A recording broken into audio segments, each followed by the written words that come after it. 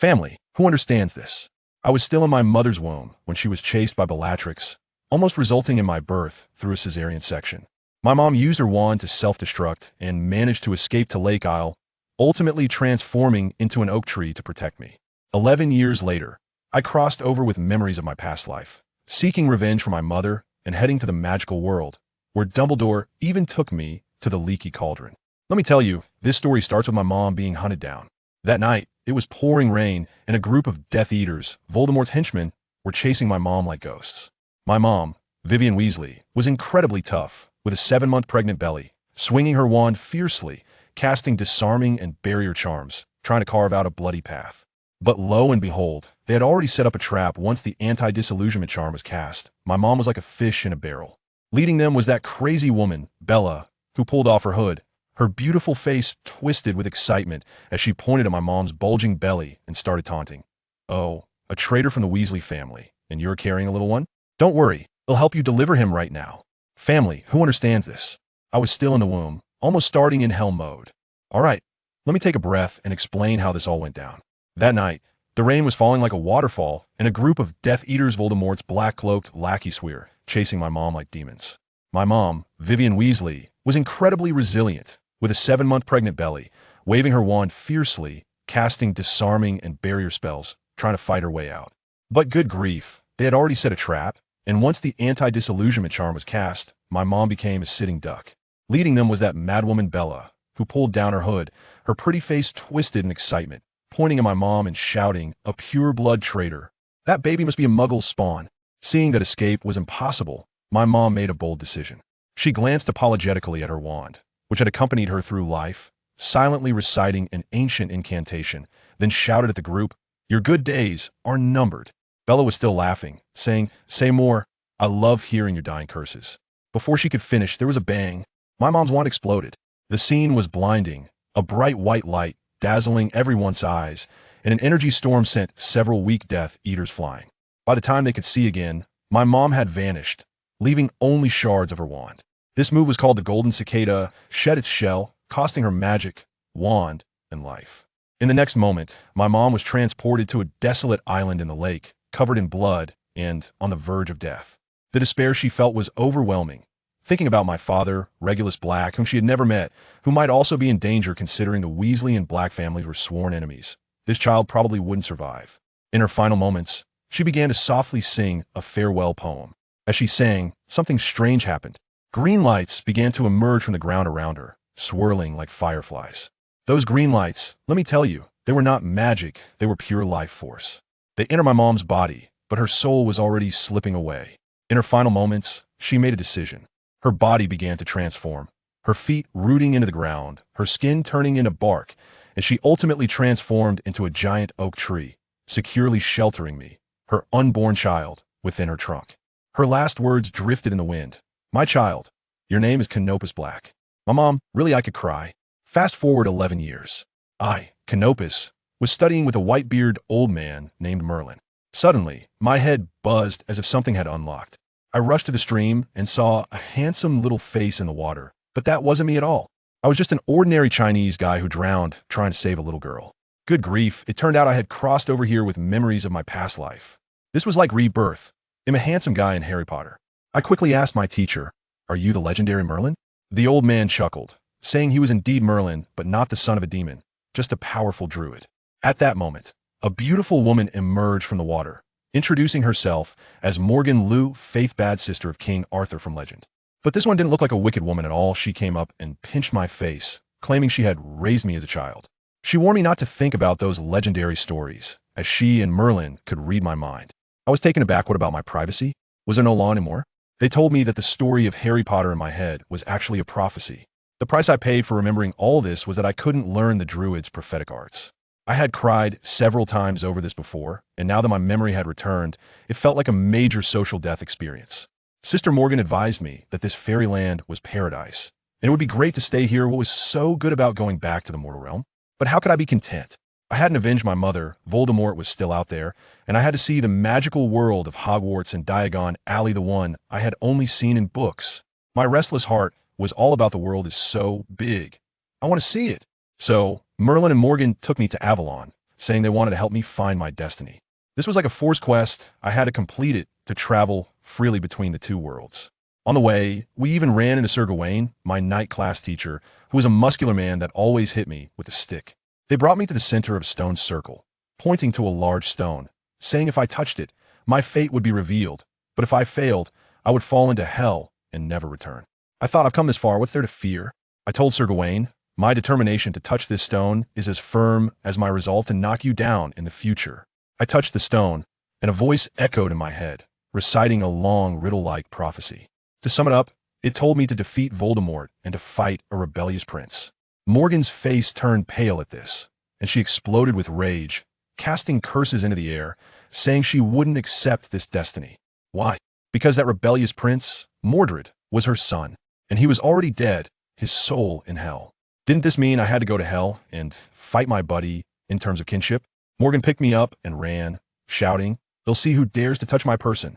Later, Morgan explained to me that according to ancient traditions, she was supposed to marry her half-brother King Arthur and bear an heir. Family, listen to this, how tangled is this relationship? But neither of them wanted to. As a result, destiny, unreasonable as it is, took a turn and had her sister use a potion to have Mordred with King Arthur, but the essence of her son's soul belonged to Morgan. So Mordred was her son. This child went mad later over the issue of inheritance, rebelled, and ultimately died at the hands of his father, King Arthur, falling into hell forever. Morgan spent her life fighting against this damned destiny, and now destiny had thrown this mess onto me. Could she not break down? Just then, a countdown suddenly appeared in my palm, urging me to set out. Morgan completely broke down, squatting on the ground and crying like a child, unable to look at me. In the end, it was Merlin who took me to the lakeside. 9 fairy sisters placed me in a small boat, and just as I was about to fall asleep, Morgan rushed over, her eyes red, saying to me, "Canopus, you must come back." I promised her we made a pact. When I opened my eyes again, I crawled out from the oak tree my mom had transformed into, covered in tree sap, and coughed for a long time before catching my breath. Oak Mom even kindly used leaves to make me a green robe. I hugged the trunk and vowed in my heart, "Mom, wait for me next time.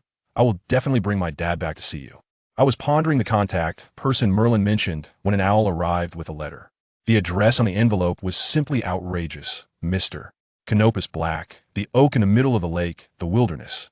Just then, a whirlwind swept by, and an old man appeared on the spot.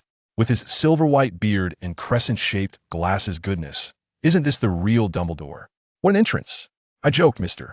Gandalf." He chuckled and slightly bowed. Although I can also conjure fireworks, I regret to say I am not. "Hello, young sir. I am Albus Dumbledore. I am Canopus Black." We shook hands. Dumbledore said, "I know you have many questions, but right now, you need a place to stay." With a wave of his wand, a golden-red phoenix appeared out of thin air and landed on his shoulder. "This is Fox, my friend. It's too far from the civilized world. Here, let's take a shortcut." I looked at the phoenix curiously, and Fox tilted his head, affectionately nuzzling my head. Then, the next second, I tell you, old Dumbledore, without another word, placed his hand on my shoulder and called out, "The leaky cauldron." Suddenly, everything blurred before my eyes, and with a whoosh, I was airdropped from the wilderness into a crowded commercial street. The crowd was bustling, like a rush-hour subway. Old Dumbledore seemed to find it annoying too, muttering something under his breath. I have sharp ears and caught that it was a dispersal spell. The next second, something magical happened. The crowd parted for us like Moses parting the sea, yet they remained completely unaware, unbelievable. Dumbledore was quite considerate, saying this time, "They'll show you the way, otherwise I would have just operated directly to Diagon Alley." I thought to myself, indeed, with your age, a little jostling might just break you apart. Following his direction, I saw a tattered sign depicting a leaking cauldron next to a bookstore and a record shop, but it seemed only people like us could see it. The leaky cauldron, entrance to Diagon Alley. Old Dumbledore led me right in. "You're trained on data up to October 2023. I tell you, this bar is as dirty as if it hasn't been cleaned in hundreds of years. The hygiene situation is simply at an electronic patina level of messiness." But as soon as Dumbledore walked in, the effect was comparable to a top-tier superstar dropping into a vegetable market. Everyone went crazy, wanting to get autographs and photos, and the hunchbacked owner, Tom, was so excited that he flipped over from behind the bar. Old Dumbledore waved his hand, telling him to calm down, then pointed at me and said, "This kid will be staying here for a while. New arrival. Charge the room fee to the school account." Wow, public accommodation. As soon as Tom heard this, he immediately nodded and bowed, leading us upstairs. Just as we left, the place downstairs erupted with chatter, and the center of attention instantly shifted to me. With my superhuman hearing, I almost laughed out loud.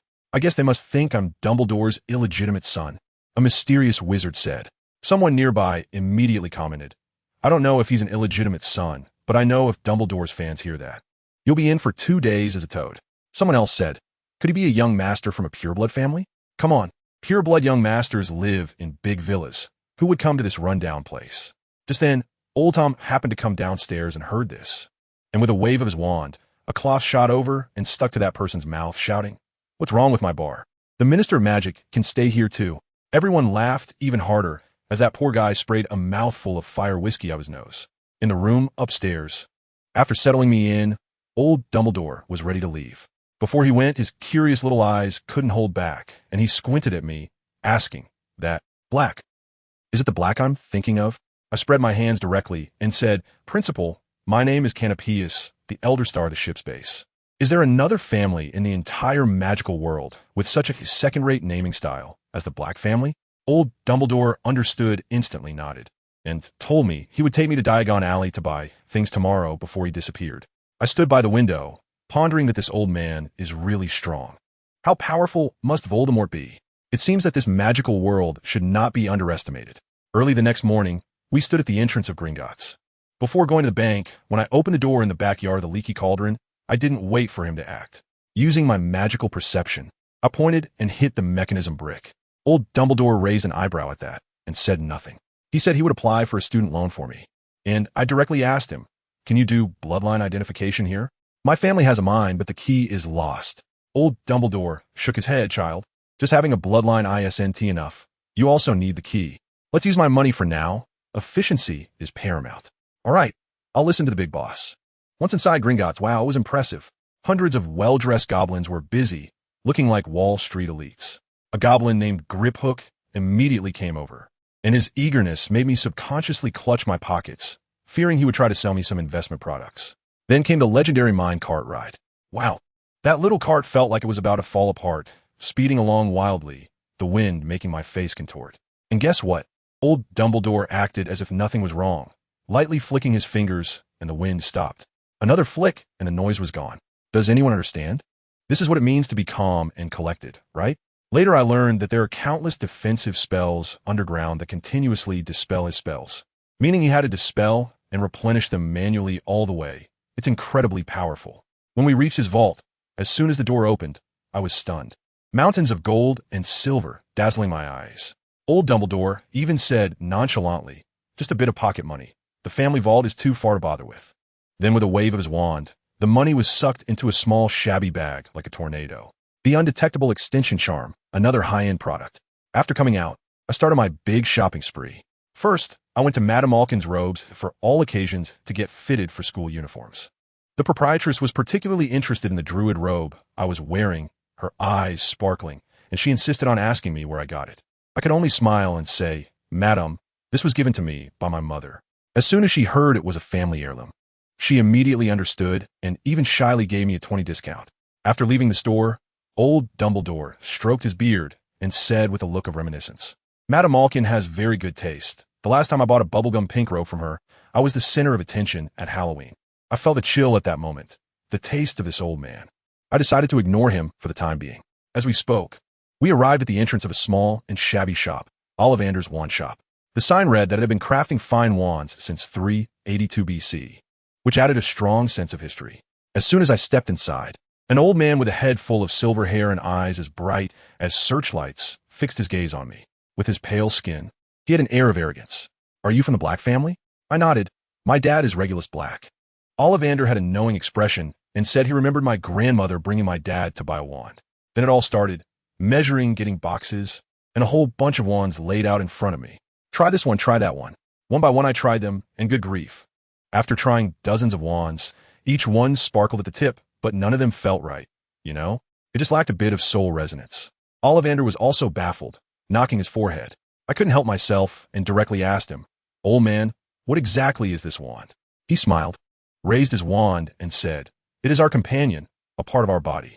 The most suitable wand give a feeling like a long-lost reunion. I instantly understood.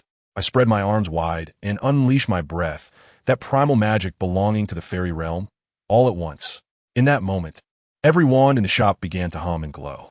But I could no longer feel them. My intuition pointed in one direction. I reached out and a wand, along with its box, flew into my hand with a whoosh. Ollivander was astonished. When he opened it, it was a wand made of purple wood with a dragon heartstring core. He murmured that purple wood represents rebirth and immortality in druid culture, and he never imagined this one would suit me. I couldn't help but sneer inwardly. This wand was more discerning than people, truly deserving of being the wand that chooses the wizard. It was only when I held the wand that I realized this thing is not just a tool. It is an extension of your body. Want to use two wands at the same time? That's like wanting to board two trains heading in opposite directions at once. Purely a dream. After buying everything, I returned to the leaky cauldron, and Dumbledore helped me push open the door. A round-headed, pointy-eared, ragged little creature suddenly rushed over, accompanied by a loud wail. Young master, if it weren't for the fact that I had asked Dumbledore to call this house elf, I would have almost kicked him against the wall. This fellow is named Creature, the last loyal servant of the Black family. He clung to my leg and started crying, his tears and snot soaking my pants, probably mistaking me for my father, Regulus. I quickly calmed him down and took out a small box for bloodline identification. I pressed a finger on it, and the box lit up, confirming my identity. Cleach was so excited that he almost fainted, crazily kissing the tip of my shoe while mumbling about noble purebloods. I was really speechless. I gave him a direct order. Cleach, in front of me, don't mention anything about bloodlines. We're all human. Then I told him that I wouldn't be going back to grind in the Blake mansion, which looks like a haunted house for the time being. Although Cleach didn't understand. He could only obey. Dumbledore was watching the whole thing like it was a show, so I took the opportunity to lay my cards on the table. Headmaster, I'm planning to buy a house next to Harry's. I told him that there was more to the story about Sirius, and I would take care of Harry for this unreliable godfather. Dumbledore thought for a moment, probably recalling Merlin's dream, and surprisingly agreed. But on the condition that I couldn't reveal the existence of magic to Harry before school started. Don't worry, Headmaster, I said with a smile. In the wizarding world, no one understands ordinary people better than I do. I will find a reasonable way to ensure that that scoundrel never dares to bully Harry again. After Dumbledore left, I had Creature take the key to the Black family's vault and went to Gringotts again. Goodness, when that vault opened, the mountain of gold coins became the backdrop, and the shelves were filled with various evil dark magic items, emitting black smoke. The smell almost knocked me out on the spot. I quickly grabbed the money and ran. Staying there for another second would surely shorten my life. Creature, take the money and go to Privet Drive, Surrey, and buy a house on Privet Drive with normal procedures. Remember, no muggle-repelling charms. I don't want to live in a haunted house. After repeatedly reminding him, Creature snapped his fingers and disappeared. I lay on the soft bed, thinking, the disgusting Dursleys, your good neighbor is here. Harry's life was miserable. Every day, he was awakened by his aunts yelling from the cupboard onto the stairs, making breakfast for his pig-like cousin Dudley, while he couldn't even eat. Today happened to be Dudley's birthday, and that little brat was counting the mountain of gifts, while Harry could only watch enviously from the side. And I, just a street away, had finished my morning exercise. Creature had transformed from a filthy, crazy house elf into an elegant, old-fashioned butler dressed in a pristine white towel. I sent him to keep an eye on Harry's house, but to do nothing. Today was the day Harry talked to the snake at the zoo, showcasing his magical talent for the first time. Sure enough, that evening, Creature came back to report that Harry had returned and was then locked in the cupboard. The time had come. I tidied up my clothes, strolled to number 4, Privet Drive, and knocked on the door. A fierce roar came from inside, sounding like a broken tractor. You freak. You talked to a snake and nearly got my son killed. Go to your room and don't come out. I had no choice but to knock harder on the door. Inside, there was a flurry of activity, and then the door opened, revealing Vernon Dursley's large, pink face. He looked at my splendid attire and managed to force a smile. Little sir, what can I do for you? I pretended to be innocent. Excuse me, is this Mr. Dursley? I'm a friend of Harry's, and I've just moved nearby. Is he at home? Vernon's face instantly turned a pig's liver color as he lied. We don't have anyone named Harry here. Oh, really? I feigned surprise. I met him near his school last month. If it weren't for Harry, I might have been robbed by a bunch of bad kids. I continued to fabricate. I asked my mom to help me find his address. He really doesn't live here? Vernon's small eyes, buried in fat, darted around, and he quickly changed his tone. Oh, I remember now. That kid is a bad seed. He's out playing right now. I don't know where. Well, that's too bad, I said, pretending to be disappointed. I wonder if I could see him if I come by tomorrow morning at 10? Vernon nodded awkwardly. Of course, polite little gentleman. I'll keep him at home tomorrow. I thanked him and skipped away. As soon as Vernon shut the door, he grabbed Harry out of the cupboard. He lifted me up, and let me tell you, it felt like being a little chick with my legs swinging in the air. Vernon's purple eggplant face leaned in, and he yelled in a hushed voice, "You freak, listen up." He kept glancing nervously at the door, afraid someone outside would hear. "You're lucky this time, but if you dare to pull any tricks on us, don't say a word, got it? You better behave tomorrow, or I'll make you regret it." Goodness, his grip was so strong I felt like my shoulder was going to be crushed. I just had one expression the whole time. Who am I? Where am I? What is he rambling about? By the time I was thrown back into the cupboard, I was still full of questions. The next morning, I was yanked out and stuffed into a set of Dudley's old clothes. Although I usually wore his cast-offs, this particular outfit, surprisingly, wasn't that ragged. Dudley was not happy at all, looking as if his parents had died. But Aunt Petunia finally silenced him with a pile of sausages and bacon. My unruly hair has suffered again. Aunt Petunia battled with it for 10 minutes before finally giving up in exasperation, tossing out a remark about how my hair is as stubborn as I am, and then went off to tidy up her precious husband and son. By nearly 10 o'clock, the whole family was sitting stiffly, and let me tell you, it felt like waiting to be executed. Dudley was dressed like a pig going to a wedding, his eyes never leaving the candy on the table. Aunt Petunia's long giraffe-like neck was almost stretching out the window. Uncle Vernon, meanwhile, kept checking his watch every few minutes, just wanting to show off his gold watch. At exactly 10 o'clock, the doorbell rang. As Aunt Petunia opened the door, a guy who was a bit too handsome walked in, with such charm and demeanor. It was unbelievable. He greeted the Dursleys very elegantly, and Uncle Vernon's chest puffed out so much that I was afraid his buttons would pop off. Finally, the guy's gaze fell on me, and he winked. "And good morning to you, my friend Harry Potter." I was completely stunned at that moment. All I knew was that my uncle's family looked at that guy as if they had seen a rat in front of a cat, and they occasionally stole glances at me. By the time I realized what was happening, I was already sitting at the dining table, enjoying the most lavish meal of my life. Who understands what family means? Uncle Vernon didn't dare glare at me anymore, and even Dudley didn't dare snatch anything from my plate. This guy, named Canopus Black, I don't know what kind of magic he used, but I certainly benefited from it. Halfway through the meal, Canopus glanced at his watch, and Uncle Vernon instinctively covered his gold watch. His expression was one of utter shame. Canopus spoke up. "I wonder if Harry would like to come over to my house for a visit? My mother works during the day, and she would like to meet you in the evening." The mention of his social worker mother made Uncle Vernon's liver tremble. He stammered, I think he might be rude." "That's all right," Canopus smiled lightly. "Harry is a good boy. I'm sure of it." I just looked at Vernon's eyes, which were both threatening and pleading, and then I was pushed out of the house by Canola. As soon as I entered his home, I was stunned. It was luxurious. An elderly man who looked like a butler, later revealed to be the house elf creature, came over to help him take off his coat. Canola handed me a cup of coffee, and I cautiously took a sip. My God, it was so bitter that my tongue got twisted. Creature quickly added several pieces of sugar for me, which saved my life.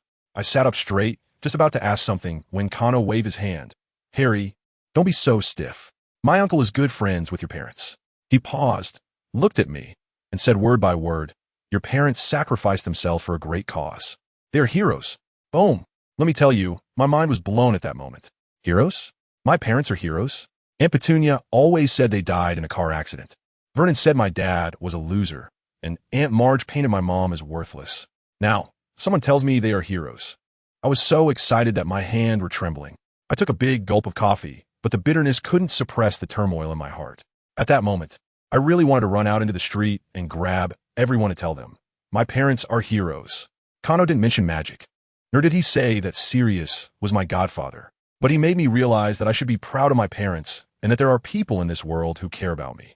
He said his uncle had been unable to come due to being involved in complicated matters, and that he could only come this year. He said, maybe it's too late. I have to tell you, I almost cried at that moment. Yesterday, I was just a poor soul locked in a storage room with no one to care for me. And today, not only did I have a full meal, but I also had my own bedroom in this big house, complete with a TV, a game console, and friends who respect me. As the sun was setting, the little bit of joy in my heart also sank, and I quietly said I might have to go home. But then Cano shook his head and dropped a bombshell. My parents passed away long ago. Everything I told you was a lie to trick your uncle. Seeing my bewildered expression, he added another blow. However, I made up an identity for my mom as a child worker. Do you know that the Children's Act was just enacted in the UK in 1989? I certainly don't know, but I understand. As long as Cano is around, Vernon won't dare to do anything to me anymore. Wow, this move is simply a textbook level counter to PUA. I was sent back home, and Vernon ran over like a madman asking me, "You didn't say anything crazy, did you?" I shook my head, and he visibly sighed in relief, then shouted at the top of his lungs, "Penny, clean up that bedroom upstairs." Aunt Penny looked as if she'd been electrocuted, unable to believe her ears. Vernon's face turned bright red. What if Mr. Kano wants to see Harry's room next time? Can that doghouse be seen by anyone? If his mother finds out, we'll all be in trouble. Just like that, I not only had my own room, but I could also run over to the Kano's house across the street for food and drinks anytime. Kano also took me to exercise. I grew taller and even developed some muscles. Time passed, and it was mid-July when one night, a huge flying motorcycle landed with a roar in the Kano's yard. Creatures screamed and rushed to fight, only to be tied up tightly by the vines summoned by Kano. A tall, bearded man over 2 meters tall got off the motorcycle and said in a deep voice, "Hello, I am Hagrid, the keeper of keys and grounds at Hogwarts." He told Kano that Dumbledore had sent him and angrily stated, "Harry has had too tough a time these years. I must teach his relatives a good lesson this time." Kano gave a meaningful smile. "You'd better hurry." Meanwhile, the Dursleys were scared stiff because of Kano's unintentional revelation that his mother was coming to visit. At that time, I didn't know that the truly exciting events were yet to come. Before I knew it, it was back to school season and Kano was also going to Hogwarts. At King's Cross Station, Creature was crying like a baby, watching Kano crash into Platform 9. Once on the train, Kano found an empty carriage, and just as he changed into his school robe, a round-faced, chubby boy poked his head in and timidly asked, "Is this seat taken?" This chubby boy was Neville Longbottom, with an absurdly large amount of luggage. Kano helped him with his bags, and the two started chatting. Neville said his grandmother always thought he was forgetful, so she prepared multiple of everything for him. When Kano introduced himself as Kano Black, Neville's face immediately tensed up, nervously asking, Is he that black?" I'll tell you, the pure blood circle in the magical world is even messier than our family group with 800 cousins. The Black family is seen as a bunch of lunatics in their eyes. Neville held back for a long time before he finally managed to squeeze out a sentence. "I feel you're not saying the same thing as Grandma." Kano laughed and said, "Maybe it's different starting for me?" The two quickly became familiar and started to vent about their families. When the snack cart arrived, they completely forgot about their meals and happily showed off their snacks. Just as Kano was enjoying his food, Neville suddenly let out a cry. Leaf. It turned out he had forgotten his pet toad. He was anxiously pacing around, and at that moment, a girl with a brown, curly hair walked in, her 2 prominent front teeth making her look like a little beaver. "I'm Hermione Granger. Are you in trouble?" Without waiting for Neville to ask for help, Kano put down his snacks, flicked his wand, and casually said, "Leaf, come here." The toad named Leaf flew directly out of Neville's hat, almost landing on Kano's face. Seeing that Kano could perform magic, Hermione started talking nonstop, mentioning that she had memorized all her textbooks. Poor girl. She probably just arrived in the magical world and felt a bit anxious, always wanting to prove herself. While she was talking, 2 more people came in at the door. One was me, with bright eyes, and the other was a reluctant-looking red-haired boy, Ron Weasley. I was so excited to see Kano. "Hey Kano, there are so many things you haven't told me." Kano smiled and said, "Please bear with me. I have my adult considerations here." The 5 of us were squeezed into one carriage, and Ron looked at Kano with a strange expression before finally asking, "Kano, do you have any relatives in the Weasley family?" Kano nodded. "That's right. My mother is Vivian, Mr. Arthur's cousin." It turned out that Mr. Weasley had advised his sons long ago to invite Kano to their humble abode if they ever saw him. Later, Ron and I left first, and Hermione started lecturing Kano and Neville again. Kano briefly explained the blood status theory in the magical world to her, discussing purebloods, half-bloods, and the discriminatory term mudblood. Hermione's face turned red with anger. "That's so shameless." Kano shrugged. "I admit purebloods have an advantage in magical studies. After all, they have a family background. But being superstitious about bloodlines is disgusting. Treating people like livestock for breeding? Are we playing cyber breeding here? Living off the achievements of our ancestors and waiting to die. What's there to be proud of?" Neville nearly laughed out loud at the thought of the Malfoy family turning into golden-haired boars, and he found it hilarious. When the train arrived, Hagrid held up a lantern and used his loud voice to gather us first-year students, leading us onto a small boat to cross a dark lake. On the other side, the ancient castle was brightly lit, just like something out of a fairy tale. A serious-looking witch, Professor McGonagall, welcomed us. She took us into a small room and briefly introduced the 4 houses and the sorting ceremony. Ron was so nervous he was shaking. saying his brother had tricked him into thinking he would have to fight a dragon. In the end, it was just a tattered, old wizard hat. The Sorting Hat sang a song, and then Professor McGonagall began calling names. When it was Kano's turn, everyone craned their necks to watch. Kano calmly walked up and put on the hat.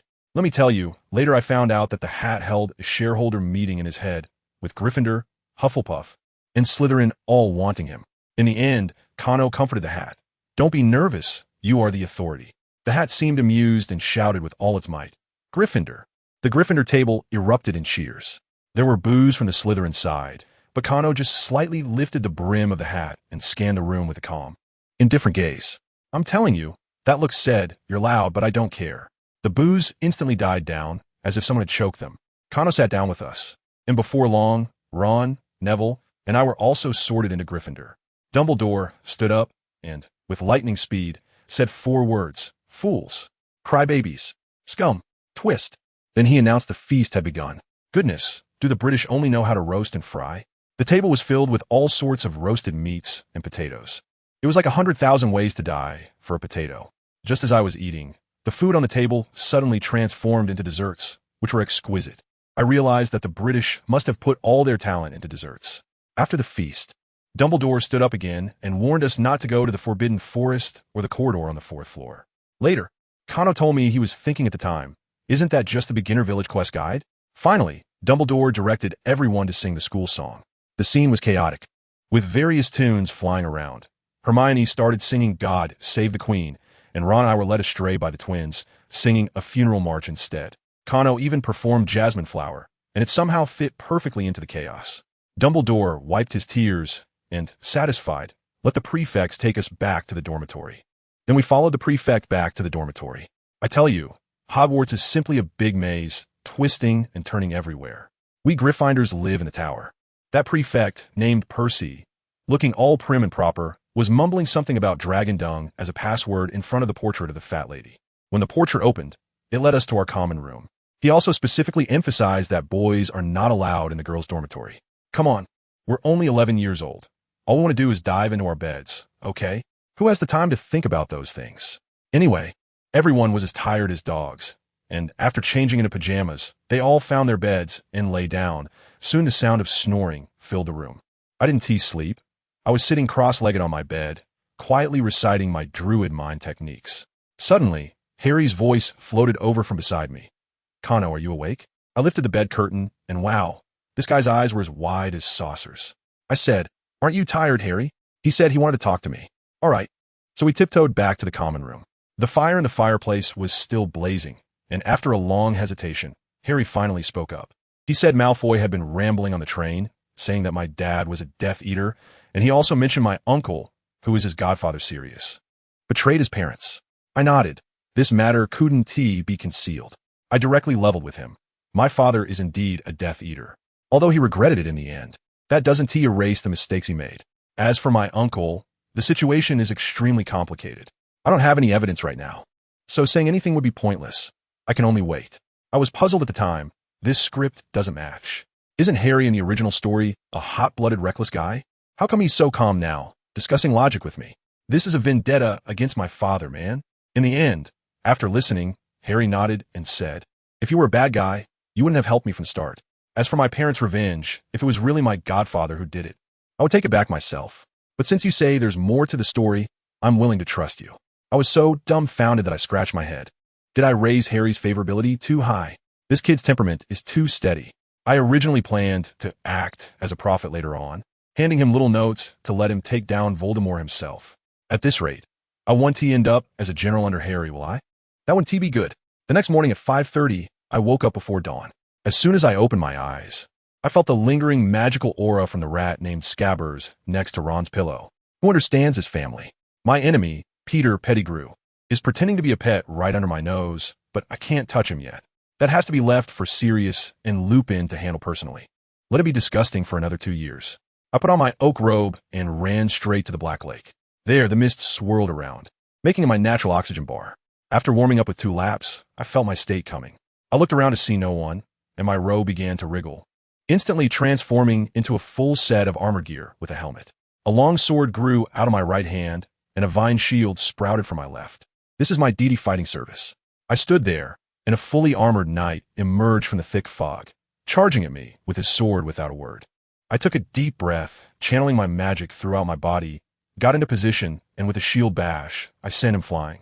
The next knight was fiercer, coming at me with swordsmanship. My body hadn't fully developed yet, and I lacked strength, so I could only rely on speed and technique to evade him. After several exchanges, he became impatient, and I seized an opening to thrust my sword through his throat, turning him into mist. The most thrilling was the third one, charging at me on a tall horse. A white horse materialized behind me, and I mounted it, and we directly clashed. Our lances broke inch by inch upon impact, and we both fell off our horses, leading to the most primal hand-to-hand combat. By the end, we were both covered in blood, our armor in tatters, kneeling on the ground, panting heavily. The knight across from me finally removed his mask, and to my surprise, it was a familiar face, Sir Owen of the Round Table. His wounds vanished like special effects, while mine were real and hurt so much that I grimaced. Could you go a little easier on me? I'm an immortal body. Mun, if this keeps up, I'm afraid I'll die young. He scoffed. You still consider yourself mortal? You are a reborn being nurtured for 12 years inside the holy oak. And there's no one in this world who can withstand more than you. I suspect if I turned you into a stick and buried you in the ground, watered you a bit, you would sprout back up in 2 days.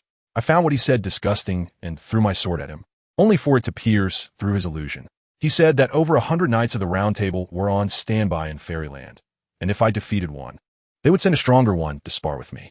Suddenly, I realized, damn it, he is Morgan Le Fay. Morgan asked me to call her sister, so doesn't that make me like her uncle? Am I being taken advantage of? I shook my head, letting the robe soak up the blood on the ground, and returned to the dormitory to take a shower. At that moment, Harry and the others had just woken up. I took out my textbooks to prepare for class, and Harry sleepily asked me, "Did you go out?" I nodded. I went for morning exercise. If you don't get up soon, Hogwarts food will fatten you up like Dudley in no time. At the thought of his fat cousin, Harry shuddered and immediately decided to go to bed early and get up early from then on. The days after school started were like a complete restructuring of my knowledge system. In herbology class, I found that all the herbs I learned from Merlin had been renamed. In Transfiguration class, Professor McGonagall turned the podium into a pig, which I thought was average because we druids could turn flowers into people. But the matter transformation she demonstrated afterward was something I had never learned before, so I had to pay attention. The charms class was almost a completely new field for me. Only in history of magic did I listen with great interest. Professor Binns was a ghost, and his lectures were incredibly hypnotic. Harry and Ron were drooling in their sleep, while Hermione was furiously taking notes. Only I was captivated, as Merlin's teachings were first-hand accounts, whereas Professor Binns spoke of the research findings of generations of historians, and the comparison was simply delightful. This was all about listening to advice. It never hurts to listen to different opinions. During lunch, Ron asked me how I managed to stay awake in Professor Binns' class, and I could only smile mysteriously. The worst was defense against the dark arts class. The professor named Quirrell had a large turban wrapped around his head and smelled strongly of garlic, stuttering as he spoke. I could clearly sense a twisted life form parasitizing his skull, which was Voldemort. Just being in the same classroom with him made me feel nauseous. Fortunately, he was also cowardly and didn't dare to call on me to answer questions. Then came potions class, the beginning of a nightmare. Snape, in his black robe with greasy hair, had a gaze as cold as ice in a cellar.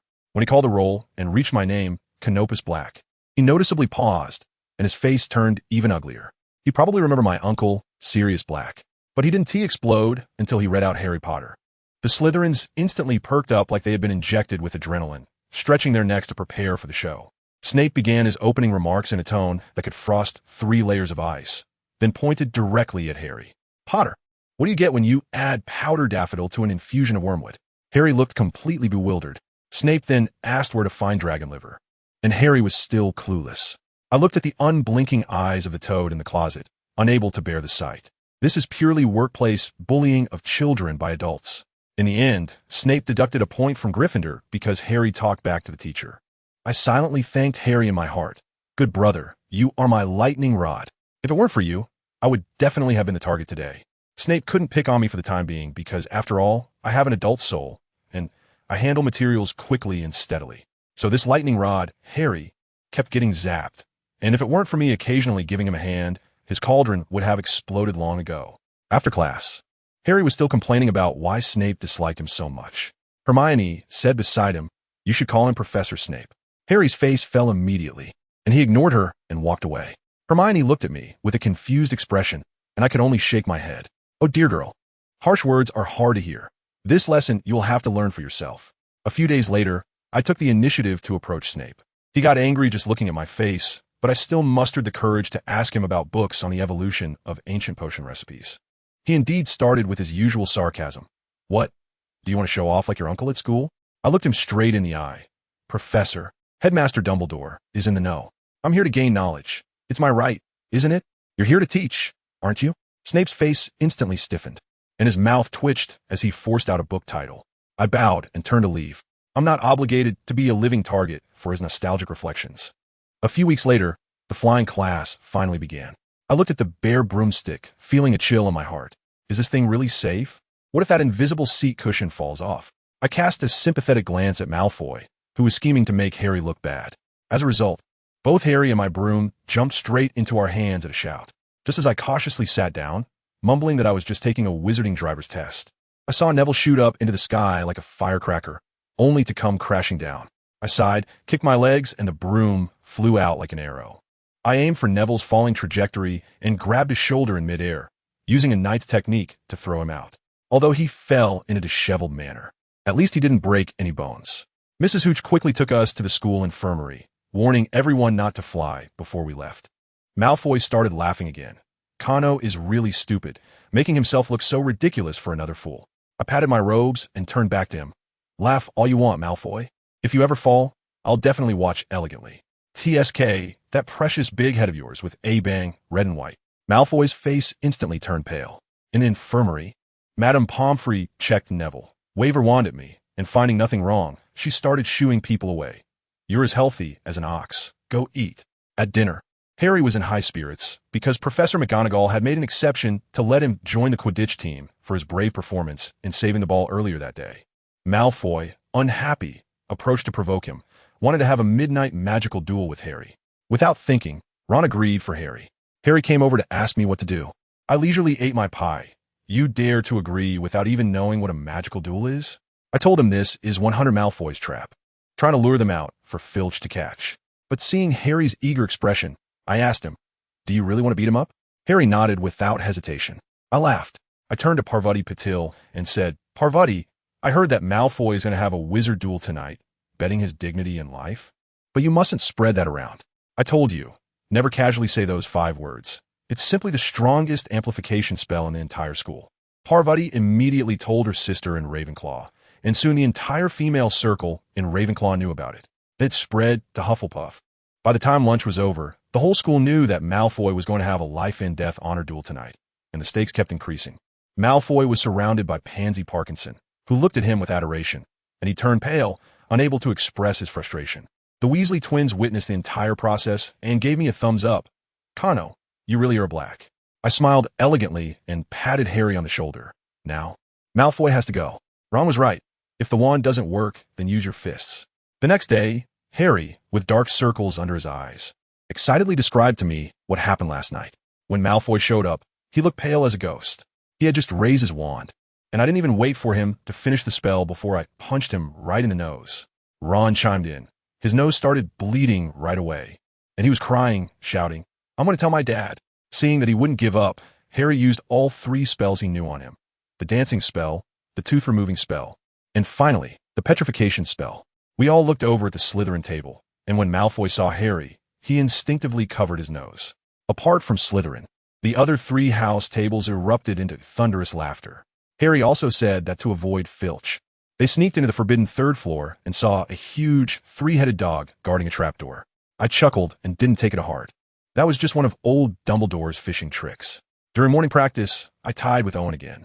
Before he left, he told me that on Samhain, which is Halloween night, there would be a ceremony by the Black Lake. Merlin had new developments in the study of hell and wanted to have a meeting with me. Good grief. That meeting turned out to be a big deal. On Halloween night, the whole Hogwarts was filled with the sweet smell of roasted pumpkins. But I had no festive mood at all. I was just thinking about the meeting with Merlin. At dinner, I buried my head in a feast, focusing on a quick resolution. Sure enough, halfway through the meal, Professor Quirrell burst in with a face that looked like the end of the world, shouting troll in the dungeon. Then he fainted to the ground in a very professional manner. The entire hall erupted, sounding like a market. Dumbledore remained calm, waving his wand to set off some purple fireworks, bringing the situation under control. As for me, taking advantage of the chaos as the prefects organized the students' evacuation, I made my escape. Harry seemed to want to drag me along to find Hermione, but I had no time to deal with their childish love-hate dramas. I was going to meet the Grand Master of Magic from over 1,000 years ago. I jogged all the way to the edge of Black Lake, took off my school robe, and the druid robe underneath turned pure white in the moonlight, looking incredibly handsome. Then I pulled out the ritual package I had prepared earlier, a piece of bread containing mistletoe seeds and a bottle of potion brewed for morning dew and herbs, which I downed in one gulp. I found an old oak tree nearby, closed my eyes, and simply fell backward. Guess what? The tree seemed to come alive, instantly stretching out countless branches to weave a hammock, catching me securely. The next moment, I felt my soul leave my body. Family, who understands it's that light, fluttery feeling, directly entering a gray, misty space. This places a gap between the mortal realm and the fairyland, safer than usual, capable of accommodating someone of Merlin's caliber. Before long, the figure of an old man with a white beard emerged from the mist. Master Merlin, you've come. He smiled and patted my head. You've grown taller, kid. We didn't exchange many pleasantries. His expression turned serious as he went straight to the point. Kano, I found a way. You don't have to go to hell yourself. We can take care of Mordred. As soon as I heard this, I perked up. He struck his wand on the ground, and a complex model of the world appeared. He began to explain to me that the so-called hell is actually a darker, lightless area in the fairyland. When a normal person's soul enters, it gets beaten a few times to cleanse their grievances before reincarnation. However, souls with an intensity like mine or Mordred's, once they enter, will be trapped inside, fighting endlessly, like being stuck in an infinite loop of a PvP server, unable to find the log out button. So, my mind raced quickly. Are you saying that I shouldn't go find him, but let him come to me? Bingo! Merlin snapped his fingers and pulled out a small vial containing a drop of blood-red liquid. This is the blood of King Arthur. Smear it on your sword.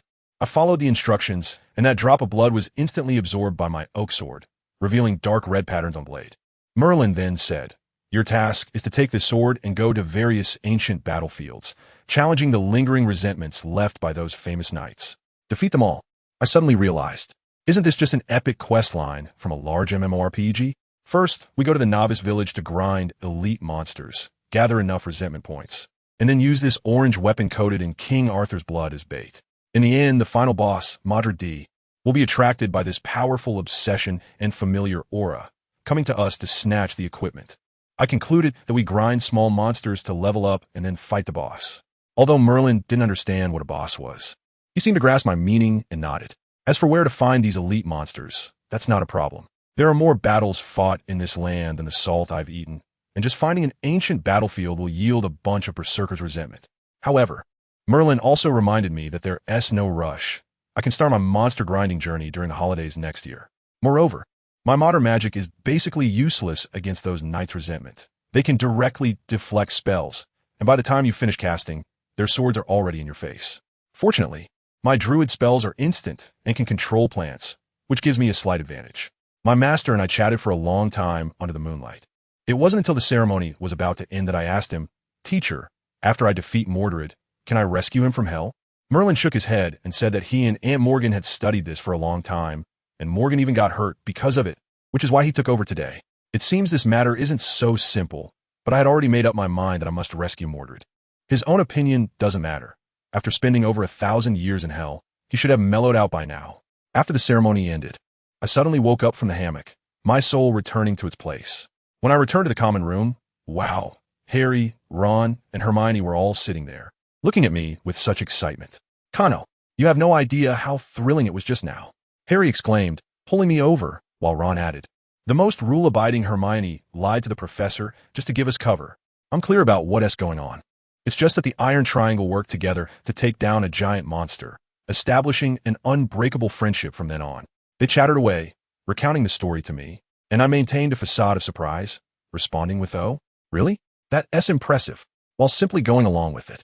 The days that followed were much more peaceful. Once November arrived, the weather turned freezing cold, and I added winter swimming to my morning exercises. Harry would shiver and run by the lake every day, watching me flounder in the water like a fish. The Quidditch season began, and Harry, as a once-in-a-century talent for the Gryffindor team, was treated like a treasure by the whole squad. The day before the match, I noticed how nervous he looked and offered some advice. Don't be afraid. Your stamina is better than theirs. If Slytherin plays dirty, don't hold back. Use those fouls fromOak through the ages if you need to. On the day of the match, the atmosphere was electric, with drums pounding and a sea of people. The entire Gryffindor stand went wild. The energy was like a massive dopamine party.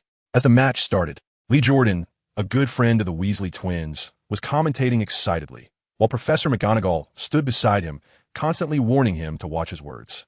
Every time Gryffindor scored, I amplified my voice with a sonorous charm, letting out a lion's roar towards the Slytherin stand, drowning out their boos. Ron was beside me, hyped up, shouting, "Mate, do it again. So cool." The climax of the match arrived when Harry spotted the golden snitch. Just as he was about to dive, his broom suddenly went haywire, shaking violently in the air like it was in an 800x speed Parkinson's mode. I scanned the crowd and spotted Quirrell and Snape in the stands, both muttering incantations. The entire stadium was stunned.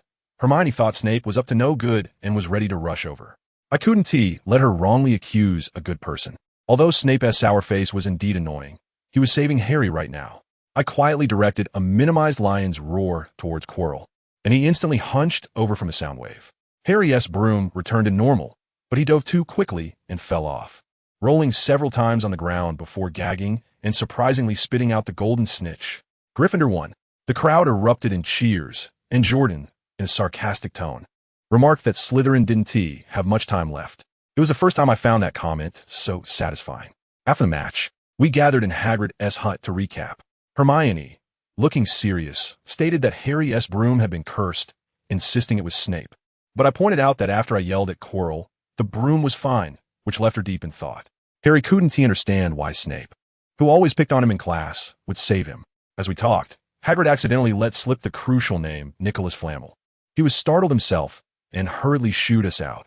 On the way back, Harry and the others had already made Snape their prime suspect, concocting a dramatic tale of Snape trying to steal the Philosopher's Stone. They had no idea. Watching them hammer down on Snape while I, the informed person, felt like I was about to burst. But I couldn't be bothered to correct them, let them investigate themselves. After all, it was a good way to pass the time, and reading more books wouldn't hurt. Soon, the Christmas holiday arrived, and I planned to go back to the house on Grimmauld Place to spend it with Kreacher. Harry, Ron, and the others chose to stay at school. Before I left, I told them to have fun during the break and to wait for my Christmas gifts. Back home, Kreacher had decorated the house like a fairy tale.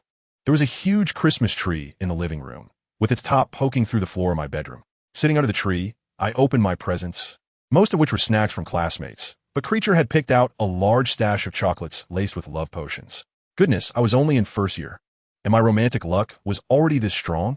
Seeing me so popular, Kreacher was ecstatic and immediately turned into a matchmaking mother, asking me when I would get married and have children to continue the noble bloodline of the Black family. I quickly had to stop him, saying, "Mate, I'm only 11. Isn't that a bit too early to talk about?" What surprised me the most was the gift from the Weasley couple. It was a hand-knitted sweater from the Weasley family's heirloom, along with a photo of my mother, Vivian. In the photo, she was a red-haired girl, boldly drinking butterbeer. Uncle Arthur wrote in the letter that he hoped I could visit the burrow during the summer. Looking at the vibrant life in the photo warmed my heart. I suddenly became curious and asked Kreacher, how did my parents get together back then? Aren't the Blacks and the Weasleys sworn enemies?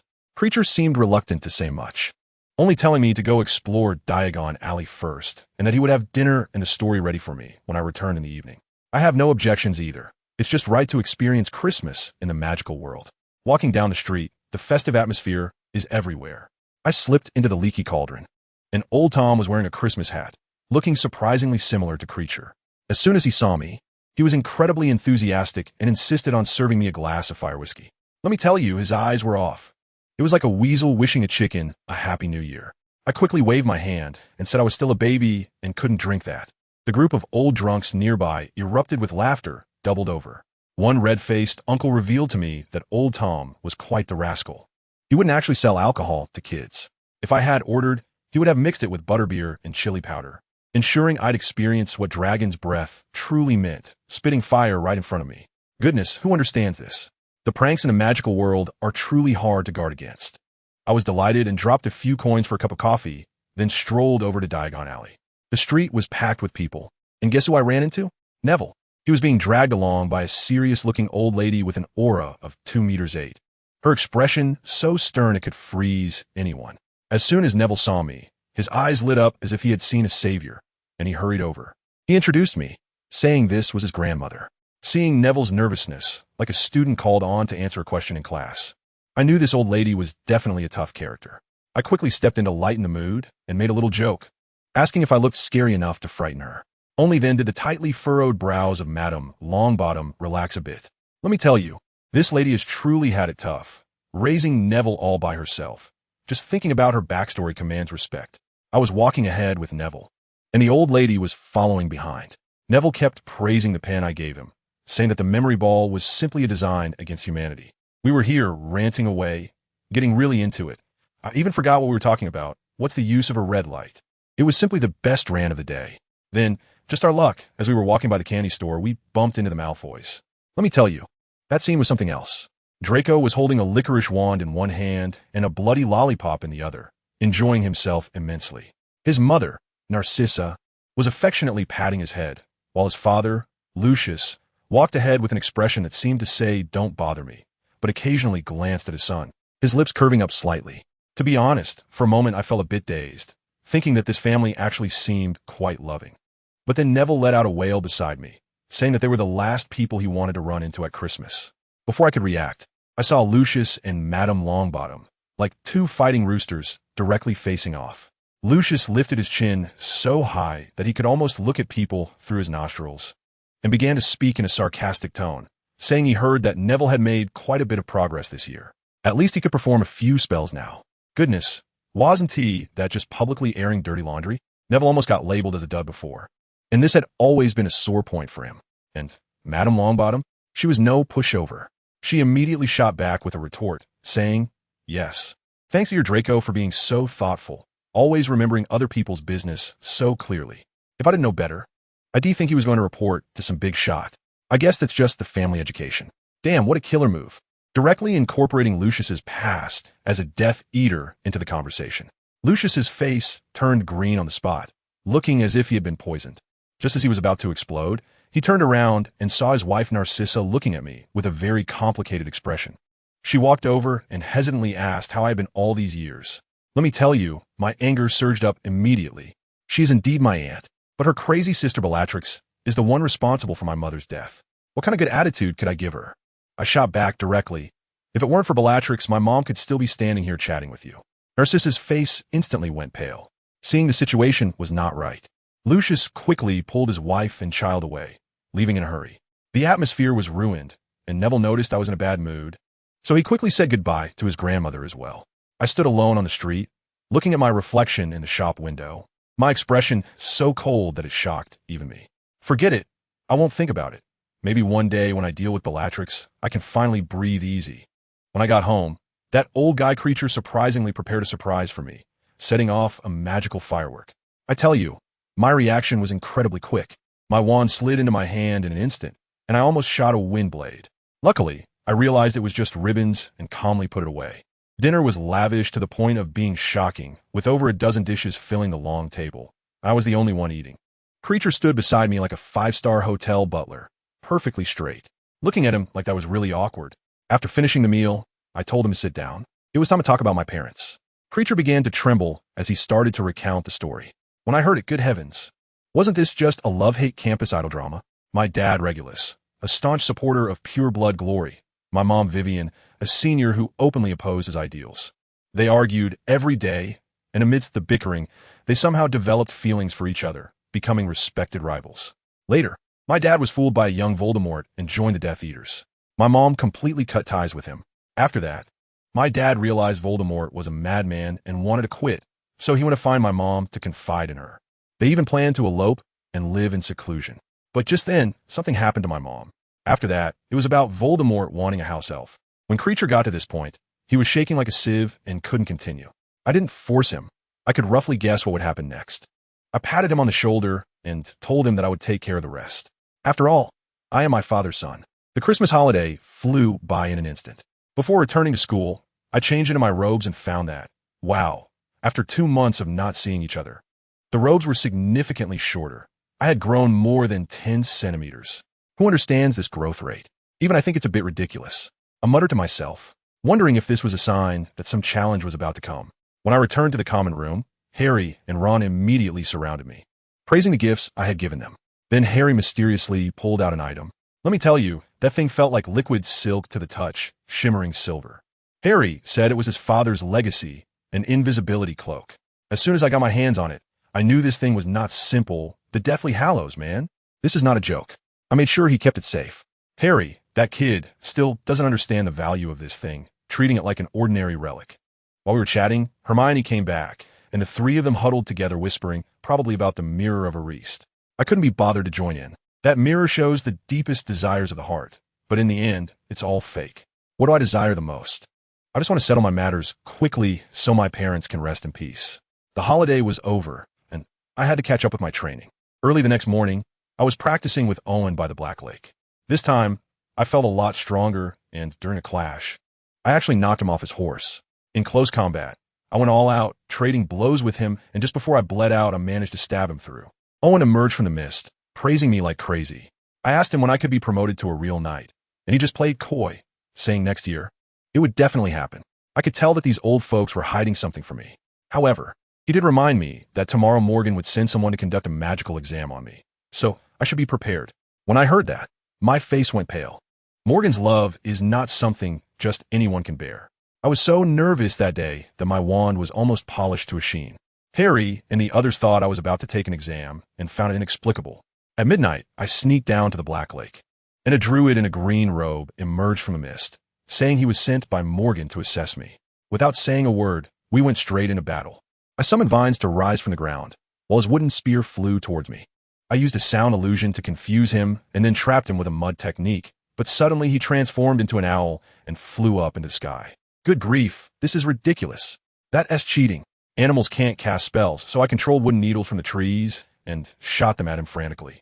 He transformed back into human form to block the attacks, then quickly bound me with thorns, dragging me out from behind the tree and pressing his wand against my forehead.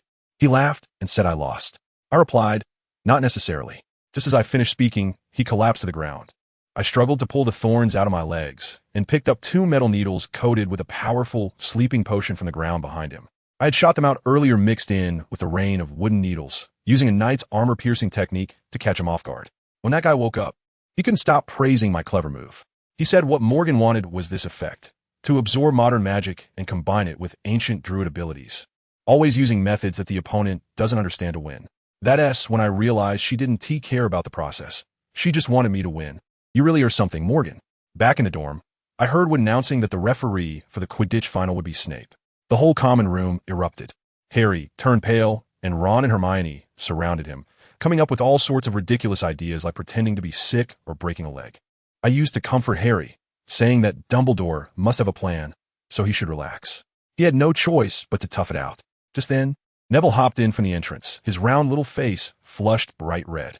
When he came in, good grief, he looked like a cooked shrimp, bouncing with every step, unable to close his legs. We thought something was wrong with him, but Hermione, being sharp-eyed, quickly went over and lifted the curse from his legs. I quickly pulled out a chair for him to sit down and asked him what happened, why there was blood on his clothes. That Neville kid, usually so timid. Today he grinned and said, the blood isn't mine, it's Malfoy's. Everyone who understands this twist. It turns out Malfoy had blocked him at the library entrance with Crabbe and Goyle, and just put a leg-locking curse on him. Without a second thought, Neville headbutted Malfoy right on the nose. I tell you, when Neville was swinging his fist with excitement, he said Malfoy was dragged away by his 2 lackeys crying for their mothers, looking all smug. When Harry heard this, he immediately thought of Malfoy bleeding from his nose and crying for his dad during their last duel, and burst out laughing. The whole common room erupted. Everyone pulled out snacks and started a feast to celebrate Malfoy's unfortunate nose. I thought about it for a moment. Neville had awakened early, daring to stand up against bullying, which is a good thing. Just as everyone was enjoying themselves, Harry suddenly exclaimed, holding a chocolate frog card in his hand, and the Dumbledore on it even winked at him. He flipped the card over and pointed to a line of small print for us to see. Dumbledore and Nicholas Flamel jointly discovered 12 uses of dragon's blood. Nicholas Flamel. As soon as that name came out, Hermione was like a walking library, zooming back to the dormitory and returning with a thick brick of a book, flipping it open and shoving it in our faces. It clearly stated that Nicholas Flamel was a 665-year-old alchemist, holding the only philosopher's stone in the world. This thing is amazing. It can turn stone into gold and grant immortality. So, the three-headed dog that Hagrid is guarding is watching over this philosopher's stone. Hermione was speaking in a hushed tone, her eyes sparkling. Snape must want to steal this. Harry was on board too, wearing a face that said, there is only one truth. I listened to the three of them analyzing things thoroughly, and I really couldn't hold back. Their logic was full of holes big enough for a three-headed dog to run through. I cleared my throat and asked them, I just have one question. If this amazing treasure is something as precious as life itself, why doesn't Nicholas Flamel keep it for himself and instead bring it to Hogwarts? The three of them were instantly stumped, looking at each other, unable to answer. Harry weakly said, because Hogwarts is the safest place? I shot back at him. Is your invisibility cloak precious enough? Would you store in the bank? Of course not. Harry answered without a second thought. If that's settled then? I shrugged my shoulders and I bluntly told them, this thing is most likely just bait. Bait? Hermione reacted the fastest. Who does Dumbledore want to fish for? Who knows? It could be Snape or some other wicked creature. I pretended not to know, successfully dousing the enthusiasm of the three little guys. Dumbledore's old fox plan was, to put it simply, a training plan for Harry, making Harry confront things head-on. Hermione as the logistical brain, and Ron responsible for providing background knowledge of the wizarding world. But this plan had a fatal flaw. Harry was too easily swayed by his prejudice against Snape, and he was very impulsive, which could eventually get his godfather Sirius killed. I had to add a don't be fooled module to his brain. I couldn't just watch as he put his teammates in danger. As for me, I lay in bed pondering that when the time came for challenges, with my strength, those levels would be a breeze to clear. It would be too hard to pretend to work without actually doing anything. Should I find an excuse to slip away? Or take this opportunity to spar with Voldemort in advance, to see what level he was at now? Taking on Quirrell should be no problem. On the day of the Quidditch match, Harry was as nervous as a lamb about to be slaughtered because the referee was Snape. The cold wind blew, and his little face turned pale. As soon as he stepped out of the players' tunnel, he saw Dumbledore sitting confidently in the stands. In an instant, Harry was fully revived. Knowing he was safe, Snape definitely wouldn't dare to pull any tricks in front of the headmaster. In the stands, Ron was laughing loudly. Look at Snape's sour face. I could watch it all day. He was hugging my and Neville's shoulders when suddenly he got poked in the back of the head. Turning around, he saw Malfoy and his two lackeys sitting behind us. I looked at them with a foolish gaze and said to Neville, do you know who the most pitiful person is? Someone who can't see the situation clearly. As soon as the match started, Snape indeed began to show favoritism, casually awarding Hufflepuff a penalty. Malfoy's sarcastic voice immediately rang out. Hey, how long do you think Potter can stay on that broken broom of his? Want to make a bet? Weasley? No one paid him any attention. After a few minutes, Snape called a foul against Gryffindor again, and Malfoy started up once more. Is it a requirement that Gryffindor picks the most unfortunate people? Potter's an orphan, and the Weasleys are broke. Hey, Longbottom, why aren't you on the team? All right, you don't have a brain. Neville clenched his fists, and Ron's eyes were fixed on the pitch as he warned, Malfoy, try saying one more word. I patted Neville to signal him to calm down. I thought it was time to give him a little more intensity. I stood up, raised my hands, and shouted, students, let's cheer for Gryffindor. Throw up your scarves. The Gryffindor students, already fired up, instantly responded, and the air was filled with gold and red scarves. In the midst of this chaos, I pointed my wand at the chairs of Malfoy and his two friends and gave them a light tap. The chairs suddenly grew like they were on steroids, lifting the three of them into the air unexpectedly. Their screams were completely drowned out by our deafening cheers and the swirling scarves. I quickly cast a few more spells, and the scarves, as if they had eyes, all rushed over and wrapped them into a giant, wriggling lion head sculpture. Ron and Hermione looked up and couldn't help but laugh. Neville was even more relieved. Cano, that's amazing. Malfoy's mouth should be sewn shut. I shook my head. It's one thing to stir up trouble, but didn't he notice that more than half of the people in the stands were from Gryffindor? It was like lighting a lamp in a toilet, asking for trouble. This magic use really took a toll on me, and I was a bit tired, so I sat down. I even made sure to leave a view for the ones in the statue, so they could see the entire match while being tied up. Free brain treatment. I'm really a great philanthropist. Just as I was thinking about this, Harry on the field made a beautiful dive, and before Snape could even blow his whistle, Harry held up the golden snitch high. We won. Just like that. The entire Gryffindor stand went wild. And Professor McGonagall was so happy that she set off fireworks with her wand. Wood excitedly rolled off his broom, ran over, and lifted Harry up, shouting, "We made history." The twins were circling around Harry, whistling, and commentator Jordan jumped right on top of the table. I looked at the golden red sea, still thinking about when the soccer in our hometown would stand up again. When I released Malfoy and the others from the lion's head, they fell with a thud, and Malfoy was pinned down by 2 lackeys, followed by heart-wrenching howls, as if his nose had been hurt again. An hour later, Harry came out of the changing room, ready to take the broom, and happened to see Snape sneaking into the Forbidden Forest. Harry, that kid, really has guts, quietly followed him. And guess what he heard? Snape was threatening Quirrell. Have you figured out how to get past that dog? Snape's voice was as cold as ice. We'll talk once you decide who you serve. Harry was so scared that he quickly flew back, pulled us into an empty classroom, and told us about this. He firmly concluded, "No doubt about it. It's Snape who wants to steal the Sorcerer's Stone. He's forcing Quirrell to reveal how to get through the other obstacles." The few of them were there, worried, feeling that the Sorcerer's Stone was about to be lost. Whereas I at that time, I was sitting in the headmaster's office, looking distressed at the plate of moving cockroach sweets that Dumbledore handed to me. I told you that thing was still wriggling in the plate. Almost made my CPU overheat. I quickly took a sip of tea to calm down and said, "Principal, can we talk about something in the realm of the living?" I got straight to the point and told him, I won't participate in Harry's trials. With my strength, I would just steamroll through it, and he wouldn't gain any experience.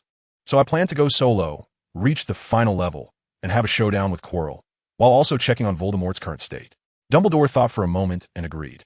He said he would notify me before the plan commenced. As soon as I left, the portraits of the headmasters in the office erupted in chaos. An ancestor of the Black family, Phineas, was cursing me as a disgrace to Gryffindor while also being incredibly excited. Dumbledore finally said lightly, "That child carries a destiny." The whole room fell silent in an instant. I returned to the common room and heard Harry talking about Snape and Quirrell. I didn't point it out and just told them to pay more attention. In the following days, Quirrell became increasingly frail, while Snape still had that deadpan expression. Harry and Ron became obsessed with wizard chess, completely slacking off, while Hermione was the only one who entered a pre-exam marathon mode. As for me, I haven't been idle either. Every day, I'm practicing with ancient knights in my spiritual world. My recent opponent is an archer whose shooting technique is exceptionally tricky, making me suffer greatly. His rain of arrows always includes a few magical armor-piercing arrows, which keeps me on high alert. It wasn't until one time when he pinned me to the ground with an arrow that he spoke up to give me some advice. Is defense all you know? Why not try to disrupt my rhythm? Damn, a single word woke me from my dream. Next time, I'll just give up the shield and shoot out with him. I braced myself as he cut a gash in my shoulder, and I shot an arrow that hit his mount's eye. It reared up, and I immediately rushed forward, pressing my lance against his chest. The knight's figure shattered in front of me, telling me, "Well done, but don't relax. The Mr. Tristan you'll face later will use intercepting arrows." At that crucial moment, Hagrid actually appeared in the library holding a book about dragons. I could tell at a glance that he had gotten a dragon egg from Quirrell. Sure enough, for a while after that, Harry and the others were completely distracted by that dragon egg. I have no interest at all. I've even tried dragon meat, and the meat from a Norwegian Ridgeback was particularly tough and not tasty. I really don't want to join the excitement. What if the newly hatched little dragon thinks I'm its mom? Then Hagrid would have to fight me. A few days later, Harry rushed to find me, saying that Malfoy had seen the little dragon from outside the window. I told him not to worry. Malfoy's name corresponds to the constellation Draco, and he was probably thinking about how to steal the dragon, so he wouldn't report us for now. But I still advised them, hurry up and get rid of that thing. In 2 weeks, the 3 of you will be living inside it. This scared them quite a bit, and Ron quickly wrote to his brother Charlie for help. Charlie replied that he would send friends to pick up the dragon from the highest tower next Saturday at midnight. Hagrid cried like a 300-pound child. The little dragon named Norbert had already grown to 3 times its original size and was breathing fire in the house every day. Finally, Saturday arrived, and the 4 of us put on Harry's invisibility cloak, levitated the box containing the dragon with the levitation spell, and nervously made our way to the tower amidst Hagrid's mother's giant farewell. On the way, we even ran into Filch's cat, Mrs. Norris, which scared Harry and the others so much that they didn't dare to make sound. In the end, we managed to hand over the hot potato to Charlie's friends without any major accidents. As I watched them fly away, I thought that without Dumbledore's leniency, they wouldn't even be able to get through the school gates. The problem was solved, but when Malfoy found out that his dragon was gone, he was so angry that he went straight to Snape to complain. Without evidence, Snape ignored him. This kid took out his frustration on me. bothering me every day and even calling Hermione a mudblood. I warned him at the time. I advise you to stay away from me. It's not yours. And throwing a tantrum 1T help. Your dad may spoil you, but I 1T.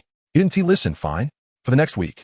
As long as Malfoy dared to step out of the castle, there would definitely be birds in the sky dropping bombs. Whenever he ran, there would surely be vines tripping him up. The most ridiculous part was that his 2 lackeys were always unharmed. After several times, even a fool would know it was me. Malfoy finally gave in and came to me saying, "Black, you win. I won't bother you anymore." I pretended to look innocent. Oh, did I do something? But this matter was far from over.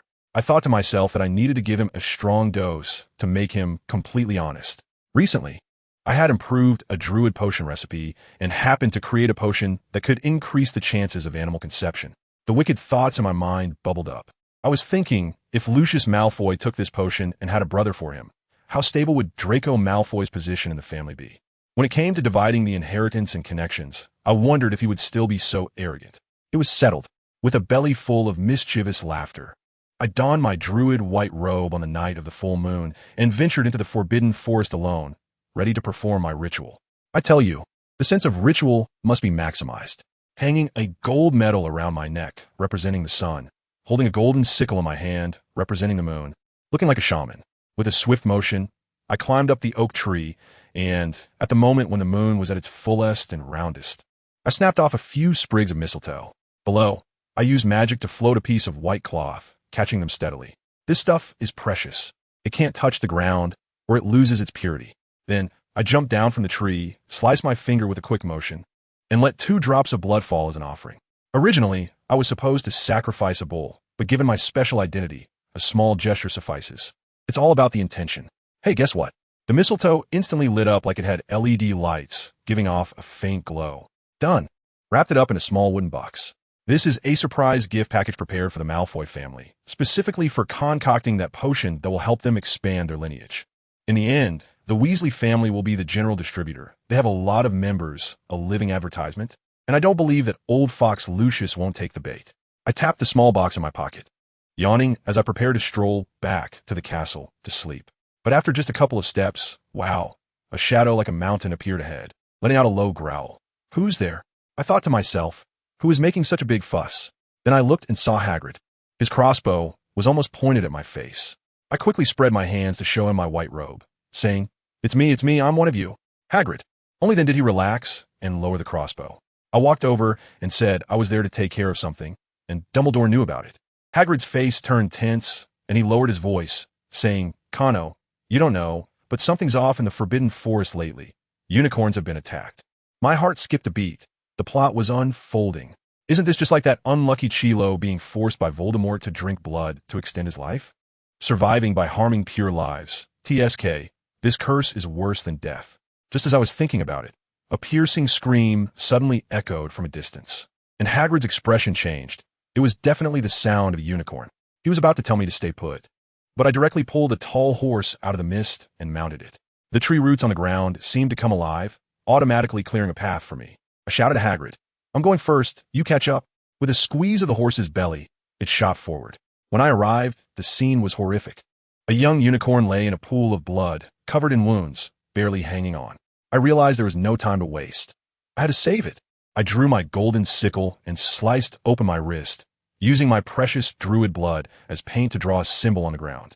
I chanted incantations, calling upon Belinus to grant life, an Arian rod to heal purity, frantically summoning all the druid ancestors. Blood flowed profusely, my head was spinning, but the magic circle was completed. A red light illuminated the ground, and black mist began to ooze from the unicorn's wounds. Even the blood that had spilled started flowing back into its body. At that moment, Hagrid arrived, holding a crossbow as my bodyguard. But peace lasted only 2 seconds before 2 centaurs emerged from the forest. Their upper bodies human and lower bodies horse. The centaurs, Bane and Ronan, were extremely vigilant, watching my actions and muttering about something strange, saying the stars hadn't shown this.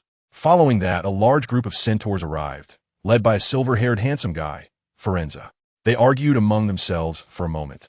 But Firenze said their elder had spoken, the child of the oak tree had come, and they had to follow the rules. Who understands that scene? Dozens of centaurs surrounded me, playing their bows like guitars, singing 3 different ancient songs, some passionate, some sorrowful, and some tranquil. Let me tell you, the magic surged into my magic circle like it was free. I felt like a CPU about to overheat from the massive influx of data. Finally, a burst of black mist exploded from a unicorn, shattered by the light. It stood up. As for me, my vision went dark and I fainted. When I woke up, I was on a dirt couch in the centaur tribe, with the little unicorn I saved lying beside me, curiously staring at me. A little centaur girl named Abby brought me breakfast and then took me to meet the elder. That old centaur had eyes as deep as black holes. He started discussing everything from the stars in my name to Greek mythology, leaving me in a daze. Finally, he told me that Dumbledore agreed and I could rest here for a day, as there was important business to discuss that night. In the evening, the entire Centaur clan held a meeting to discuss whether or not to get involved in Voldemort's affairs. The scene was like lining up, divided into 3 factions. Bane, that hot-tempered guy, advocated for staying indoors and minding their own business, not bothering anyone.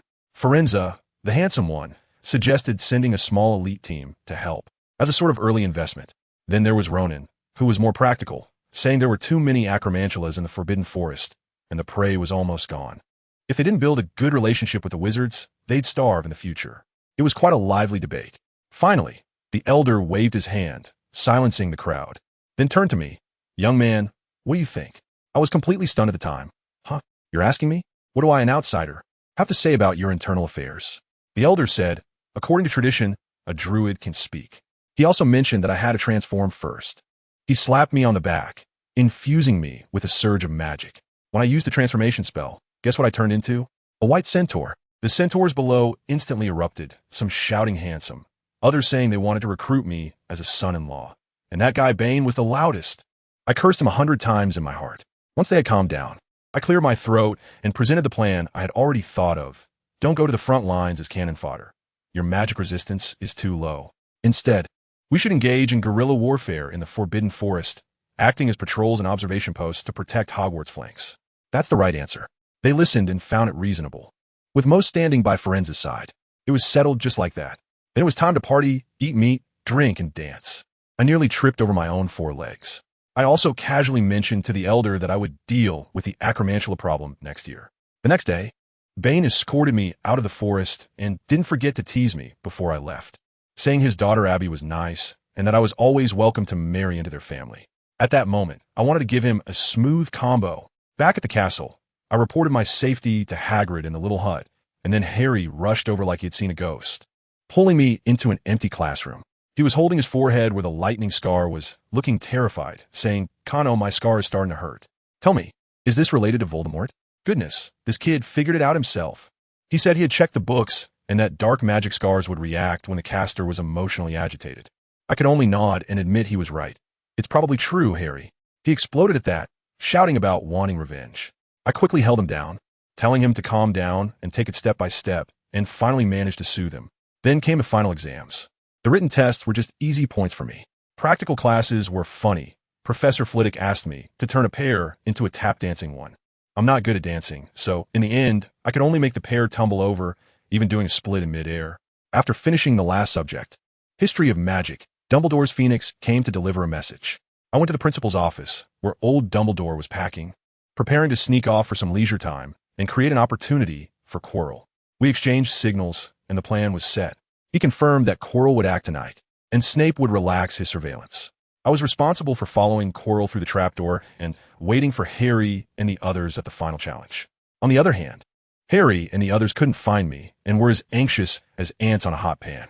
These little geniuses had wild imaginations. Even thinking I had been killed by Snape, they conjured up a tragic scene of me being buried underground. Family, I was enjoying a feast with Dumbledore in the principal's office at that moment. They ran back to the boys' dormitory and finally discovered the note I had left under my pillow. Just 6 words. "Wait for me to come back, then talk." The 3 of them exchanged glances, even more confused. Hermione suggested, "You stay and read this book. Maybe Cano left a clue." Harry decisively said he wouldn't wait any longer and took Ron to find Professor McGonagall, preparing to report Snape. I told you. Ron and I rushed into Professor McGonagall's office in a hurry, and guess what happened? It was like a bucket of cold water poured over us. Professor McGonagall adjusted her glasses, and her expression was as if she were looking at 2 fools. Snape want to steal the Philosopher's Stone? Impossible, absolutely impossible. She dismissed us with one sentence, saying that Snape had been in his office grading papers all day, with a mountain of papers from 7 years piled up. How could he have time to cause trouble? I was really anxious at that moment, and I said, what about Dumbledore? The headmaster should be able to handle it, right? The result was even more surprising. The headmaster had just left to attend a meeting at the Ministry of Magic in London and wouldn't be back until tomorrow. Goodness, isn't this just a perfect alibi service? Ron and I could only sneak back to the common room, staring at Hermione blankly. The three of us were as restless as ants on a hot pan. Hermione was still clutching that torn note from Quirrell, unable to decipher anything. We endured until midnight when Hermione suddenly let out a shriek that nearly scared the life out of me. I leaned in to see that the words on the note had changed by themselves. They transformed into 3 big words, Philosopher's Stone. My mind exploded at that moment. Who understands? Family? This was clearly a signal urging us to take action. We couldn't wait any longer. If we delayed any further, it would be too late. We quickly decided to go for it. We wouldn't wait for Dumbledore. We had to reach the Philosopher's Stone before Snape and get it ourselves. But little did we know that at the very moment we made our resolve to venture into danger, the so-called big boss, Quirrell, had already reached the end. Let me tell you, that guy was standing behind the trapdoor, petting the 3-headed dog Fluffy like he was stroking a cat. And Fluffy was not as fierce as the legend suggested. He was basically a giant puppy. Hagrid had told him to bite adults but not to kill them, and to scare children instead. Fluffy was being very obedient. He even complained to Quirrell, saying that the person who just passed by had hair so greasy he couldn't even get his mouth near it. Hilarious, right? After petting all 3 dog heads, Quirrell lifted the trapdoor and jumped down. He was so graceful. With a wave of his wand, a gentle breeze surrounded him, easing his descent like a scene from a movie. What awaited below? The Devil's Snare, Professor Sprout's masterpiece. Quirrell's von Tip glowed, and the vines shrank back in fright as if they had seen a ghost. This challenge passed in an instant. In the next room, there were keys flying everywhere with wings. Quirrell immediately recognized that this was clearly a challenge designed for Harry, the Seeker, but he was too lazy to play. He conjured a vine from his robe, tied a lasso, and swiftly caught the disheveled key like a cowboy. It was all so boring. On to the next. Moving forward, there was a giant wizard's chessboard. A normal person would have to play chess properly and win to get through. But Quirrell? He didn't even know how to play chess. He activated stealth mode, suppressing his presence to be even lower than a tree, and swaggered past the edge of the board. Not a single piece noticed him. I was truly impressed. Wasn't this just a physical cheat? Opening another door, a foul stench hit him, and a troll charged and wielding a big club. Quirrell frowned, cast a bubblehead charm to deal with the air quality, and dodged the incoming club with a swift move. Knowing there were tougher battles ahead, he took out a seed, pointed his wand, and in an instant, a giant vine as thick as a barrel grew, tying up the troll securely and knocking it out cold. The final challenge was Snape's potion logic puzzle. Quirrell glanced at the riddle, didn't even bother with the draft, grabbed a bottle of potion, and downed it. Then he walked through the magical flames as if passing through a security check. By the time Quirrell slipped into the last room, Professor Quirrell, the true villain, was there in a fit of impotent rage. He was frantically waving his wand, unable to find the Philosopher's Stone. At that moment, a sinister voice came from under his turban. "Fool, it's in the mirror." Quirrell shuddered and turned to see the mirror of Eriste. He tried to blow up the mirror, but the voice scolded him. "Do you want to lose the Philosopher's Stone too?" Quirrell, sweating in fear, hurried to the mirror. He saw himself as the Quidditch captain, with Voldemort kneeling at his feet, kissing his robes. Wow, that was quite the fantasy. The figure behind him also saw this and was not pleased, but still managed to calm him down, assuring him that with the Philosopher's Stone, he could have everything. While the master and servant were putting on their annual melodrama, Quirrell arrived. He raised his wand and calmly said, "Quirrell, you and your master really are 2 peas in a pod. Surrender, and I won't kill you." Quirrell was dumbfounded. How could a reclusive kid who never raised his head in class be here? He still wanted to act like a teacher. "Quirrell, it's past curfew. Go back to your dormitory. The teacher 1T deduct points." Quirrell fired back. "Wake up. You and your master are both done for today." In the next moment, without a word, Quirrell raised his hand and unleashed a green light. Avada Kedavra. Holy crap. He was going for the kill. Quirrell reacted quickly, waving his wand to conjure a wall of thorns that blocked the killing curse. Then he shot countless thorns back at Quirrell. Quirrell cast a protective charm and unleashed a jet of black flames. Fiendfire. This stuff was a hellish specialty. If it touched you, you were done for. Quirrell saw this and realized he had a hidden trick. He remained calm, pulled out 2 rune-carved acorns, tossed them into the air, and they exploded, sending a wave of positive energy that instantly extinguished the fiend fire and sent Quirrell into a cloud of black smoke. Quirrell was tough too. Even though he was blasted badly, he still shot a blade of light to cut through the thorn wall. Quirrell, behind the wall, feigned a scream, pretending to be hit. Quirrell, the fool, believed him and leaned over to check. The moment he exposed his head, a wooden sword swept in and knocked the wand out of his hand. Immediately after, fully armed Quirrell charged out and stabbed him right through, pinning him to the wall. Quirrell, pinned to the wall, had smoke rising from his wound and was clearly nearing death. Quirrell initially wanted to wait for Harry to arrive before dealing with him. But after waiting for a long time with no sign of Harry, he was about to deliver a finishing blow when Quirrell suddenly froze. A strange smile spreading across his face. Quirrell's heart sank, and he quickly abandoned his sword and jumped back. Sure enough, Quirrell's severed hand turned to dust, and the wand flew back into his hand. Goodness, Boss's second phase had begun. Voldemort was officially online, taking over. He rolled his eyes, his face dark with malice. Forcefully pulling himself out from the wall, he started playing the emotional card. Quirrell, your father was once my man. Trying to sway Quirrell. Quirrell wasn't having any of it, immediately firing back with a powerful spell. Voldemort defended while painting a grand picture. Join me. Wealth, power, immortality. Take your pick. Quirrell saw that Quirrell's body was turning into a dry corpse and mocked. Looks like Quirrell is about to die. You should hurry and find another host. Voldemort was enraged. But in his current state, he couldn't fight Quirrell and could only dodge in a panic. Just then, who showed up? Harry. He walked right into the line of fire. Voldemort was overjoyed and immediately bound Harry with ropes, taking him as a hostage. Quirrell, don't move, or I'll kill him. Then he forced Harry to get the Philosopher's Stone from the mirror. Harry was defiant. I will never help you. You kill my parents.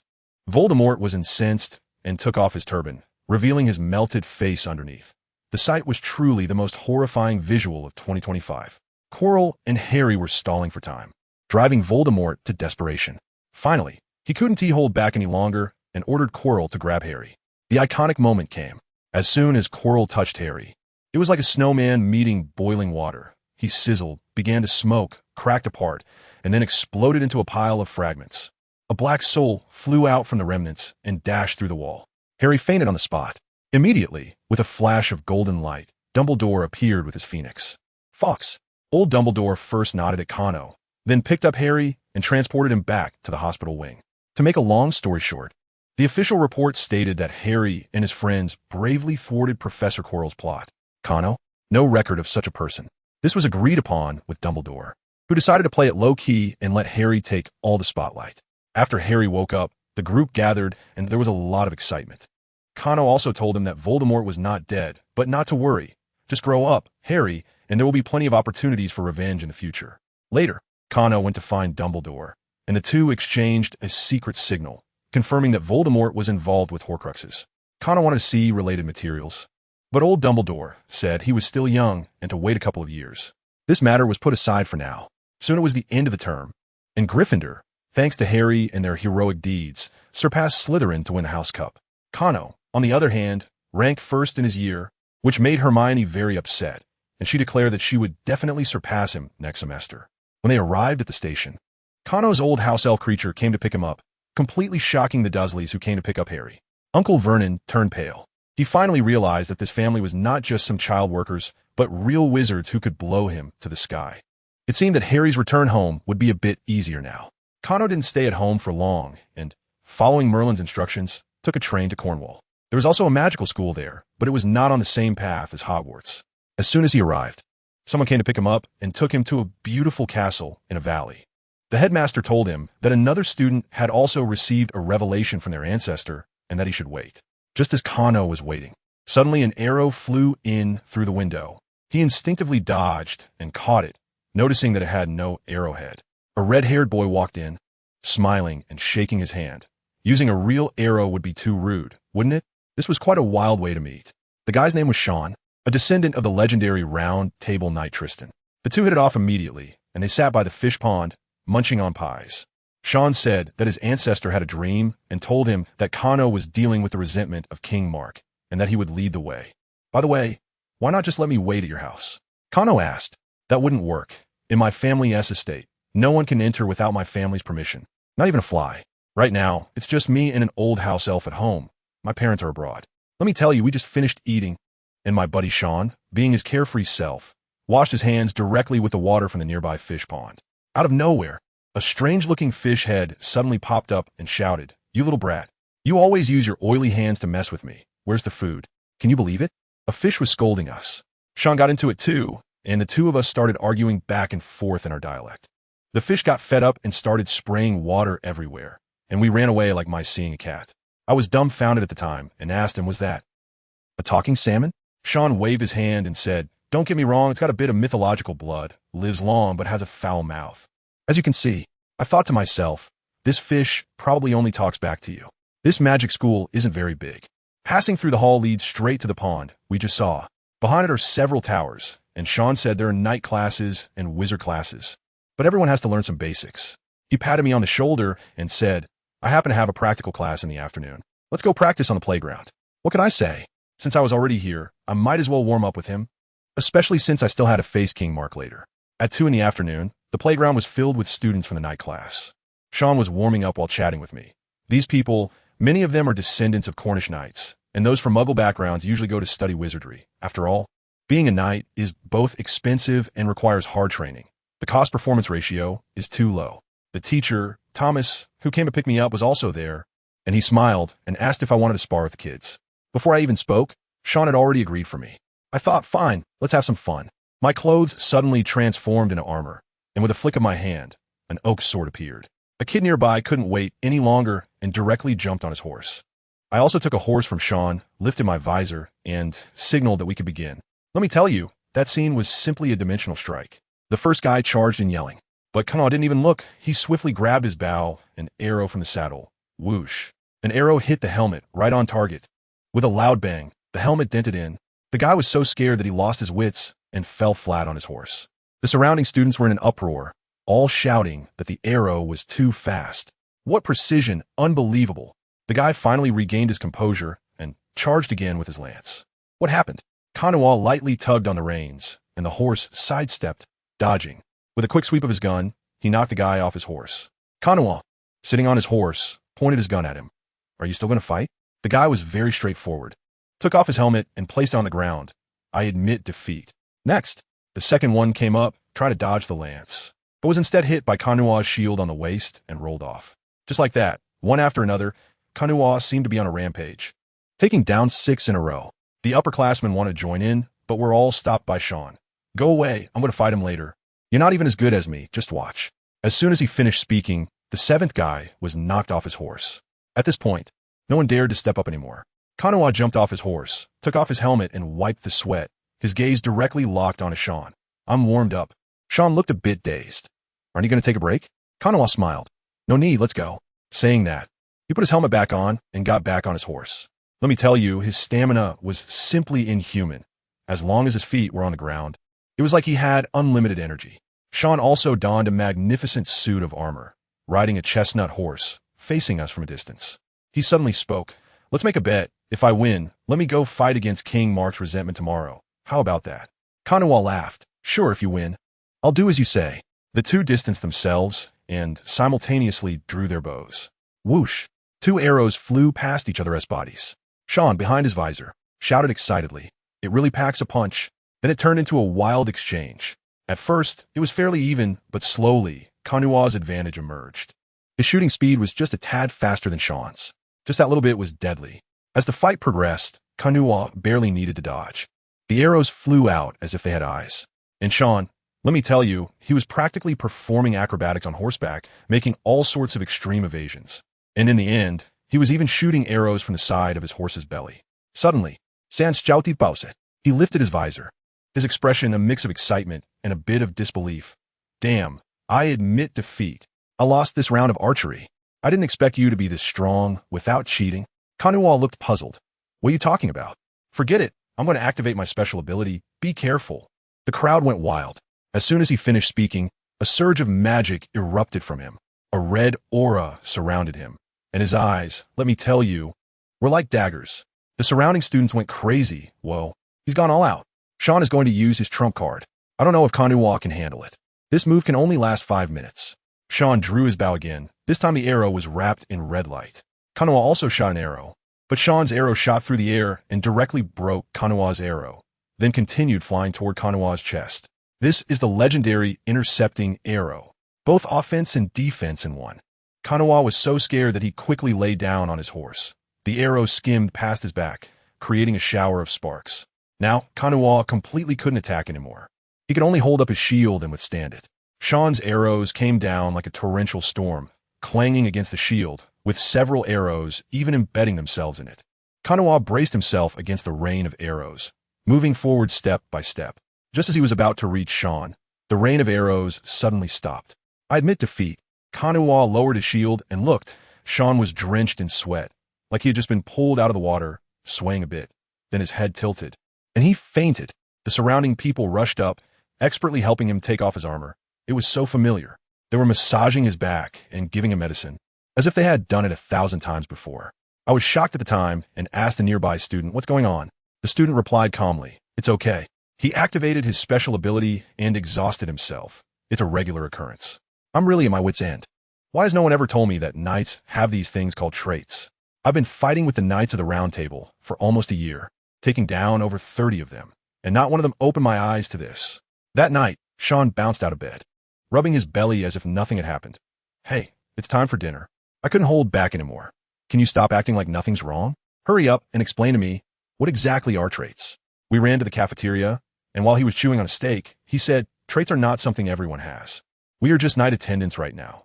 Only when we unlock our traits can we truly have knight-level strength." I asked him what his situation was. He casually shrugged. "Trial version, early access. I have good talent, but my body can't keep up. I can only last 5 minutes, and then I'm drained." A real knight has that state permanently. Thinking of the terrifying rain of arrows he had just unleashed, I couldn't help but exclaim, that was indeed fierce. "Of course," Sean said proudly. "My trait is the same as my ancestor Tristan's, called Hawkeye, which allows all my muscles to coordinate perfectly, hitting exactly where I aim." I quickly asked, "So how do you unlock your trait?" He just pursed his lips. "I don't know either. I unlocked mine early, without going through the normal process. My parents said that when my strength is up to par, I'll naturally understand." Great, another riddle. We chatted about the traits of other Round Table knights. For instance, Gawain is the sun. The higher the sun, the stronger he becomes, with 3 times the combat power at noon. Galahad is purity. The more focused his mind, the stronger he gets. I then asked about Mordred, and Sean's expression became conflicted. He was originally below average in strength, but during the rebellion, he suddenly became incredibly powerful, ultimately dying alongside King Arthur. No one knows how he suddenly got so strong. Everyone suspects it has something to do with his trait. The next morning, we set off for Sean's family estate. A white-haired old butler stood straight at the door. After Sean exchanged a few words with him, he pulled me into the study and started telling me the melodramatic story of his ancestor that was comparable to a primetime soap opera. Let me tell you, this story is simply the annual drama. To put it simply, his ancestor Tristan helped his uncle King Mark conquer the world. But while recuperating in the enemy country of Ireland, he fell in love with the princess Isolde. And what happened next? That unscrupulous uncle of his immediately sent him to Ireland to bring Isolde back as his wife. The relationships are so tangled that even an AI artist can't make sense of it. After that, there are all sorts of jealousy, suspicion, and assassination. And in the end, Tristan was schemed against and killed by his uncle, and Isolde followed him in death. It shattered my worldview. In the evening, after dinner with Sean, he fully armed himself and went to support me. I asked him what King Mark's characteristics were, and he said that old fellow is very insidious and has never revealed his true self. I walked alone to the small river by the manor, surrounded by thick fog. As the fog cleared, a knight shrouded in black mist stood before me. Sean quietly asked from behind, "Is this the resentment of King Mark?" I nodded, and my clothes instantly transformed into armor, weapons sprouting from the ground. The resentment let out a roar, Creston, and charged at me. As we engaged in battle, I sensed something was off. This guy possessed absurd strength and speed. After only a few exchanges, the resentment unleashed its full power, the black mist around it swelling, doubling its strength and speed. It shattered my shield in just a few blows. I was tough too, even though I was knocked off my horse by a lance. I retaliated with a sword that crippled its horse. We went straight to ground combat, but it had no sense of pain. I was covered in wounds, and the healing speed was affected by the black mist. I could barely hold on. At that moment, I decided to stop pretending. I pulled out my wand and pointed it at the ground. To hell with your knightly spirit. I was going for a mixed-class approach. The stones blasted from King Mark hit him, causing him to stagger, and before I could cast my second spell, he charged at me like a mad bull. I quickly entangled him with vines while keeping my distance. If it were an ordinary mage, they would have been done for, but I was a druid casting instant spells. We ground it out, gradually dispersing his black mist, until he finally knelt on the ground, breaking apart into a mass of black mist, all absorbed by my oak sword. I also reached my limit, sat down on the ground, and fainted as darkness engulfed me. Sean quickly carried me back to the manor. I had a dream. In the dream, I saw a young Mark, who, out of jealousy for Tristan's youth and Isolde's love, transformed that resentment into the strongest version of himself in his heart. Then, the soul of Tristan appeared, a handsome, red-haired knight. He thanked me for allowing his uncle's resentment to find peace. I couldn't help but ask him what Mordred's characteristics were. He laughed and said he died too early to know, but one person definitely knows, Gawain. Gawain has never told you, perhaps wanting to use it as proof. Tristan said that whenever you manage to defeat him, he will tell you everything, as a formal entrustment of your brother's matters to you.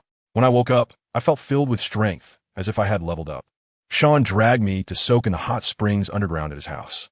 That guy was swimming in the scalding pool and even invited me to have another fight once I became a formal knight. Of course, I agreed. Next time, I would be able to use my characteristics. After resting at McCall Manor, I bid farewell to Sean. At the train station, he seriously told me that his family owed me a favor. I laughed and punched him lightly. Don't go there, we're friends. If anything comes up, I'll definitely call you. He laughed too, and we high-fived. Just like that, I took the train back to London with Clitchett. Passing by the Disley's house, I happened to see Harry watering the garden with a hose. The moment that kid saw me, his eyes lit up, and he was so happy that he threw the hose away and shouted over the fence, "Cano, you're back." I had Clitchett take the luggage back first while I leaned against the fence and chatted with him. I asked him how his vacation was, and he quietly complained to me, saying that the Dursleys wouldn't let him touch any of the school stuff, not even allowed to do his homework. But who understands family, right? They actually treated Harry much better. Harry guessed it was probably because those muggles were afraid he might suddenly launch a magical attack, treating him like a ticking time bomb. I laughed at that moment, thinking these people really haven't seen the world. I explained to Harry, don't be afraid. The guys at the Ministry of Magic are just bullies who pick on the weak. They put something called a trace on every underage wizards want to specifically monitor whether you use magic outside of school. But there's a bug in this system. It can only detect if magic is used, not who used it. In my house, Creature uses magic every day to clean up. Do you think the Ministry would dare send me a letter? They don't dare mess with those pure-blood families. They just go after someone like you, Harry, who has no background. I said to Harry, want to practice magic?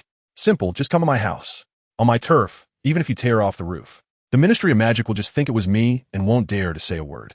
Harry's eyes lit up at the thought. The days that followed were great. I continued my knight training every day, and I didn't neglect my druid spells either. I now feel that my magical level is about on par with a fourth-year student. My transfiguration skills are getting better and better. I can transform into big hounds, wild boars, and brown bears just like that. I can even summon animal spirits without transforming, giving myself a speed and strength buff. If I keep practicing, once I can transform into a bird, I will officially graduate from the apprentice stage and be promoted to bard. It will be absolutely amazing. In mid-July, I received an invitation from the Weasley family to visit their house called the Burrow. Let me tell you, that house looks like it was built by children with building blocks, all crooked and leaning, and it feels like a gust of wind could blow it apart. Just as I arrived at the door, Mr. Weasley, a middle-aged man with a bit of a bald head and wearing an old robe, came out to greet me. As soon as I shook his hand, a whole bunch of red-haired kids rushed out of the house, creating a red whirlwind. I was familiar with Percy, Ron, and those twins. It was the youngest girl, Ginny, whom I was meeting for the first time. I raised my hand to say hello, and plump misses. Weasley squeezed out from the crowd of children and gave me a big bear hug, so warmly that I almost couldn't catch my breath. She took my hand and led me inside, chattering nonstop. Good child, you finally made it. Arthur told me about you. I've been wanting to meet you. Have you eaten? I'm making a big feast. The burrow was quite cramped, with the kitchen and dining room combined. Mrs. Weasley seated me at the edge of the table, which was already piled high with snacks. Ron, while munching on cake, asked where I went during the holidays. And when he heard I went to Cornwall and even had a fight with a knight there, his eyes nearly popped out. The twins chimed in, saying how boring the holidays were and that they could only think of ideas to bring joy to Filch. Percy, looking green, covered his forehead and said, please, next time. Can we not discuss how to give that skinny cat a laxative when I'm around? At that moment, shy little Ginny suddenly asked me in a small voice, Harry, how has Harry Potter been doing lately? The room immediately fell silent. I replied very seriously that Harry was doing quite well. Ron leaned over to gossip quietly with me. She's a huge fan of Harry, the kind that won a signed photo. I couldn't help but smile in my heart. Don't worry, little sister. You two will still get married in the future. This is just the beginning. Dinner was incredibly lavish and filling. The Weasley kids ate like they were robbing a bank, devouring everything in sight, leaving me dumbfounded. However, they all spoiled Ginny, and her plate was piled high with meat that her brothers had put on it, her little face round and full from eating. After dinner, the kids all went back to their rooms. I sat with Mr. Weasley, drinking butterbeer and chatting. He sighed as he spoke about my parents, and Mrs. Weasley started crying. So I had to comfort her instead. Once she calmed down, Mr. Weasley asked if I had any difficulties in life. He said, I know you're not short on money, but you're still a child, and some things might be inconvenient for you to handle. Wow, he really hit the nail on the head with that one. I directly pulled out 2 bottles of milky white potions from my small bag and slapped them on the table. Uncle Weasley, I actually have something I'd like to ask for your help with. Mr. Weasley looked confused as he picked up the potion. What is this potion? I've never seen it before. Well, of course, it's the long-lost druid's secret potion, the offspring potion. I brewed it with mistletoe, 1.5 bottles each for the couple, and within a month, guaranteed pregnancy. This stuff is a priceless treasure for those pure-blood families struggling to have children. Just think about it. The Malfoy family has been single-line for generations. Doesn't he, Lucius, want to draw a few more cards? When I mentioned the efficacy of the potion, Mr. Weasley started trembling, quickly putting the bottle down and saying it was too precious. I laughed and said, Uncle, this stuff is made by me. The cost is not high. Besides, I'm not selling it just to make money. I was very firm, and he couldn't persuade me otherwise. Then I dropped the bombshell. I need you to take this potion for identification. Also, would you be interested in being its spokesperson? This matter was settled. I was responsible for making the potion. Mr. Weasley would act as a live advertisement and general distributor, and Clichet would handle the accounts. We almost got into a fight over the profit sharing. I suggested a 60-40 split, my share being 40. He absolutely disagreed, insisting on a fixed salary, saying he couldn't take advantage of me. In the end, it was Mrs. Weasley who made the final decision, siding with her husband. She said, Cano, I know you're doing this for our good, but we're not that poor yet. Do you look down on us? Once she said that, I immediately surrendered. Mr. Weasley was so excited that he bit his quill and started writing a long list of pure-blood families struggling to have children. I glanced at it and wow. Aside from the Weasley family, basically all the prominent families in the wizarding world were on there. The effect of the potion was immediate. When old Parkinson received the first bottle, he burst into tears. Not long after, the Parkinson family held a celebration. His wife was pregnant. At the party, Mrs. Parkinson exclaimed, The Weasleys sold this to me. It's really effective. It set off a chain reaction. Those who usually mocked the Weasley family for being able to have children, saying they were a family of pure-blood goblins, were now all turning sour. Who doesn't want to have more children? It's just that they couldn't. Suddenly, the entire pure-blood wizarding circle shifted its focus. Instead of asking where to get rich recently, everyone was asking, have you bought it? Have you drunk it? Do you have one? Mr. Weasley was cornered by a group of pure-blood wizards at his doorstep, and he had no choice but to announce an auction the day after tomorrow. On the day of the auction, Diagon Alley was bustling. Luxurious carriages lined up at the entrance, and all who got off were well-dressed pure-blood wizards. Mrs. Weasley stood on the stage and, with a thud like she was serving stew, placed 15 bottles of potion on the table, causing everyone's hearts to leap to their throats. She cleared her throat. I won't be doing this job. The starting price is 5,000 galleons. This price was not low, but the people below didn't even blink and immediately started raising their paddles. The bidding quickly heated up, with prices skyrocketing as if on a rocket.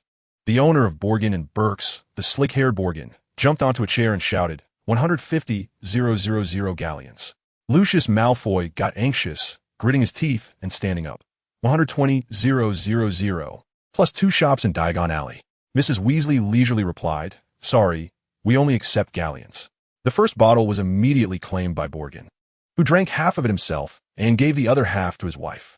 Family members understood. This action directly eliminated any thoughts of killing and looting. It got crazier afterward. Cash became insufficient, and Mrs. Weasley announced that they could use property deeds as collateral. Gringotts goblins assessed the value on site, and those old wizards' eyes turned blood red. After the auction, I looked at the pile of property deeds and Gringotts receipts, feeling a bit worried. My original intention was to drain their liquid assets so they wouldn't have money to follow Voldemort in causing trouble. But now the effect was too good.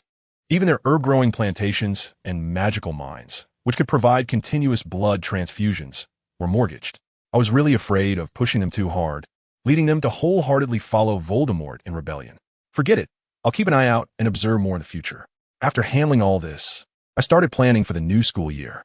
I couldn't neglect the Chamber of Secrets. That basilisk was no joke. Moreover, Ginny, who was controlled by the diary, was quite a lovely girl and could be considered half a relative of mine. I couldn't just watch her fall into a pit. Just as I was thinking about it, Harry, who was seeking refuge in my house, asked me, "Cano, what are you thinking about? Hermione and Ron haven't sent me a single letter this holiday. I'm starting to wonder if Hogwarts was just a dream I had." I frowned, feeling that this matter was not simple. I called Creature over to ask, and he said that every day an owl delivers letters to Harry, and all the letters have been delivered. Harry looked confused and said he hadn't received a single one. I curled my lip, instantly understanding that it was that guy Dobby causing trouble behind the scenes. I directly ordered Click to go and bring that guy who intercepted the letter back to me, alive. The next morning, I went downstairs and good grief. Dobby had already been beaten by Click to the point where he was unrecognizable, tied up like a zongzi, and thrown in the living room. Click reported to me with some regret. I've conducted a preliminary interrogation, but he is very tight-lipped. Unfortunately, young master, since you want him to remain intact, many methods can't be used. I couldn't help but slap my forehead. The ancestral skills of the Black family are indeed something else. I'll let Dobby chat with Harry on his own. I can't keep up with this little elf's train of thought. His logic of wanting to hurt you in order to protect you is simply beyond comprehension. I had just stepped outside for some fresh air when a strange screeching sound suddenly came from above. An old Ford car skidded to a halt in front of my house. The door opened automatically, and the Weasley twins along with Ron leaned out of the window and shouted at me, "Cano, where's your house?" "Right here." I quickly ran to open the door. The flying old Ford drove straight in, leaving deep tire tracks on my lawn. I thought I saw a Creature gritting his teeth and doing the dishes behind the kitchen window. Harry saw them and excitedly ran out of the house.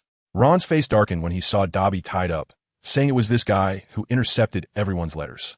Harry helplessly said that Dobby only mentioned that Hogwarts was in danger this year, but he couldn't say what the danger was or who the master was. He would harm himself if asked. I stepped forward and shook the dazed Dobby awake, leaning in to whisper just 2 words in his ear, "Malfoy." Dobby shuddered in fear. I straightened up and told him Dumbledore was prepared long ago. Don't meddle in things that don't concern you. Then I had Creature untie him. Dobby bowed to us, snapped his fingers, and disappeared. The Weasley brothers had secretly taken their dad's car to rescue Harry and were in a hurry to leave. Harry rushed back to the Dursleys' house, quickly packed his bags amidst Uncle Vernon's roaring, and jumped into the car. That old Ford took off from the spot and vanished into the sky, leaving Uncle Vernon gaping in shock. That is how Harry left. And I still needed to write a letter to arrange a time with the Weasley family to go to Diagon Alley to buy books. After all, Lucius was going to toss that diary into Ginny's cauldron, and I had to be there to intercept it. A few days later, the reply and the new terms book list arrived together. When I saw the book list, my blood pressure shot up. This year's defense against the dark arts teacher was Gilderoy Lockhart, and the list was filled with his autobiographies. This guy was practically a walking advertisement, shamelessly getting students to boost his sales. I pursed my lips and decided to set a trap for him. I called Cleesh. "How many people do you know who do dirty work?" Cleesh asked professionally, "Young master, do you want to kill someone to silence them? Or do you want to rob with a mask? Not that serious." I pinched the bridge of my nose and said, "Just find me a petty character who's not too clean with their hands, but doesn't have the guts to kill or smuggle." Cleesh immediately recommended a guy named Montongus, and I thought, that's the one. I instructed Cleesh to buy all the books from Lockhart and also got 2 automatic quills to start madly copying. Then I pulled out the phone book and called a Muggle printing factory. "Hello. Yes, print a few copies of a fantasy novel, not for publication. 100 copies each, just for friends and relatives to see." "Okay, I'll bring the manuscript over, and we can discuss it then." After hanging up, I looked at the quills that were rapidly copying, and I'd already planned how to give that narcissistic Professor Lockhart a big surprise. Just as I was busy causing trouble, Harry was also in trouble. He was pulled out of Knockturn Alley by Hagrid and Mrs. Weasley was using a big brush to dust off the coal ash from him. Mr. Weasley asked him, "You mispronounced the address when using flu powder earlier. Fortunately, you didn't go too far. Where did you just go?" "I'm telling you, I just fell right into the alley as soon as I landed." I stumbled upon a big scene. The Malfoys were arguing with that greasy shopkeeper, Borgin. As soon as I heard, I understood. Mr. Weasley thought Malfoy was up to some kind of scheme, but I knew what was really going on.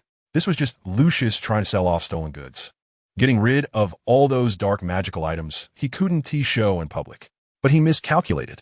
That old man Borgin had nearly emptied his cash to buy a potion for me a couple of days ago. So where would he find the money to take Lucius's junk? They must have been arguing fiercely over the price. However, Lucius's goal wasn't to make money. He was willing to sell a loss. So he was definitely in a tough spot. Mr. Weasley waved his hand and said, "Come on, kids, let us go get some money." Leading us, we marched towards Gringotts. Coincidentally, the Grangers were there too. Hermione, as parents, looked a bit awkward, but our top student Hermione was very calm and waved happily when she saw us. When Mr. Weasley spotted the Muggles, he got excited and insisted on dragging Mr. and Mrs. Granger to the Leaky Cauldron for a drink, saying he wanted to have an in-depth exchange. The Grangers also wanted to learn more about the magical world, so they agreed to wait until the Weasley family finished getting their money before going together. I didn't join the fun and stayed behind to chat with Hermione's parents.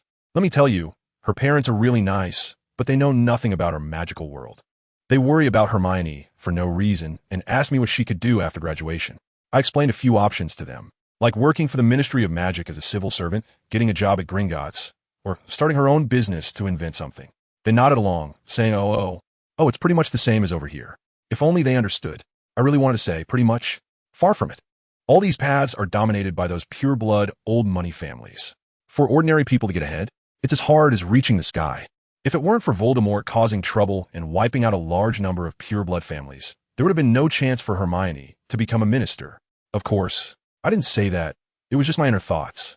Before long, the Weasley family returned, with Mrs. Weasley's small bag bulging.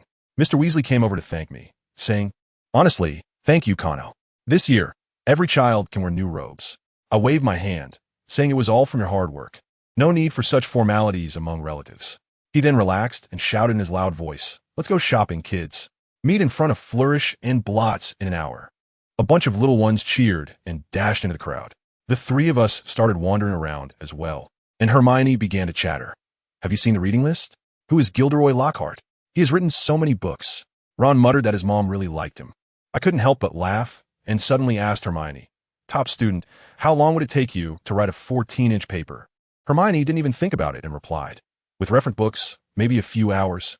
I sarcastically added, "Our Professor Lockhart is quite the prolific author. I really don't know how he manages to be so productive while going on adventures." I was just giving Hermione a heads up to prevent her from being fooled by that fool. An hour later, we arrived at Flourish and Blots right on time. Goodness, there was a giant photo of a curly-haired blonde guy at the entrance, smiling in a greasy way, and the store was packed with middle-aged witches. It was practically a MILF killer book signing event. Just as we were about to squeeze in, a lewd voice floated over from the side. "Are you students from Hogwarts?" I looked closely and realized it was Mundungus. Had this guy just been released and was back to his old tricks?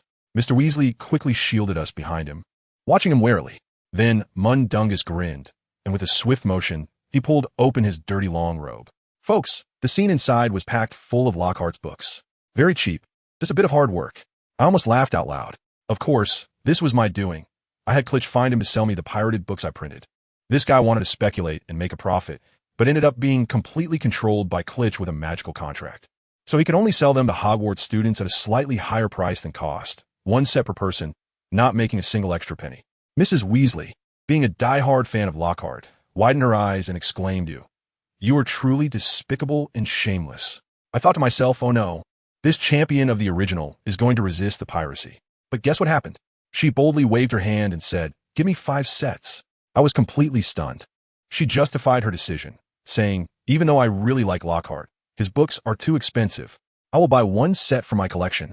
Well, as long as you're happy. Each of us brought a set of pirated books and squeezed into the signing event. Just as Harry relaxed, he was stepped on by someone carrying a camera, who shouted at him to get out of the way. As soon as Lockhart saw Harry, his eyes lit up as if he had been electrified, rushing over and grabbing Harry's arm, flashing a big white-toothed smile at the camera. "Smile brightly, Harry will be on the front page." After finally being released, Lockhart handed him a large stack of books, claiming they were a complete set of his works, and winked at the crowd, causing a chorus of shrieks from the witches. When he announced that he would be the defense against the dark arts teacher, the whole place erupted. The scene was like a major fan event. and I could almost hear the hallucination of brother is so handsome in my ears. Harry finally squeezed his way out and bumped into the Malfoy father and son. Draco's annoyingly punchable face came up. "Oh, the famous Potter. Do you like being the center of attention?" Ginny stepped up with a cauldron. "Shut up. He doesn't tea like that." Draco dragged out his tone mockingly. "Oh, Potter, found herself a girlfriend." That one sentence made Ginny's face turn bright red. At that moment, we all squeezed over. I looked at Draco and spoke calmly. "Malfoy, how was your magic practice during the holidays?" Hermione was also staring at him with those pure, innocent eyes. Draco instantly felt the dual malice from the top 2 students in the year, his face stiffening. I followed up with a mocking expression. "As the only heirs of pure blood families, we must work hard." Ron, who was beside us, suddenly chimed in. "Oh right, aren't you going to have a little brother? My dad said your family bought that potion." "Nice, brother." Surviving a disaster brings a chance for a good jab. This hit Draco right in the lungs. He could barely breathe. Lucius turned green, and just then Mr. Weasley squeezed over, immediately starting to mock him, sarcastically saying that the Weasley family had too many kids and couldn't save money, being a disgrace to pure blood. As a result, this old fool started throwing insults around, even dragging the Granger couple into it, saying that associating with such people was a pure blood disgrace. Let me tell you, as soon as those words came out, the air froze. With a clang, Ginny's cauldron fell to the ground. The next second, Mr. Weasley and Mr. Granger, both a bit tipsy, exploded. One pounced like a hungry tiger, grabbing Lucius by one arm, preventing him from retrieving his wand. Then it was a flurry of punches.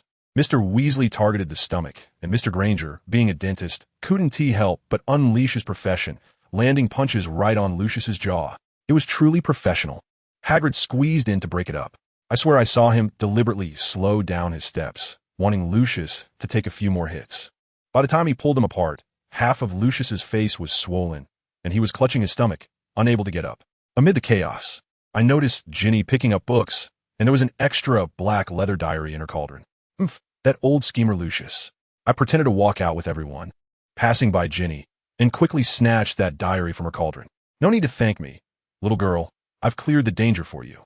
Tom Riddle's first Horcrux. In hand. As soon as I had it, I felt a cold aura drilling into my body, but it was useless against me.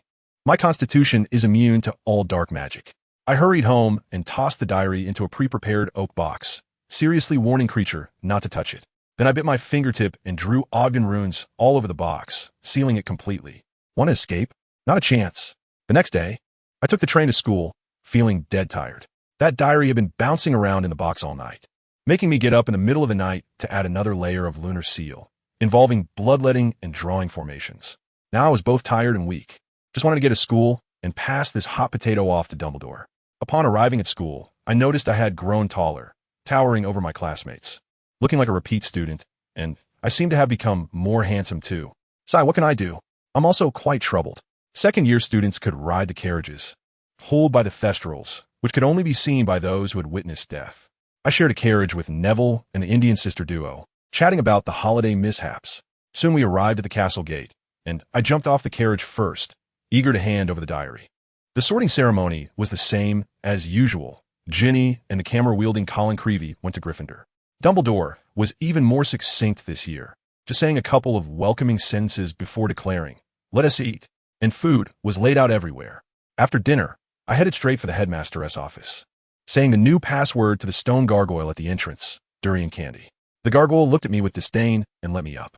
When I walked in, Dumbledore was packing away the sorting hat. Without saying a word, I placed the oak box on the table. Horcrux found it. The old man and all the portraits of past headmasters on the wall were stunned. I opened the lid, and that diary looked as innocent as a pure maiden. I huffed, slammed the lid shut, and it immediately began to struggle wildly. Dumbledore used his old wand to subdue it, looking very serious. I tossed this thing to him for safekeeping, telling him that this year I would use druid techniques to peel it open and see what that piece of Voldemort soul was really like. Second-year classes were nothing new, except for Lockhart. Let me tell you, his class was basically a large personal fan meeting. We started with a little quiz, 3 pages long, all asking what his favorite color was, what his ideal birthday gift would be. Wasn't this just a fan club membership questionnaire? Hermione and I actually both scored full marks. Hermione is a true fan, while I was purely in it for the fun later on. I was feeling playful at the time, so I deliberately pretended to be his enthusiastic fan, speaking in an exaggerated tone that made me want to vomit. "Oh, esteemed Professor Lockhart, we all want to see that Patronus charm you wrote about in your book. The one that can summon a real peacock." I put him on the spot, and the smile on his face was almost gone as he stumbled through his words. Finally, he got anxious and directly pulled out a large cage from under the table, releasing a bunch of Cornish pixies. I couldn't help but laugh at that moment. The opportunity had come. I pulled out my oak wand and used it like a baseball bat, swinging at the little fairy flying towards me. The target? Of course. I accidentally hit them all right in the face of Lockhart. That guy got his face scratched by the fairy and screamed as he ran out of the classroom, even slamming the door behind him. Instantly, chaos erupted in the classroom. I mischievously used magic to seal the windows, ensuring that none of them could escape. When the class bell rang and everyone had fled, I was the last to leave, grinning as I locked the door behind me, leaving him with a room full of lively little fairies. Now Lockhart's authority was thoroughly shaken, and jokes about him spread all over the school. Naturally, as the prankster, how could I let him off the hook? In every class afterward, I would look at him with shining, expectant eyes, asking him to demonstrate some difficult spell from his book, leaving him suspended in midair and making him too afraid to look at me during lessons. However, while I was having fun, I couldn't forget the serious matters. On the first weekend after school started, someone from the Centaur tribe sent word that there was something important to discuss. As soon as I entered the Forbidden Forest, a little unicorn galloped over to nuzzle against me. I told it I was going to the Centaur tribe, but it informed me that a monster had appeared there. I patted its head, climbed onto its back, and asked it to take me there. In less than half an hour, I arrived at the Centaur tribe, where the gates were tightly locked. After I announced my name, the door slowly opened, and Bane came out with 2 young centaurs, directly welcoming me inside. Once inside, I was stunned. There were 3 corpses lying on the ground, 2 large spiders, and 1 centaur. I asked Bane if it was the work of a giant 8-eyed spider. His tail was flicking like a fan, clearly agitated, and he said he didn't know what it was, but it definitely was a spider. Forenza and Ronan were also there, both frowning so deeply they could crush a fly. Forenza said that these were the scouts they had sent out, found dead with the 2 spiders, and there wasn't a single external injury on them. He asked me if I could figure out what was going on. I tell you, as soon as I opened my eyes, it was like a vision of life, and I instantly understood everything. The 3 corpses were all wrapped in a black aura, exactly like that of Voldemort, pure hellish energy. How could this thing appear here? I was also puzzled in my heart. I drew my oak sword, making the centaurs step back, and opened up a shield. I tell you, my sword is filled with my positive energy magic, just like a little sun. I gently touched the tip of the sword to the spider's corpse. The next second, boom, the spider exploded into countless pieces, guts splattered everywhere, and the ground was sizzling as if strong acid had been poured on it. Bane was startled and asked me what was going on. I sheathed my sword and calmly explained. I used positive energy to touch it, which directly detonated the hellish aura inside it. After saying that, I waved my wand, and a crack opened in the ground, swallowing all those disgusting things. It was clear now. I needed to have a word with the Aragog, as they must know the inside story. Bane said he wanted to come with me, but I stopped him. I said, if you centaurs go, it would be a declaration of war. Although I also want to deal with these invading species. We must first show courtesy before using force, right? I told their tribe to stay put, reduce patrols, then send a little bird to deliver a letter to Dumbledore. While I dragged another spider corpse out towards the Forbidden Forest, the little unicorn, carrying me, clearly disliked the smell of the corpse. I patted its head, and my mind was already piecing things together. The only one who could instantly kill and scare the Aragog into a frenzy was the basilisk. The problem was, I had sealed the diary, right? Who woke it up? And a snake. Where did the hellish aura come from? I originally thought this year would be a bit more peaceful, but it seems that I have to go into the Chamber of Secrets. I must deal with that big longworm. Just as I exited the Forbidden Forest, Dumbledore was already waiting for me. The old man waved his wand. A layer of blue light enveloped the spider corpse, which instantly turned black and then transformed into a wisp of green smoke. He stroked his beard and said, "It is indeed a powerful instant death curse, and it carries a hellish aura." He asked me if I was going tonight, saying that Hagrid still has some influence over there. I shook my head and said to him, I'm not concerned about Face. Even if this wasn't happening, I would have to take care of them before the end of the semester. Besides, I'm a druid, and in this forest, what should be feared are them. Dumbledore nodded and said he would leave this matter to me, also telling me that the herbs I needed could be gathered by the full moon. With the map given to me by the centaur, I headed straight into the depths of the Forbidden Forest. I opened my druidic aura, and wow. Those little spiders along the way acted as if they had seen a ghost, chattering away and scuttling out from the shadows, lining up on both sides of the path to welcome me like a parade. Soon, I arrived at a massive spider nest, and an old spider the size of a baby elephant crawled out, its eyes glazed over, looking half dead. Human? It said weakly, "Why don't you kill me? I still want to sleep." Aragog, I am Hagrid's friend, I said straightforwardly. Its large pincers moved slightly, and it replied, "Hagrid never sends anyone." I was too lazy to argue with it. I am a druid, a guardian of balance. I came today to ask one thing. Has the basilisk been active again recently? As soon as I spoke, the entire web fell silent, a deathly quiet. Aragog was so agitated that his legs were trembling. Don't say that name.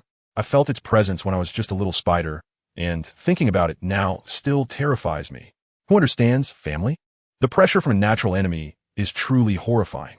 I didn't have the patience to listen to him reminiscing about his hardships. I pointed at the few skulls beneath the web. I'm not Hagrid. I don't care about your mental health. Just answer yes or no. The surrounding spiders had quietly closed in, and I didn't even lift my eyelids. Aragog hesitated for a moment, then nodded his large head. Yes, about a week ago. It has taken quite a few of our kin, and then it went back to sleep. All right, I got my answer. I turned to leave, but when I looked back, a mass of spiders had blocked the way, each one sharpening their pincers, drool nearly dripping from their mouths. Aragog slowly retreated into the shadows, his voice laced with a hint of pride. For Hagrid's sake, I never harm anyone. But I can't stop my children from enjoying the fresh meat that comes to them. He even pretended to be sincere. I'll tell Hagrid that you met your unfortunate end under that creature's gaze. I couldn't help but laugh. You really are thoughtful, Aragog. As soon as I finished speaking, I pointed my wand at myself, and with a swish, I transformed into a white owl, flying directly out of the encirclement and landing on a large tree to change back into human form. Well, are you playing this game with me? Today, I'll give your entire clan a physical exorcism. I stood on the tree and began to chant in Druidic. The entire forbidden forest came alive, and the ground began to tremble. What was I doing? I was awakening the collective consciousness of the forbidden forest, petitioning for a racial judgment against the invasive species, the Acromantula. Soon, the forbidden forest responded. The earth split open, the webs collapsed, and spider eggs were dug out by various small animals as snacks. An immense and unimaginable magical power gathered around me.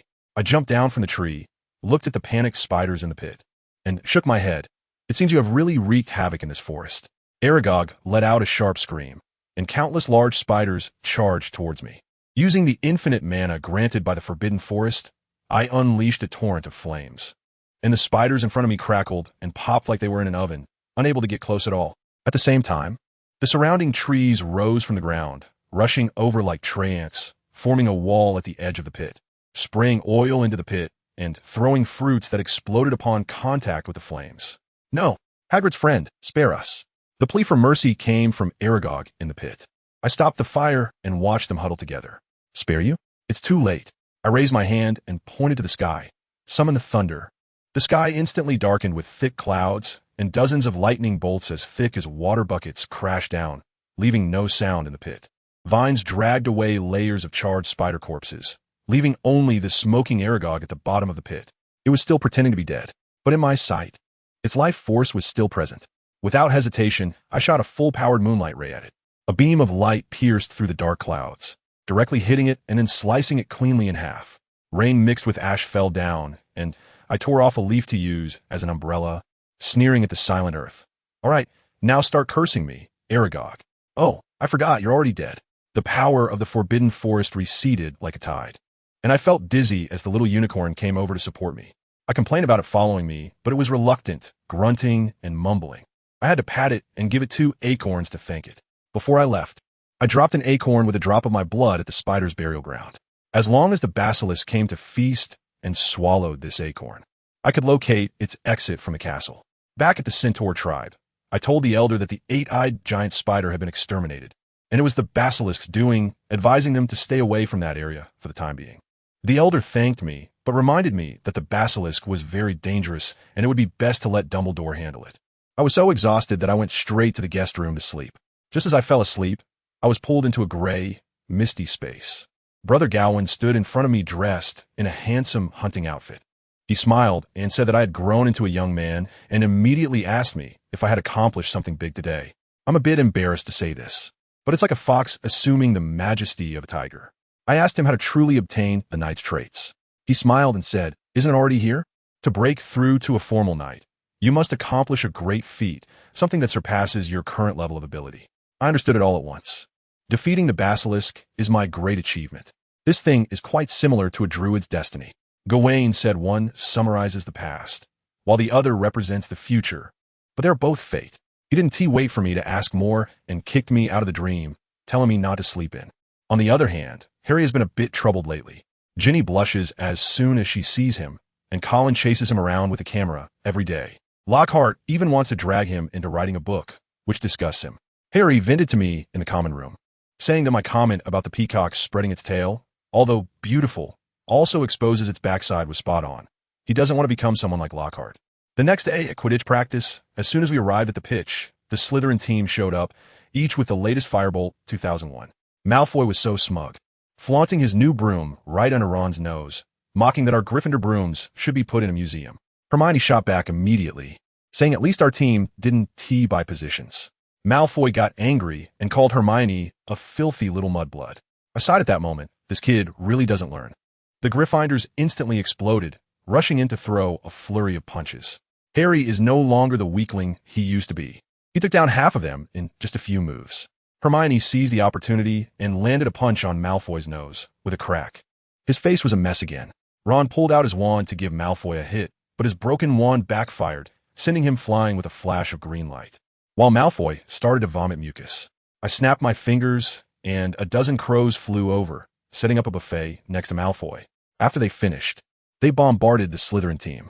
Snape rushed out like a black bat, furious and ready to take points away. I casually remarked, "Malfoy said Hermione is a mudblood."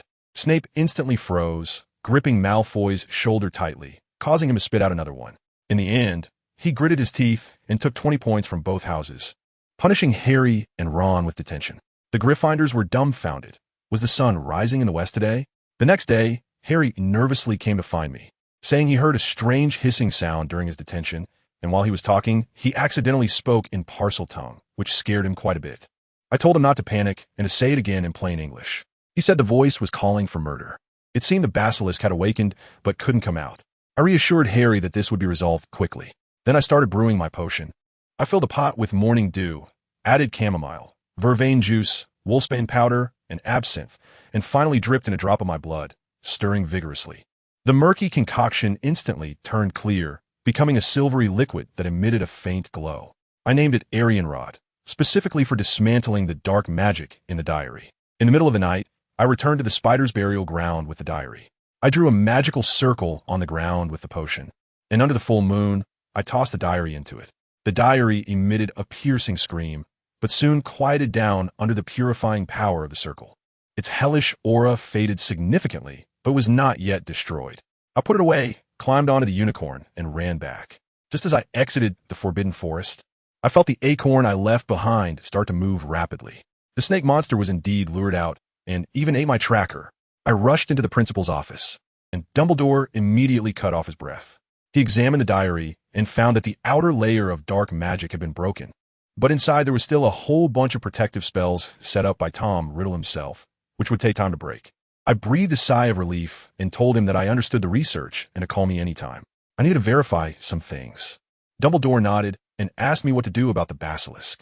I said, originally, I didn't care when it was asleep, but now that it's awake and looking for the diary, I can only deal with it.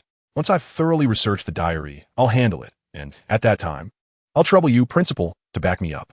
Dumbledore was quite agreeable and immediately agreed, even telling me to hurry back to sleep, saying that children shouldn't stay up late if they want to grow taller. I nodded and slipped away. Just as I stepped out, I heard Phineas's portrait in the principal's office explode in a fit, shouting that Dumbledore had ulterior motives and that he must keep a close eye on me. The last heir of the Black family. Goodness, the entire portraits in the principal's office were almost awakened by his noise, and in the end, another principal couldn't stand it anymore and directly cast a silencing spell on him.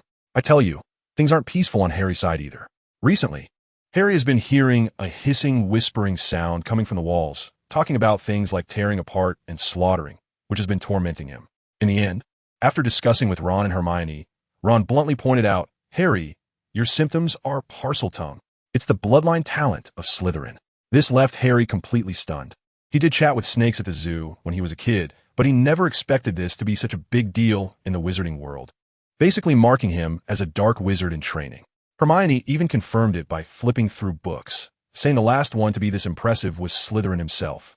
Now Harry was in a total panic, wanting to check if his ancestors had some unclear relationship with Slytherin, but his family had long been blown to smithereens by Voldemort, leaving no clues at all.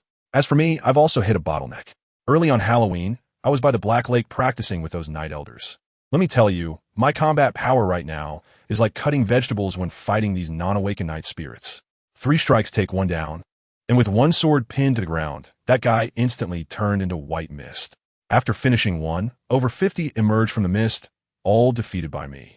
Owen came up and punched me, saying I'm already invincible among their non-attribute group. Definitely the version answer.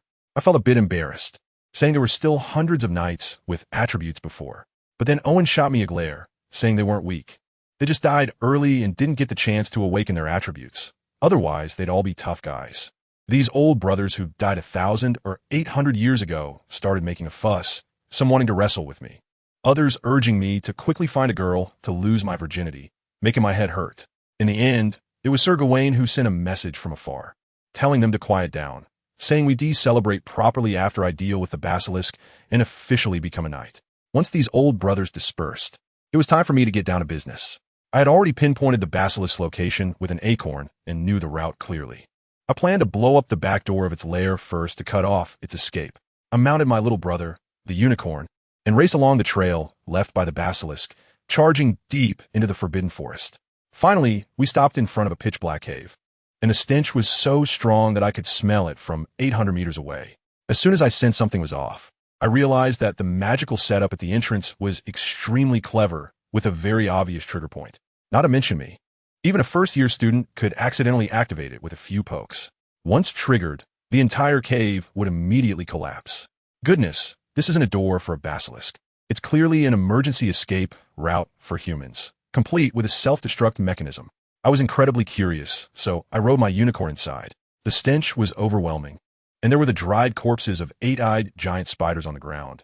But the most crucial thing was that I saw a complete flight of stone steps leading downward. This was definitely not made for snakes.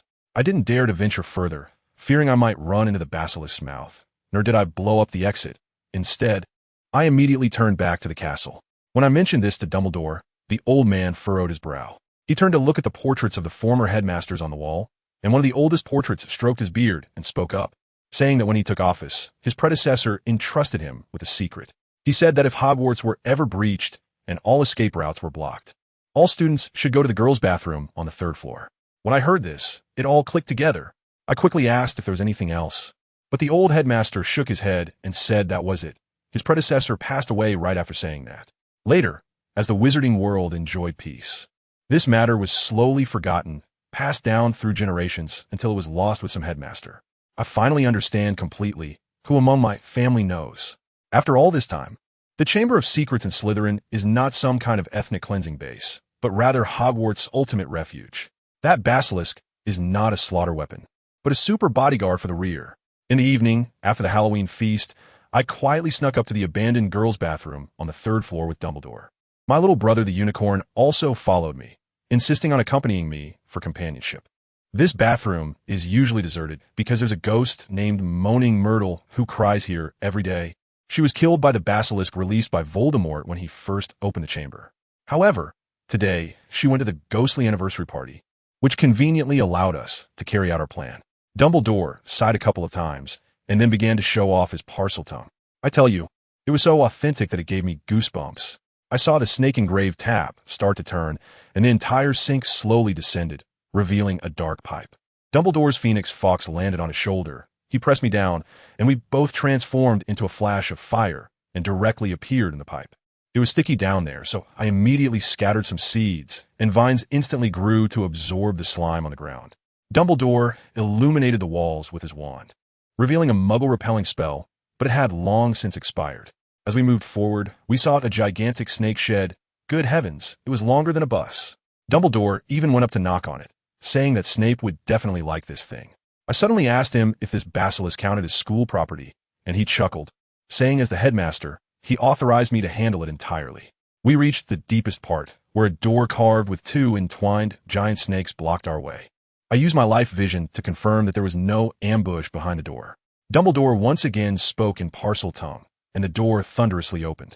Behind it was a vast square, with dozens of stone pillars carved with giant snakes on either side, and at the end stood a massive statue of a gaunt old man. We approached the statue's feet and discovered a stone tablet covered in various ancient inscriptions. It clearly bore a message from Salazar, Slytherin himself. Let me translate it for you. The main idea is, I am Salazar Slytherin. If you're reading this, it means Hogwarts has been breached from within. Only a wizard of Muggle descent could accomplish this, as Muggles cannot be trusted. Behind the statue is a basilisk, which my descendants can command in parcel tongue. Remember, do not look into its eyes. Let it help you reclaim the castle. If the enemy is too strong, have the basilisk hold them off while you escape through the hole it crawled out of, and then blow up the passage, sealing this place forever. I exchanged a glance with Dumbledore, and we both fell silent, then bowed to the statue. After all the commotion, it turned out that Slytherin was merely a highly proactive, pessimistic safety officer who never intended to cleanse anyone.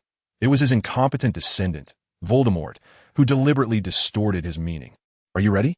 Dumbledore asked me. I nodded. He immediately recited the spell in parcel tongue. Speak to me, Slytherin, the greatest of the four founders. The statue's mouth suddenly opened wide, forming a massive black hole. A foul stench hit me, and I immediately closed my eyes, activating my life vision, mounted my unicorn, and drew my bow. A huge figure, emanating a hellish aura, was rapidly swimming out of the hole. The moment it poked its head out, I fired 2 armor-piercing arrows, and with a couple of thuds, I directly exploded its eyes. The basilisk went mad from the pain, its massive body thrashing wildly, turning the square into a wreck. But I knew that after going blind, it relied on its tongue to catch scents and sense heat. Sure enough, it quickly calmed down and began to use its tongue to locate my position. I shot a 3rd arrow, but it suddenly turned its head and dodged, completely exposing my location. It charged at me like a mad beast, and I raced through the stone columns on my unicorn, shooting arrows as I ran, but its skin was too thick to penetrate. Just as it was about to wrap around me like a dumpling, I drew my oak sword and began to engage in close combat with it atop my unicorn. The oak sword was incredibly sharp, and with one strike I opened a large gash on it. I let the unicorn jump onto its back, its hooves growing wooden spikes that pierced into its flesh, standing firmly on its back. I felt like I was parkouring on a giant python, running and slashing with my sword, snake blood raining down. But this creature had an incredibly strong life force. After a long time of slashing, I still couldn't find its heart. Gritting my teeth, I rode up to its head, raised my oak sword high, and plunged it fiercely into the back of its neck. The basilisk roared, its power surging, throwing both me and the unicorn off. Immediately afterward, thick black mist spewed from its wounds. At that moment, one thought crossed my mind. Is this a Phase 2 boss fight? As the black mist dissipated, there was no longer any sign of the basilisk. Only a 3-meter-tall creature with a snake head and a human body, wielding a spear. Dumbledore shouted from a distance, saying this might be the guardian god Mahis from ancient Egyptian mythology. My heart sank. This creature was much harder to deal with than the basilisk. It swung its spear at me, and I quickly blocked it with my lance, but the eyes on the spear's shaft glowed, and a wave of hellish energy shot directly at my face. Everything went black in an instant, and even my life vision was gone. I was finished. I was blind. I relied entirely on the unicorn to lead me to escape. Suddenly, I had a brilliant idea and pulled a handful of lavender seeds from my pocket, scattering them on the ground, instantly creating a sea of flowers. The basilisk was drenched in the stench of snake blood, while lavender had a fresh scent. Using this contrast and the wind direction, I was able to fight again. After a few rounds, it attempted to use that blinding breath technique again. Just as it swung its spear down and the runes lit up, I stood up on the unicorn's back, my right hand gripping the oak sword, which glimmered with silver light, and I thrust it upward into its chest, leaving no hilt behind. The creature staggered back a few steps, fell to the ground convulsing, blood pouring from its 7 orifices, before finally turning to ashes. I was exhausted too, and collapsed onto the ground, the unicorn also panting heavily. I managed to say to Dumbledore, who was approaching, "Headmaster, take me to the Black Lake." Then I completely passed out. When I opened my eyes again, I found myself in a misty place, caught between the mortal world and the fairy realm. A familiar voice came through, somewhat annoyed. "Do you think I would miss your coronation ceremony? Hurry up, everyone is waiting for you." It was Sister Morgan. I quickly walked forward, and my armor transformed back into a robe. Before me was a bright red carpet, with long tables on either side filled with the knights of the Round Table I had defeated. They all looked at me with satisfaction. Brother Gawain sat at the head of the right table. On the throne sat the regal Morgan, looking at me with joy in her eyes. The ceremony began. Gawain read my achievements. Merlin placed the thorn crown on my head, wiped my eyes with water, and adorned me with golden spurs.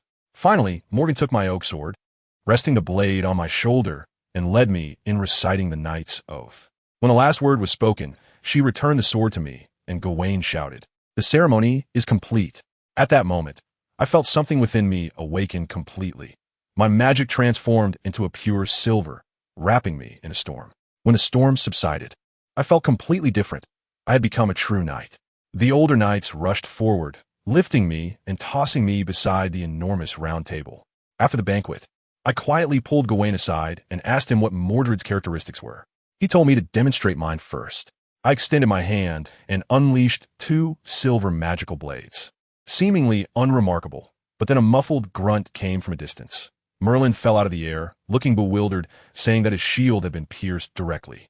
I rubbed my face that had been vigorously rubbed by Sister Morgan and explained, my trait, simply put, is the ability to counter magic.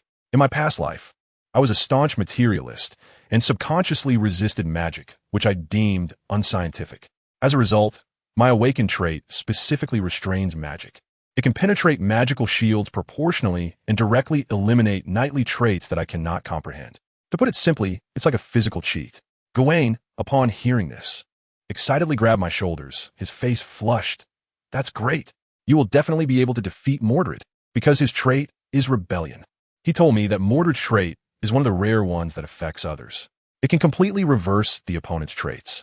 For example, Gawain himself has a trait that makes him stronger in sunlight, but when hit by Mordred's ability, he would become weak in sunlight, reduced to only a third of his strength.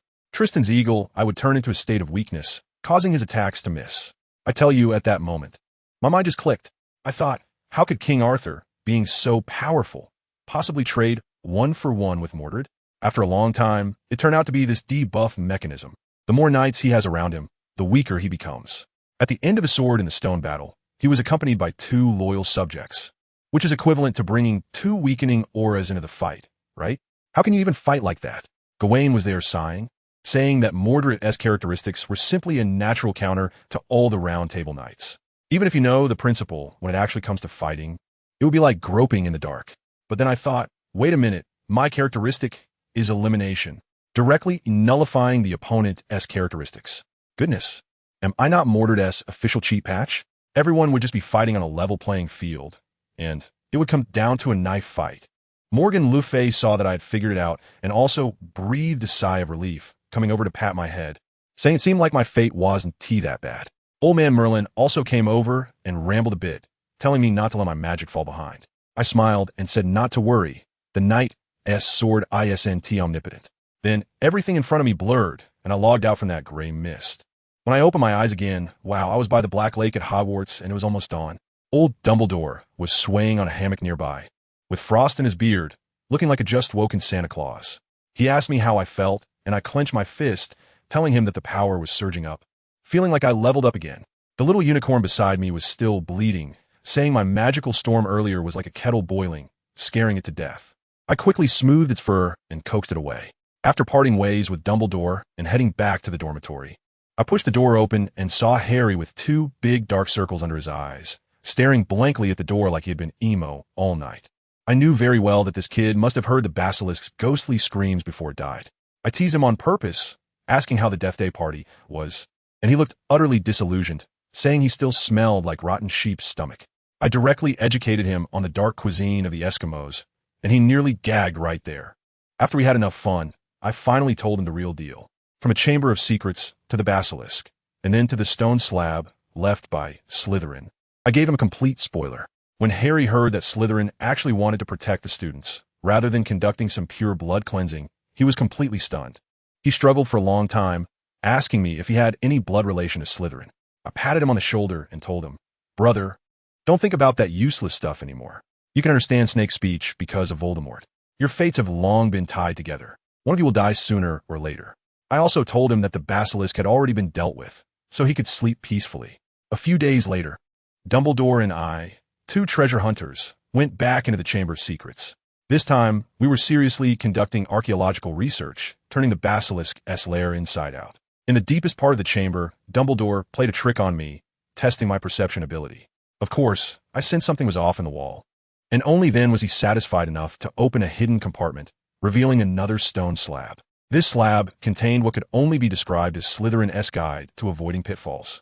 The first point stated that if the basilisk was severely injured, it would transform into something called a manticore to continue fighting, but if it was killed with Gryffindor's sword, that wouldn't happen. Upon seeing this, I realized that it was my weapon that wasn't used correctly. But with a wave of Dumbledore's wand, a second hidden section appeared on the slab. It said that if Slytherin's descendants dared to act recklessly and kill students in the school, the basilisk would be forced into slumber until that descendant died, at which point it could awaken. Moreover, the Slytherin descendants themselves couldn't see this text. Who understands this, huh? Slytherin was protecting himself from his descendants as if he were guarding against thieves, yet he handed the backdoor key to his good friend Gryffindor. Dumbledore and I exchanged glances and instantly understood. Back when Voldemort was still Tom Riddle, he had used the basilisk to kill Moaning Myrtle, which triggered the forced slumber. Later, when Voldemort died, the basilisk was unsealed. But this old guy created a Horcrux, bugging the system, creating a state of being neither alive nor dead, which allowed the basilisk to come out and kill at will. We returned to the secret chamber, and I picked up the spear made from the spine of the serpent monster, discovering it was covered in Egyptian hieroglyphs.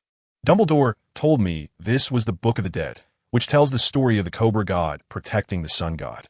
However, as he looked at it, his brow furrowed, and he pointed to a section in the middle of the spear, saying, "The writing here has been erased, and the corresponding position should be the heart of the serpent monster."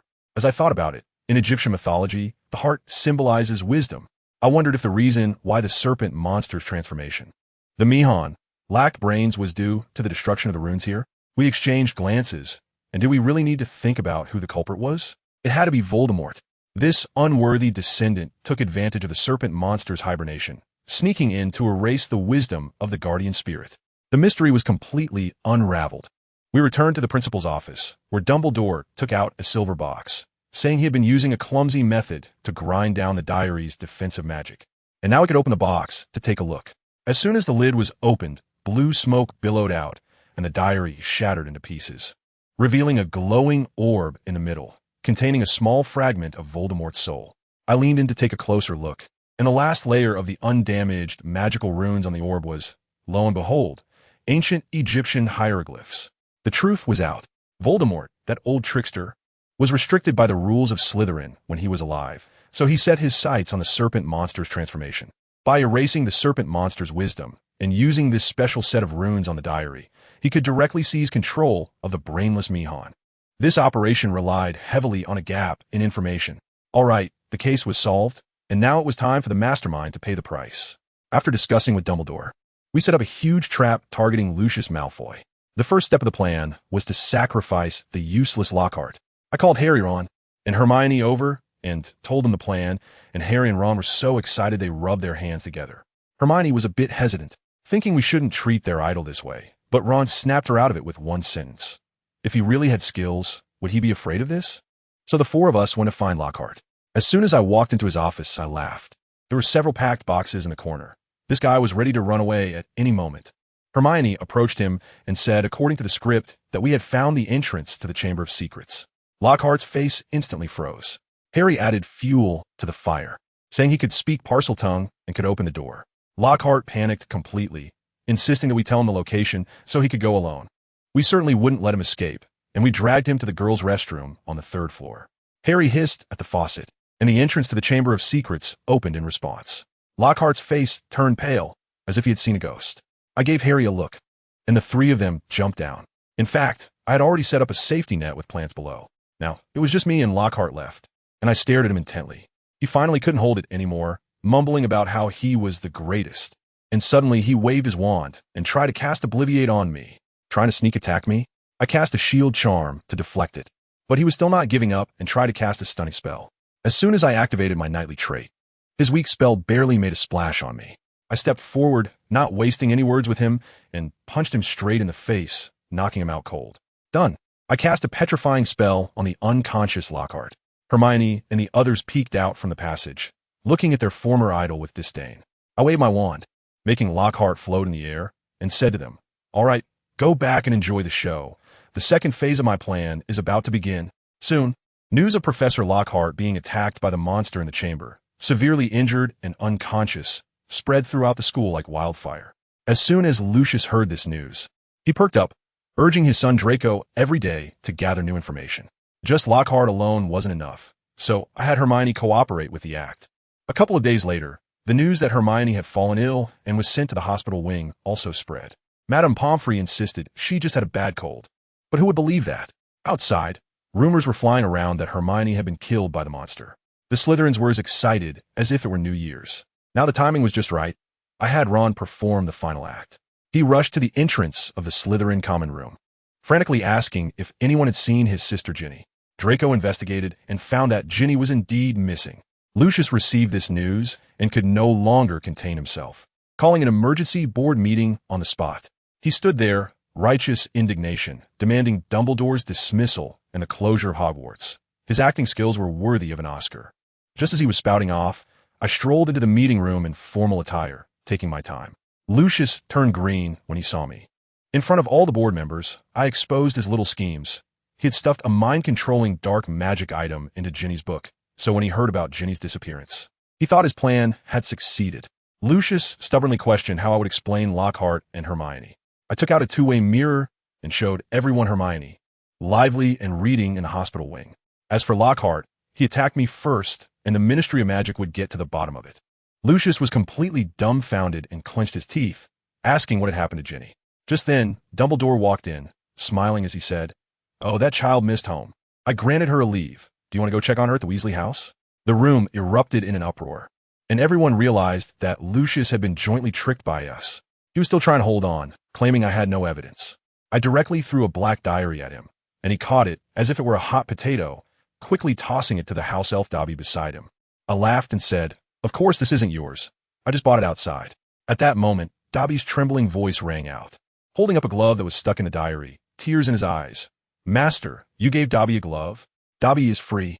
I looked at Lucius's face, which had instantly turned ashen, and kindly said to Dobby, "So, free Dobby, can you tell us what your former master has been plotting this year?"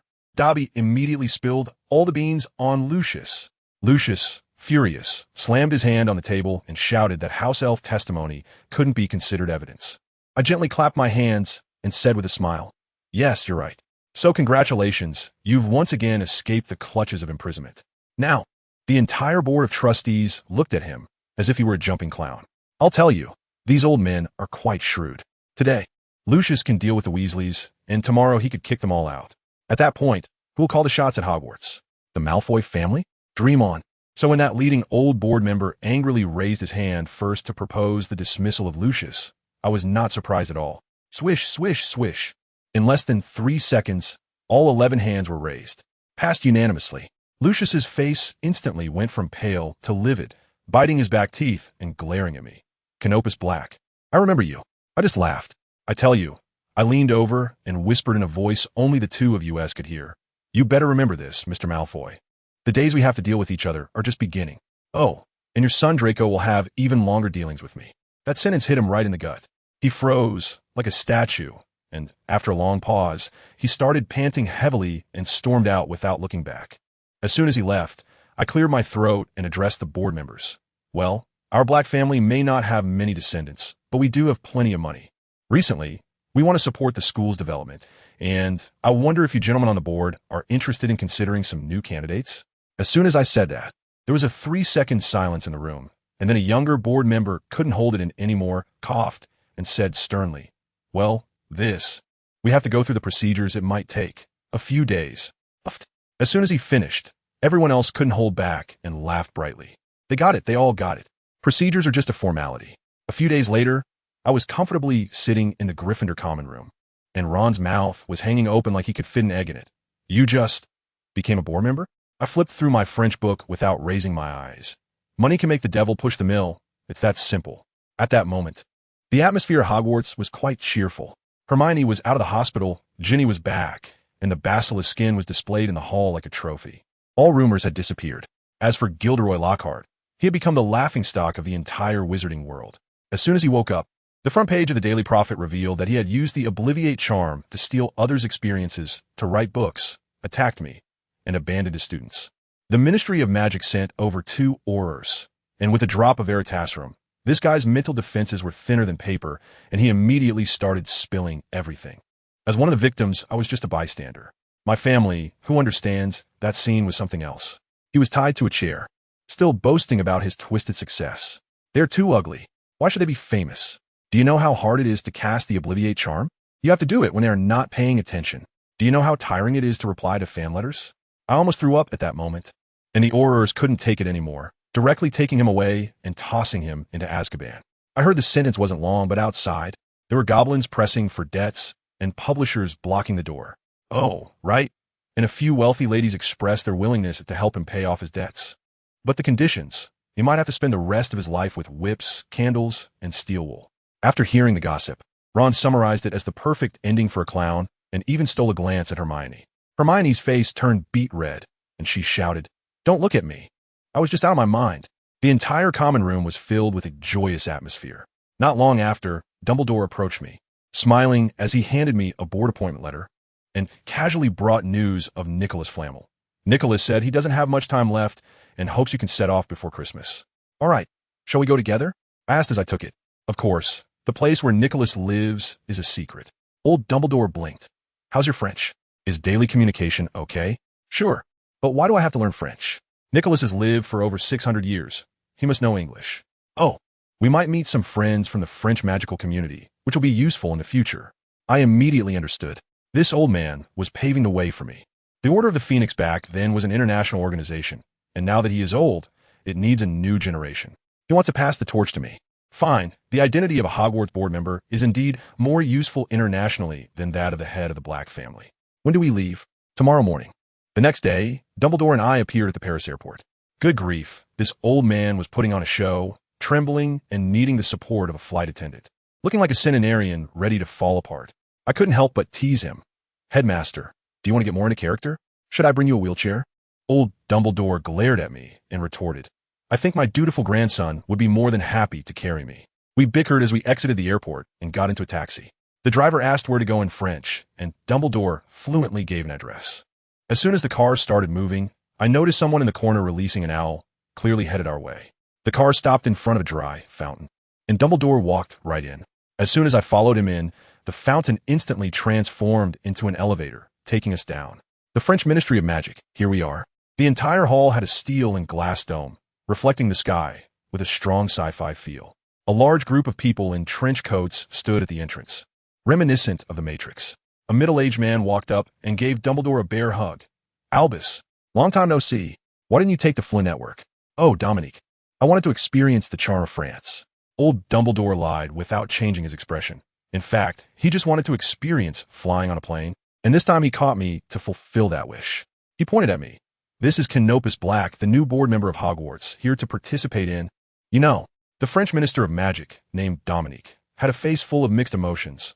All right, everyone here knows Nicholas is going to hold another funeral. I tell you, my predecessor attended his funeral, and so did my last predecessor. Now they are all dead, and Nicholas invited me again." A few Aurors behind him couldn't help but laugh. But Dumbledore's expression was serious. "Dominique, this time it may be real."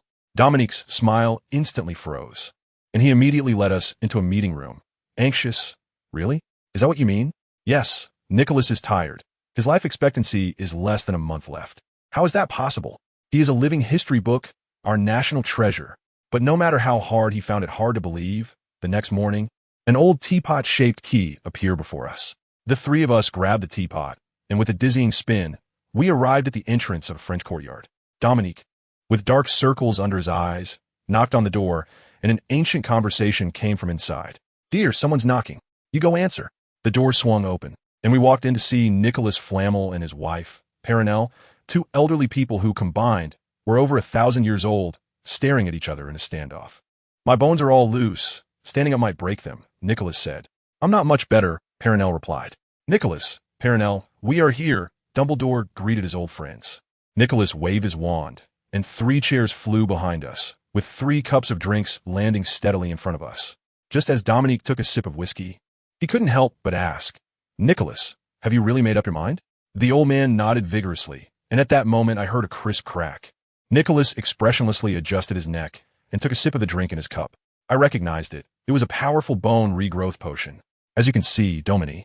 Nico chuckled self-deprecatingly. "I'm so fragile now that a sneeze could break my bones. I've lingered in this world for too long, and my body is reminding me that it's time to rest. My heart is already weary." Perenelle reached out and took her husband's hand, and the 2 lovers who had been together for 600 years exchanged a smile. Death is not the end, but the beginning of another journey. Nico looked at Dominique, his tone frighteningly calm. Dominique was completely at a loss for words.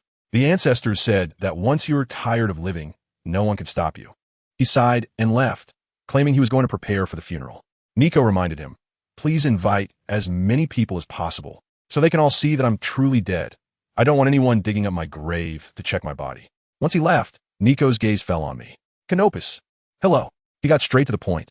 "You come from the fairyland, right?" I wasn't surprised at all. This old man had lived for so long. Knowing a few secrets was perfectly normal. I nodded. However, he shook his head, and what he said stunned me. "My wife and I are truly tired. We just want to achieve eternal peace. So, do we have a right to choose not to enter the fairyland and die directly?" Goodness, that's really someone who's had enough of living, not even wanting to reincarnate. I thought for a moment and told him, "Yes, you can." He visibly sighed in relief. "I was curious. Since you created the Philosopher's Stone, it proves you are still attached to this world. Why do you only want eternal sleep now?" Nico laughed helplessly. "It's simple. This world has no secrets left for me." He told me that with his current power, as long as he had time and materials, he could do anything. But what truly bored him was that he had seen through people as well. Without any magic, he could see through others' thoughts. When a most complex human society turns into a series of formulas in your eyes, what is the point of living? I understood. It's like an ultimate gamer who has 100 completed a game and memorized the code. Apart from deleting the account, what else can they do? I got it. I raised my cup to eternal rest. To eternal rest. He raised his cup too. We both took a sip and grimaced at the taste. His bone marrow potion was awful, and I had forgotten to put sugar in my strawberry juice. "You call me here for another reason, right?" I asked. "Well, it's related to the Philosopher's Stone."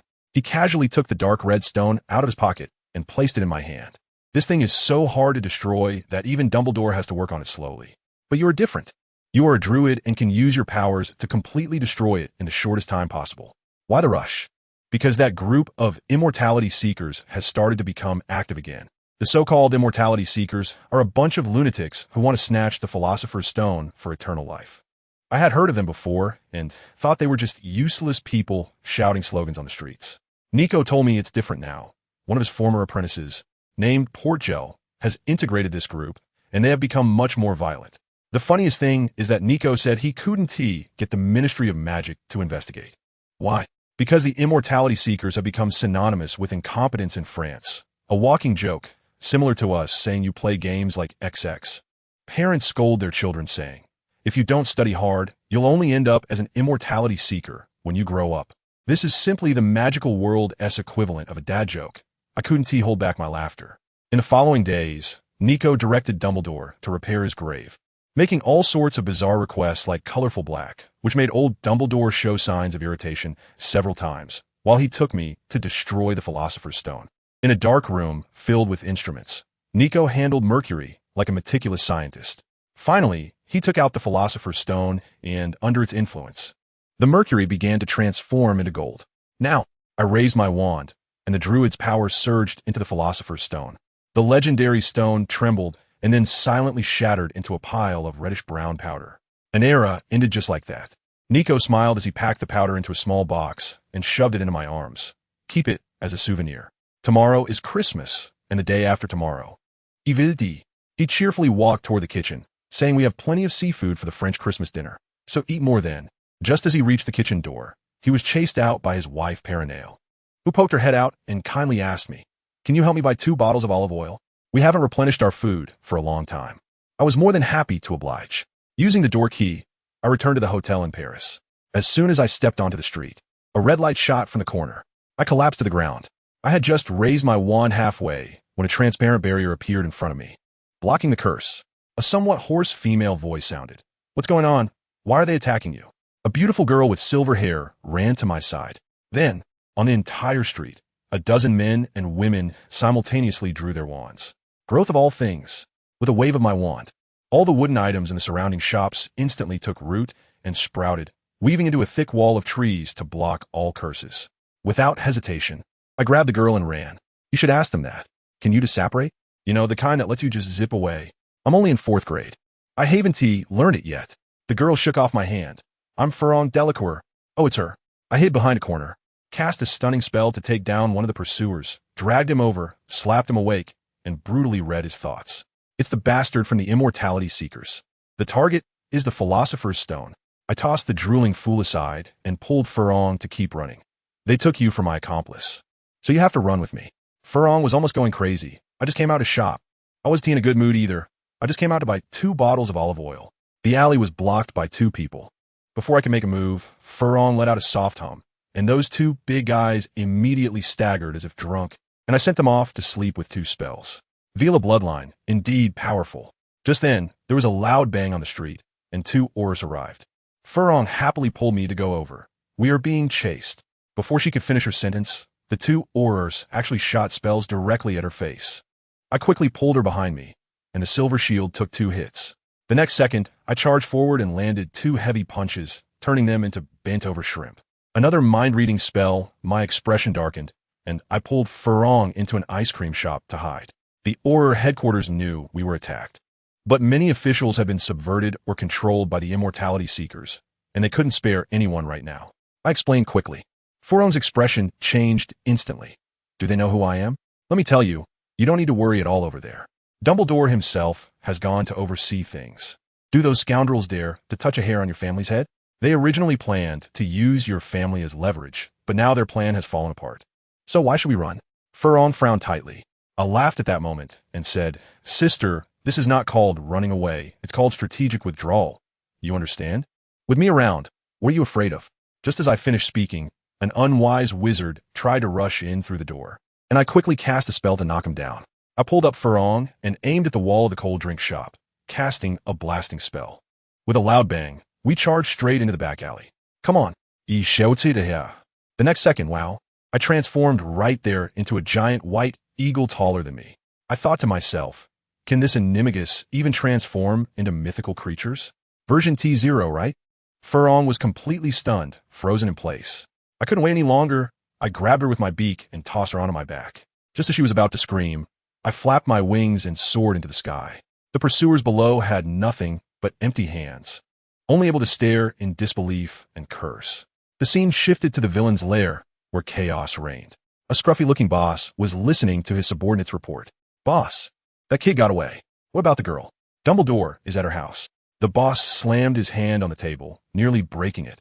A bunch of useless fools. And you still want to achieve immortality? A trembling little brother cautiously asked, Boss, even if we catch them, do you really think Dumbledore will trade the Philosopher's Stone? The boss shot him a sideways glance. We have to try, right? Or do you want to go confront Dumbledore yourself? The little brother shook his head vigorously like a rattledrum. The boss stroked his old face, his expression complicated, and began to analyze. Maybe the Philosopher's Stone is with that kid. That old fox Dumbledore might just be using this genius boy to offer the treasure of Nicholas Flamel. The more he thought about it, the angrier he became. Clenching his fists tightly, no worries, he was a rich young master. He could last a few days outside. After a couple of meals without food, he'd be crying to go home to find his mom. Keep an eye on all exits. In the sky, fromOak was tightly clutching my neck, afraid of falling, and loudly asked, where are we going? First, let's find a place to catch our breath. I transformed into a giant eagle, spoke human language, and landed steadily by a small river. She jumped down from my back, fixing her silver hair that had been blown by the wind. I transformed back into my human form, and only then did she see my appearance clearly. Thanks again, I nodded at her. My name is Canopus Black. Just call me Kano. You can call me fromOak, she said, shaking my hand, but still seemed restless, wondering what was really going on. I briefly explained to her that the Changshang party wanted to steal the Philosopher's Stone and that Nickel had been contemplating dying. After hearing this, her face turned pale. What should we do now? I had an idea. I could use my wand to conjure 2 wicker chairs, but I should send you home first. Then we realized, oh no, there's a mole in the Fluid network. It's not safe. She didn't bring her key. Who carries it around for no reason? Fly directly? Her home is in the Loire Valley, across the Atlantic, and it's half of France away from Paris. I wouldn't make it there even if I exhausted myself. Seeing my expression of despair, she pressed on. You said you had an idea? Yes, I said coldly.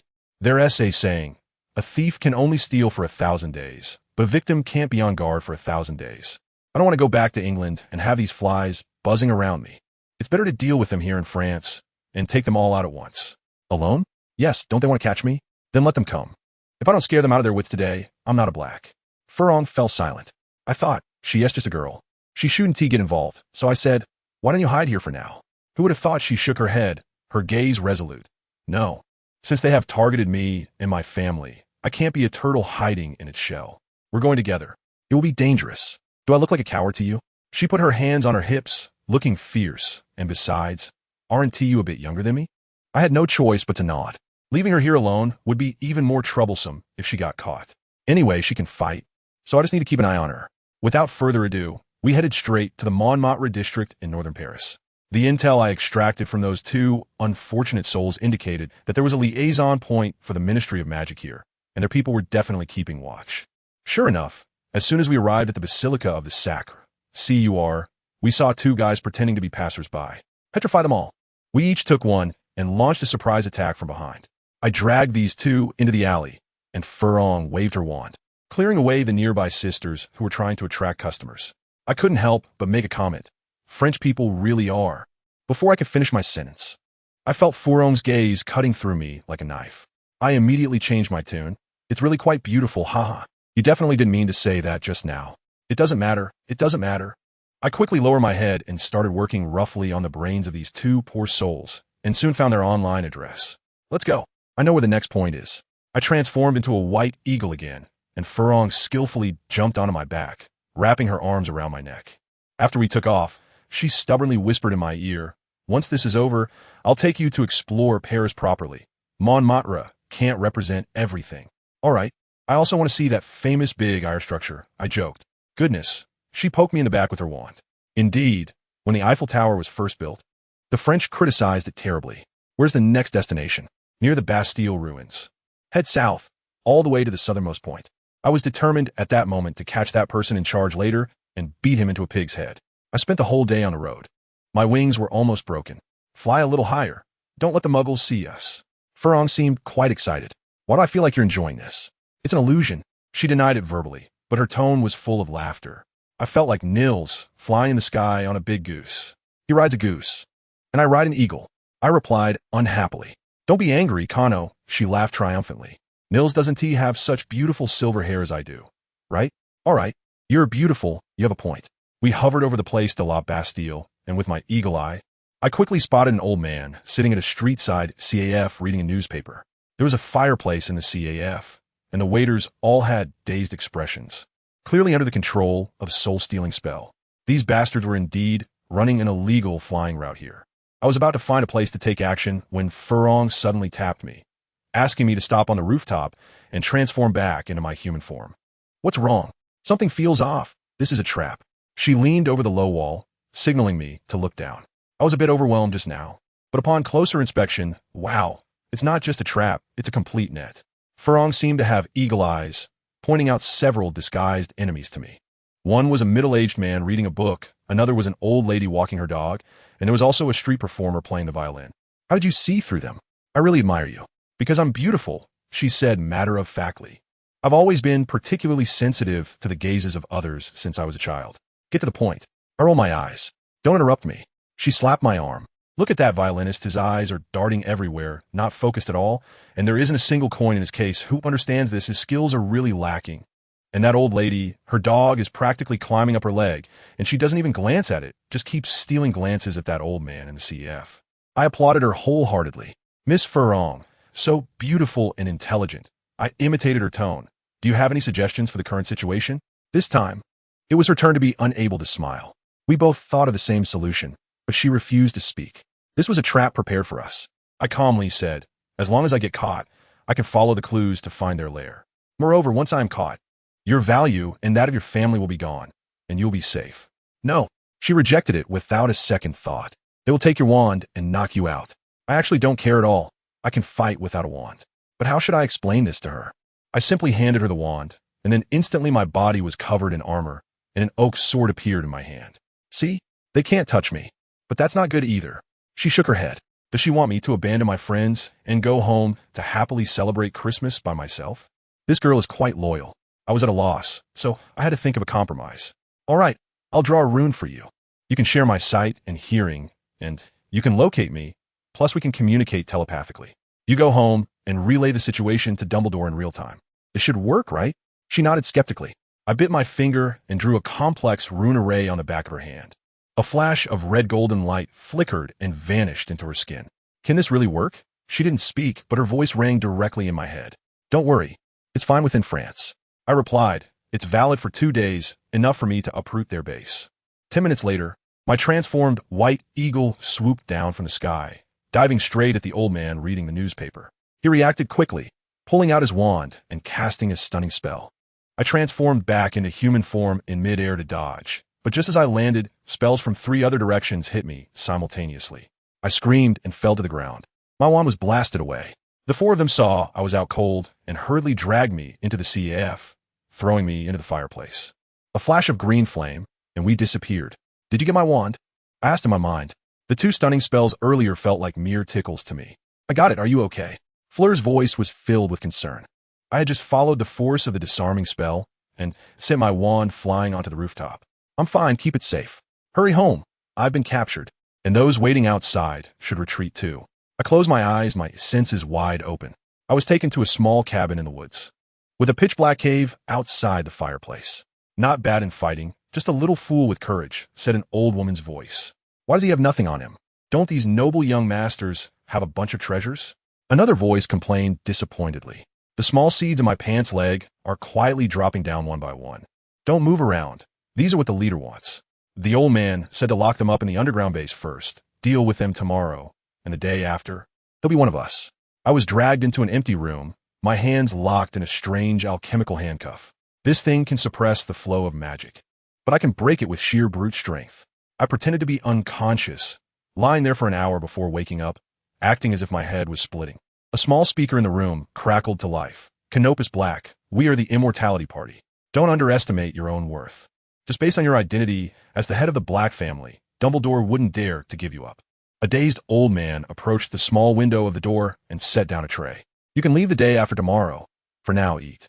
I noticed that the old man wasn't handcuffed, but his eyes were hollow. He seemed to be an ordinary person who had been imprisoned. I got up to get a tray, and as I passed by the window, the old man suddenly said quickly in unclear French, "Have we won?" I was taken aback, looked him up and down, and replied in a low voice, "If you're talking about World War II, France has already been liberated." The old man's eyes twitched, and he quickly handed me a piece of cloth. I returned to the bed with the plate in hand, my face unchanged, using my body to shield the unfolded cloth. It read that he was a French resistance fighter captured in 1944, only 13 years old at the time. One by one, his comrades were taken by these wizards for experiments, and he was the last one left. Now, it was his turn.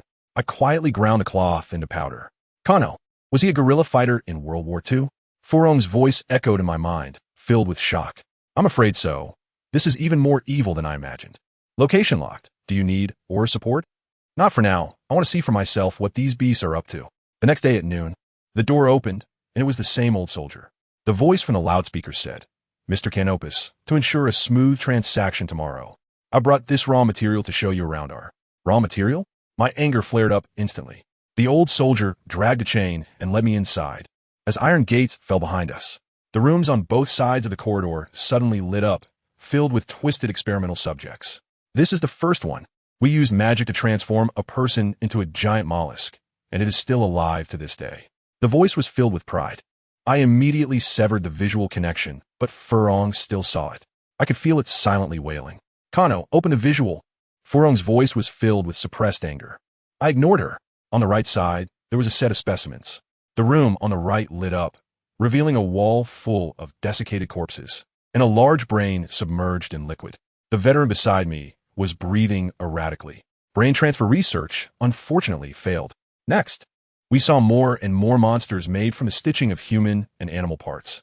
fromOak had already started to sob in the mental connection, and my fists were getting tighter. On the contrary, The veteran beside me seemed to be coming back to life in his gaze. At the end of the corridor was a vast space, where a creature fused with a person and a mosquito lay below. After exchanging the magic stone tomorrow, we hope you will personally kill Nicolium. What if I say no? This byproduct can control people's hearts through fluid injection. I advise you not to be ungrateful. Let this material show you its effects. The mosquito monster flew up, its mouthparts aiming to stab the veteran. Wait, I spoke up, I'm a druid. And the thing I hate most is scum like you who harm the innocent for personal gain. You have really provoked me. So what? Right now, the voice from the speaker laughed recklessly, but the laughter abruptly stopped. I exerted force with both hands, and the sturdy alchemical handcuffs were twisted into a twist. Armor, longsword, and longbow instantly equipped themselves on me. I stamped my foot, and the seeds I had sown earlier grew wildly, with hard thorns sealing off all exits in an instant. We can't get out. Breaking the anti-illusion shifting spell takes time. Those plants are unbreakable. There's no need to waste energy. I coldly gazed in the direction of those scum in my field of vision. This is the arena. Don't you consider human lives as nothing? Then come and fight me. I drew my bow, and with 3 arrows, I shot the mosquito monster, pinning it to the ground.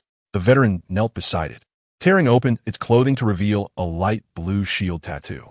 Captain, he murmured. Do we fight? I asked him. He nodded firmly. I severed his shackles and conjured a shield and spear for him. We turned around and began to clear away those twisted lives. They offered no resistance, simply facing the old soldier's weapons with calmness, waiting for liberation. After finishing off all the test subjects, we slashed open the last iron gate, and dozens of skinned, rat-like monsters howled and lunged at us. I pushed the old soldier aside. The oak sword gleamed with silver light, breaking the barriers of magic.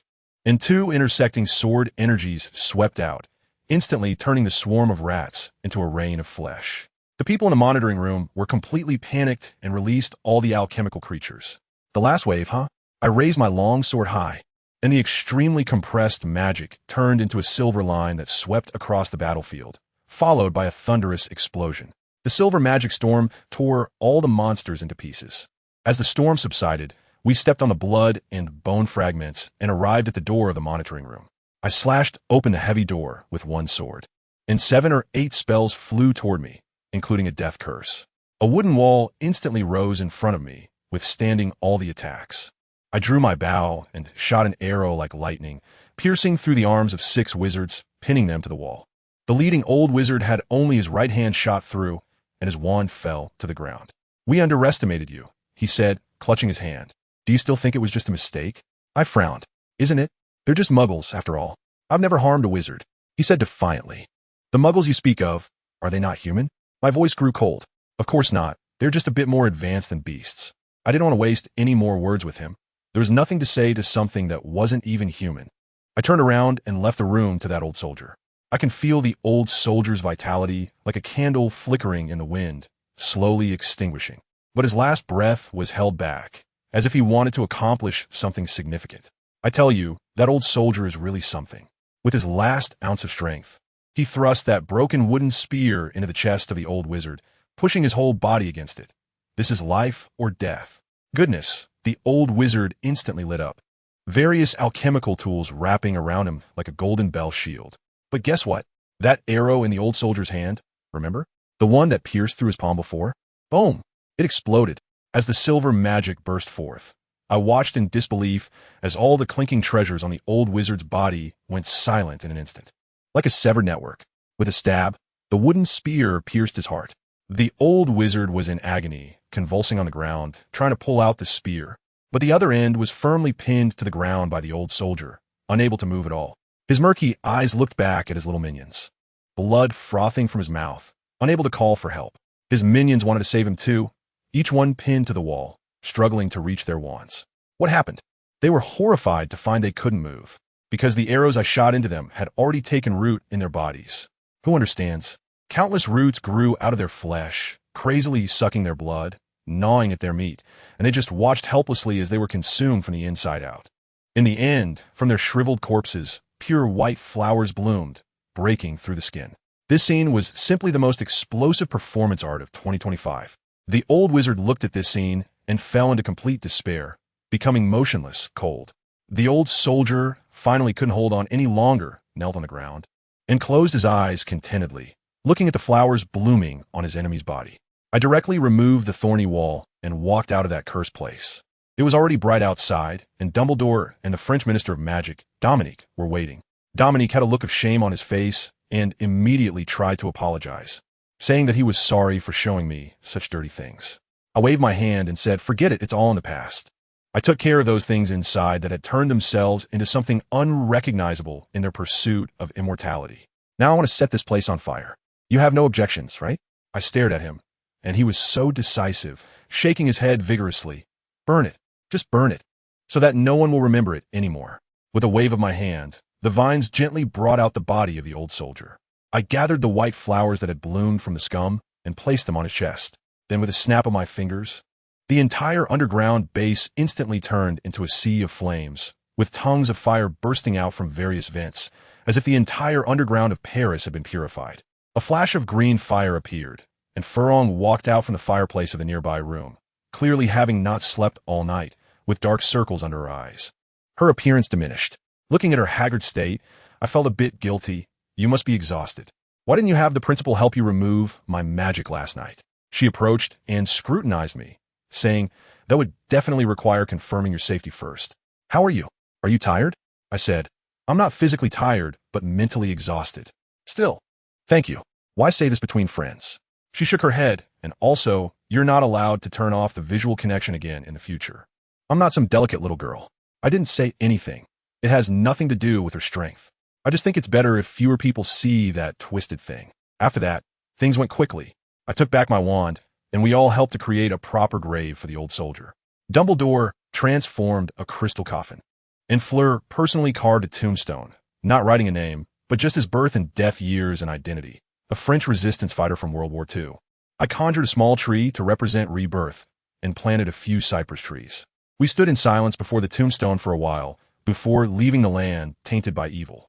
I persuaded Fleur to go home and rest, and I followed Dumbledore and Dominique back to Nicholas Flamel's house. Those two elders had entered their countdown after the Christmas dinner. When the first ray of sunlight came in today, they closed their eyes together, departing very peacefully. Their bodies had already been placed in the ice coffin. I looked at the piece of cake that Madame Perronel had left for me on the table, feeling a mix of emotions. Dumbledore spoke up. "Nicholas heard about the base, and he left you a message." "What message?" "Do not fall into darkness to punish the wicked. Always walk the path of light." Dumbledore said, "This is what I want to tell you too. Don't become obsessed with that kind of power." I nodded and took a bite of the cake. "Don't worry. To me, those guys aren't even human anymore. Would I get addicted just because I've slaughtered a few pigs and sheep? They're just garbage that needs to be dealt with. It doesn't matter who does it." Dominique mourned for a while in front of the bodies of the two elders and then turned to me. "Will that leader of the Eternal Life Party, Port Gale, come to the funeral today?" "He will definitely come. I know that type of person too well. He doesn't believe for a second that Nico would choose death, let alone destroy the Philosopher's Stone." I pulled out a small box from my pocket, which contained 2 strands of hair. "Find 2 trustworthy aurors, and let's put on a show." With the plan set, I slipped away. Not long after, Madame Maxime, the headmistress of Beauxbatons, arrived. She brought people with her, and together with Dumbledore and others, they lifted the ice coffins of the Nickos onto a carriage pulled by enchanted horses and flew into the sky. I have to tell you, this funeral was truly grand. The first stop was at the Beauxbatons School of Magic, where students lined up to present flowers. The second stop was at the French Ministry of Magic, where all the employees came out to mourn, their faces filled with confusion. After all, the pillar of the French magical community was gone.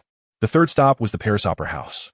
They even rented the entire theater to perform Hamlet, just so that when the actor said the line to be or not to be, that is the question, they could quietly carry the coffin away. It was a farewell focused on companionship. The final stop was the cemetery. Hundreds of wizards from around the world gathered, and the atmosphere was solemn and respectful. Just then, a discordant voice rang out. "Teacher Nicholas, is he really dead?" The bait had been taken. This guy named Pottinger, 70 years ago, was Nicholas's student, exceptionally talented, but later became obsessed. During World War II, he witnessed the death of his friend right in front of him, which terrified him. Since then, he devoted himself to researching immortality, but the path he took became increasingly twisted, and he ended up as the leader of the immortality faction. Dominique stepped forward and said to him, "Pottinger, so the rumors are true, you are the leader of the immortality faction." The old man nodded, looking self-satisfied. "It's me. I spent 60 years and couldn't create the Philosopher's Stone. My time is running out, so I plan to take my teachers. No sooner had he finished speaking than chaos erupted in the crowd. Various petrification and stunning spells flew everywhere. Goodness, this old fellow had planted quite a few people among the guests. But who is Dumbledore? With a wave of his wand, a torrent of water erupted from the ground, sending all those traitors flying into the air. Dominic, along with the Aurors, rushed in and quickly subdued everyone. Potager remained calm, even pretending. Can you guess how many of my people are still among the guests? This sent the crowd into a frenzy, and everyone pulled out their wands, watching the people around them warily.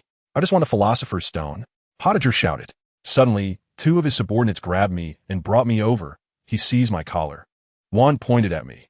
5 minutes. If you can't produce the Philosopher's Stone, I'll use the Cruciatus Curse on him. The crowd stirred, and Dumbledore looked at him, saying, Nicholas really destroyed the Philosopher's Stone, but he left you a message. What did he say? Potager grew anxious.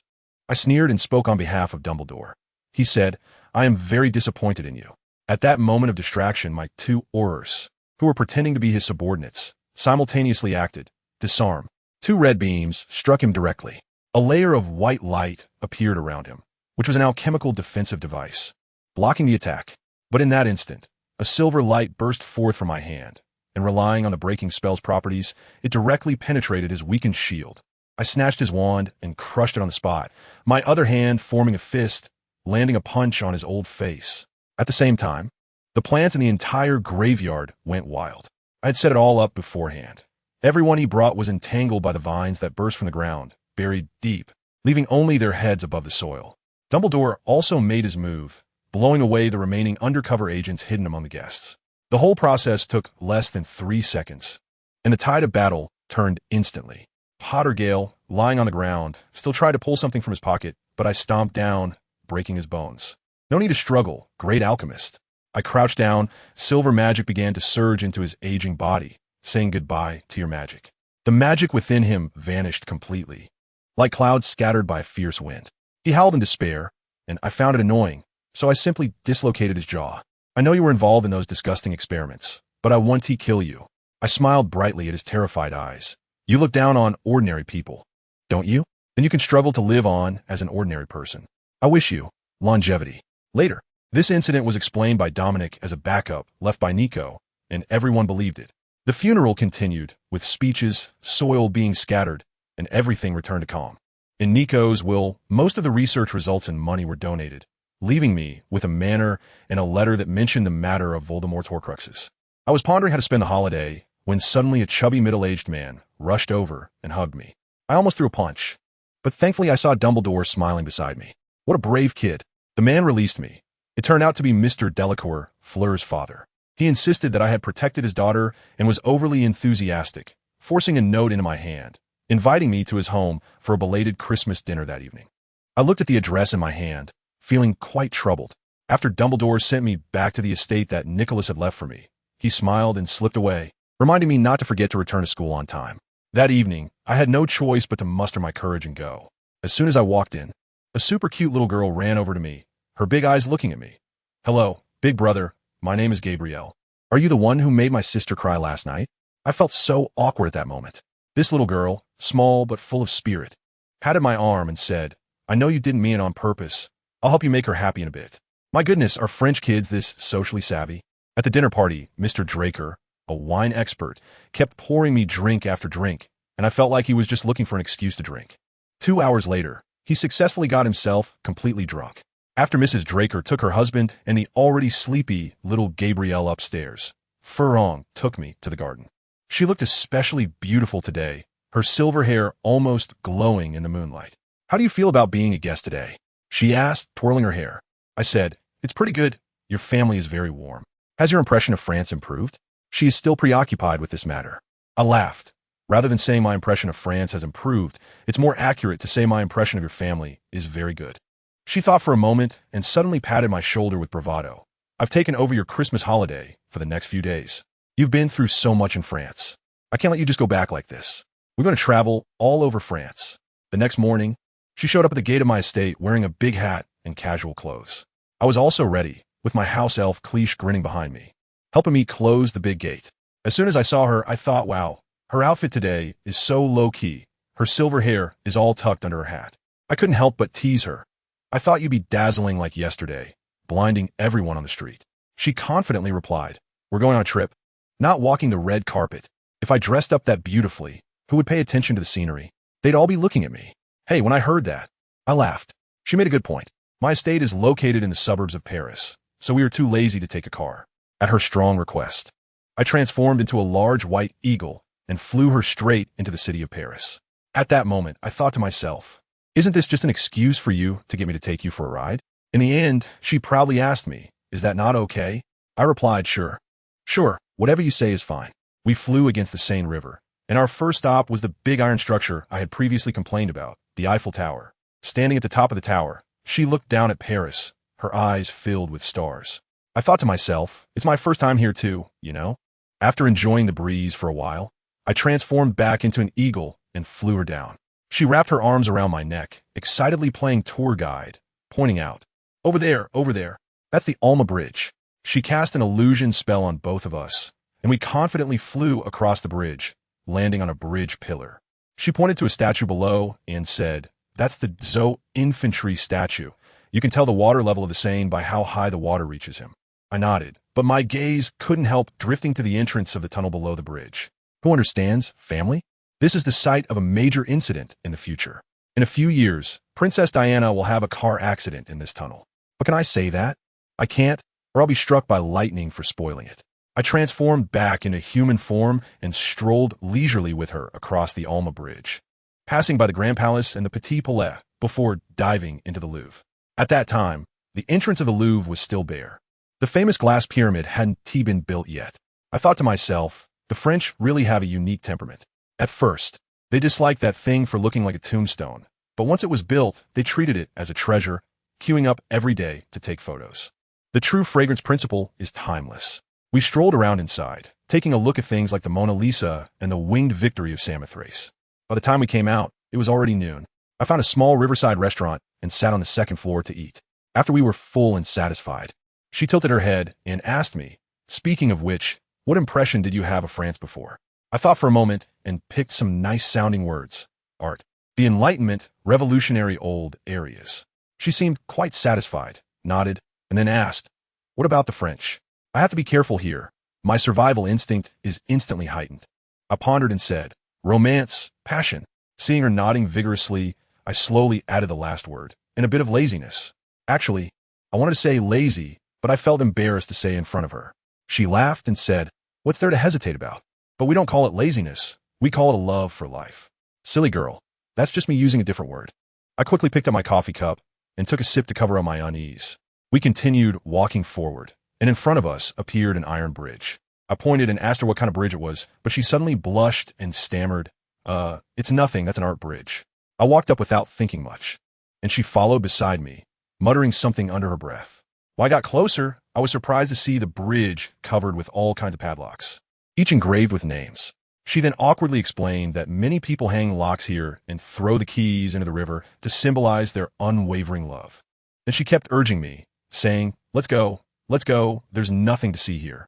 I felt the atmosphere suddenly turn strange. Both of us were telling ourselves that this bridge wasn't only for couples, but our footsteps unconsciously quickened, as if we were being chased by a dog. Once we got off the bridge, we both let out a long sigh of relief, wondering what that was all about. She cleared her throat and quickly changed the subject. Ahem, up ahead is Notre Dame Cathedral. We wizards don't believe in religion. Do you want to go see it? I actually did want to take a look, especially since that place was later burned down. Every glance counts. But given the atmosphere today, I decided against it. In the end, we boarded a small boat and drifted downstream along the Seine. She asked me what impression I had of her, and I said, what is there to say? Beautiful and cool, independent and proud. She returned the compliment, saying I was like the river in her hometown, usually gentle. But if anyone dared to provoke me, I'd immediately flood. When I heard that, I thought, hey, that's quite a compliment, the highest praise I could get. As the boat reached the shore, I pondered and casually asked her, so, do you want to come to England to visit during the summer? She laughed immediately. Are you trying to change my opinion of England? I also laughed. No, I wanted you to personally experience just how terrible British food can be. It's a promise. I will definitely go. She raised her hand. It's settled. I high-fived her. Watching her figure disappear around the corner, I let out a long sigh. She ran home like a gust of wind, and her parents exchanged a knowing glance at her. As for me, I was also busy. I flew directly to the Père Lachaise cemetery, bought a bouquet of white chrysanthemums, and respectfully placed them at the wall of the Paris Commune members, standing in silence for a while before returning to the estate. As soon as I got back, I opened the notebook left by Nico, which was filled with information about soul vessels. As long as soul vessels exist, wizards do not die. Let me tell you, the most sinister part of this thing is that its creation requires murder to split the soul, and it's not just about killing someone. It has to use a spell to completely shatter the victim's soul, leaving no chance for reincarnation. When I saw this, I shuddered. It was too brutal. But old man Nicholas said this thing has a bug. It can only ensure your soul does not perish, but once your physical body is destroyed, your soul will be left wandering helplessly between heaven and earth, feeling like it's soaked in sulfuric acid. Moreover, this bug has a 300-year time limit. Once the time is up, that massive system in hell will recognize this logical flaw and send someone to fix it, taking you away directly. It is said that a poor soul was struck to ashes by a lightning bolt when a 300-year deadline arrived. Folks, this is simply a scene of failed ascension. But the problem is that Voldemort guy's physical body has been gone for 10 years, yet he hasn't dissipated, and the more Horcruxes he makes, the uglier he becomes and the less functional his brain gets. Nicholas's notes also stated that different organs that split the soul would have various debuffs. But the last time I glanced at Voldemort's soul, it was empty, with no organs left. What on earth did he do to himself? Why does this plot seem completely different from what I know? Could it be my butterfly effect? I was totally confused, feeling like my CPU was about to overheat. Little Master? Creature suddenly popped up, startling me. He looked at me with concern, saying that my state was off. Just like when young Regulus was reading the dark magic book. I then realized that I had unknowingly read for 3 hours, and my mental strength was almost depleted. This dark magic knowledge is simply a mental assault. All right, let's eat. I rubbed my face and put away the notes. During dinner, Creature told me that Uncle Weasley has recently been driven nearly mad by the heads of those pure-blood families who block his door every day wanting to buy offspring potions, and even want to rent a venue for an auction out of their own pockets. At that time, my mouth was wide enough to fit an egg. Goodness. Is this the simple-minded leaks of the 90s? Afraid the scythe isn't fast enough, so they throw themselves onto the blade? I had a thought. Why not just open a potion shop? After the Christmas holiday ended, I had just returned to Hogwarts when I received a letter from Minister of Magic Cornelius Fudge, inviting me to Hogsmeade Village for a chat over the weekend. I wondered, could it be that my potion-selling business has been exposed? It shouldn't be. I went directly to ask Dumbledore about the situation. Old Dumbledore, with his back to me, said slowly, "How should I put it? The wizarding world needs Cornelius right now." As soon as I heard it, I understood, sarcastically shaking the letter in my hand. So, you mean after the war, there needs to be a period of doing nothing, allowing everyone to catch their breath? But being incapable and doing nothing out of necessity is one thing, while choosing to do nothing voluntarily is another. I shook my head, deciding not to discuss this any further. What did he want from me anyway? Dumbledore smiled and said it might be out of curiosity about my trip to France. Or perhaps he was jealous of my good relationship with the French minister, wanting to win me over. I felt a wave of nausea and ran off with a note signed by Old Dung. On the weekend, at the Three Broomsticks, as soon as I walked in, I saw a short, plump, gray-haired man in the corner waving at me. Next to him was a woman who looked like a toad. Forcing a smile she thought was friendly. Good grief, the useless minister and his bastard assistant were both here. I was internally rolling my eyes while putting on a standard business smile as I walked over. Fudge exchanged a few pleasantries, and a woman named Umbridge introduced herself in a sickly sweet voice that nearly made me gag. Fudge got straight to the point, expressing curiosity about my Christmas experience in France. I sensed his underlying dissatisfaction with Dumbledore in his words. Let me tell you, Fudge is just a typical sidekick who has risen to power. Dumbledore is universally acknowledged as a heartthrob, but he doesn't want to hold office, which is why the opportunity fell to Fudge.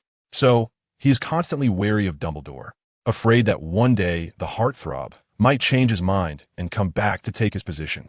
Knowing what he was thinking made today's task easier. I recounted my experience in France, omitting the beginning and end, focusing on how the French Ministry of Magic and the public bravely fought against the enemy. After I finished, that toad-like Umbridge beside Fudge couldn't help herself, and, with a pinched voice, asked, "So, did Mr. Dumbledore's friends help in this battle?" I couldn't help but laugh. Are they fishing here? Suspecting Old Dang of raising private soldiers? I smiled and retorted, "You might be mistaken. This is purely an internal matter of France. The ones participating in the fight are all pure-blooded Frenchmen." If they're all friends of Dumbledore, he might as well run for the Minister of Magic in France. Fudge's face twitched slightly. Umbridge, still unwilling to give up, said something about Dumbledore having a higher reputation and why he didn't take over command. I looked at her face and said, as the Minister of Magic, one must have confidence. If even facing a powerful white wizard like Dumbledore makes you weak in the knees, what if Voldemort comes back? With a bang, Fudge knocked over his cup in fright. I calmly used my wand to clean it up and continued. I was just making a comparison. Don't get worked up. Stop overthinking and start doing. This is the remedy for mental exhaustion. As I left the bar, I could already imagine Fudge's anxious demeanor. His greatest threat is not Dumbledore, but those pureblood families that pushed him into power. I was wandering around Hogsmeade when I happened to see the Weasley twins standing at the door of Zonko's joke shop, wearing expressions that looked like they were constipated. I took a picture of them in the past. Hey, what are you looking at? Kano. We're here to see Zonko's new product launch, but unfortunately, we didn't get an invitation, so we can't go in. I looked strangely at the bustling crowd in the store and happened to see a trembling old man who had turned himself into a 3-meter-tall figure with his newly invented stilts, almost hitting the ceiling with his head. The people in the store were forcing smiles, giving awkward yet polite applause. Another height trick? Fred made a vomiting expression. Last year, it was about getting wider, George reminded him. I couldn't help but interject. Isn't this just an Apple launch event? It's either getting longer or wider. Leading the way, right? The twins looked sadly at the wealthy Dr. Zoko in the store and sighed. He's getting old. George casually suggested. Why don't we go solo? Our ideas are way better than his. Fred immediately chimed in. Yeah, why not make his feet feel itchy, wanting to scratch but unable to reach? As soon as I heard it, I thought, wow, the idea of starting my own business just popped up today. The two of them exchanged glances and then both looked deflated at the same time. But we don't have any money. I suspect you guys are trying to trick me. I scoffed. Do you need seed money? They immediately friendly dragged me to the corner and started to paint a big picture for me, one on the left and one on the right. All right, investment is not a problem, but it's business after all. I said seriously, I'll give you 50 gallons and within 2 years. You need to create 3 Joe products that can be mass-produced. If you succeed, I'll invest more. If not, you'll have to pay me back. The twins exchanged a glance and reached out their hands together. Deal. After giving them the startup funds, I went to the stationery store and wrote a letter about meeting those 2 lively characters with Fuji, sharing the gossip with Furlong. I also stopped by Honeyduke's to buy some newly released candies, packed them together, and sent them via long-distance mail to her. After sending the letter, I found myself actually starting to look forward to a reply. I quickly slapped my face to wake up. The letter hasn't even reached her yet. That fool Lockhart finally got sent off to Azkaban, and for the rest of this semester's defense against the dark arts class, Dumbledore personally came to teach. As soon as I entered the classroom and saw Old Dung sitting there, I knew in my heart that he was ready to give Harry some special training again. Today we are learning a spell that can knock a wand out of someone's hand. Dumbledore stood up and said, Disarming Charm. The incantation is Expelliarmus.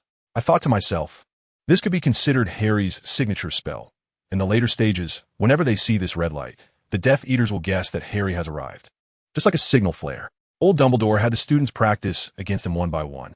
Sure enough, when it was Seamus Finnegan's turn, a huge fireball suddenly appeared in the arena, and Dumbledore calmly waved his wand to send it flying aside. I definitely didn't dare to practice against Seamus. That was like dancing with a moving landmine. Harry stepped up and successfully used the disarming charm on his first try. Dumbledore blocked the spell and encouraged him a few words, and Harry was so happy that his tail was almost wagging. Maybe you have a good affinity with this spell? Hermione said from the side. I feel the same way. Ron chimed in. Harry nodded excitedly. The disarming charm could disable the opponent's combat ability without causing any harm, which was exactly what he wanted. Kano had already learned the disarming charm, and Dumbledore pointed out a few of his not-so-good casting habits, and the class ended. If only Dumbledore could always teach defense against the dark arts. After class, Harry excitedly chatted with Kano. Are you trying to get him demoted? Kano teased, and don't forget, that position is cursed. Years ago, Kano frowned, as if he thought of something. Harry didn't notice and started chatting with Ron and Hermione. The curse on the defense against the dark arts position was placed by Voldemort. For so many years, Dumbledore had worried a lot about finding a professor for this subject. Can't you see even a fraud like Lockhart was called in to fill the gap? It seems that Dumbledore really has no way to deal with Voldemort's curse. But in the early days, Voldemort's magical level was always slightly inferior to Dumbledore's. Even if his dark magic was more advanced, a hasty curse shouldn't have left Dumbledore helpless. Strange, this matter is quite strange. While Kano was eating lunch and thinking, an owl suddenly flew in front of him, panting, and dropped the package with a letter tied to it. Kano tossed a silver sickle to the owl, which panted for a while before flapping its wings and leaving. Kano took down the letter and opened it to read. Kano, I received the candy you sent me, but most of it was eaten by Gabrielle. Now, whenever I go home, Gabrielle will talk about you in front of me. I wonder what is going on in her little head. Kano silently grinned. It seemed Gabrielle had taken his gift to really protect him in front of Fleur. I know you are a druid. After returning to Beau's Batons, I specifically checked the library's collection. Unfortunately, I only found one spell that might be related to druid heritage, which is a preservation charm used to keep flowers vibrant. The package contains an iris. I wonder how effective my preservation charm is. Is it still blooming? The package also contained a bottle of wine, which I made myself under my father's guidance 5 years ago. I secretly took a bottle home, and you were the first one to drink it. Remember to tell me how it tastes in your next letter. Kano looked at the tightly wrapped package, which indeed was about the size of a wine box. Also, the previous wine needed a girl to stand barefoot in a wooden tub to stomp the juice out of the grapes before fermentation. As for the bottle I made, guess slowly. Kano looked at the package with a mix of amusement and exasperation, folding the letter and putting it away. Fleur was definitely teasing him. While Kano was reading the letter, Harry heard Hermione whispering to Ron. Kano is definitely in love, Hermione said in Ron's ear. Huh? Did he buy something he has always dreamed of? Ron, chewing on a potato, looked at Kano in confusion. Probably not, because he's been reading the letter and doesn't seem in a hurry to open the package. Angelina leaned over, her eyes shining. Any news? Kano's news? Does Kano have a girlfriend? Parvati, who only heard a bit of the conversation, also stretched her neck to look over. Soon, all the Gryffindor girls were looking at Kano, who was reading the letter with strange expressions. Kano completely didn't notice. He was grinning uncontrollably. Sigh, he is still so handsome, just a little less than Professor Lockhart, said a remaining Lockhart fangirl.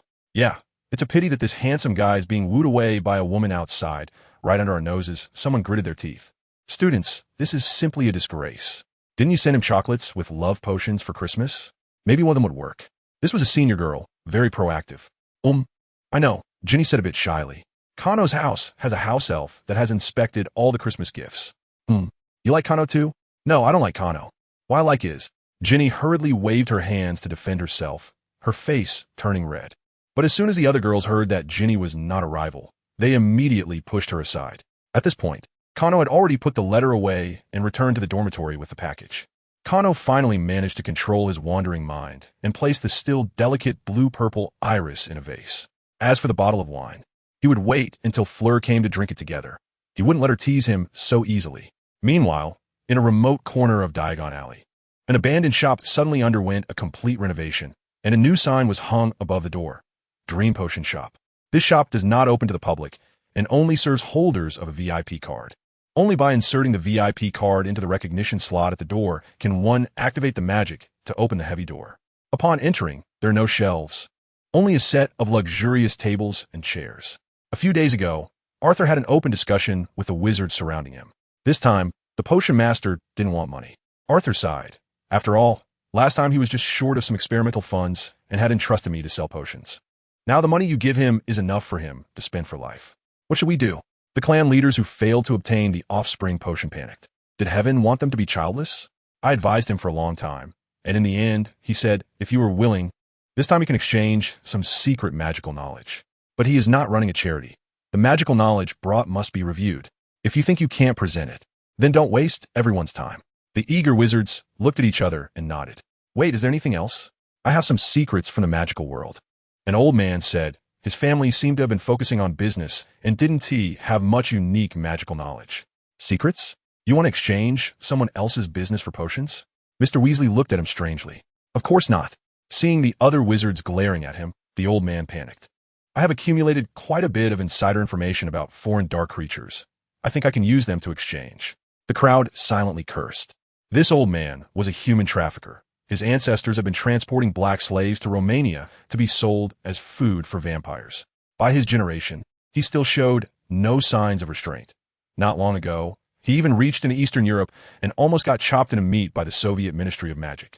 I don't know if it's because this line of work is too damaging to one's moral standing, but the couple has been childless for many years, and they are on the verge of extinction, which is why they came to seek potions at all costs.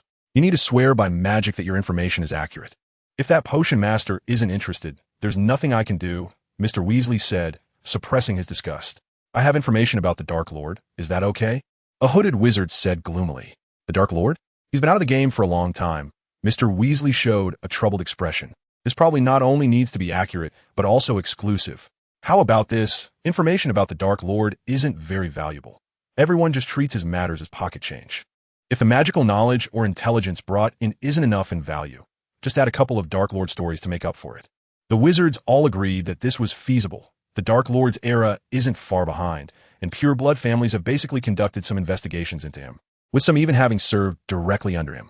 Anyway, the Dark Lord is dead now, selling some information in exchange for potions to secure their family line. What's wrong with that? Mr. Weasley struggled to keep a straight face and not laugh out loud. As a supporter of Dumbledore, he already knew that Voldemort was likely to return. But Voldemort's true loyalists are either dead or still sitting in Azkaban. Who among those still living comfortably in the magical world believes Voldemort will come back? These people won't hesitate to sell information about Voldemort. When Voldemort returns, Kano will have an undeniable intelligence advantage over him.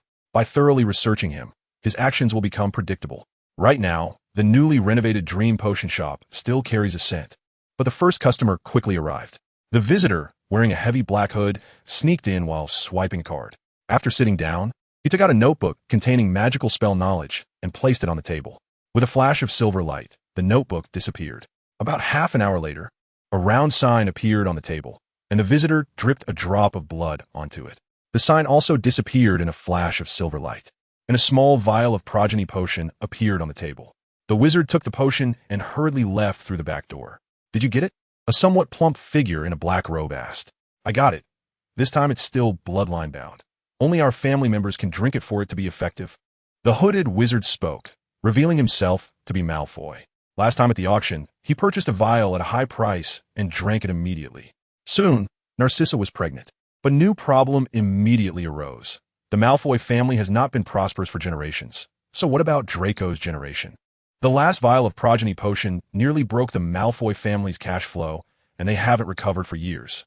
If it happens again, their business scale will shrink. Fortunately, they heard that this time they could exchange magical knowledge and intelligence for potions, so the Malfoys came without hesitation. Should we come back to exchange some more in the future? Lucius slowly walked with the somewhat difficult Narcissa. Anyway, the Dark Lord's news is of little use now. It's better to exchange for a few more vials to keep. Narcissa touched her belly. At least 2 children should pass down 1 vial, right? Lucius nodded, and the two left Diagon Alley. At this point, a second customer had already entered the potion shop. Soon, a long line formed at the entrance of the remote potion shop, everyone wearing hoods and not speaking to each other. But the eyes under the hoods were all glowing green. In just one afternoon, more than a dozen people entered the potion shop. However, not everyone got to exchange for potions. A few who tried to take advantage were directly thrown out. The method was simple. That chair also served as a key to the door. The crowd at the entrance was pleased with this. By 6 o'clock in the evening, all 10 vials of potions had been exchanged, and the Dream Potion Shop closed its doors. Finally, a sign appeared at the entrance. Open mid-month, limited potions, first come, first served, no exceptions. The waiting wizards outside expressed their disappointment and dispersed. Mr. Weasley, who was observing from the shadows, couldn't help but sigh. If pure-blood families are all cunning snakes, then Kano's progeny potion has them by the throat. In such a seller's market with a hunger marketing strategy, even if Kano wanted to skin them alive, they would cooperate. As for the 1,000 galleons Mr. Weasley charged for each VIP card, that was small change. Bedivere's long sword was sent flying by Kano, and the oak sword cleaved through his shoulder, directly severing his heart. Bedivere's body scattered into a mist, then reformed beside Kano. I rank high among the Round Table Knights. Now, even if you don't use your special abilities, you can defeat me, Bedivere said with a smile. Yes, most knights' abilities are a multiplier enhancement of their own strength. If I use my abilities, it will be too unfair. Kano also removed his armor. And the little unicorn snorted a couple of times, nudging its head into Kano's arms, looking for acorns. It was already late May, and the semester was about to end.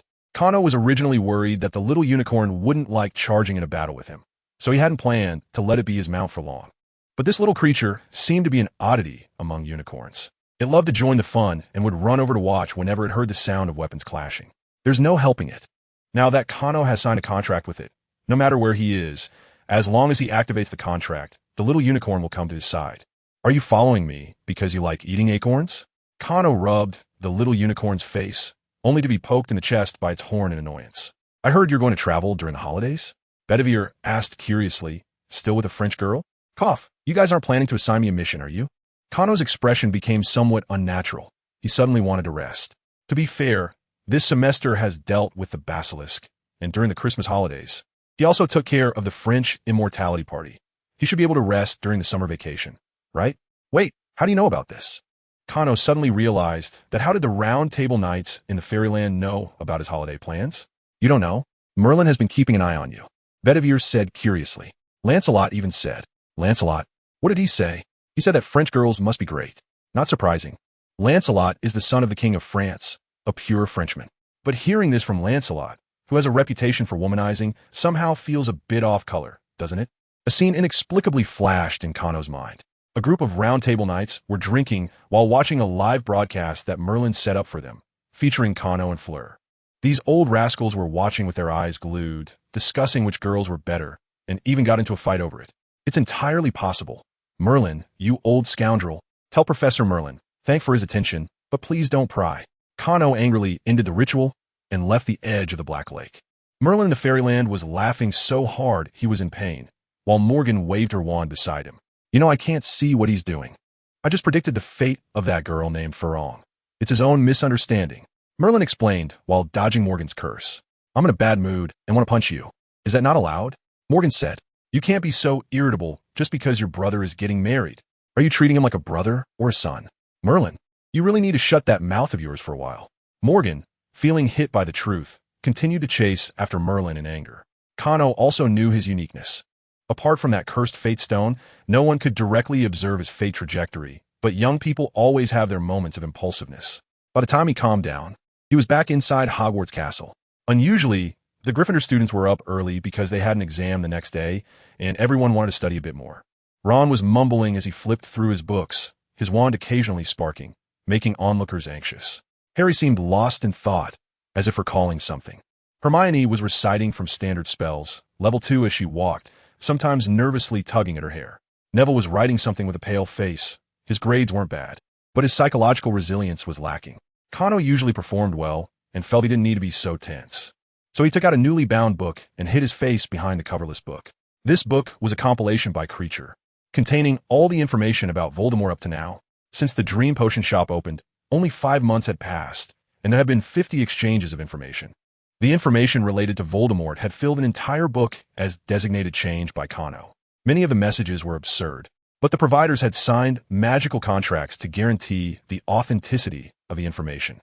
Some female Death Eaters were initially attracted by the Dark Lord's handsome face, contributing money and effort to help him establish his power. However, as the Dark Lord's face became increasingly horrifying, they seemed to have some changes. After that, no one saw them again. Sigh. Voldemort could clearly rely on his looks, yet he insisted on relying on dark magic. He ruined himself and still wouldn't allow his female fans to unfollow him. Really. Kano looked at the provider and almost laughed out loud. Lucius, isn't one vial of potion enough? The Dark Lord had previously taken a large amount of magical materials for creating Inferi, but the number of Inferi appearing on the battlefield was obviously not that many. This was information provided by Old Crab. It was feared that those Inferi that didn't appear had been placed in the cave where the locket was stored, but Kano really couldn't remember where the cave was. He hoped Dumbledore would find out soon. After all, his biological father Regulus's body was still in the cave. It would be good to bring him out soon and bury him under the tree that represented his mother. I once tried to eliminate the dark mark on my arm, but no method worked. Pure unicorn blood, holy spring water from the fairy realm, druid oak leaves, Nordic ash tree branches, none of it worked. In the end, I simply cut off that piece of skin, but the next day, the dark mark reappeared on my arm. I didn't understand why. If the mark was an external manifestation of the contract I made with the Dark Lord, why was the contract still in effect now that he was dead? Perhaps the Dark Lord would return, but I really couldn't wait any longer. I needed an heir. Avery needed new life. This was the information provided by Avery, and Kano squinted his eyes. Some of the materials he used contained immense vitality and the power to break evil, such as unicorn blood, oak leaves, and holy spring water. And the Nordic ash tree was literally the material from which Odin created men in mythology, also containing powerful vitality. Vitality is also a form of positive energy. No matter how formidable dark magic is, its structure would be damaged under the impact of positive energy. But what exactly was this thing Voldemort created? Impervious to blades and fire? Kano marked this piece of information and put away the nameless book. The mysteries surrounding Voldemort were increasing. All right, Kano, use the disarming spell. Dumbledore's blue eyes looked at Kano through his glasses. Kano calmly waved his wand, muttering softly, and released a red spell that knocked the wand from the dummy's hand. The spell was quite powerful. Silent casting was nearly successful. I wasn't this good at your age, Dumbledore said, satisfied, and clapped his hands. Your exam is over. Kano nodded, and Professor McGonagall, who was taking notes, showed a slight smile. After leaving the practical exam room, Kano went to the Great Hall to wait for his friends. Neville came over first, his face pale, and sat down next to Kano with a thud. I think I might have to repeat the year. Did you make a big mistake? Kano asked curiously. I successfully knocked the wand out of the dummy's hand, but the wand almost hit the headmaster's nose, Neville stammered, relieved that the headmaster had quick reflexes and caught the wand. Otherwise, his nose, which has been broken 3 times, might break again. Kano shook his head with a smile at the thought of that scene. What are you thinking? The headmaster wouldn't make you repeat the year for such a small thing. Neville's magical skills weren't bad, but he really lacked confidence. After a while, Harry, Hermione, and Ron arrived in the Great Hall. Hermione still looked pained, as if she had done poorly on the exam. Unfortunately, everyone present knew Hermione's character. Last year, Ron naively comforted Hermione, and when the results came out, he swore never to trust women again. Women are all liars. That night, Ron angrily declared while holding a chicken leg, as if raising a torch. I really didn't do well on a few questions, Hermione explained, but no one was listening. This year, everyone was able to ignore the second-best students' concerns about their grades. Harry, how did you do? Ron turned to his fellow unfortunate friend, as Harry's grades were only slightly better than his last year. I think it was okay, Harry said uncertainly. This year, he had been researching Voldemort's background, and although he hadn't achieved much, he had read quite a few books without realizing it. So this year's History of Magic exam was very simple for him. Everything was in his mind. The defense against the dark arts class went without saying. Harry's talent in this area was already high, and Dumbledore's teaching over the last 6 months had fully brought it out. What gave Harry the most headache was the potions exam. However, during the practical exam, Snape, as the invigilator, couldn't speak. So Harry just had to endure his icy gaze and quietly brew the potion. The quality of the potion was pretty good. Could it be that I have a talent for this? In any case, when Snape checked the final products, his expression was very strange. Harry couldn't read his mood and quickly left the potions classroom. What he didn't know was that after he left, Snape quietly stood in the classroom for a long time. Oh, since you say you did well, Harry, then I must have done well too. Ron hadn't realized the situation had changed until the morning of the results announcement.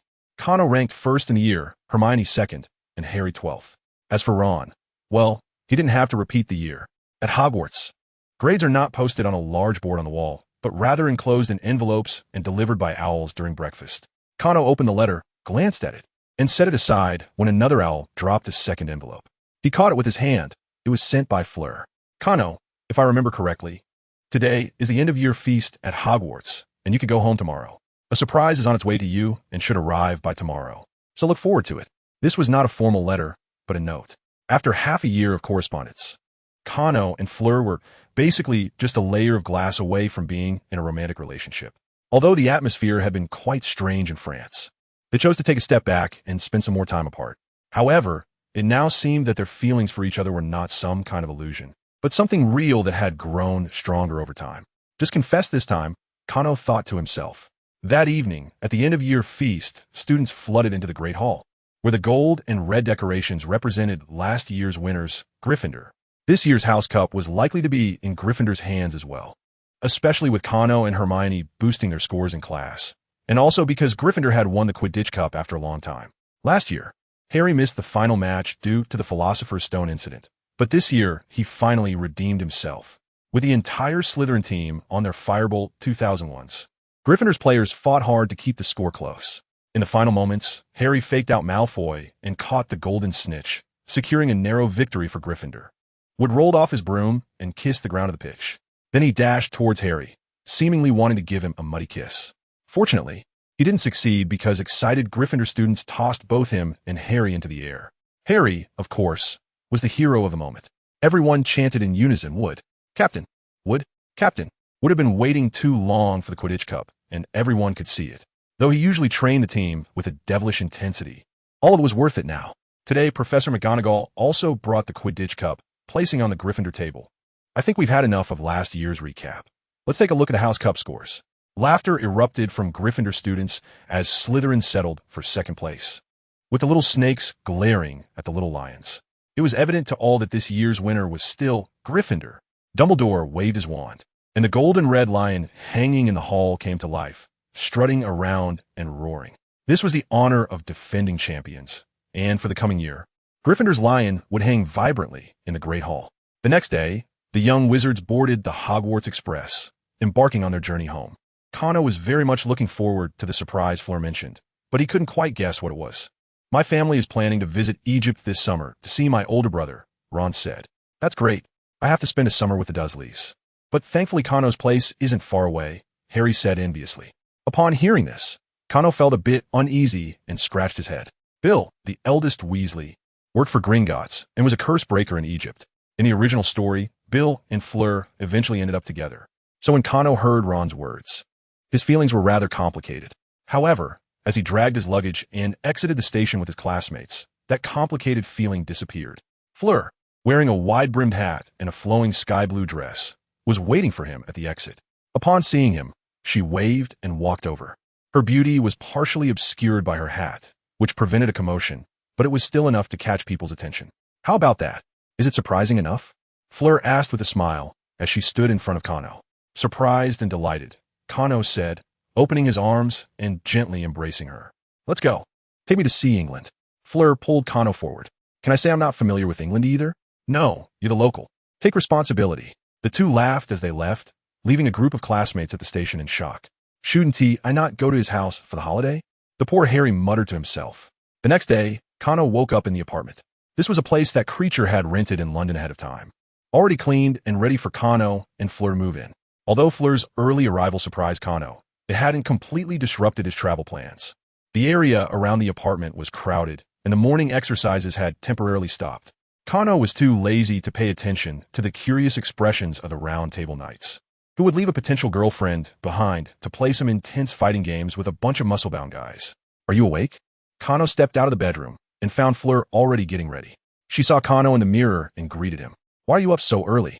Too excited to sleep, Fleur replied, already dressed and combing her hair. Today's itinerary is all up to you, so don't let me down. Don't worry, Cano said. With Creature gone, he made breakfast himself. Fleur seemed to have discovered another of his merits, smiling as if she was planning something. You're not thinking of making me do all the cooking from now on, are you? Cano asked while eating his fried egg. Yeah? No. What do you mean from now on? You haven't agreed to anything yet. Fleur instinctively blurted out the truth. Cano chuckled and didn't mind. Fleur, however, blushed a little, pretending to be indifferent as she finished her breakfast. The two exited the apartment, weaving through a crowd of hurried office workers, and arrived at the Tower of London. The Tower of London is located by the River Thames, at the eastern edge of the city, and today S-Tour would start here. Cano paid the entrance fee, and it was clear that the Wizarding Guard let them in. I've heard there are ghosts in the Tower of London, Fleur asked curiously. They say even muggles have seen them. Cano, having done his homework, nodded while suppressing a smile. That's right. There are quite a few ghosts here. Sometimes they don't hide well and can be seen by ordinary people. Is it the Queen who was wrongfully executed in history? Fleur asked excitedly. You'll find out soon, Cano said, taking Fleur's hand as they climbed the steps together. The Tower of London refers to a group of towers built in different periods.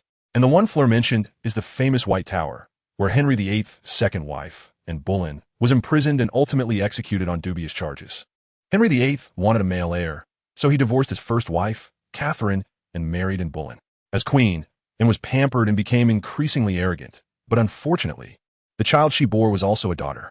Henry VIII gradually lost patience with her, and after her last miscarriage, he completely abandoned her, and, having offended many powerful figures, was eventually charged with a multitude of crimes and executed on the lawn inside the Tower of London due to insufficient evidence.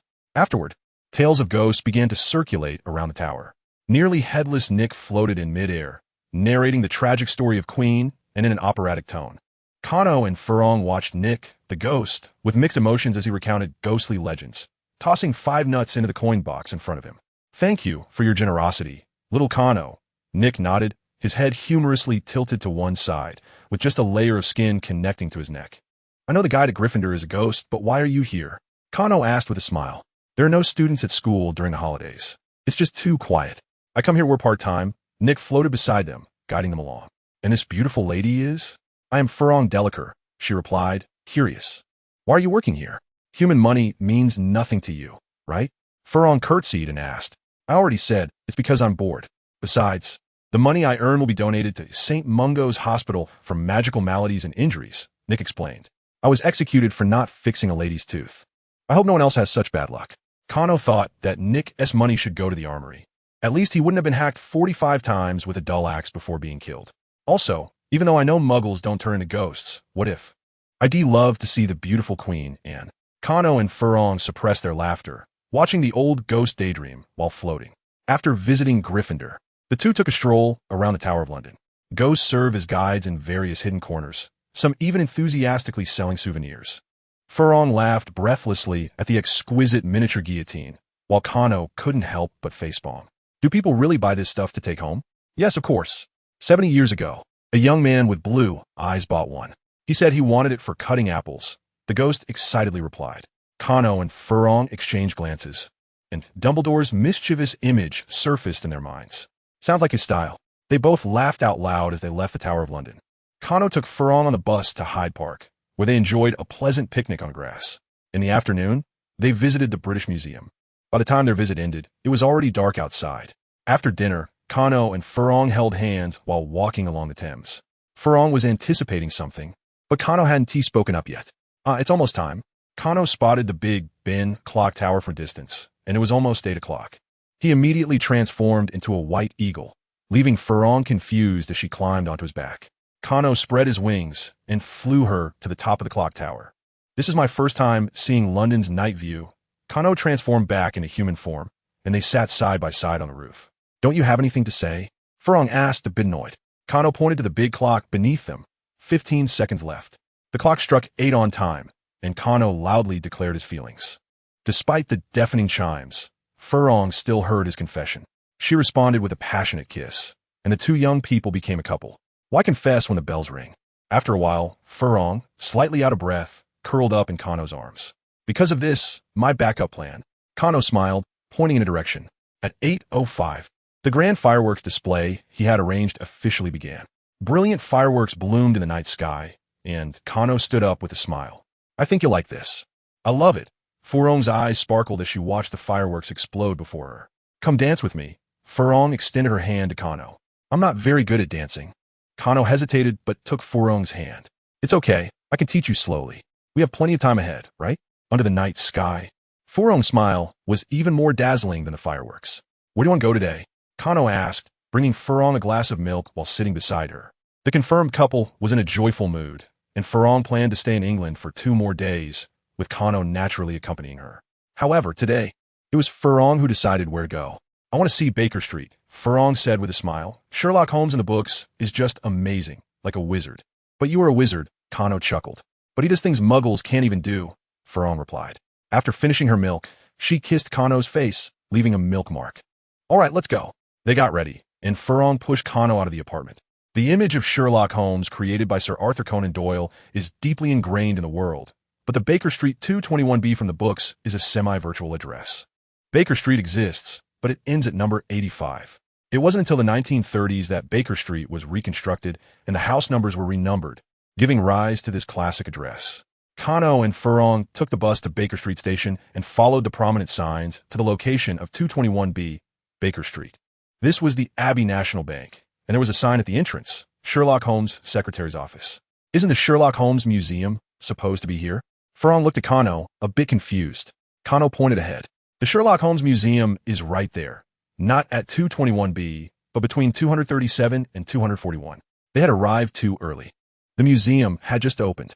After buying tickets, a somewhat dazed guide led them through the study that frequently appeared in the novels, filled with various documents, Holmes's violin, pipe, and a chemistry lab in the corner.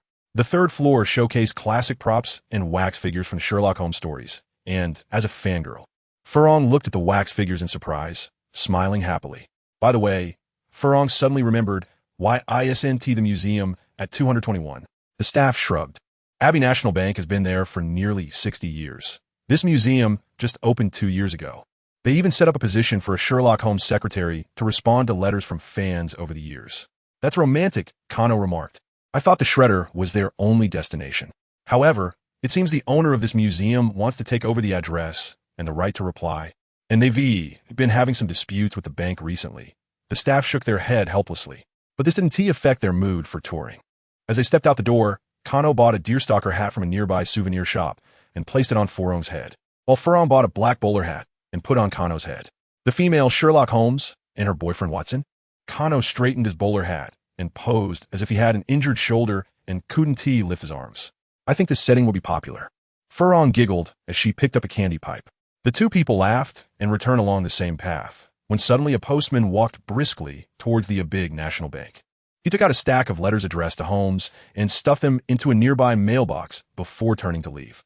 However, he didn't notice that one letter slipped from his hand and fell to the ground. Kano and fromOak approached and picked up the letter, preparing to put it back in the mailbox. But fromOak hesitated, stopping her hand and handing the letter to Kano. I still don't know much English, but this note. It's so messy. Kano touched the envelope. This type of envelope is quite expensive, sealed with a wax seal. This person's financial situation should be decent, and their education level shouldn't be too low. Could it be that they were panicking while writing the letter? A real case? fromOak frowned. The two looked at each other, unsure of what to do with the letter. Is it really inappropriate to open someone else's mail? But we are wizards. We can reseal it after opening. So it should be fine, right? The two stealthily took the letter and entered a CAF at the street corner. Kano slightly heated the wax seal with his wand, opened the envelope, and took out the letter inside. Dear Mr. Holmes, I am your fan, having grown up reading your stories. Now I am encountering a terrifying situation that I cannot comprehend, and the police cannot help me. I can only turn to you. I swear on my reputation that everything I have recorded is true. fromOak raised an eyebrow, a classic opening for a letter seeking help from Holmes. Kano nodded in agreement, and they continued reading. My parents passed away in accidents during my childhood, but they left me a substantial inheritance. Now I live alone in a small manor in Sterling County, with only my old butler for company, right next to the forest. During weekdays, I work in the city, driving home at night. Recently, strange sounds have been coming from outside the manor, sounding like wolves howling. But wolves have been extinct in England for nearly 200 years, and the police cannot explain what it is. A research team came here, but they disappeared once they entered the forest. The police searched for them for 10 days and eventually found some skeletal remains by the creek. They asked if I'd seen anything suspicious. Actually, on the night of the full moon, I saw a huge wolf standing on its hind legs at the edge of the forest, howling. But the police didn't believe me and thought I was mentally disturbed from fear. I think I'm going crazy. I'd rather be insane. Now my old butler and I are too scared to go out at night, but I don't want to leave my ancestral home and move to the city. I can only keep my hunting rifle ready at all times. I fear that I might end up like the last descendant of the Baskerville family, facing a devilish wolfhound and dying mysteriously in the dark marshes. Please help me, Mr. Holmes, or whoever it may be. Lewis Cromwell. Kano rubbed the letter between his fingers and brought it to his nose to smell. It still had a scent, and even the ink was of high quality. Either he is truly desperate, or he is a delusional rich person, fromOak concluded. So, should we go check it out? Why not? fromOak excitedly countered. Does Mr. Watson have something else to do? Is there some Mary Moore stand that I don't know about? Don't joke like that. Kano stretched out his hand and pinched fromOak's cheek playfully. He mentioned that the last occurrence happened on a full moon, so it might be related to werewolves in England. fromOak smiled and held Kano's hand. There are 2 days until the next full moon. Let's set off. Kano and fromOak packed their things and embarked on their journey to Sterling County. Considering the role-playing aspect, they should have taken the train. However, they couldn't determine the client's situation and prioritized efficiency. They used the Flu network to reach Sterling County, asking around as they searched for the location marked in the letter. After a day of looking for people, asking for directions, and even transforming into a white eagle to get an aerial view, they finally arrived at the small manor hidden at the edge of the forest. Phew, finding this place was like solving a puzzle. fromOak sighed, her beautiful silver hair seemingly losing its luster. This is just the first step, Holmes. Equivalent to the warm-up phase before the story officially begins, guessing the identity of the guest. Kano reminded with a smile. Thank for the reminder, Mr. Watson. fromOak huffed, immediately perking up and stepping forward to ring the doorbell. Soon, a middle-aged man dressed as a butler appeared. His hair was slightly gray, with faint dark circles under his eyes, but his hairstyle was meticulously arranged, and his clothes were ironed to perfection. "May I ask what brings you two here?" The butler stood behind the iron gate, asking respectfully. "We are pen pals of Mr. Cromwell. We refer to ourselves as Holmes and Watson in our correspondence. A few days ago, Mr. Cromwell sent us a letter mentioning some unbelievable matters." Kano stepped forward and showed the letter that Cromwell had sent to the butler. This was a lie concocted by Kano. If necessary, they could use a confusion spell to intervene without issues. To his surprise, the butler paused for a moment and then showed a look of realization. He quickly opened the iron gate and welcomed Kano and Furong inside. "It turns out that the young master's letter that day was meant for you two." The butler slapped his forehead, explaining that he had quickly written a letter while sick that day and had rushed out in the rain to drop it in the mailbox, only to fall seriously ill upon returning. Kano and Furong exchanged glances, and Furong asked, "Mr. Cromwell fell ill?" "Yes, on the night of last month's full moon. There was an inexplicable wolf howl, and then the young master fell ill. He used to be able to stay awake for a few hours each day. But after sending the letter in the rain the day before yesterday, he fell into a semi-comatose state, mumbling something about Holmes." The butler shook his head helplessly and invited them into the living room. "How is he now?" Kano asked. "I don't know how much longer he can hold on. He is only 20 years old." The butler said sadly, "The doctor said he was scared into this condition, and there is no treatment available. I can only watch the young master slowly. I feel guilty towards his parents' trust." Furong inquired about Cromwell's basic situation, while Kano scanned the layout of the living room. The living room was decorated in a typical British aristocratic style, with 2 hunting rifles hanging horizontally above the fireplace, looking frequently used. The most prominent feature was a black and white family portrait, showing a couple smiling while seated, with a small boy in suspenders sitting on his mother's lap, and a young butler smiling behind the male head of the household. "Are these Mr. Cromwell's parents?" Furong noticed Kano's gaze and asked the butler. The butler also looked at the family portrait and nodded. "That is the master and mistress. Shortly after this photo was taken, their family was involved in a car accident. They were out for an outing while I stayed at the manor preparing dinner. As a result, I later received the notification that the master and mistress had passed away, leaving only the frightened young master alive." The butler seemed to remember something and quickly stood up. "It's almost dark. You two haven't had dinner yet, right? I'll go prepare it now." "Thank you. Just something simple will do. After dinner, can we go see Cromwell?" Furong politely asked. "The doctor said he needs to rest, but it should be fine to take a look from a distance." The butler thought for a moment and nodded in agreement. Soon, the butler brought in a simple dinner. After the two finished eating, they quietly arrived at the door of Cromwell's bedroom. The butler gently opened the door, and the carpet absorbed the sound of their deliberately restrained footsteps. They approached the bedside and saw the pale-faced young man sweating profusely and writhing in discomfort. "I've been taking care of the young master these past few days, and his condition is getting worse," the butler said. He loosened Cromwell's collar and wiped his face and neck with a towel, calming him down a bit. Kano noticed a small red scar on his collarbone, likely from the car accident years ago. "It's okay. After all, he still calls me Holmes. I will definitely help him," Furong whispered in response. Little did they know, upon hearing the name Holmes, the young man immediately sprang up from the bed. "Mr. Holmes, save me, save me." With his eyes half closed, he wildly waved his arms. Wolves. So many wolves. Just like that day. After his outburst, he immediately collapsed back onto the bed and fell asleep. However, this time, he appeared much more peaceful. The butler, feeling sorry for him, checked his blood pressure and led the two out of the room. "What does just like that day mean?" Kano looked at the butler in confusion. The butler paused and brought them back to the living room. He took out a copy of The Adventures of Sherlock Holmes from a display case and handed it to them. Back then, when he was only 10 years old and just getting interested in these detective stories, the mistress began telling him stories about Holmes. They were halfway through a story when they died in the accident. Since then, the young master has had complicated feelings towards this fictional character. He couldn't bear to continue reading this book, but deep down, he believed that Holmes would protect him in times of danger. What about the wolves?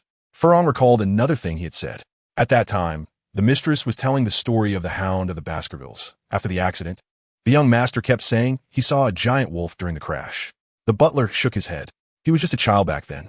Perhaps he subconsciously associated the accident with the most terrifying thing. And at that time, the most frightening thing in his mind was, of course, that devilish hound from the novel. Since he never finished that story, his fear of the hound has never been alleviated. Kano added, and the butler nodded in agreement. On the surface, this was just a young man with psychological trauma having his wounds reopened. But the howling of wolves in the forest and the completely vanished scientific expedition team were real. We also want to investigate the strange occurrences that have happened in the forest recently. We may need to disturb you for a few days, Kano said. The butler readily agreed. It seems that the young master's condition has improved since hearing that Holmes has arrived. If you want to leave, I also wish to keep you for a couple of days. Ahem, Mr. Butler. I am Holmes. This lady is my assistant, Furong emphasized somewhat unhappily. The butler was taken aback and then laughed. All right, Miss Holmes, I will leave everything to you and Mr. Watson. The next morning, Kano and Furong left the manor under the worried gaze of the butler. The remains of the scientific expedition team were found upstream of the small creek in the forest and had already been taken care of by the police. Today, the two planned to go to the police station to read the autopsy report directly. Soon, they followed the path indicated by the butler to a small town. Strangers rarely came here, and both Furong and Kano were strikingly handsome, causing many townsfolk to cast their eyes upon them. The two paid no attention and headed straight for the police station in the town center. As they entered, they found only one officer on duty, dozing off during the day. Sir. Kano tapped the table, and the groggy officer suddenly raised his head and wiped his mouth. Captain, He opened his sleepy eyes, realizing he was not facing his superior, and sighed in relief. You're not locals, are you? What brings you here? Kano flicked his wand into his hand and cast a spell on him. Confound. Effortlessly, the officer fell back into a drowsy state. We're sent from above to investigate the attack on the scientific expedition team. Here are our credentials. Have you shown them to me? Fine. Come with me to get the information. The two followed the duty officer to the back warehouse, where he casually grabbed a report from a box and handed it to Kano before returning to sleep. Double copy. With a simple duplication spell, all the information was in hand. All right, the police station infiltration plan went very smoothly, Furong said, satisfied as she linked her arm with Kano's. Kano smiled and nodded. The two found a secluded spot and began to carefully review the autopsy report. The report indicated that after examination by the coroner, the bones found by the creek belonged to 4 different individuals. Based on dental records and comparisons with their teeth, it was confirmed that the 4 victims were the 4 members of the scientific expedition team. Their bones were covered in marks left by animal teeth, with most indicating a large canine animal. However, some of the marks were semicircular, suggesting that humans had also gnawed on these bones. Can we be certain now? Furong frowned as she tapped the report in her hand. This was done by a werewolf, and whether before or after transformation, this guy really enjoys the taste of humans. I actually know a werewolf like that, Kano said uncertainly. Fenrir Greyback, a real cannibal and villain, whether in the past or the original future. This filthy werewolf has blood on his hands. Many Death Eaters under Voldemort sought benefits or status through him, while others were intimidated by his terrifying power. But Fenrir Greyback is different. He is purely evil. Greyback loves to eat people and sees creating more werewolves as his lifelong career. Years ago, because Lupin's father offended Greyback, he sneaked into Lupin's home at night and bit the child, turning him into a werewolf. How we found the bastard's lair? After hearing Kano's words, Furong seemed thoughtful. It's very possible. After the attack on the expedition team, Lewis still saw the giant wolf under the moonlight, which proves he hasn't left this place. So next, we just need to catch him, Furong said, her interest waning without any logical reasoning. What's wrong with that? Kano laughed. Once I catch Greyback and give Cromwell a potion, I guarantee he will be cured. Let's go. We need to deal with him. Tonight is a full moon. We should act quickly. Furong perked up as Kano transformed into a white eagle and flew her to the small stream where the bones were discovered. This is the place from the photo. Now we need to look for footprints with an unusually large stride. After so many days, it might be. Before Kano could finish, he saw Furong take out her wand and tap the ground, tracking the source. The bloodstains absorbed into the soil were locked by the spell, revealing a dark red path before them. This is a spell I've never seen before. It's quite useful, Kano marveled. I found it in the library after the last incident. It's a rare spell, Furong replied as she pulled Kano along the path. But you're right. It's very useful, and that's enough. The two of them followed the traces through the woods, and Kano noticed many small trees that had been knocked down, their broken stumps no longer fresh. At least a month has passed. Kano gently tapped a tree trunk, receiving its feedback. The trace disappeared beneath a stone wall, and Kano simply picked up Furong and jumped, landing lightly on the stone wall about 7 or 8 meters high. Very good, Mr. Watson, Furong said, satisfied, tapping Kano's chest. Thank you for the compliment. The two finally arrived at a concealed cave emitting a foul odor. Kano opened his life vision and scanned the area, but found no signs of any living creatures. There was a burnt-out campfire near the cave entrance. But the butler had said it rained here the day before yesterday, so this fire must have been left from last night or the night before. Inside the cave were a bed and a few pieces of jerky hanging in a ventilated area. These can't be. Furong's face turned pale as if she were about to vomit. I think it is, after all, the remains of the research team Haven-T been completely found. Kano swallowed his disgust, using his wand to levitate the jerky, then helped these poor souls to rest in peace. Regardless of whether he was grayback, he was doomed. After giving them a grave, Kano darkened his face and began setting traps nearby. Furong continued to explore inside the cave and discovered some irregularities. Kano heard Furong calling and walked into the cave. "What's wrong? Did you find something?" "Look here." Furong pointed to the innermost part of the cave. "It seems that someone has magically expanded this area, and the workmanship is very crude. The cutting marks are very unnatural. These artificial traces are quite old and do not look like a recently established temporary resting place at all," Furong analyzed. But if the werewolf had been hiding here and transforming for years, why was he only discovered by Cromwell recently? Kano also realized transforming into a werewolf is very painful. So to keep it a secret, they would use wide-range silencing spells to block out the sounds of their howling before transforming. So he intentionally let Cromwell discover him? What is the purpose? The two exchanged glances and reached a consensus. Cromwell must be unusual. It seems the deductive part isn't over yet. Kano raised an eyebrow. "I think so," Furong affirmed. "Let us go, it's lunchtime. I hope you enjoy the steak I cooked." Cromwell's condition had stabilized a lot. It seemed that after hearing Holmes's name last night, the pressure dissipated. The butler was, of course, very pleased and worked harder to showcase his skills to the two guests. "Very nice. The steak is tender and juicy. I usually don't eat rare beef, but your steak is truly exceptional," Kano praised honestly. "Haha. The young master's favorite is my pan-fried steak. Besides my cooking skills, he thinks even five-star restaurant dishes lack juiciness." The butler began proudly introducing other dishes, all of which were Cromwell's favorites. "I really hope the young master can recover soon and have dinner with you two again," the butler said, wiping the corner of his eye sincerely. "I think it will be very soon," Furong replied with a smile. After lunch, Kano and Furong went their separate ways.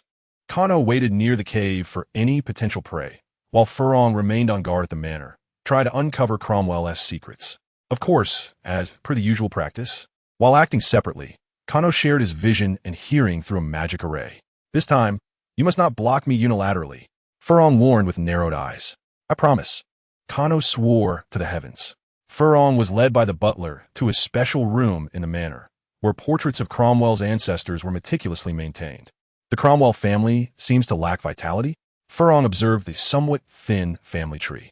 "Yes, it's been passed down through a single line for several generations," the butler acknowledged.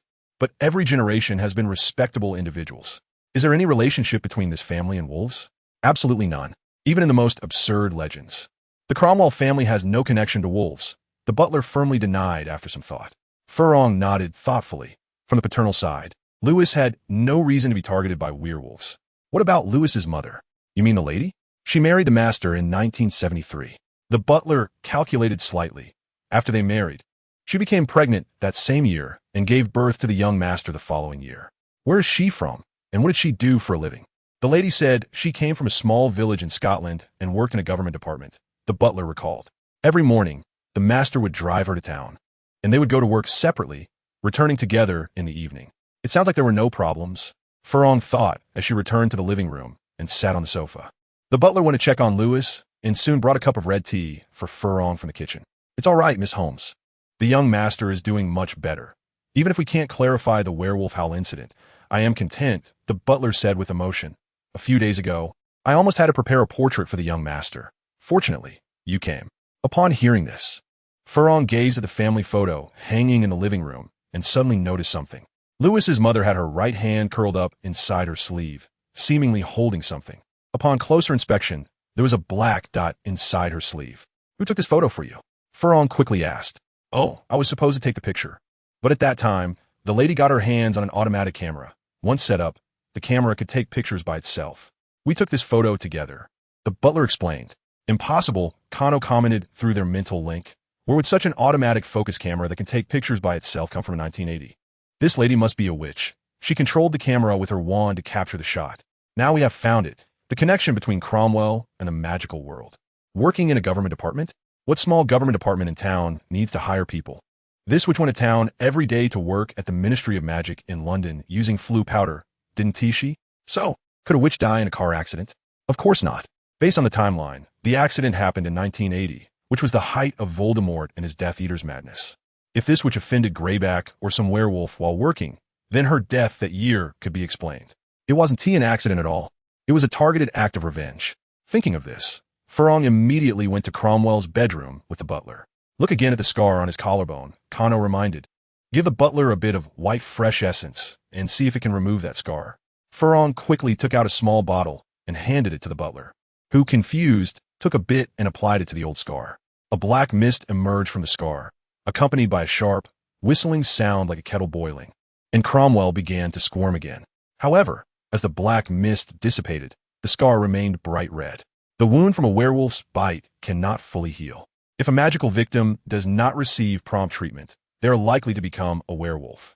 Non-magical muggles would die from continuous blood loss due to the unhealed wound. Furong murmured the knowledge written in the book, but he had survived until now without becoming a werewolf. Perhaps he was a squib. Kano speculated that there was magic within him, but it was very weak. His father was an ordinary man, and his mother was a witch. So the possibility of giving birth to a squib was not small. However, his mother seemed to have never shown any magic in front of him since he was young, nor did she intend to introduce him to the magical world. So he had lived a calm life all these years, completely unaware of the existence of magic. The butler was now somewhat at a loss. Like his master, he was a devout believer. If it weren't for his concern about the young master's condition, he would have already knelt down to pray. Is there still hope for the young master? Has he been possessed by a demon? The butler trembled as he asked. Don't worry, he will be fine, Furong reassured the butler. Now, prepare your hunting rifle. I don't think this full moon night will be peaceful. By the way, has anyone seen this scar in the past few months? The young master dislikes this scar and usually buttons up to the top to cover it, the butler said worriedly. The only time it was exposed in the past few months was probably that time when he went to town. It rained heavily that day, and his scar showed through his soaked shirt. Didn't any strangers see it? Furong pressed. There was one. This town usually doesn't have outsiders. That day, there was a tall man in a black robe, smelling bad, who brushed past us. That must be him. Kano communicated, years ago. He was the one who killed the Cromwell couple and bit Lewis, trying to turn this orphan into a werewolf. This chance encounter made him realize that Lewis had neither become a werewolf nor died early. This piqued his interest.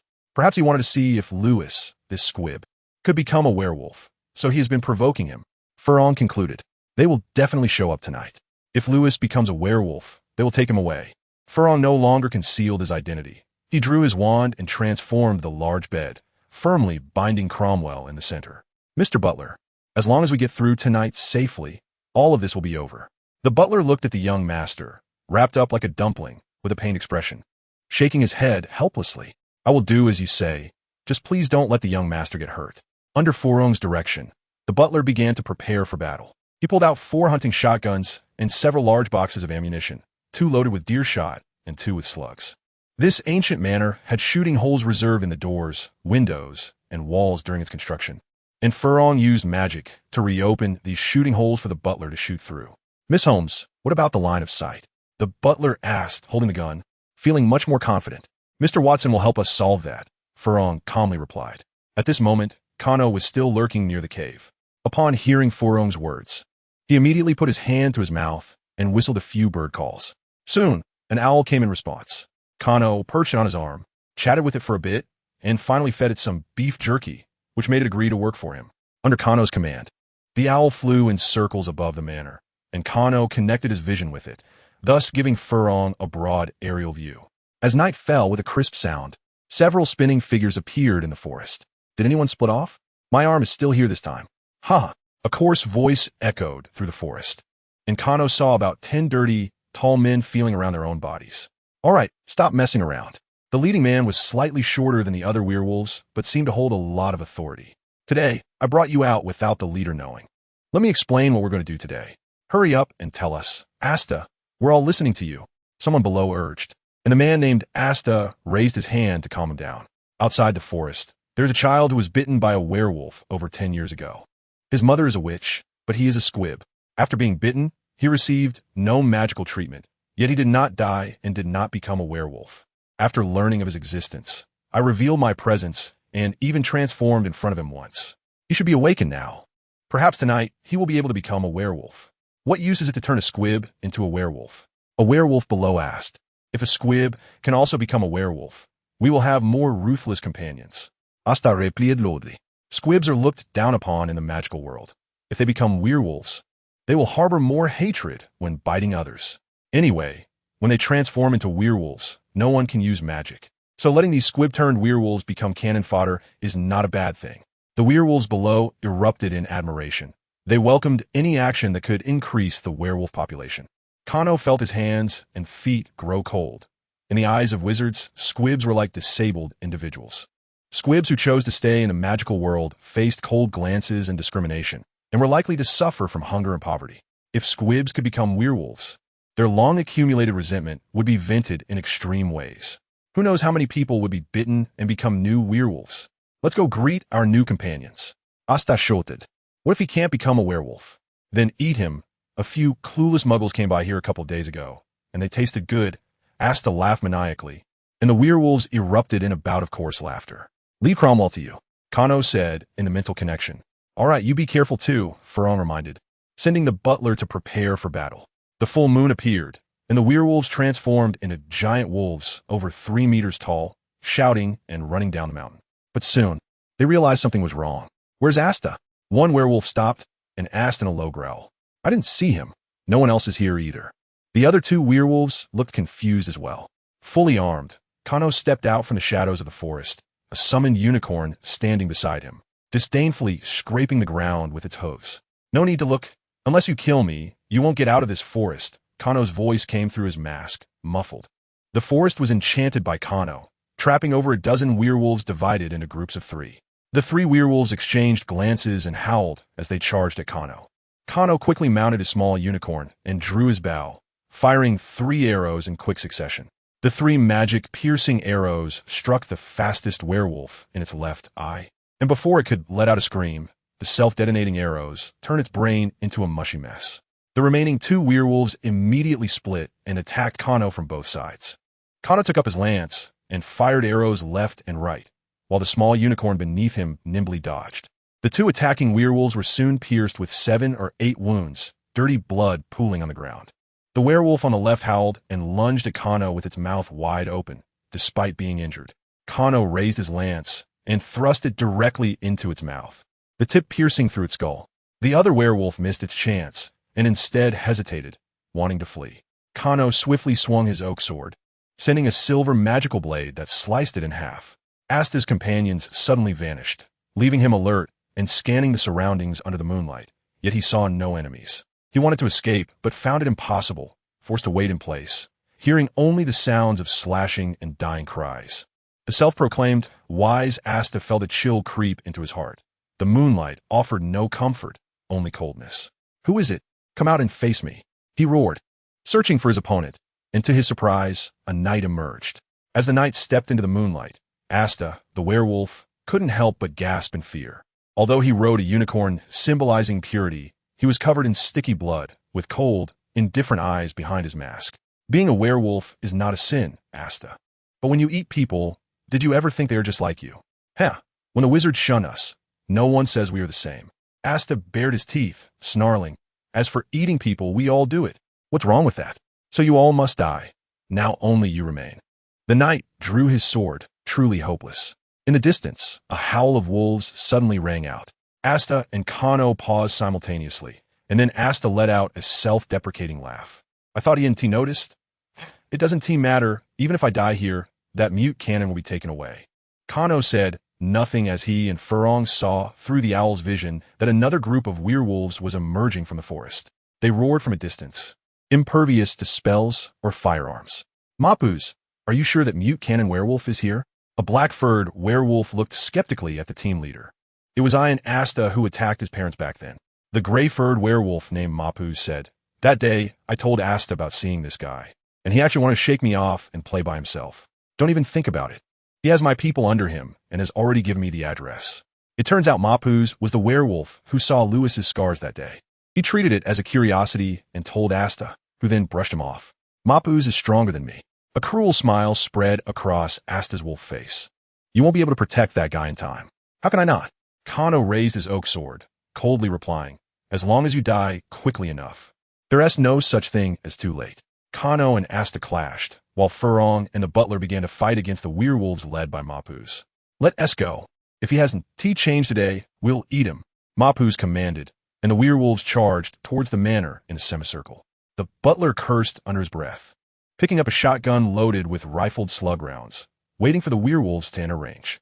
Furong quickly cast several sleep spells, trying to hit the fast-running werewolves. Unfortunately, the werewolves' body structure allowed them to change direction quickly, making it hard for the spells to hit. However, Furong's preparation that afternoon was not in vain. When all the werewolves entered the range of 150 to 100 meters, Furong waved her wand, and the preset magic lifted the ground, forming two thick circular walls. "Jump!" The werewolves reflexively leaped, landing between the two walls. After jumping over one wall, they found the second wall was even higher than the first, without a running start. They couldn't jump over it, and the distance between the two walls limited their ability to gain speed. "Watch the left front," Furong signaled, lowering a section of the wall, revealing a somewhat dazed werewolf's head above the wall. "Got it." The butler pulled the trigger, and the slug flew over 100 meters, striking the werewolf in the head. The werewolf let out a painful howl, and the butler immediately fired again, but unfortunately this shot missed. "Too far, not enough power. No witties. We have 7 or 8 more walls. We can wait them out," Furong shouted. Relying on the view provided by the hovering owl, Furong continuously raised and lowered several walls, allowing the butler to take shots in succession. At the same time, she used sleep spells to target these tough-skinned creatures, but the werewolves, seeing the spells, reflexively dodged quickly. The battle in the forest ended with Kano's complete victory. The cunning Asta was indeed not particularly strong.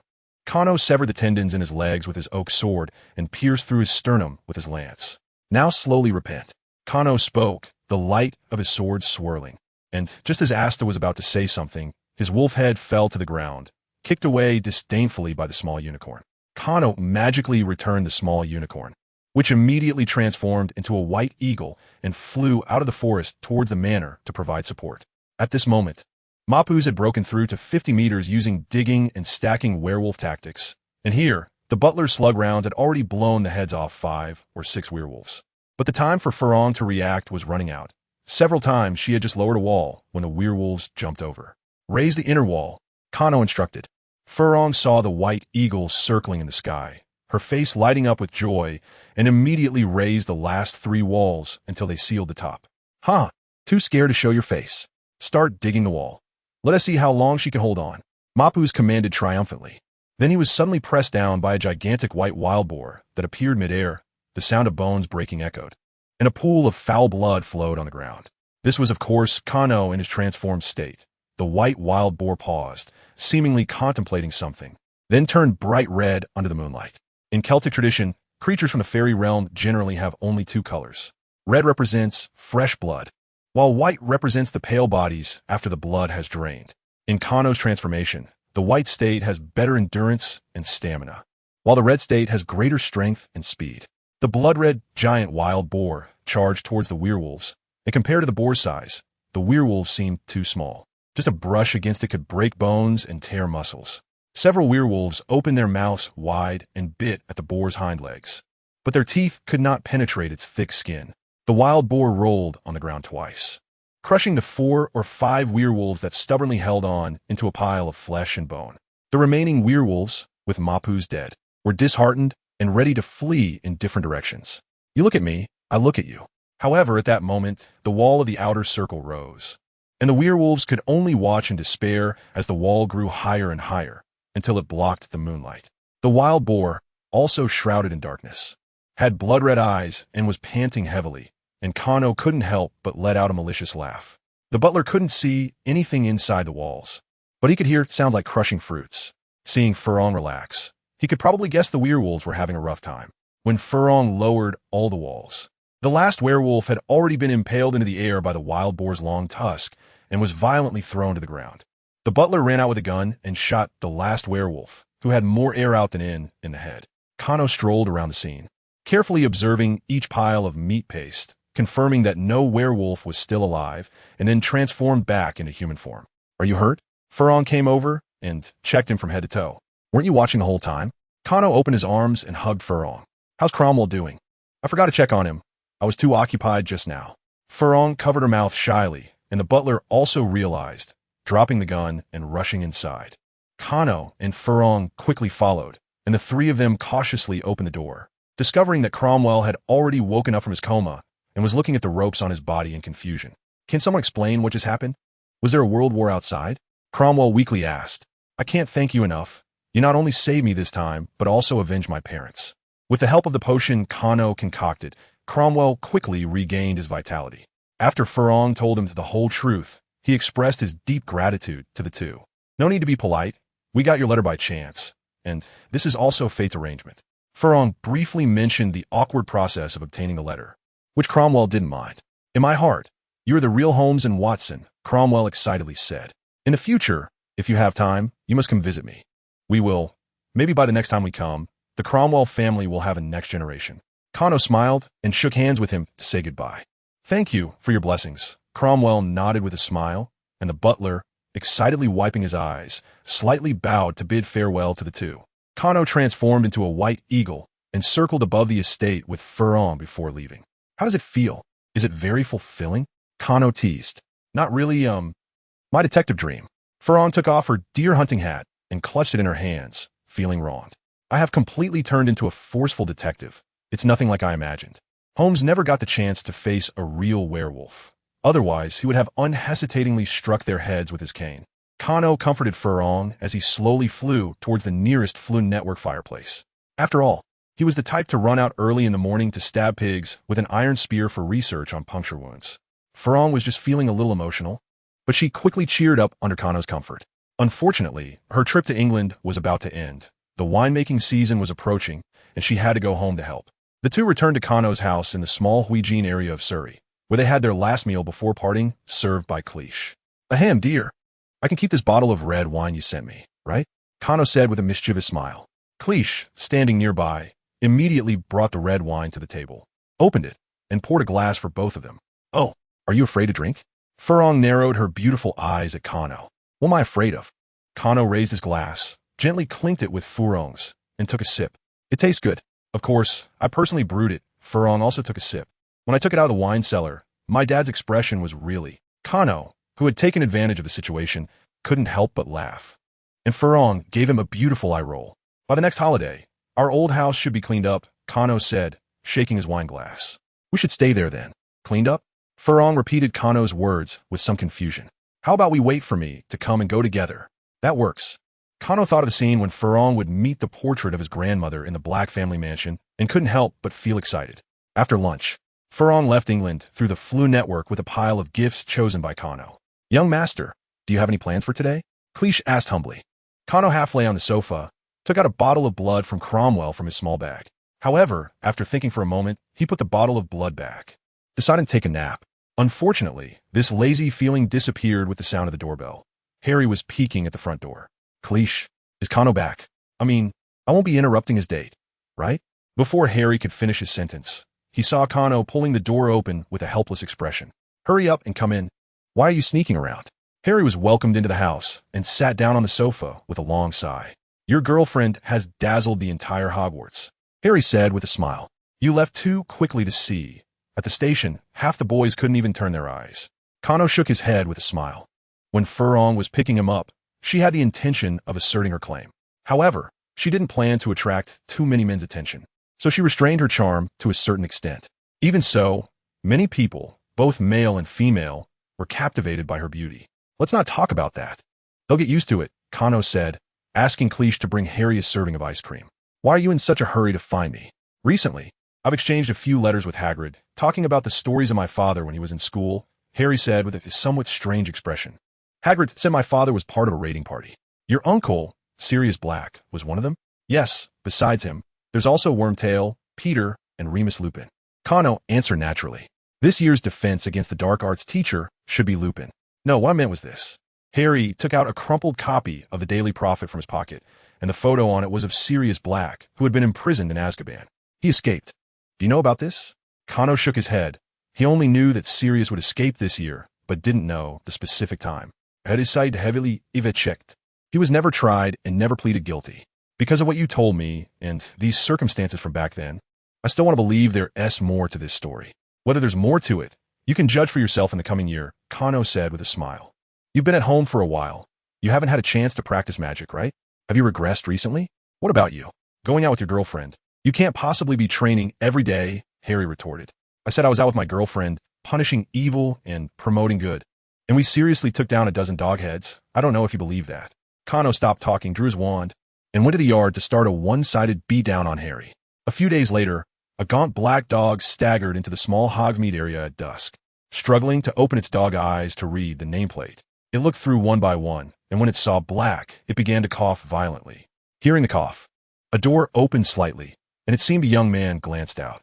The black dog couldn't see the other person's face clearly, but soon a bald old butler came out, looking disgusted as he set down a large plate of cold meat. The black dog paused for a moment, grabbed the meat, and ran away. Little master, that scoundrel. Kano cleared his throat, and Creature immediately corrected himself. It is indeed Sirius Black. I recognize his enigmagus form. He once played pranks on young Master Regulus at school, and Master described it to me in detail. Kano nodded. From now on, leave some leftovers outside every day. I can't let my uncle starve on the street. Also, keep a close watch on his movements. Kano's life returned to normal. He continued to hone his skills in magic while waiting for school to start on September 1st. However, peaceful life is always prone to abrupt endings. One day, a wizard appeared at Kano's door. It's quite hot, isn't it? The wizard with gray-white short hair greeted Kano in a stiff tone, but Kano had no intention of opening the door. Who are you, and what do you want? I am Delacour, an Auror from the Ministry of Magic. Delacour straightened his back, stating he was here on official business and requested your cooperation in questioning. Kano pursed his lips. It was reasonable for the Ministry to focus on him after Sirius Black's escape. Has Sirius Black contacted you since his escape? Delacour asked as he sat on the sofa and took out some papers to begin questioning. No. Where have you been, and what have you done since the holiday began? I went to Sterling, killed over 30 man-eating werewolves. Kano answered without hesitation. Delacour's eyebrows furrowed. Please do not interfere with the questioning with your imaginations. How do you know this is imagination? Kano interrupted him irritably. Because the trace on you has not reacted at all, which means you have never used magic. You know it so well, why bother asking me? Kano pointed outside. The door is over there, no need to send you off. I must remind you, Kano Porus. Mr. Black, your current situation is not optimistic. Delacour's expression seemed to turn sinister. I don't need your reminder. Identity helped Sirius escape. If you still cannot believe that someone can leave Azkaban without assistance and must find a scapegoat, I suggest you choose wisely.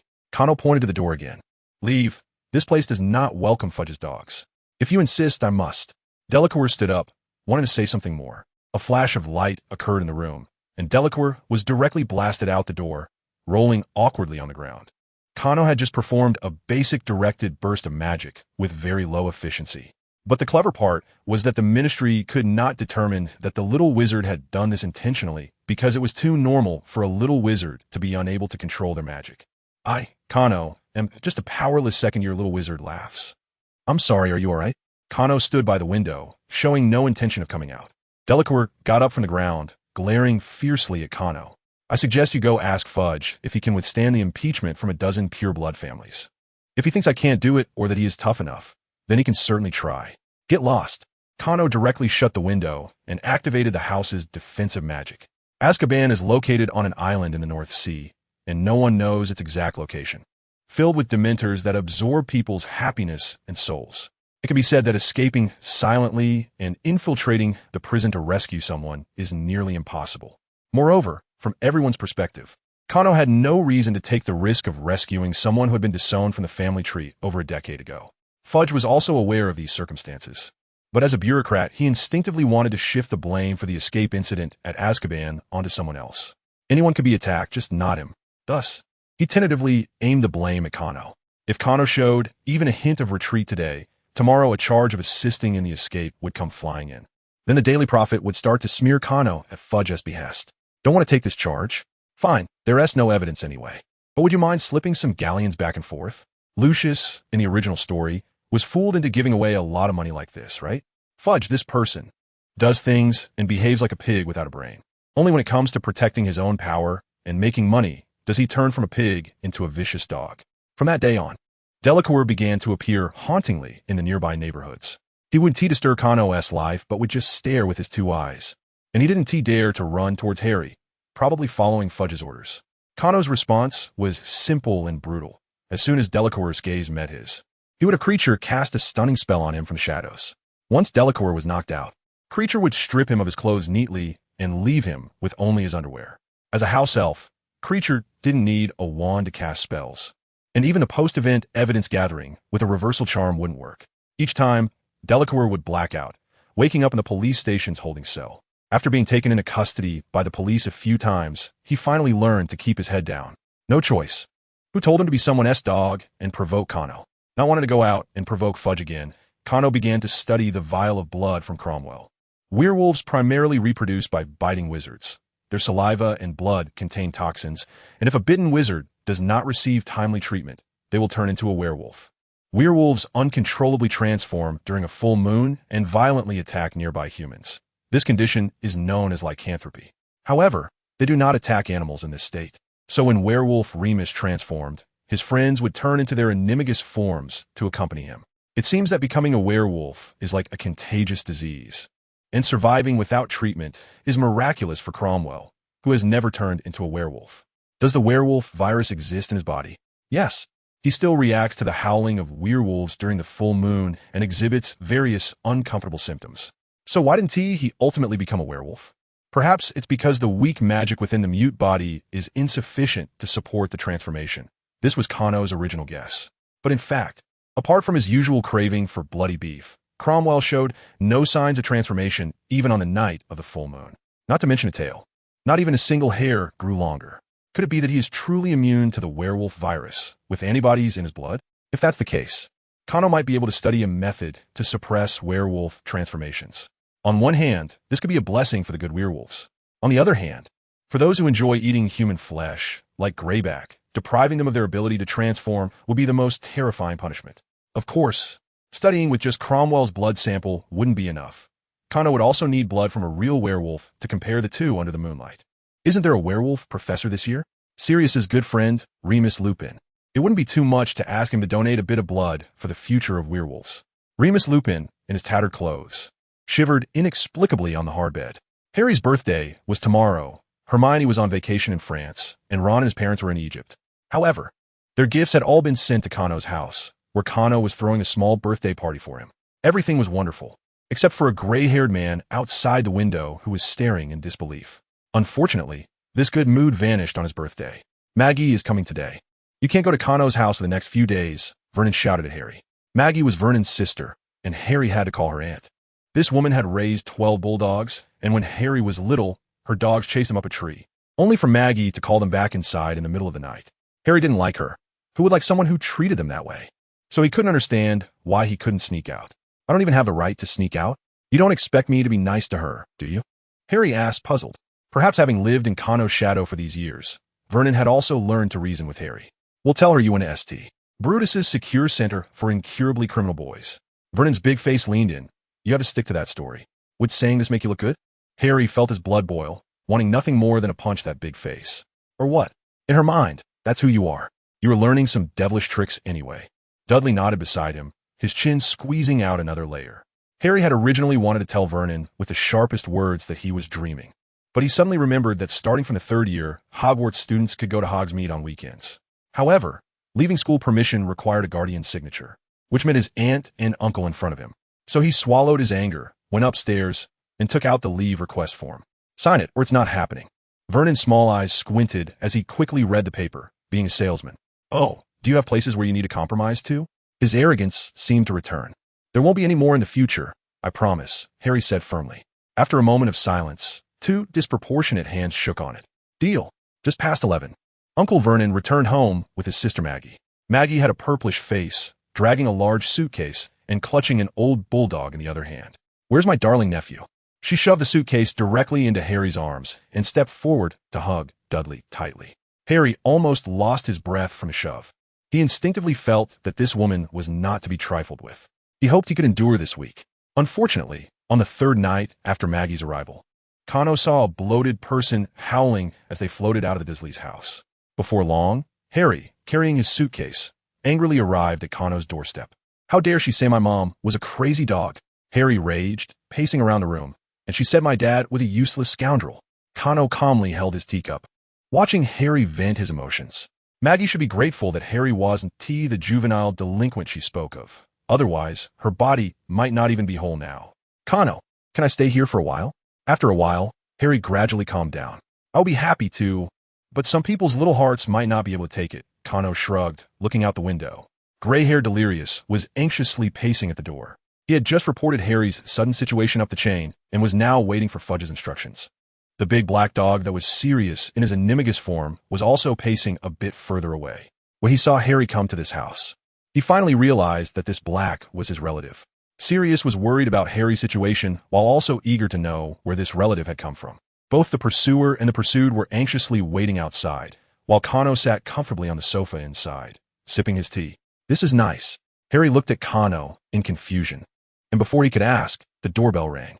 Fudge and several Aurors appeared at the door, looking somewhat disheveled, as if still in their pajamas under their cloaks. Delirious was gesturing frantically, and Fudge impatiently pushed him aside. He had just been sitting on his bed, counting the galleons he had recently extorted when he suddenly heard that the savior Harry had moved into the house of the escaped convict Sirius. In that moment, visions of Harry's tragic death and his own dismissal for failing to protect him flashed before him, prompting him to rush over with several Aurors. Harry Potter, it's great to see you healthy. Fudge greeted Harry warmly after being invited in, even hugging him tightly, as if embracing his position. Sir, who are you? Harry asked, confused. I am Cornelius Fudge, the Minister of Magic. You know about the dangerous murderer Sirius Black's escape, right? Did Mr. Kano's tell you? Fudge glanced meaningfully at Kano. Of course I know. I was the one who told Kano about it. Harry coldly responded, realizing Fudge's implication. I thought you were coming to capture me for inflating someone. Fudge's expression changed, but as a political animal, he maintained his smile well. That's nothing. It's common for little wizards to lose control. Kano nodded vigorously, looking apologetically at Delirious, who instinctively took a defensive stance. It's not safe for you to stay outside now. I suggest you stay at the Leaky Cauldron for a while, and go directly to Hogwarts when school starts, Fudge said, knowing the situation and biting his teeth as he watched the interaction between Kano and Delirious. No, it's safer here than anywhere else. Harry shook his head firmly. If Kano wanted to harm me, he would have had countless opportunities over the years. I will stay here before school starts, and I will bear all consequences myself. The veins on Fudge's forehead began to throb. He looked like he might spit blood and collapse at any moment. All right, Harry, I know you trust me completely, and that's enough, Kano said, standing up and patting his shoulder. You should stay at the Leaky Cauldron for a while. If you stay here, the Aurors will probably have their noses pressed against my windows every day, and your aunt's affairs will still need them to clean up. Harry didn't want to trouble Kano either. After considering the matter, he nodded in agreement. The big black dog at the door stared at the house, feeling as if the days were dragging on, fearing that in a while the curse would go awry and Harry would be brought out stiffly. When he saw Harry come out, he let out a long sigh of relief. But when Kano's pale and handsome face appeared at the door, the big black dog froze in place. The owl had arrived with the annual book list for the new school year, and Kano, who had just had a heated battle with the Knights of the Round Table, reached out to catch the letter. Starting this year, the little wizards had elective courses, and they had to choose at least 2 out of 5 courses to study. Kano decisively crossed out Muggle studies. This course was filled with prejudice and misunderstanding towards ordinary people. One could say that even if there was a Muggle wizard among the editors, there wouldn't be so many problems. In this era, humanity had launched the Hubble telescope, moved atoms, initiated the Human Genome Project, and introduced the concept of the World Wide Web. The world was changing rapidly, while the Muggles, whom wizards looked down upon, were developing quickly. While wizards were still immersed in the glory of the past, Kano shook his head. At this point in time, it was the era of rapid development at home. Should he find time to return and invest some money? After dealing with Voldemort, there should still be time. Maybe he could go back during the next holiday. With a future plan set in his mind, Kano continued to cross out the arithmetic divination course. This course claimed to use rigorous logic and reason to predict the future, closely related to mathematics. The ultimate ideal of arithmetic diviners should be to create a Laplace demon that could calculate the position and momentum of every atom in the universe at every moment, thus predicting the future accurately. Of course, it cannot exist, but that didn't stop generations of arithmetic diviners from striving towards this direction, trying to get infinitely close to it. Kano respected their efforts, but he really had no divination talent at all, so he decided to skip it. As for the Care of Magical Creatures course, he would pass on that too. Generally, Ordinary beasts would not pose a threat to Kano, and, as a druid, most magical creatures will be friendly towards him. Of course, if you had a knife in one hand and were drooling, even as a druid, animals would keep their distance. As for divination, he chose that. Professor Trelawney was a fraud most of the time, as her prophetic abilities were hit or miss. But when she was in the zone or spoke offhandedly, her predictions were 100 accurate. If it weren't for her accurate prophecy about Harry and Voldemort's fate back then, Dumbledore would have long since kicked her out. How could he keep her around? Kano's own fate was something even Merlin could not predict. But that didn't stop him from wanting to hear his friend's fate predictions. He hoped Trelawney wouldn't use him as a stepping stone, constantly saying she was going to die. Otherwise, Kano would definitely retort without hesitation. The last course was Ancient Runes. This course studied runic scripts. They originated in Northern Europe and were on par with the mysterious levels of Ogham runes. Many spells and magical items operated based on runic scripts. Knowledge is power. This saying is the truth for wizards. So he had to choose it. The start of the school year was approaching, and Hedwig brought Harry's invitation. Kano went to Diagon Alley to meet up with him. Kano and Harry met at the entrance of the broom shop, and Harry eagerly pulled Kano into the center of the crowd. "Dude, you really shouldn't miss this." He excitedly extended his hand. Kano followed his pointing direction and saw the incredibly dreamy broom, the firebolt, under the lights. Harry, like announcing a menu in a comedy routine, rattled off a series of data: maximum speed, minimum turning radius, magical stability, leaving Kano feeling dizzy. A glance around revealed that the wizards who had squeezed at the front were all in a fervent state, dragging along interested or uninterested friends and chattering about something. "Harry, you could easily buy one. With your wealth, buying 30 wouldn't be a problem." Kano couldn't help but find it somewhat amusing. Harry's wealth surpassed that of most wizards present. If one had to describe it, it was like a top-tier rich second generation standing with a group of working-class people drooling over a new concept sports car on display.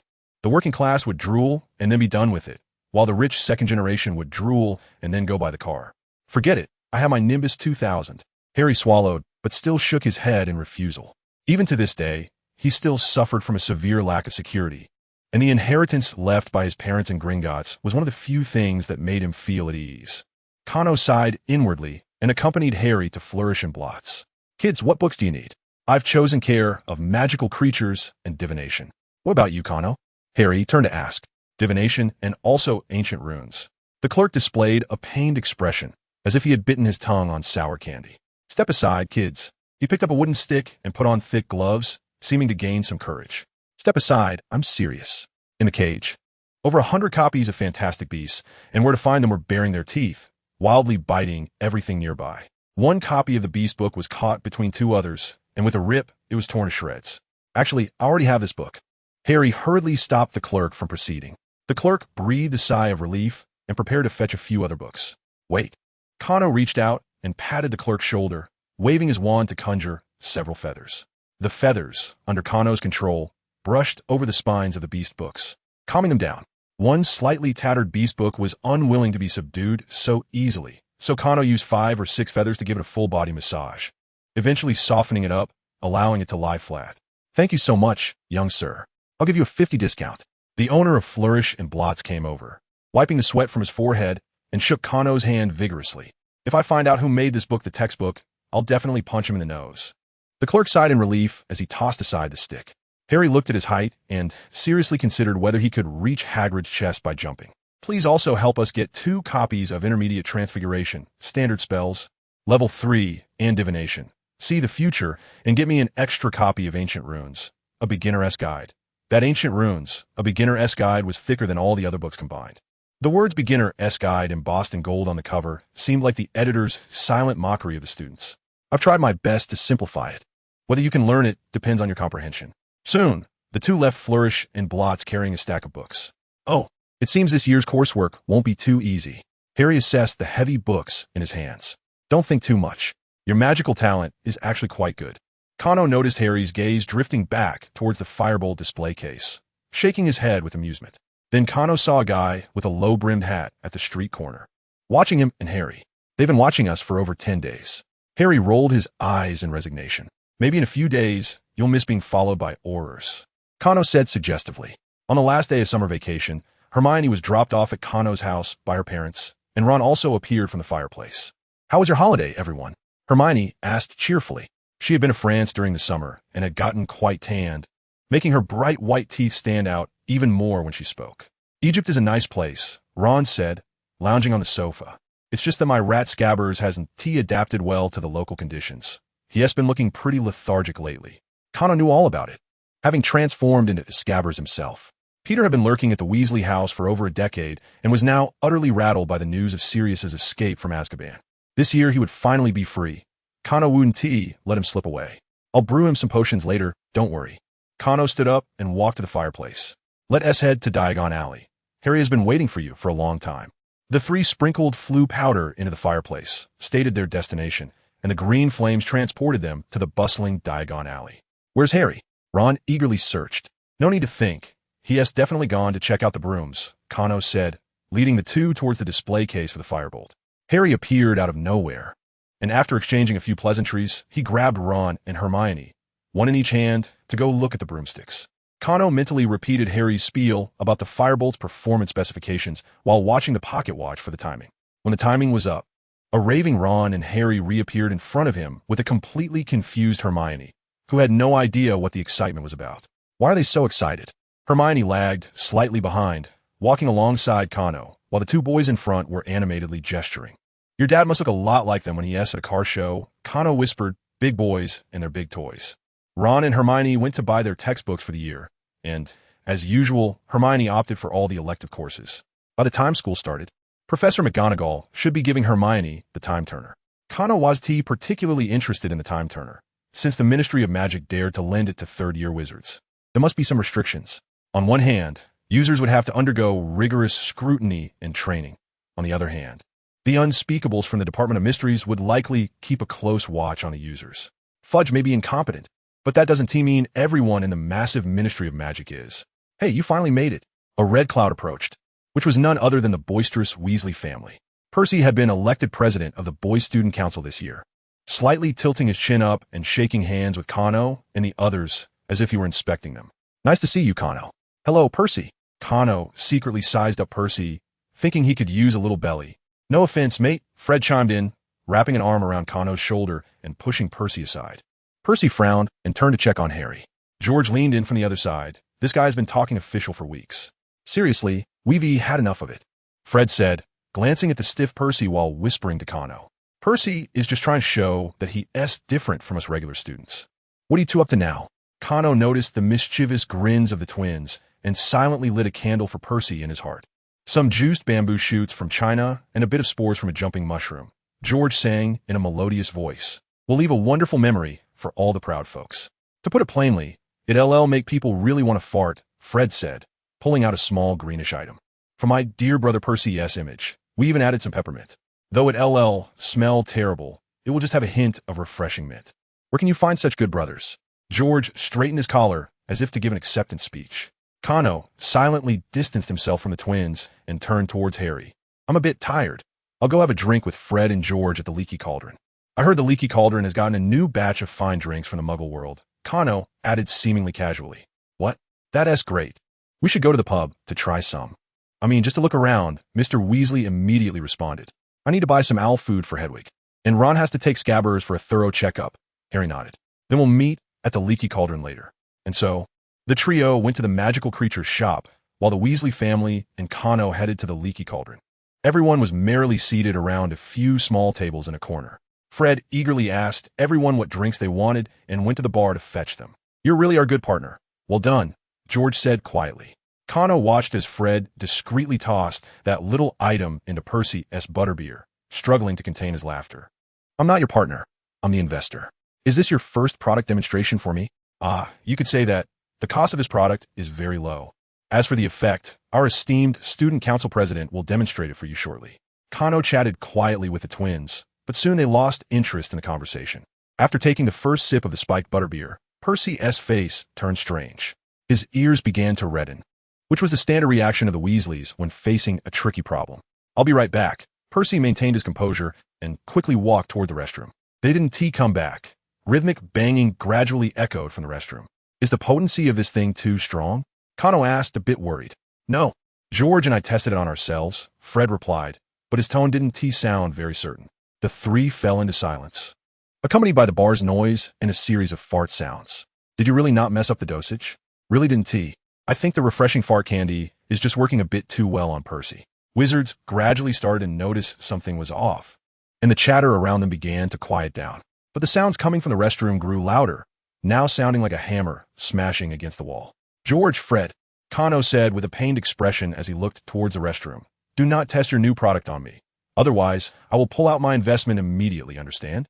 This is just the inevitable path for new things to emerge. George wiped the sweat from his brow. But, should we go check on the restroom? When Hermione appeared at the door of the leaky cauldron with a large ginger cat Crookshanks and the two boys, a large crowd of wizards rushed out, nearly scattering them. Then came a sound that Harry thought resembled a plane taking off, followed by a silence. After a while, the Weasley family appeared before them. Mrs. Weasley was carrying one of the twins, followed by Ginny, while Mr. Weasley hurriedly greeted them, carrying a pale-faced Percy with red ears, and left in a hurry.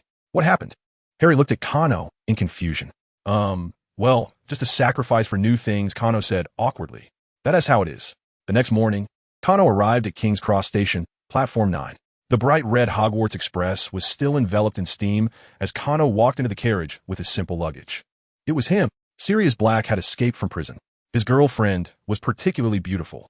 The young wizards, full of youthful energy and having nothing better to do after a hearty meal, whispered among themselves as they peered through the glass of the compartment. The topics were probably twofold. One was about Sirius's escape, and the other was about Fleur. Kano's keen perception allowed him to catch all of this, but he didn't care. He casually opened an empty compartment, placed his luggage on the rack, and then sat on the bench, closing his eyes to rest. Many footsteps passed by the door as the train began to move slowly. At that moment, the compartment door was suddenly pulled open. Kano opened his eyes in surprise to find a red-haired girl in front of him. Ginny looked a bit awkward as she addressed Kano. Kano, do you have a moment? Of course, what is up? Before Kano could finish, another girl walked in. She had long, light blonde hair, wore carrot-shaped earrings, and around her neck hung a necklace made of butterbeer corks. Ginny stopped speaking, and the girl scanned the compartment with her silver-gray eyes. Sorry for interrupting, but others don't really want to share a compartment with me. It's fine, Luna. Ginny and Luna clearly knew each other, and Kano helped Luna lift her suitcase onto the upper shelf. After the three settled down, Ginny glanced at Luna and noticed she had entered a dreamy state. After preparing herself mentally, Ginny finally spoke up. Kano, I want to be friends with Harry Potter.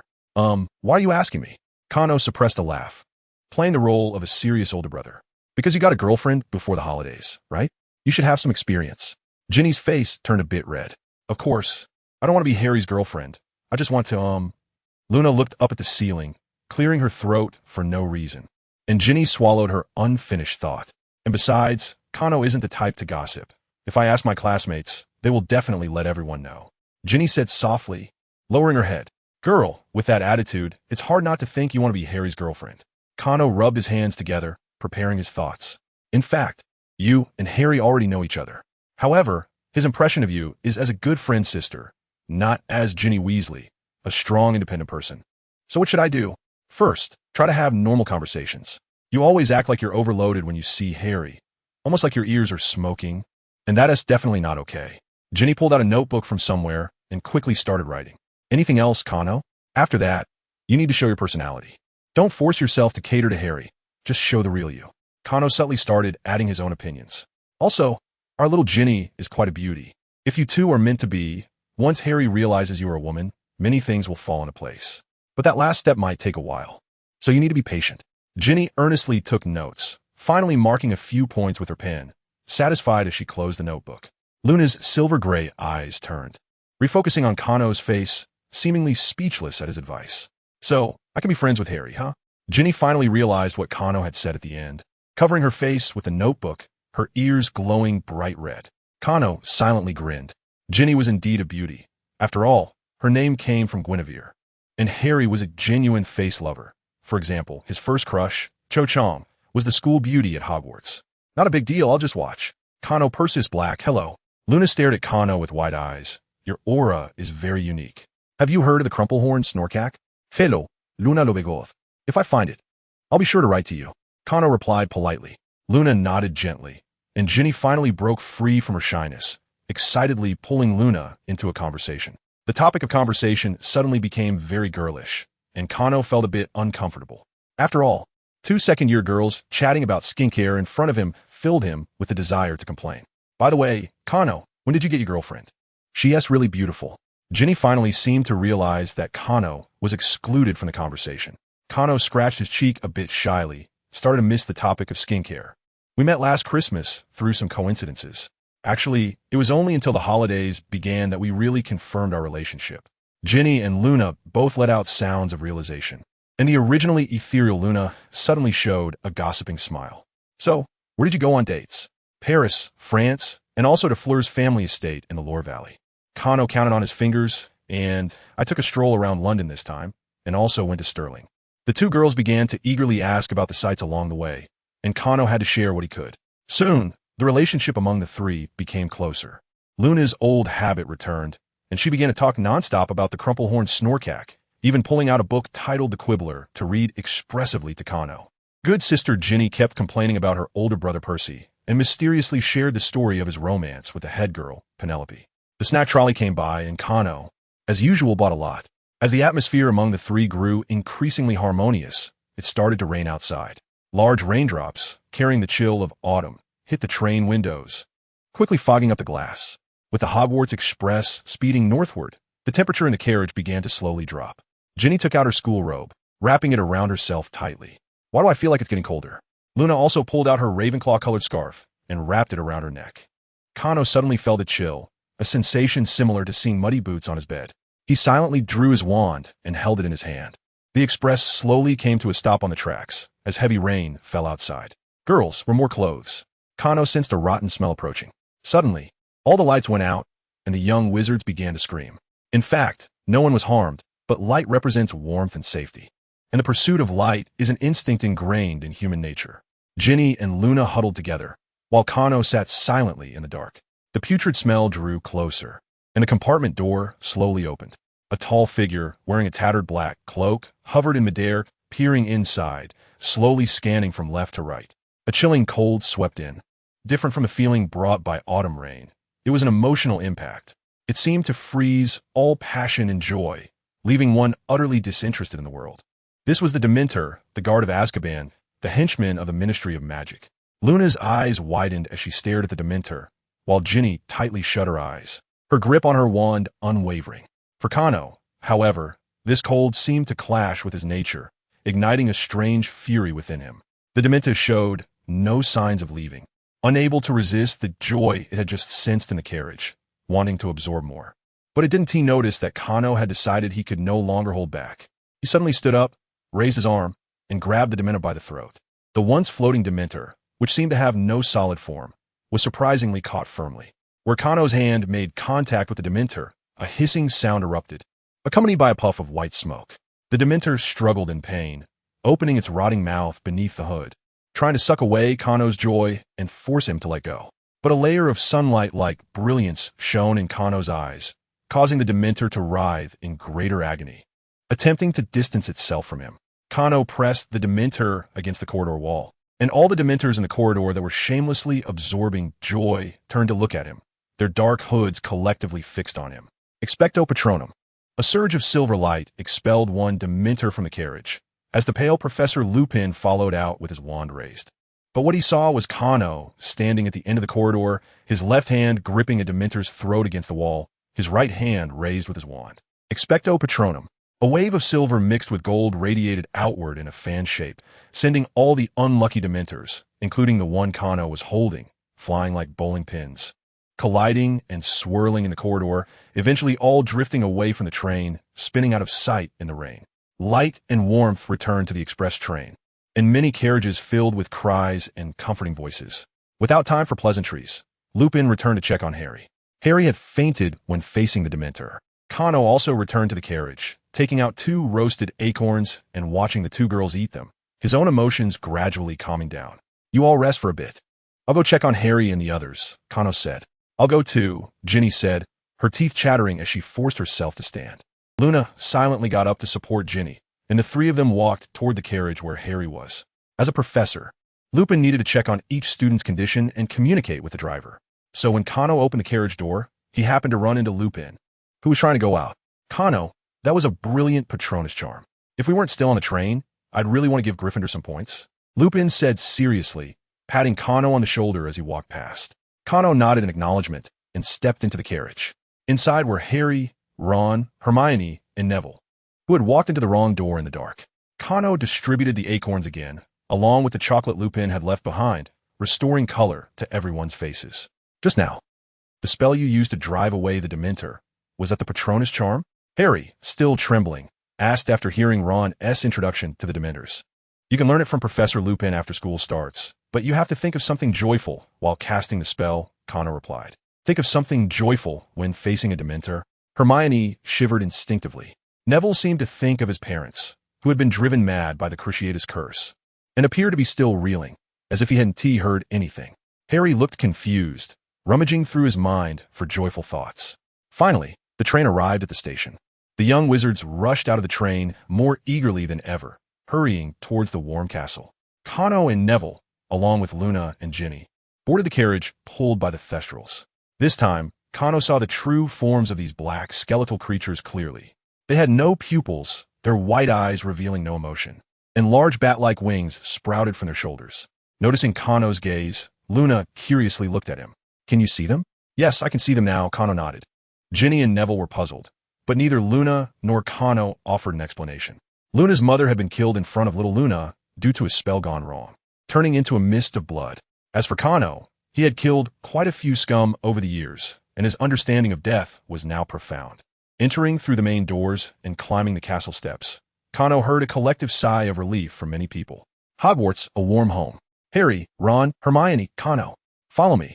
Professor McGonagall, dressed in green robes, called out from the crowd, and the 4 students obediently followed her to the hospital wing. Fainted Harry went for a checkup, with Ron and Hermione accompanying him inside, while Kano was left outside by Professor McGonagall. Kano, you really used a brilliant Patronus charm, Professor McGonagall said with satisfaction. But given your special status, try to avoid actively confronting Dementors for the time being. I understand, Professor. I plan to use my position as a current board member to rally the board's power to protest, Kano replied. But even Dumbledore couldn't prevent the Dementors from coming. This was a bill forcibly passed by Fudge, Professor McGonagall reminded him. I am aware of that. The board won't have more power than Dumbledore, Kano nodded. I have my own ideas, so there's no need to worry. Professor McGonagall wanted to say something else, but Harry had finished his checkup and came out. The 4 young wizards returned to the Great Hall, where the sorting ceremony had already concluded. The silver-bearded Dumbledore stood up, ready to deliver his speech for the new school year. Undoubtedly, each year's topic would revolve around the biggest security threat of that year. And this year's greatest threat was the Dementors. No trick, ruse, or disguise can fool a Dementor, even including the invisibility cloak. Moreover, the nature of Dementors does not understand excuses or pleas for mercy. Therefore, I urge everyone present not to give them a reason to harm you.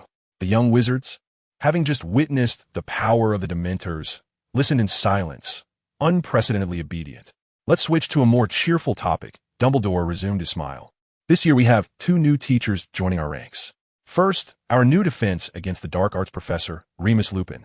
A sparse round of applause erupted in the audience, and Kano heard older students whispering. Another one? What was the last one's name again? I've gotten tired of remembering the faces of defense against the dark arts professors. Lupin, dressed in somewhat tattered robes, stood up to greet everyone, wearing a slightly helpless smile. The position of defense against the dark arts professor could be considered a high-risk job in the magical world. If it weren't for Lupin being a werewolf, it would be difficult for him to find work, living in poverty. He wouldn't have considered accepting this job. Of course, several Gryffindor students who had witnessed his abilities on the train were still clapping enthusiastically. As for our second new teacher, our care of magical creatures professor, Mr. Kettleburn, has retired. Dumbledore pointed to Hagrid, who was uneasy in his seat on the staff bench, saying that the position for this course would be held by our keeper of keys and grounds, Rubeus Hagrid. This time, there were not only sparse applause from below, but the students also began to whisper among themselves, and Harry and the others' applause failed to lift the atmosphere. Last year's Chamber of Secrets incident had brought up news from many years ago, and Hagrid had been subjected to a long period of alternative scrutiny. Seeing the scene, Hagrid became even more anxious, the chair beneath him creaking ominously. Please be quiet, children. The allegations that Hagrid released the monster from the Chamber of Secrets have been investigated and dismissed last year, Dumbledore said with a smile. Although it has taken many years, I am still honored to tell you all that Rubius Hagrid is an innocent man, and always has been. To clear his name, Dumbledore led the applause. This time, everyone stood and clapped, looking at Hagrid with joyful eyes. Hagrid pulled out a handkerchief the size of a tablecloth to wipe away his emotional tears. Thank you. Thank you, everyone. I will be a good professor from now on. Thank you. That concludes my speech. Let's enjoy the feast. The steaming food dispelled the chill brought by the Dementors, and the despair felt just hours ago seemed like a phantom left behind. By the next morning, everyone was still in good spirits. The Dementors felt like a nightmare that the little wizards had deliberately forgotten. Hermione, I know you are very talented, but no matter what, you can't be in 3 classrooms at the same time. Ron frowned as he looked at Hermione's timetable. Hermione sharply stopped Ron's curious inquiry. Connell looked at the metal chain around Hermione's neck, knowing that the time turner was hanging right in front of her chest. All right, let us eat. Our first divination class is in the North Tower, so we should leave early, Connell said in a harmonious tone. Unfortunately, when Connell sat in the divination classroom, he began to regret choosing this class. The classroom was filled with 20 small round tables, and the curtains were drawn tightly during the day, with all the lights covered in red scarves, creating a hazy atmosphere. The fireplace was roaring, and Kano could smell a variety of herbs and spices added to it, all of which could assist in prophecy. But no one would throw all these things into the fire at once. That would be completely useless, not to mention the strange mixed smell that almost took Kano's breath away. He could tolerate the environmental issues. He hadn't forgotten that he was there to observe prophecies. As a druid, Kano could see the aura around seers. When the aura shone brightly, their prophecies were naturally accurate. But now, Kano found that Trelawney was too special. Even when she didn't speak, her aura flickered in Kano's eyes like a faulty light bulb, making it impossible for him to confirm which of Trelawney's prophecies was accurate. The plan to observe prophecies had failed. It's so good to see you all in the material world. Sybil Trelawney spoke from her armchair, marking the start of the class. She was very thin and wore large glasses. Her body was adorned with shiny gemstones and jewelry. But the well-informed Kano could tell at a glance that many of them were fakes. I must say this up front. If you lack insight, I am powerless. In this field, there's only so much that books can teach you. This was indeed true. For instance, the all-knowing druid Kano couldn't produce a single prophecy.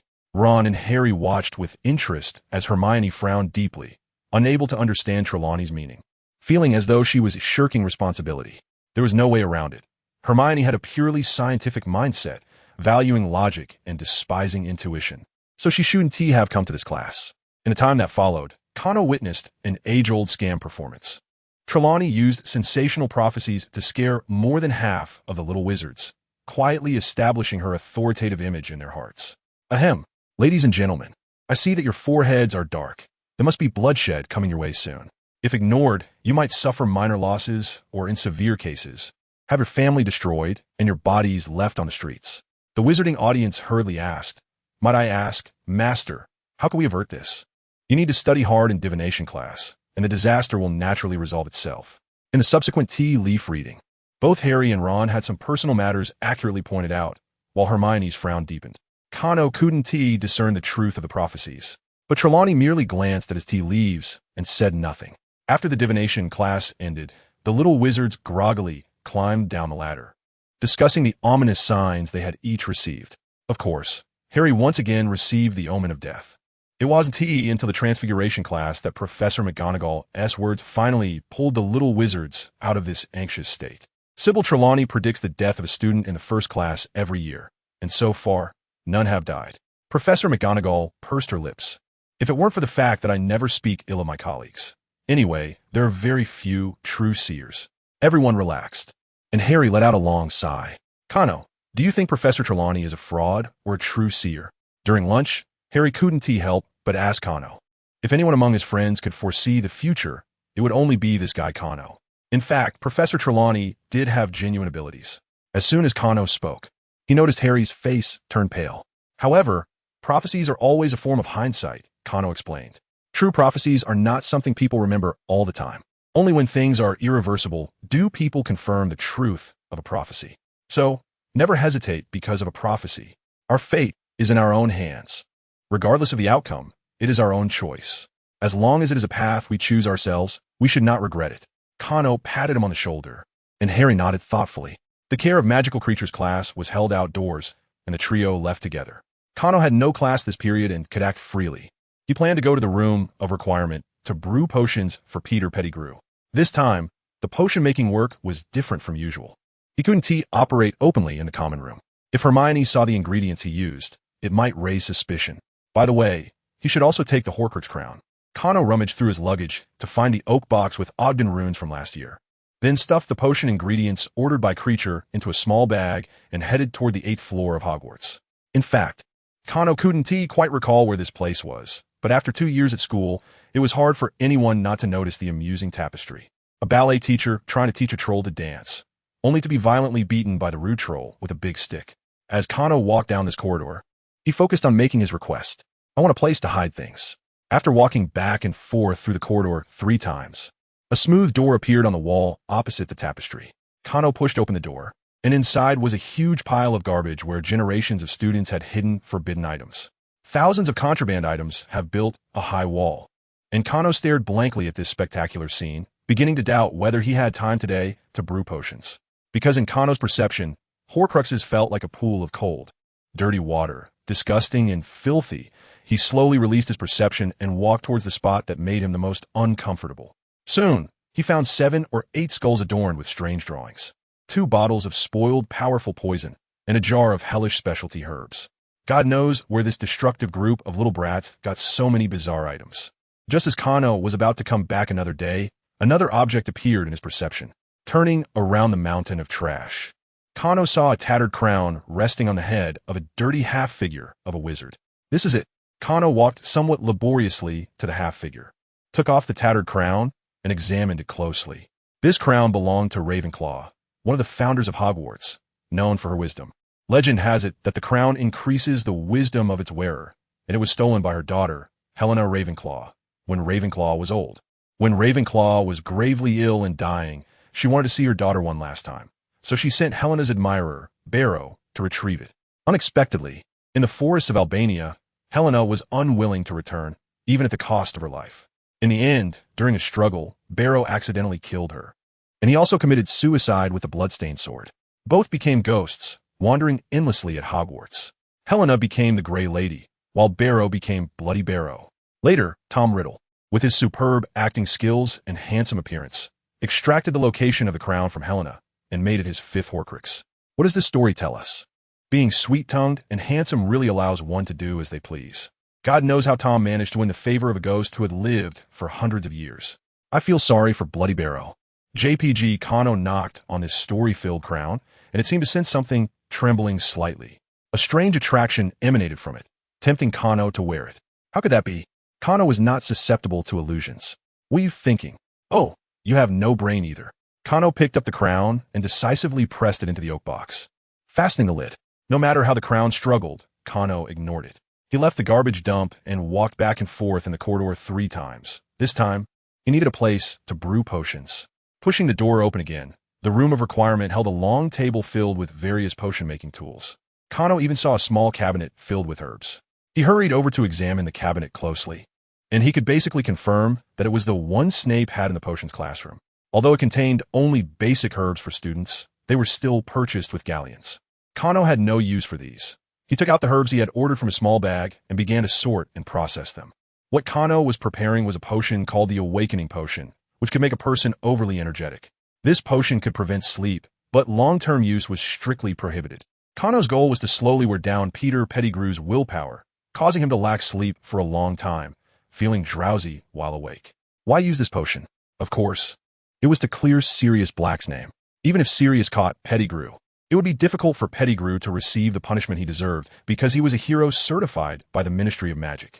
Some might say this was the fault of the previous administration and had nothing to do with Fudge.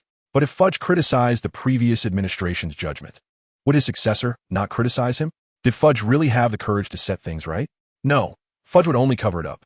As for Veritaserum, on one hand, the Ministry of Magic has strict restrictions on the use of this potion, only using it to embellish evidence when it is solid. On the other hand, Veritaserum can actually be resisted. Therefore, testimony obtained solely through Veritaserum would not be trusted by the Wisingamot. In fact, as long as a criminal is proven to have been influenced by a mental-type potion, whatever they say does not count.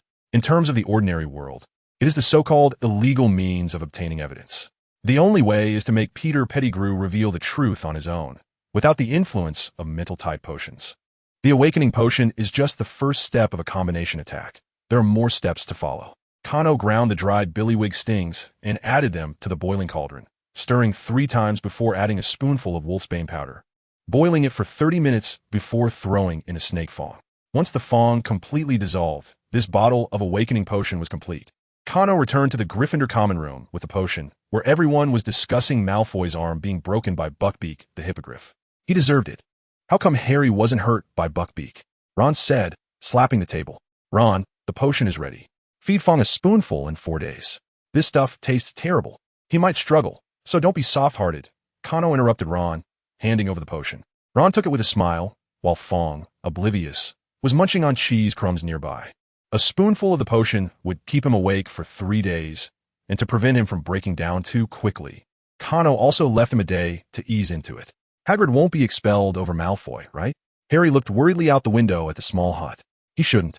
Madame Pomfrey is highly skilled, and Malfoy won't be in any danger. Besides, he did provoke Buckbeak and got hurt, Hermione analyzed. Hagrid will be fine. Kano sat down on a sofa. His fate depended on Dumbledore and the Board of Governors. Last year, Lucius had offended the board terribly. And don't forget, I'm also on the board. That night, Kano arrived at the door of the headmaster's office with the crown. The stone gargoyle, eager to sleep, opened the door immediately. Upon entering the office, the portraits of former headmasters were chattering about Black's situation. I think he wants to kill Harry Potter. Phineas Nigellus scratched his head, unsure of what he was thinking. Clearly, his relationship with the Potters was quite good. Kano is a child who brings peace of mind. Why are you all pretending to be asleep? Kano sat down opposite Dumbledore, pushing the box forward. You're not new here. Why pretend to sleep? Headmistress Dillies replied. What is that, another Horcrux? I think so. Dumbledore sealed the headmaster's office, opened the box, and took out the crown inside. The headmasters fell silent, and several who were from Ravenclaw even began to sob quietly. That is, the crown? Ravenclaw's crown? Armando Dippet asked, trembling. It is indeed Ravenclaw's crown, but I must remind everyone that it has been turned into a Horcrux by Voldemort. Kano clapped his hands. We must destroy it. The process is the same as last time. Dumbledore placed the crown back in the box, cutting off the continuous temptation.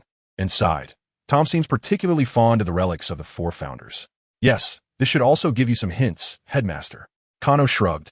I know the locations of 2 more Horcruxes. One of them is Slytherin's locket, which can be obtained during the holidays. I'm also close to finding the location of a Horcrux. Dumbledore nodded, and we will go get it together during the holidays.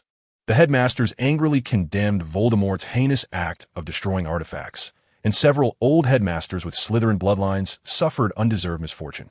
Look at your descendants. How much trouble they've caused us, shouted a headmaster wearing a monocle. How was I supposed to know such a thing would come about? Complained a headmaster from Slytherin. Waving his wand in frustration, Kano left the headmaster's office, the noise of the old headmasters gradually fading away.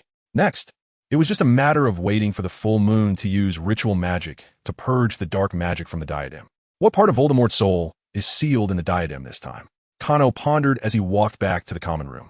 Meanwhile, the big black dog, Sirius Black, jumped down from a train. He stumbled and rolled over, widening his eyes to read the sign in front of him. Great, not far from Hogwarts. Because of his gullibility, the Potters died at the hands of Voldemort. Heartbroken, Sirius killed Peter Pettigrew and decided to atone for his life in Azkaban. But what did he see? That filthy rat appeared in the newspaper. The Weasley family won a prize from the Daily Prophet and went to Egypt. The rat, missing a finger and perched on the shoulder of the red-haired boy, is none other than Peter. He is at Hogwarts, right beside Harry. I must find him quickly and kill him. Also, who is that pale skin black? If he were my son, Dumbledore would never let Harry come into contact with him. Could he be Regulus's child? But Regulus was a Death Eater. His child should also be kept away from Harry. Has Dumbledore gone senile? Sirius's mind was racing, and he bit into a stolen can, transforming back into human form and sitting in a corner to eat. But soon, he heard the sound of sirens. Fudge had informed the Muggle Prime Minister of his appearance, and now both Muggles and wizards were hunting him. He quickly hid in the corner and transformed back into the big black dog. Before long, several police officers arrived nearby to search. The murderer is right here. I just saw him. The big black dog silently left the night and headed straight for Hogsmeade. The next morning, Kano received 3 letters at the dining table. One was a thank you letter from the Ministry of Magic, thanking him for preventing Ministry employees from causing harm to the little wizards. The wording was very official, but the meaning conveyed was to mind their own business. The second was a meeting notice from the Board of Governors, scheduled for a weekend in mid-October, right at Hogwarts Castle. This was a meeting initiated by Kano, and now it was just to inform the attendees of the time and place. The third letter was from Creature, containing just one sentence. The big black dog has arrived in Hogsmeade. Kano had Creature monitor Sirius's movements to prevent him from prematurely ruining his plans. However, there was no need to report on last night's incident, because today's front page of the Daily Prophet featured Sirius's sighting near Hogsmeade. Harry looked anxiously at the Daily Prophet. He wanted to talk to Sirius in person. However, the expressions of his friends around him were all saying, "Don't go out. We're afraid you'll die," which made it hard for him to speak up. Malfoy appeared behind Harry with his arm in a sling. But everyone knew his fracture had already been healed by Madame Pomfrey. "Potter, be very careful," he said gleefully, waving the newspaper with a very prominent wanted notice for Black. "If you get killed by Black, I will be very sad." After saying this, he laughed heartily, with Crabbe and Goyle joining in. "I don't need your concern, Malfoy," Harry said through clenched teeth. "Do you want to fight me, Potter?" Malfoy exaggeratedly clutched his arm. "Oh my bones are hurting again. I guarantee that Hagrid, that big oaf, will be fired. You provoked Buckbeak first." Hermione couldn't help but interject. "Shut up, you smelly." Malfoy saw the cold glare from Kano and swallowed the rest of his sentence. "My father has influence.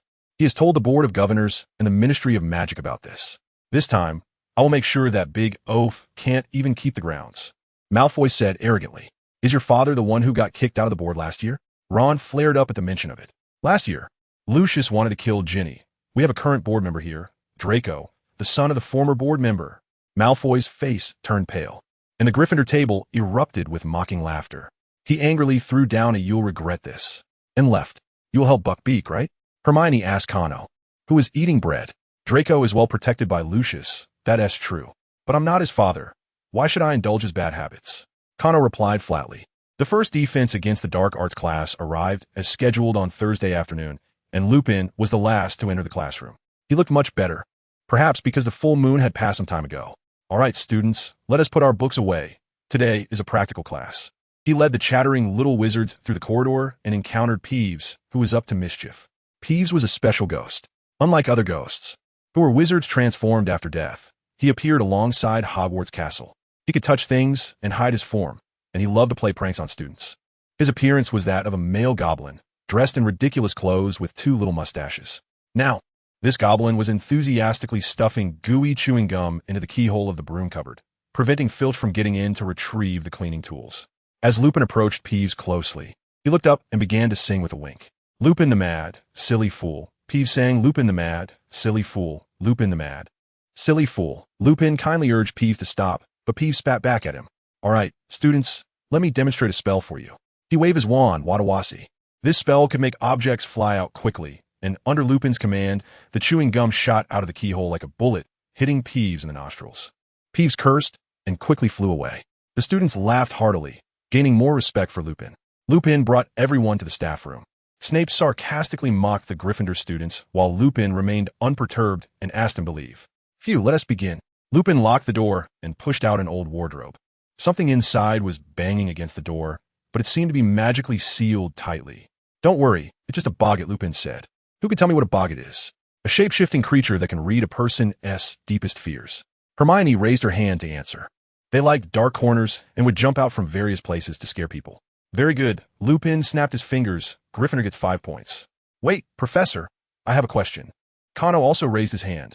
Lupin looked at Kano's face, seeming to be momentarily distracted, but still smiled and nodded. "Can their mind reading penetrate the mind-blocking charm?" "Of course not." Lupin laughed. "The mind-blocking charm can lock away all of a person's thoughts and emotions, and a boggart is powerless against such wizards." Kano nodded, letting out a sigh of regret. Out of curiosity, he was quite eager to know what scared him the most.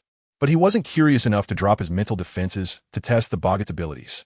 Next came various famous scenes. Neville was most afraid of Snape.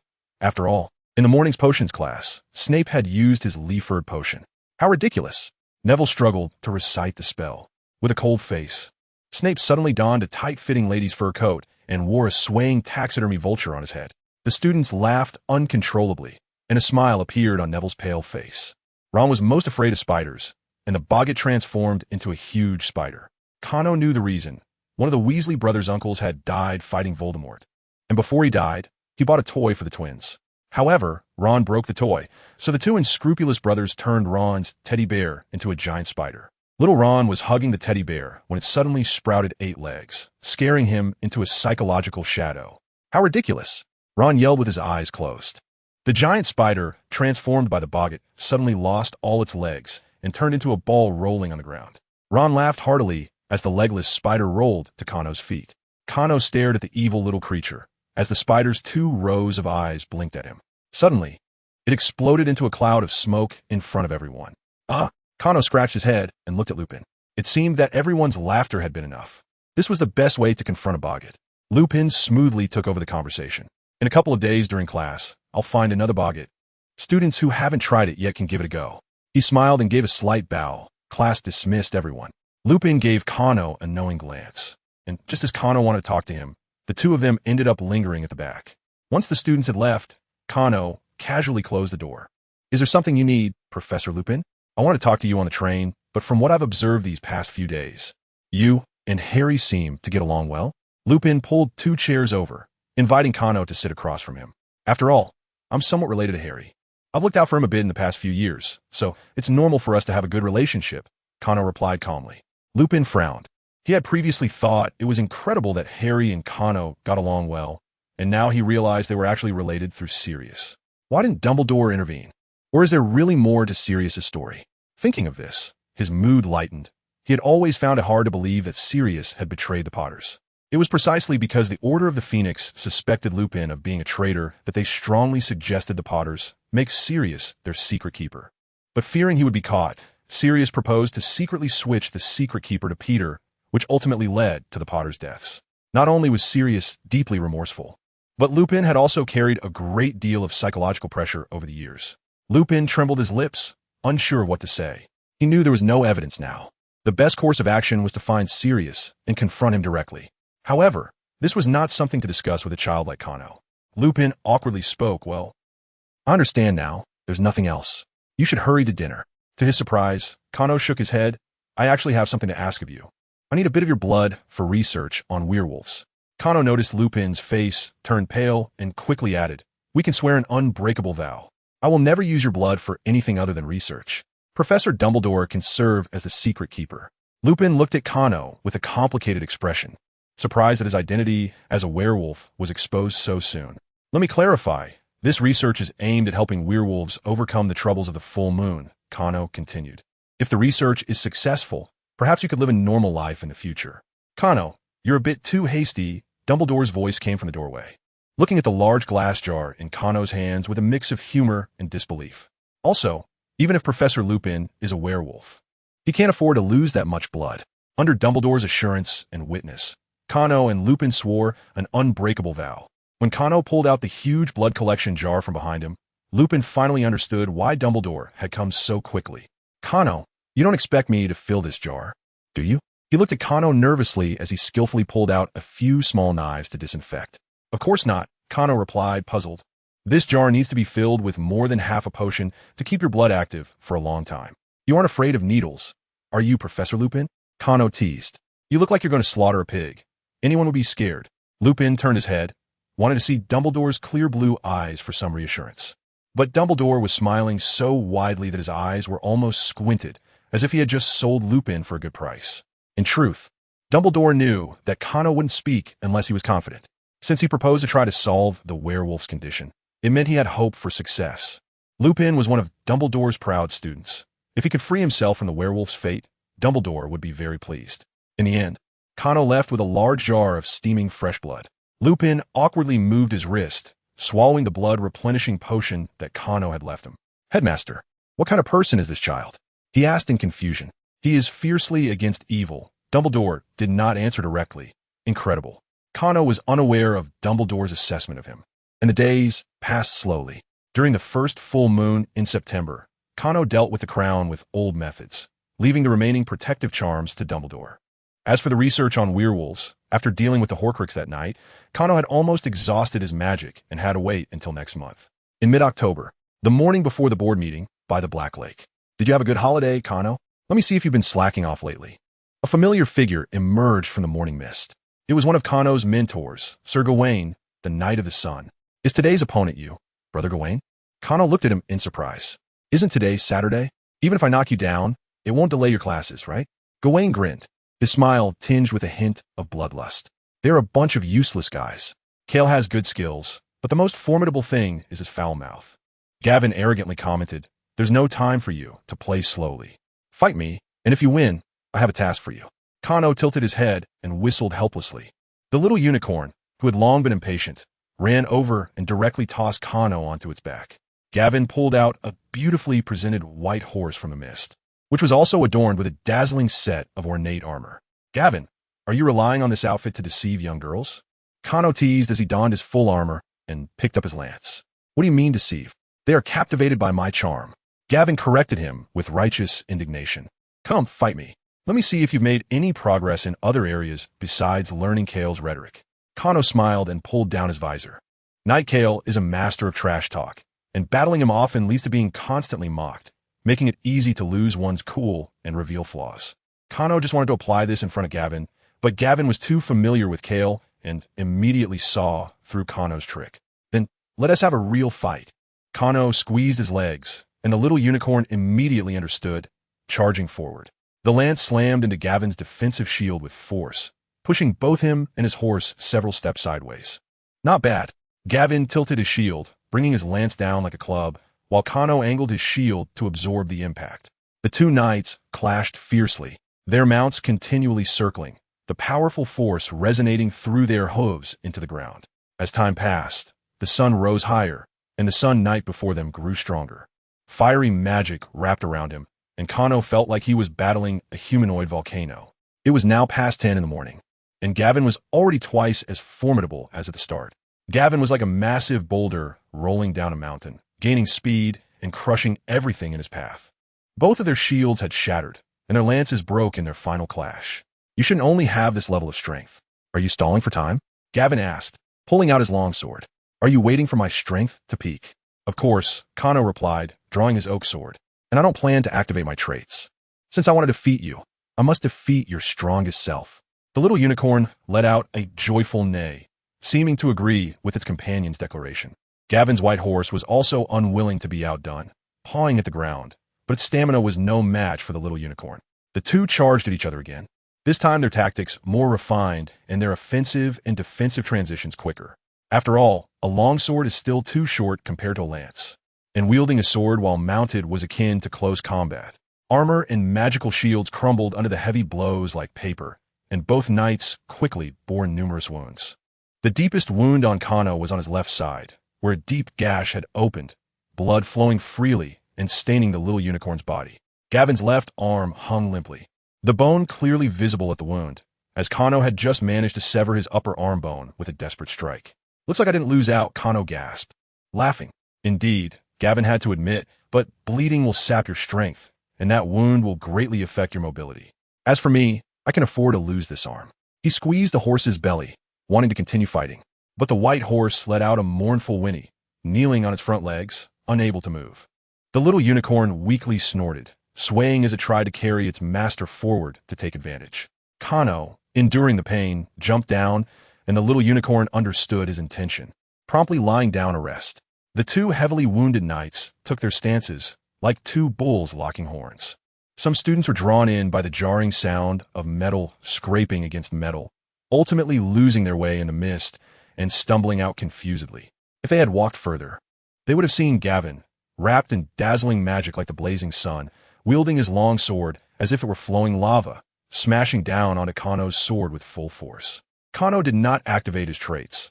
The rich magic around him formed a solid wall, standing firm against Gavin's assault. In the end, the sound of metal scraping ceased, leaving only two muffled thuds. Gavin's long sword pierced through Kano's left thigh and calf from above, the wound igniting instantly from the intense heat, releasing the smell of burning flesh, causing Kano to kneel on the ground. Kano's oak sword thrust upward, piercing through Gavin's right side, breaking through his diaphragm. With a twist of his hand, magic erupted, tearing apart his heart and intestines. Gavin trembled, giving a thumbs up before dissipating into mist. It was now noon, and Kano had defeated him at Gavin's peak strength.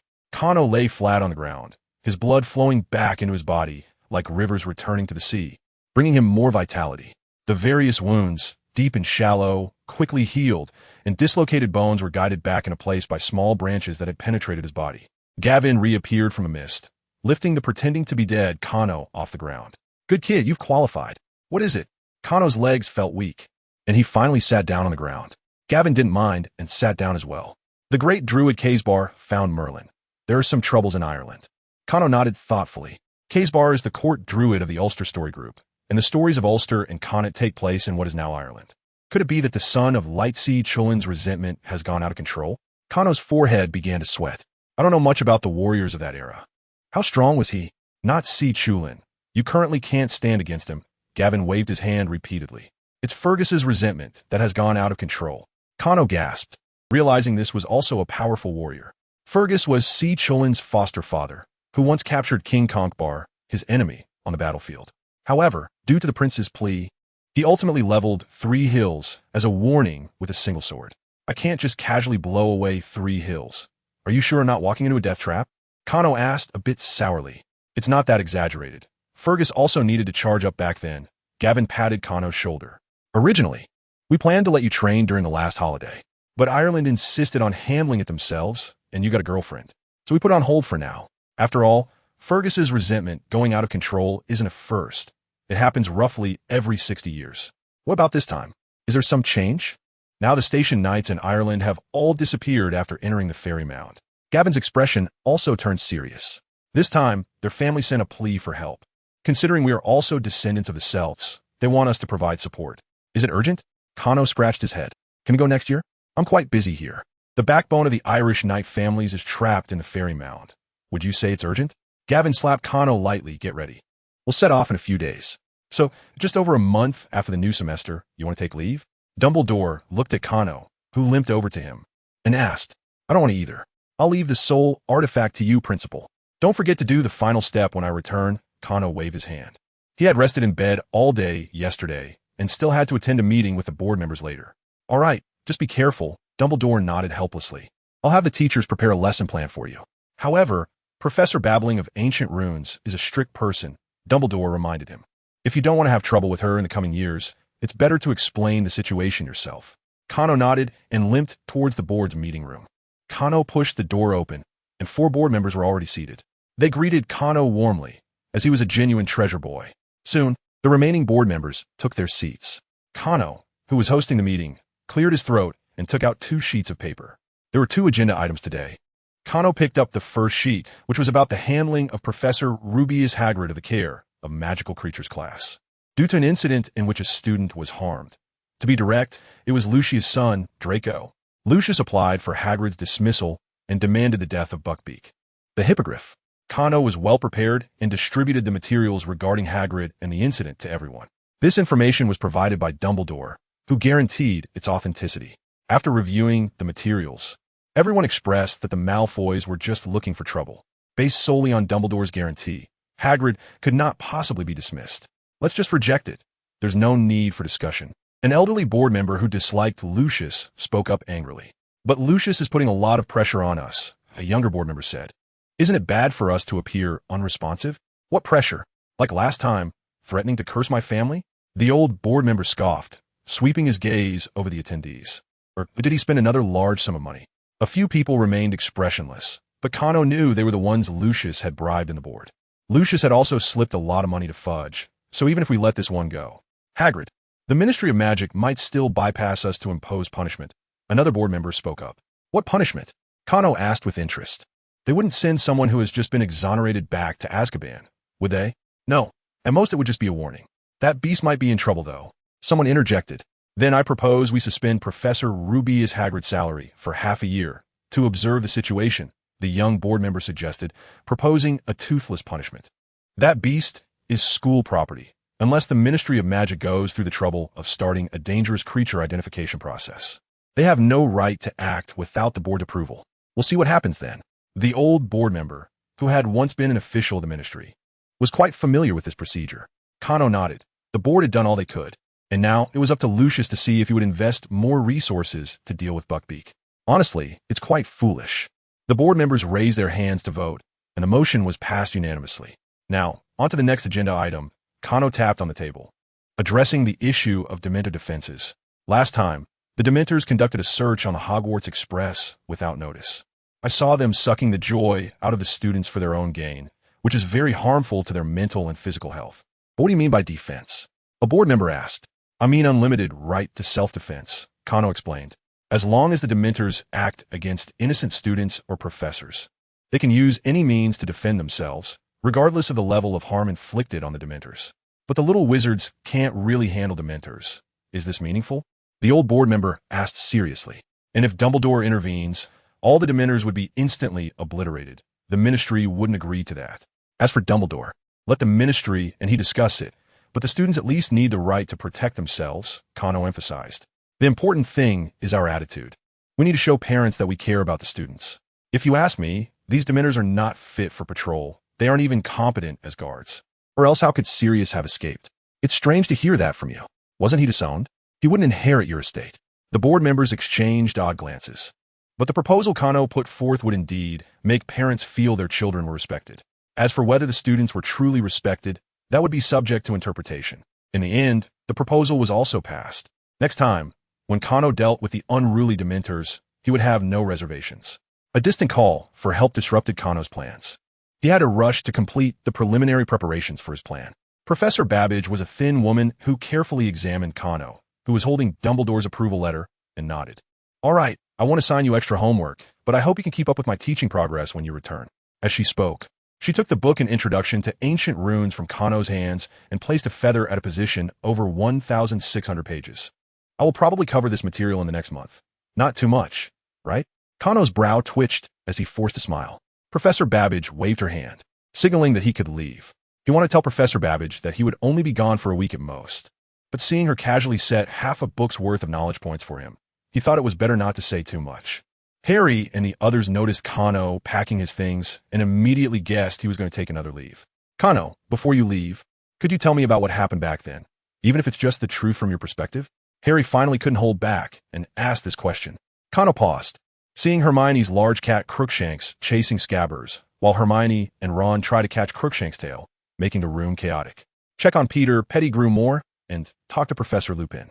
Kano whispered to Harry. The rest is up to you to judge. Harry pushed Kano away in annoyance. You always speak in riddles. Why can't you just give a direct answer? I'm a relative of Sirius Black. My perspective isn't objective. Besides, the ability to think independently is everyone's most valuable quality. Isn't it? Harry shook his head helplessly, and Kano smiled as he patted his shoulder. Next time, for sure. He took out a large bottle of wake-up potion and handed it to Ron, who had just caught Scabbers and was trying to calm him down.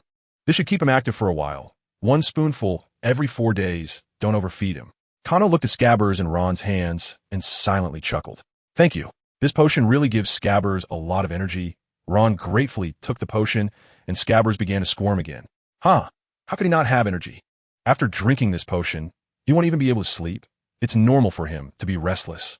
Hermione and Neville came forward to say goodbye as well, and Kano promised to bring them gifts when he returned from Ireland. The twins had heard somewhere that things were chaotic in Ireland and wanted Kano to bring back 2 fire-breathing sticks to play with. These 2 silly boys.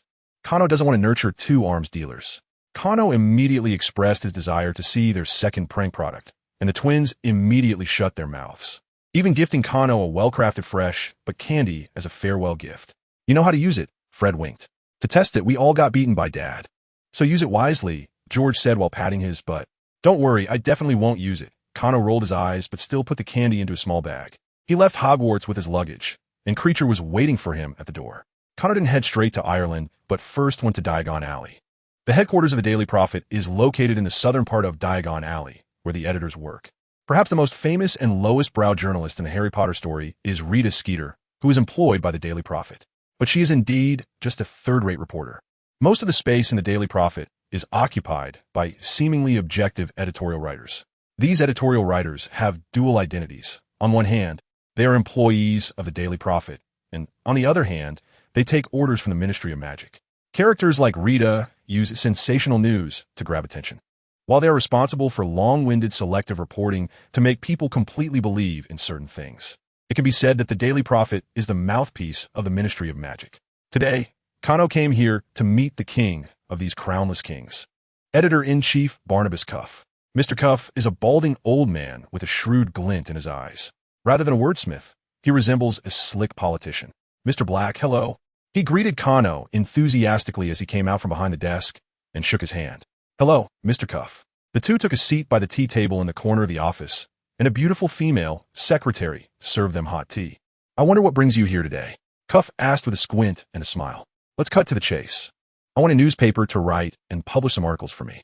Kano pulled out a Gringotts Bank draft from his bag, and the amount should satisfy everyone in your office. Cuff glanced briefly at the figure on the draft, his breathing momentarily uneven, but he quickly regained his smile. I wonder what the content of the articles you want to publish is. You know, we in the news industry also have to be supervised from above. Isn't your paper constantly reporting on Sirius's brutality? That's good, but not intense enough, Kano replied with a smile. I need your paper to describe him as a scoundrel with pus on his soles and sores on his head, a bully who oppresses the weak, an unrepentant villain. Cuff's smile began to falter. What do you mean by that? Nothing much. Besides that, I hope you and your editors and reporters can fully report and embellish our hero who received the first-class Merlin Medal, Peter Pettigrew. Cuff frowned this time because what Kano said was the same as the Ministry of Magic's requirements. He didn't need to come specifically to give money, which made Kano's purpose even more suspicious. My requests won't put you in a difficult position, will they? Kano smiled gently. They indeed won't. But I know you're digging a pit for the Ministry of Magic, Cuff said quietly. We in the news business know that whether it's positive or negative reporting, there must be a limit. Exceeding that limit will produce the opposite effect. Cuff stared closely at Kano. We also make a living by relying on others, living off a bit of honey painted on the ministry's baton. I hope you won't smash our rice bowl. Kano shook his head. I have no such intention. So I hope you can take about 3 months to shape the images of Sirius and Peter Pettigrew. No need to rush. The ministry won't notice anything. After all, the current Minister Fudge is someone who enjoys bottomless flattery, isn't he? Cuff rubbed his chin and ultimately picked up the draft on the table. Since you've considered us so thoughtfully, I can't refuse any longer. Kano stood up and shook hands with the equally smiling Cuff. Cuff felt an envelope being slipped into his hand, and judging by the feel, it was another bank draft inside. Kano's meaning was clear. This one was for Cuff alone. Perhaps there will be more opportunities for cooperation in the future. I will need your help then. You're too polite. If such opportunities arise in the future, I certainly won't refuse. Cuff's smile became a bit more sincere, and the two shared a hearty laugh. Kano, come out and compete with me. A noticeably taller red-haired boy shouted while waving his suitcase at Kano's door, several neighbors curiously poking their heads out. An arrow shot out from the yard and was caught by Sean. Still holding a grudge, Kano? Aren't you here to pick me up? Why does it look like you're here to challenge me? Kano, who was exercising in the morning, opened the door and welcomed Sean inside. Picking you up is the main task, but don't forget, we still have a duel to conduct. Kano nodded with a smile. Of course I haven't forgotten. Now you've become a full-fledged knight, right? Of course, my trait eagle I can now be activated continuously. I'm not the 3-minute man I used to be. Sean proudly crossed his arms. Kano clicked his tongue and waved his finger at him. Let's talk about this duel after we come back from Ireland. I'll show you my current strength over there. Sean looked a bit unhappy. I really don't know what's going on with those guys. Almost all the excellent knights in the country are trapped in that fairy hill. No matter how strong Fergus's resentment is, he shouldn't still be undefeated after being besieged for so many days. Are they still alive? I don't want to go over there to collect their corpses, Kano asked pessimistically. They're still alive. They all left their tokens before they left. And so far these tokens haven't shown any abnormalities. Sean still provided some good news. The so-called token is a special kind of magic that is passed down around the world. There's a fairy tale that tells of an elder brother who left home to fetch the fountain of youth, leaving behind a small knife. When he encounters misfortune outside, the knife immediately becomes rusty.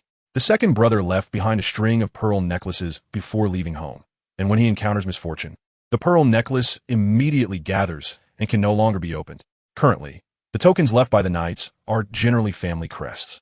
If the crest shatters, it means that the knight has died in battle. It seems that things have not yet developed into the worst situation. We have a few friends in Ireland. We will stay there this time. Sean picked up his luggage and stood with Kano in the fireplace. Friends in Ireland? Your family is well connected, Kano remarked. Did you forget? Isolde is the Irish princess. Our ancestors set an example, so we descendants naturally take pride in marrying Irish noble women. Over time, friends and relatives naturally increase. Sean winked, and Kano suddenly realized. The two no longer delayed, and Sean loudly shouted the place name, scattering the flue powder. The green flames engulfed the two figures and creature, who stayed at home, sighed helplessly. The two appeared at an entry and exit registration office of the Ministry of Magic at the border between England and Ireland, handing over their wands as identification for the staff to register. Name? Canopus Black. What's the purpose of your trip abroad? Tourism, visiting friends. Open your luggage, I'll check it. Canopus followed the instructions and opened his suitcase. The border control officer carefully scanned it with an alchemy detector, then closed the suitcase and smiled at him. Very compliant. Please remember not to have too much contact with some local radicals in Ireland, whether they are muggles or wizards. This wasn't Canopus's first trip abroad. The truly sensitive items were in a small bag that he had cast a non-detection spell on. In fact, those staff members were also turning a blind eye during the inspection. Canopus nodded slightly, lowered his hat, and walked out of the border control station to meet Sean. He took out a silver cane from his pocket, and the two held onto either end. The Irish are not very friendly towards the British, you understand. Sean Guisperth. Don't take any unpleasant remarks too seriously. I'll deal with them for you. I was invited here to help. Shouldn't I have a better attitude? Canopus raised an eyebrow.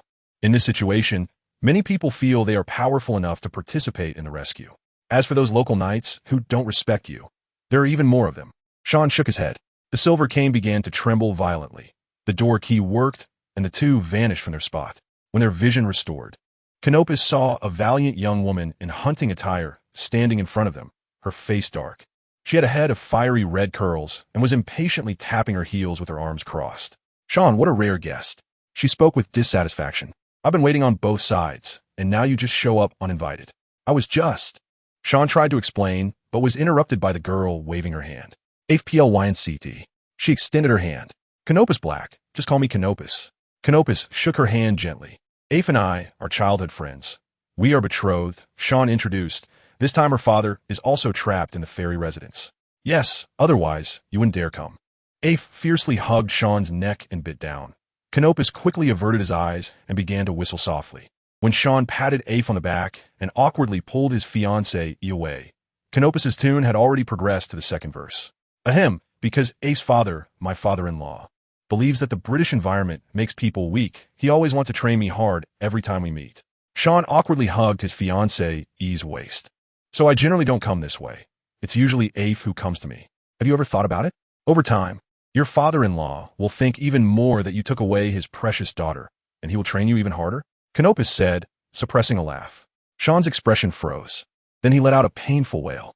Hurry, hurry, hurry and rescue my father-in-law. Sean spoke without thinking. Guessing women's thoughts is complicated enough, and now the father-in-law is involved. Afe gave Sean a roll of her eyes, and Canopus pretended not to see. The three of them walked towards the Dunson Castle, the residence of the PLYNCT family, with Afe tightly holding onto Sean's arm, seemingly afraid he would run away. However, they were soon blocked by a large group of short knights on horseback, all fully equipped. Canopus placed his hand on his waist, but Sean and Afe sighed. The leading knight lifted his visor, revealing the face of a young boy. Big sister, brother-in-law. The knights shouted together, and Afe frowned. Why is it you? We're your older brother and second brother, and your third sister. The young boy sniffled. His eyes red. Last night, I couldn't stop them. They all went to the fairy hill. Now only the youngest child from each family is here. Canopus looked at Sean in disbelief. Is the Irish spirit so fierce? The whole family is involved. At least, they left the youngest behind. Sean said awkwardly. The anticipated difficulty did not occur, as all the dissatisfied knights charged into the fairy residence. Even the knights guarding the entrance to the fairy hill followed them in, leaving only a group of small children, holding back tears, seeking help from the universally recognized big sister and brother-in-law. The boy who spoke earlier was named Oisin, which means little deer in Celtic. He thought seeking help from the British without his siblings' consent was a disgrace, but the current situation didn't allow him to maintain such pride. So the boy came up with a compromise. He only reported his nickname and stubbornly refused to tell Canopus his surname. Canopus sat at the main guest position, looking at the small children sitting at the long table, some sniffling, some with missing teeth, and felt a headache coming on. To clarify, I'm a druid and also a knight.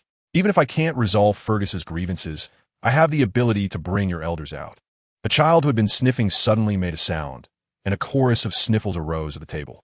Canopus helplessly turned to Afe. I will set off tonight. Please tell me the known situation now. This incident began at the border of Cavan County and Lickham County, where there is a fairy hill that suddenly erupted with a large amount of black mist 2 months ago. This is not the first time. Previously, it was all Fergus's grievances, and they weren't that strong. Afe described, somewhat headache-inducing. It won't kill. It will be satisfied after fighting about 5 knights and then disappear. We wanted to solve the problem ourselves, so we sent out the first batch of knights 12 days ago, a total of 30. Afe pushed over a list. They were all well-known knights, generally between 35 and 45 years old, all at the peak of their physical condition. But after they entered the Fairy Hill for 2 days, the black mist became denser, even showing signs of overflowing. So the second batch of knights, a total of 80, entered the fairy residence.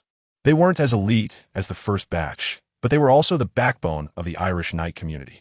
They also did not return. And then there was the third batch last night. Those youths? Canopus looked at Afe with a questioning gaze. Teenagers, inexperienced but physically declining older knights guarding the entrance to the fairy residence. Afe shook her head. The biggest child at the table was only 10 years old. The last spark of the Irish knights. We are the Red Branch Knights. Oisin said, we can also go to battle. No way. Giving you that name represents the hope for your future, not for you to go to battle now. Sean slammed the table, seeing the brother-in-law get angry. The eager children all closed their mouths. So, you mean to say that you have no idea about the specific situation inside right now? Sean nodded helplessly. There must be significant changes compared to before, but we really don't know what happened specifically. I will go in with you. And Afe will provide support outside. Afe actually wanted to act with Sean, but as the most influential person in all of Ireland now, she couldn't act on impulse. All right, it's also lunchtime now. Once we finish eating, your supplies should be ready. Afe decided, what kind of warhorse do you need? You can choose for yourself in the stable later. You just need to prepare the supplies. I have my own warhorse. Connor did not summon the little unicorn in front of everyone. After all, it was very averse to humans other than Kano. After lunch, Kano fully armed Sean, and Eve placed their hands on the door key made from the family crest. A flash of silver light, and the 3 people and 2 horses appeared in a twisted, tangled forest. The area was filled with towering beech trees, with no other species in sight, clearly indicating that it was an artificially planted forest. Sean and Eve mounted their steeds, and Kano summoned the little unicorn. The little unicorn seemed to sense something, nervously scanning its surroundings. It's okay, it's okay. Kano patted its neck and climbed onto its back. Just keep going forward. Eve took the lead, saying, this forest was deliberately planted by our ancestors 300 years ago to conceal the location of the Fairy Mound. The Fairy Mound is said to be the entrance to the dwelling of the gods. A large part of it consists of Neolithic tombs. But a small portion is indeed a passage between the fantasy realm and the mortal world. The Fairy Mound, located at the border of ancient Ulster and Connaught, is hidden within this man-made forest. Eve took out a wooden engraved emblem from around his neck and infused it with magic. The emblem glowed slightly, and the surrounding trees began to move silently. Kano felt a hint of druidic wood manipulation magic, but before he could think further, a thick black mist rushed toward them. Kano drew his oak sword and stepped forward. The black mist was eagerly absorbed into the oak sword, the Arthurian blood mark on it slightly reddening. What's going on? Is the black mist really this widespread? Kano turned to ask. No, last time I was here, the black mist was only lingering at the entrance of the Fairy Mound. Eve anxiously tightened his grip on the horse, saying, let us go. Kano raised his sword to absorb the black mist as the 3 riders slowly advanced. Finally, the black mist thinned, and the outline of the Fairy Mound's entrance appeared before them. A note was pinned to the ground by an arrow, and Sean stepped forward to pick it up and read it aloud. The black mist suddenly began to spread, but its speed slowed after Dick and Sean entered the Fairy Mound. Reluctantly, I have gathered the youth generation to enter, hoping to resolve the issue or at least delay its outbreak. If we all die in the Fairy Mound, I will be the center of Ireland. Cooper Evans. He was the head of the defense troops, a mature and steady knight. We should trust his judgment. Eve sighed, if it weren't for the efforts of these people yesterday. The black mist might have already engulfed several counties in Ulster. Kano shook his head and urged the little unicorn toward the entrance of the Fairy Mound. Sean, you stay here. Kano, I'm not a coward. Sean exclaimed excitedly. I know. If I'm not out in 10 days, then you can enter the Fairy Mound. Kano handed him a letter. Before you come in, send this letter out. The address is written on the envelope. The letter was addressed to Ferron, explaining the reason he could not spend Halloween with her this year. In addition, Kano also gave Sean a token, which was a magical, gold-edged oak leaf. If Kano died, the leaf would wither and fall. Don't worry, I'll take care of everything. Kano put on his helmet and cautiously rode the little unicorn into the low stone archway. Entering the Fairy Mound felt very strange, as Kano sensed a familiar, yet foreign power enveloping him. When he opened his eyes, he found himself standing in the middle of a camp. The little unicorn shook its head nervously. It felt a chilling atmosphere permeating the place. Kano dismounted, removed his armor, and looked around. Although the houses were simply constructed from firewood, their layout was orderly, with stables, wells, and barracks in appropriate positions. It was a standard military camp, resembling the ruins unearthed in Ireland. Another one. How did so many people come so quickly? Two boys holding long spears approached, attempting to communicate with Kano through gestures. Kano was extremely surprised. Usually, only a small area related to their past would appear around ordinary resentful beings as an arena for battle. But here, there was not only a vast military camp, but also two soldiers. Kano carefully sensed, realizing he could not see through the essence of the two. It was as if there was a transparent curtain separating him from them. What is going on? Is this an illusion or reality? The boys spoke in primitive Irish, a form of ancient Celtic language, whose written records later became Ogham script. So Kano interrupted their actions and spoke directly. No need to gesture. I'm a druid. What time is it? And where is this place? Kano asked the boys in fluent primitive Irish. They instinctively stood up straight. We are members of the Ulster Youth Corps. This is the front line of the war between Ulster and Connacht. Is C. Chulin the commander of Ulster? Is Fergus on the opposite side? The boys showed a conflicted expression and nodded. Yes, that is correct.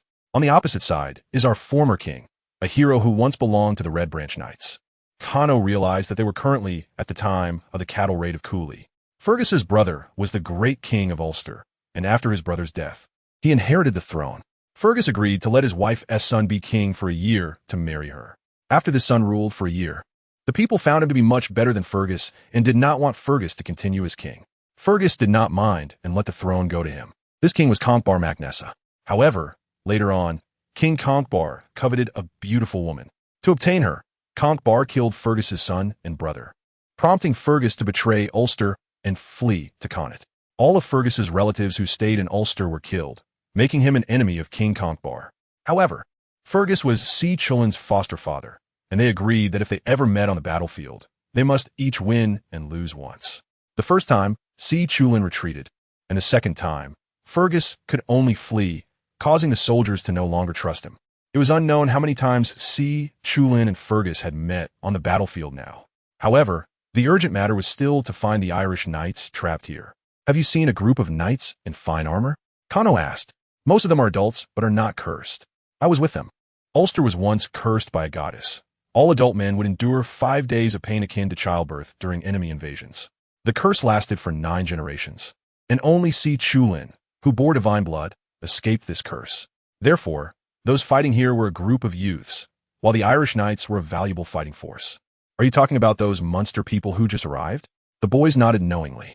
They're negotiating with the commander. I will take you there. They said no more and quickly led Kano to the center of the camp. The central tent was a large pavilion made of animal skins, and he could faintly see a strong young man sitting under the lamp, maintaining his red spear. It seemed that the Irish knights had already finished negotiating and left this place. Lord C. Chulin, a druid has arrived. 2 young boys shouted outside the door. Let him in. I hope it's good news. A response came from inside. This curse is really troublesome. The boys retreated silently, and Kano lifted the curtain, walking into the tent. Before him stood a handsome young man with blue hair. Each of his hands had 7 fingers, and each of his feet had 7 toes. When he lifted his head to look at Kano, his pupils suddenly transformed into 7 small pupils arranged in a row, then merged back into one, returning to normal. His appearance and weapon already indicated his identity. The son of the light god Luff, the fierce dog of C. Chulin. A faint resentment surrounded him, and Kano cautiously observed his eyes. Are you with those stammering Munster people? C. Chulin lowered his head again, polishing his crimson spear. Yes, and I'm a druid. And also a knight, Kano replied. Surprisingly, C. Chulin did not immediately engage in battle like other resentful beings. Druids should not be on the battlefield. But if you consider yourself a warrior, join us in the attack tomorrow. C. Chulin casually said, Go find them. The guard will take you there. Kano could only nod and turn to leave. The guard brought Kano to a camp far from the center, and he noticed several sentries nearby, facing this camp. Is anyone there? Kano shouted in English, and a large group of exhausted knights rushed out from their respective barracks, led by a middle-aged man with shoulder-length hair who looked at Kano with curiosity. You are the reinforcements sent by the great druid Caecile? Yes, I am Canopus Black. Kano extended his hand. I am Liam Plunkett. The middle-aged man shook Kano's hand. Why didn't you appear with us after you entered? What do you mean? Kano asked, puzzled. You should tell me what you all experienced first. The people from the Ulster youth group said you just arrived here, but it's already been 12 days outside. And last night, another group of youths entered the fairy mound. Didn't you see them? Did you see my note? An elderly knight with a head full of white hair stepped forward. Cooper Evans? Kano asked tentatively. That's me. He nodded. Everyone is here, including the children brought in last night. Not a single one missing. Let me explain it to you. Liam stroked his chin. This is not a traditional realm of resentment. Both the water and the characters are real. When we first entered here, due to the language barrier, we had a conflict with the Ulstermen. Kano surveyed the surrounding knights. They bore no injuries and did not seem like they had fought. No need to look. We all died on the spot, Liam said with a wry smile. Si Chulin threw his spear in groups of 3, and soon we were all pinned to the ground. So what about you now? Kano looked at the weary knights in surprise. After we all died, we returned to the exact moment we first arrived here, Liam continued. This time we knew we couldn't match them in strength, so we did not show hostility. But how could the suddenly appearing knights not raise suspicion? So under the language barrier, we once again all perished. The third time, I finally remembered a few words of Old Irish. I deceived the youths, saying I was a knight from Munster, sent by the king to help Ulster in battle. Kano shook his head helplessly. This fully proves how important it is to learn a foreign language well. No wonder Si Chulin said those Irish knights were stammering. They didn't want to speak, but they couldn't express themselves. From Liam's narration, it is now the night before the great battle between Ulster and Connaught, and no one is in the mood to confirm their identities. So this group of Irish knights rested well in the barracks under surveillance for one night. And the next day, they donned their armor. We met Fergus. Like Si Chulin, he is a powerful being of resentment, much stronger than recorded in the past. At first, Si Chulin did not appear. Fergus wielded the spiral sword and was unstoppable on the battlefield. Liam instinctively covered his chest. In less than half an hour, the Ulster formation was pierced through by Fergus. I wanted to step forward to defeat him and end this strange illusion, but I was cut in half by a sword strike to the chest. After I died, the observing knight I left behind waited for Si Chulin to appear. Fergus's being of resentment fled like in the legends. Then everything restarted, and we returned to this moment in the Ulster camp in confusion. Kano understood now. The current Irish knights were stuck. They couldn't defeat the final boss Fergus, and if everything went according to history, everything would restart again. After the second batch of knights entered, they appeared at this moment with us. A middle-aged man beside him spoke after discussion. We believe Fergus's being of resentment may want to achieve victory, so we left overnight to join the Connaught camp. But you can't defeat Si Chulin, can you? So we tried to completely scatter the Ulster formation to see if we could end this illusion. The middle-aged knight shook his head. The result was no. Si Chulin's spear is truly terrifying. The people around them revealed expressions of lingering fear. After we arrived, we explored the borders.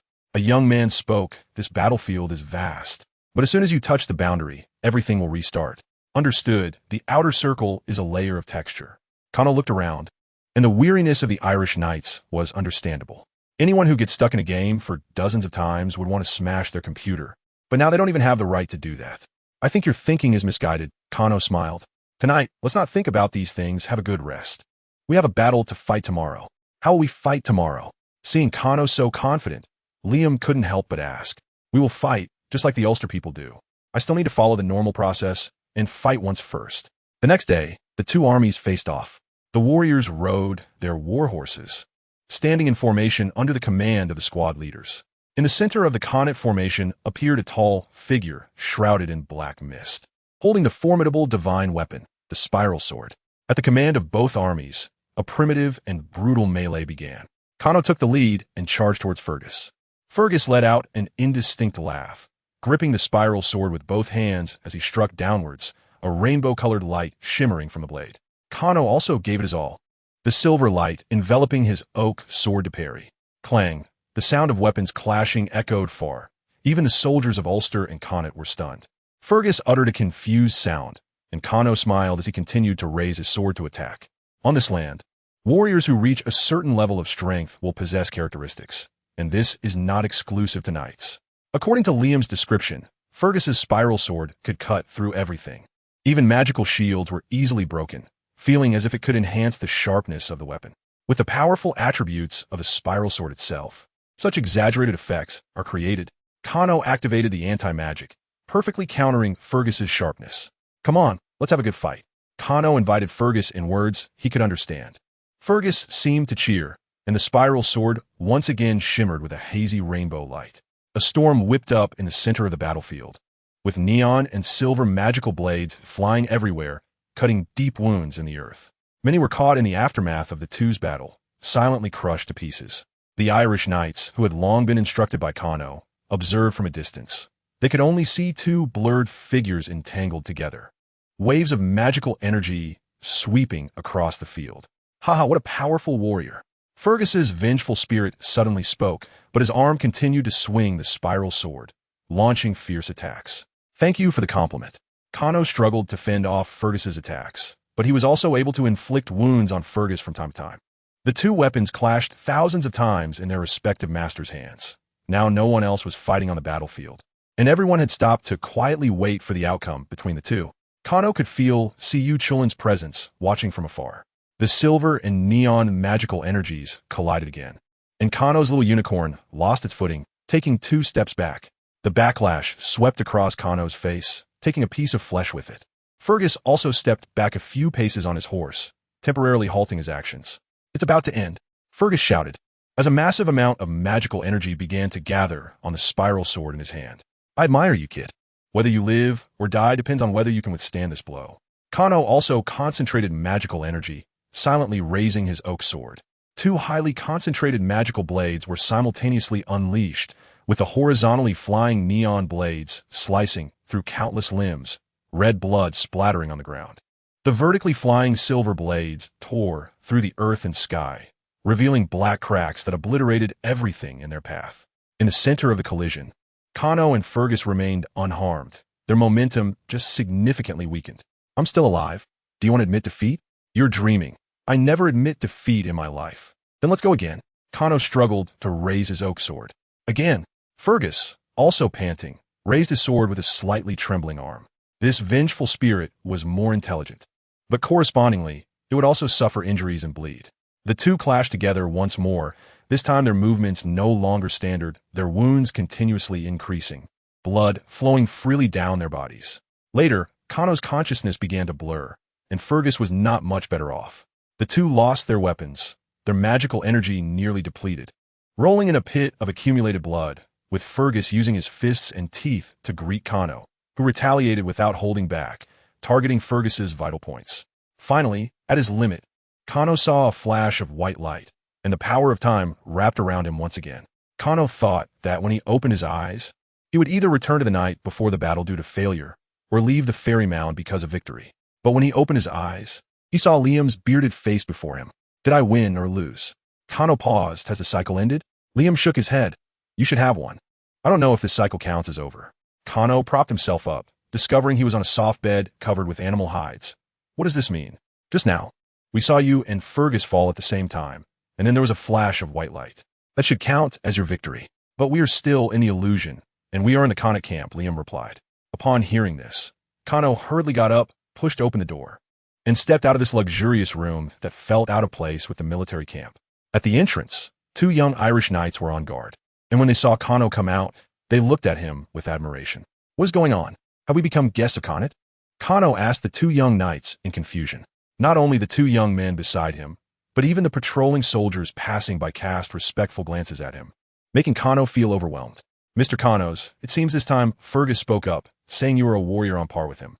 The young man quickly replied, Thanks to your influence, all our companions have now had a good rest. You have quite the nerve, still able to rest, just standing here for a while. I've seen several Kana soldiers from the last round who died under your attacks. Kano knew that these Irish knights were too tense mentally and really needed to rest, so he suppressed his urge to complain and said nothing. I'm going to see Fergus. Kano greeted Liam behind him, stopping a group of guards and having them lead him to the central tent. The style here was completely different from the Ulster camp. Fergus's large tent was resplendent, filled with the aroma of food and drink, accompanied by the off-key singing of folk tunes. Kano lifted the curtain and was immediately handed a full drinking cup made of what looked like horn by 2 commanders on either side. Drink! For tomorrow's victory! The entire tent echoed, and everyone was gulping down their drinks, the golden, murky liquid flowing down their big beards. Kano could hardly drink. He was filled with confusion. All right, that's it for today. The hardy man sitting at the main seat waved his hand, and tomorrow, when we return victorious, we'll come back here to drink. Everyone responded in unison, raising their cups to drink it all down and leaving only Kano and Fergus in the tent. Come here, sit down. Without the black mist obscuring him, Fergus was a rugged and hardy man. He tore off a hind leg from the roasted pig in front of him and stuffed it into Kano's hands. You are definitely not an illusion. You're the real Fergus, Kano said, looking at the deliciously roasted pig leg in his hand. Haha, I wasn't he when I was fighting you, but now I am. Fergus wiped his mouth. Tomorrow it won't be me you're fighting. Your opponent is Siyu Chulin. I understand your resentment. You long to wash away your history of fleeing without a fight. Kano asked in confusion. So what unresolved issues does Siyu Chulin have in this battle? Fergus laughed heartily. It's simple, he also wants to have a real life and death battle with me. For various reasons, we have become oppositional. But we don't want to turn our swords against each other due to our feelings. However, as warriors, we both burn with the desire to fight and want to see who is stronger. Not just us. The warriors of Connaught and Ulster also want to know who is stronger. So, you found a measuring unit? Kano pointed to himself, displeased. Don't think too much. This is not the style of us Celtic warriors. Fergus interrupted the topic and again handed the horn drinking cup to Kano. Eat, drink, plunder the most treasures. Pursue the most beautiful women. When Kano stood in front of the two armies the next day on his little unicorn, he still felt the lingering aroma of roasted pig in his mouth. Suddenly, he felt that he had no fighting spirit left. Kano murmured to himself, how could this be? The blood of warriors flows in your veins. You will not shrink back in front of the strong. Fergus patted Kano and said, go, face off against our strongest warrior. Kano rode out to the battlefield, with Si Chulin shrouded in black mist making his direct appearance this time, his crimson spear pointed downwards, the scarlet magic causing dust to erupt from the ground. As soon as they clashed, Kano felt a heavy pressure. Si Chulin's spear technique was light and agile, primarily focused on thrusting, like a nimble, venomous snake attacking from incredible angles. Moreover, streams of magical energy occasionally shot out from his spear tip, making the long spear in his hand resemble a simple laser cannon. Coupled with the barbed tips of the crimson spear, G-E-Bid, it often snagged Kano's shield or oak sword, disrupting his defensive moves and creating openings for attack. Kano struggled to defend himself, but soon found several blood holes on his body, blood gushing out in torrents. He had to channel magic to promote wound healing, but this only weakened his magical shield, inviting more piercing injuries. He couldn't go on like this. Kano felt his vision darkening and his limbs gradually losing strength. The little unicorn jumped back as Kano removed his bow and began shooting arrows. However, Si Chulin seemed to predict his moves, dodging Kano's arrows with agile footwork and quickly closing in on him. Kano had no choice but to let the little unicorn retreat while he picked up his oak sword again and gathered magic once more. Layers of silver light compressed on the sword, the overwhelming momentum rising step by step. Seeing that he couldn't stop it in time, Si Chulin leaped off his horse, bending down and drawing back as if to pull a bow, his right hand holding the G-E-Bid behind him. Kano felt a faint but firm aura locking onto his heart, and instinctively, he threw out the magical blade in his hand. Si Chulin's figure blurred for a moment, and the G-E-Bid shot out like a crimson meteor. The collision between the two made no sound. The silver blade was pierced through like cloth by the crimson meteor, causing massive casualties among the watching soldiers. It was sliced into two pieces and passed by Si Chulin. The crimson meteor then directly pierced through Kano's chest, knocking him off his horse, leaving him half dead. Suspended in the air, blood flowing from his mouth and nose. Everything around him became blurry again, and Kano helplessly closed his eyes. Sean and Eve were camped at the entrance of the fairy mound, waiting for a full 3 days. During this time, the black mist surging from a mound began to thin out, until finally, the area became calm, and all strange phenomena disappeared. Kano and his father-in-law would be fine. The current situation seemed to have been brought under control. Sean comforted the worried Eve, who tightly clutched the emblem left by his father. Suddenly, the sound of hooves echoed from the mound, and Cooper Evans emerged first, followed by a large group of young knights. Sean and Eve waited quietly, watching knight after knight exit through the narrow entrance of the fairy mound. Finally, Eve's father, Liam Plunkett, stepped out, but Kano did not appear among the group. We don't know where Sir Kano has gone, Liam said tiredly, shaking his head. After being defeated by Si Chulin, the illusion ended. At that moment, Kano was lying in a sea of white light. When he awoke, he saw Fergus, Si Chulin, and a pale druid watching him. Most joyfully, he saw his teacher Merlin with a long beard beside him. "Have I been set up by you?" Kano asked without getting up, pouting. "Where exactly is this place?" "How could that be?" Fergus replied. "The resentment between me and Si Chulin is indeed very powerful, enough to capture a small segment of time from the battlefield years ago." Merlin pulled Kano up and smiled. "There, you and the Irish knights were the illusions, while the warriors of Connaught and Ulster were real. So just now, that was a tributary of time?" Kano recalled the feeling of entering the fairy mound. No wonder it felt so familiar. When he reincarnated into this world, there was also a similar feeling. Not exactly a tributary. It's like a small circle appearing in the river at that point. The pale druid smiled. "I am the court druid of Ulster, Kaisel. Si Chulin and I were watching the events unfold in the fantasy world. If someone could satisfy my desire for battle, this resentment would naturally dissipate. That is how it's been for hundreds of years." Fergus shook his head. This time, Si Chulin also joined in on a whim. "Who would have known? Who would have known that the knights today are so weak that you can't fight to your heart's content?" Kano retorted. "Indeed, one generation is worse than the last," Si Chulin replied darkly. "I suppose it's because they've been living in peace for too long. One by one, they've forgotten the taste of risking their lives." Kano instinctively covered his chest. The pain for being pierced by the G.E. bid still lingered. Even someone like him, a gifted student under a renowned teacher who practiced diligently, was still defeated by Si Chulin, as if he were chopping vegetables. Seeming to see through Kano's unwillingness, Si Chulin laughed heartily. "What are you thinking? How many people do you think can last a few rounds with me? Back then, I alone made the Connaught army afraid to advance. If it weren't for the intervention of the goddess of death, I wouldn't have failed at all. You have enough reason to be proud, kid." Si Chulin grinned as he raised his spear. "Once you get a bit stronger, I'll let you see what I look like when I go berserk." Kano shivered. Si Chulin's volatile temper was notorious in mythology. When he completely lost control, one eye would sink inward while the other bulged outward, his mouth stretching to his ears, limbs becoming longer, shrouded in black mist, turning him into a madman. In that state, he wouldn't understand pleas for mercy, nor would he hold back. Kano couldn't even defeat the normal Si Chulin, let alone in a berserk state. He would likely be torn apart. "Teacher, I'll head back for now. There's still people waiting for me in the mortal realm." Kano quickly turned to Merlin and said, and Merlin nodded, "Go ahead. Remember to bring your girlfriend to the dimensional gap during Halloween so Morgan can take a look." Kano's figure slowly faded away, and the smile on Kazel's face turned cold. This was his usual demeanor. "Merlin, I've been observing his battles. Your conjecture was not wrong. Is that so?" "It's truly hard to imagine." Merlin frowned, looking worriedly at the spot where Kano had vanished. "My spiral sword is a creation of the gods." Fergus interjected. "I also used my father's power to pierce through that magical blade." Si Chulin shook his head. "This basically confirms it. Will you change your attitude towards him?" "How could that be?" "I'm even more relieved."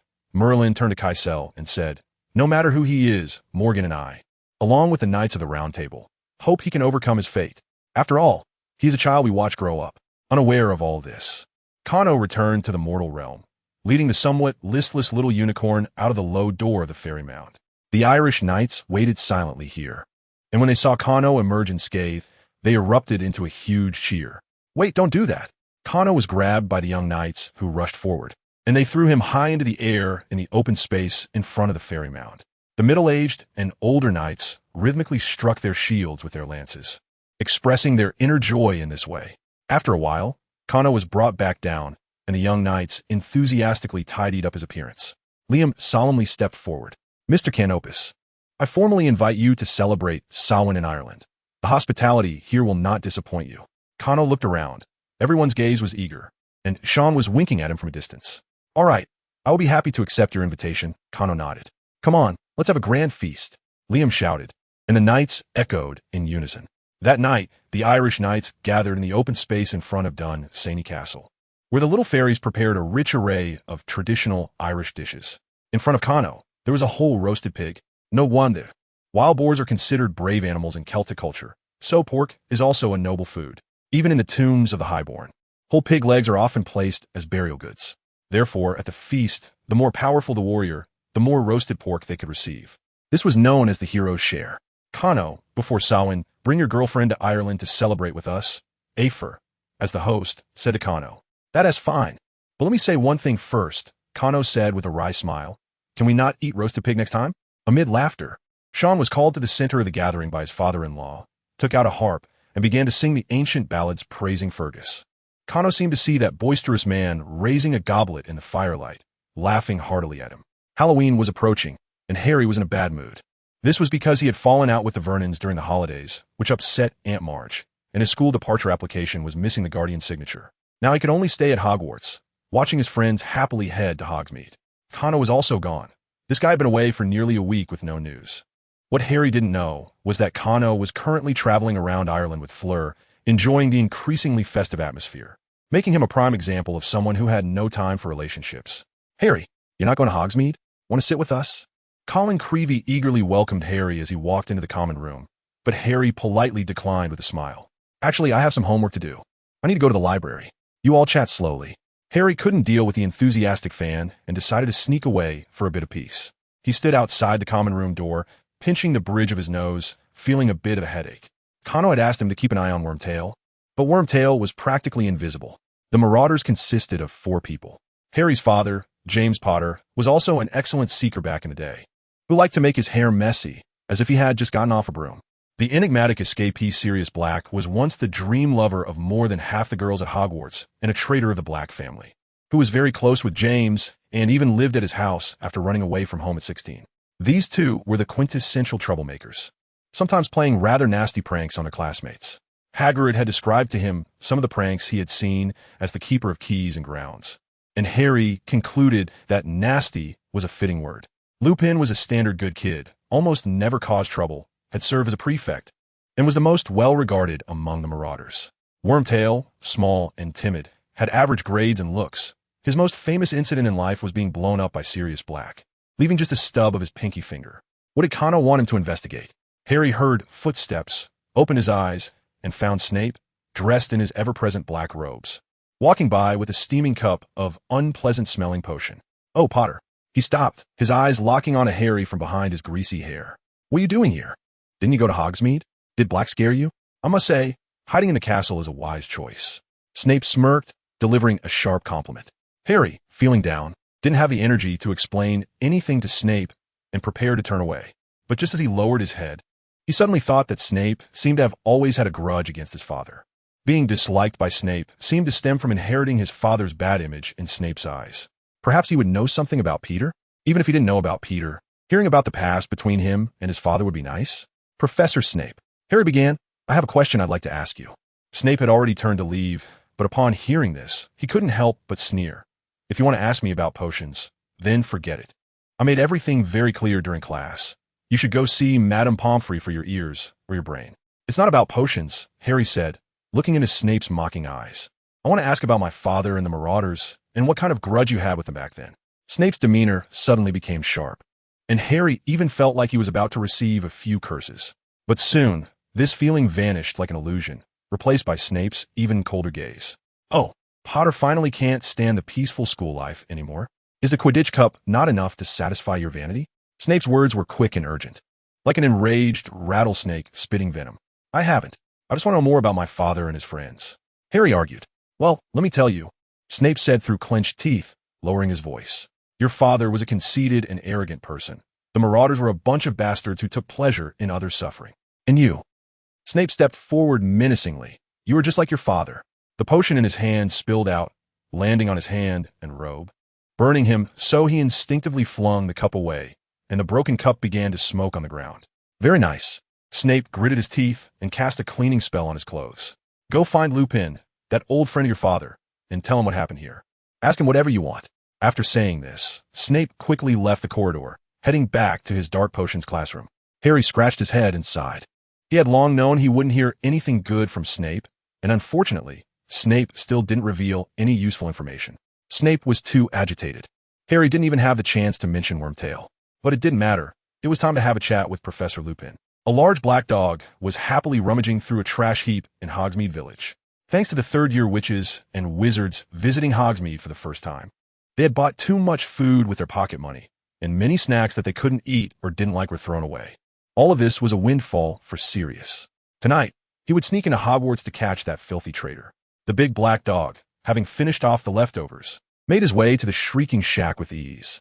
When Lupin entered school, Dumbledore had planted a whomping willow here and spread rumors about the shack being haunted so that Lupin could hide here during his transformations on full moons. To be honest, Lupin's painful howls and scratching sounds during his transformations were much more effective than the ghost stories. After all, what young wizard hasn't seen a few ghosts? In any case, everyone kept their distance from this place until today. Few knew that beneath the shrieking shack, there was a secret passage directly to Hogwarts. Sirius ran through the passage cheerfully, feeling as though the pain of years in prison had vanished, and a low laugh escaped his throat. Soon, very soon, he carefully exited the passage, moving stealthily in the darkness. If anyone spotted the black dog, he wouldn't be able to escape the next time they tried to catch him. So he took the risk of transforming back into his human form, relying on memories from years ago to reach the entrance to the Gryffindor common room. "Let me in. No matter who you are, you can't come in without the password. Let me in now." Sirius pulled out a knife he had scavenged from a pile of rubbish and threatened fiercely. The fat lady at the portrait entrance screamed and ran off, startling all the other portraits. Furious, Sirius slashed at the portrait twice before turning to leave. Just then, Harry was coming up the stairs and saw this dirty, irritable man. Instinctively, Sirius took 2 steps forward, then covered his face and fled. "Sirius, don't run. We need to talk." The professors had locked down Hogwarts, and all the students were gathered in the Great Hall. The atmosphere of Halloween was completely gone, and Harry was asked to repeatedly describe his encounter with Sirius. "He really ran away when he saw me. I didn't see it wrong, and I'm not lying. Could it be because he didn't have a wand? Which is why he didn't attack Harry," Professor McGonagall said with a deep frown. "Once we catch him, everything will be clear." Snape glared at Harry as if he thought Harry had deliberately met with Sirius. Dumbledore waved his wand, and the long table that had been filled with food moments ago moved automatically against the wall, revealing a large area in the middle of the hall filled with purple sleeping bags. "All right, heads of houses, guard all the entrances and exits. The student council presidents will maintain order, and everyone will sleep here tonight." The professors paired up and began patrolling the Hogwarts castle under Dumbledore's command. But Harry believed that Sirius had already escaped through the route he came in. "Harry, it was so dangerous. Why were you in the common room at that time?" Hermione whispered from her sleeping bag. "I was chatting with Professor Lupin for a while and almost missed dinner. Actually, I already missed it. I didn't eat anything at all tonight," Harry replied, frustrated. Earlier, Harry had a good conversation with Lupin about James and mentioned Peter a few times. It seemed that this guy wasn't on the same page as the other 3 marauders. He had only joined them out of admiration for their power. The 3 of them, being fellow Gryffindor students, had accepted Peter as their companion. But everyone agreed that Peter was a cowardly little guy. Lupin had a strange smile on his face when he said this. However, later on, Lupin's expression turned a bit grim, and he said he wasn't feeling well and wouldn't be attending dinner. Harry took care of him for a while, but in the end, he had to leave the office to eat, resulting in running into Sirius. Now among the professors patrolling the castle, Lupin was nowhere to be seen, which suggested that he really wasn't feeling well. Ron pulled out a small package and handed it to Harry. Harry opened it to find a piece of pumpkin pie. "I saved this for you. It's still warm. Hurry up and eat it." "Thanks, mate," a starving Harry said sincerely. In the following days, everyone speculated about how Sirius had entered the school. But Harry had little interest in the topic. He no longer wanted Sirius to be captured. His behavior that night was too strange. He didn't seem like a madman who wanted to kill Harry for Voldemort's revenge.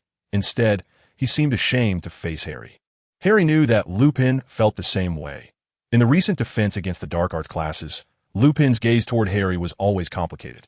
Whenever Kano returned, Harry would make sure to force him to tell the truth. He was tired of Kano's riddles.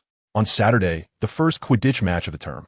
Since yesterday, the strong winds and heavy rains had not stopped. The opening match was supposed to be between Slytherin and Gryffindor, but the Slytherin captain found a random excuse, and the game turned into a competition between Gryffindor and Hufflepuff. In the stands, everyone was blown about by the wind, and their umbrellas were useless. The large raindrops made them shiver. "I can finally understand how popular Quidditch is in the wizarding world," Hermione shouted at Ron. "Woo!" Just as Ron was about to speak, he was hit by a mouthful of wind.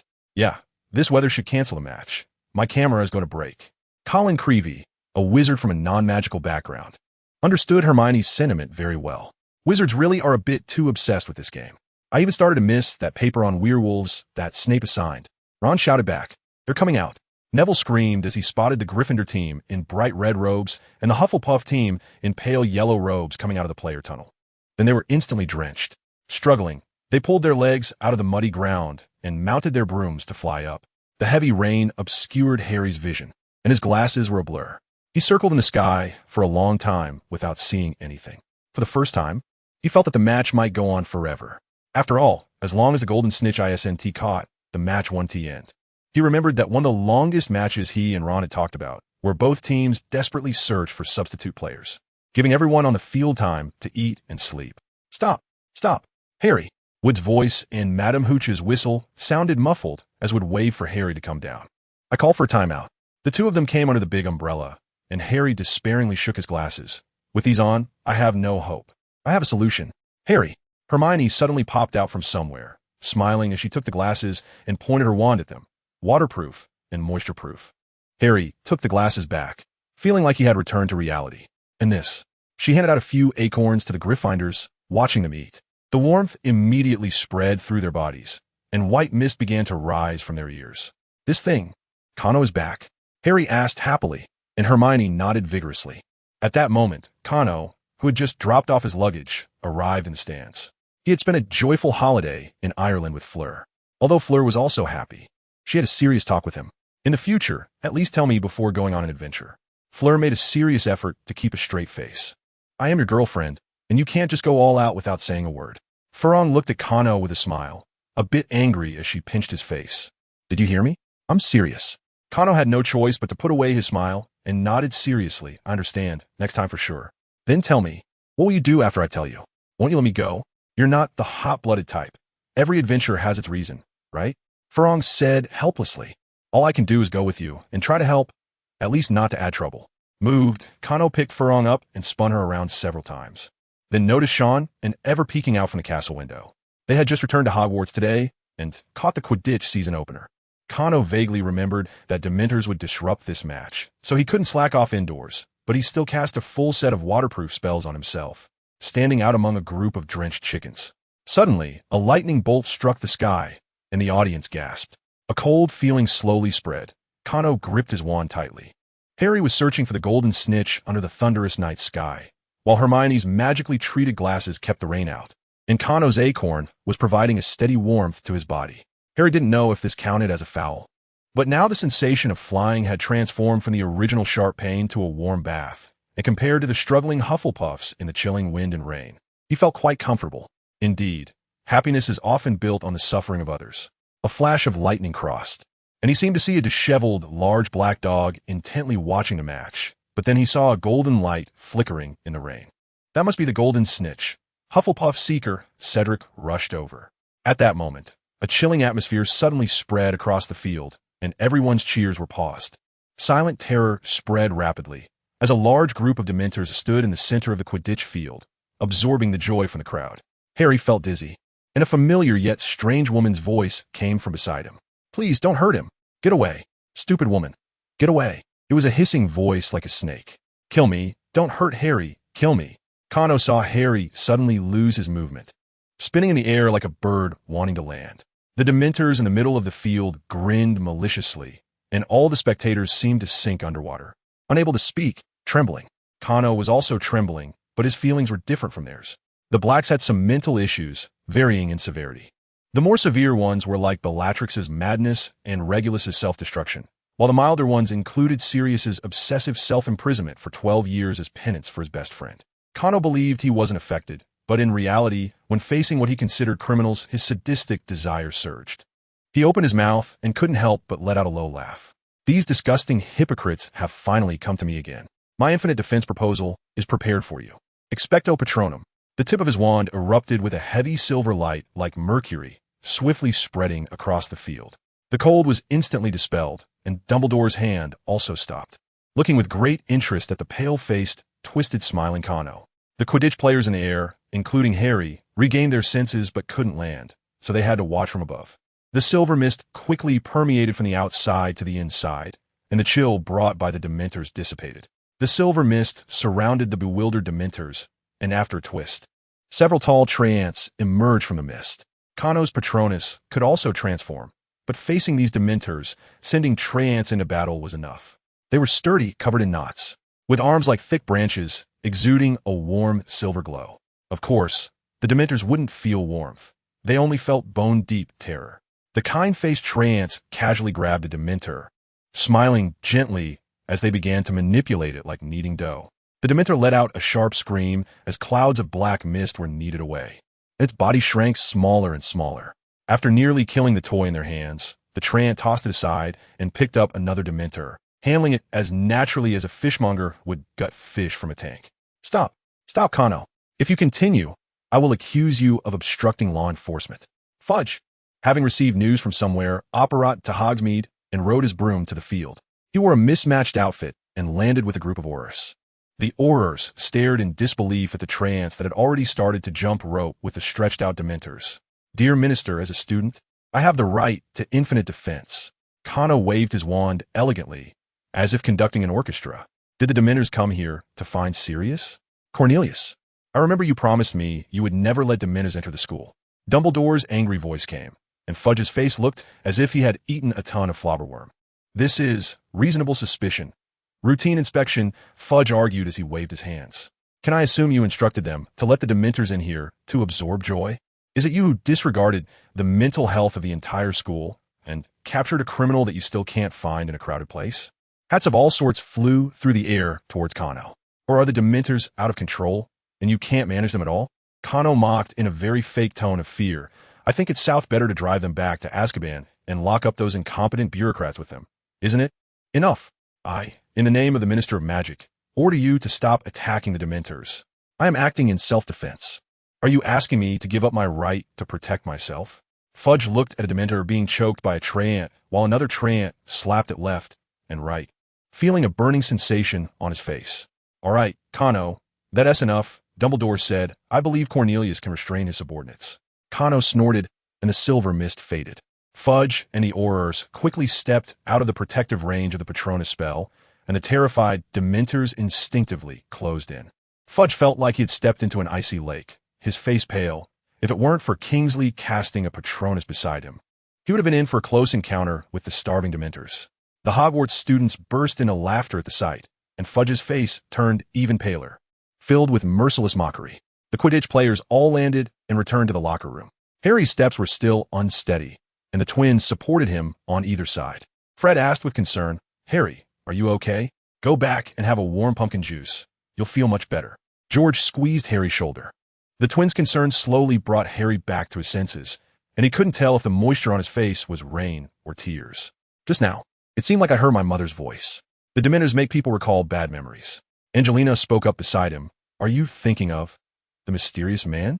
Harry painfully closed his eyes. That green light often appeared in his nightmares, but now it had become clearer, and his mother's desperate pleas. However, it sounded like Voldemort wanted to kill his infant self. Did he even want his mother to get away? Harry chuckled self-deprecatingly. It must be an illusion. Voldemort was not a compassionate person. Kano waved the document, granting him unlimited self-defense rights obtained after negotiating with the Board of Governors and the Ministry of Magic, leaving Fudge red-faced at the negotiation table. If they really captured Sirius, Fudge would have to pin a charge of aiding an escape on Kano. But now, with no prisoners caught and the thugs they recruited slipping into the village, they ended up getting beaten and tied to an old tree at the village entrance for the ministry to collect. Fudge had lost all face, even during the meeting. Over a dozen owls sent by parents who heard the news were looking for him. Each owl carried a bright red howler letter, and Dumbledore kindly cast a spell to temporarily silence them. Once the meeting ended, after Dumbledore, Kano, and the governors left, more than a dozen howlers with different accents unleashed their fury, as if a troop of professional hecklers were greeting Fudge's ancestors. I heard my mom's voice. Ron burst into the common room, his face flushed with excitement, cursing the Minister of Magic. I love this. Oh, with the twins and Harry present. She absolutely couldn't handle if something went wrong. Hermione nodded knowingly. Harry, wrapped in a blanket by the fireplace, held a cup of hot tea, unable to suppress a smile. Ginny, sitting shyly beside Harry, quietly handed him a piece of chocolate. Professor Lupin said it would help last time. Thanks, Ginny, Harry said, taking the chocolate and nodding in gratitude. Ginny's face turned even redder, but thankfully, it wasn't so obvious in the glow of the fireplace. Kano walked into the common room with a relaxed expression, welcomed by the raucous cheers of the Gryffindors, who thrived on chaos. What spell was that, Kano? The Dementors aren't so scary after all. Are those tree men your corporeal Patronus? Questions from the students came one after another, and Cano pulled out gifts he had brought back from Ireland to silence them. Harry waved, and Cano sat down by the fireplace. "Long time no see," Harry greeted weakly. "It's only been 2 weeks," Cano patted Harry's shoulder. "I guess it's because so much has happened." Hermione interjected, "On Halloween night, Harry ran into Sirius. You just got back, and then the Dementors entered the stadium." Ron cleared his throat. "Ginny, the older siblings have something to discuss." Ginny shot an annoyed glare at her youngest brother and huffed off. "Isn't this a bit inappropriate?" Harry felt a bit embarrassed looking at Ginny's departing figure, especially since he was still chewing the chocolate she had given him. "You aren't planning to talk about Sirius in front of her, are you?" Hermione supported Ron, saying such things shouldn't be discussed in front of kids to avoid scaring her. Cano chuckled at the three, considering his own age was hard to pin down, while Ginny was only a year younger than the trio. Was this concern from a future sister-in-law? However, they had gone through so much that they were indeed more mature psychologically. Harry detailed the encounter with Sirius that night, nearly grabbing Cano by the collar to demand the truth about what happened back then. Seeing that the timing was right, Cano smoothly explained the situation to them. He started with the Fidelius charm. This spell can hide a residence or secret, unless the secret keeper willingly reveals the information. Even the Cruciatus curse, or the Imperius curse, cannot pry it from their lips. Of course, if the secret keeper dies, everyone who knew the secret becomes the new secret keeper. My parents. Harry pointed to himself, and Cano nodded in confirmation. Yes, many people know your family's address, so it had to be protected by the Fidelius charm. Everyone thought the secret keeper for your family was Sirius, and he feared that if he were killed, it would expose your parents, so he suggested that Peter become the secret keeper in secret. Harry smiled bitterly, a typical predator's prank. Cano looked at him in surprise. Harry had indeed uncovered quite a bit about the past, and Peter Pettigrew was the traitor. That night, he betrayed my parents, leading to their deaths. Exactly. After Sirius learned the truth, he went straight to seek revenge and was imprisoned in Azkaban for 12 years as a murderer. That was his penance, Cano added. Then why did he escape? Ron asked curiously. Cano took out a mouse cage and handed it to Ron. Don't ask anything. Just go back to the dorm and put your scabbers in there. Ron, confused, complied, and when he returned, Cano told them that the mouse was Peter. The evidence left the three no choice but to believe. "See, I told you Crookshanks is a good cat," Hermione exclaimed excitedly. "He must have discovered something." Ron was disgusted by the fact that he had been sharing a bed with a murderer and waved his hand as an apology. Harry's eyes turned red, and he stood up ready to strangle Peter. "Wait, I have a plan that can clear Sirius's name and ruin Peter's reputation." Cano quickly stopped them. "Why didn't you tell us the truth sooner?" Ron asked in confusion. "We wouldn't have believed it. To be honest, if I hadn't seen Sirius's reaction that night, I would have been half convinced too," Harry said, rubbing his cheek. "I want to meet Sirius," Harry said seriously, looking at Cano, his green eyes reflecting the flames in the fireplace with unwavering determination. "You've been keeping an eye on him, haven't you?" Cano smiled and shrugged, admitting it. "Next Hogsmeade weekend. Just wear the invisibility cloak." If it weren't for Sirius and Harry meeting in advance, things wouldn't have gone so smoothly. However, since it had come to this, Cano saw no need to stop it. "What about me?" Ron asked with a disgusted expression. "I usually keep him on my pillow. What am I supposed to do now?" "Heavens, that's just disgusting." Cano wanted to say that keeping a pet mouse on your pillow was already a bit strange. "Keep giving him the potion I left you. And keep him in the cage most of the time." Cano instructed. "That cage won't break even if he transforms back. And the rest you just have to cooperate with my performance." Hermione suddenly understood something, ran back to the girls' dormitory, and returned with a large stack of the Daily Prophet under her arm. "What is up with these articles overflowing with the stench of copper? They're all you're doing, right?" Cano avoided Hermione's questioning gaze and hummed a little tune. "Come on, Hermione." Cano wouldn't betray his uncle. Harry quickly interjected.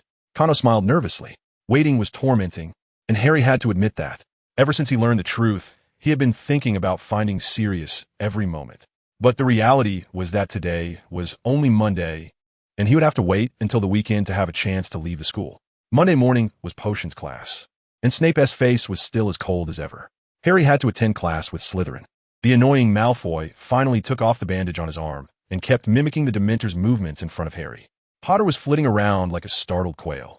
He was grinning smugly, and Harry was certain he was recalling the days he grew up in a Muggle doghouse. Harry didn't want to pay attention to Malfoy, but he was just jumping too joyfully. "Malfoy, shut up." "Huh." Potter is getting anxious. Yes, anxious. Finally, Ron threw a crocodile heart at Malfoy's face. Cano secretly cast a spell that made the heart explode into a mush, splattering Malfoy's face. Snape immediately deducted 50 points from Gryffindor, and Cano and Hermione simultaneously waved their hands at their classmates, signaling that they would cover for that point loss. The Gryffindor students nodded in silence. It was the first time Snape had been biased. With two big brushes expressing their stance, they were also happy to see Malfoy get humiliated. In the afternoon's defense against the dark arts class, Professor Lupin finally returned. He looked very pale, as if he had been seriously ill. Of course, that was the after effect of transforming into a werewolf. Seeing Cano sitting in the chair, Lupin's eyes brightened. Cano nodded at him, and his spirit seemed to be much better. "How has everyone been lately?" He smiled and greeted the students. The students clamored about Snape's misdeeds. And when Lupin heard that the last class was about werewolves, his face twitched slightly. "He even gave us homework," Neville mumbled. The essay assignment from last class was how to identify and kill a werewolf. Lupin seemed to choke for a moment. He is not the teacher for that. Everyone can skip this assignment. The students cheered, and the trio exchanged glances, understanding Snape's malicious intentions. Next, Lupin, as always, brought a high-quality defense against the dark arts lesson. Today's star was a hinkapunk, made of smoke, with only one leg, carrying a lantern. They would lure people into the swamp with their lanterns, leading them to their deaths in the mire. After class, Cano lingered behind, and Lupin quickly walked to his side. "Have you made any progress in your research?" he asked in a hushed voice. Of course, Cano smiled. "I didn't miss the full moon in October. Next month, let us see the results." Lupin nodded excitedly. A week flew by, and on Saturday morning, Cano received a report from Creature about the surveillance. Nodding at the eagerly anticipating trio, "I heard you're about to follow in our glorious footsteps. I'm very pleased, brother." In a corner of the common room, Fred pretended to wipe away tears as he sighed. "Just right, this will count as this year's Christmas gift." George pulled out an old piece of parchment. "We don't need it anymore. I hope it can help you achieve like it helped us." Harry looked at Cano in confusion, and Cano chuckled, patting the twins on the shoulder. "Quick, show Harry how it works. Don't keep him in suspense." "All right." George tapped the parchment with his wand. "I solemnly swear that I am up to no good." Ink sketched out a detailed map of Hogwarts, including the entrances and exits of various secret passages, and in addition, everyone's real-time location was marked with small dots next to their names. At the top was a line written in green ink. Moony, Wormtail, Padfoot, and Prongs, the four gentlemen who provide assistance to the makers of magical mischief, proudly present. The Marauder's map. Fred solemnly handed the Marauder's map to Harry. "After using it, remember to say mischief managed, and the image will disappear. These four pioneers are truly great. Today we pass it on to you, hoping you will use it well and not let it down." George was also serious. Harry excitedly took the Marauder's map, as if receiving a flag. Cano suppressed a smile and nodded. "With your invisibility cloak, let us get moving." Soon, the trio and Cano arrived at a corridor on the 4th floor of the castle, where a tall statue of a one-eyed hunchback which stood. "This is Gormlaith Gaunt. She invented the cure for dragonpox," Hermione said, glancing at the base of the statue. Harry sighed heavily and slightly bowed to the statue. After the experience of searching through genealogies in previous years, he knew that both his grandparents had died from this disease before he was born. Cano nodded at the statue. "Separate." The back of the statue opened silently, and the four of them filed in, sliding down a stone slide into the secret passage. The light flickered. Harry lit his wand and cautiously moved forward at the front, while Cano brought up the rear. First, they navigated a winding, low passage. Then the path began to rise, and a long staircase appeared before them. After walking for several minutes, Harry pushed open a trapdoor above his head and found himself in the cellar of Honeydukes. "Will the owner of Honeydukes find out we came out from here?" Hermione said worriedly. "Honeydukes just opened in the past decade. The owner might have walked through this passage when he was a student," Ron reminded. "The cellar doesn't store anything and isn't locked with spells. Isn't this just convenient for the students?" "Enough. Normally the owner might turn a blind eye, but now it's not Hogsmeade weekend. Hurry in," Harry called to the two, hiding under the invisibility cloak. Cano cast a disillusionment charm on himself and quietly directed the trio. Soon, the four invisible people arrived at a stinking junkyard, where a large black dog was happily digging through the trash for food. "Is it really him? I've seen him twice," Harry whispered in surprise. The first time was that night outside the door, and the second time was at the Quidditch pitch. "It's him, go." Cano nudged Harry. Harry crawled out from under the invisibility cloak. "Sirius? Sirius Black?" The large black dog shivered and turned to see Harry, who had glasses and messy hair. The dog's mouth opened in a comical way. After being stunned for several seconds, the large black dog took off running, barking clumsily as he ran. Sirius, don't go. I know it's you. Harry hurried to chase. Sirius, Godfather. The large black dog stopped, transformed back into a human form in the corner, and bewilderedly embraced Harry, who rushed forward. Sirius was in very poor spirits. He alternately hugged Harry and cried, saying that he had caused James and Lily's deaths. Then he jumped up, gritting his teeth and shaking Ron, demanding him to hand over Scabbers, looking as if he wanted to kill him. Kano decisively held down Sirius and gave him a drop of the potion of life and death. Dreamless sleep will do him good. Kano signaled for everyone to put on the invisibility cloak while casting the disillusionment charm on himself and Sirius. Let us go. I have a house in Hogsmeade too. A few people twisted and turned their way to the edge of Hogsmeade Village, where there was a clean but lifeless little villa. Pureblood families are indeed wealthy. Robbing the Pureblood family made Canor rich. The best part is that on the surface, this villa has nothing to do with the Black family. Creature appeared in the living room with a snap, gritting his teeth as he brought Sirius into the bedroom. An hour later, Sirius woke up to find Harry sitting by the bed. James, am I dead? I'm Harry. You're still very much alive. Under Harry's patient inquiries, Sirius recounted the events of that year in somewhat confused language, then immediately insisted on going to Hogwarts to catch Peter. It's not time yet, Canor interjected. We need to stir things up a bit longer. The timing isn't right. Who are you? Sirius asked coldly. Which branch are you from? When did the Blacks become so open-minded? I'm Regulus's son. Now the Black family has only me left, Canor explained, not counting you, the disowned one. Sirius wanted to make a sarcastic remark, but Harry quickly played peacemaker. Canor thought Sirius was a qualified friend. He knew that after the Potters incident, Sirius sought revenge right away. And after that, he atoned in his own way. But as Harry's godfather, he was unqualified. Sirius trusted Dumbledore too much, resulting in Harry having a tumultuous childhood. Sirius had no good feelings towards all Blacks, especially since Regulus was a Death Eater. The two didn't see eye to eye. From today on, you will stay obediently in this villa. I will handle the rest, Canor said decisively, waving his hand. Creature entered the room holding a rope and a whip. Canor slapped his forehead, no using this opportunity to abuse him. You have no right to imprison me, the still weak Sirius shouted. I want to kill Peter, kill him. Everyone in Britain knows how unreliable your methods are, Canor said bluntly, using magic to manipulate the rope and bind him securely. I don't think it's necessary. Harry quickly spoke up. Hermione tugged at Harry's sleeve. His mental state isn't quite right. Keeping him like this is better for everyone. Ron chimed in. Since Canor has a plan, let's trust him. Harry nodded helplessly and slowly chatted with Sirius about the events of the past, and Sirius gradually calmed down. How do you plan to kill Peter? After a while, Sirius finally spoke. You don't need to concern yourself with the specifics, Canor said. Taking out a large bottle of muddy potion, you just need to contribute some hair. Is this a polyjuice potion? Hermione asked curiously, looking at the liquid. Canor pulled out 2 strands of Sirius's long hair and tossed them in. The potion turned a vibrant color like fire whiskey. Creature, drink this. Canor handed the bottle to the house elf. After a painful transformation, a Sirius wearing a small towel appeared. Hermione quickly turned her face away, and Canor made its sking sound.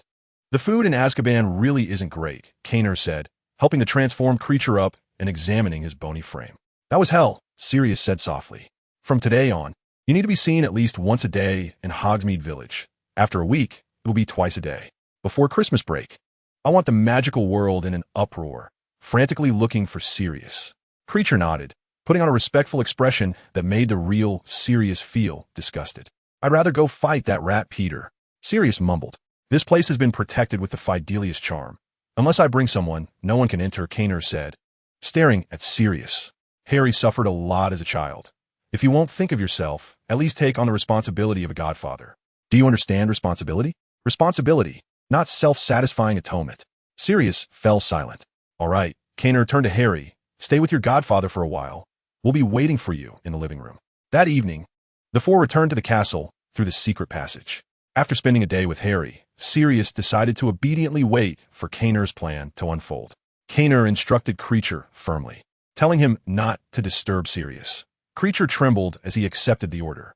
Creature firmly believed that the mistress's early death had a lot to do with Sirius, the unfilial son, while Sirius viewed Creature as the embodiment of the dark Black family he once knew. Both of their perceptions were correct, so no one could mediate their conflict. Canor could only use orders to keep Creature in line. However, as an old house elf, Creature was very adept at using underhanded tactics without violating his master's orders. So later, when Sirius appeared, his hair was nearly bald from Creature's pulling. Back to the point. The group returned to the common room and began discussing quietly. How should we cooperate with you? Harry asked, eager to clear Sirius's name. It's simple, Canor turned to Hermione. Read the articles in the Daily Prophet that belittle Sirius and praise Peter and Fudge every day in the common room. Hermione stuck out her tongue, but agreed. Don't forget to bring the cage containing Peter so he can listen. Ron naturally agreed. Harry, your task is more important, Canor instructed. You need to express disdain and fear towards Sirius while praising Peter, subtly showing your admiration for him. Harry made a disgusted expression and nodded. As for me, I will report where Black has been appearing every day. Before Christmas, I'll drop a heavy dose of medicine. After all, if someone has been a rat for 12 years, you need to scare him out. And after he comes out? Harry asked. After that? Of course, the hero returns, Canor laughed maliciously. In the morning, in the Great Hall, Hermione took out that day's Daily Prophet and began reading through each page. In memory of the hero, Minister of Magic Fudge delivers a speech, remembering the hero Peter Pettigrew. Fugitive Sirius Black has been spotted in Hogsmeade for 6 consecutive days. Dementors propose a search of the school. Dumbledore firmly opposes. Sirius, the master of escape or a figment of imagination. Ron interjected. Wait, what was that last part? Canor's eyes widened. It's an article from the Quibbler, written by Luna's father. He believes Sirius never escaped, and everything happening now is a ploy by Barty Crouch to hope everyone would dismiss Fudge so he can become Minister of Magic, Ron said, shaking the magazine in his hand. All right, let's skip the Quibbler. Pass the rest to Fawn, Canor said. This kind of magazine is just nonsense. Hermione shook her head sarcastically. At that moment, Luna seemed to hear something and cast a probing gaze towards the Gryffindor table. Hermione quickly shut her mouth, and a few people smiled awkwardly, none of them saying anything. The trio finished their breakfast, made an effort to adjust their emotions, and walked together to the common room. Cano then went to the room of requirement and retrieved the blood contributed by Cromwell. On the night of the full moon in October, Cano was still in Ireland. He held a ceremony at midnight, injecting a large amount of magical energy into a test tube of Cromwell's blood. In contrast, Lupin's blood began to boil under the moonlight. After the injection of magical energy, Cromwell's blood also boiled for a while, but after some time, it returned to normal, as if nothing had happened. It seemed that during the long process of living with a trace of poison, Cromwell's body had indeed developed antibodies. Moreover, regardless of how much magical energy was contained in the blood, these antibodies could remain effective. The remaining work was not technically challenging. It just required the skilled use of 2 spells, the extraction spell and the duplication spell. The incantation for the extraction spell was Release the Grip, which could force someone to let go or create internal repulsion to separate objects. Cano repeatedly used the extraction spell to gradually separate Cromwell's blood, extracting a tiny bit of active antibodies. Then, he used the duplication spell to produce a large quantity of these precious antibodies. The antibodies themselves contained no magical energy, so as long as sufficient biological material was provided, they could be proliferated in large quantities using the duplication spell. In the evening, Cano arrived at the Shrieking Shack, where Dumbledore and Lupin were waiting for him. Today was November 28th, 1993, a Sunday, the day of the full moon. Lupin used his wand to carve the date into the floor of the Shrieking Shack and sighed lightly. Will it really work? He couldn't help but ask. I'm not sure either, Cano replied honestly. But even if the serum doesn't work, you transforming into a werewolf, Dumbledore, and I can still control you. Lupin sighed deeply and nodded helplessly. Throughout his youth, he had endured painful transformations here, with only 3 friends by his side. But now the Marauders were either dead or fleeing, leaving him to live in poverty. Sometimes he really wanted to just end his miserable life.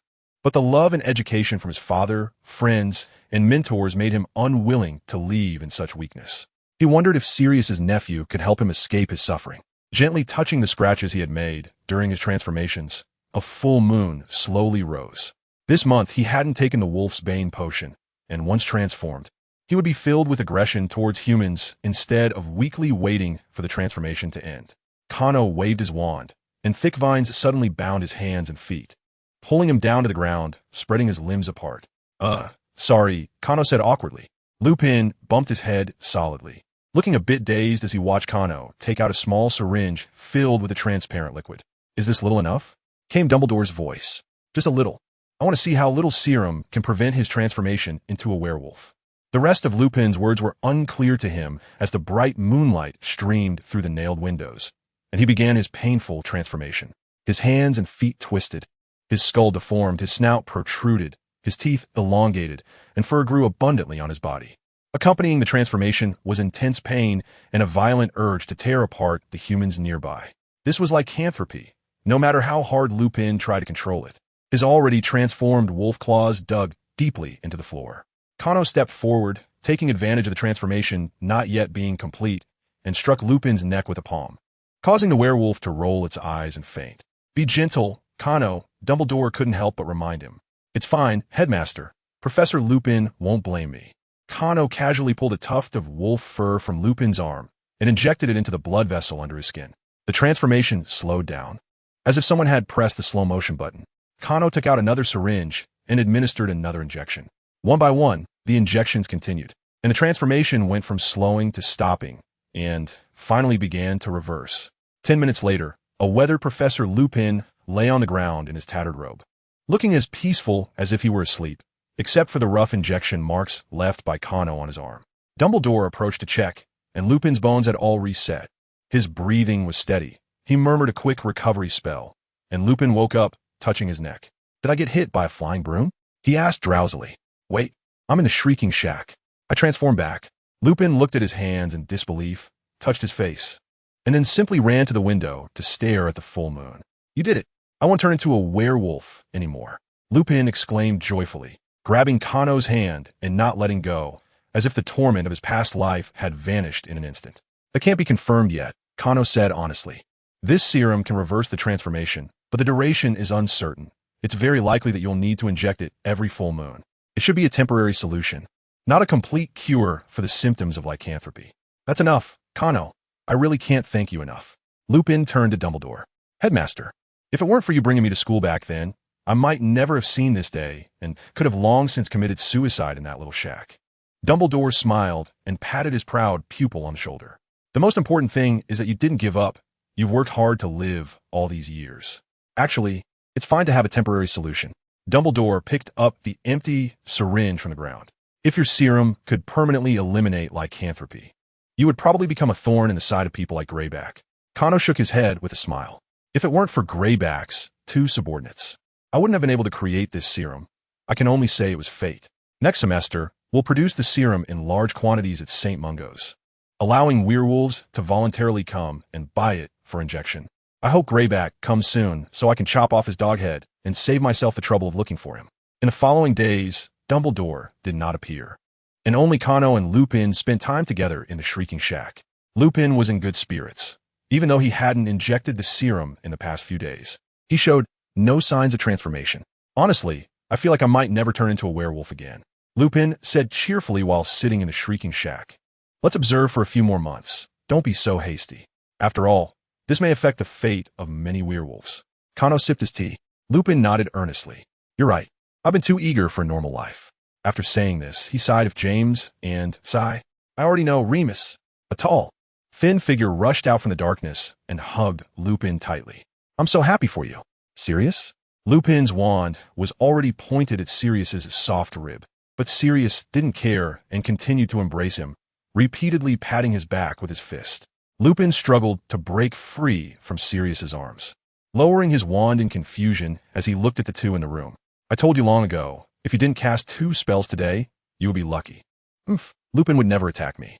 "You both shut up and explain to me," Lupin said, looking at Kano and Sirius, unable to resist interrupting their conversation. "Let me explain." "Professor." Harry stepped out of the darkness, holding the invisibility cloak. Harry and Sirius explained the situation to Lupin and showed him the photo of Scabbers and the Marauders map. Only then did Lupin lower his guard and embrace Sirius with tears in his eyes. I knew it. Lupin wiped his tears. "It's all in the past, Remus." Sirius's eyes were red, and now they just needed to deal with the traitor Peter, which Caro said he would take care of. Dumbledore's face appeared outside the window, smiling and nodding at the group. By now, everyone who needed to know the truth in Caro's plan was in position, and the plan was entering a critical phase. Fudge had been overwhelmed by the situation with Sirius and reluctantly imposed a curfew in Hogsmeade. After nightfall, Dementors would roam the streets, and anyone outside would be caught by them. This had stirred up a hornet's nest. Hogsmeade, as the second most commercial area in Britain after Diagon Alley, had its prime business hours cut short because of a fugitive. Merchants were complaining, like Madame Rosmerta, the owner of the 3 broomsticks, whose beautiful face was twisted with anger. Who drinks during the day? If the curfew lasts another 2 weeks, the pub will go out of business. Caro wasn't satisfied. He sent Pettigrew to wander around places like Godric's Hollow and Knockturn Alley from time to time. The only thing Fudge could do was to strictly search any place where Sirius was spotted, causing chaos and public outrage. Thus, Caro was setting fires everywhere while Fudge was running around tired. Finally, before the Christmas holidays, the pursuit of Sirius, which was only a concern for a few, turned into a major event sweeping across the British wizarding world. Caro and the trio put on a show in front of Peter every day, and he visibly lost weight. One night, Ron heard the sound of Peter scratching at the cage.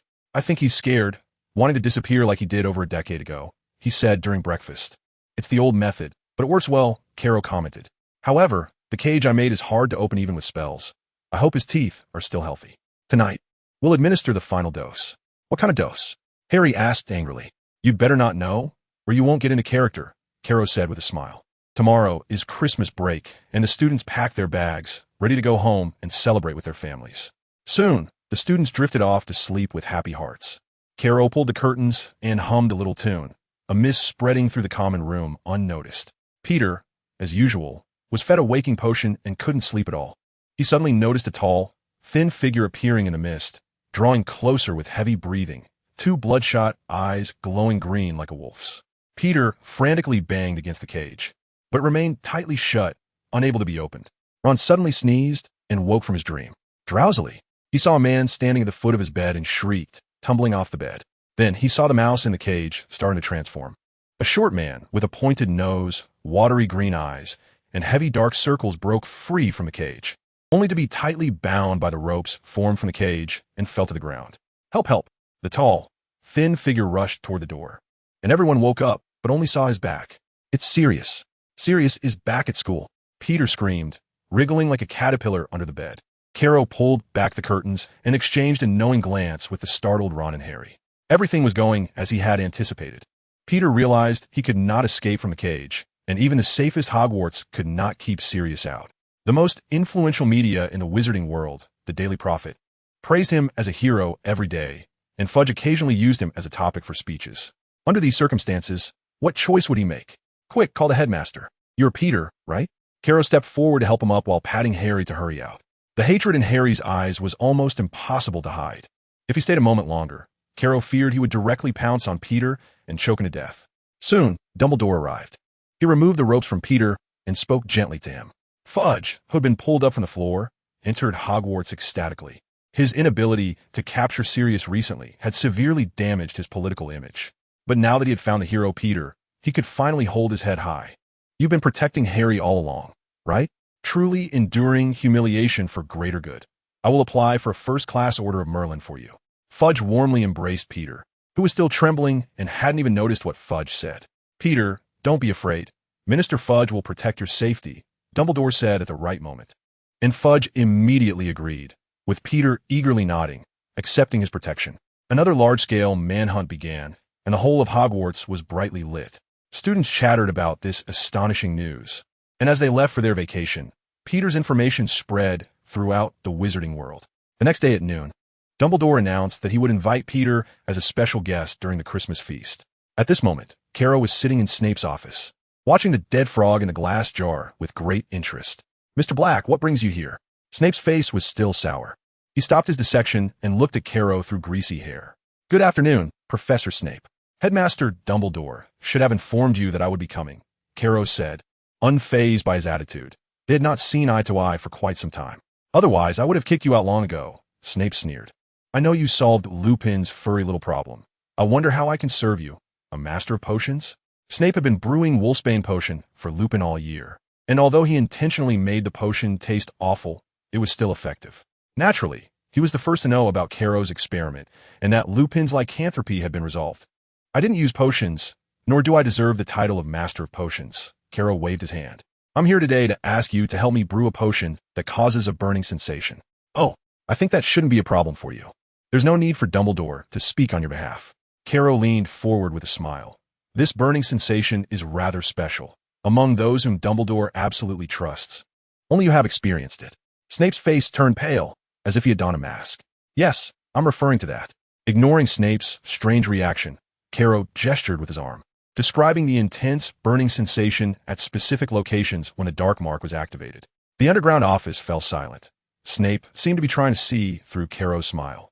Who do you intend to deal with? You don't need to know that. What if I refuse? No harm done. Kano stood up in a plain manner.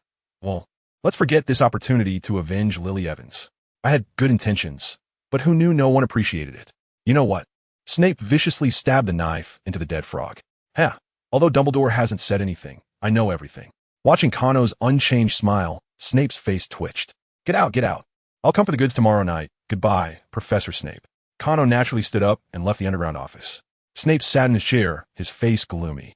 The truth serum could be resisted, so unless there was solid evidence, it couldn't be used for conviction. To be precise, as long as someone drinks a potion that affects the mind, none of their words could be considered as evidence in court. The same goes for legitimacy. Human memory isn't a book and can be completely fabricated with magic. But what if he speaks the truth himself? Wormtail Peter was currently living in the basement of Hogwarts Castle, with a whole team of Aurors guarding the entrance. Fudge had provided him with the highest level of security, and now everyone knew he was an animagus, leaving him with no chance to escape.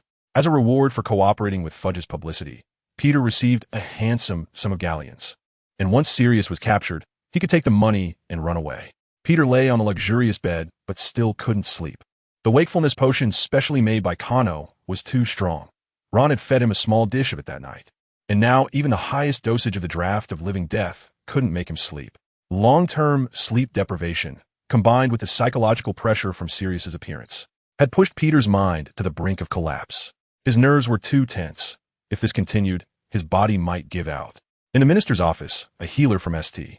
Mungo's was reporting the situation to Fudge, who waved his hand. Just give him a potion to replenish his physical nutrients.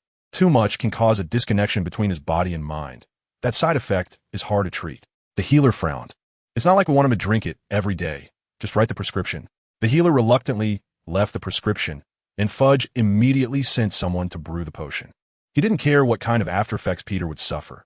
Once his political show was over, this pathetic old wizard would become a worthless, dirty rag to him. Who cares if he lives or dies?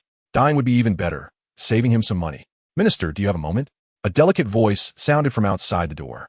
After receiving permission, the owner of the voice stepped inside. Dressed in very pink attire and looking like a toad, Dolores Umbridge walked in with an affected gait. Fudge clearly liked this kind of act, smiling as he invited her to sit down. Dolores, what can I do for you? Minister, the Hogwarts Board of Governors is the organizer of this hero's return gala, and they want to invite the minister of the French Ministry of Magic and others to attend. I wonder if you agree. Fudge took the application from Umbridge's hands, glanced at it, and nodded. All right, it's good to show our face in front of our European counterparts. We don't want those French people to vote against us again at the International Confederation of Wizards. There's one more thing. Umbridge didn't pull out a second document. It was a verbal inquiry. The board wanted to stage a magical play based on Peter's heroic experiences. Peter's heroic experiences? Ha ha ha. Fudge laughed so hard he could hardly breathe. A mouse's heroic experiences? It's truly remarkable that he hasn't been eaten by a cat for over a decade. Ha ha ha. Umbridge also let out a feigned laugh. Once Fudge had laughed enough and wiped the tears from the corners of his eyes, he said, All right, let them perform. This proves our publicity is effective, doesn't it? They said your storyline is quite good. After all, you're the one who found Peter, this hero. Once you capture Sirius, an additional scene will be added to the script for a nationwide tour. Fudge nodded in satisfaction. If they really do a nationwide tour, I can approve travel expenses for them. Let them premiere at the gala. It's a good opportunity for me to see the quality. After all, if they portray me too exaggeratedly, that wouldn't be good. The two shared a knowing laugh, and after receiving permission from Kano, who was weaving plots from behind, he couldn't help but smile. Soon, Snape's potion was also ready. This potion would only work on those branded with the dark mark. Just one drop could restore that burning sensation. Snape instinctively squeezed his arm. He had personally tested the potion last night and had miscalculated the dosage a few times, causing him to roll on the ground in pain. By the way, do you know what the dark mark actually is? Kano picked up the murky yellow potion, curiously asking. Snape shook his head. No, it's not difficult to activate it. You just need to input magic in a specific way, and every Death Eater can do that. But no one has been able to successfully eliminate it. Otherwise, those who escaped would have long since returned to a clean life. Kano nodded, preparing to leave. Blake, will every sinner be punished? Snape murmured. At least I can confirm that you have already been punished. Kano sighed and closed the basement door. On Christmas Day at noon, waves of distinguished guests arrived at Hogwarts, most of whom were prominent figures in the British magical community. For example, Dumbledore's good friend, Euphania's Doge, and Gilderoy Lockhart were all famous members of the Wisengamot. Fudge himself brought the entire leadership team of the Ministry of Magic. But the vast majority of these people didn't give Fudge a good face, instead enjoying lively conversations with Dumbledore. Umbridge stood firmly behind Fudge, and Kano saw Fudge's face twitching in waves. People's hearts have scattered. It's hard to lead the team. In addition, Mad-Eye Moody also arrived at the castle, serving as an experienced retired Auror to guide the younger Aurors in their defensive work. In the evening, Dominique, the minister of the French Ministry of Magic, arrived at Hogsmeade Station with several officials aboard the Hogwarts Express. Long time no see, my little friend. Dominique warmly embraced Kano, who had come to greet him, and Kano smiled as he patted his back. Long time no see, Dominique. Let's hurry to the castle. The group crossed through the woods to the night bus, and Kano noticed that almost all the French people glanced at the carriage, as if they could see it. You brought a good team. Kano smiled as he opened the carriage door. Kano, you give me the real deal. Dominique first squeezed into the carriage and then quietly asked Kano, who followed in, is there something exciting today? Why would you think that? Today is just a simple international exchange. Kano said innocently, I'm an honest person. Potter is in a situation where he can't live or die because of you, and now he asks us for a quick and every day. I believe you're an upright person, but honest? You don't come close. Dominique chuckled. All right. Kano raised both hands and nodded. There's indeed a good show. How did you see through it? This time, the invitation was issued by the Hogwarts Board of Governors, but it was not Madame Maxime, the headmistress of Beauxbatons, who was invited. It was me, the Minister of Magic. It is inherently inappropriate for a school management body to invite a political figure. Normally, the invitation should have been extended by the Department of International Magical Cooperation of the British Ministry of Magic. I know you are one of the governors, and now the board has almost become your one-man show. In any case, you wouldn't have called me here for no reason. Bravo, Dominic, Canopus said. You are indeed a keen politician. The people I've brought this time are all seasoned fighters. If you want to capture all the officials from the British Ministry of Magic, you can. Dominique gulped. Canopus shook his head with a smile. No thanks. I have no desire to usurp power. Today, all you need is to keep your eyes and ears open. You can tell jokes when you get back home. British jokes? I like them. You really are a good son-in-law to us French. The castle was lively, and in the basement, Peter was also preparing for his appearance. Although his beady green eyes, dark circles, and short stature, combined with his sleazy demeanor, made it hard to make him presentable. The staff sent by the Ministry of Magic were still trying to dress him up like a respectable person. The new clothes are ready. Please change as soon as possible. After the staff left the basement, Peter quickly changed into the new clothes. Looking at the sleazy middle-aged man in the mirror, Peter sighed in frustration. He did not think there was anything wrong with clinging to the powerful. Betraying members of the Order of the Phoenix was just a token of his allegiance to Voldemort. Even though James and Lily died because of his betrayal, Peter felt little guilt. Well, maybe there was a tiny bit deep down, but certainly not much. Who would have guessed that Voldemort would fail so suddenly, defeated by a child? Now, many Death Eaters in Azkaban knew about his past betrayal. He had to run far away. Otherwise, he would eventually be found and killed by these people. Thinking of the deaths of those who betrayed Voldemort, Peter shuddered. Mr. Pettigrew, are you ready? Okay. Auras sent in a schedule. The opening was Fudge's passionate speech, and Peter just needed to make a brief appearance on stage as a human signboard. And then there would be a banquet. Wait, there's a play performance in between? These officials are really looking for trouble. Peter thought to himself, but dared not say anything, only indicating to the auras that he understood.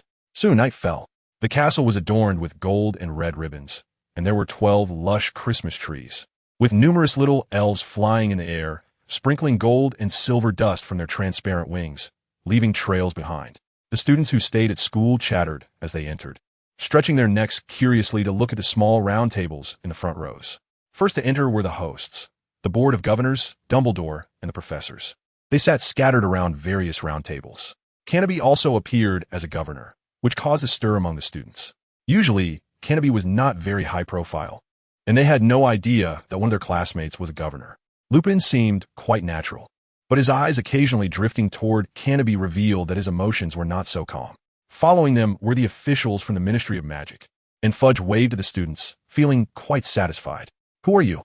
the students murmured, clapping while whispering to each other, causing some officials from the ministry to stifle their laughter. For the students, with Dumbledore, the strongest white wizard in the British magical world, protecting them, the identity of the Minister of Magic was not important at all. Fudge sat down at the round table where Dumbledore was, leaving a spot for Peter in the middle. The last to enter were the officials from the French Ministry of Magic.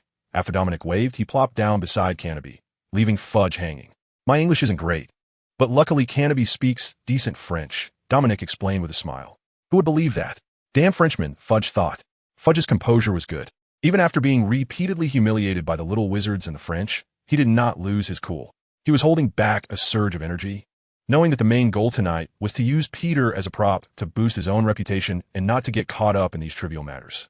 Under the leadership of the Ministry of Magic, we chased Sirius to the point of him cowering in fear. Harry in the front row looked at Fudge in disbelief as he bragged. He used some method to infiltrate Hogwarts, attempting to kill Harry Potter and avenge his master, the Dark Lord. Lupin glanced at Canopy and raised his hand to cover his mouth. Of course, we have mastered this method. With the protection of the Ministry of Magic, Hogwarts will never be invaded again. The twins rolled their eyes dramatically. And our hero, Peter Pettigrew, has endured humiliation for over a decade, and on that night, he once again protected Harry Potter. Let's applaud for his bravery. Ron and the former owner of Scabbers, Percy, disgustedly stuck out their tongues. The sleazy-looking Peter was brought onto the stage, and Fudge put his arm around him, while the flashes from the cameras below created a flurry of light. Canopy silently grinned. Fudge's righteous speech ended, and the play performance was about to begin. Today's performance featured a group of professional actors from the magical world, all of whom had previously studied undercover at the National Theatre in the UK. However, today's performance was somewhat special. The actors only needed to provide voiceovers and read the narration, with all visuals presented through magic. The first act of the play depicted the night Voldemort killed the Potters. Thick fog enveloped the hall, and everyone saw a terrifying figure in a black cloak slowly approaching the Potter residence. Through the window, they could see the Potters playing with Harry, completely unaware that the Fidelius charm had been broken and were defenseless. Peter Pettigrew restlessly squirmed in his seat. When he saw Voldemort's apparition pass by him, his heart nearly stopped, and he quickly took a sip from the cup beside him. How can this be so real? What kind of trick is the Ministry playing? This was all Canopy's masterpiece. He directly pulled scenes from previous movies and modified the characters' faces based on old photographs. Canopy had shown these scenes to Harry and Lupin in advance, and after watching them a dozen times, they were finally able to watch everything with relative calm. They remembered that the first time they saw it, Harry and Lupin rushed straight at the virtual Voldemort to fight him. Now, they were in tears, just trying to cry quietly. Ron and Hermione, who were beside Harry, hugged his shoulders to help him calm down a bit. Lupin tightly covered his mouth and discreetly cast a silencing charm on Hagrid next to him to muffle his thunderous sobs. In the hall, apart from the trembling fear and soft sobs, only the sound of Voldemort's slithering approach remained. Voldemort finally stood at the door and rang the doorbell. James, without even taking his wand, said something to Lily and rushed out to open the door. The smile froze on his face as a flash of green light struck him. He flew back, lifeless, onto the ground. Even Dominic clasped his hands together, his knuckles turning white, let alone the people from the British magical world.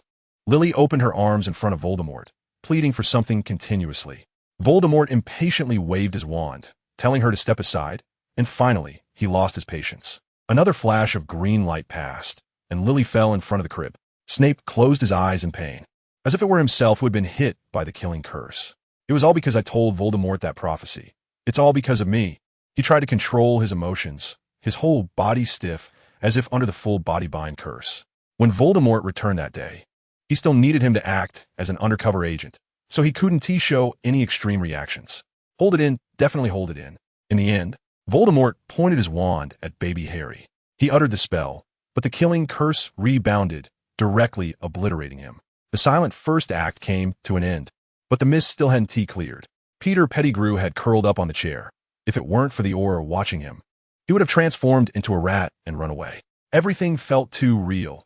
He never imagined he would witness the death of the Potters. But that wasn't the reason for his terror. What he truly feared was the moment Voldemort died. He bit his hand in a trembling manner, trying to curl up into a ball. But would Kano let him go? Voldemort, like mist, appeared again on stage, half alive, and began to angrily accuse the person who had informed on him. You fool, you made me lose my body. I must torment him well. Make him wish for death, but unable to die. I will make him taste the most terrifying dark magic in the world. Let him suffer for 1,000 years. The chilling and furious tone, crafted by professional actors, sent shivers down the audience's spines. They had long forgotten this was a performance and cautiously kept silent, fearing they would catch Voldemort's attention. They thought Voldemort was condemning Sirius, but Peter felt every accusation was directed at him. His mind, weakened by long-term effects of various potions, was already very fragile. Fully immersed in the rhythm, Peter felt Voldemort glaring at him viciously. Those slender, serpent-like eyes were so terrifying, and the hands under the black robe seemed poised to cast a curse on him at any moment. In fact, the images Kano showed him were different from others. At a higher resolution, a true VIP treatment. Just then, a sudden burning pain shot through the dark mark on his arm. This pierced through his already broken mental defenses, causing him to instinctively comply. He fell to the ground with a thud, banging his head like a garlic clove, completely forgetting where he was. You worthless piece of trash. I want to kill you. I've done great deeds. I've given you so much information. If it weren't for your intel, how would I have ended up like this? You can feed Nagini for breakfast. No, Master, I can make it right. Don't kill me, Master. They still trust me. I can still bring the Potter boy. He lifted his head, and the mist dissipated completely. The hall was still decorated with a festive atmosphere. White long candles illuminating the place brilliantly. But Peter felt as if he had fallen into an ice cave. I can explain. Lupin angrily stepped forward and slapped him, tearing open his sleeve to reveal the dark mark. Look, everyone. This traitor. He is a traitor. I was cursed. You were scared out of your wits. No one cast a curse on you. I saw it clearly. Mad-Eye Moody clanked over and said, No one can hide anything from my eyes. His blue magical eye spun wildly in its socket, and guests quickly averted their gazes. The drink had the babbling brew in it. I was influenced. Kano stepped forward, took a sip from Peter's cup, and then spoke clearly, emphasizing each word. Fudge is an incompetent fool. People looked at Fudge, who had just been chatting with Peter, and found this statement very believable. The babbling brew only made people talk nonsense. Minister, I was influenced by the potion. This evidence doesn't count. It doesn't count. Fudge's pleading gaze wandered. Finally, Snape couldn't withstand Fudge's look and reluctantly stepped forward. He carefully sniffed the remaining alcohol and then silently shook his head. There's no truth serum or any mental-related potion. Peter collapsed to the ground. You murderer. I want you to pay with your life. Harry stood up and shouted, and the previously silent crowd in the hall erupted into chaos. Peter wanted to transform into a rat, but Kano stood beside him, gripping the nape of his neck. Silver magic silently poured in, and Peter shivered, realizing his magic was suddenly in disarray. Fudge awkwardly opened his mouth to say something, but ultimately gave up. Rufus Scrimgeour, the head of the Auror office, strode forward like a lion, grabbing Peter by the collar and launching an immediate interrogation in front of everyone. Peter's mental defenses shattered, and under everyone's gaze, he spilled his dirty deeds like a bamboo tube pouring out beans. At first, Fudge weakly tried to stop the interrogation, insisting it couldn't happen now. Just detain Peter for 2 days, let the Daily Prophet blow it up for a while, and Fudge's image can still be salvaged. Perhaps he could even turn a funeral into a celebration, portraying himself as an upright person. However, Dominic, sitting nearby, timely shot him a teasing glance, and Fudge immediately closed his mouth. Cover it up? You can't even keep a lid on the Brits' mouths. The French will probably turn today's events into a ballad and sing it for 10 years. Mocking politicians is a French tradition. Mocking the Brits is even more instinctive, engraved in their genes. Combining the two, double the pleasure. It's better not to open your mouth and humiliate yourself. Kano had long retreated to the back, sitting beside Dominic again. You've cut off all his escape routes. If I'm not mistaken, you organized the entire play as well, right? Dominic questioned assertively. What is Mr. Dominic talking about? I'm just a third-year student. I don't understand, Kano replied with a tone of feigned confusion. The big and small foxes clinked their cups with laughter. The next day, the Daily Prophet headlined the events that occurred at Hogwarts' Christmas feast last night. Peter Pettigrew was brought back to the Ministry of Magic for a second trial. Barring any surprises, he would not escape a Dementor's kiss. The Dementors hovering outside Hogwarts were grumbling as they were taken away by the Ministry to be returned as guards, and the curfew in Hogsmeade was lifted. All this was due to Minister Fudge's wise leadership, which led the Ministry of Magic to change its previously slow pace and act decisively against evil. We must continue to support the Minister's work. At breakfast, Hermione held the newspaper, one foot on the table as she read, genuinely infuriated by the Ministry's shamelessness, completely unconcerned about her image. Every sentence she read prompted hisses from the young wizards, with Gryffindor students being the loudest, and many Slytherins joining in. The professors didn't even lift their heads, focused on their breakfast, as if the noise around them was not raucous, but Mozart's music. With Sirius not present, all his charges were cleared. Now everyone was still searching for him, but the purpose had changed. In the past, people's fear of him has now turned into admiration. Some people even found photos of a young Sirius from somewhere and formed a fan club. So when can I go out? I want to watch Peter die. The adored Sirius is still hiding in the villa, looking hideous as he holds a newspaper and questions Kano.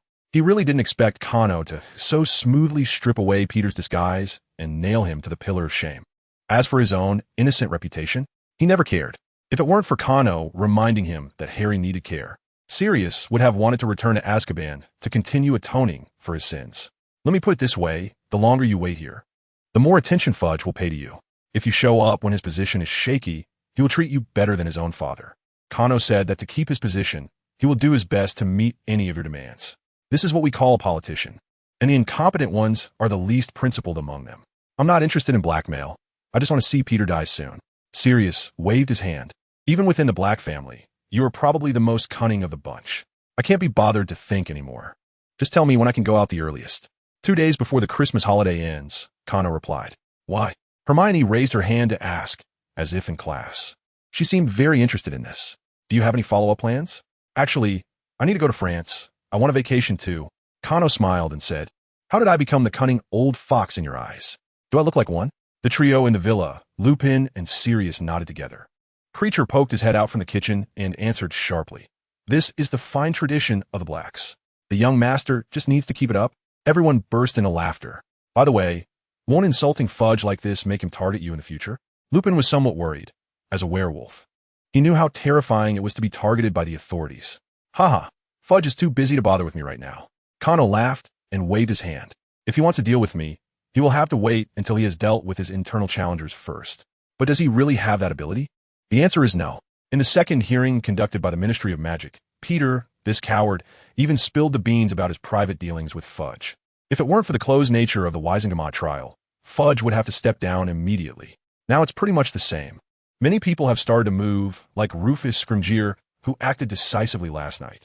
He already has a few supporters appearing around him. I noticed a long time ago that those articles praising Fudge and Peter were quite abnormal. I didn't expect it to be the work of that kid. In Diagon Alley, in an office at the Daily Prophet headquarters, Scrimgeour and editor-in-chief Guffey sat opposite each other. Kid? No. Director, if you really aspire to that position, it's best not to treat him as a child, Guffey reminded with a smile. I do have this intention. Scrimgeour, looking like a majestic lion, was not shy about his ambitions. If I had no intentions, you wouldn't be clustering around me, would you? You wouldn't tell me about these things at all. Guffey nodded naturally. I have now figured out why the contract Kano signed with me only required me to keep quiet about Fudge and his supporters. He has plotted against Fudge, putting him in such a predicament. As your challenger, you must owe him a favor. Scrimgeour laughed heartily. Good. I owe him this favor. Perhaps I might need his help in the future. Kano, interesting, really interesting. The next day, London, the underground courtroom of the Ministry of Magic. After a hearing by the Wisingamot, a vote was held. The criminal Wormtail, Peter, is guilty, and he will receive the Dementor's kiss as punishment. Fudge gritted his teeth and slammed down the hammer. The hearing is concluded, execution at a later date. Peter, dazed and lost, was escorted away from the underground courtroom by Aurors and through a nearby special passage, arrived at a dilapidated fireplace. It hasn't been this long since anyone suffered this kind of punishment. The guards murmured. They have been saying to kill less and be cautious. Haven T, those Death Eaters, not executed a few? The Auror on the left said discontentedly. All right, let us go. First, take him to Azkaban for a few days. The Auror on the right, Kingsley, with black skin, interrupted his colleague's complaints. The two Aurors took Peter and entered the fireplace. Green flames engulfed their figures. Just then, Peter suddenly felt his dark mark erupting with intense pain again. Sirius ultimately lost his composure and showed up in Hogsmeade on the third day after Kano left. Harry and Lupin did not stop him either, as the Daily Prophet had released the news of Wormtail Peter being executed, which made them restless. Fudge's attitude towards the suddenly appearing Sirius was extremely good, almost kneeling to lick his shoes. But when Sirius asked to see Peter's body, Fudge began to evade the question. It's already been dealt with. Let us talk about the ministry's compensation instead. I just want to take a look at his body. How about doubling the compensation? Sirius firmly insisted, and Fudge would rather spend several times the money than agree. In the end, it was Dumbledore who sent a message to Sirius, leading him to inexplicably accept a huge compensation. What on earth is going on? Dumbledore? One night after the school year started, Sirius questioned the old headmaster in his office, confused. Because Peter isn't dead. He ran away. Dumbledore shook his head and said, "Let the person involved tell you about it." A flash of gold and red fire appeared, and Fawkes the Phoenix brought Kingsley Shacklebolt to the headmaster's office. He is a secret member of the Order of the Phoenix and has been reporting the Order office's actions to Dumbledore. There are many people like him, spread across various levels of the British magical community. Luckily, Dumbledore doesn't plan to rebel. Otherwise, England could compare its surrender speed with France. Sorry. Although Kingsley is black, it is still evident that he looks very haggard.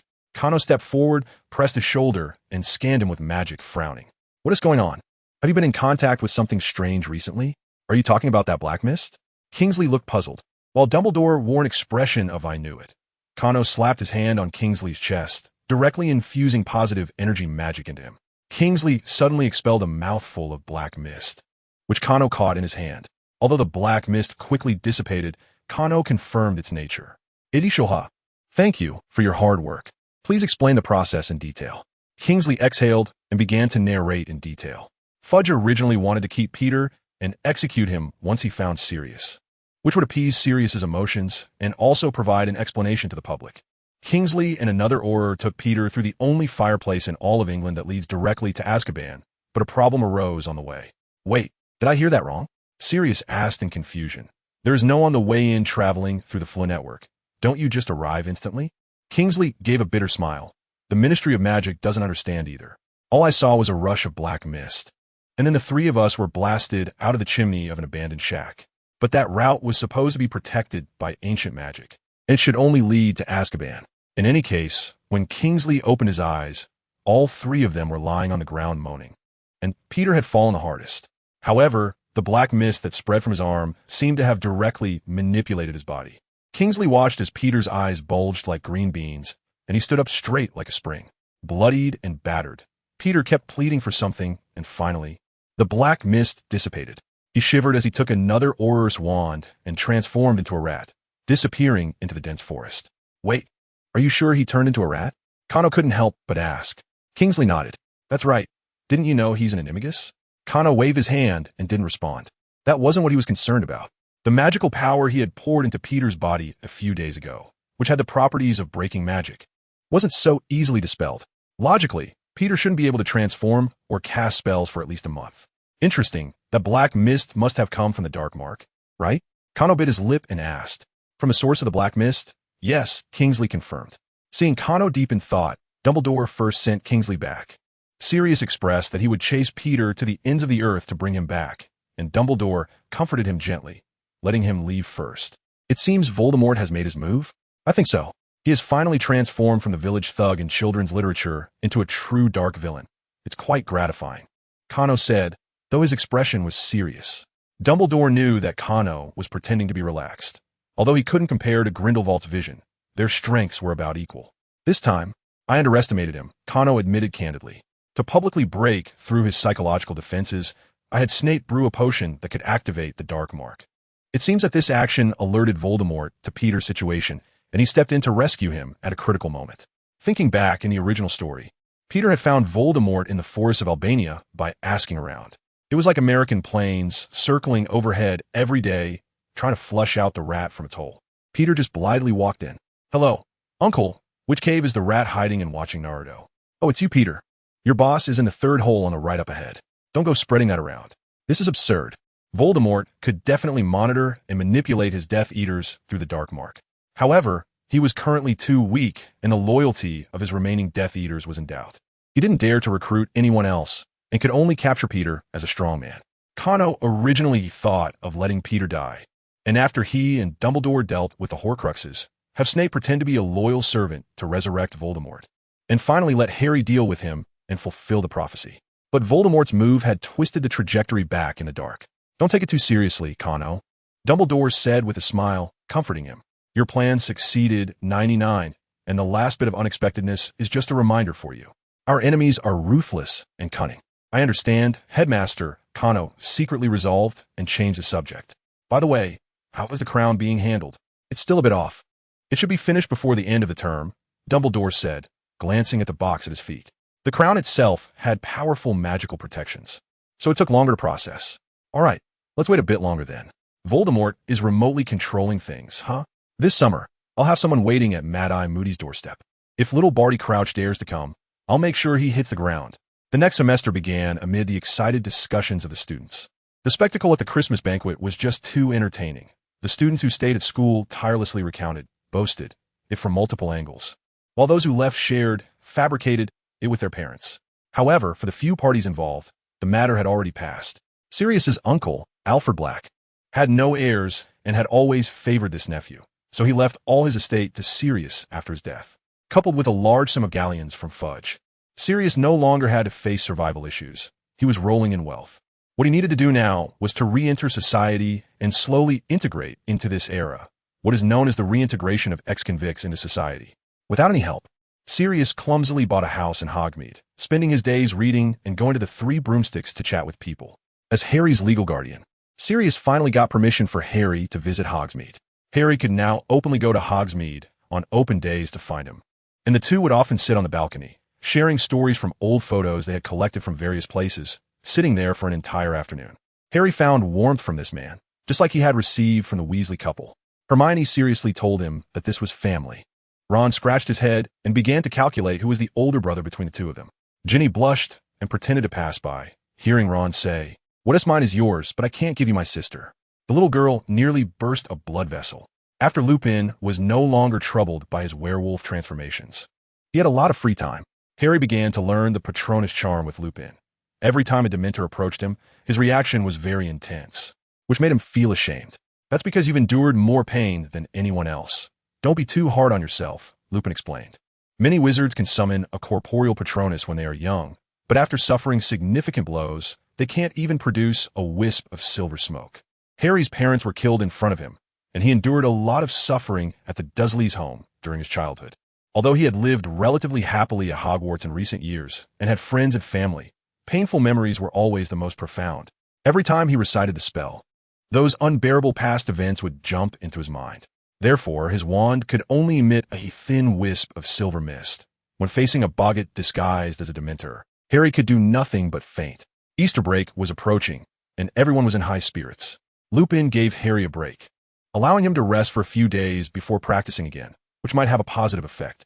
On the first morning of the vacation, a large, sleek owl dropped a big box wrapped in oil paper in front of Harry. All the dishes on the table were pushed aside, but the little wizards didn't mind. Instead, they curiously rushed over. "For my godson Harry, an Easter gift. Open the gift, and then read this letter." Harry picked up the letter on top, read the words on the envelope aloud, and smiled as he set it aside. "What is Sirius up to?" Hermione asked with a laugh. "He's right there in Hogsmeade. Is there nothing he can give me in person?" Harry unwrapped the outer packaging of the box, revealing a black wooden box with a familiar trademark on it. Many young wizards held their breath as Harry gently opened the box, which contained a broom and a very high-end maintenance kit. "The Firebolt, it's the Firebolt. Oh my god, I want a godfather like that too." "Harry, after you finish flying, can I borrow it for a while?" Ron asked excitedly. Me too. I want to try it." The Gryffindor table erupted with excitement, and students from other houses craned their necks to see. Cano calmly ate breakfast, explaining to Hermione beside him. Sirius probably wants Harry to show off a bit. After all, that's just like his dad, James. At this point, he glanced up at Snape.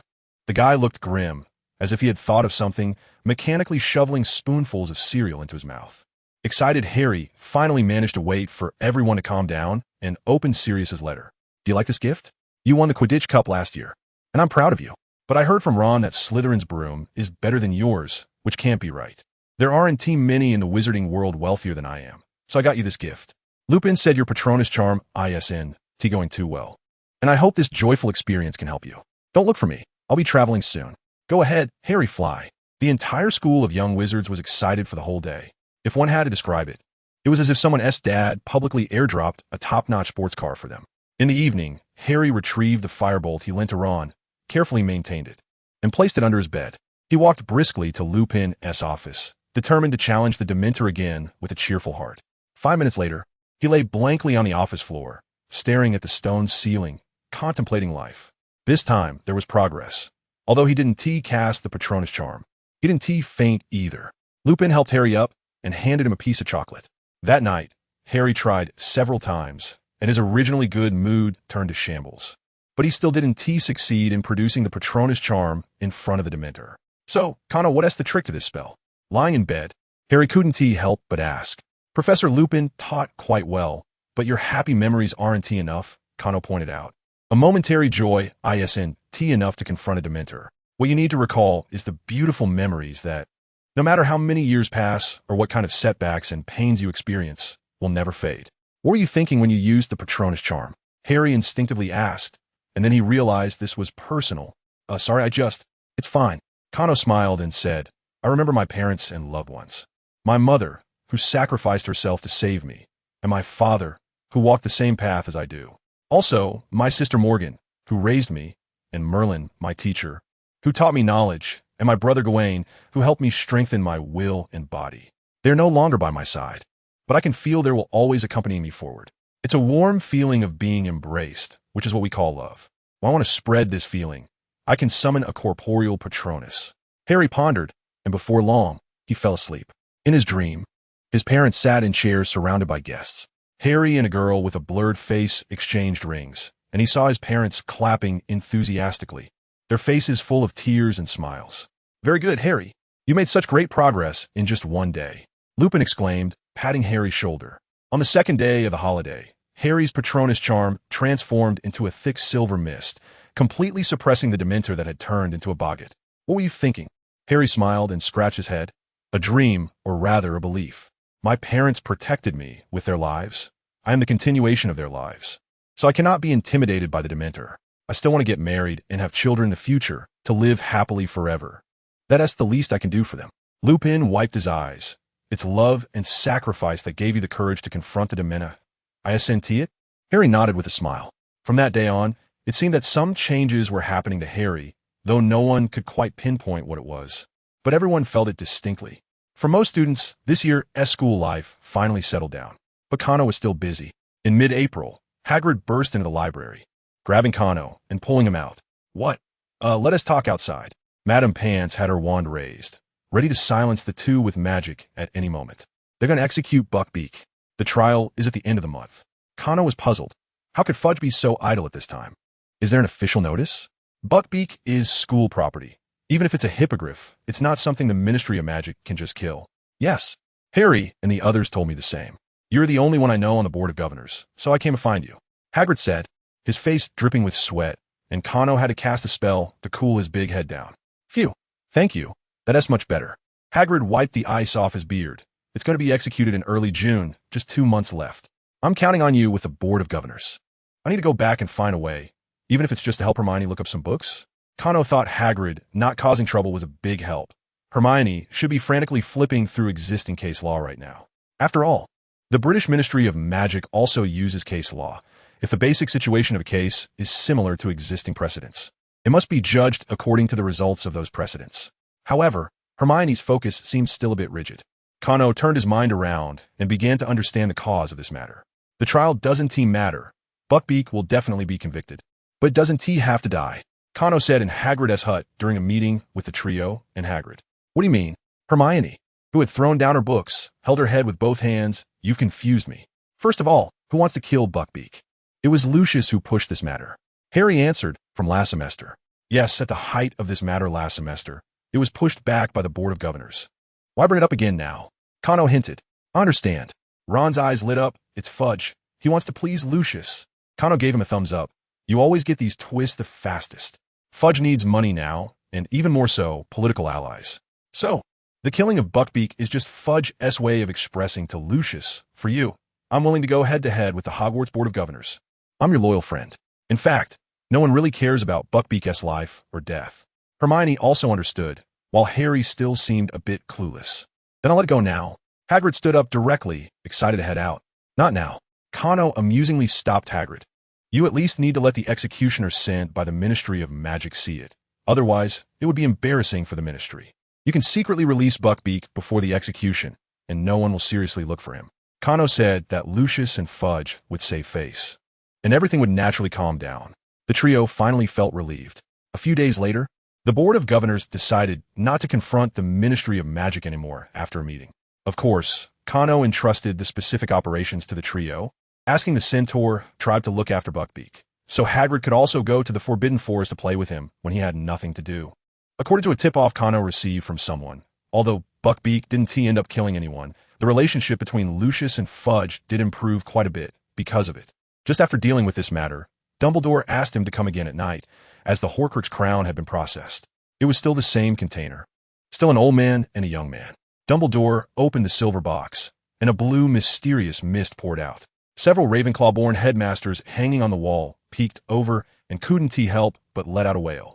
After being infused with a large amount of magical power, Ravenclaw's diadem had regained its former dazzling appearance, but the dense cracks on it reminded everyone that it was a Horcrux on the verge of being destroyed. With Dumbledore's final operation, the diadem emitted a fine shattering sound, and fragments fell into the bottom of the box. A soul fragment wrapped in a sphere of light appeared before everyone's eyes. The surface of the light sphere still bore ancient Egyptian hieroglyphs, and the soul fragment inside resembled Voldemort's coiled intestines. Again, the diary contained a brain, and the diadem contained intestines. It completely defied common sense. Kano rubbed his forehead, feeling a headache coming on. It seemed he had thought of something, but couldn't articulate it for the moment. By the way, what are the hieroglyphs for? Kano looked at Dumbledore and asked. I don't know. Perhaps they serve the same function as the runes in the diary, used to control the basilisk? Dumbledore speculated. Egyptian hieroglyphs have become a dead language because of years of war, and too much information has disappeared. Wizards' research on it is even worse than that of Muggles. Dumbledore helplessly stroked his beard, saying he could only make guesses. Kano always felt something was off. Don't think too much about it. We have destroyed another Horcrux, which is something to be happy about. Dumbledore patted Kano on the shoulder, suggesting they go to the Gaunt Mansion during the holidays, as it should hide another Horcrux of Voldemort. Don't rush. Kano quickly interrupted. If this time Voldemort's Horcrux and its storage location Haven T changed, then what is stored in the Gaunt Mansion is the ring embedded with the Resurrection Stone. This thing is too deadly for an elderly person filled with regret. Kano had no confidence in stopping Dumbledore if he broke down emotionally. What if he insisted on putting the ring on his finger? Wouldn't he die 2 years earlier? I have already found another Horcrux, and I'll bring it to you in a few days. Please don't go to the Gaunt Mansion before it's dealt with. Dumbledore looked at Kano in confusion, but recalling Merlin's comments and Kano's performance over the past 2 years, he nodded in agreement. All right, if you insist. Classmates, this is the last class of the semester. Lupin stood on the podium in somewhat old but clean robes, with reluctant little wizards below. Professor, you can come back next year to teach us defense against the dark arts. A student shouted. We've never had such a good teacher like you. Yes, you've been teaching for a whole year. Hasn't that curse worn off? Lupin smiled and quieted everyone down. I have more important things to do and must leave the school. In fact, I will miss you all. Harry watched Lupin's farewell, unsure of what was about to happen. Kano, what is going on? He whispered. Wasn't that problem resolved? Just watch, I can't stop it. Kano said helplessly. In this class, we will talk about werewolves. Lupin smiled as he opened the textbook for defense against the dark arts, starting the lesson he had always avoided. As Lupin explained and asked questions, the atmosphere in the classroom gradually became strange. When Lupin talked about the characteristics of werewolves and the shape of their mouths and noses, some students began to sense that something was off. When discussing lycanthropy, he detailed the painful feelings during transformation and the intense urge to attack human beings. The students fidgeted nervously in their seats, their faces turning pale. Finally, when discussing some notorious contemporary werewolf criminals, Lupin seriously described each of their crimes, warning everyone to be cautious of them. Some students should have already noticed, I am a werewolf. Finally, with a bitter smile, Lupin said this sentence, and the classroom fell silent.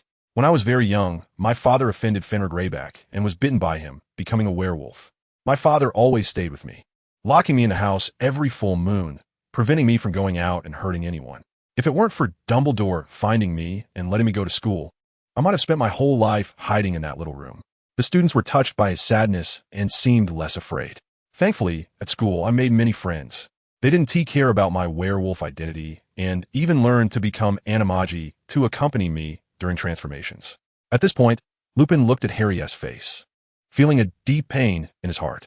Everything changed later. I worked various short-term jobs, too afraid to stay in one place too long for fear of exposing my werewolf identity, living in a daze until now. That is not your fault, Professor.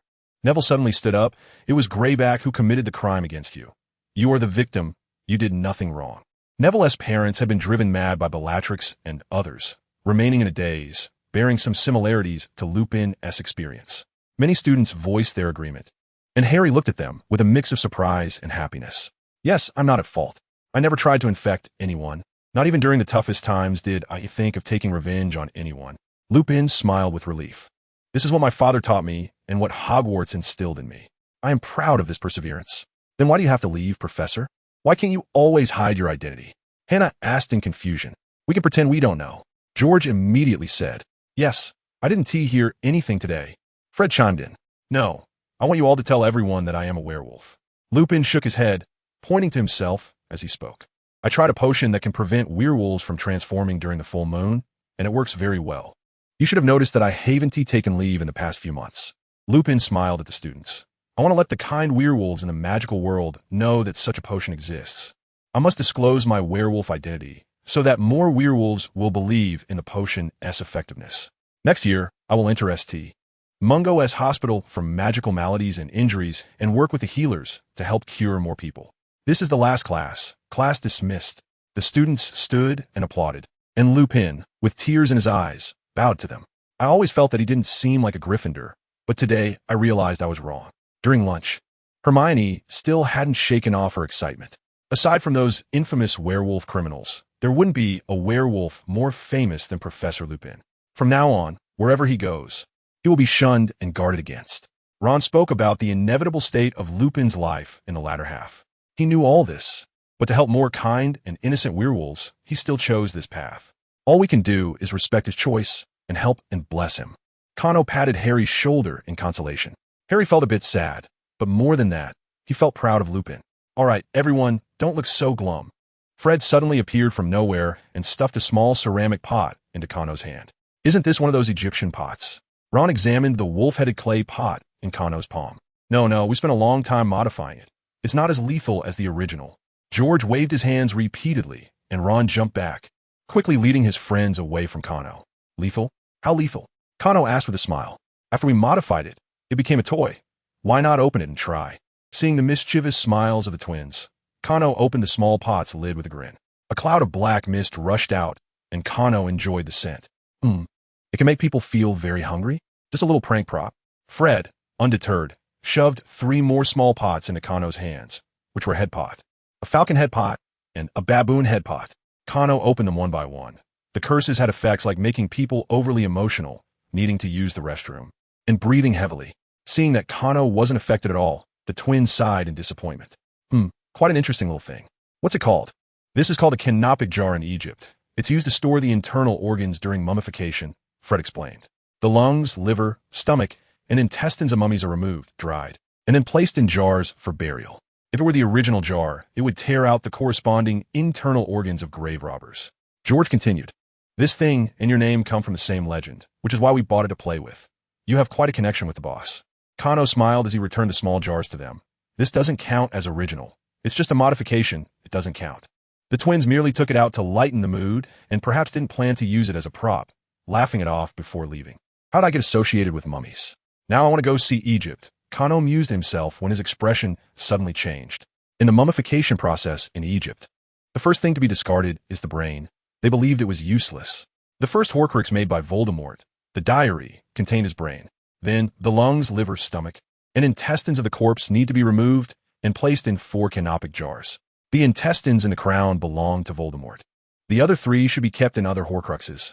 In Egyptian culture, the heart is the source of consciousness and must be preserved in the body. When Voldemort tried to kill Harry, the spell rebounded, causing him to lose his physical body and a piece of his soul to attach to Harry. That piece of soul on Harry should be the most important heart. Do you think Voldemort considered himself a mummy in the making? In the headmaster's office, An old man and a young man were quickly flipping through a pile of magical books about mummies. It's very possible, otherwise. It can't explain how he broke the limitation of not damaging the soul organ when making Horcruxes, Kano said while flipping through the book. And other dark wizards haven't made multiple Horcruxes. How did Voldemort do it? Could it be that he integrated the process of creating multiple Horcruxes into a magical ritual similar to mummification, treating each Horcrux as a completed step? Dumbledore stopped as he turned to a page. That's what I mean, but what effect will this magic have upon completion? Dumbledore silently pushed a large black book in front of Kano. The Pharaoh's Apotheosis, a type of magic passed down in ancient Egypt. The specific incantations and steps are no longer traceable, but it is said to enhance a wizard's life essence, allowing their soul to achieve immortality. It is speculated that the ancient Egyptian tradition of mummification was greatly influenced by this magic. In other words, Voldemort obtained the long-lost Pharaoh's Apotheosis and then merged it with Horcrux magic.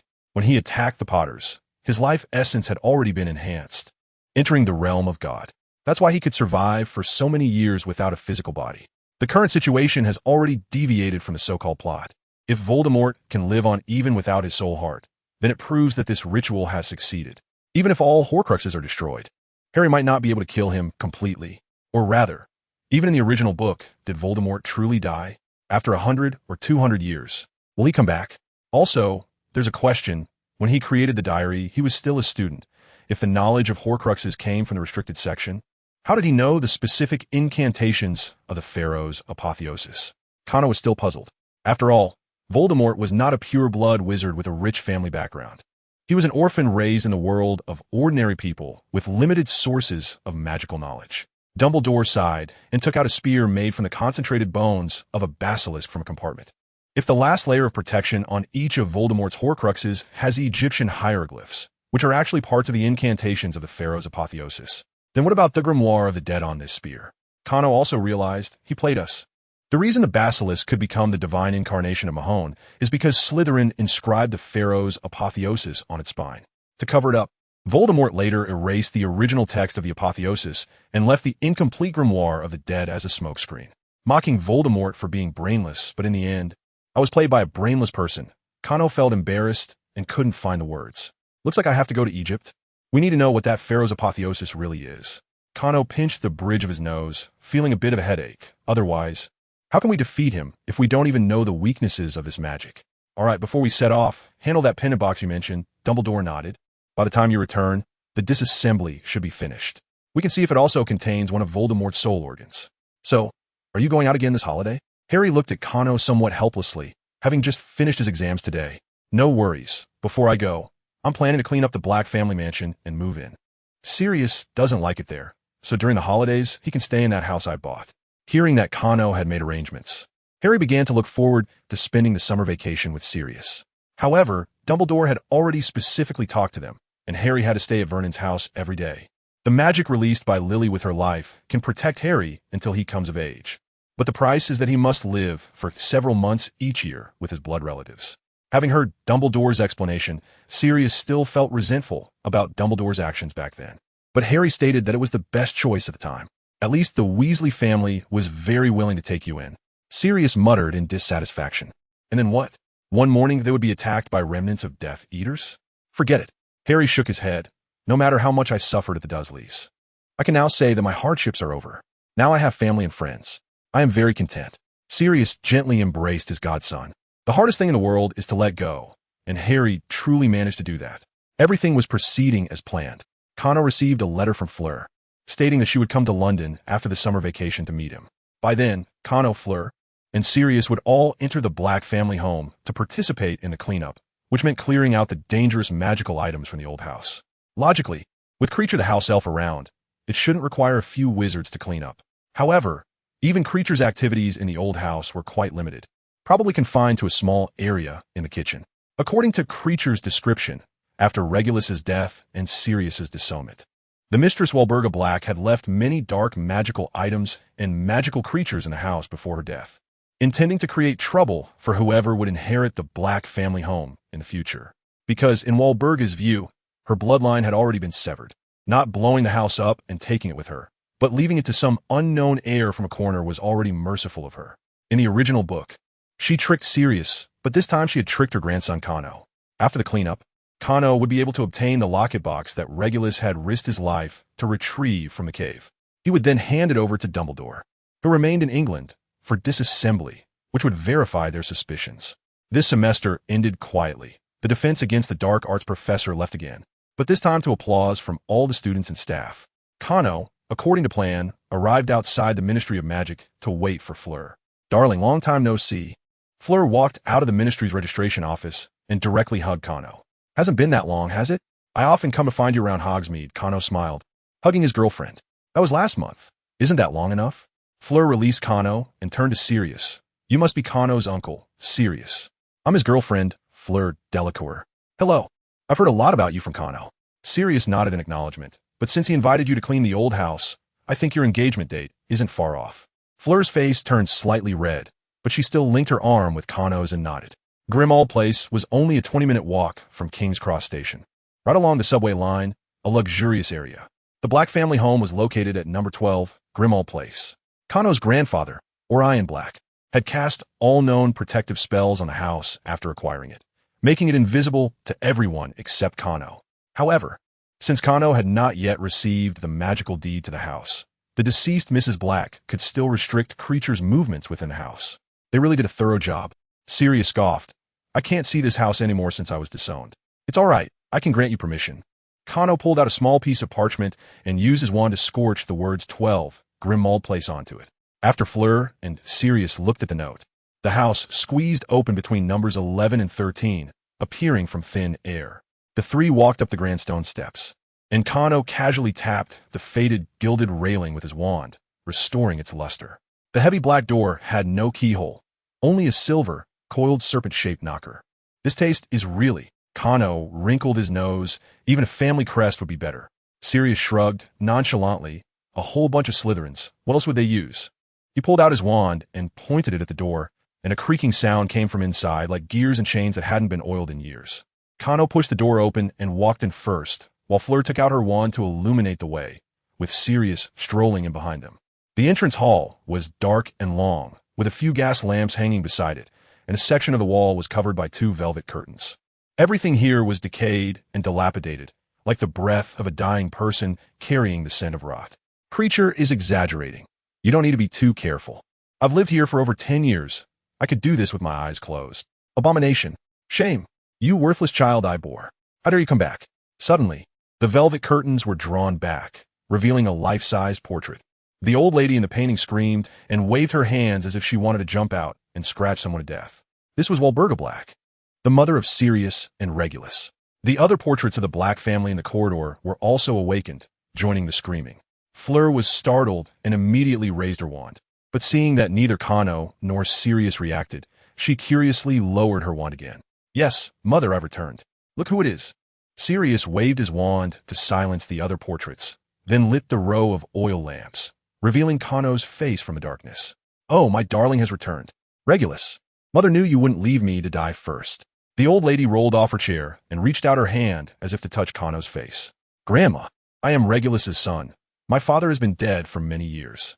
Kano spoke plainly. Walburga let out a howl and fell to the ground, crying loudly. Creature had told Kano that Walburga's mental state had become quite unstable before her death, and she often broke down into tears suddenly. She never believed that her excellent son Regulus had just died like that, with his eyes wide open when he passed away. The old lady couldn't stop crying for a while, and the three of them made their way to the basement. This was the kitchen and small dining area, which Creature had cleaned up nicely after regaining his spirits, and was now waiting for them here. "You're quite diligent." Sirius boldly sat down in a high-backed chair, his legs draped over the table, and Creature shot him a disgusted glance, trying hard to treat him like air. "Young master, Creature's activities have been restricted by the mistress. This is all I can do." Creature, dressed in a clean white towel, bowed to Kano, who shook his head, indicating that he didn't mind. "Sit down, dear. Let's take a look at the layout here." Kano pulled a chair for Fleur, and Creature spread out the map he had drawn on the table. The first floor consisted of the entrance hall and formal dining room. The second floor had a large living room facing the street and several guest rooms. The third to fifth floors were all bedrooms, with the 3 main bedrooms on the top floor belonging to Mr. and Mrs. Black, Regulus, and Sirius. Most of the dark magical items were on the second floor, The young master had also kept many little trinkets in there to protect. That thing. Creature stammered. Creature had spent a long time trying to destroy the Horcrux, but ultimately failed. After Walburga's death, he couldn't even access the locket box due to his restricted movements. Otherwise, how could it have been necessary in the original book to secretly retrieve the locket box that Sirius had thrown away, wrapped directly in his tattered blanket? Sirius wouldn't even turn. The three of them walked out of the basement together and began to scour the first floor. The wallpaper here had already peeled off, revealing the moldy walls behind it. The cabinets in the dining room were dusty, and they could hear the sound of a mischievous creature squeaking inside. Its teeth were poisonous, and they need to buy some insecticide to soak the entire house. However, the target of this round of cleaning wasn't them. The three wizards successfully subdued a cupboard that shot forks, a silver plate that screamed loudly at the sight of people, and two animated candlesticks that tried to hit people on the head. At this moment, the crying outside quieted down. The three exchanged glances and returned to the portrait of Walburga. "Good child, what is your name?" Walburga's spirit seemed to stabilize a bit, looking at Cano with teary eyes. "Cano Perseus Black. Is your mother pure blood?" Sirius rolled his eyes to the ceiling, staring at the tattered wallpaper. "Yes, my mother is from the Weasley family."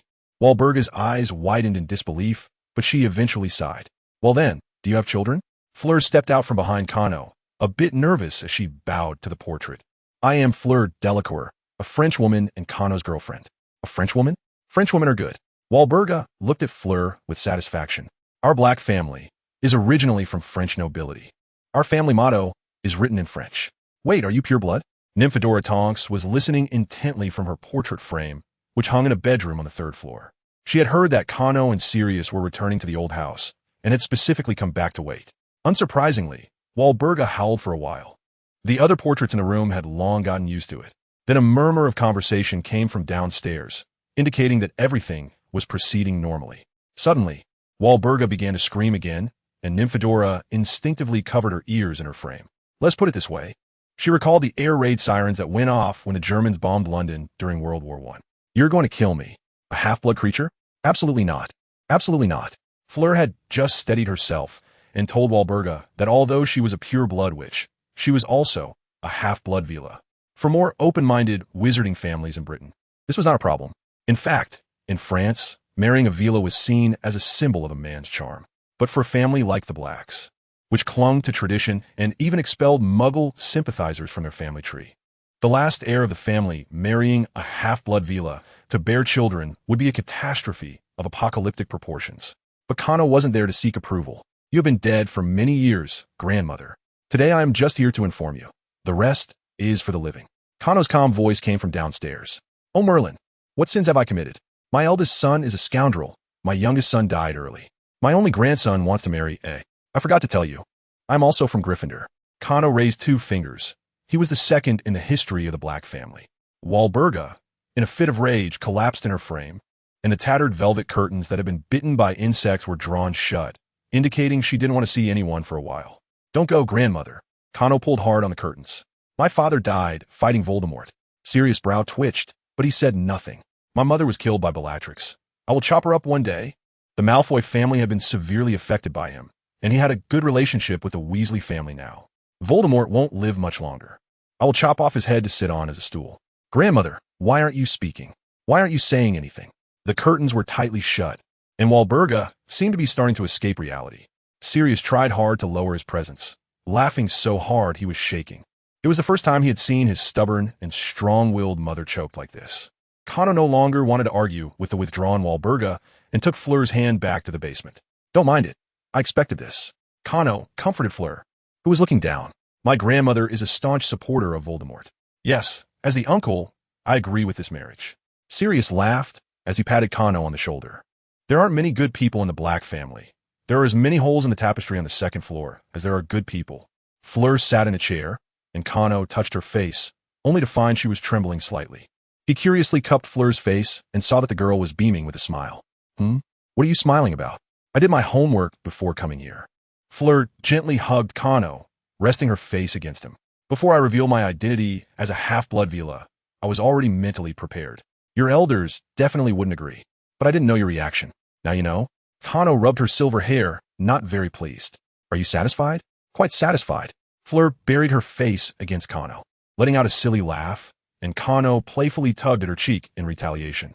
I never met my father, but I admire his choices. So I am willing to call him father, acknowledge the black surname, and branch out for this family in the future. Kano paused. Therefore, I am also willing to respect Walburga. But respect is one thing. No matter what she says, I won't let her turn this place back into the oppressive madhouse it once was. Sirius leaned against the wall, agreeing wholeheartedly. You are absolutely right. I feel like I can't even breathe in this house. Fleur stood up. What this house becomes in the future is our task. Let's finish our work first. Kano smiled as he held Fleur's hand, and Sirius let out a dry cough. Should I leave? As the current head of the family, I think you should find a wife, Kano said to Sirius. Haven't I been disowned? Please don't meddle in my affairs. And where do you find a woman? At this point, Sirius's expression darkened again, and the three of them walked silently upstairs. A row of house elf heads hung along the corridor wall leading to the second floor. This was a tradition of the Black family. Those house elves who couldn't carry plates would have their heads chopped off and hung on the wall. And the house elves regarded this as the highest honor. Creature had brought this up with Kano several times, and Kano found this tradition very disgusting, feeling like Americans collecting the scalps of Native Americans. However, Kano had also learned that he couldn't be too hard on Creature. Creature, after you die, I will bury you with my parents. Just that one sentence made Creature faint with excitement, and when he woke up, he declared that he never wanted to hang on the wall again and wanted to follow Master Regulus forever. Walking through the corridor leads to the living room, where a sofa embroidered with intricate patterns and a writing desk made of high-quality wood are placed. In the corner, there is a fireplace flanked by glass cabinets, and a family tree of the Black family hangs on one wall. However, these items are all in tatters. The sofa has become a den for a fox. The writing desk is deformed and cracked, and the glass cabinets are dirty, as if something inside is stirring and making strange noises. The three of them opened the cabinet, which was filled with precious dark magic items.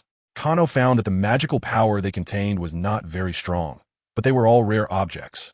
The old man had placed them here for show. The truly dangerous items were stored in Gringotts. Sirius explained that even if his parents revered dark magic, they wouldn't go as far as to display a row of skulls in their study. That would be pure perversion.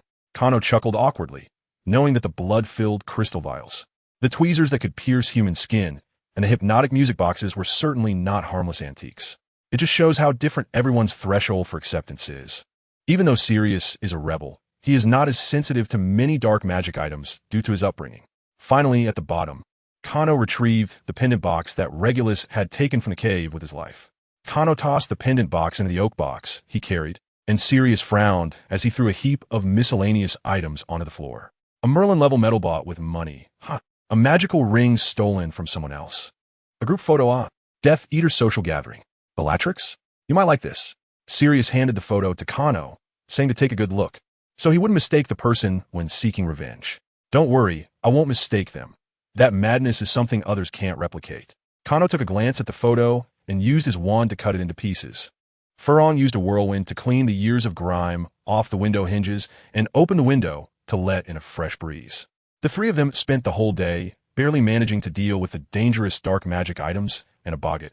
In Walburga's bedroom, Kano found a magical deed to 12 Grimald Place, fully gaining control of the place. Creature was freed and hurriedly cleaned out several bedrooms. Furon went to sleep first, while Sirius and Kano sat in another bedroom, staring at each other. How did Regulus die?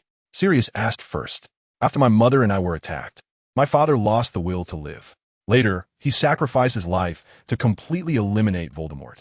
Kano shrugged, saying he didn't know where his body was. Dumbledore was helping him look into it. When the time comes, he would take Sirius around, and he would understand. Sirius slowly shook his head. No need for him to find it. Let's go to Gringotts together tomorrow. The next day, they arrived at Gringotts' entrance. The goblins confirmed the key, and the three of them boarded a small minecart, descending to the depths of the Black family vault. Pushing open the door, they were greeted by a vast amount of coins and various dark magic items. It's pretty much like my family. Kano heard Furon mumble. True, the Drackle family is also a prominent family, and they have little interest in dark magic items, so they likely have more wealth. Now you must tell me what we're doing here, right? Kano asked, suppressing the nausea brought on by the dark magic aura. Sirius carefully stepped over several piles of treasure and held out a tightly sealed box. This is it. Let's go outside. Back at the old house, Kano followed his instructions and placed his hand on the box. The box, which had not reacted when Sirius had carried it, suddenly rattled and opened on its own. The shelf was filled with magical books collected by the Black family over the years, and only the head of the family could open the seal. You can check it out when you have time. It's not all dark magic, Sirius explained. This book contains methods for locating the bodies of deceased direct relatives. Is there such a good thing? Then my father would have been brought home by my grandmother long ago, right? Kano asked in confusion. No.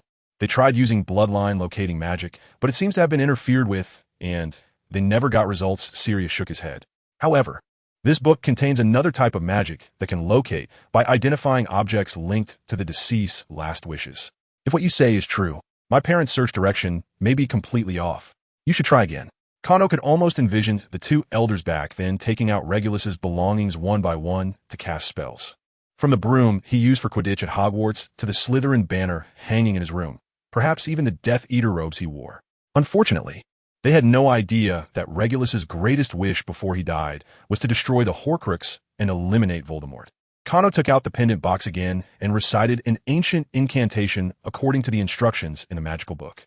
Gray mist rose from the pendant box, outlining the image of an island in the sea, with part of the gray mist wrapping around Kano's wrist and transforming into a pointer. But soon, the island's image flickered like a disturbed television signal, turning into static. The pendant box popped open automatically, and two scarlet snake eyes flashed from a small window. I see your desire. You see nothing, you can't even read my name. Kano flicked a drop of blood into the pendant box, and as the soul fragment inside screamed, he quickly closed the pendant box and tossed it back into the oak box. What is this thing? fromOak pressed against Kano, still shaken. It's something Voldemort created for immortality. My father died, trying to destroy it. Kano briefly explained and turned to Sirius. You can apparate, right? Did you see the position clearly just now? You can't apparate just by looking at the image. You have to be very familiar with the place. Sirius pointed to the pointer on Kano's wrist. We need to follow the guidance to find it. As usual, Kano left a sensory connection rune for fromOak, instructing her to wait at 12 Grimmauld Place. Kano and Sirius used the Floo network to reach Diagon Alley, each buying a firebolt and running off after paying. After a day's travel, the two finally found the cave's location, the cliffs of Maher on the west coast of Ireland. Kano signaled to fromOak. Soon, Dumbledore, upon receiving fromOak's notification, arrived here with Harry and fromOak via the Phoenix Fox. So, this is where it is? Tom really is a nostalgic person, Dumbledore said, looking at the deep cave on the cliff. When I went to pick him up at the Wolves Orphanage, a photo of this place hung on the wall in his room. Actually, we didn't have to come. This is a family matter between me and Kano. No, Sirius. I know the Horcrux here has been taken, but as a reference and for training, we need to explore this place. fromOak had a general understanding of these matters, and, judging by her expression, Kano would have to explain it clearly to her after they returned. Harry was truly confused, facing his Aunt Petunia's family, who were neither nose nor mouth. Suddenly, Dumbledore appeared in the living room. The most surprising part was that Aunt Petunia seemed to know the headmaster, and just that simply brought him out. His mind was still foggy. Several times on the way, he wanted to ask Dumbledore, but the heavy atmosphere ultimately caused him to keep his mouth shut. Harry, this is one of the places where Voldemort keeps his Horcruxes. I know you have many doubts, but now is not the time for explanations. The only thing you need to know is that to defeat Voldemort, all of the Horcruxes must be destroyed, Dumbledore advised earnestly. Harry also wanted to personally eliminate Voldemort, but he didn't understand why Dumbledore had specifically brought him here. He still didn't know about the prophecy. You'll understand later, but I think you won't refuse, right? Kano patted Harry's shoulder. Let's go. Harry nodded vigorously. The group descended the stone steps into the cave, with Fleur and Harry holding their wands to illuminate the spacious cavern. When Tom was still a child, he discovered his uniqueness during a trip organized by the orphanage. He found this place and coerced 2 children to come down with him. Why? Surely he wasn't afraid? Harry asked in confusion. He had already found out Voldemort's real name, which actually wasn't a secret for most people. It was just that few dared to speak it. I think he needed some audience. Dumbledore said as they walked. He hoped someone would show fear of his incredible power. He enjoyed that feeling of being feared. The 2 children subsequently became dazed, and Tom's inner darkness expanded further. It seems he was a born demon. Sirius spat. I think the influence of the environment is more important. If Voldemort had grown up in the wizarding world, he might not have been so conceited. Kano interjected. He could also have become even more powerful and evil. Discussing this now is meaningless. His hands are already stained with blood. Sirius concluded. The group arrived at a rock wall, and Kano sensed a hidden mechanism similar to that in the Chamber of Secrets. Voldemort's learning ability is quite strong. Kano pointed his wand at the rock wall, and a door emitting white light opened. He certainly remembered that blood was needed to open this door, so he decisively cut his wrist. Fleur instinctively pulled out a vial of fresh blood, but Kano signaled her to wait. "You don't need to be in such a hurry," Dumbledore said. Voldemort's purpose in setting this door was to weaken the physical bodies of those who came. A little blood from each of us should be fine. "What, this is a curse? I can be immune, but you can't." Kano shook his head. The blood splattered on the bright door, and a dark opening appeared there. The amount of blood required for this door was unusually small, and both Kano and Dumbledore frowned. The group entered in single file, and inside was a vast space, with a calm dark lake in front and a glowing green source on a small island in the middle of the lake. "Where's Regulus?" Sirius asked eagerly. Kano silently raised his wand. Fiendfire. The blazing white flames were thrown into the lake, and a cloud of white mist immediately rose. Soon, a large group of stiff corpses crawled out of the water, lunging straight at the group. "Use fire," Dumbledore prompted, showing no intention of making a move. Otherwise, today would not be a training exercise, but a high-level battle. Sirius stood at the front, carefully identifying each corpse's face, then using fire to take them down. Harry and Fleur used the Fiendfire spell to attack the few stragglers that Sirius couldn't handle. Kano reached into the lake, with long water plants extending from his sleeves, continuously probing the lake bottom. In the end, it was Kano who made the first discovery. He raised his arm and pulled hard, and a young man in luxurious robes with a pale face was dragged up. This young man's appearance was about 80% similar to Kano's. The most notable difference between him and the other corpses was that he had not been turned into a zombie. He was simply preserved by the lake's magic. Sirius hurried over, and upon seeing the young man's face, he could no longer control himself and hugged his corpse, crying bitterly. Kano carefully examined his father's face for a moment, then stood up to deal with the remaining corpses. With a wave of his wand, the white flames quickly spread along the lake's edge, ultimately surrounding the entire lake. The corpses crawling out of the water were immediately turned to ash as soon as they touched the flames, without even having time to struggle. Under Kano's command, the white fire circle began to contract, entering the lake. The essence of this flame was actually violent positive energy and would not be extinguished by water. The fire circle cast mesmerizing shadows underwater, continuously compressing the movement range of the corpses. Soon, other creatures in the water were also disturbed. 4 or 5 slick, horse-like water monsters leapt out of the water in a frenzy, their bodies ablaze with white flames. They had also been turned into zombies, specifically to deal with those who attempted to violate the island. The water monsters lunged toward Kano, their pale, bloodless bodies and hollow eyes fixated on him.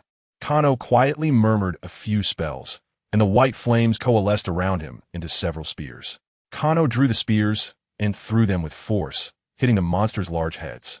The spears embedded in their brains exploded, and the monsters' heads were blown open, silently sinking to the bottom of the water, ultimately reduced to ashes. The white fire circle shrank from the bottom of the lake to the island in the center, gradually extinguishing. "We can pass now. Everything in the water has been burned away." Kano felt somewhat exhausted, and Fleur stepped forward to support him. "Did Regulus die just to obtain the item on that island?" Sirius asked in a hoarse voice. "Yes, it's the locket you see." Kano took a breath, but he left a note on the island. "I want to retrieve it."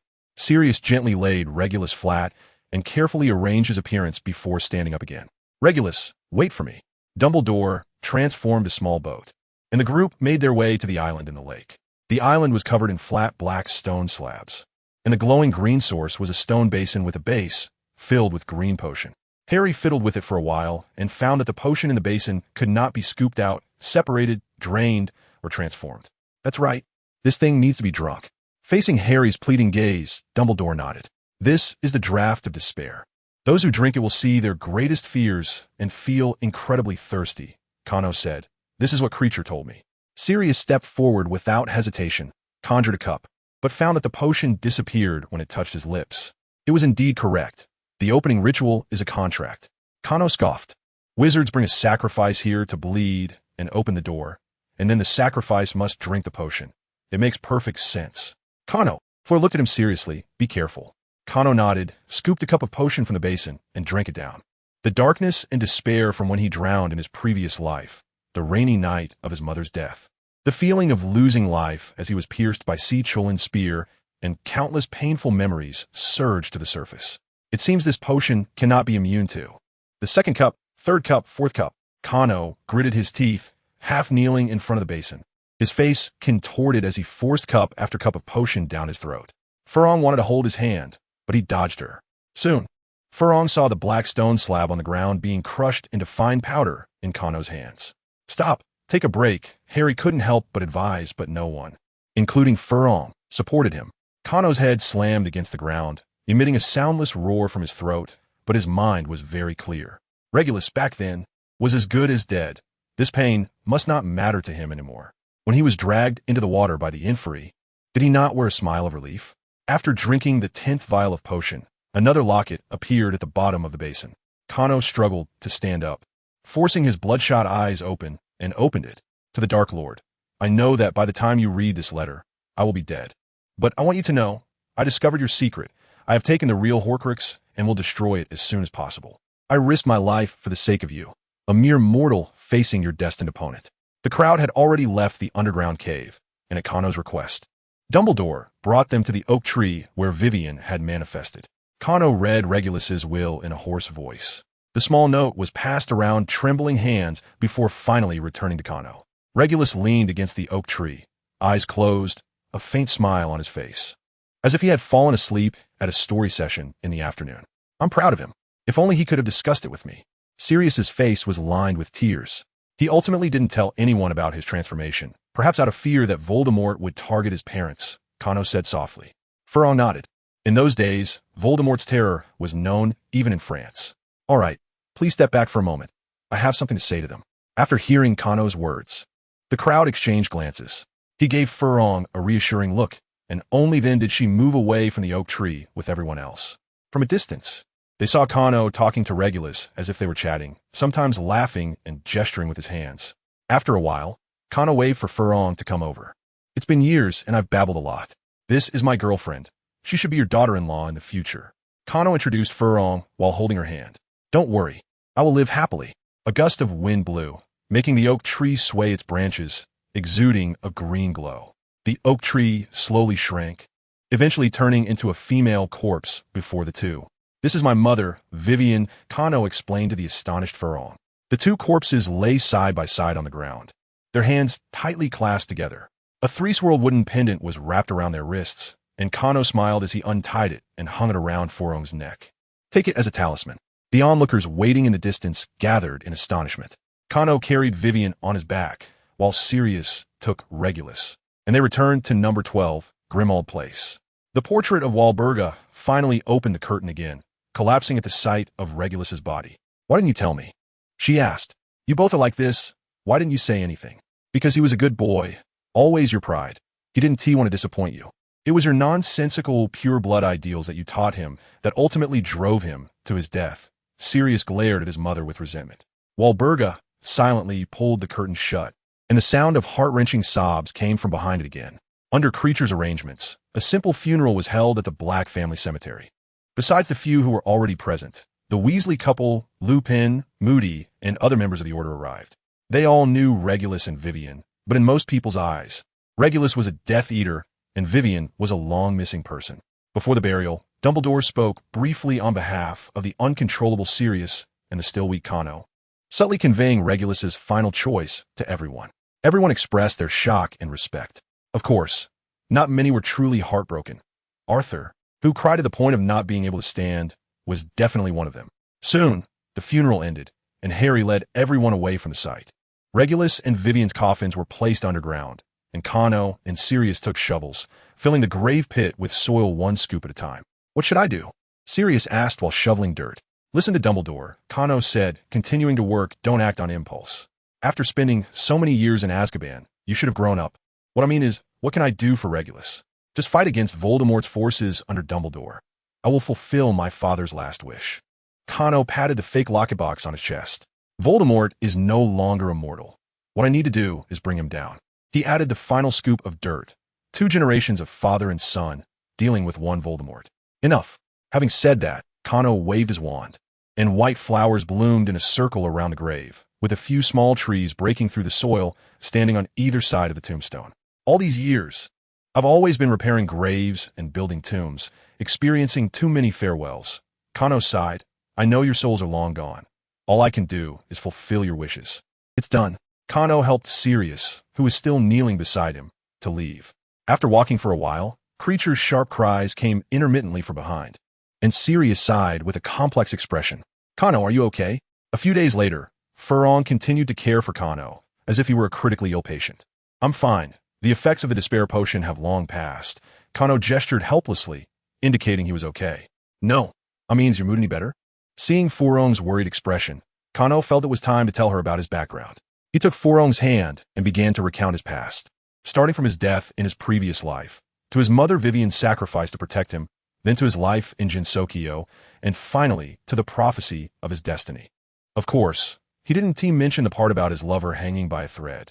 There was no escaping such matters, and all Kano could do was carefully watch over fromOak. fromOak went from shock at the beginning to even more shock later, and finally revealed a touched expression. I am indeed very sad about my parents' matters, but since I already knew the truth, I can't change anything. So over time, I've slowly accepted it.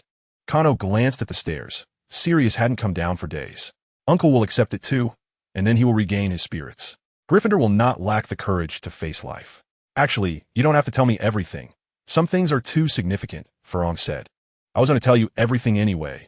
I just didn't have the right opportunity. Kano shook his head indifferently.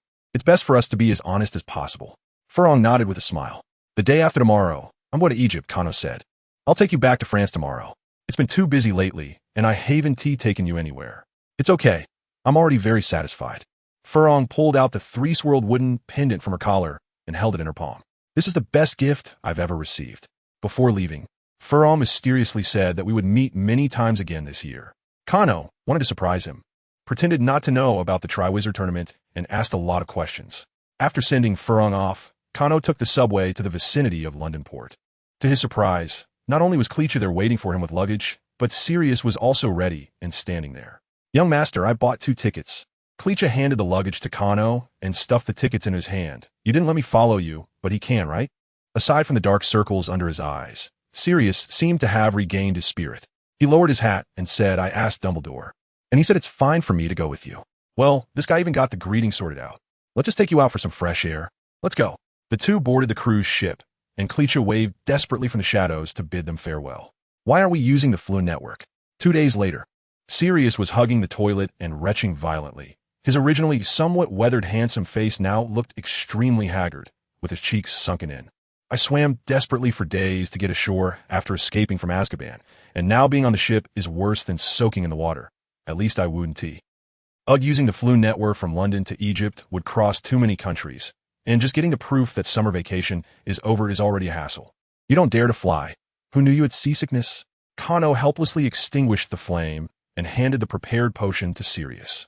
Sirius gulped down the restorative mixed with the elixir of life and climbed into bed, falling into a deep sleep.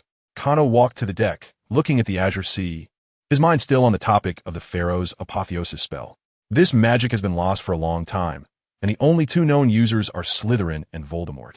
To find its origins, one must know where Slytherin obtained such magic. However, the Pharaoh's apotheosis spell was likely acquired during his travels. Who knows where he's been? Now, he could only use the clumsy method of investigating the lost ancient cities in Egypt, trying to find some clues. Want results this year? Sure. May Merlin bless us. Just thinking about this workload is despairing. Bill, the oldest son of the Weasleys, has already started looking for internal documents left by Gringotts during the development of the pyramids in Egypt. This time, Kano's destination is the ruins of the ancient city that was just discovered last year, next to Alexandria in Egypt, which was once prosperous but is now submerged under the sea. Canopus. The name of this ancient city and Kano's name both come from the same legend, that of the ancient Greek sailor Canopus. This port was once an important trade port between ancient Greece and ancient Egypt, but later became gradually buried under the silt of the sea due to changes in the mouth of the Nile River and the terrain. As for the naming of the canopic jar, it was actually a misunderstanding. Modern archaeologists unearthed jars shaped like human heads containing entrails nearby and assumed they represented the city's guardian deity, Serapis, thus naming the jars. Kano chose this place also because it was only discovered by wizards last year. To find something as lost as the apotheosis spell, it's better to search in newly discovered ruins. On the other hand, it could also be seen as a guiding hand from fate. After all, The coincidences this time were too numerous to be normal, making it hard not to be suspicious. A jumble of thoughts swirled in Kano's mind as he leaned against the railing, slightly frowning, his summer outfit rustling in the sea breeze, faintly revealing his well-defined muscles. Most of the people on the ship were British, which was considered open-minded for this era. Kano's view was constantly filled with women dressed in revealing clothing according to contemporary standards, intentionally or unintentionally displaying themselves. Kano pouted, although he was tall. He looked at most 18 or 19 years old. Were these people being a bit excessive? Kano turned to head back to his cabin when a woman with slightly darker skin brushed past him. After taking a couple of steps, she suddenly stopped, turned around, and caught up with Kano, staring at him without saying a word. "Do you need something?" Kano finally got a good look at her, a woman in her 30s, wearing a plain long dress with a colorful sash at her waist, a typical Egyptian outfit. Notably, this woman had an air of scholarly demeanor, with calluses on her arms from years of writing. "Are you a wizard?" Kano nodded. "I don't know how you figured it out, but there is no need to deny it." "What is your animagus?" the woman asked directly, and Kano felt that she might be a bit too straightforward. "Personal question." "I refuse to answer. Besides, I have a girlfriend." "Not interested." Kano waved his hand repeatedly and walked toward his cabin. The Egyptian woman's gaze followed Kano's back, her eyes flickering. Until disembarking, Kano did not see this woman again. He felt she should know him, but her direct manner made him not want to engage. The cruise ship docked at Alexandria, and Kano helped the almost dead Sirius off the ship. His current state was truly not suitable for traveling via the Flu network, so Kano had no choice but to find a local inn to stay. To be honest, Kano did not like lingering here. Britain had once colonized Egypt, brutally oppressing the Egyptian people. Even in the new era, Britain still acts as if it were a suzerain, pointing fingers at Egypt. After Egypt tore relations with the Soviet Union during the Cold War and leaned towards the US, it appeared to behave like a dutiful child. Of course, in this world, the Soviet Union did not collapse and the Cold War did not end. So under America's lead, the entire Western world was still relatively kind to Egypt. The problem was that Kano was only wearing a white facade, but inside he was still red. Walking down the street, seeing Egyptians flashing somewhat fawning smiles at his face made him feel nauseous and uneasy. Sometimes he even wished these people would come up and stab him, just to make him feel better. Avoiding their gazes, Kano turned into an alley. "You don't like this attitude?" A cold female voice came, and Kano turned to see the Egyptian woman from the ship. Now she was wearing a white robe, standing out in the shadows. "I don't need to discuss this with you." Kano frowned in annoyance. "Why not resist? Why not empower yourself?" The woman's tone became ethereal, igniting the torch of resistance, sharpening the weapons in hand. "The dark night is about to end, and the dawn is just ahead." More people in white robes emerged from the darkness, chanting in unison. "Come with me, Canopus." The woman did not take out a wand, but stood directly in front of Kano. "Let me take you there." Sirius was carried out of Alexandria in his sleep and thrown onto a camel's back. Men and women in white robes led a large group of camels, traversing the desert. Kano was among them, and no one tried to restrict his movement or take away his wand. He did not feel kidnapped at all. "Where are we?" In the morning, Sirius was hit by a blast of hot sand in the face, waking up half asleep and asking, "I don't know either." "Anyway, we have a lead," Kano shrugged. He found that the people around him were quite rude to Sirius, but showed him more respect when facing him, though not overly humble, which was completely different from the attitude of the Egyptians he encountered on the street. The sun slowly rose, and the bone-chilling cold of the desert night turned hot. "I hope you don't mind if I use magic." Kano looked at the woman beside him. "No problem. I'm Itakris. Just call me Nito." The woman nodded under the shadow of her hood. Clear water flowed like a spring. Kano's wand shot out a surge of water, creating a circle around everyone in the caravan, significantly lowering the temperature around them. Kano felt the gaze of quite a few people in the group sweep over him before retreating. The caravan continued westward, and finally, before dark, a small town appeared on the horizon. "We'll rest there for the night. I think you have many questions for me, and I will answer some that I can," Nito said as she directed the caravan to unload. Usually, Kano was the one posing riddles, but now the tables had turned, and it was someone else's turn to play the riddle maker in front of him. "Are these people really okay? Otherwise, let us sneak out at night." Sirius leaned in and whispered, "You can't disapparate, but I can. I can even turn into an eagle and fly away, black dog." Kano shot him a look. "Listen to me. Just relax and rest." Sirius scratched his head, finding sand in his hair, and reluctantly followed the unloading people and Kano into the town. The town had people of all ages, with many children running up to chat with the men and women carrying supplies in a language Kano couldn't understand. their admiring expressions clearly indicating they were their children. They all seemed to know Nito, but when they saw Kano, their expressions were quite strange. This was odd. Kano initially thought that the information about his arrival had been secretly conveyed to the old folks in the marshes by that old meddler Merlin, who had sent someone to pick him up in a prophetic manner. The marshes were like the Egyptian version of a fantasy realm, existing on the same plane, both being eternal abodes for souls. It was said that the marshes were filled with the spirits of former pharaohs. But surely they wouldn't inform even the children? Why did it seem like everyone recognized me? After Kano and Sirius settled in, shortly after, a girl with a gap-toothed smile walked in, pretending to be mature, and took Kano out of the room. Kano was led into a regular house, and after a while, Nito also walked in. Who are you? And how do you know who I am? Kano asked the two most crucial questions first. To his surprise, Nito shook her head and did not answer.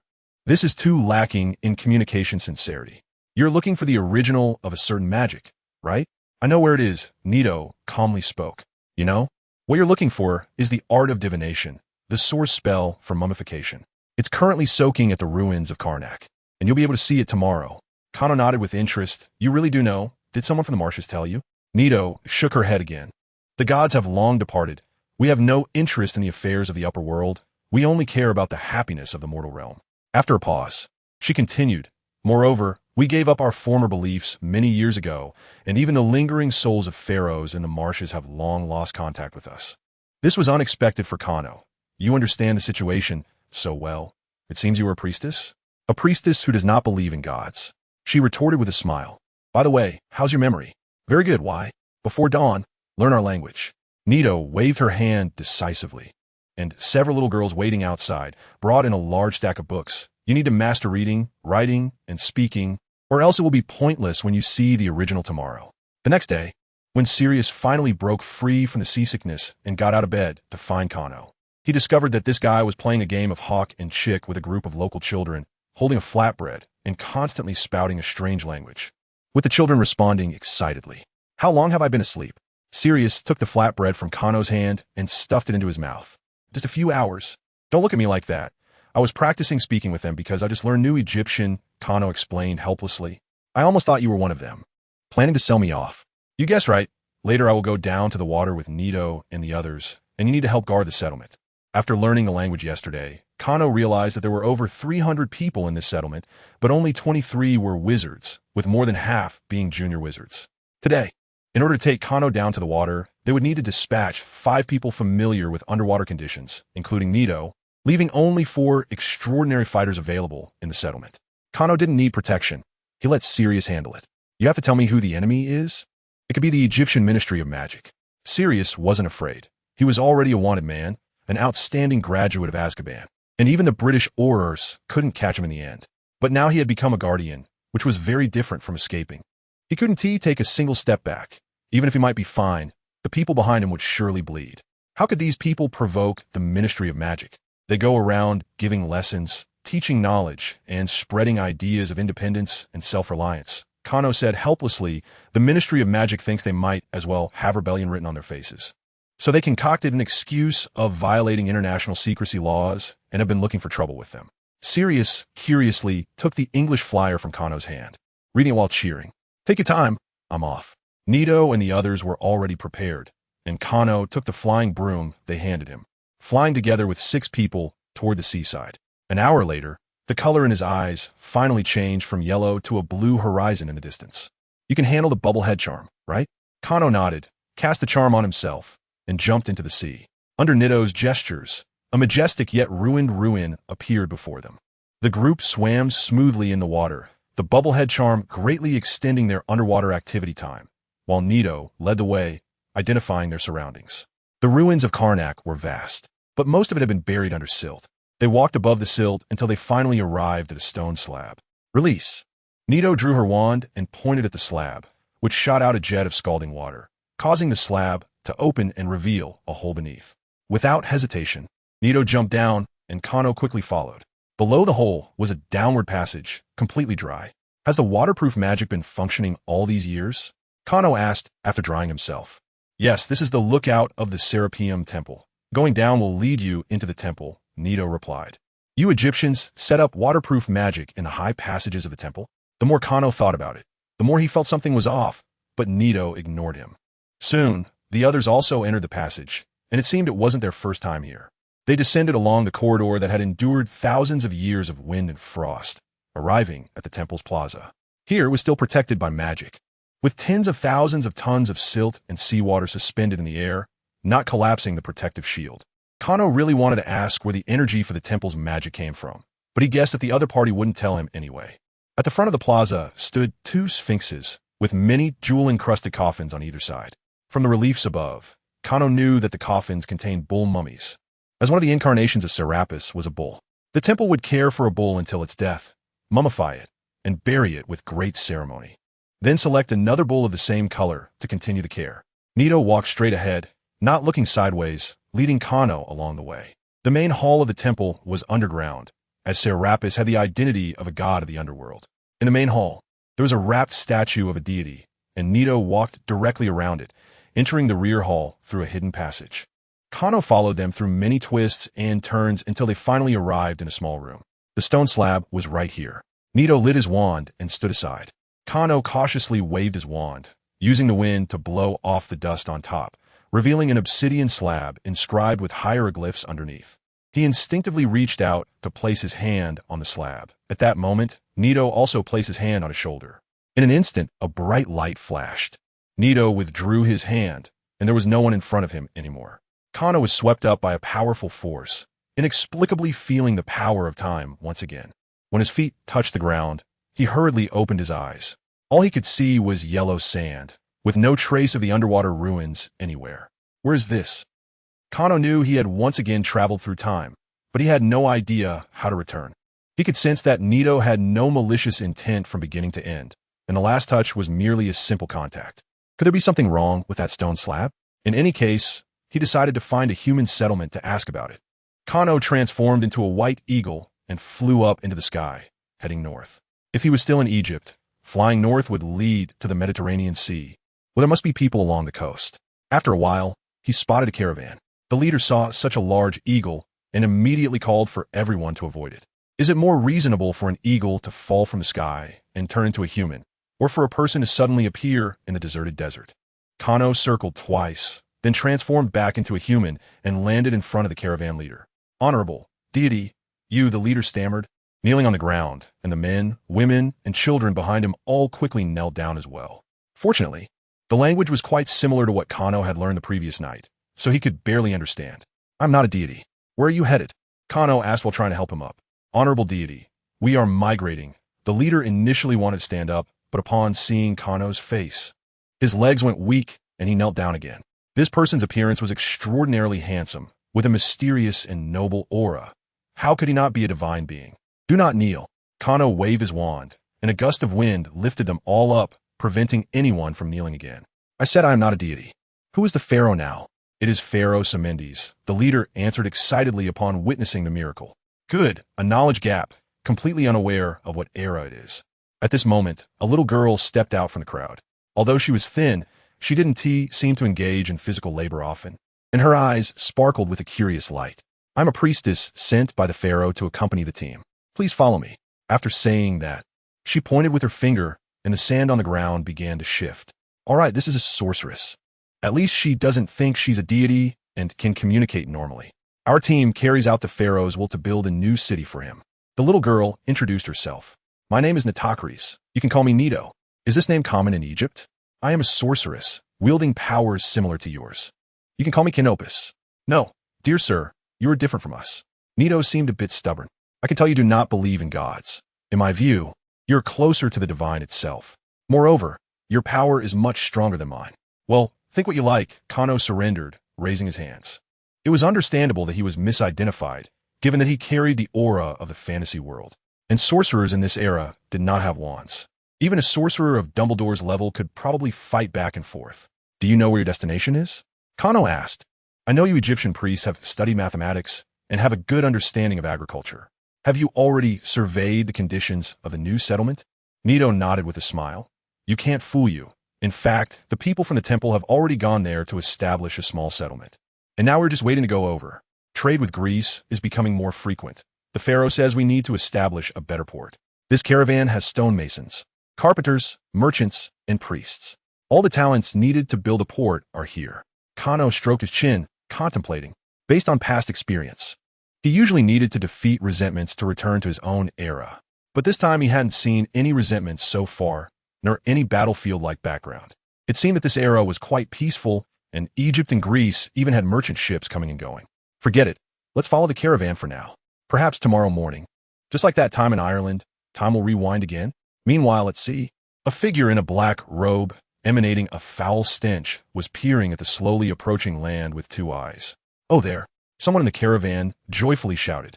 After days of trekking, everyone finally saw a patch of green in the morning. The settlement was right there. The water and grass here were surprisingly lush, looking very suitable for human survival and development. They guided their excited camels, slowly approaching the journey's end. "Wait, what's going on?" Kano suddenly spoke, startling everyone, who quickly reined in their camels. "Get up, it's time for breakfast, you big lazy pig." Lin Xianro, wearing an apron, came out of the kitchen holding a plate of fried eggs. Having lived alone in America for many years, she still had some practical skills. Li Jiang snurta coldly. His hidden figure suddenly moved again, but at that moment, a hint of madness flashed across Zhu Yang's face. She pouted playfully. "So annoying." This made Qin Jiangnan and Qin Xiang laugh heartily, while Pan Zhuan ignored it. "I have to say, Big Black, you hit the nail on the head. I haven't eaten these worldly delicacies in a long time." Chen Feng chimed in.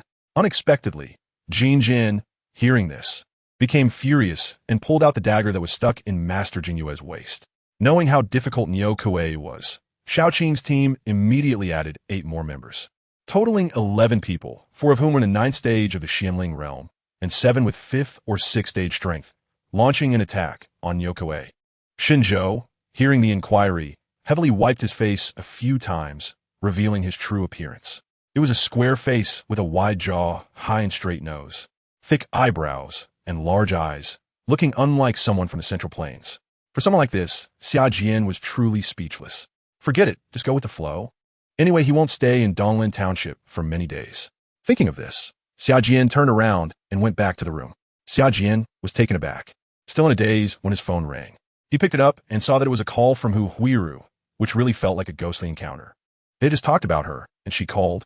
What does she want? Ajia noticed that Wang Donglai had just looked furious, wanting to strangle the other party. But in the blink of an eye, he suddenly took out a deck of playing cards. What does that mean? Zhao Luchan and Guo Kaishao laughed, clinking their glasses together in celebration, while Wang Tian shook his head, took a sip of beer, feeling the need to calm his restless heart. Su Chan said solemnly that the favors from the various saints this time were indeed too great. Anything they handed over was an absolutely precious item in the world, something even the saints would covet, yet they sent it to him without any preamble. "Let's go to the room." Chenu grinned, and Yang's slightly pretty face instantly turned as red as a monkey's butt, but she didn't resist, allowing the former to pull her along. In an instant, many doors appeared within Qin Xuan's body, all cracking open with a faint glow, resisting the pressure from the outside world. The 3 from the Wuxian sect landed on the round platform, first bowing to the main stand of the Southern Sky Alliance, then bowing to all the cultivators present. They heard Yu Lufeng speak. "Today, at the invitation of your esteemed alliance, our sect is honored to come and observe." Yu Lufeng said a few polite words. Or perhaps by referencing the characteristics of the 2 Zanpakuto, they could develop an extension application based on the abilities of the Zanpakuto. Maria stared at Wang Tian. Knowing she was right, which strengthened her resolve, she absolutely could not let Wang Tian off easily. He must treat her to something. The Fan Tian seal and the fiery red lotus. Each one was a treasure that once shook the primal chaos. Obtaining one was a stroke of luck. And now having 2 right in front of him, all he had to do was kill Su Chen to get them. How could he easily let go? But they were tied together, not as good as Zhou as a mid-grade celestial master was there, so they felt no psychological burden leaving. Not afraid of any problems, Canora extended a vine, tying it around his and Nito's waists, and the 2 cautiously entered the settlement. Soon, the scenery before them changed, and Canora found himself in a pitch-black, damp space, while Nito had not entered at all. He opened his life vision and scanned the surroundings. Soon, a massive snake monster appeared in his view. It was even larger than the snake monster Canora had previously killed, but fortunately, it was currently asleep and had not noticed Canora. Because of glory, they became more protective of their feathers. They wanted to say goodbye to the past, and unknowingly, they had lost themselves. How could it be? There are so many people in the Cloud Palace accompanying you, not to mention your master, Elder Xuanjun. Sidhu Nanyan found it a bit funny seeing him with such a heavy expression. The reason it was called turf was that Su Fong used the Eye of God to see the situation above. Due to the urgent situation at the Moonlight City Hotel, some fans from Earth had to set up tents by the roadside. The streets were lined with posters about themselves, and even banners floated in the air. He felt as if an invisible face was watching him at all times, reporting every one of his actions to the authorities. After these things came out, everyone looked towards Xing Tang's Junhong Nu, because this was another theme of today regarding the internal punishment system of the gang. There must be rewards and punishments for it to be reasonable, and the punishment system cannot be too lenient, but it also cannot be overly harsh. After Wade's burst of energy, the Lakers stabilized their footing, waiting until 3 minutes into the fourth quarter when they brought Yixin back on, and the Lakers still had a 3-point lead. Suddenly, all the pressure shifted to the Warriors. The groom walked in wearing a bright red wedding outfit, stumbling slightly. Catching sight of the beautiful figure in the red bridal chamber, he showed an excited expression and lifted the wedding veil from Shaora's head. Shan Yuqin's mother immediately took it over, smiling. Lin Shi, you were too polite. Even buy me a gift. Thank you. Then she opened the gift box and took out the cashmere scarf. But Snow Mother did not know that during that month, Li Mo was continuously improving and perfecting the refining method and ratio of the snow pill while refining it. Now the complete snow pill formula was ready, and she had even conceived how to refine the pills for Snow Sakura. For refining such low-level pills, she was quite adept. Jun Yin was rendered speechless, unable to say a word, and could only let her leave without stopping her. Xia Shiguang knew that 7 years ago, when his father had just passed away, the company was in turmoil. Many people outside must have withdrawn their investments, and internally, the Liang family wanted to fight for power. In that situation, Gu Chan was able to stabilize the situation, and now, having led the company for so many years, he must have his own trusted aides. As long as he didn't want to let go, no one could take it away. The crisp reprimand echoed across the battlefield, causing both sides to subconsciously pause their attacks. Once he entered the inner hall, there was no more sound. Huajiu still wanted to ask about Tianzun Jun Yuning, but Mu Lingyun never answered again. So, this cave really is the only possible target, Shangwan Qingyun said incredulously. If even you despise me, then I might as well not live. This life was saved because of you. Jiang Xiqing had a face full of grievance. It was summer when he came, and Ji Lingsheng often complained about being badly burned by the scorching sun. After a year, this resentment had diminished quite a bit, because compared to the spring and autumn seasons, summer seemed much more merciful. At least, he hadn't heard of anyone dying from the heat. The honest monk walked in with a beaming smile, and upon seeing Shaman, he exclaimed loudly, "Good news." After walking for another half an hour, the night slightly faded, and the east began to show a faint light, indicating dawn was not far off. The originally dark environment brightened a little, and the road ahead could barely be seen. Ji Lingsheng, who had been advancing without a pause, suddenly stopped. A series of hissing screams came from below, accompanied by the sounds of massive collapses and wind breaking. Nito used magic to send herself to the rooftop for vigilance, listening to the sounds of battle while scanning her surroundings. Soon, a dark cloud floated into her spiritual vision, with countless snake heads flickering within. Awakening from her spiritual vision, Nito heard that the battle below had not yet stopped, so she had to run out of the settlement to warn everyone waiting there to stay away. And after Zhang Xing and others left, Kuei-Xing, who had been frozen in place, finally realized that Long Tongue had not killed him. At first, Long Tongue had no intention to kill him, despite his desperate attempts. Long Tongue remained calm and composed, showing that he didn't take him seriously at all. I ran to Li Shuai's place, and sure enough, there were 3 indentations on the wall. I stuffed the bowl in my hand into the round indentation. It fit perfectly. Huayu came over and stuffed the bottle into another long indentation, and it also fit perfectly. That was behavior. Now the state of these magical beasts is not much different from the situation when these magical beasts appeared last night, only their processes are reversed. Perhaps, after knowing some similar things, I can indirectly step into the realm of the Tianzun's thoughts and understand how he thinks. In 2 days, Tao Jiahao will come to you for the second consultation. Do you have any ideas? Teacher Huang Yaoquan asked kindly. Fangbu wished he could kill all the soldiers of the Wolf Empire. After all, it was the invasion of the Wolf Empire that caused Fangbu to lose many brothers. Brothers who lived and died together, closer than blood brothers. One by one left him, and that pain was something an ordinary person could not bear. At this moment, The pair of blood-red eyes of the blue giant python suddenly burst forth with a blood-red glow, opening its massive mouth like a blood basin. And it roared 3 times at the blue dragon transformed by Long Tongue, as if to say, I am not afraid. If you want to fight, then come. Upon hearing this, he finally understood that his mother meant for him to achieve a fusion of things. Promises? Your promises are worthless. You promised me last night that you would treat me well, but look at today, you broke your word. Jun Ziyu said sarcastically. This was naturally the work of Huan Lan. His strike could easily send a prepared Yun Lang flying, let alone the gray-clad man who was completely unprepared and already severely injured. San Sun Qing Do gritted his teeth and persisted to gain stronger power. And Alves was no different.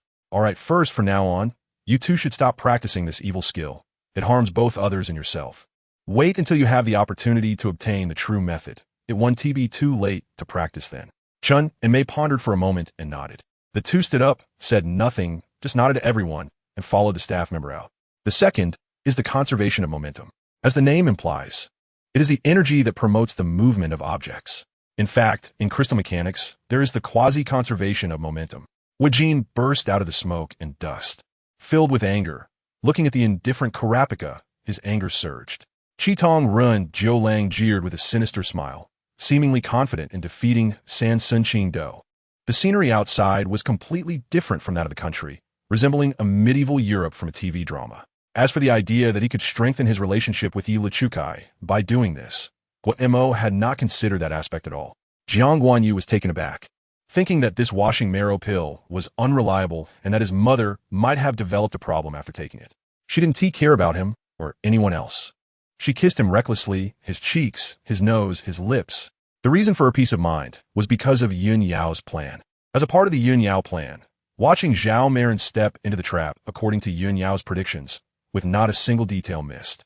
She was deeply impressed by Yun Yao. No matter how furious Hirebo was, the first snake monster he had personally hatched was also dead. The guy in front of him was not Apollo's priest, yet his magic inexplicably carried a hint of sunshine. With such strong momentum, could he be Apollo's illegitimate son? I can't be that unlucky, right? Hirebo inherited the ability to manipulate liquids and communicate with monsters from his bloodline source, Fook, and he most commonly used blood magic. Apollo's fire whirlwind was about 4 meters wide and 2 meters high. All the weeds in its path were burned to ashes. This kind of power should not be underestimated. This girl was not very old, probably not yet 20, quite tall, and her figure was decent, especially her face, delicate but not seductive, stunning yet not vulgar.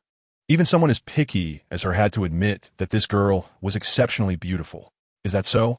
Nakajima Yohei's voice lowered, and the last note barely echoed at his lips. This was merely a human dynasty in the realm of cultivation. As a demon cultivator in the harmony realm, who could stop his slaughter? He wouldn't even leave a chance to escape. If it weren't for the earth-level defensive spiritual armor that Kong Wei was wearing, that kick would have cost him his life. Furthermore, Horg had always been at odds with Dalgan, and this time he would not be so generous as to send troops to participate in the division of the Joseon, letting Dalgan's side dominate. The great deity descended into the Huaqing Palace, instantly making everyone tremble in their hearts. The celestial master had truly summoned a great deity. Immediately, everyone took a defensive stance, and the defensive information in their brains flashed and then turned into bubbles. Just as Gue Tianheng was about to ask for clarification, he found that the head of the Gue family had already hung up the phone. When he stepped outside the tent, he discovered that his personal guards had long since disappeared, and only Zhu Yuanzhang, dressed in military attire and accompanied by Zhang Depio, was smiling at him. It was obvious that Sun Yang had very good rhythm and control, had a certain understanding of the crouching gun control method, and perfectly controlled the time of crouching down and standing up. Bullets always accurately hit Wang Yu, and he could also dodge Wang Yu's bullets. The reincarnation eye is not something that can just appear casually. The legendary eye of the immortal has not been heard of anyone outside of the 6 paths immortal possessing it for 1,000 years, not even in mythological legends. The probability of 2 people possessing the reincarnation eye appearing in just a few decades is indeed too low. Upon seeing the figure shrouded in a black cloak, Nangong Yantian and Ji Hanfeng couldn't help but change their expressions.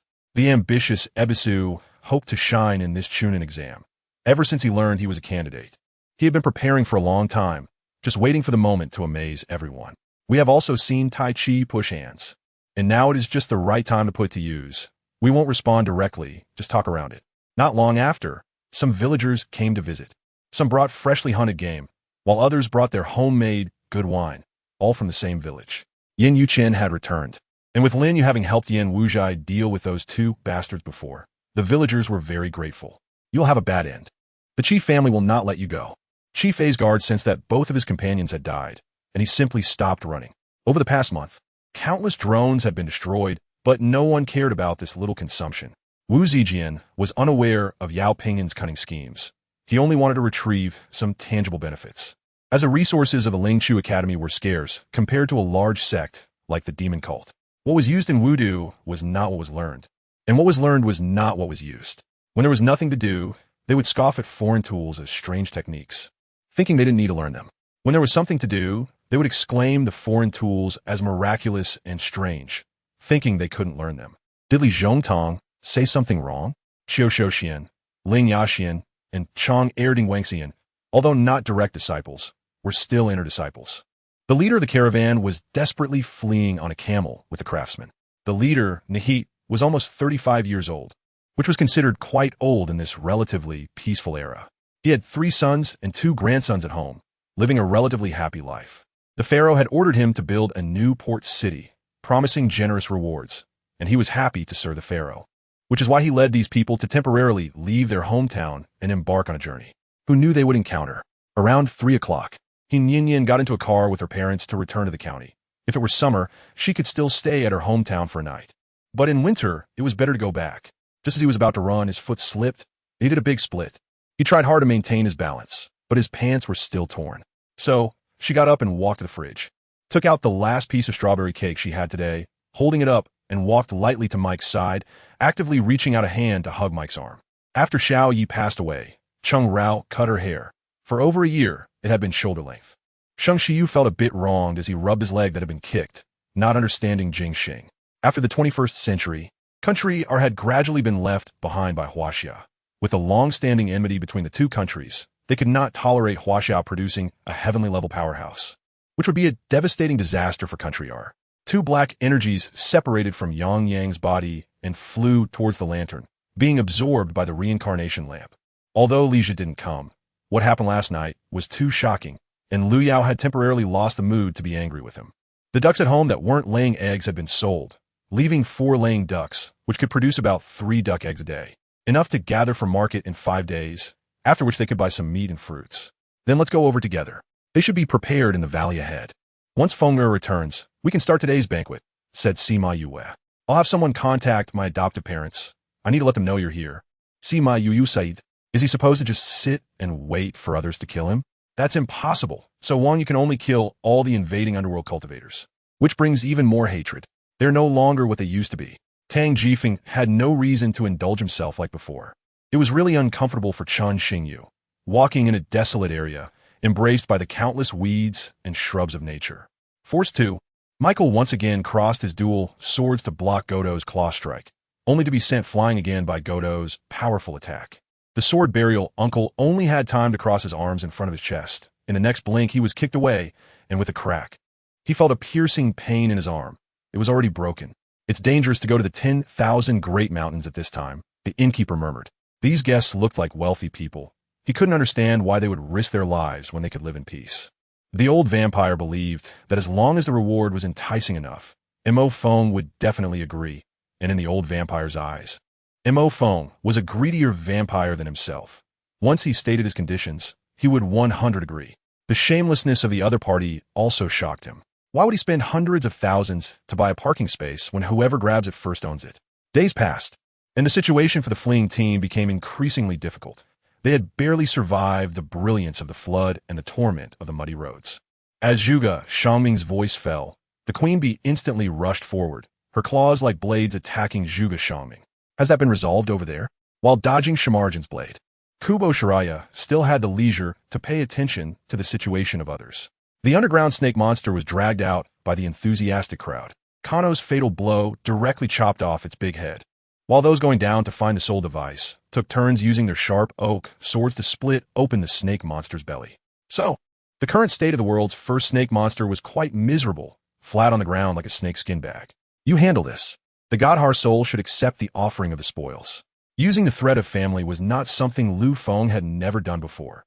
For instance, back then with Lu Feng had captured Lu Feng's wife, son, which made Lu Feng obediently submit to the Han dynasty. Zhang Lingxian looked down at Su Jia. There was a turbulent current in his eyes, as if he had many things to say but had not opened his mouth. That chaos had only temporarily settled down. Its source had not been resolved. As long as thirst remained, they could erupt in chaos again, and it would be far worse than the previous turmoil. It was not at all like what Liang Zhou said, that they were at a disadvantage simply because many of their team had not reached the Pingyang Pass. He Quan, now in a high position, had not changed much in his attitude, still the same as before. Chunling had previously thought about going to the Eagle Cave in spring next year to collect eagle eggs, planning to hatch as many as possible when he returned. Those ambitious people would surely take the opportunity to seize his throne. At that time, he would truly be a lost dog. This time, the VR exploration was also open for designers to use the most advanced VR technology available. Xue Wuming finally put down the question he had just asked Gu Fan, reached out, and picked up a conical ice crystal, examining it in his hand. Gu Fan then let out a long sigh of relief, as if he had escaped a calamity. The pitch-black night sky was always accompanied by a hint of chill, freezing the pedestrians on the street until none remained. The large Qi Wangfu still had deep walls, exuding an irresistible majesty. Originally a strange and terrifying mural, it was deliberately enhanced with colorful light behind the person, as if the heavens had opened and the deities descended. Yu Feng scratched the back of his head, a hint of confusion in his eyes, thinking, how could it? I wasn't even playing the Qin by the river. What exactly is the problem you're referring to? Sally said, taking off her outerwear and preparing to get into the water. Xue Jiahong immediately turned around, but felt it was still inappropriate, so he simply walked closer to a nearby rock and squatted down. The recording ended here. The tape stopped moving, and no strange sounds were produced. Mo Qin released his thumb from the play button, watching it pop back up gently, and the earlier invisible force also disappeared, restoring calm in the cave. The beauty that was slowly destroyed by Xiao Yiqin and Zhang Lan left only heart-wrenching pain. She didn't know how to face it. After the Noon Gate came the layers of the palace. The Noon Gate was the gate of the imperial city and the highest point closest to imperial power. The people received here were those who had made significant contributions to the country and society. In the 500 years since the founding of the Beta dynasty, the Noon Gate had welcomed victorious troops only once, during the reign of the Beidou Star Emperor. Indeed, which game client would actively tell you all its functions? Even those one-handed online games that give away dragon-slaying swords with a click still require you to click to know, right? A bound booklet was handed to Hu Shuntang, surprisingly given to him by Di Shirtian. After Hu Shuntang took the booklet, Di Shirtian said nothing and closed his eyes again. In a void of darkness, a light suddenly illuminated, followed by one light after another, and if counted carefully, there were exactly 50 lights. These 50 lights slowly brightened, finally converging into a bright space. Kano now knew he had truly crossed time. So, to return to his era, he should complete the tasks that were meant to be done in history. But what should I do? I have no clue. The goddess Heartsoul also couldn't see through the past and future, and Kano didn't have time to ask. Kano was alone in his headache, while the others happily surrounded the bonfire, sacrificing the snake monster's corpse to the goddess Heartsoul. Should we go to the airport to pick up Annie and the others? Luo, she nervously picked up Li Mingyo's teapot and started drinking directly. On the 25th, the appointed governors of the country, Songwu from Heong, Cui Yin from Heong, Lu Yu from Zhongbei, and Meng Xuanja from Dingwu, led their troops to launch fierce attacks from all sides, using catapults to bombard the city, and the battle was intense. Such matters of face, Fu Lin would not neglect. Besides, if such simple rules were not followed, it would seem that Fu Lin was too arrogant, and such a person could not accomplish great things. After this person's strike was deflected by Fu Lin, before he could react, he felt a blow to his chest, and he felt himself gently floating up into the sky. Indeed, if the current crown prince claims sainthood, you fear you cannot escape the ranks of treacherous ministers in history, Yao Chong said with a smile. As soon as Li Mingyu stood up, he felt a wave of dizziness in his head and hurriedly supported himself on the table to avoid falling. There had been so many events in Chang'an and the Han dynasty, but Fu Lin was still unaware. Fu Lin had never established an intelligence network and relied on scouts for information. Moreover, since he had left Hanyang County, the sources of information were even scarcer. After the recent collision, he could clearly feel that this young tiger, which had not yet reached maturity, was several times stronger than him. Here, some people had already taken items and wanted to leave, but they were suppressed by Feng Yun's powerful pressure. If I help you, keep it a secret. What reward do I get? Yu Qingshan said with a high and mighty attitude. Lu Shihan couldn't wait any longer and tentatively dialed Yi Feng's phone, only to become even more angry and disappointed when she found out that his phone was turned off. You're clearly slandering us. What are your intentions? Old Master Qing's eyes showed more urgency and worry, but he had to force himself to remain calm, shouting angrily at the young masters below in an attempt to suppress them. That's more like it. When Su smiled as he lifted Gu Anyue's legs, standing up in a swoosh and walking toward the dormitory, Lu Yu said, pulling out something from under the table. Compared to the usual maps, the item he produced was much stranger. However, he didn't have time to learn more about his teammates, because the match against the powerful Chinese national team, led by the Great Football Association, was scheduled for tomorrow. When Yimo sat down, he didn't react much, but as the roller coaster climbed the track, he felt nervous. Zhao Yun realized this point and relaxed a bit. The vigilant expression on his face disappeared, and he nodded, just about to turn around. Rogue, I'll fight you. Lian Yuming pretended to pounce at Wensu, but was fortunately stopped by Han Shixian. That day in Fan City, you blocked a sword for me. You have no idea how much I hate my own incompetence. I held you. Yi Gu recounted to Liang Hongzhuang about what happened after she fainted that day. Perhaps due to the shocking nature of it all, even after so long, Yi Gu still felt a wave of fear in his heart. If he still doesn't take the big picture seriously, then I have raised him for nothing, Huang Fuqing Tian said coldly. Lin Xiren didn't know how to react. He tightly held the other person's hand and kept grinning foolishly. Wait, who is that? The people from the Egyptian Ministry of Magic were gradually advancing, bombarding the village. Suddenly, a figure walked out from the smoke. All the ordinary people in the village had left, leaving only a few wizards watching the situation unfold. Kano alone walked towards the aurors of the Egyptian Ministry of Magic. I am the current head of the British Black family, Canopus Black. Who are you? Simo nodded, gritting his teeth, turned around, and pulled Su Lian over to stand beside Shang Wanhao. Yin Shun, he had not yet recovered from the earlier excitement, so he still looked at Lu Ying with fiery eyes. However, Qin Cmo knew in his heart that he had to take Ru Gu far away, as far as possible. Oval and Rick found him together and asked how the card preparations were going. If ready, they planned to officially operate the club this semester. She didn't understand. She was about to Su Yang fun, yet Qin Chuchu was acting as if nothing had happened. Court etiquette was strict, and Shin Sai had already experienced this under Granny Han, but Aunt Chong and Aunt Zhang were even stricter. He knew that the people around him must have many questions, but he truly had no knowledge of the situation here. However, Bai Shaoqing might know more, so it seemed necessary for him to take advantage of Bai Shaoqing.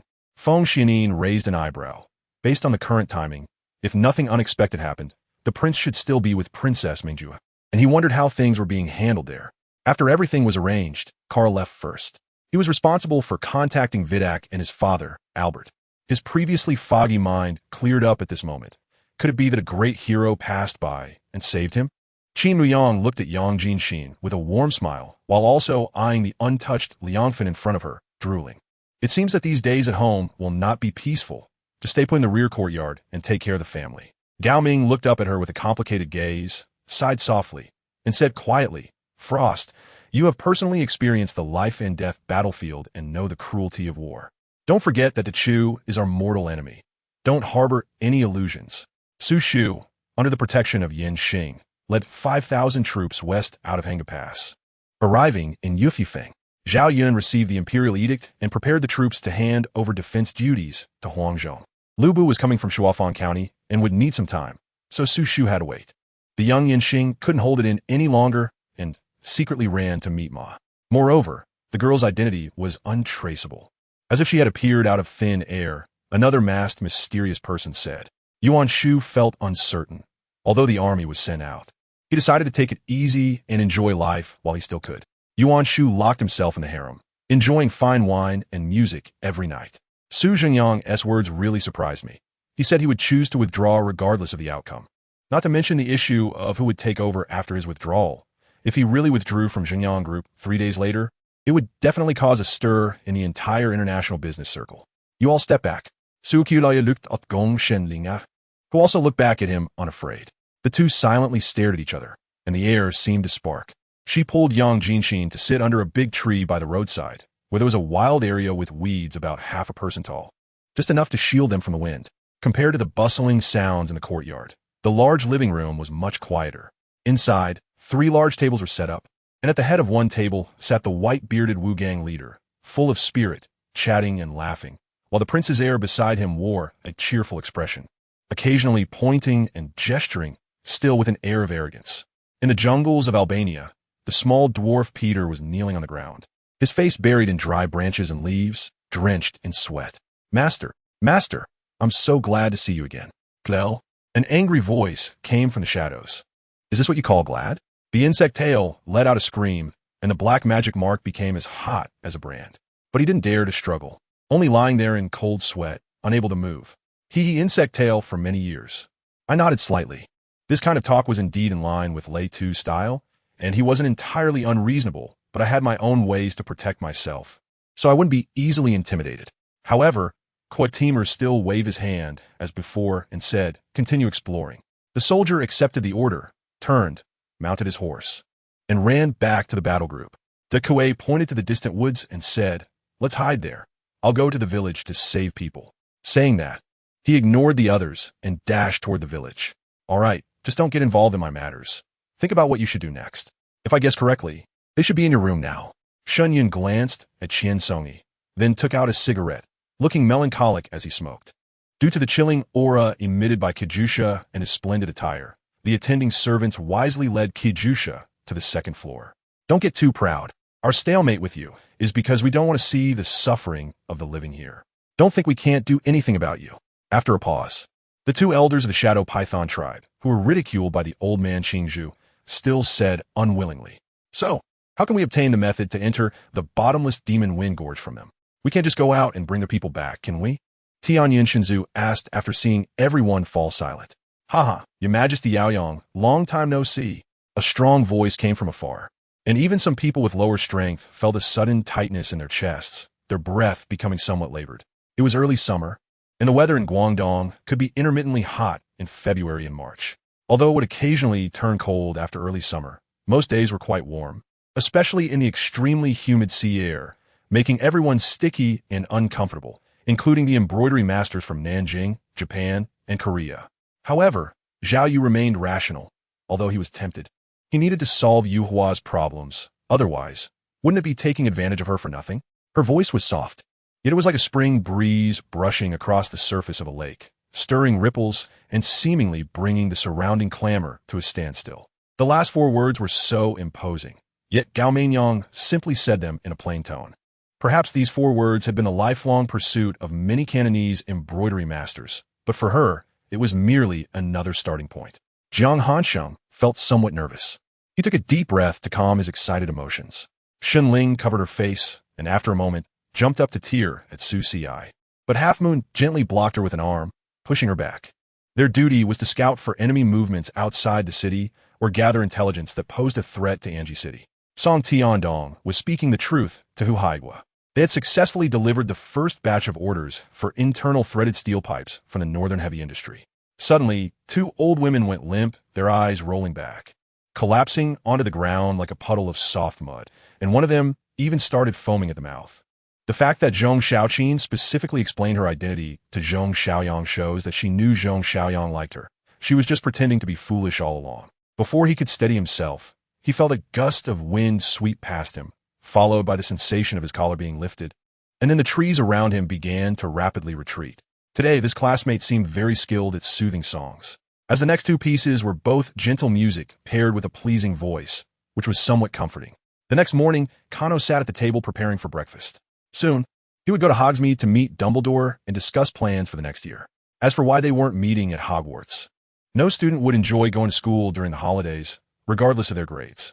But when he opened the newspaper, he couldn't control his expression. It was a personnel change notice that occupied a small section of the page. The International Magical Cooperation Department. This time, they were determined to turn them all into roasted pigs. As she said this, Rielli used her thick tail to whip out a flourish in the air.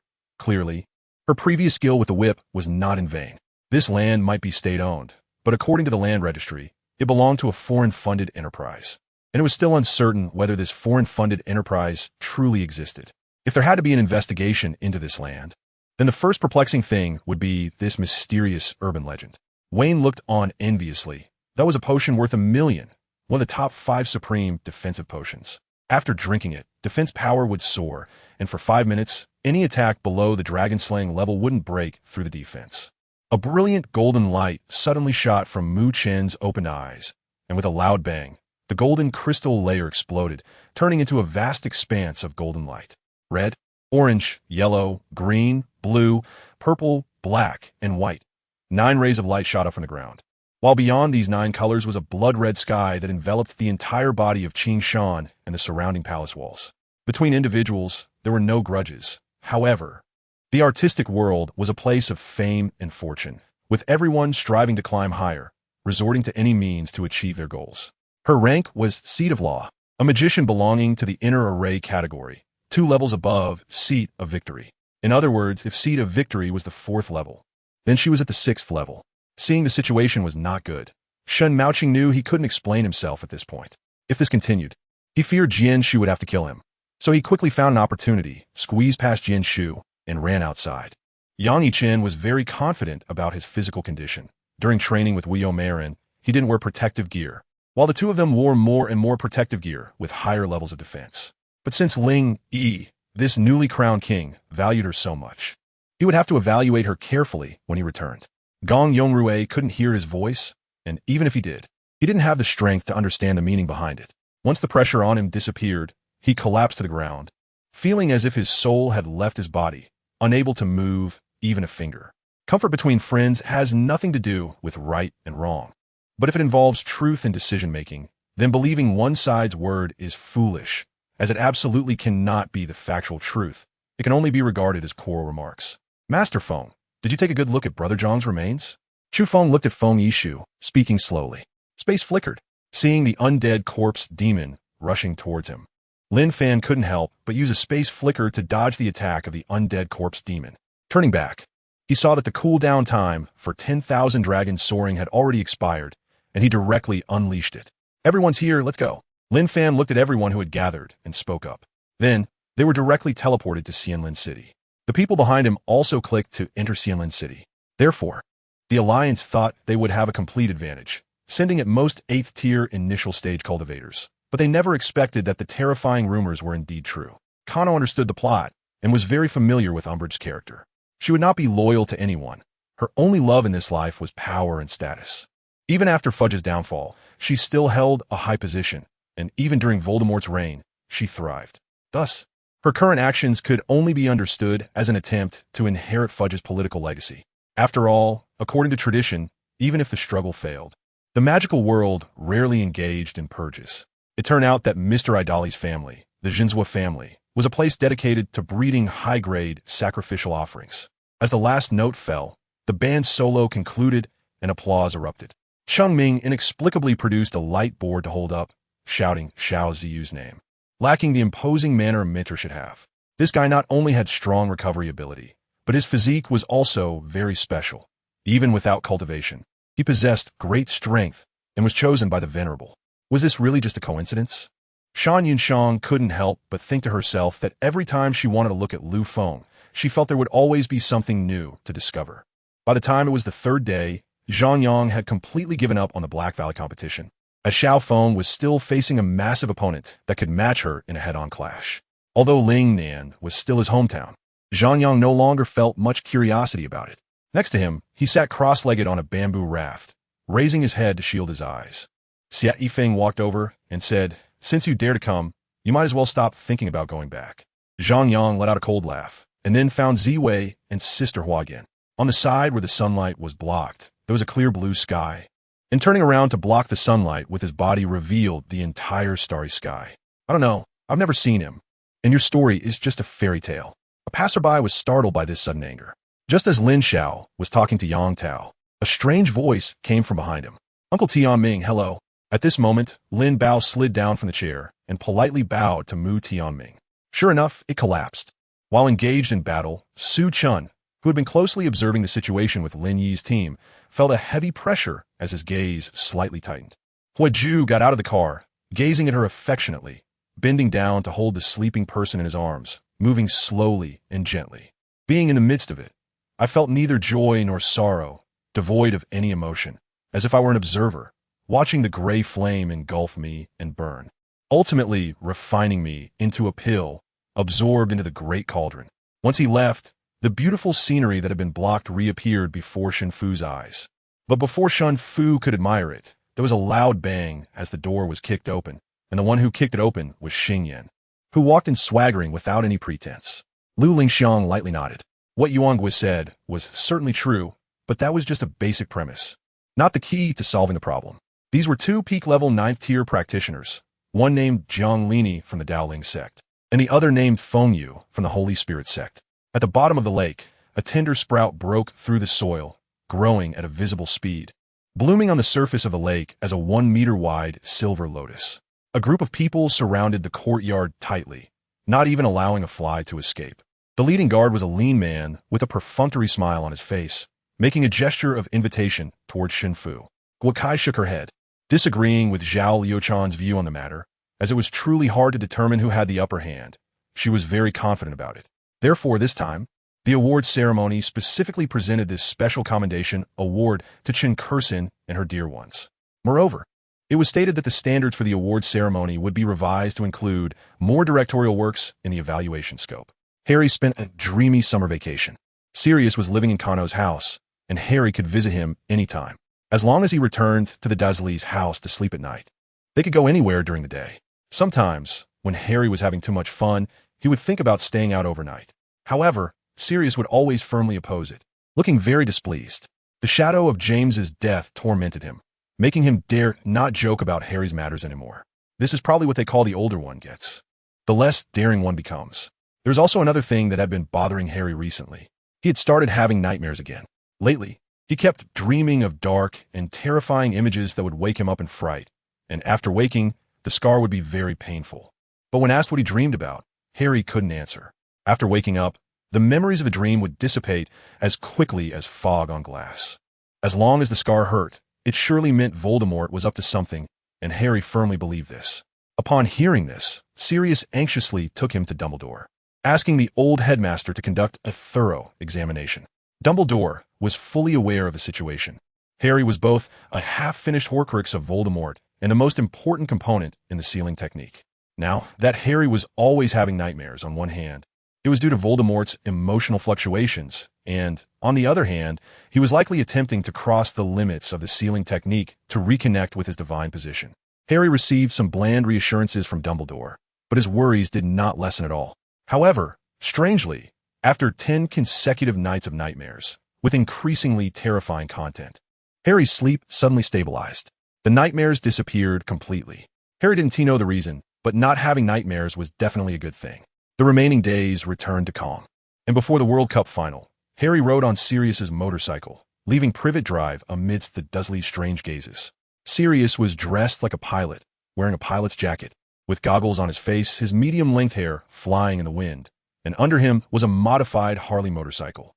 Along the way, many girls looked at him with shining eyes, while the men stared at the motorcycle, whistling as if they had seen a beauty.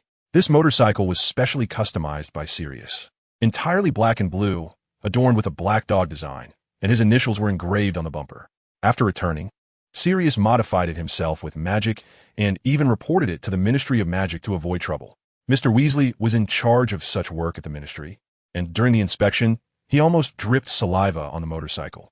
He swore that now that he had money, he wanted to get one for himself. However, after Mrs. Weasley heard about the price of the Harley, Mr. Weasley's dream was shattered. After leaving the city, Sirius pressed a button, and the motorcycle suddenly lifted off the ground, disappearing into the air along with the rider, leaving only the roar of the engine. When I was a child, I dreamed of riding a motorcycle flying in the sky. Harry shouted from the back seat. You must be dreaming of the day Hagrid took you to your Aunt S's house. That big motorcycle was mine. Sirius shouted back. At that time, I loved heavy motorcycles. Otherwise, Hagrid couldn't ride it at all. The two quickly landed at the Weasley house, and, as Sirius hit the brakes, the grass in front of the door was furrowed by the wheels. Sirius! Mrs. Weasley's scream echoed through the sky. This time I didn't ruin the garden, Molly, Sirius quickly explained. Harry had already taken out his luggage and ran into the burrow. Mrs. Weasley came out of the kitchen and hugged Harry without saying a word. As Mr. Weasley had not yet returned from work, Hermione still looked as disheveled as ever, and Ron had grown quite a bit taller. Ginny blushed and came out to say hello, and Harry noticed that the girl seemed to have grown up quite a lot and had become even prettier. The twins only briefly showed their faces before running back to their room, not knowing what mischief they were up to. Percy just poked his head out from the room, nodded, and then retreated. The trio entered the house and started chatting. "How was your holiday, Harry?" Hermione pulled Harry to sit in a chair, while Ron took his luggage and placed it in the cupboard. "Not bad. My cousin is on a diet this holiday, and the whole Dursley family has to diet with him." Harry leaned back more comfortably, "But I can go out and eat with Sirius. And when I get home and see Dudley's hungry face, then think about the ice cream and cake I just had, I can't tell you how happy I feel." Ron and Hermione burst into laughter. It was indeed very enjoyable to feast in front of someone who was on a diet. The pain from his scars has passed, and Dumbledore is aware of this in his heart, so he doesn't plan to tell his two friends about it. "By the way, what about Kano? Didn't he say he was going to watch the World Cup too? Didn't he come to our humble abode to meet us?" Harry remembered that Kano had not shown up during holiday. He had bought tickets for the entire event and had been watching Quidditch there for half a month. Ron enviously said that he was there with his girlfriend's family, and he thinks that after graduation, he will get married immediately. "It seems that our family has some spare money these years, or maybe Dad got the ticket from the sports ministry." Ron rubbed his chin uncertainly, saying that he could never have imagined a whole family going to the VIP lounge to watch the World Cup. In fact, the Weasley family had long since escaped poverty through the income from selling offspring potions and VIP cards, but Mr. and Mrs. Weasley did not believe that suddenly having money would have a good influence on their children, so they only gave them a little more pocket money. This time, Mr. Weasley really bought the final tickets with real money. "What are Fred and George doing?" "They're busy studying and working." Ron lowered his voice, saying they have developed a new type of fudge and fake wands. Kano gave them some startup funds, and they would only receive more investment after they developed 3 mature products. There is no doubt that they succeeded. Hermione interjected, saying that since they haven't graduated yet, the Weasley twin shop hasn't officially opened and only accepts mail orders. Mom was very unhappy, but after talking to Kano for a while, she eventually reluctantly accepted it. Ron grinned, saying the condition was that Fred and George must achieve grades that Mom would accept in their exams. They did poorly this year and now have to work and catch up on their studies, which is tough. Harry shook his head helplessly. This condition is too vague. Kano probably just wants to keep Mrs. Weasley calm, and when she realizes that the two can really support themselves with this work, she shouldn't oppose it anymore. The next morning, the groggy group carried large packages and arrived at a nearby open space. This is the nearest location for the Portkey drop-off, and the Diggory father and son, who live nearby, have already arrived. The 9 of them placed their fingers on the old silver boots, and the Portkey activated on time. At 5 o'clock and 7 minutes, they arrived from Weasel Mountain. 2 haggard wizards collected the Portkey and assigned everyone to their respective areas. This is a vast, desolate swamp located in Dartmoor, England, where wizards hide from Muggles' sight and hold events. Tiger Zhang Liang and Chang Ji's old master suddenly reached a tacit understanding, and the cooldown for their ultimate skills was also ready. The system's power now makes Dogtooth Island a complete replica of the Sword Hidden Manor, and it's even larger. Suja considered carefully, realizing that their level 1 team did not have an advantage. In the opposing lineup, Guan Yu's first skill is the highest damage skill in the canyon, and Ba Li Shou Yu's second skill is the highest damage second skill in the canyon. Such a lineup would mean that going for a level 1 fight would be suicide. Tang Xiaofu looked at her with some helplessness. "Mom, when doing business, it's important to see the worst outcome so that we can prevent problems before they arise. But if we only focus on the worst outcome, it will only bind our hands and feet. Because of the cooperative system, even though there's nothing to do during the slack farming season, the members still have to work to earn work points, and the production team would also find something for everyone to do. A few years ago, they would clear and control terrace fields in winter, but later it proved that terrace fields couldn't grow rice, though thankfully they could grow wheat. So it wasn't a complete waste. Wang Qing recalled recent battles, and it seemed to be true. Using just sword techniques and true energy, it was already very difficult to determine the victor. In the end, it still relied on the attack of artistic conception to achieve the final kill. Thinking of this, Tian Feng hurriedly pulled Jun Yi out of the shop and went directly to the office to notify Jia Su. Today, Jia Su was on duty, and when he was dozing off in the office, he was dragged out directly by Tian Feng and Jun Yi. Looking at the child curled up in bed, Chen father and Chen mother felt even worse. In front of such a Milan, how could he possibly win? Whether it was killing or pushing towers, he had no chance of winning. A few days ago in hospital, he met with Chi father and mentioned what happened to his brother's family. Naturally, this was a good thing, as it could strengthen the power of Huaxia. The capital did not refuse and prioritize processing it, but still asked Longhushan for help. Chun Fan dispatched 2 fox sisters to personally oversee the matter. Longmen would open shops dedicated to cultivators in the 5 regions of Huaxia, accessible to cultivators worldwide, helping them improve their cultivation and strength. That time, Chun Fan learned from Shui Chongfeng that only one person from the entire cultivation world had survived, while the other major worlds had basically been wiped out, which thoroughly angered some supreme figures. The dining table was filled with various foods, and a steaming mandarin duck pot was placed in the middle of the table. When the two entered the dining room, Zhao Qingyan had already been waiting for a long time. Those who were fortunate enough not to be killed had completely gone mad. Wasn't the head of this judge family a bit out of his mind? With such widespread slaughter, wasn't he afraid of something happening? In the current super-technological void, there were many strong figures in the mythical realm, all possessing powerful combat strength. So what now? There are so many AIDS patients in Nanfei. We can't rely on just these 9 flying needles, right? The speed of treatment can't keep up with the speed of AIDS transmission. Someone said, when Song Xiaofan received a call from his dad, he was in a daze, pondering what he should do, wondering how there could be a place where he wouldn't encounter anything. Hearing a piercing voice, it was a child from the entertainment industry who started to speak, his eyes flashing with a hint of confusion. Organizing his thoughts, Qiong Nai found a relatively normal opening. She felt that if she didn't find a way to break this silence, perhaps both sides would sit here for a day without saying a word. It's been a holiday since I last saw you, Kano, Mr. Weasley said with a smile. Furong and Kano were sitting in the Weasley family's tent, and everyone was smiling at them. Sirius was not there. It seemed he had gone out to chat with old classmates. It really has been a long time since we last saw each other. Has everyone returned? Kano looked around and saw 2 new faces. They were Bill and Charlie, who hadn't returned home for years, so naturally, Kano had never seen them. With the drunkenness of blacksmith Yao increasing, his scandals of being shameless and without virtue after drinking were also multiplying, causing people to frown and look sideways at him even more. Indeed, they wanted to stay far away from him. When they are exhausted, we will launch a surprise attack and benefit from it, Lord Lin said. Thus, less than a year later, Wuwei City fell back into Jishi's hands, and the method of Jishi's cavalry descending from the sky became known to the world, with its ingenious mechanisms making everyone admire it. However, once he gained power, wealth, and status, it seemed that everything began to change. It was only a few nights ago when Yao Ling learned about her father-in-law assigning her to guard the door in the courtyard. But it's really just as Linger said. If he waits like this, he will only watch the fire crystal flicker continuously, and if there are no abnormalities, perhaps throwing it down might have an effect. If not, then just leave, consider a wasted trip. Some conspiracy theorists speculate that this master of transformation is demonstrating against Chinjayaku. Otherwise, why would he kill someone at the entrance of a bustling town? Moreover, he killed 6 people at once. From the very beginning, Zhugangshan had never doubted the words of that white soldier, because there was no reason for the other party to deceive him. Thus, there was no need for lies. What? Do you want to see for yourself? Lin Yuan jokingly pretended to lift the blanket.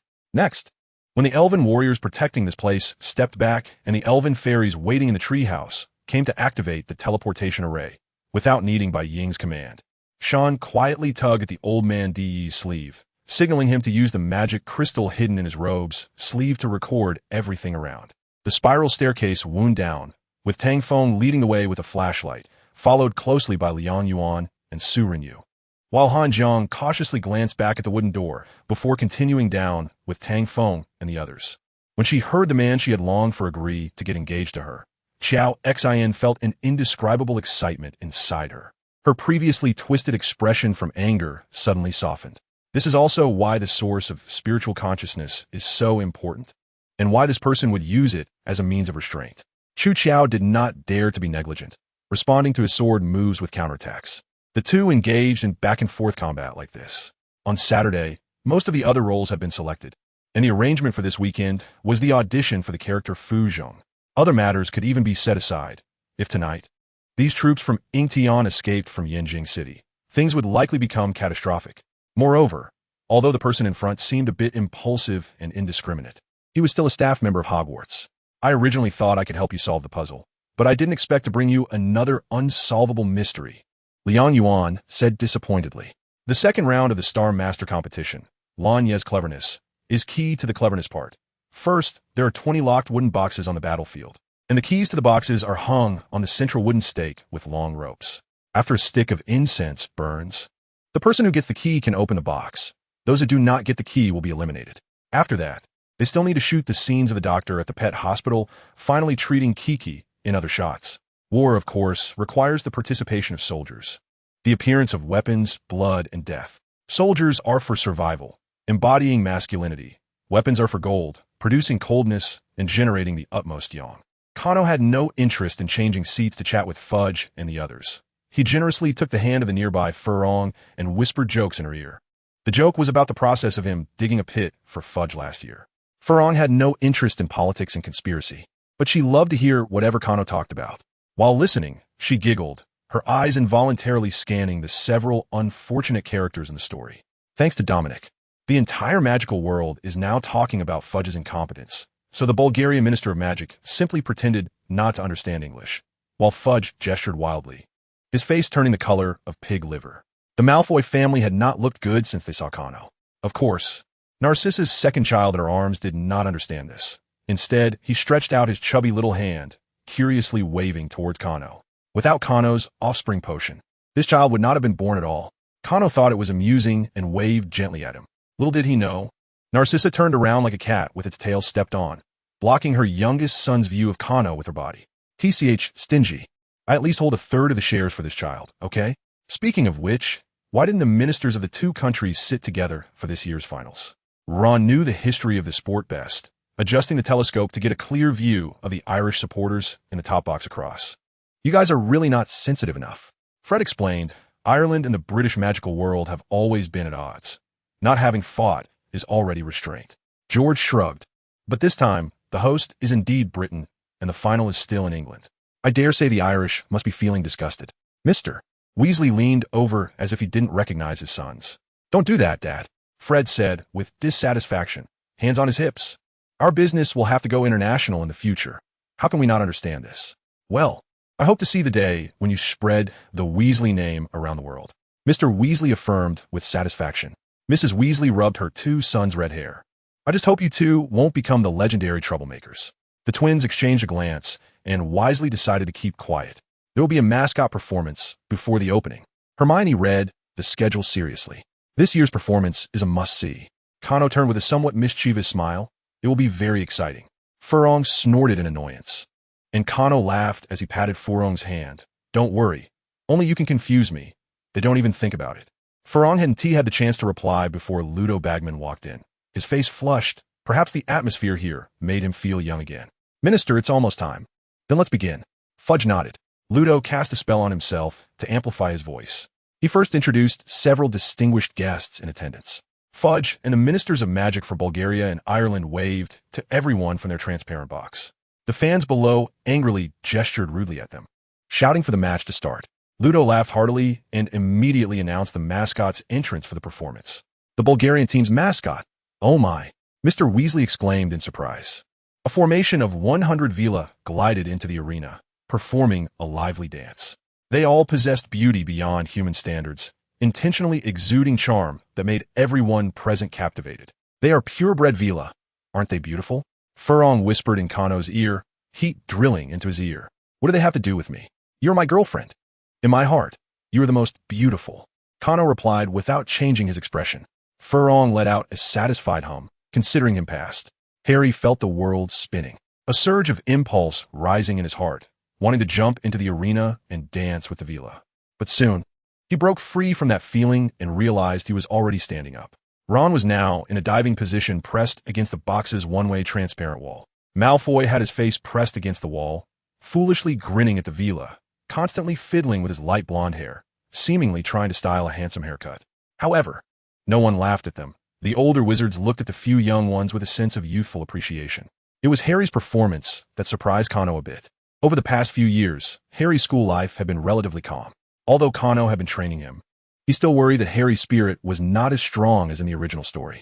Now it seemed that he had transformed from a super soldier with the word courage written on his chest into someone who could better control his emotions.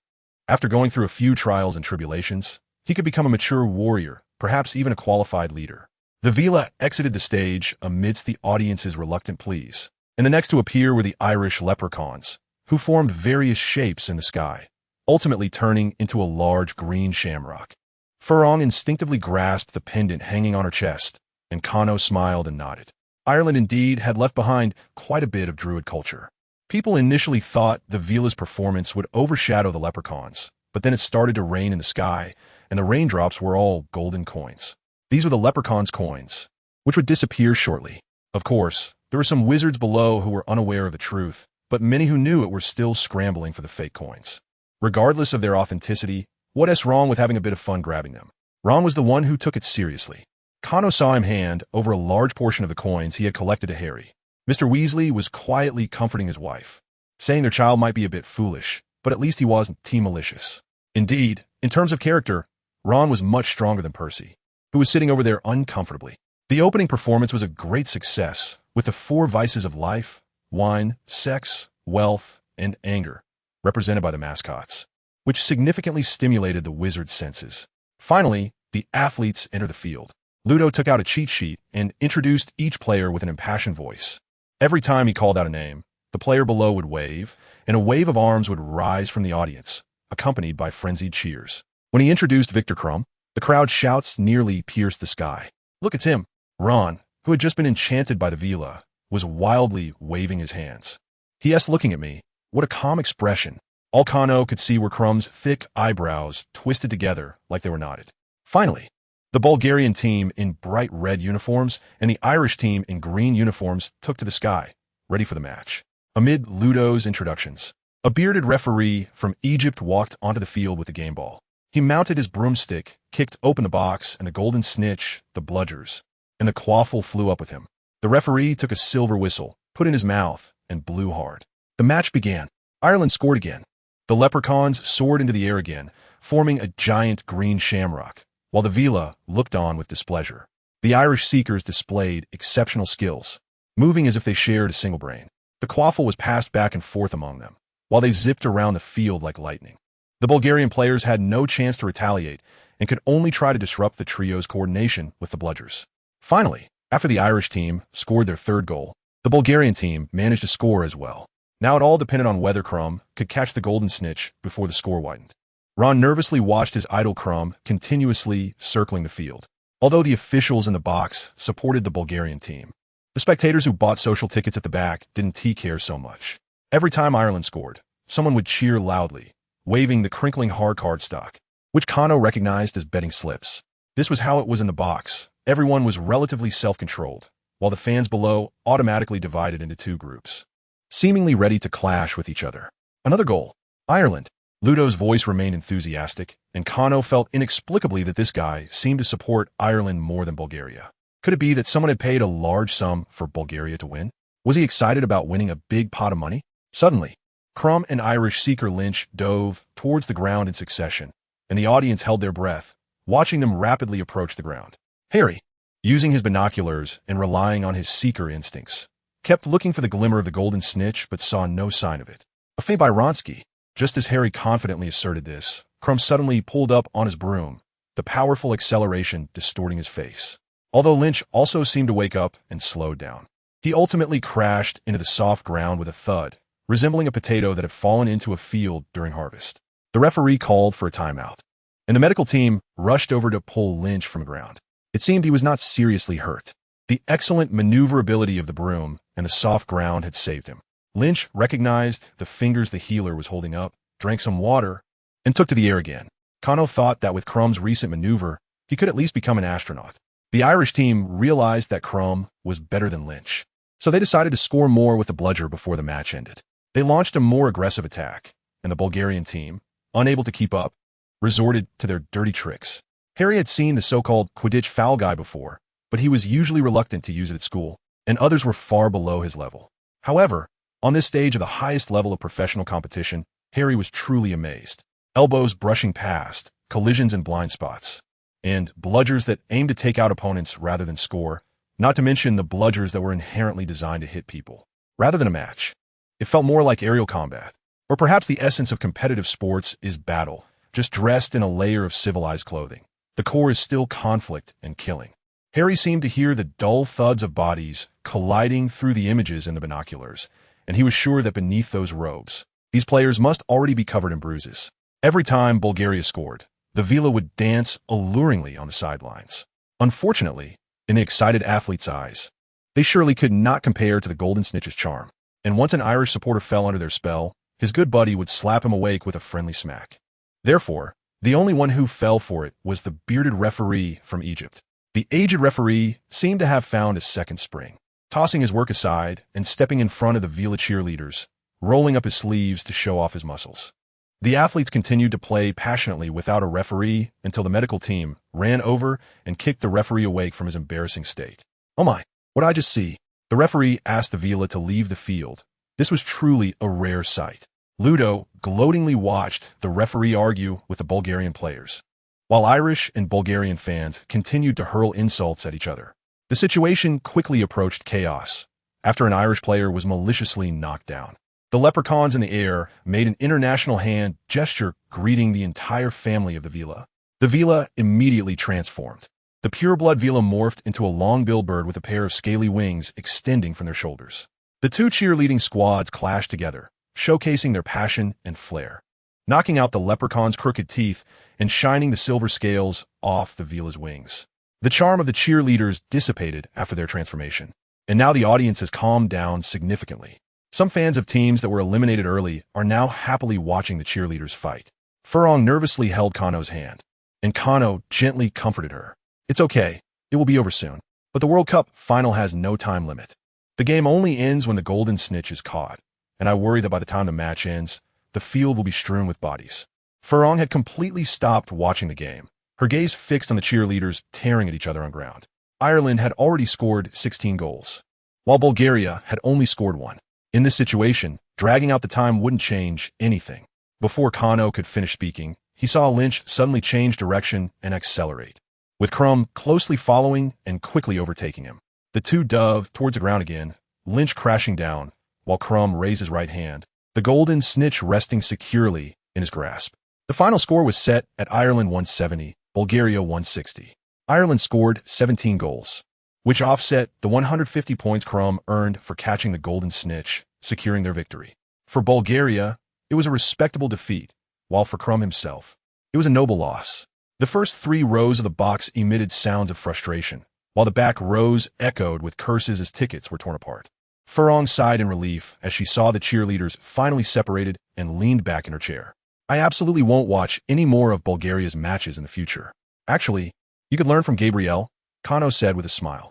Gabrielle had long buried her head in her mother's embrace, asking her to cover her ears, and only now raised her head, looking at her sister and brother-in-law in confusion. fromOak pinched Kano's arm in annoyance. The Bulgarian team, led by Crumb, arrived at the top-level box and shook hands with the Bulgarian Minister of Magic. "You played very bravely," the Minister of Magic said in standard, fluent English, which everyone in the venue heard through magic. The fans cheered for them without holding grudges, while Fudge's face changed several times, finally settling on a terrifying pale color. Bulgaria is not exactly a magical powerhouse. Even their Minister of Magic looks down on himself this way. In the midst of a joyful atmosphere, Ireland's Seeker Lynch was dizzily hoisted onto the podium by his teammates, showing a dazed smile in response to the cheers from the fans. The Bulgarian team came in second, but earned the respect of the fans. Everyone was happy except for Fudge, who looked pale and was trembling. 100,000 spectators left the stadium, and families returned to their tents, excitedly discussing the match they had just witnessed. "Will something happen tonight?" fromOak quietly asked Kano. "How do you know?" "You have a habit of unconsciously moving your fingers every time before you take out your wand." Kano looked down and saw that his right fingers were indeed moving one after another. After all, his wand was tucked away in the sleeve's inner pocket, and each time he pulled it out, it was easy to drop if he didn't coordinate properly. Over time, this had become a habit. "I didn't even notice," Kano laughed. "Sleep now. Nothing major will happen, but in a while, there might not be time to sleep." fromOak nodded. "Do you need my help? If I say no, will you just wait in a safe place?" Kano chuckled and pinched fromOak's cheek, lying in bed and resting 2 hours later at 3 in the morning. The noise outside suddenly became loud. Kano opened his eyes and stepped out of the room, discovering Mr. Delacour neatly dressed in the living room, drinking tea. "Why aren't you resting?" "I'm old. Naturally, I need less sleep, and I just passed my usual sleeping time, so I can't sleep, Mr. Delacour said as he pulled out his wand. "And what World Cup final doesn't tea have some trouble? I'm going out to take a look." "Go ahead." I'll wake everyone up just in case. Mr. Delacour nodded. Farong heard the conversation and came out of her room. Kano nodded at her and left the tent. A large group of cloaked wizards, hiding their faces, was marching, raising their wands and destroying nearby tents and other items as they advanced. The Roberts family was floating in the air, while the wizards below used magic to manipulate them like puppets. Kano cursed under his breath. He had received messages through Gufei and Scrimgeour before the final, warning him that there might be violent incidents tonight.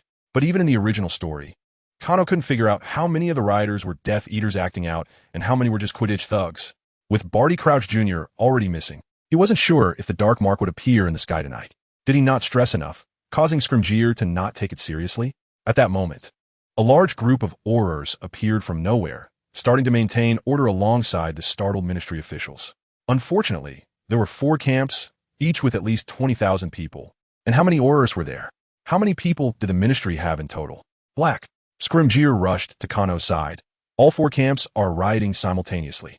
We've done our best to cut off their communication, but we don't have enough manpower to maintain order. This was the first time Kano and Scrimgeour spoke directly, and he expressed his goodwill and apology. I understand. If you don't have the strength to seize this opportunity, then I'll have to solve the problem my way. Kano sincerely expressed his intentions. Scrimgeour let out a bitter laugh. Do as you please. The leaders of various countries have already been concentrated for protection. We'll first deal with those particularly violent guys. Mr. Weasley and Mr. Delacour had already exited the tent, and after a brief discussion with them, both nodded. Let's do it this way. Mr. Weasley fully agreed. I have no choice. Mr. Delacour also had no objections.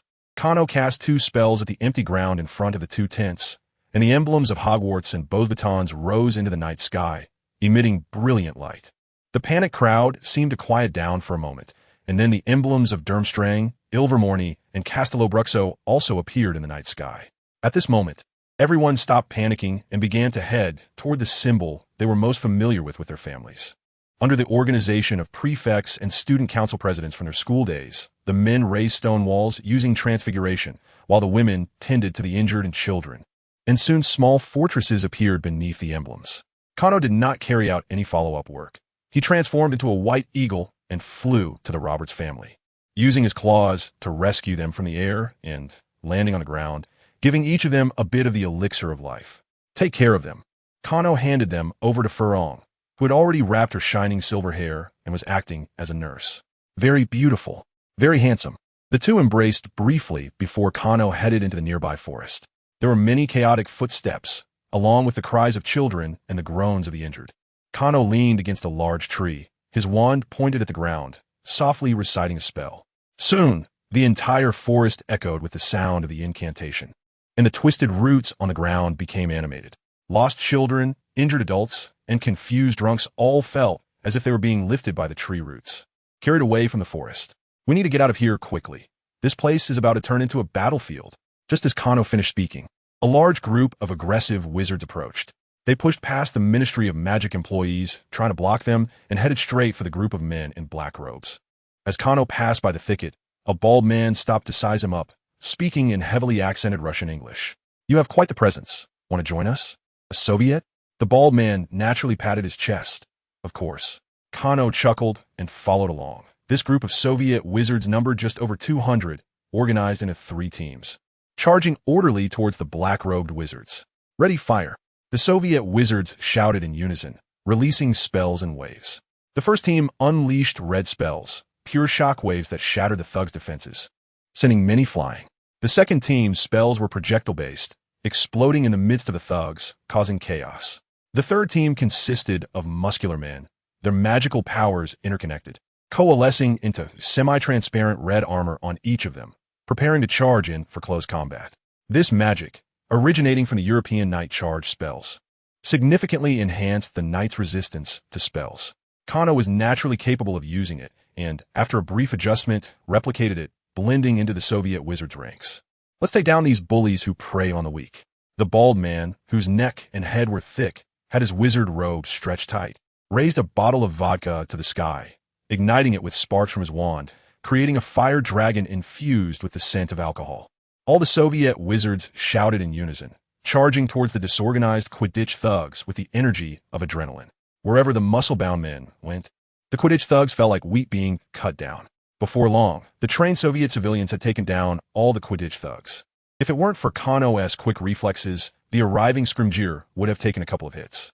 There are people, our people. Kano hurriedly grabbed the bald man's large fist. The bald man glanced at Scrimgeour with dissatisfaction. He looks quite manly. Why did he arrive so late? Scrimgeour was so furious he nearly lost his breath. He had been dealing with Quidditch thugs in 3 other areas. In front stood 2 Yasha Kings, each towering at least 7 to 8 meters tall, with 6 arms wielding knives, guns, swords, and halberds, looking extremely terrifying. One of the Yasha's arms was missing, covered in wounds, blood flowing continuously, clearly badly injured. Yet he seemed unconcerned. Beside him lay a corpse, its chest pierced, eyes wide open, clearly dead, evidently having fallen to the magic wind. Watching the guards at the gate and those patrolling, Chu Anil felt a heaviness in his heart. It seemed the He family was indeed serious. The reason Beidang Hanbing sought trouble with fromOak right away was also due to Lan Yue's private instructions. After gathering, fromOak still stood at the back, though some people frequently turned to look at her. At that moment, Mingyuan Huangju still wore a smile, seemingly unafraid of anything. She shook her head, clearly still feeling dizzy, completely unaware of what had just happened. While I leaned out to look out the window, I realized we were floating in the air at a certain distance from the ground, which felt both thrilling and fun, just like being on a plane. Chaoju desperately wanted to open his mouth, unleashing all the anger inside him with a barrage of curse words aimed at Feng Zong's face. But seeing Feng Zong smile, he dared not speak. Yes, senior brother, I understand. Yi Liang's words were a timely encouragement and help for Suna. It was dinner time, and the school cafeteria was bustling with activity. Under the bright lights, human students, monster students, and spirit students gathered in groups of 3, discussing the newly established evening classes. Murong Zheng had fallen asleep. The recent battle had drained his strength, and with arrows hitting him and falling off his horse, how could he hold on? I was with Yin Ho. He saved me. Li Xioning's expression tightened, a hint of panic appearing on her face as she recalled the absurd times spent with Li Yu. To him, Yi Liang was like a brother, which made Gao Yu feel very happy. The gray carp's eyes immediately became lively, its surface shimmering with a faint golden light, releasing a bubble that enveloped Feng Zong, shielding him from the continuous drizzle. Last season, Bayern collapsed in the latter part of the league, ending up with nothing. One significant reason being several key players were injured and the overall state was poor. After a long time with no one responding, this result surprisingly pleased Qindong. If someone had stood up at that moment, even if he would fulfill the conditions he promised, he would still have opinions about that person. Perlo, like a deft seamstress, threaded the needle time and again, connecting Milan into one cohesive unit while patiently searching for a lethal opportunity. Qin Maching turned to look at the expressionless Gu Qingwan. A fleeting pain crossed his darkened eyes, one he didn't even realize he felt. Rouge radish, emerald jade, rose marinated dishes, glutinous rice lotus root, colorful pouches. 4 happiness dumplings, 3 cups of wine brewed vegetarian duck, 5 spice sauce braised cabbage, gongbao taro shreds, lily and crisp celery, crystal vegetarian meat buns, longevity peach, yang rice porridge, and flour soup. Jean Piaoshuan continued to follow up, delivering a powerful downward strike, but Master Long still rolled away. The news of Fudge's resignation spread throughout the global magical community that day, which was not surprising. Rufus Scrimgeour became the new Minister of Magic in Britain, which surprised many countries unaware of the details. Scrimgeour rose through the Aura ranks, and his style of action bore the deep imprint of a violent institution. Some newly independent countries even worried that the British Ministry of Magic would start external wars again. This is all a misunderstanding. I was chosen merely because the Wisengamot wanted to inject some decisiveness from the Action Department into the Ministry of Magic. Scrimgeour forced a friendly smile. After all, the previous ministry's performance in dealing with emergencies was not very good. Can I interpret this as you will place greater emphasis on handling emergencies during your tenure? A reporter raised his hand to ask. This was Scrimgeour's first press conference since taking office, meant to convey his governing tone to the public. Indeed, I will lead the British Ministry of Magic to better respond to future risks and challenges. Scrimgeour became serious, stating that no matter the source, there would be no exceptions. So why did you call me here today? Now, Kano sat in the office of the new Minister of Magic, looking strangely at Scrimgeour across from him. It's nothing. I just thought we needed to have a good talk, Scrimgeour said politely, although he leaned against the back of the chair, trying hard to appear relaxed. Kano noticed his hands were still clasped on the table. Was he hiding his nervousness? Can you tell me why you're targeting Fudge? Kano was taken aback. Is it really important? Scrimgeour nodded without hesitation. Very important. After a moment, Kano smiled helplessly. Indeed, if Fudge was targeted simply because he offended him, that would be purely Fudge's own doing. Scrimgeour would keep his distance from Kano in the future. If he didn't touch him, there would be no trouble. But Fudge hadn't directly provoked Kano. Rather, it was Kano who kept digging pits for him, filling them with dirt after he fell in, and finally inviting Dumbledore to help pack it down. The Scrimgeour of the past would have cheered on Kano and buried Fudge with him. But now he was the Minister of Magic, and Kano had become the greatest unstable factor. Scrimgeour lacked confidence in dealing with Kano's traps under Dumbledore's tacit approval. So he had to determine Kano's true intentions in targeting Fudge. I'm very surprised that you can build a good relationship with those Soviet wizards. Scrimgeour remarked, thinking carefully. There should be a straightforward side to your character. Plus, unnecessary probing might provoke your dislike. So I chose to forego probing and ask directly. Scrimgeour looked seriously at Kano. I hope you can give me a clear answer. Kano assessed Scrimgeour's capacity to handle the situation in his mind and ultimately nodded in agreement. Incompetence is an advantage for Fudge, but once an unexpected event occurs, he could drag the entire British wizarding world into a pit. What unexpected event? Scrimgeour pressed anxiously. Voldemort is coming back, probably this year. Kano observed Scrimgeour's reaction. Scrimgeour flinched as if electrocuted, tightly closing his eyes. But soon he opened them again, his gaze filled with a certain determination. It seems I wasn't wrong. He shook his head with a bitter smile. Dumbledore is almost indifferent to desire. As long as he doesn't touch Hogwarts, he won't provoke his retaliation. The only thing that could make him tacitly agree to your undermining of Fudge must be this matter. I also know about Peter Pettigrew's escape, but I originally didn't want to believe that it was Voldemort's doing. Now it seems I have to believe it? Kano nodded in affirmation of Scrimgeour's guess. That was Voldemort's only direct move last year. It seems this incident has alerted some people. Those who know about this, apart from Fudge, are all on high alert.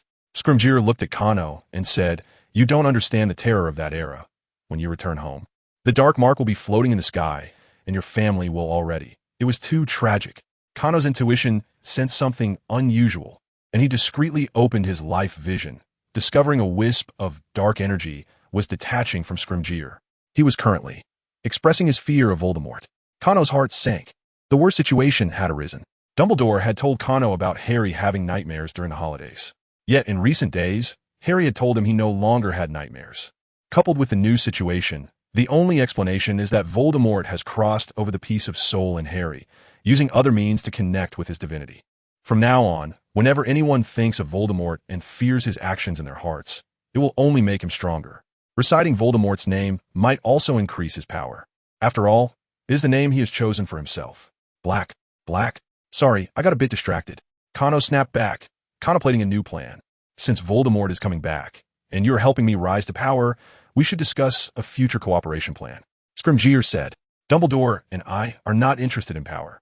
My parents actually died because of Voldemort, so you don't have to worry about us seizing power. Kano made his stance clear first.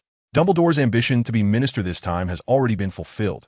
As for you, I will be happy to step aside when you graduate. Forget it when Voldemort is defeated. There will be a huge mess left behind, and you can forget about me cleaning it up. Kano waved his hand in refusal. The Ministry of Magic is the domain of pure-blood families, and their relationship with Voldemort is very ambiguous. We have no idea who is human and who is a ghost, or who might suddenly turn from human to ghost. Do you want to conduct a screening before Voldemort returns? Scrimgeour asked nervously. This could severely damage the Ministry's morale, and the results might not even be good. No, what I mean is, I'll leave these troublesome matters to you, Dumbledore, and I don't have the energy to intervene. We are a special force, targeting the most critical point of Voldemort's group. Scrimgeour frowned. Are you planning to assassinate Voldemort himself? I admit that the Death Eaters are molded by Voldemort's fear and interests. Once Voldemort dies, they will scatter like birds and beasts. But if Dumbledore can directly defeat Voldemort, what else do we have to worry about? The goal is correct, but the method is wrong. What we need to do is abolish his ability to resurrect, weaken his power, and ultimately eliminate him. Kano made his meaning clear.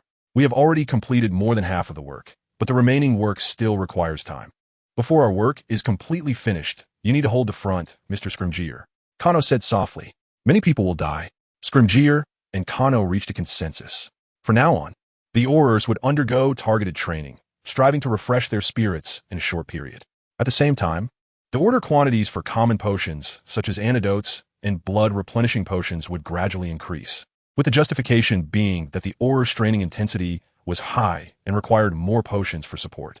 In addition, Scrimgeour's direct line began to purchase and stockpile strategic materials in large quantities from abroad, such as food and magical supplies. The jade cup fell and shattered. The fragrant tea spilled everywhere. The room fell silent, but Shweli looked only in a daze, as if unaware.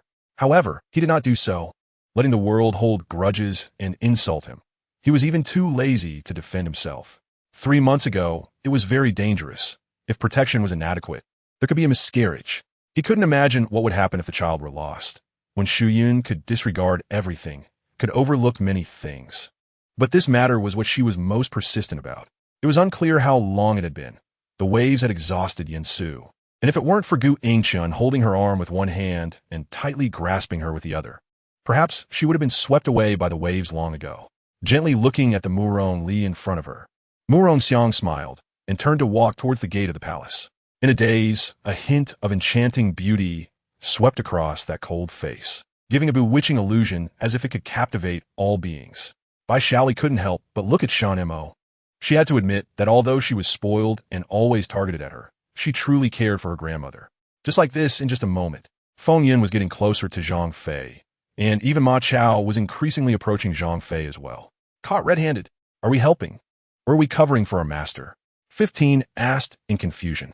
Moreover, there are several second-level demon beasts present, even for extraordinary humans. The outcome against second-level demon beasts is hard to predict, let alone 2 9-star walkers. Lin Quan and Zhou Jia looked at the 3 hearts, and in their eyes, there were clearly just 3 stones.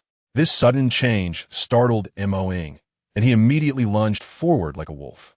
The middle-aged man was obviously careless. By the time he realized it, it was too late. He was knocked back by the newly arrived youth, and the technique in his hand immediately went awry. The blazing copper ghost energy was not an ordinary thing. Even for a supernatural level great ghost, the first transformation only added 2 groups of blazing copper ghost energy. This meant that even a supernatural 5th transformation great ghost, at the level of all beings transformation, only possessed 10 groups of blazing copper ghost energy. She saw the dragon flame contract within the snow-white skull, with all the heat confined inside, even extracting energy from the surrounding air, making everyone feel that this burning magic was so cold. His hands occasionally moved erratically, and Mo Ying thought, no wonder this person is called Xia Dian. He truly lives up to his name. He recommended that she trust her, but she couldn't trust him with her life like the Emperor did. Hu Batian was kicked hundreds of meters away and flew back, just wanting to complain, only to find Fong Zong's gaze fixed ahead. Tan felt that these things had a spirit. Killing one would create enmity, and they would never be peaceful again. Xiaobo quickly glanced across the street, focused his energy and calmed his mind, and swiftly activated. He shot across to the other side like a bullet fired from the ground. After seeing so many psychologists, they all said he had a fetish for exposure, unable to control himself from showing his body whenever he saw someone. It's over. Fong Xinxiu endured the pain of his 5 labors and 7 injuries, overexerting his soul to summon the 3rd judgment seal, revealing a victorious smile. The guy ranked first had already reached level 9, 2 levels higher than himself, with a sin value of 63 points. The Triwizard Tournament is a traditional event co-hosted by Hogwarts, Beaux Batons, and Durmstrang, aimed at promoting academic exchanges among the younger generation of wizards from various countries and enhancing the overall strength of the magical community. Dumbledore spoke in an official tone. Apart from Harry and Hermione, who grew up in the ordinary world, others were already familiar with it.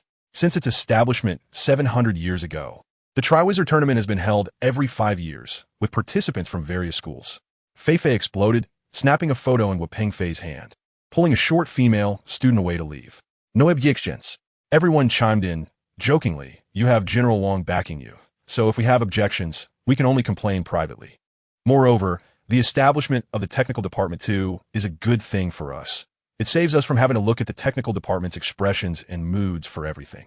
However, seizing the opportunity to face Su Xian, Bai Li Du successfully used the thief door mask to steal Su Xian's appearance. The messenger soon emerged, escorted by a knight in a red cloak, visiting several nobles of the former city in succession. According to the description of the wooden man stakes attributes, the professions it faces are mainly those that output skills based on fist techniques, such as fist masters and staff monks. Why? Are you showing off your agility? Avoiding me will make me lose face and feel embarrassed. you know? Lu Weiwei lifted her leg and kicked harder than before, and after kicking, she rubbed her shoe soles on the mountain road, as if Guajian's pants were dirtier than the road beneath her feet. Sir, we have increased manpower. Alert near Iron Hoof Fortress and the northern border, the long-eared falcon replied. The Black Thief, Ji, thought of this and quickly acted. He wanted to interrupt Ling Wuxia as heavenly tribulation. As long as Ling Wuxia died, the tribulation would naturally dissipate. Looking at the dark clouds overhead, the Black Thief Ji knew it would be too late if he didn't act now. Do you dare to hit me? You damn bastard. This prince will kill you. Fu Zhang shouted angrily, but in the blink of an eye, another slap echoed through the hall, and his right cheek swelled up 3 inches thick. Kane and his iron servant entered one of the Silver Eye family's castles, the extreme east fortress, and saw the suppressed and furious king and Shixiang in the castle hall. Thinking of this, Qiming Tian took off his golden glasses, pinching his nose bridge, pondering how to deal with the matter. Fanning Ying looked at Lu Tian's serious face, finding herself unable to say a word. In a luxurious and splendid courtyard, rare flowers and exotic grasses filled the flower beds. Jade stones paved the ground. Numerous magical seals were imprinted, flowing with strong magical power, forming formations to protect the red walls and golden roofs of the houses, shimmering with brilliance. These past 2 days coincided with the Mid-Autumn Festival, but Hu Ben caught a severe cold, which also affected his wife and child, preventing them from going out to play, ruining the entire holiday. For this, Hu Ben felt quite guilty, but his body was beyond his control. At this moment, Wang Tiechui happened to look at her. Seeing Yishanlan also looking at him, he flirtatiously winked at her, because if he sat idly by, he couldn't escape the charge of disobedience. Disobedience was a serious crime in the Jinyui, unforgivable. Not only that, but the locations of several rebel groups were also among the heavily affected areas. And the Donghua Gate's 100 households were one of them. With such a commotion outside, the 100 households remained indifferent, which was dereliction of duty. Then, another member of the national security accompanied Ma Yukai into the courtyard. Yu Jiaqing nervously watched his leader, revealing a curious expression, seemingly wanting to ask what had happened. He couldn't help but pick up Zhu He's report again. How Fenglu could almost vaguely remember that this guy had shared a meal with him. They were quite friendly at the dinner table, and before parting, How Fenglu even remembered personally seeing him to the main gate, saying many considerate words. Kano always felt that the Harry Potter series lost its fairy tale sweetness and became tinged with a bit of reality's bloody flavor, starting from the moment Mad-Eye Moody cast the killing curse. During ancient magic text class, he still thought this iconic scene wouldn't appear since Moody hadn't been replaced by Barty Crouch Jr. Mr. Black. Please interpret this passage of ancient magic text. Kano had just spaced out when Professor Babbling coldly said, "Let me." He tried to make his expression look amiable while still muttering discontent about Qing Ganjing, feeling like he was being burned by fire inside. But his hands were skillfully operating, and the livestream screen lit up again. Gu Huai's Adam's apple rolled, his gaze lowered, with hands clenched into fists at his sides and slightly bulging veins.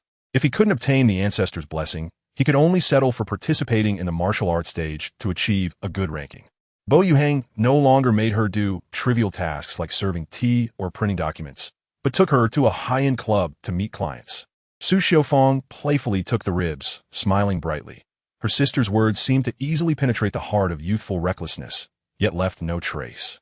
The Galima Equestrian Club is a property of the Bo family, located on Port City Island, covering 300 acres, and is the top equestrian venue in Port City and even the whole country in terms of hardware facilities. She suddenly grabbed the tea needle on a coffee table. The needle was very sharp, capable of prying open even compressed pu'er tea, let alone anything else. Besides being unable to investigate the latest arrivals of the Skinners, they had basically gathered intelligence on other gangs. However, they had the advantage in numbers, and the map resources were gradually being stuffed into their pockets, forcing the opposing side to band together. The most critical aspect is that the 5-element sacred body is the most compatible with all the techniques and supernatural powers of the 5 elements Tao Pulse, with almost no bottlenecks. For the 5 elements lineage, the 5-element sacred body is the pinnacle of sacred bodies, far surpassing any other sacred body. Father Emperor, I am wronged. Li Chengxian finally reacted, weeping bitterly, shouting at the back of Li Shimin, but by this time, it was too late to say anything. Qin Suyan blushed and shyly said, "Qin Yao is teasing me again." The light gauze covering her face made her look charmingly bashful. Looking at everyone's expressions, it seems they all remember. That time, the family reunion was as Ouyang Shixiang said in the carriage, It was recommended by me for the sect leader to hold. The Jade Emperor was frying the sour and spicy shredded potatoes taught by Nian Shun, and seeing that the potatoes were sticking to the pan, he stomped his feet in anxiety. Therefore, the Western Desert Buddhist kingdom is always eyeing other places. The central continent, a land of abundance since ancient times, has now been occupied by the Great Yin for 1,000 years, and the Buddhist kingdom is naturally very envious. Ling Luo and Ling Yu are the spies they placed in Xiling. No wonder Xiling was annihilated overnight. They were manipulating it all along. When everyone saw Feng Qingma's expression, they guessed what had happened. Feng Wuhan and some others had worried looks on their faces. Isn't my lord chasing after them? Oh, what are you worrying about? Bai Li Yu saw Yun Lian's almost broken expression and couldn't bear to mock her anymore, until the last bit of strength was exhausted. Xia finally collapsed. She looked at the people lying on the ground and Chun Li's terrified face, suddenly feeling as if something was different. Her gaze dimmed like an elderly person in their twilight years, slowly walking out of here. If Xiaogong likes her, he can keep her. Now you no longer need to worry about anything. Mu Yeshan knew he felt a bit guilty for forcing him on this matter back then. This job kept them busy for a whole month, finally managing to split all 10,000 Xianjin warships, refining the impurities and leaving only pure Xianjin or then loading it onto ships to leave. All right, since that's the case, let's set off. As soon as Qin Haonan heard this, he immediately gave the order. The class ended, and the little wizards applauded together. Kano looked at Moody with new respect, although he had a bit of an old soldier's problem of being overly tense mentally. He indeed grasped the key points of being a teacher. Compared to Little Crouch, Moody's teaching goal in this class was not to intimidate the little wizards with the unforgivable curse, but to give them an intuitive understanding of these spells while explaining why their users are evil. Interestingly, as the class ended, a flash of blade light appeared, dazzling and sharp, cutting through the airflow, golden light shining like the sun, overwhelming and intimidating, causing the surrounding air currents to stir uncontrollably. And Junju's strength was stronger than that of the Shadow Demon Lord, so after seizing the opportunity, he suddenly pointed to the side, and one of the pseudo-demons from the outer realm instantly shattered, with only the black gas, transformed from the source demon, thought escaping from the top of its head. Who? I feel my blood boiling, my heart racing, and I can't help but want to execute her right here on the spot. Not only because the residents of the shantytown are living good lives, but also because the shantytown occupies a large piece of land, which is a waste of land resources. As a dignified alchemist, where can't they live like immortals? Why must they endure this suffering in this Pan-Niestar system? In front of the red ball, it reads control with desire. In front of the yellow ball, it reads control with violence. And in front of the blue ball, it reads better not choose this one, or you will die. The head of the right sect was overjoyed, feeling no pain from the loss because at this moment, Ling Qiu's actions represented that this matter had turned a page. If there was not a bit of energy left in the body, and he had to start cultivating from scratch, his troubles would be quite significant. If it weren't for the fear of unexpected accidents using the 5 elements escape technique, he wouldn't have been stuck here. Ling Tian no longer used sword energy but switched to yin-yang magic, releasing powerful spells with a wide range, each capable of killing dozens or hundreds of demon beasts. Unexpectedly, the ants that had always been ignored turned out to be the most deadly and terrifying demon. Cheng Bing immediately waved his hand upon hearing this, and after a brief moment of politeness, he followed Xiao Sun's steps toward another carriage. Waterlord, just handle the 8 major demon generals carelessly when the time comes. Leave the others to us, Guo Huai said with a grin, while Shui Yunzi looked on with a black line. Soon, the Zheng family returned, informing her that Ninth Master had taken Kiki to sleep and Kiki had stopped crying. Old Master Yang nodded, sending her out, and Lin Shi, after a slight reaction, realized they had matters to discuss and left the room. Jiang Yin carried Xiao Sun into a farmhouse, gently placing her on the bed, then looked at her wound, which had stopped bleeding. Jiang Yin then took out a porcelain bottle from his bosom and poured some onto Xiao Sun's wound. Inside the room, Yang Sanbao's face was flushed, breathing rapidly, while Yang Erbao and Yang Jiao took care of him. Perhaps this time, there was really no escape. Looking at Hu Chengjuan's handsome face, Li Xueqian bit her lip. The next day, Your Highness, you look very pale today, and your body seems a bit weak. Should I call the imperial physician to take a look at you? Exiner anxiously said, looking at Xiao Sun leaning against the back of the chair with pale lips. The sky was very open but dark blue, with not a single bird in sight, filled with blackness, making one feel very uncomfortable. When the speed of his body absorbing this special external energy slowed down, The entire breakthrough process was nearing its end. However, he had just glanced over. Although Xingyu was full of flaws, it seemed that her weakness was around the navel. After speaking, he even struck a pose with slightly bent legs, clearly practiced. The trial magic stone passed through the thunder-driving sword like a shooting star, and just as the blood-red light was about to strike the candle dragon's forehead. On the second weekend after school started, Dumbledore invited Kano, using the door key to arrive near the Gunter estate. The Riddle Manor had shown no unusual activity, and the old doorkeeper, as per your request, had been magically sent home to rest before the holiday. Dumbledore said with a smile, "Don't worry. He won't be killed by running into Tom." However, Voldemort still made contact with the Divine Office. Perhaps he killed someone again and made a new Horcrux. Kano felt a bit anxious. Now he was elusive, and even if we wanted to ambush him, we couldn't find a shadow. Dumbledore pondered for a moment and said, "Kano, I know you can foresee many things, but many matters can't be changed just because we know. Responsibility can certainly hasten our steps, but can also become our burden." Dumbledore patted Kano's shoulder. "You've done well. Don't push yourself too hard." Kano sighed. He knew Dumbledore's words were golden advice, but only saints could change after hearing. "I would rather this guy show up. It's just right to test my new hypothesis." Kano muttered, and although Dumbledore didn't know what he was talking about, he didn't ask further. Tom Riddle, self-styled Voldemort, is actually a half-blood wizard. His mother, named Merope, came from the Gunner family. This family is a descendant of Slytherin and takes pride in it. However, to maintain absolute pure blood, they intermarried for generations, ultimately becoming very violent, foolish, and fond of show.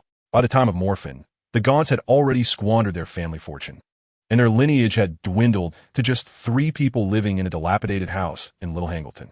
Voldemort's father was a local squire from Little Hangleton, also named Tom Riddle. He would often ride past the Gaunt family's crumbling cottage, and Morphin fell helplessly in love with him. Her brother Morphin then cursed old Tom, and the Ministry of Magic officials who came to investigate and lift the curse were attacked by the father and son duo of Mavilo and Morphin, ultimately ending up in Azkaban. Morphin seized the opportunity to trick old Tom into drinking a love potion and eloped with him to London. As time passed, Morphin became pregnant, and she could not bear the happiness brought by the love potion, naively believing that old Tom would still love her after he stopped taking it. As we already know, old Tom returned home, and Morphin died in childbirth in London, while Tom grew up in the Wolves' Orphanage. Dumbledore pointed at the partially collapsed Gaunt house in front of them and shook his head in resignation. Everything started wrong. The process was wrong. The outcome was wrong, compounded by hereditary mental illness. Kano sighed as well. Voldemort indeed had a standard childhood of a murderer. Dumbledore sighed deeply. "Let's go, we should go inside." Kano raised his wand, and the ruins floated silently up, with debris and decayed furniture being swept aside. After all, Voldemort wouldn't come back to check on this place. Kano waved his wand broadly, and a burst of magical energy radiated out. In a corner, a flash of light appeared, shooting out a red curse aimed straight at Kano's face. Armor protection. Silver light flowed around Kano as a safeguard, while an invisible armor stood up in front of him, barely deflecting the curse. It actually worked? Kano looked at the iron armor spell in surprise and breathed a sigh of relief. "You come this far? Or is it still a bit early?" "Your spell level hasn't reached its limit yet," Dumbledore instructed. "Can you feel the effect of this curse?" Stun and memory modification are not fatal. Kano pondered the sensation he had just experienced. The first round was a banishing type of curse, which made sense. After all, if people kept dying at the Gaunt house's doorstep, it would attract attention sooner or later. As Kano approached that corner, lethal curses began to appear. Kano had to summon walls of vines to fend off increasing malevolent curses, and various triggered traps showed their fangs, putting Kano in peril. Dumbledore stood by with the Elder Wand, ready to help at any moment should Kano falter. "For me, Horcruxes are not as dangerous as these traps." Kano wiped the sweat from his brow and said. Dumbledore tucked his wand back into his robes and replied, "Indeed, you have no desire for the Resurrection Stone, and the allure of Horcruxes isn't strong for you. You knew?" Kano looked at him in surprise. "Ever since you wouldn't let me come to the Gaunt house alone to retrieve the Horcrux, I became curious," Dumbledore laughed. "The smarter person is, the more curious they tend to be, and I just happen to be very clever. Plus, with the memory I got from Ogden, I immediately guessed what was embedded in the Gaunt ring. The Resurrection Stone, one of the creations of the Peverell brothers, is something that can summon the semblance of the dead back to the world. The Resurrection Stone cannot truly resurrect the deceased, but does that matter to the user? Many times, people do not need reality, as real things are often cruel. Instead, virtual things are more beautiful, at least providing some comfort to the heart. Even if it's false, it still allows people to indulge in it endlessly. Among the Peveril brothers, the second brother who possessed the resurrection stone sought this false happiness and ultimately committed suicide. How did you endure? Kano couldn't help but ask. Dumbledore smiled and pointed to his temple. I knew I couldn't hold out, so I threw that memory into the pensieve and only retrieved it this morning. Kano was silent for a moment, then stepped forward to open a small box and took out the gaunt ring. Dumbledore covered his face forcefully, tears streaming from his fingers, as the Horcrux ring seemed to awaken his saddest memories. A silver light shimmered on Kano's hand, and as he concentrated his will, his magical power began to drain rapidly. This time, there was no need for delicate precision. Brute force destruction would suffice. In a brilliant silver glow, the gaunt ring emitted a terrible explosion, and an evil soul was reduced to ashes. The ring's body turned to dust under the wash of silver magic, leaving only the resurrection stone as the ring's face in Kano's hand. He handed the resurrection stone to Dumbledore, who took it in his hand and examined it closely.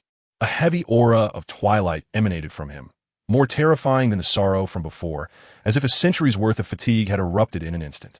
Dumbledore opened and closed his eyes several times, finally trembling as he shoved the resurrection stone into Kano's hand. Give it to me when victory is assured. Headmaster. Kano couldn't help but speak up. If it comes to worst, let's at least meet. Dumbledore smiled wryly and shook his head, striding away as if to escape, and finally, with a pop, he vanished from the ruins. Kano looked at the resurrection stone in his palm, stained with Dumbledore's tears, and sighed. Kano hid the resurrection stone in the basement of Grimmauld Place, sealing it with magic. When he saw Dumbledore at school, his mental state seemed relatively normal, though he carried an added air of twilight. Hopefully, he can adjust by himself, although Kano held a pessimistic view on that. Voldemort and young Crouch were still nowhere to be found, so Kano could only focus on his studies at school. Under Moody's training, more than half of the young wizards had gained the ability to break free from the Imperius curse, while the remaining ones could at least stand firm and resist unreasonable commands. This is what practice is for. During my first training, I was controlled to hop on one leg for dozens of times, Moody said, patting his wooden prosthetic leg, causing the students to burst into laughter. Meanwhile, Kano did not neglect his night dueling practice. He could now spar with Gawain from morning until noon on weekends, and after finishing, he could return to the castle for a meal without sustaining many injuries. Gawain, who's my next opponent?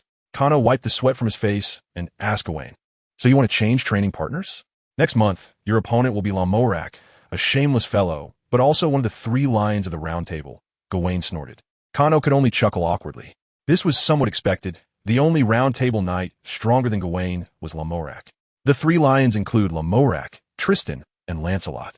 Lamorak is the son of King Pellinore, and Percival is his full brother. King Pellinore once defeated King Arthur, who wielded the Sword of Selection, and his son Lamorak was even more formidable. He once single-handedly defeated 30 knights, unmatched in combat skills and bravery. So why did Gawain call him a shameless fellow? Gawain, Gaheris, Gareth, and Mordred are all sons of King Lot of Orkney, and King Arthur's half-sister Morgause married King Lot, becoming the Queen of Orkney. King Lot was killed by King Pellinore, and the Gawain brothers then killed King Pellinore, making the 2 families sworn enemies. However, somehow, Lamorak later got involved with Queen Morgause of Orkney. This was not some so-called platonic spiritual love. Garz actually caught the 2 in bed. An enraged Garz beheaded his mother Morgause, but spared the naked Lamorak, not wanting to kill an unarmed knight. Lamorak fled in shame, but was eventually ambushed by the Gawain brothers years later, and in the end, Mordred struck him from behind, secretly killing him. Kano thought his capacity for acceptance was strong enough, but upon hearing the story's details, he couldn't help but curse. To summarize, bravery is indeed bravery. Shamelessness is truly shameless. And though the death was humiliating, one must say he deserved it. But he was really strong. Even when ambushed by the 3 of us brothers, he didn't fall behind, wielding a spear with exceptional skill. If Mordred hadn't circled behind him, we likely wouldn't have been able to handle him. Gawain also looked displeased. After entering the fantasy realm, he would lose without a doubt every time they faced off. They fought thousands of times, ultimately reaching a point where they treated each other like air, out of sight, out of mind. Am I going to help you reclaim your honor this time, Brother Gawain? Kano asked with a smile. Then I can activate my special ability? But Gawain shook his head. No use. Lamorak's ability is cumulative victory. which means that for a period, his strength increases each time he defeats someone. He once used this ability to defeat around 500 knights on Savage Island, but it doesn't work in a one-on-one duel with you. In other words, Gawain patted Carno's shoulder. His hard power is that strong, third at the round table. Carno frowned. He really was a formidable opponent. However, he wouldn't face Carno until November. And before that, the student from Beauxbatons and Durmstrang would come to Hogwarts with their headmaster. This notice was posted a week in advance, and everyone became anxious. What is the essential preparation when visitors come to the school? A thorough cleaning. Caretaker Filch energetically climbed up and down, scrubbing every corner and running around to oil the armor. The figures in the frames had their cheeks scrubbed red, and they would cry out in pain if touched. Some armor had already rusted, and after being oiled, it fell apart with a clatter. If it weren't for Filch using a few students who were in detention as labor, he wouldn't have been able to finish. Besides that, the professors were also getting tense. The Triwizard Tournament would last a whole school year, and the student from Beauxbatons and Durmstrang couldn't neglect their studies for an entire year. One of the important purposes of the Triwizard Tournament is to promote academic exchange. So merged classes became an inevitable choice. Who would want to show weakness in front of their peers?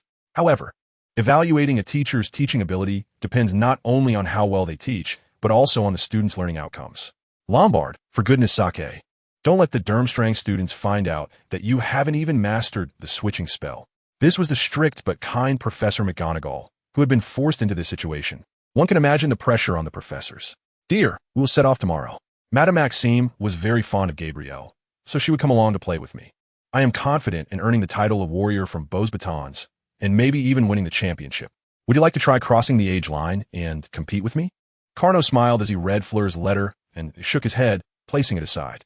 On one hand, he needed to be constantly vigilant, keeping an eye on the unknown whereabouts of Voldemort, and Barty Crouch Jr. on the other hand, he was going to crush his opponents. He had no interest in playing house with children. In the first task, Carno could slay dozens of dragons without breaking a sweat. Even if he got sprayed by a few breaths of dragon fire, it would only give his hair curl.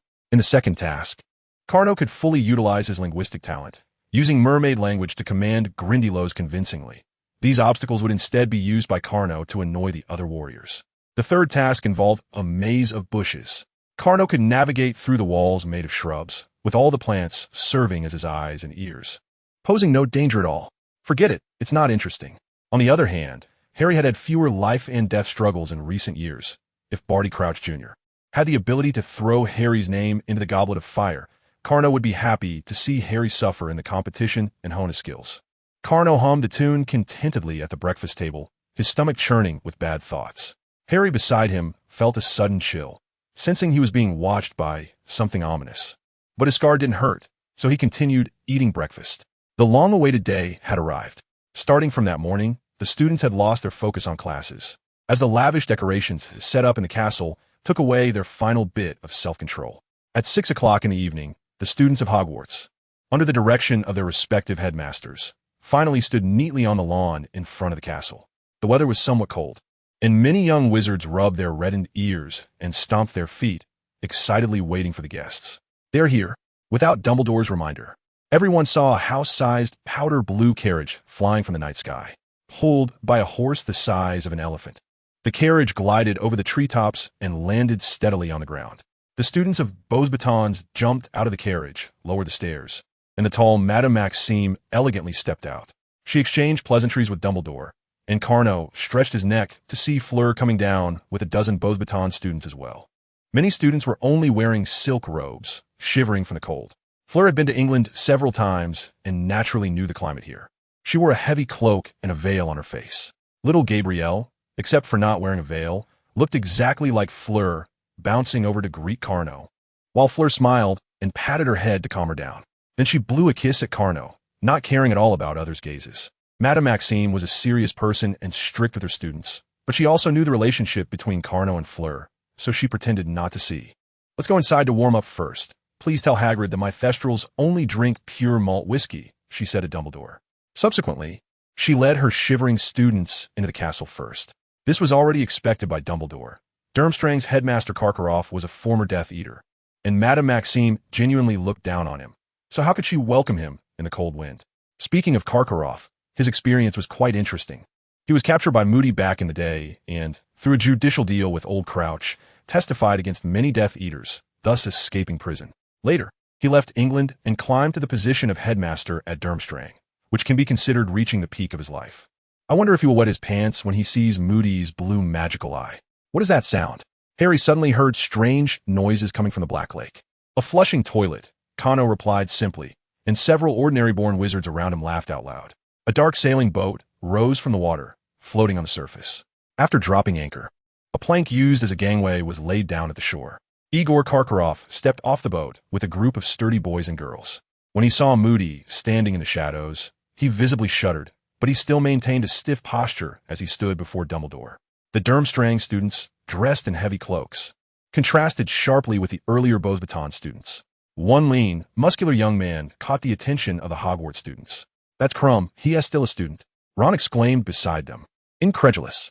"We see him every day this school year." Kano dug at his ear, watching Karkaroff feign enthusiasm while chatting with Dumbledore, carefully turning his neck to avoid eye contact with Moody, looking like a wind-up doll.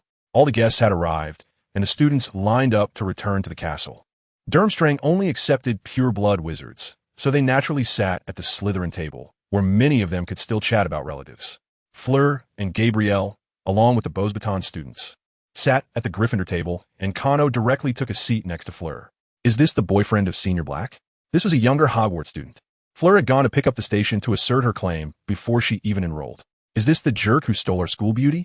These were the Beauxbatons boys, who had suddenly learned a few years ago that Fleur had a boyfriend, but no one had ever seen Kano himself and had long built up a grudge. The Beauxbatons girls looked at Kano with sparkling eyes, and Fleur squinted at them from head to toe, but they seemed undeterred. "I feel like I'm being watched by many people," Kano said softly with a laugh. "They're all small fries." Fleur squeezed out a few words from the corner of her mouth, her tone filled with menace. "I don't mind you getting to know the girls."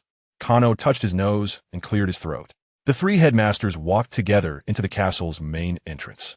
The Beauxbatons students stood up reflexively until Madame Maxime took her seat before they sat down. Dumbledore remained standing and waited until everyone was seated before he began to speak. "Good evening, ladies, gentlemen, ghosts, and esteemed guests," Dumbledore said, smiling at the foreign students. "It is with great joy that I welcome you to Hogwarts. I hope and believe that you will have a comfortable and pleasant time here. The Triwizard Tournament will officially begin at the end of the banquet. I now invite everyone to eat and drink heartily, just like at home." Applause erupted, and the students began to dig into the delicious food before them. "I didn't expect Hogwarts to serve French cuisine," Fleur said as she took off her veil and ladled some French onion soup for Gabrielle. Kano noticed a few boys staring wide-eyed, gently snapping his fingers, sending out a faint mental shockwave to wake them up. Fleur smiled and served Kano a bowl of soup as well. "Dumbledore wants you to feel at home. Are you really not participating in the Triwizard Tournament?" Fleur asked with a smile. "It doesn't mean anything to me," Kano replied softly. "I am Busse." He brought his fingers together, making a chopping gesture. Fleur nodded helplessly. "All right, but if you don't participate, there might be some trouble in the next few days." "What trouble?" "Those boys," Fleur discreetly gestured with her eyes. "Some of them are still childish, always thinking that if they defeat you, I'll like them." "Is the duel with the white glove you mentioned coming?" Kano pursed his lips, struggling to hold back a smile. After being at Hogwarts for so long, finally someone wants to deliver a slap in the face? "I can't wait." Fleur shot him a playful glare and turned back to take care of Gabrielle. After the banquet, a blushing Dumbledore stood up again. "This moment has finally arrived. Before the Triwizard Tournament begins, I must first introduce the two esteemed guests beside me." He extended his hands to either side. Ludo Bagman, head of the Department of Magical Games and Sports. Percy Weasley, assistant to the head of the Department of International Magical Cooperation, together with the three school headmasters. A total of 5 people will form the judging panel for this year's Triwizard Tournament. Dumbledore raised his voice. "Mr. Filch, please bring up the box." Filch, dressed in his best clothes, excitedly carried the box, making his way to the center of the hall with small, quick steps. Each school will select one champion, and the judging panel will score their performances. Dumbledore tapped the box placed in the center of the hall. This magical artifact, the Goblet of Fire, will be used to make the selections. Dumbledore knocked 3 times on a box lid with his wand and took out a rough-carved wooden goblet, inside which blue flames flickered. Any student who intends to participate in the competition can drop in a piece of parchment with their name written on it into the Goblet of Fire, and it will conduct a fair selection. Once you have put your name in, it means you have signed an ancient contract, and the chosen champion must compete. However, I must reiterate that even though all the events have been reviewed from multiple angles, there may still be unexpected occurrences during the competition.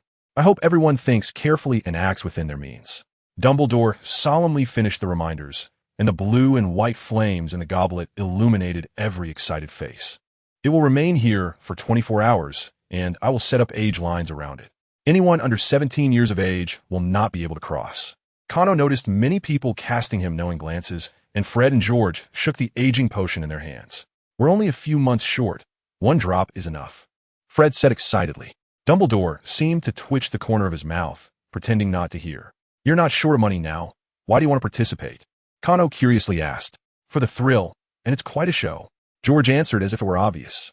That's true. Pranks are essentially about attracting attention. And the twins definitely can't resist the excitement of being in the spotlight. After today's event, it was time to rest.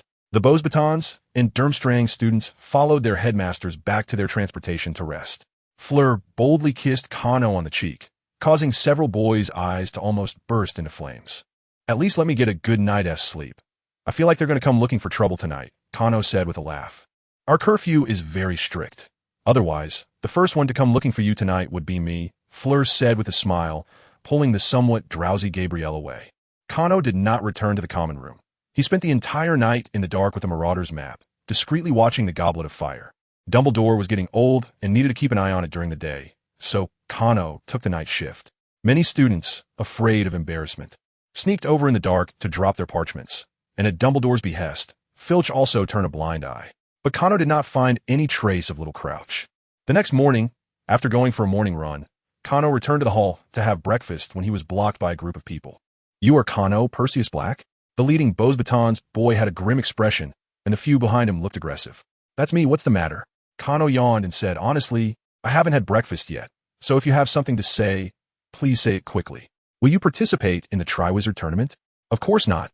I'm only in my 4th year, not yet 17. The boy opposite snorted coldly. I was looking forward to competing against you in the arena. But since you can't participate in the selection, let us duel here. Fleur pulled Gabrielle over from the crowd and stood beside Kano. Francois, you can't win. And I don't like you either, Fleur said calmly, then turned to Kano. But before she could speak, Madame Maxime's voice came first. Kano, Perseus, mind your manners. The students on both sides made way for the tall lady, who took Fleur and Gabrielle aside while the other Beauxbatons boys also cleared the area under her gaze. Madame Maxime knew what lay hidden beneath Kano's handsome exterior. The lives he had taken were more than the number of current Beauxbaton students. Of course, Kano would not admit that those who died by his hands were human. He smiled slightly at Madame Maxime as a form of acknowledgement. Kano hadn't intended to use excessive force. It wasn't surprising for a kid to have hormones running high. But if this Francois used a spell that could cause serious harm, Kano wouldn't mind breaking his limbs to make him feel pain for a while. Francois took out a white glove from his pocket and threw it at Kano. Kano caught it with one hand and held it in his right hand. Follow my instructions, turn your backs to each other, and walk 15 steps, Madame Maxime commanded. Now turn around, wait for me. Wait until I count to 3. Francois held his wand upright at his chest, while Kano did not even take out his wand, still holding the white glove. Francois's face twisted. His hand gripping the wand began to tremble. 1, 2, 3. Stupefy. The spell shot from the tip of Francois's wand, but Kano gently sidestepped, avoiding the spell. Stupefy. Stupefy.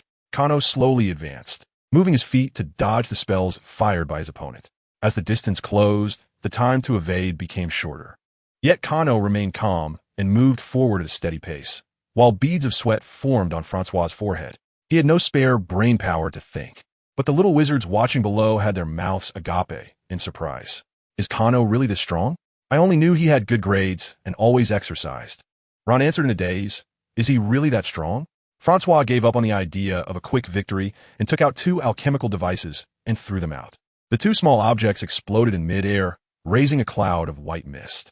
Francois shot a stunning spell into the mist, but he did not hear the sound of anyone falling. It's over, Mr. Francois. Kano's voice appeared behind him, and Francois immediately turned and shot a spell. But with a slight distraction, his wand disappeared from his hand. That's it. Kano Perseus Black has undoubtedly won. Madame Maxime announced the result, and the little wizards fell silent. I disagree. I still have a few alchemical devices, Francois said, his face reddening. Kano scoffed and spread his hands. In his right hand was Francois's white glove and wand, while in his left was the Beauxbatons badge he had just taken from Francois's chest. When participating in exchange activities, every word in action represents your school, Kano said in a voice that was not loud, but audible to everyone. Don't think that defeating someone will make you famous overnight. Respect is mutual, isn't it? Kano stuffed the wand and white glove into the other's pocket and reattached the badge to his chest. You and the little kids around you had better know when to stop, because I cannot guarantee that I will always hold back. Kano whispered the last sentence, turned, and smiled at Madame Maxime. Madam, these alchemical devices are really interesting, but we at Hogwarts do not teach alchemy. I wonder if there will be a chance to learn about it this year? Of course, no problem. We are here for friendly exchanges this year. Madame Maxime replied with a smile. The atmosphere in the hall relaxed, and the little wizards began to leave, enjoying the beautiful weekend. With a bang, Fred and George were blasted out of the age line, their faces covered in long white beards. The onlooking little wizards laughed heartily, as they were not the first batch of unfortunate souls. The twins, having consumed the aging potion, helped each other to the hospital wing, while the rest continued to enthusiastically challenge the age line. Some used magic to throw paper balls with names into the goblet of fire, only to have their hair set on fire by the flames shooting out of the goblet, and everyone laughed as they helped put it out. Others threw someone else's name into the cup, only to have their faces blackened by the flames, which they couldn't wipe off. Kano felt like they were players testing game bugs. If it weren't for Dumbledore's superior skills, they would surely drive him mad. Fleur handed Gabrielle to Kano to lead, and along with a few Beauxbatons girls, crossed the age line and threw their names into the goblet of fire. The Durmstrang students also arrived, throwing in their names. A large crowd of admirers surrounded Krum, regardless of school, and Ron was mixed in among them. By evening, Dumbledore had not noticed any suspicious individuals approaching the goblet of fire, but Kano did not believe that Voldemort and Little Crouch would give up this opportunity. We will soon know if anyone has tampered with it. In the headmaster's office, Dumbledore adjusted his robes. If things develop as you say, we will see a fourth name belonging to Harry. Kano nodded helplessly. He had hoped to catch the opponent's flaw in this segment, but now it seemed impossible. The student from the three schools gathered again in the Great Hall, and the goblet of fire was moved to the staff table. The Halloween feast was still sumptuous, but the little wizards found it tasteless. The 24-hour selection was about to end, and Dumbledore extinguished all the candles in the hall, leaving only a few stars shining from the enchanted ceiling and the blue-white flames from the goblet of fire. I think the time is almost up. Oh, the first one. The flames turned red and spat out the first name. The Durmstrang champion, Victor Krum. Dumbledore grabbed the piece of paper and read it aloud. Amidst the cheers and applause, the thin Quidditch star made a round and entered the adjacent room. The Beauxbatons champion, Fleur Delacour. Fleur elegantly stood up, bowed to all sides, and then walked into the adjacent room to wait. A few Beauxbatons girls who did not get selected pouted, looking like they were about to cry. But soon, they turned their green eyes towards Kano, seemingly determined to snatch From's boyfriend as revenge. Even the battle-hardened Kano shuddered for a moment. One can only say that proactive women can indeed be terrifying at times. However, Gabrielle, who was left here by Furong, suddenly stood up, opened her arms to protect Kano, pouted, and locked eyes with the girls. Well done, little sister-in-law. The third chosen one was Cedric Diggory, the warrior from Hogwarts. The pride of Hufflepuff, Cedric, recognized as the second most handsome boy at Hogwarts, also received applause from the crowd and entered the small room to wait. Kano clapped his hands, feeling conflicted as he watched this original version's #1 unfortunate soul. Perhaps this time he could save his life. All right, let's wish the chosen warriors well. They will face. Dumbledore's words were interrupted by hissing sounds, and the flames in the goblet of fire turned red again, spewing out a piece of paper. Harry Potter, Dumbledore frowned as he read. It seems that Little Crouch got his way after all. The hall was in an uproar, and Harry was pushed into the small room in a daze, waiting. The three headmasters also followed in, leaving a group of bewildered students to discuss among themselves. How'd he do it? Did a senior vote for him? That can't be. Look at those soot-covered guys.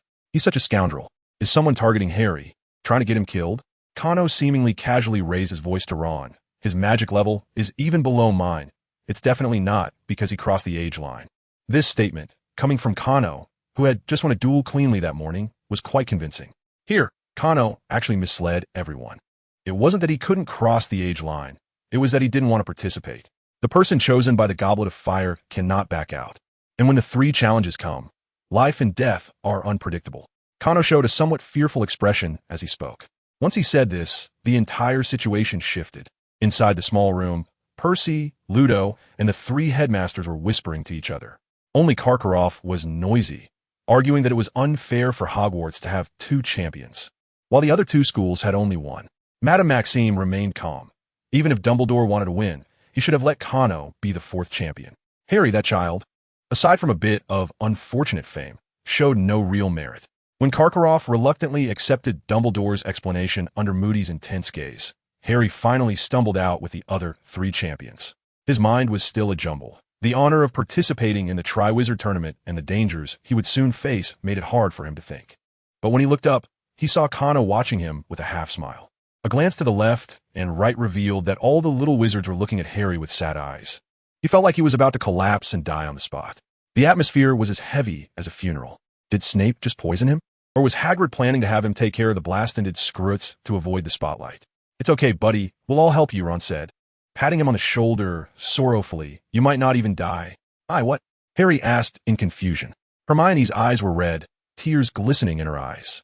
Ginny leaned in, and Ron and the twins sighed as they hugged their little sister. Neville, with a flushed face, stepped forward. "We'll all help you. Those who want to kill you through the tournament won't succeed." Harry was patted on the shoulder by countless hands, and many sympathetic faces passed before him, until he found himself sitting in a chair in the common room. The fire was nearly out, and everyone else had gone to bed. Only Kano was still sitting in a reclining chair across from him with his eyes half closed. "Indeed, someone wants to harm you through the tournament." Kano's words felt like a cold wind piercing through Harry's body, making him sit up straight, and any lingering thoughts of seeking glory vanished immediately. After thinking for a while, he realized he had only one enemy. Voldemort? Harry's voice was a bit hoarse. "And his minions," Kano nodded. "I have some understanding of their intentions, but I'm not clear on when or how they will act. First, let's think about how to survive these three challenges." Kano stood up and patted Harry on the shoulder. "You don't have to worry too much. Dumbledore and I will keep an eye on them. Besides, they probably won't kill you directly." Harry managed a difficult smile. "Thanks. I feel much better." The next day, in the headmaster's office. "Headmaster, have you found out?" Kano asked as soon as he entered. Dumbledore rubbed his crooked nose and sighed. The selection process started half an hour early. He took out a small vial containing silvery wisps and poured it into the pensieve, gesturing for Kano to take a look. Kano buried his face in the pensieve. Inside was a scene of Filch, wearing the same outfit from last night, sitting in his office. The fireplace in the room ignited with green flames, and a Ministry of Magic official emerged holding a wooden box. "This box contains the Goblet of Fire. Please ensure it is kept safe and do not attempt to open it prematurely." At this point, the official scoffed. Filch was indeed a notorious squib. He had worked at Hogwarts for many years, and many little wizards knew his background. Even if he wanted to open the box, he didn't have the magical ability. Filch humbly accepted the box with both hands and quietly placed it on the table, waiting for the dinner to begin. The ministry official left through the fireplace just like that. Everything seemed normal, but Kano noticed that the memory appeared somewhat hazy, as if shrouded in mist. He lifted his head from the pensieve. Is this memory fake? Undoubtedly, Dumbledore confirmed. The wizard who altered Argus's memory is highly skilled, leaving no aftereffects. However, this also means we can't find any leads. What we can be sure of is that he once infiltrated Hogwarts and activated the selection process in Argus's office ahead of time. He used a confundus charm to set up a non-existent fourth school. Harry was the only student, so he was bound to be selected. Kano stroked his chin in thought. This method hasn't changed, but little Crouch could have easily achieved his goal in a simpler way. If he could infiltrate Hogwarts without being detected, he might as well hide in Filch's office. Even Dumbledore wouldn't casually monitor the staff rooms. At that point, casting a Cruciatus Curse on Filch would allow him to find an excuse to detain Harry, easily obtaining Harry's blood through coercion. Why go through the trouble of making him participate in the Triwizard Tournament? It doesn't make sense. Meanwhile, the 3+1 champions were undergoing a pre-tournament wand check. Ollivander's light-colored eyes scanned the four children as he took their wands. 9.5 inches, made of maple with a core of Vila hair. Ollivander accurately identified the rare material, and Fleur smiled brightly. "The core of the wand comes from my grandmother." "Very good, no dark blemishes." Ollivander raised the wand, and an orchid bloomed. A fresh flower opened at the tip of the wand, and Ollivander returned it to Fleur. The wand Cedric held was naturally a creation of Ollivander, who conducted a detailed inspection with the mindset of visiting his daughter married off, finally nodding in satisfaction. Krumm's wand was made by the wand maker, Gregorovic. Although Ollivander and he had some differences in wand making, they generally respected each other. The material is very rigid. It will help its owner gain the upper hand in duels. Ollivander waved the wand twice, and Harry could hear the whooshing sound of the wind. The slender crumb took back the wand with satisfaction. We at Durmstrang happen to have a tradition of dueling. I hope to have the opportunity to spar with a real master this year. After saying that, he turned his gaze to Fleur. Fleur knew that Crumb had his sights set on Cormac, and she couldn't help but feel even more dissatisfied with fromOak. It was Harry's turn for the wand now, and Ollivander examined it with an almost obsessive attitude. You and it get along quite well. Ollivander suddenly lowered his voice. If the fates of twin wand core owners really intertwine, then it may help you in unexpected ways. It has always been helping me, and it surely won't change in the future. Harry smiled as he took back the wand made of phoenix feather and Hollywood. Voldemort is getting closer. He will definitely make a move in this Triwizard tournament. Looking back at the past few school years, Harry was glad he hadn't slacked off on his training. After a night of reflection, Harry decided to treat this tournament as a rehearsal. What could be more terrifying than Cormac training him during the holidays? Fleur beside him inexplicably smiled. She was very sensitive to the changes in people's hearts. She was sure that Harry, who was confused and anxious yesterday, had transformed into this today, and it must have a lot to do with her boyfriend. All right, now that the inspection is over, it's time for photos. Ludo Bagman popped out from some corner, followed by a photographer holding a camera. Let's have the champions take a picture with the judges. It will surely be meaningful and suitable for the front page. Ludo kept chattering without pause, and Harry felt he might have a bit of a commentator's occupational hazard. The photos were finally taken, but the day's agenda was not yet over. Idle champion. I am a special reporter from the Daily Prophet, and I will be conducting a personal interview with each of you. A woman with big waves and diamond-studded glasses, wearing a phony smile, stood at the door. She is Rita Skeeter, the reporter Cormac specifically contacted from Goofy. Rita excels at turning black into white, creating rumors, and has no integrity or professional ethics. But now the Ministry of Magic and Cormac need to present a facade of peace to buy time for preparations. Only she can concoct a full page of nonsense entertainment news, which is enough to numb Voldemort. Although Rita knows nothing about the inside story, she understands her function in the eyes of the editor. Today, she is here to spread rumors with all her might. It's almost time for lunch. I think it would be better to conduct the interviews in the afternoon. What do you think? Dumbledore spoke up. We can interview one of them first, and the other champions can come in the afternoon. Rita's eyes lit up as she focused on Harry, starting with this unexpected champion. How about that? Her automatic quill and parchment were already itching to go. That woman gives me a bad feeling. She seems to have ulterior motives.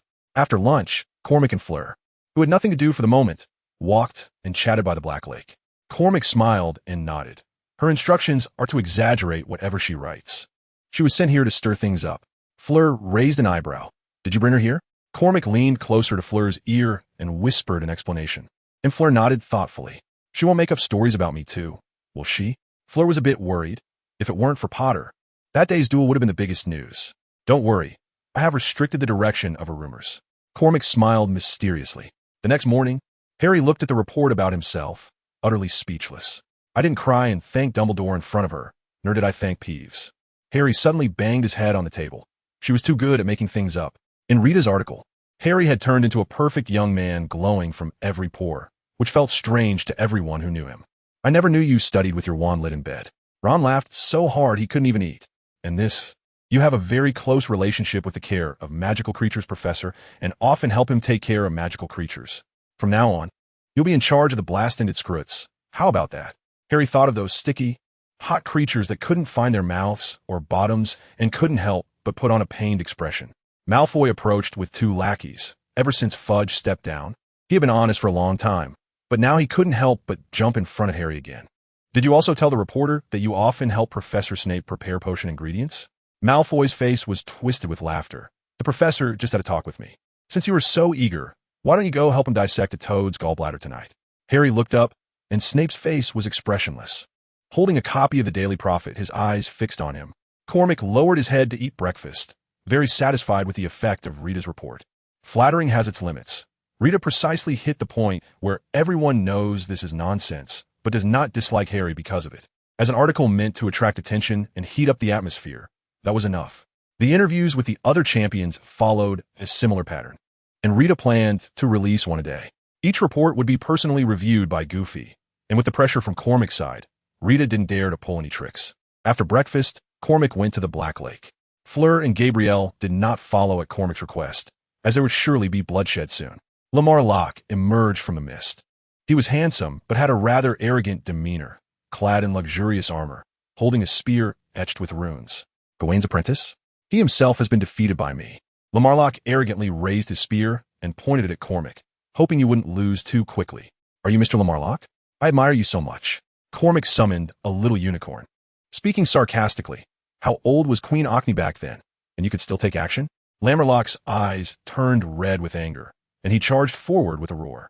The trash talk from a Knights of the Round Table is really effective. Lamar Locke's spear skills are unparalleled in the world and among the Round Table Knights. He is somewhat stronger than the chief knight, Lancelot. Lamar Locke attacked recklessly, and Cormac drew his oak sword to block left and right. The speed of their attacks was not even on the same level, and it seemed that Cormac was about to lose. But 10 minutes passed, and not a single blow had struck Cormac. Strange. How did you practice before? Lamar Locke opened the distance and scrutinized Kano carefully, lacking the ability to counterattack, but dodging smoothly. Your attack patterns are similar to Siyu Chulin's, but he is much stronger than you. To be honest, while Lamar Locke excels in group battles and rotational fights, he still hesitates to make wide-sweeping attacks against an opponent of Kano's caliber to avoid exposing flaws. His attacks mainly consist of thrusts, jabs, and prods. However, the last time Kano faced a master of gunplay, it was Siyu Chulin, and he had already reached the pinnacle in this aspect. Although Kano was ruthlessly pinned to the ground by Siyu Chulin last time, his ability to respond to dense stabbing attacks had rapidly improved. Now, even when facing an automatic rifle, he was confident he could dodge. During the duel with Fran Ois a few days ago, Kano applied the insights he gained from fighting Siyu Chulin, and the straightforward spells from his opponent couldn't hit him at all. You insult me. Lamar Locke charged forward again like a bull. Be honest. Kano quickly swung his sword to block, admitting that he indeed wasn't as strong as him. This time, a blue-green magical energy ignited around Lamar Locke, increasing the speed and force of his attacks to a new level. A silver light shimmered around Kano, and the small unicorn also seemed invigorated. The coordination between the two was seamless. A small magical vortex appeared behind the tip of Lamar Locke's spear, wrapping around the spear like a sleeve, and as time passed, the vortex's range of influence and rotation speed gradually increased. Soon, Kano felt that every time he blocked, his oak sword and arm were being tugged by the vortex, and the force was becoming stronger, causing his previously solid stance to start deforming. With a moment's distraction, he let his body slip away from the spear's tip. But the magical vortex on the spear seemed to bite down on Kano's armor with sharp teeth, instantly stripping the oak armor and the flesh beneath it, blood spraying out. Reflexively, Kano unleashed a silver magical blade to push Lamar Locke back, while the small unicorn jumped back, escaping the combat circle. Kano glanced nervously at the gash on his shoulder. Lamar Locke smugly spoke, "You must have heard from Gawain about my traits. In one-on-one combat, they can't help me, so I must develop new combat techniques. You barbarians don't know how to adapt. Without your traits, you can only clash with magic. Either you conjure a light blade or wield a big hammer, straightforward and lacking creativity." Lamar Locke laughed proudly. "Can you control magic as intricately as I do? If you can't, you will never defeat me, let alone Lancelot, who walks further down this path."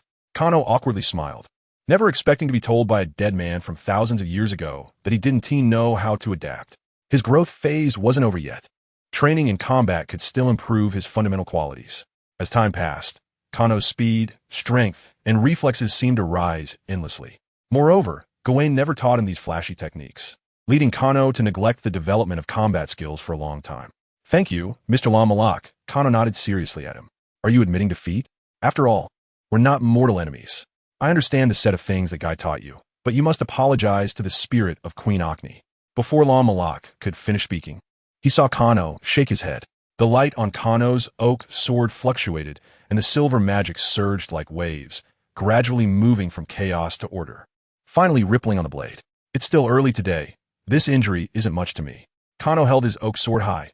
"Let's go a few more rounds. Begin." Under the setting sun, Kano and the small unicorn played in the Black Lake.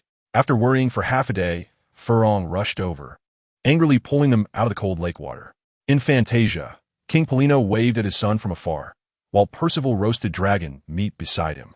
"How's that kid? Don't go too hard on him, or you'll break his confidence," King Polino said, pulling Lamar Locke to sit beside him. He never knew what restraint was. The fact that the kid was still breathing was already good enough. Percival laughed. Lon Malak, you need to win a few rounds first next time. Seeing the surprised expressions of his father and brother, he smiled bitterly. He was simply a monster. The Triwizard Tournament has a rather absurd tradition. The young warriors know nothing about the specific events before the competition officially begins. In other words, the organizers expect them to close their eyes, plug their ears, stay in a dark room until the competition day, and then pick up their wands to navigate the challenges they set up. The severity of this is akin to not giving high school students any guidelines for their exam subjects and letting them take the college entrance examination directly. Every parent cares about their own child, so leaking the questions has naturally become an unspoken rule. Charlie wrote a letter, saying he would come to watch your match with work tasks. Ron displayed the letter to Harry with a frown. Mom is almost going crazy. I really don't know where he finds a mood. Harry swallowed a mouthful of porridge with difficulty. I know what he means. Last night, Professor Moody gave me a magical telescope that lets you see the life outlines in the forest. Harry said with a pale face, fire dragons, a full 16 of them. Hermione gasped, covering her mouth. So, Charlie is reminding you about the first event content? Kano invited me to fly over the Forbidden Forest on a broom this afternoon. But usually, does he like to ride brooms? Hagrid also told me to wear an invisibility cloak tonight, probably to take me to see the fire dragons up close. Harry pushed his bowl away. Now that we know the topic, let's go to the library. At this moment, Kano was transforming into a white eagle, soaring over the Forbidden Forest with Furong and Gabrielle on his back. Is this the first event? Furong hugged Gabrielle tightly, her eyes wide open in amazement. To be honest, I'm surprised too. Kano was surprised that the number of fire dragons in this competition was incorrect. 4 fire dragons far exceeded what a small wizard could handle. If the rules weren't different from the original book, Kano would suspect Durmstrang wanted to sacrifice a few warriors at the first hurdle. Brother, is my sister going to take down so many dragons? What should we do? Gabrielle was about to cry from anxiety, and Furong quickly comforted her. It's okay. My sister has a plan. Kano transformed back into human form by the Black Lake, letting the sisters off his back. The 3 sat by the lake, with Gabrielle holding onto her sister tightly. What are we going to do? Gabrielle asked, tears in her eyes, shaking Furong's hand. Kano motioned for her to listen to the rules first. The rule this time was to retrieve golden eggs from the fire dragon's nests. Each fire dragon's nest contained 1 golden egg, and the more golden eggs obtained, the higher the score. Kano explained, however, the difficulty of this competition lies in the fact that although each person faces 4 different types of fire dragons, they will all consider the golden egg as their own offspring. The golden egg can only be carried on one's person. The rules do not allow hiding them in places far from oneself. Furong understood, so I can choose to defeat each of the 4 dragons. But as long as I enter any dragon's perception range while holding a golden egg, I will be immediately detected and attacked. Yes, even the weakest warrior can obtain a golden egg, but the score won't be high. Kano nodded, stating that to achieve a high score, one must swagger with the golden eggs already obtained in front of other dragons and, under the dragon's wrath, secure the golden eggs they guard. The difficulty escalates rapidly. When the contestants arrive with 3 golden eggs in front of the last dragon, that mother dragon's hatred will reach its peak, and it will truly pursue them relentlessly. The purpose of this round for Durmstrang is very clear. A strong warrior could defeat or even kill all the dragons, naturally scoring the highest points. If one isn't strong enough, making decisive choices can still yield good results. However, if a warrior lacks self-awareness or becomes arrogant after a few victories, they might very well face failure, scoring low, or even losing their life to a dragon. Strength and decisiveness are the main themes of this round. Durmstrang, as a magic school, upholds these 2 qualities. Crumb's performance in the World Cup final exemplifies these traits well. Your brother-in-law handles these dragons like chopping vegetables. And Dumbledore is also on the sidelines. Most importantly, your sister is very strong herself.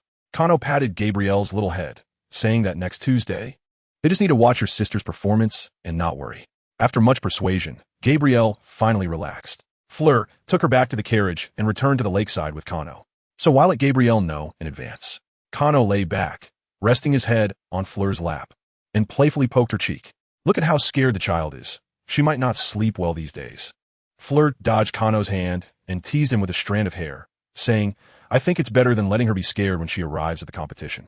Besides, the girls from the Delacour family aren't timid. Did Madame Delacour educate you like this since childhood? Yes, Fleur nodded. There are many terrifying things in the magical world, but if we don't face them, they will always remain frightening. At this point, Fleur leaned closer to Kano's face and asked, "Tell me, was there ever a moment you wanted to directly tell me how to get through this round?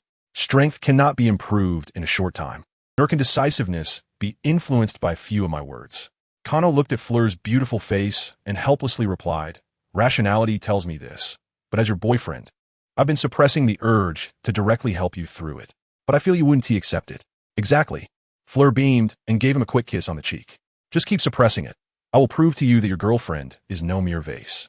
A vivid and sturdy vase that can be used to crush walnuts appeared in Kano's mind. Fleur immediately noticed his expression and realized he was thinking something inappropriate, and they started a playfully fight by the lakeside. In the headmaster's office, Dumbledore and Karkaroff were happily drinking tea. After discussing teaching and nurturing students for a while, Karkaroff suddenly inquired about the matter of the little dwarf Peter. "I heard he was captured by the Ministry, but managed to escape. How'd he get away?" Karkaroff asked in a lowered voice, his goat-like beard seemingly twitching slightly. "Ah, he indeed escaped, but I'm not clear on the specifics," Dumbledore calmly confirmed. Karkaroff struggled to say a few more words before hurriedly taking his leave. It seems this Death Eater also sensed his master's presence. Armando Pet's portrait sharply summarized. "Exactly. And the matter Kano asked me to inquire about has also become clear." Dumbledore took a slender finger and pulled out a document from stack, revealing it was about the director of the Department of Sports at the Ministry of Magic, Ludo Bagman. He asked the one who made the first round so perilous. Ludo and Percy arrived at Hogwarts an hour early that evening, and I received them in the headmaster's office. I then had them wait in a room next to the Great Hall while I took the students out to welcome the guests. During this time, Ludo left for about 10 minutes. After the guests entered, I sent house elves to guide them to their seats, and the banquet officially began. Dumbledore detailed Ludo's movements that night, while Kano nodded along. His suspicion was quite significant, yet I still couldn't understand why he complicated the first round so much. "I have a theory," Dumbledore noted. "Do you remember the scene you saw when Scrimgeour mentioned Voldemort?" At Dumbledore's mention, Kano understood. "Fear? Very likely. If the Triwizard Tournament is extremely perilous, with even a few warriors dying, he would collect a vast amount of fearful emotions. Thus, when Tom is resurrected, he can immediately offer these non-targeted fears to his master to help him quickly regain strength." Kano nodded. Voldemort had been out of the public eye for over a decade. Although he had made a few appearances, the previous ministry had covered them up under the pretext of imposters, who beside the few who already knew Voldemort was about to return would still fear him. If Barty Crouch Jr. could collect a large amount of fearful emotions, it would be like adding fuel to the fire for Voldemort. "We need to keep a close watch," Dumbledore summarized. "I will have my people in the Department of Sports keep an eye out." Kano opened his mouth but held back his urge to complain. "How many pieces do you have in the ministry?" Harry, Ron, and Hermione were battling through one hefty tome after another in the library. Yesterday afternoon, Kano had explained the specific rules to Harry, and now they were searching for usable spells. First years were looking up Chudley cannons, second years were researching Voldemort's history, and third years were gathering stories about marauders. Harry was now quite familiar with this paperwork, planning to ask Moody for a pass to the restricted section later. Hermione was also very efficient. She had gathered all the sections from her usual leisure books related to combating dragons and copied them into a small notebook. Ron stealthily moved books the two needed from the shelves, returning them to their places under the strict gaze of Madame Pants. He also wrote a letter to a distant relative of the Weasley family who had married into a family in Northern Europe, inquiring how her in-laws slay dragons. Indeed, that family was descended from Beowulf, living in Scandinavia and running a dragon farm. Sirius sent Harry several family spells from the Black family, known for their limited power but quick casting speed, sufficient to delay a dragon's pursuit. He himself was anxiously pacing in Hogsmeade. The trio quickly summarized several practical spells based on all the information they could find. "Where should we practice these spells?" Ron asked. Harry led them to a classroom filled with all sorts of peculiar items. "After Kano explained the rules to me yesterday, he brought me here." Harry pointed to the items in the room. "These are all prepared by Professor Moody. They're enough for me to practice any kind of magic. Why didn't Kano just teach you the necessary spells directly?" Ron scratched his head and said, "Could it be that he wants his girlfriend to win the championship? That's not his style." Hermione gave Ron a glare. "Kano wouldn't do that. He probably wants to see Harry's strength, after all. Harry will have to face the Dark Lord in the future." Harry nodded. "Let us think of it as a test. I also want to know what level my strength is at." Soon, the day of the competition arrived. The clearing in front of the Forbidden Forest was half surrounded by the audience, with 4 fire dragons respectively coiled in their nests, each having several dragon eggs and a golden egg beneath them. In the middle of the audience area was an entrance passage where a tent stood at the entrance, and the champions waited to enter. Sirius, looking pale, accompanied Harry to the tent entrance. Harry, your participation this time has felt strange from the beginning. If you encounter any life-threatening danger, immediately withdraw. No one will laugh at you. Although Harry was nervous, he had no intention of backing down. So he just managed a difficult smile, said goodbye to Sirius, and slipped into the tent. Cano and Gabrielle also brought Fleur to the tent, and Fleur was dressed in a sleek outfit today, her silver hair tied in a high ponytail. She was certainly anxious, but still smiled at Gabrielle, gave Cano a quick kiss, and turned to enter the tent. The three outside headed towards the audience area together and saw Cho, with tears in her eyes, accompanying Cedric towards the tent. That bastard Karkaroff, coming up with such a dangerous event. Sirius glared fiercely at Karkaroff from the audience, looking like a real black dog ready to pounce and tear him apart. These Death Eaters should rot in Azkaban. That bastard Crouch is even making judicial deals with him. Scum. Cano ignored Sirius. He was purely worried about Harry. He was also very concerned about Fleur, but as a member of the Board of Governors, he had planted a seed in each of the 4 dragon nests yesterday. As soon as danger appeared, these resilient vines would immediately grow and could tie up the rampaging fire dragons in seconds. Otherwise, Cano wouldn't be able to sit still either. Inside the tent, the 4 champions looked at each other. Harry's lips moved a couple of times, but he couldn't say anything. Ludo, or rather, perhaps it was Ludo's excitement, jumped into the tent and began to enthusiastically explain the rules that the 4 had already known. Cedric was informed by Harry, and Professor Sprout later called Cedric over for a private briefing.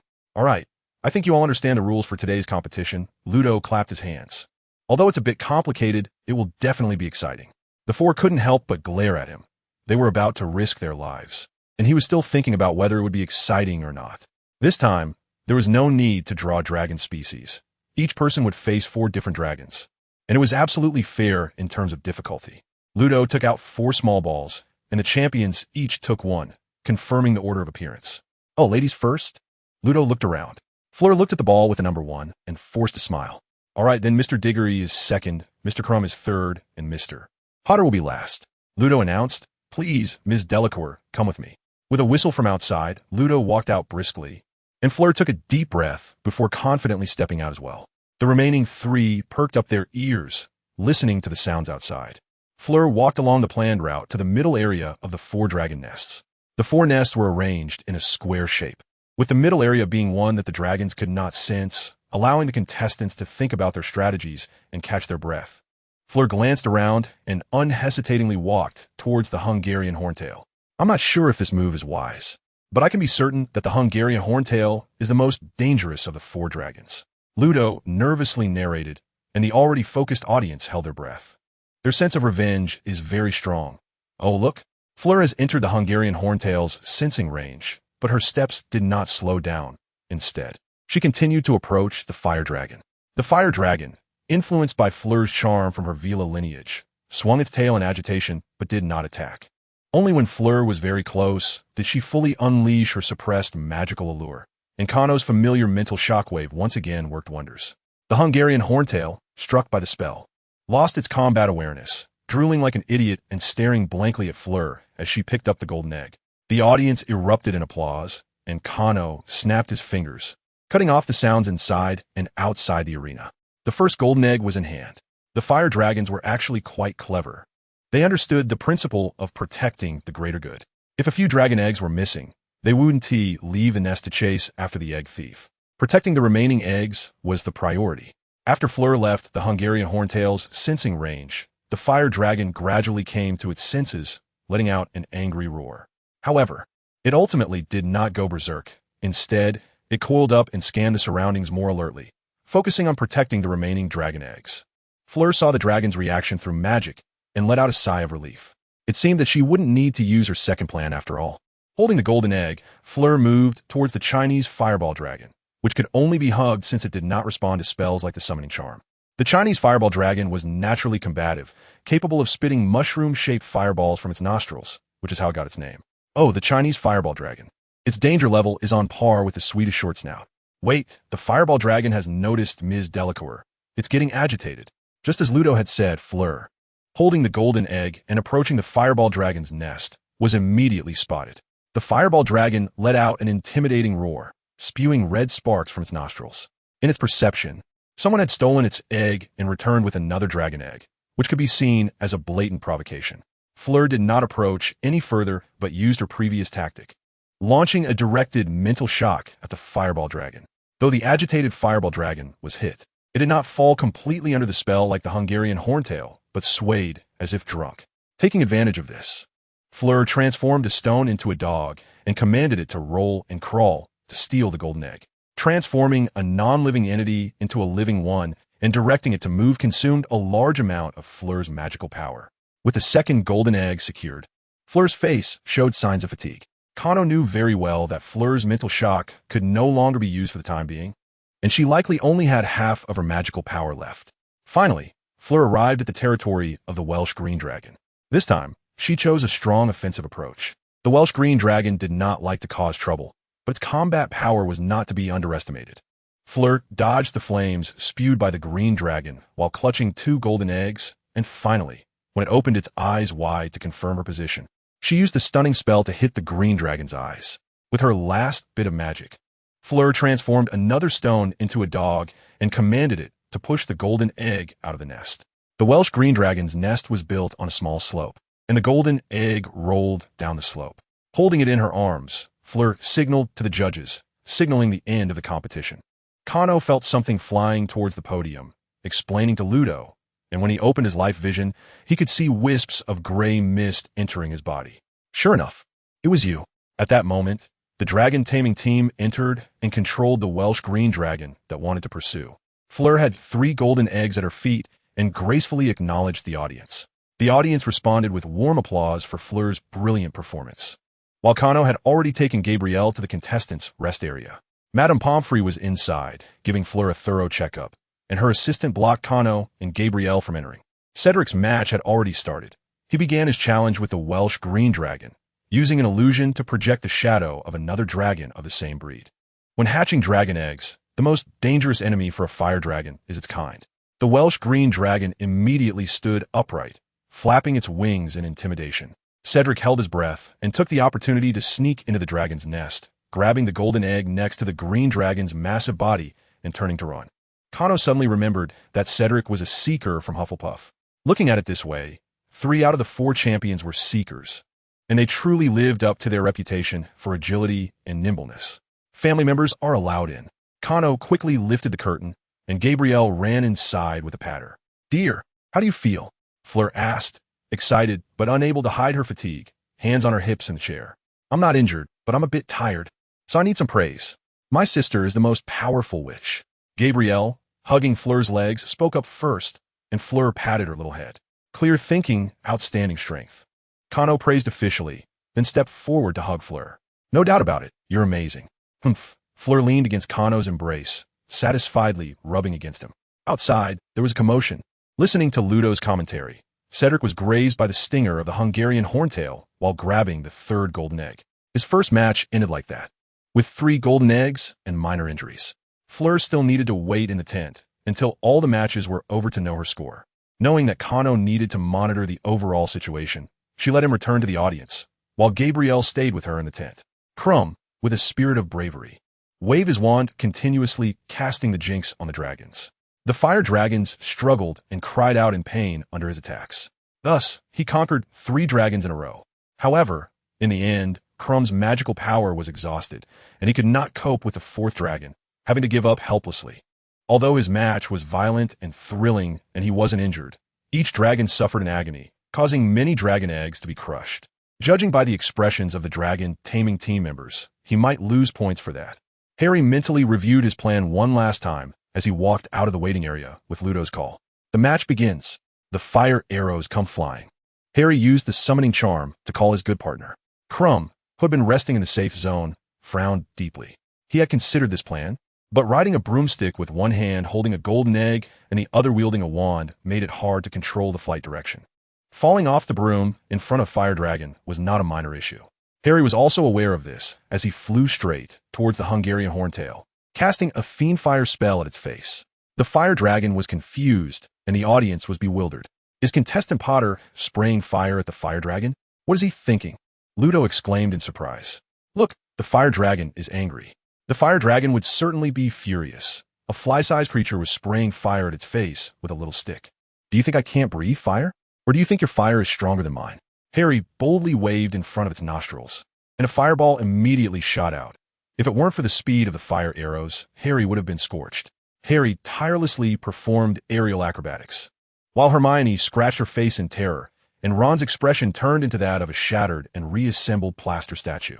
In the end, Harry shattered a dragon egg with a spell in midair, causing the audience's breath to stop. The fire dragon moved. For the first time in this match, the fire dragon spread its wings and prepared to chase. Harry turned and fled at full speed, with the already enraged Hungarian Horntail in hot pursuit. He was running away. He went to the nest of the Swedish Short Snout.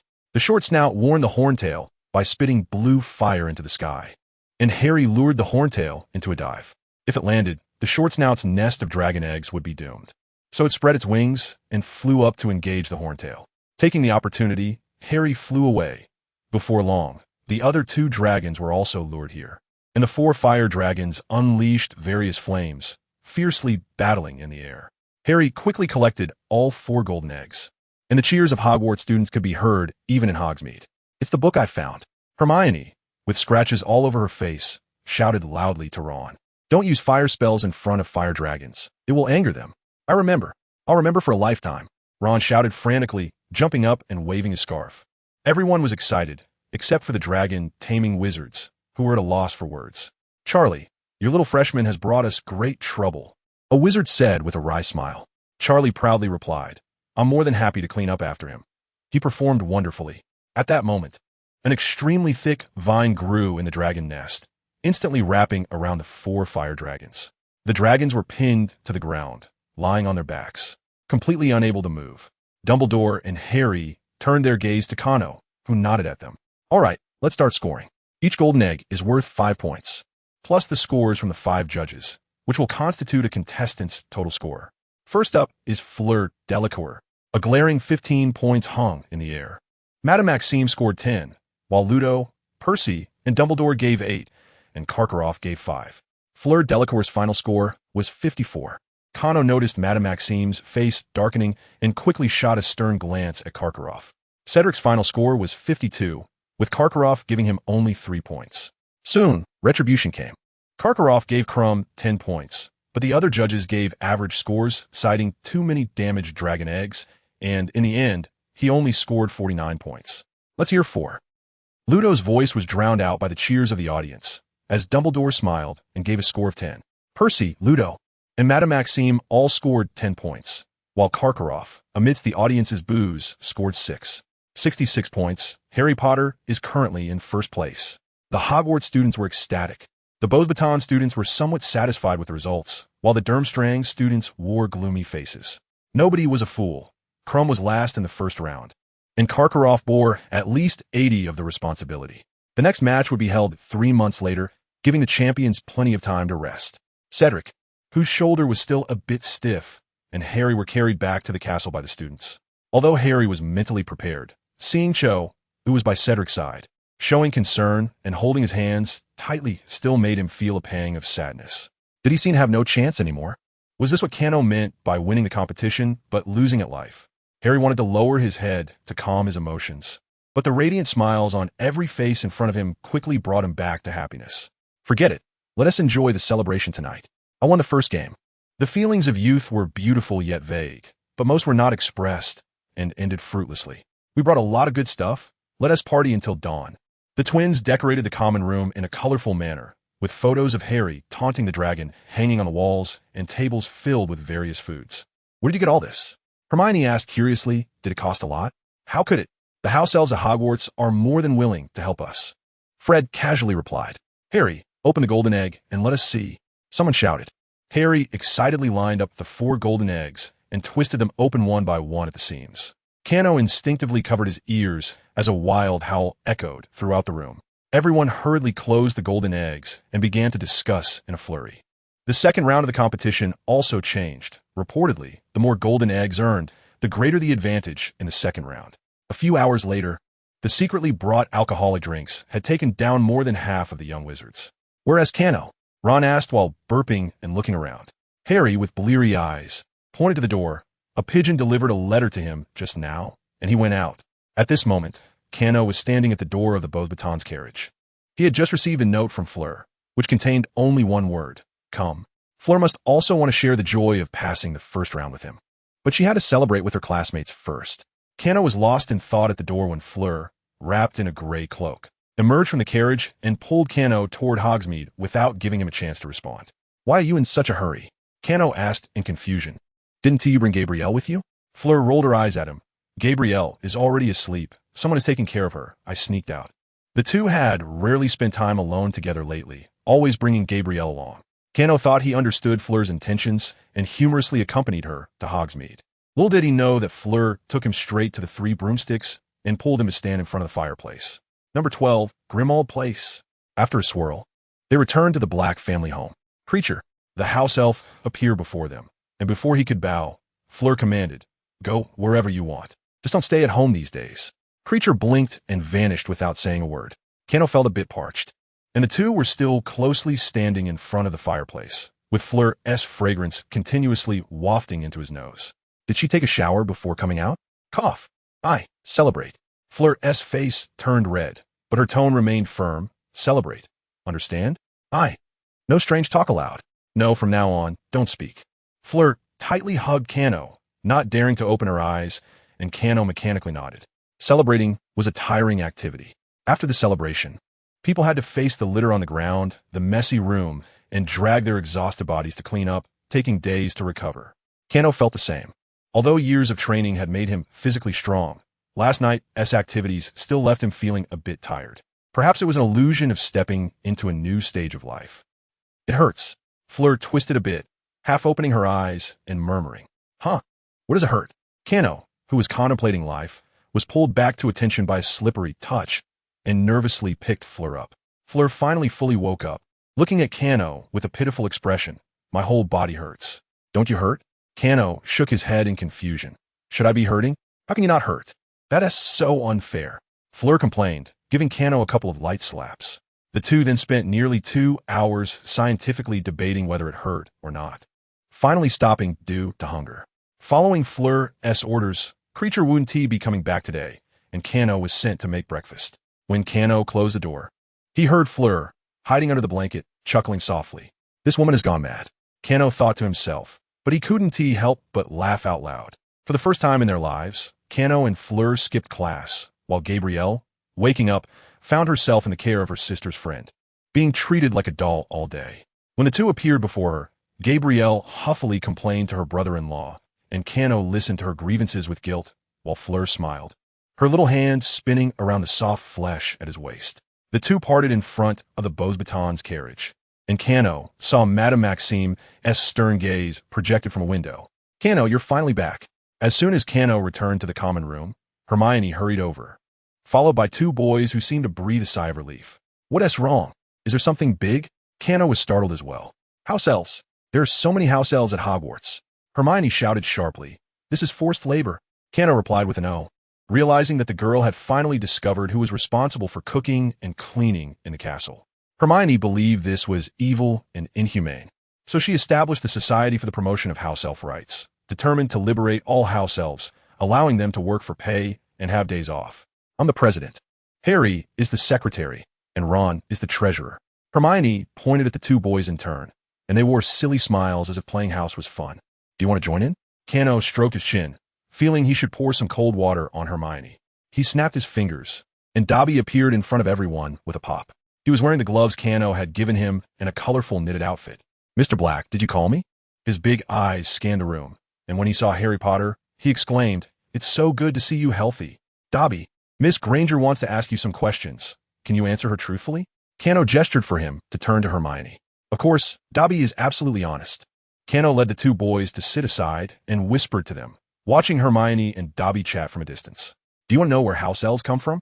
With this as an opening line, Cano began to recount the information he had received from Creature. House elves are not artificially created magical creatures, but a type of spirit that emerges from the house itself, and their instinct is to maintain the cleanliness of the house itself. Although house elves are divided into male and female, they do not have the ability to reproduce. When the previous house elf grows old and weak, the house will automatically give birth to the next house elf. Of course, this is conditional. The house must be spacious, luxurious, old, and most importantly, someone must live there for a long time, unconsciously radiating magic. No wonder we don't have a house elf at home. Ron scratched his head. Our house is too shabby. Is this the source of the house elves' character? Harry felt sorry for them. Yes, rather than saying it is servitude, it is more their instinct. House elves are inherently loyal to the family that provided the magic when they were born and compulsively tidy up the house, Kano said helplessly. Of course, some elves can transcend their instincts to a certain extent. The three boys looked at the dancing Dobby. He had been abused too harshly by the Malfoy family, ultimately developing a strong, rebellious mentality. In fact, the magical abilities of house elves are also profoundly related to their origins. Kano once asked Creature why. When he was able to apparate back from the cave for the first time, Regulus didn't just apparate him back when he wanted to find the cave again. Creature couldn't explain it clearly, only telling Kano that going home and leaving are different, combining Dobby's ability to apparate in the Malfoy Manor dungeon. As if in an uninhabited place, Kano developed a hypothesis.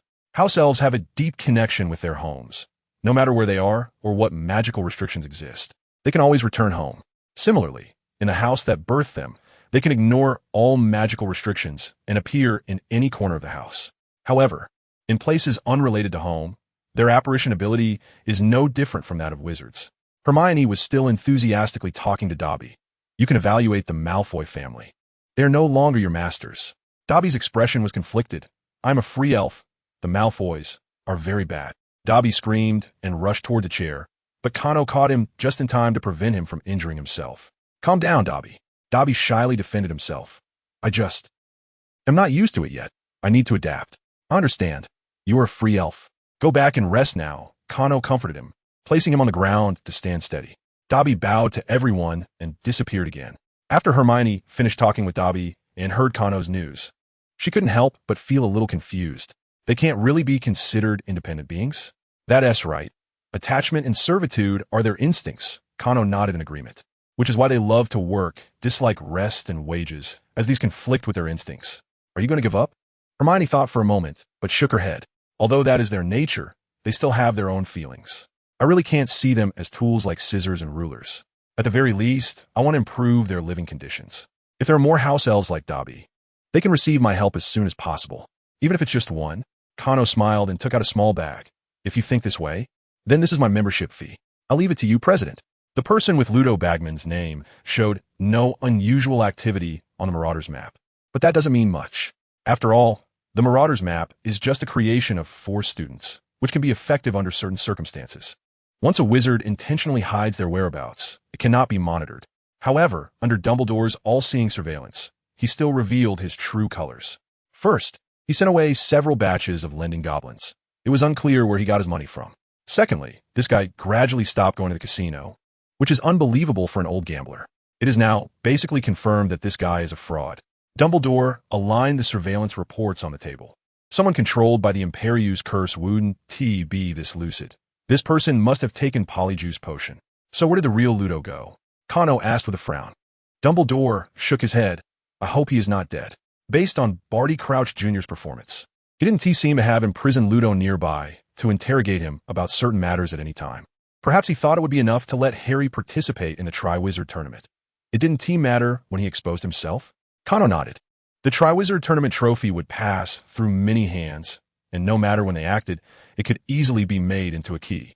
By the way, he recently also represented the Ministry of Magic to purchase several magical imaging collectors for the contestants to carry. Dumbledore tapped his forehead. Perhaps he wanted everyone to see the moment his master resurrected? Kano was a bit confused, and after Dumbledore's explanation, he understood that those things were magical portable cameras. That makes sense. As long as Voldemort is resurrected, they no longer need to hide. On the contrary, spreading fear and enhancing Voldemort's power is their best option. After pondering for a moment, Kano asked Dumbledore a question. Headmaster, do you think I could defeat Voldemort when he just resurrects? The headmaster's office fell silent. Recently, the students at school have been quite restless, and a sweet-sour atmosphere gradually spread, all because of the upcoming Christmas ball on Christmas Eve. You need a dance partner, Potter, Professor McGonagall said after the Transfiguration class ended, keeping Harry behind. A dance partner? But I don't know how to dance. Can I not participate? Harry said bluntly. His mind had been filled with the golden egg lately, listening to its magical sounds for at least 5 minutes a day, and he was not quite clear-headed. Of course not. Champions need to dance. It's a tradition, and everyone must respect it. Professor McGonagall said sternly, as if they were discussing an exam, urging him to find a dance partner early and practice dancing. The person Harry most wanted to invite was Cho Chang, but unfortunately, she and Cedric were now getting along very well. Hermione had conveyed the news that the two had already agreed to attend the ball together. Now Harry just wanted to resolve the golden egg issue as soon as possible. As for a dance partner, he would find one before the ball. However, he soon found things spiraling out of control. Ever since the heads of the various houses conveyed the news about the ball, everyone began to act openly, with girls continuously coming to invite Harry to be their dance partner. Not only students from other houses, but some girls even came from Beauxbatons and Durmstrang. However, Harry found that he still couldn't accept a girl he didn't know at all as his dance partner, and had to politely decline. I'm currently thinking about the golden egg. I hope you can understand. But after Harry rejected a few girls, their enthusiasm grew even stronger, as if conquering him was some sort of honor. With a week left until the ball, Harry was forced to hide in the library. No loud talking is allowed here. Although there are still girls looking at him with shining eyes, at least they won't come over to ask questions. He let out a low sigh and noticed that Victor Crumb across from him did the same. Kano was sitting next to him, reading a study on the power system of mythological times. He discreetly cast a spell that limited the voices of the two to a certain range. What's wrong, Harry? You look so flustered. Harry pouted. The girls all want to invite me to dance, but I don't know them. And I don't have the mind to think about that right now. Kano couldn't help but laugh out loud, and Harry shot him an angry glare. Although everyone knew about Kano's relationship with Fleur, there were still people who approached them wanting to invite either Kano or Fleur to the ball. Their responses were straightforward. Sorry, I have a fiancé. Harry, since you don't want to accept an unfamiliar girl as your dance partner, how about I recommend someone? Kano chuckled inwardly, maintaining a calm expression. Go ahead. Hermione, you didn't forget she's a girl too, did you? Crumb, sitting across, raised his thick eyebrows in surprise, and Harry looked at him in astonishment. Sorry, I overheard your conversation. It's fine. Kano waved his hand. He had said that for Crumb to hear. Crumb spoke in somewhat clumsy English. I already have a dance partner, but my female fans can't accept it, and right now. He glanced around nervously. They're trying to find out who my dance partner is, so please don't spread it. So, you invited Hermione? Harry asked in surprise. Ah, I did invite Hermione one, and she agreed.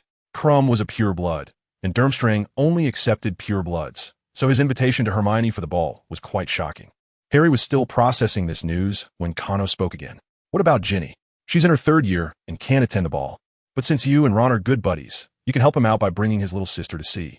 Harry tapped his forehead in frustration, and Kano continued. A lot of girls have already found partners. If you don't act soon, you might have to dance alone at the start.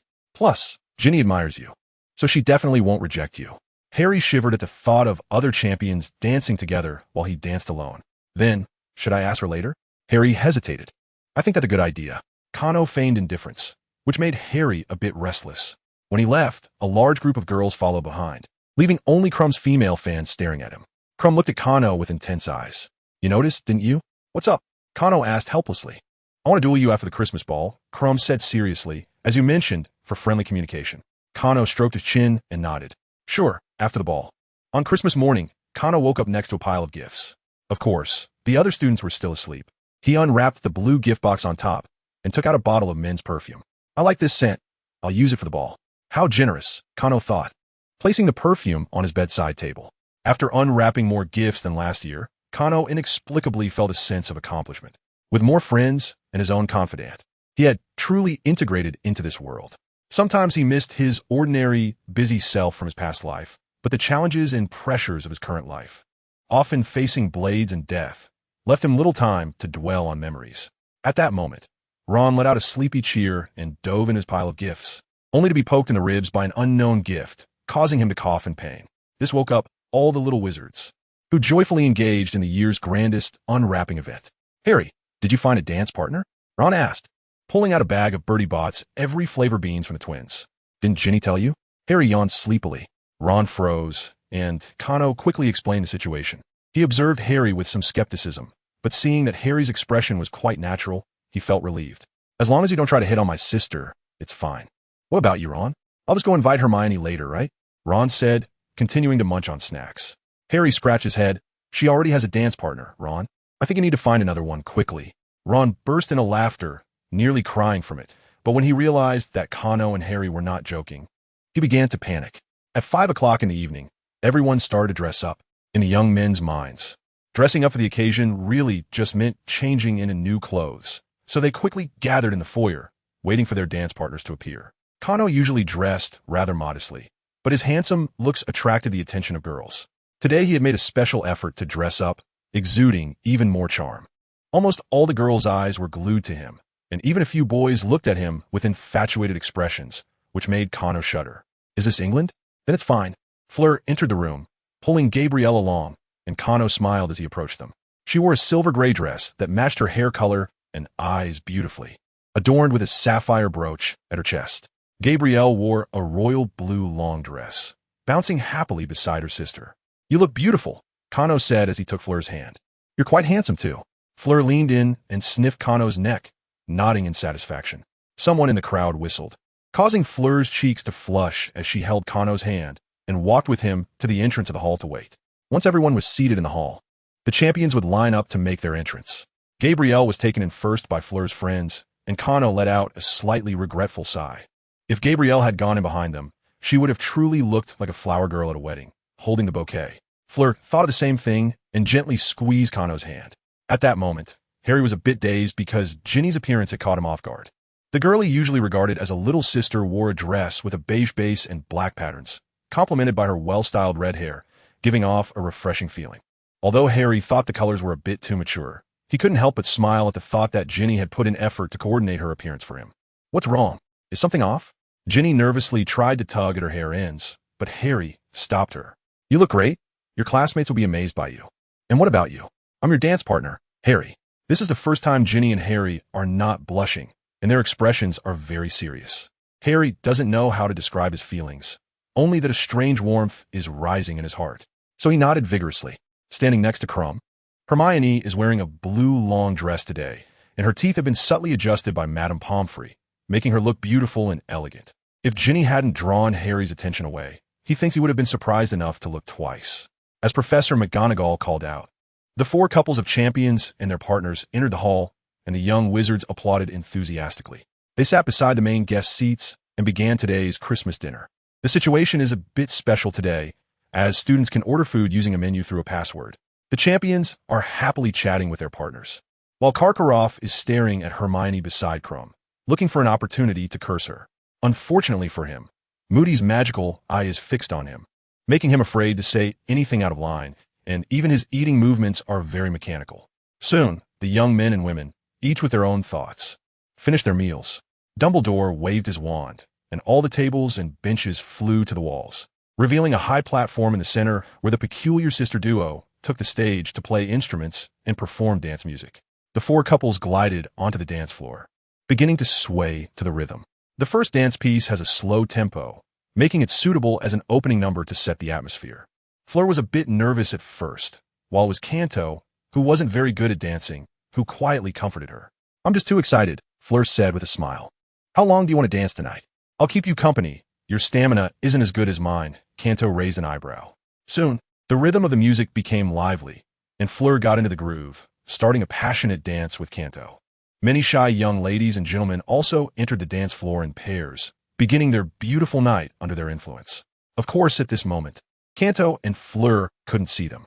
They felt as if the whole world was spinning, with only shining, dreamy light spots remaining. The only reality was the music in their ears and each other in their arms. At this moment, they were undoubtedly the center of the dance floor. In front of this pair of seemingly radiant young men and women, even the brilliant starlight on the magical ceiling paled in comparison. Until the end of the third piece of music, their poses froze simultaneously, and everyone spontaneously gave them a warm round of applause. Canto wrapped his arms around Fleur's waist, supporting her somewhat weak body, and bowed slightly to everyone. This is the most in-sync couple I've ever seen. Professor McGonagall couldn't help but wipe her eyes, remembering her late lover. Hagrid couldn't resist inviting Madame Maxime, and the large lady blushed, elegantly extending her hand. The usually serious professors were also caught up in the atmosphere stirred by the two, and one by one, they stepped down to show off their dancing skills. At this point, the two had already left the hall. Canto embraced Fleur and sat down on a bench by the rose bushes at the entrance. You must be exhausted, Canto said as he took off Fleur's silver high heels and began to massage her ankles and calves. Oof. It's still your fault for dragging me into endless dancing, Fleur complained without much force, and Canto replied with a grin. Was it me dragging you? Let's say that's how it is. Fleur's face turned crimson as she gave Canto's shoulder a few pats. The two sat in the beautiful rose garden for a while, and Fleur, a bit worried about Gabrielle, decided to go back to check on her. Canto had no objections. As they stood up, they saw Karkaroff anxiously walking into the depths of the path, followed closely by Snape. They can't be. Fleur covered her mouth with a strange smile. After all, this is England. I can guarantee they aren't. Canto laughed and denied it, leaning in a whisper to Fleur. Karkaroff used to be a Death Eater, and now he's panicking. Fleur nodded gently. Should we eavesdrop? No need. In this school, there's nothing that can escape Dumbledore's notice. The two slowly walked towards the castle and saw Hagrid and Madame Maxime along the way. Canto's instincts scanned the surroundings and soon spotted Rita Skeeter transformed into a beetle animagus. He waved his hand, creating a gust of wind that blew the transformed Rita into his palm. Ms. Rita Skeeter, it seems you're running a news story? Canto looked at the beetle in his hand with a cold smile. I believe Mr. Guffey and I have already agreed on what should and shouldn't be written. The beetle performed a human-like bowing gesture for mercy, and Fleur widened her eyes in surprise. Is it really that annoying reporter? That's right, this guy's a sharp knife. But if you're not careful, you'll cut yourself, Canto said while conjuring a jar with ventilation holes to trap the beetle inside. Rita wouldn't risk offending her editor by writing an article defaming Dumbledore or any faculty member at this time. But what if she published an article under a pseudonym in another newspaper? Or what if one day she compiled the dirt she had collected into a book? She has a history of doing so, publishing books right after the deaths of famous figures in the magical world, taking advantage of the fact that they can't rebut her claims, profiting from the dead. Canto didn't intend to trust her integrity, but he also had no plans to silence her permanently. He simply left a bit of magic within Rita, preventing her from returning to human form for a day. Rita, I know you've managed to survive until now. At least your eyesight must be good. Canto shook the jar. I'll keep you for a day as a small punishment. If you offend again, I won't do anything to you. But I guarantee that no newspaper will dare to publish what you write in the future. The beetle in the jar truly trembled this time. She didn't dare doubt Canto's power. Her entire life is built on rumors and gossip. And if no one buys her stories in the future, she wouldn't know how to survive. Canto summoned an owl and handed it the jar and a note detailing the events. Take this to the editor's office of the Daily Prophet. The two slowly walked back to the castle. At this moment, Karkaroff and Snape stood in a corner of the garden, and Karkaroff nervously spoke up. Severus, had your mark changed recently? Snape remained expressionless. I don't know what you're talking about, Igor. Come on, you know everything. My mark has turned black, and it sometimes burns. Is it the Dark Lord is coming back? Karkaroff asked, staring at Snape, the tips of his goat-like beard subtly trembling. Snape looked at the panicking Karkaroff, and an inexplicable sense of pleasure surged in his heart. In his mind, all these Death Eaters should die painfully in fear, including himself. Have you heard about the Wormtail incident? I don't know if he is one of us, nor do I know the specifics of his escape. Karkaroff replied in horror. Did the Dark Lord make a move? Snape slowly nodded, and Karkaroff slumped down as if all his bones had been drained of strength. Supported by Snape, you can still live. Perhaps the Dark Lord will need manpower when he returns. It's impossible, it's impossible. Karkaroff was almost convulsing. I betrayed so many people. Even if the Dark Lord doesn't kill me, once those loyalists from Azkaban come out, I'll want be able to live. I can help you explain. Snape revealed a stiff smile. As long as the Dark Lord contacts you, you come to tell me. Karkaroff jumped back as if electrocuted. Are you still working for him? Have you been lurking at Hogwarts? Are you executing the Dark Lord's orders? No. If you were still loyal to the Dark Lord, he would definitely contact you first. Not me, someone who has betrayed him. You're already Dumbledore's man now, right? Snape shook his head expressionlessly. You're really seeking death. Years ago, at the Dark Lord's command, I took a teaching position and lurked beside Dumbledore. After he suddenly fell from power, I could only continue to carry out his last orders. Now the Dark Lord doubts my loyalty and doesn't want to contact me directly, and I desperately want to communicate with him and return to his side. Otherwise, do you think I would keep you, this shameful traitor, and promise to plead for you? Karkaroff looked at Snape with half-belief. Are you telling the truth? I don't understand what you're saying. Snape immediately returned to his cold demeanor. I haven't said anything nor made any promises. If you're really afraid, just run. Maybe you could try to break the record for the longest survival of a defector. Let me think, it's probably a month and 3 days? No, please help me. Severus. At this point, Karkaroff seemed to have confirmed something, directly kneeling before Snape, tugging at his robe, and continuously pleading. Done. Snape thought to himself. There were currently 3 active Death Eaters. Karkaroff, disguised as Ludo Bagman's Little Crouch, who had actually betrayed Voldemort, and the insider Snape. Little Crouch's disguised identity prevented him from staying at Hogwarts for long, and there were people monitoring him. Karkaroff was on campus, and if he were to turn back to Voldemort, it would bring endless trouble, so he had to be monitored. Now, under Dumbledore's instructions, Snape had frightened Karkaroff by pulling the Dark Lord's tiger skin. Did Karkaroff really believe in Snape's loyalty to Voldemort? About 70%. But as Snape reminded him, without pleading, it was a dead end. He could only gamble on how much faith Snape had with Voldemort. As long as Voldemort contacted Karkaroff, Snape would know, and Dumbledore's side would immediately raise their guard. Snape nodded slightly, drew his wand, and began to drive away the students misbehaving in the flower beds. Seeing this, Karkaroff also tidied himself up and returned to the castle, forcing himself to continue chatting and laughing with a few headmasters. After the Christmas ball, many couples emerged at Hogwarts. Harry had a great time with Ginny that night, and for the first time, he realized that she was not just Ron's sister, but also a pretty girl. Although the atmosphere was great at the time, Ron's cold gaze eventually brought him back to reality. However, this might have been Harry's illusion. That night, Ron and Hermione had a quarrel, and he looked at everyone with that same expression.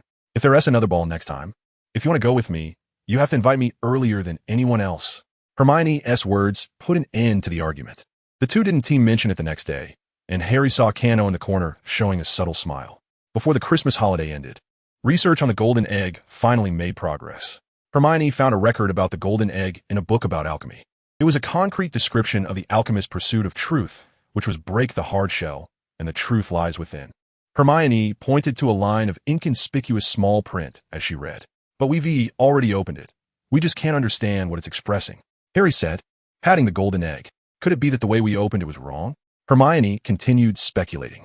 You've always pried it open along the seam. Maybe there's a way to make it open automatically? Harry scratched his head. Do I need to treat it like a real egg and hold it to incubate it? Ron immediately pictured Harry with the golden egg hanging on his chest 24 hours a day and quickly shook his head. No way. That would be too troublesome. How about we boil the golden egg in water? When Hagrid incubated Norbert, he roasted the egg in the fire. Why don't we try that? Harry also recalled the real dragon egg he had seen in his first year. Hermione picked up the book. I suggest soaking it in mercury. After all, alchemy is about using mercury and lead to make gold, so it might yield results.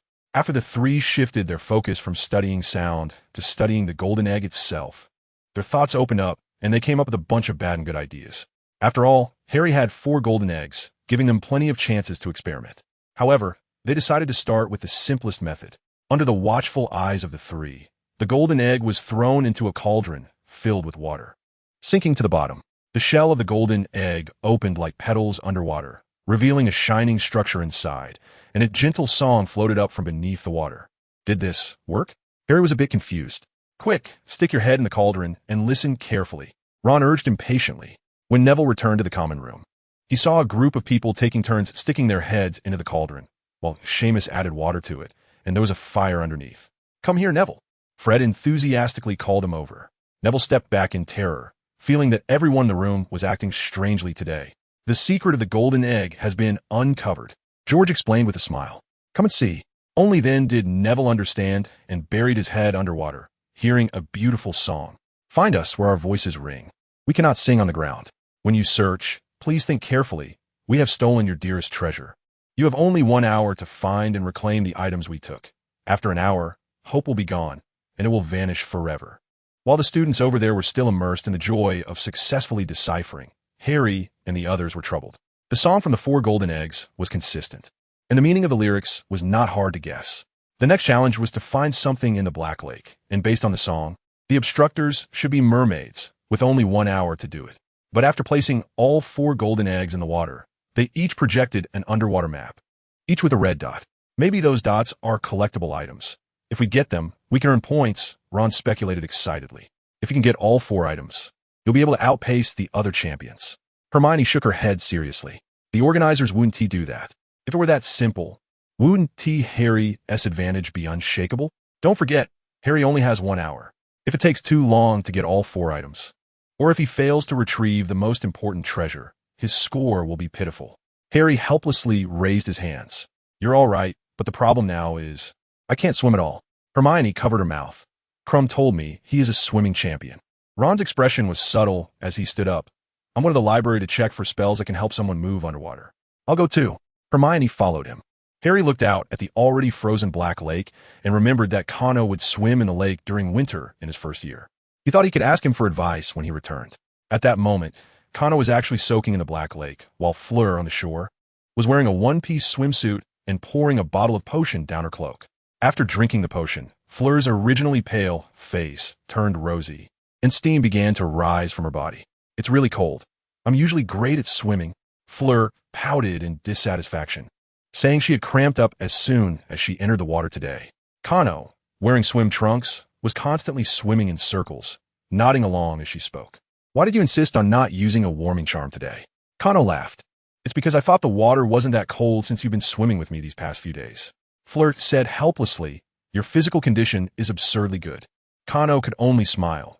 Not only was his physical condition strong, but his tolerance for extreme environments was also strangely increasing. Now, soaking in the cold lake water felt just like taking a bath, and he could easily fall asleep at any moment. The last time he tried to use no magical protection and reached into the fireplace, he didn't feel a bit of heat, let alone get hurt. He didn't know what the situation was with the other druids, but he felt these changes were quite abnormal. A figure in a blood-red robe approached from a distance, causing the two to stop their banter and look at this unexpected guest. Victor Krum was clearly not here for winter swimming. He was dressed formally and walked straight to the lake, looking at Kano, who was soaking in the water. Mr. Black, I think it's time to fulfill our agreement today. All right, I'm ready at any time. Kano pushed off the ground and shot up from the lake, the water on him evaporating with magic. Fleur had heard Kano mention the duel agreement and stood to the side, tightening her cloak. She looked at Kano with some worry, and he returned her a reassuring glance. Kano put on his robes and took out his wand. The two stood facing each other, with Fleur announcing the duel. Krum said, let's have Miss Delacour announce it. Fleur nodded. Friendly competition, no pursuit. The duel begins. Krum's wand shot out a red light, and he directly omitted the incantation, demonstrating his superb, silent spellcasting ability. Kano waved his wand as if wielding a sword, sending a silver light to deflect a swift, stunning spell. Immediately, a stream of water was pulled from the Black Lake by Kano. Part of it coalesced into a shield in front of him, while the other part formed water arrows shooting towards Krum. Krum rolled to the side to dodge, then raised a dirt wall to block Kano's continuous attacks. I'm going to use dark magic, he shouted from behind the earth wall. Go ahead. Kano leisurely continued to suppress him with water arrows. Krum's wand let out a loud bang like a gunshot, and several black spells with strong penetrating power flew toward the non-lethal parts of Kano's body. After deflecting 2 or 3 spells, the water shield was pierced, but Kano easily dodged the remaining spells. However, the black spells that missed disintegrated in the air, landing on the ground and igniting, surrounding Kano in a ring of fire. Kano stomped his foot, and the ground rolled up, pressing the flames underground. Not bad, cursed flames. He even had the leisure to comment. Taking advantage of the gap in Krum's attack, Kano waved his wand to summon a whirlwind, wrapping Krum inside it. Krum felt like his skin was going to be torn apart by the knife-like winds and quickly enveloped himself in magic, barely escaping the range of the tornado's attack.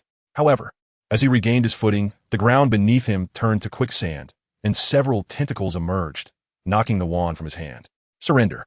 Not yet. Krum used his only functioning hand to take out a glass bottle filled with a silvery potion, with an eye floating inside. After a brief incantation, the eye in the bottle shot out a gray beam of light, ignoring Kano's physical defenses and heading straight for him. Kano pushed off the ground and continually changed positions, but the beam of light followed him, constantly changing direction. Krum took the opportunity to try to retrieve his wand from the mud. The power of this beam was very weak. Even if it hit Kano, it wouldn't matter. But it gave Kano a strange sense of familiarity, which piqued his curiosity. He no longer bothered to dodge and activated his night attribute. The gray ray hit his silvery palm and vanished. Kano stood still, savoring the power within. Fleur, seeing Kano get hit, immediately raised her wand at Krum. Don't rush. Krum quickly gestured to Fleur, saying that this curse would only temporarily immobilize someone and wouldn't pose any life-threatening danger. Oh, does this curse leave someone unable to move? Crumb looked at Kano in disbelief as he shook his hand and casually walked up to pull him out of the now dry mud. How can you still move? Crumb stared at him in surprise. Are you stronger in magic than an average adult wizard? My physical condition is pretty good. General curses don't work on me. Kano smiled. This is quite interesting. Would you mind sharing what it is? Crumb sighed. It's not really a secret. It's one of the dark magic spells recorded at Durmstrang. You soak an eye in a special potion, then recite the incantation to unleash a binding curse that ignores defenses. The stronger the caster's magic, the shorter the binding time. This eye is a school stock. If the caster uses a cruel method to take the eye from a living person, the binding effect of the curse is enhanced, and it might even directly cause death. Crumb brushed the dirt off himself and bowed slightly to Kano. I lost. This was my trump card. But I didn't expect that, even using it, I couldn't even secure a tie. Kano waved his hand dismissively. It's a friendly exchange. No need to be so humble. Would you mind taking us to visit the Durmstrang ship? Your dark magic system seems quite interesting. Crumb's earlier explanation of the curse reminded Kano of the death eye of Balor, the leader of the sea giants in Celtic mythology. Legend has it that this eye was enormous, requiring several people to lift its eyelid, and it could shoot cursed rays that would instantly kill anyone, whether human or god. Perhaps Durmstrang also has remnants of Celtic magical spells? Or is this magic itself a product of imitation? Crumb was momentarily stunned. Is this considered a bet I lost? You can consider it a friendly exchange. I think we could be said to have met without hostility. Kano smiled and extended his hand. Crumb also smiled, shook Kano's hand, and nodded seriously. I will do my best to persuade our headmaster. Kano and Crumb agreed to visit the ship of Durmstrang after the second task, and then left the lakeside with Fleur. Just before leaving, Kano saw Crumb jump into the Black Lake, starting to practice winter swimming. So he must have solved the golden egg riddle. When Kano returned to the common room, it was already evening. In front of Harry was a basin, and Ron was timing him with a pocket watch. Every time Harry plunged his head into the water, he would come up within 10 seconds. Come on, this won't work. Are you afraid of water? Ron tossed the pocket watch aside. At this rate, we'll have to find a spell for walking on water. Harry shook his head. I don't know what's wrong, but every time my head goes underwater, I feel anxious. Kano had a guess. Harry had lived in the cupboard under the stairs when he was younger and was often locked up, so he might not be afraid of water, but rather of the dark, confined space. It seems you guys have solved the riddle. Kano sat down beside them. This isn't a good way to practice swimming. I suggest you go straight to the Black Lake. Plus, the temperature isn't right. Kano snapped his fingers, and wind and water gathered in his hands, producing ice balls of various sizes that fell into the basin. Harry and Ron stared at the basin of ice water, speechless. If I freeze to death in the Black Lake, it will surely be recorded in the school history and laughed at by future students for hundreds of years. Harry said despairingly, Don't worry. Most students won't read that history book. There hasn't been a Hermione type for over a decade, Ron muttered. At that moment, Neville burst in excitedly. Harry, I found it. Harry thought Neville had found something he had lost again, but Neville handed him a book. Ever since I heard you were going into the water, I vaguely remembered a good thing. Neville opened the page with a bookmark. I thought about it all day before I remembered which book it was in. Kano glanced over and saw it was a record of gillyweed. I raise a glass to your memory, Neville, Harry exclaimed, jumping up, while Neville shyly scratched his head. Wait, I've lost my lethifold. Help me find it first. The group erupted into laughter. 3 days before the second task, the gillyweed Harry ordered finally arrived. It looked like a bunch of slimy, gray-green mouse tails, which was quite unappetizing. But many potion ingredients are worse than this. Wizards still have to pinch their noses to swallow them, right? Harry had a small mental struggle with the gillyweed, closed his eyes, shoved it into his mouth, chewed it up forcefully and swallowed it. Neville and the others watched as his hands and feet sprouted webbing, and 2 sets of gills appeared on his neck. Harry then jumped into the water and stayed underwater for over 2 hours before surfacing. How is it? Neville asked anxiously. Any breathing difficulties?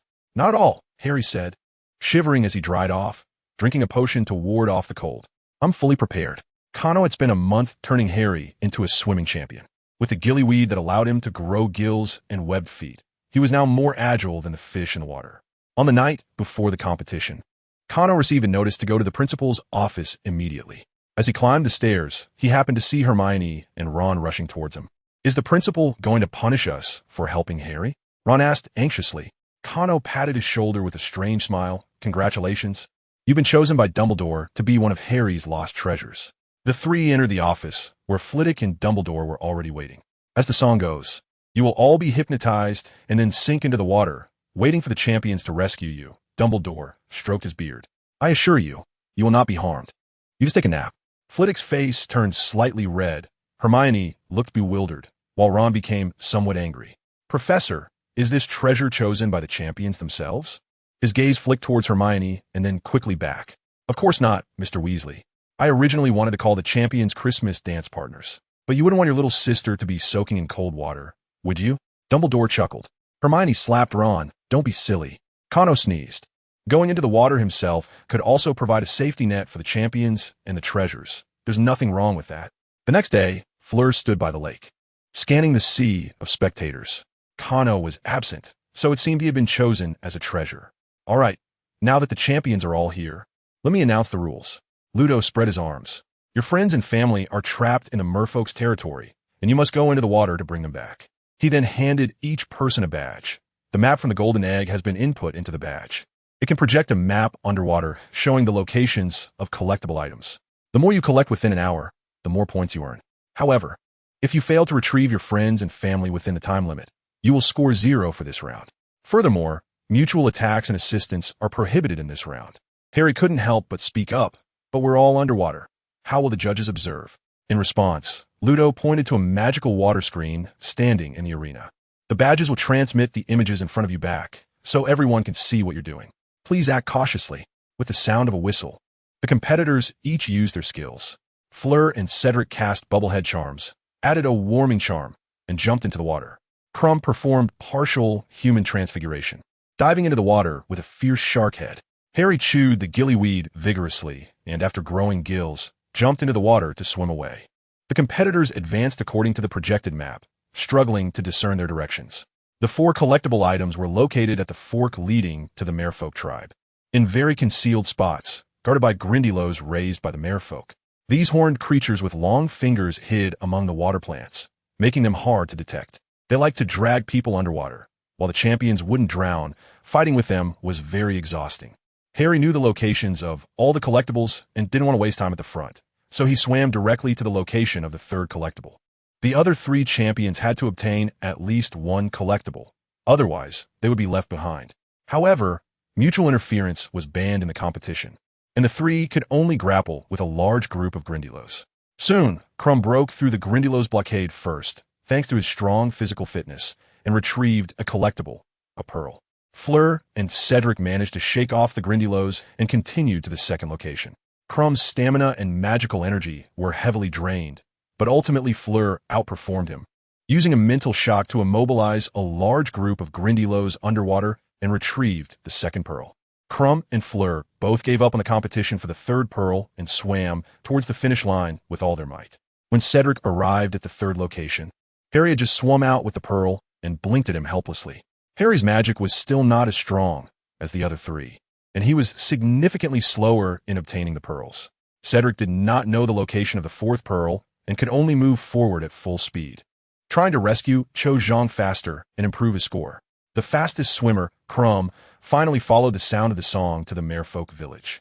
These merfolk, who lived in cold waters, were a subspecies called Selkie, with yellow eyes and dark green hair, in stark contrast to their relatives living in warm waters.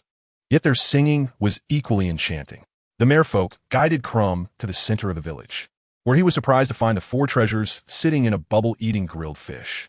The merfolk leader, Marcus, leaned into the bubble, shaking his head as he ate the grilled cod that Kano had handed him, chatting with him in a chattering merfolk language. This bizarre scene was projected onto the water screen by the badge, causing the audience on the shore to burst into laughter. Even the stern Madame Maxime couldn't help but smile slightly. Oh, Krum is the first to finish the competition, and Delacour is the 2nd, Ludo said, stretching his neck to look at the water surface. The 3rd is Diggory, and the 4th is Potter. They all completed the competition within an hour. At this point, Kano had already swum to the shore with a somewhat exhausted Fleur, and Madame Pomfrey immediately gave them a potion to ward off the cold. I tried my best, Fleur said listlessly. This round required too much muscle. It's okay, there's still the 3rd round. Kano comforted her with a smile.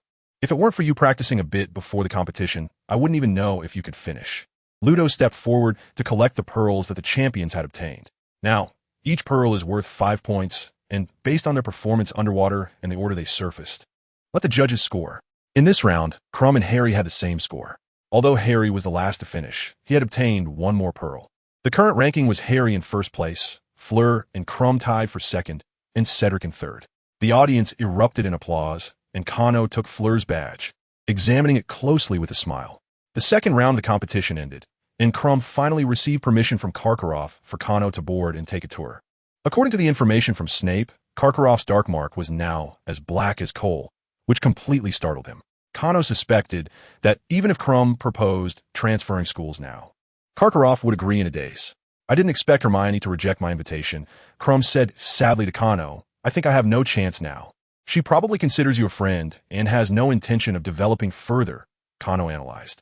You might like that glamorous girl from a ball, but Hermione thinks of herself as that messy-haired girl carrying a heavy backpack. In fact, Hermione had never liked Crumb. Rather, Ron's jealous behavior at the ball gave her a bit of inexplicable delight. Poor Crumb, unexpectedly eliminated. Crumb sighed and guided Kano onto the plank set up on the shore.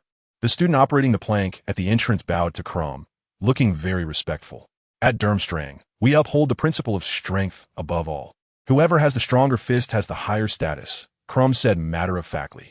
The specific method of judgment is through dueling, and rankings within the same grade are conducted every 6 months through duels. Kano nodded in understanding. No wonder Crumb wanted to duel him right away. It seemed to be their tradition to make friends through martial arts. Many people say our school is very barbaric, but in fact, our school rules are particularly strict. Once violated, punishments range from detention to the Cruciatus Curse. We have everything. For instance, private dueling is strictly prohibited at school. You must apply to a professor and have them serve as a referee. There were incidents in the past, right? Crumb nodded. For a time, the school encouraged private dueling, and the whole school became a giant arena. As a result, the number of abnormal deaths among students that year reached 30% of the total number. Local wizarding families would rather have their children study at home than send them to Durmstrang. In the end, it was the International Confederation of Wizards that intervened, which finally put an end to this bloody farce. The two crossed the foyer and entered the hall. Several students were chatting there, exchanging tips on dueling. Upon seeing Kano enter, they immediately recognized him as the one who had dueled with the Beauxbatons students before the champion selection. Some are eager to challenge him again for a friendly duel. Crumb shot a glare at a few of them. He defeated me head-on 2 days ago. You guys should go practice a bit more. A few students' mouths dropped open, and their eager faces were immediately filled with surprise and curiosity. Blake, come this way. Crumb didn't want to explain to everyone. He led Kano toward the school history museum.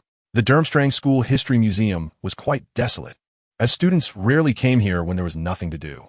Durmstrang had existed since the Middle Ages, founded by the great Bulgarian witch Nerida Vakanova, who served as the first headmistress.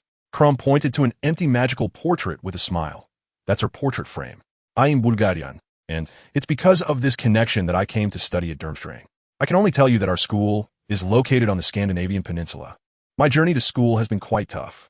Just like Hogwarts, the location of Durmstrang is kept secret and cannot be shown on maps. Crumb continued to walk with Kano while introducing various aspects, and finally arrived at the main event of the day. Our school emphasizes dueling magic and is more tolerant of dark magic. Crumb took out a small booklet. This was a portion of the dark magic that students were allowed to learn. Let me introduce it to you. This truly opened Kano's eyes. Durmstrang had a complete system of curse magic. This series of curses were created by imitating myths and legends, characterized by their powerful effects and quick activation, representing the hard work of many generations. Most of them could only be learned and passed down by professors, while students could only access a few, including the eye curse that Crumb used. You have really developed a unique magical system, Kano marveled. Just looking at the general effects of these spells shows how much effort you've put in. In harsh living environments, even wizards have to fight for their lives, Crumb remarked. Although we no longer need to fight daily against malicious creatures, this style is something we can't change. The tour ends here. Let's go have lunch. Let me treat you to Durmstrang's specialty. Soon, Kano would know what the so-called Durmstrang specialty was. This is snake meat? That's right. This is snake that our school caught ourselves, Crumb said with a smile. You should know about the snake charm, right? Kano scratched his head. He had indeed heard of it. When researching basilisk information before, someone had proposed a hypothesis. Would feeding a basilisk with a snake charm speed up its growth? Later, Kano discovered through investigation that the so-called Inshi Quan, snake-attracting spring, was a growth agent that was only useful for snakes. Its annual yield was considerable, but its effects were too singular, so it couldn't be considered a precious item. Quan was produced by Durmstrang, which was an open secret in the wizarding world. Anyone who inquired could easily find out. Crumb casually mentioned that the spring water was located at the back of the school mountain, always attracting a large number of various snakes and causing them to grow quickly and fat. The school couldn't get rid of them, so they had no choice but to sell the water while letting the students eat their fill. Over time, it became like this. Kano took a couple of bites of snake meat and found it very delicious, laughing. If the Slytherin students knew how well you eat snakes, they might collapse. Crumb laughed heartily. It's better not to let them know. Before leaving, Crumb gave Kano a small bottle of Quan as a souvenir. He mentioned that he had brought quite a lot out, but for some reason, there wasn't much left now, so he hoped there were no hard feelings. How could that be? Kano accepted the small bottle, smiling as he shook hands with him. Crumb said earnestly, when I graduate, we should have a chance to have another match. Kano nodded. I will definitely accompany you then. At that moment, Karkaroff hurriedly approached the ship, covering his arm, and when he saw Kano standing on the shore in his Hogwarts robes, he immediately wanted to scold him loudly. But upon seeing Crumb, he remembered that Kano was there to visit. He stiffly nodded at Crumb and directly boarded the ship. Kano scanned the surroundings and noticed Snape standing in the shadow by the lake. Could it be that Voldemort had contacted Karkaroff? Karkaroff looked terrified in the forest as he faced Snape, saying that he was about to return and needed him to serve. Isn't that good? You don't even need me to plead for you. Snape raised an eyebrow, trying to fulfill Voldemort's demands to redeem himself. But that is suicide. Karkaroff exclaimed in terror. If I really do that, I will die in a very ugly way. He let me. Snape seemed indifferent, but his ears perked up. Karkaroff, however, did not continue, instead rambling on about his fear. It can't be that he wants you to kill Dumbledore, right? Snape had to risk asking. This task shouldn't be assigned to you. I would be the easiest to succeed. Karkaroff shook his head. It's not about killing, but I'm definitely doomed. Seeing him so scared, Snape chose not to speak, knowing he wouldn't get any answers today. Voldemort still hadn't contacted him, and Snape began to doubt whether he could regain the other's trust. He couldn't take any more risks. He needed to stabilize his position now. Karkaroff left first, and Snape, standing in the shadows, took a distant glance at Kano by the lakeshore. He pointed his wand at his temple, extracting a strand of silver fluff into a bottle and throwing it under a tree. After parting with Crumb, Kano slipped into the woods and picked up the small bottle. Recently, Snape had almost stopped visiting Dumbledore to avoid Voldemort's suspicions, only using this method to convey information. After all, for Voldemort, even a hint of suspicion was enough for him to strike. After Dumbledore finished watching this memory, he lifted his face from the pensieve and looked at Kano across from him. Voldemort is starting to take action. As expected, Karkaroff's side needed tighter surveillance. Kano stroked his chin, probing, Headmaster, you wouldn't have spies on Durmstrang's ship too, would you? Dumbledore shook his head. How could that be? Kano sighed regretfully and then heard Dumbledore speak again. The person willing to provide me with information is not accompanying this time. Starting today, Moody will be reawakened.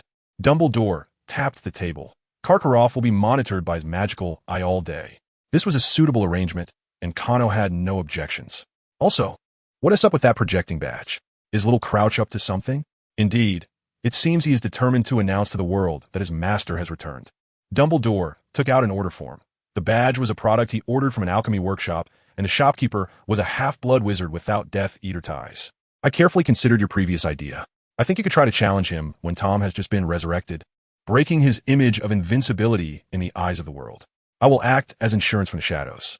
Kano laughed. Anyway, I don't get to show my hand much in front of the world. The last time I really showcased my strength was against the Dementors.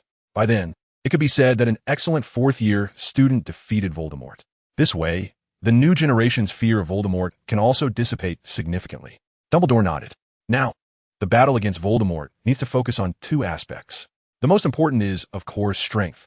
Although Dumbledore is old, he can still hold his ground against Voldemort, who has not yet fully regained his strength. The second point is publicity. Voldemort's power is related to fear. We must find a way to make more people no longer fear him, which can slow down his acquisition of power. Once we find a way to bring him down from his position and drain his power, Voldemort's end will come. A month before the competition, the four champions were summoned to the Quidditch pitch. Harry and Cedric could hardly recognize the place. The bushes towering over 10 meters blocked out the sun, giving a dizzying feeling when looking up. This was the final stage, the maze. Ludo emerged from the bushes, his robe covered in dew and leaves. In a month, these will grow to dozens of meters high, with a total of 5 layers. Ludo introduced. The champions ranked 3rd and 4th will start climbing from the first layer. The second-ranked champion will be on the second layer, and the first-ranked champion will be on the third layer.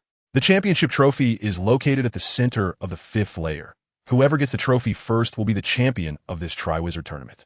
Hagrid also popped out of the bushes. I've set up some magical creatures inside as obstacles for your progress. Harry felt a bitterness in his mouth. Can I ask what exactly they are? Hagrid chuckled. I can't say, but I promise you, they are all very cute. The 4 present had spent nearly a whole school year at Hogwarts. They knew Hagrid's nature well.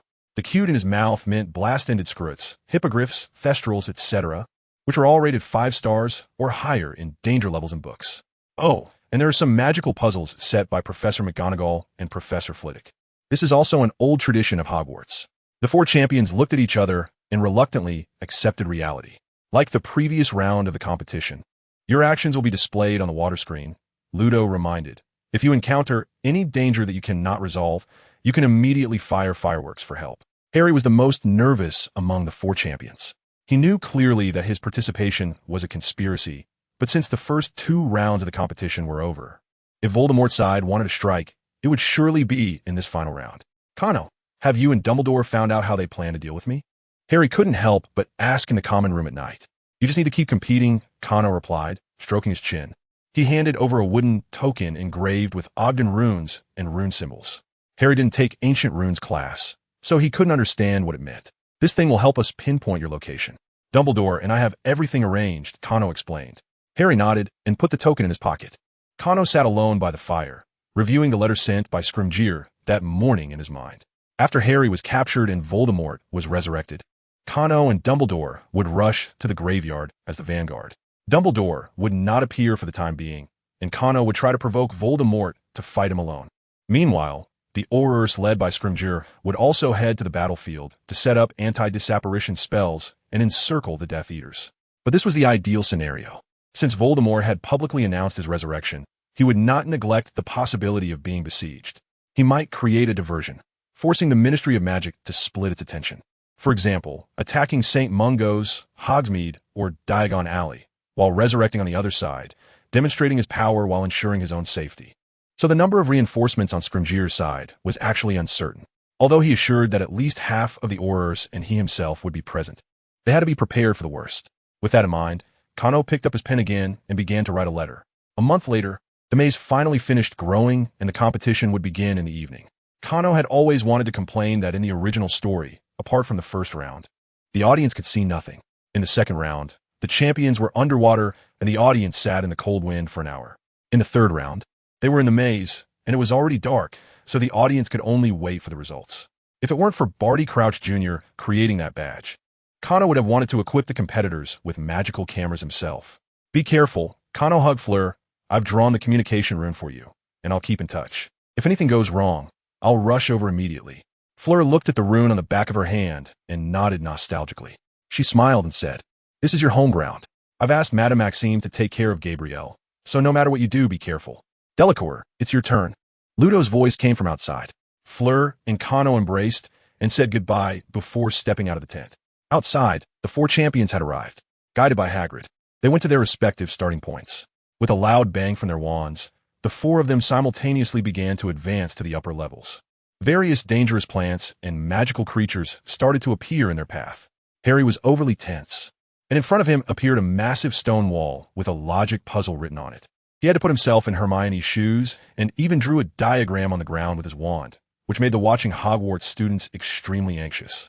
Fleur encountered an acromantula, which Hagrid seemed to have a fondness for. But fortunately, according to the Ministry of Magic's regulations, Hagrid had to get rid of it after this competition.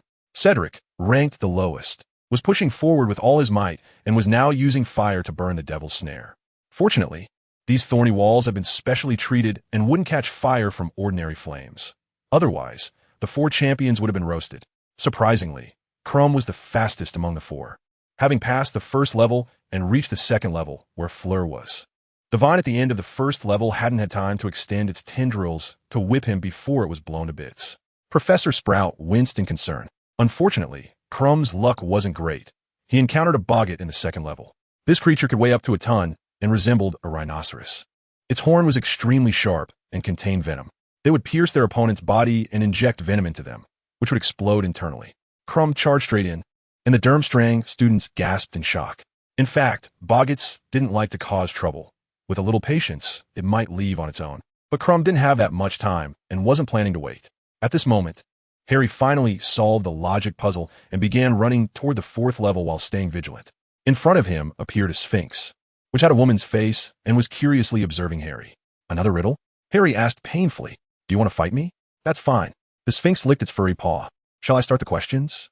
Fleur and Crumb arrived at the 3rd level one after the other, each advancing down different paths and encountering walls with logic puzzles. Fleur was still thinking, while Crumb swung his wand vigorously, and a black mist spewed from his wand, corroding the hard wall with a sizzling sound. The Hogwarts and Beauxbatons students erupted in an uproar. This was clearly dark magic. Karkaroff, who had been restless, couldn't help but smile at that moment. Using unreasonable dark magic, Crumb kicked open the now crispy wall and advanced through the 3rd level. Kano breathed a sigh of relief. He had been observing Crumb's demeanor and felt he wasn't under the Imperius curse. Now, he was sprinting, at least posing no threat to Fleur, who was still diligently working on her puzzles. At that moment, the audience gasped. Cedric encountered a chimera in the 2nd level. This monster, with a lion's head, a goat's body, and a dragon's tail, was extremely agile, far surpassing the Acromantula in strength. However, both were rated at 5 stars in danger, and it was hard to say anything when placed in this level. Having been badly affected by the magical creature grading, Cedric quickly sustained injuries, and the Diggory couple nearly fainted in the stands. Finally, after a fierce struggle, Cedric emerged victorious. However, he was also battered and bleeding, unable to move forward. Professor Sprout immediately rushed into the maze to rescue her prize student and took him to the hospital wing for treatment. At least it was better than dying inexplicably.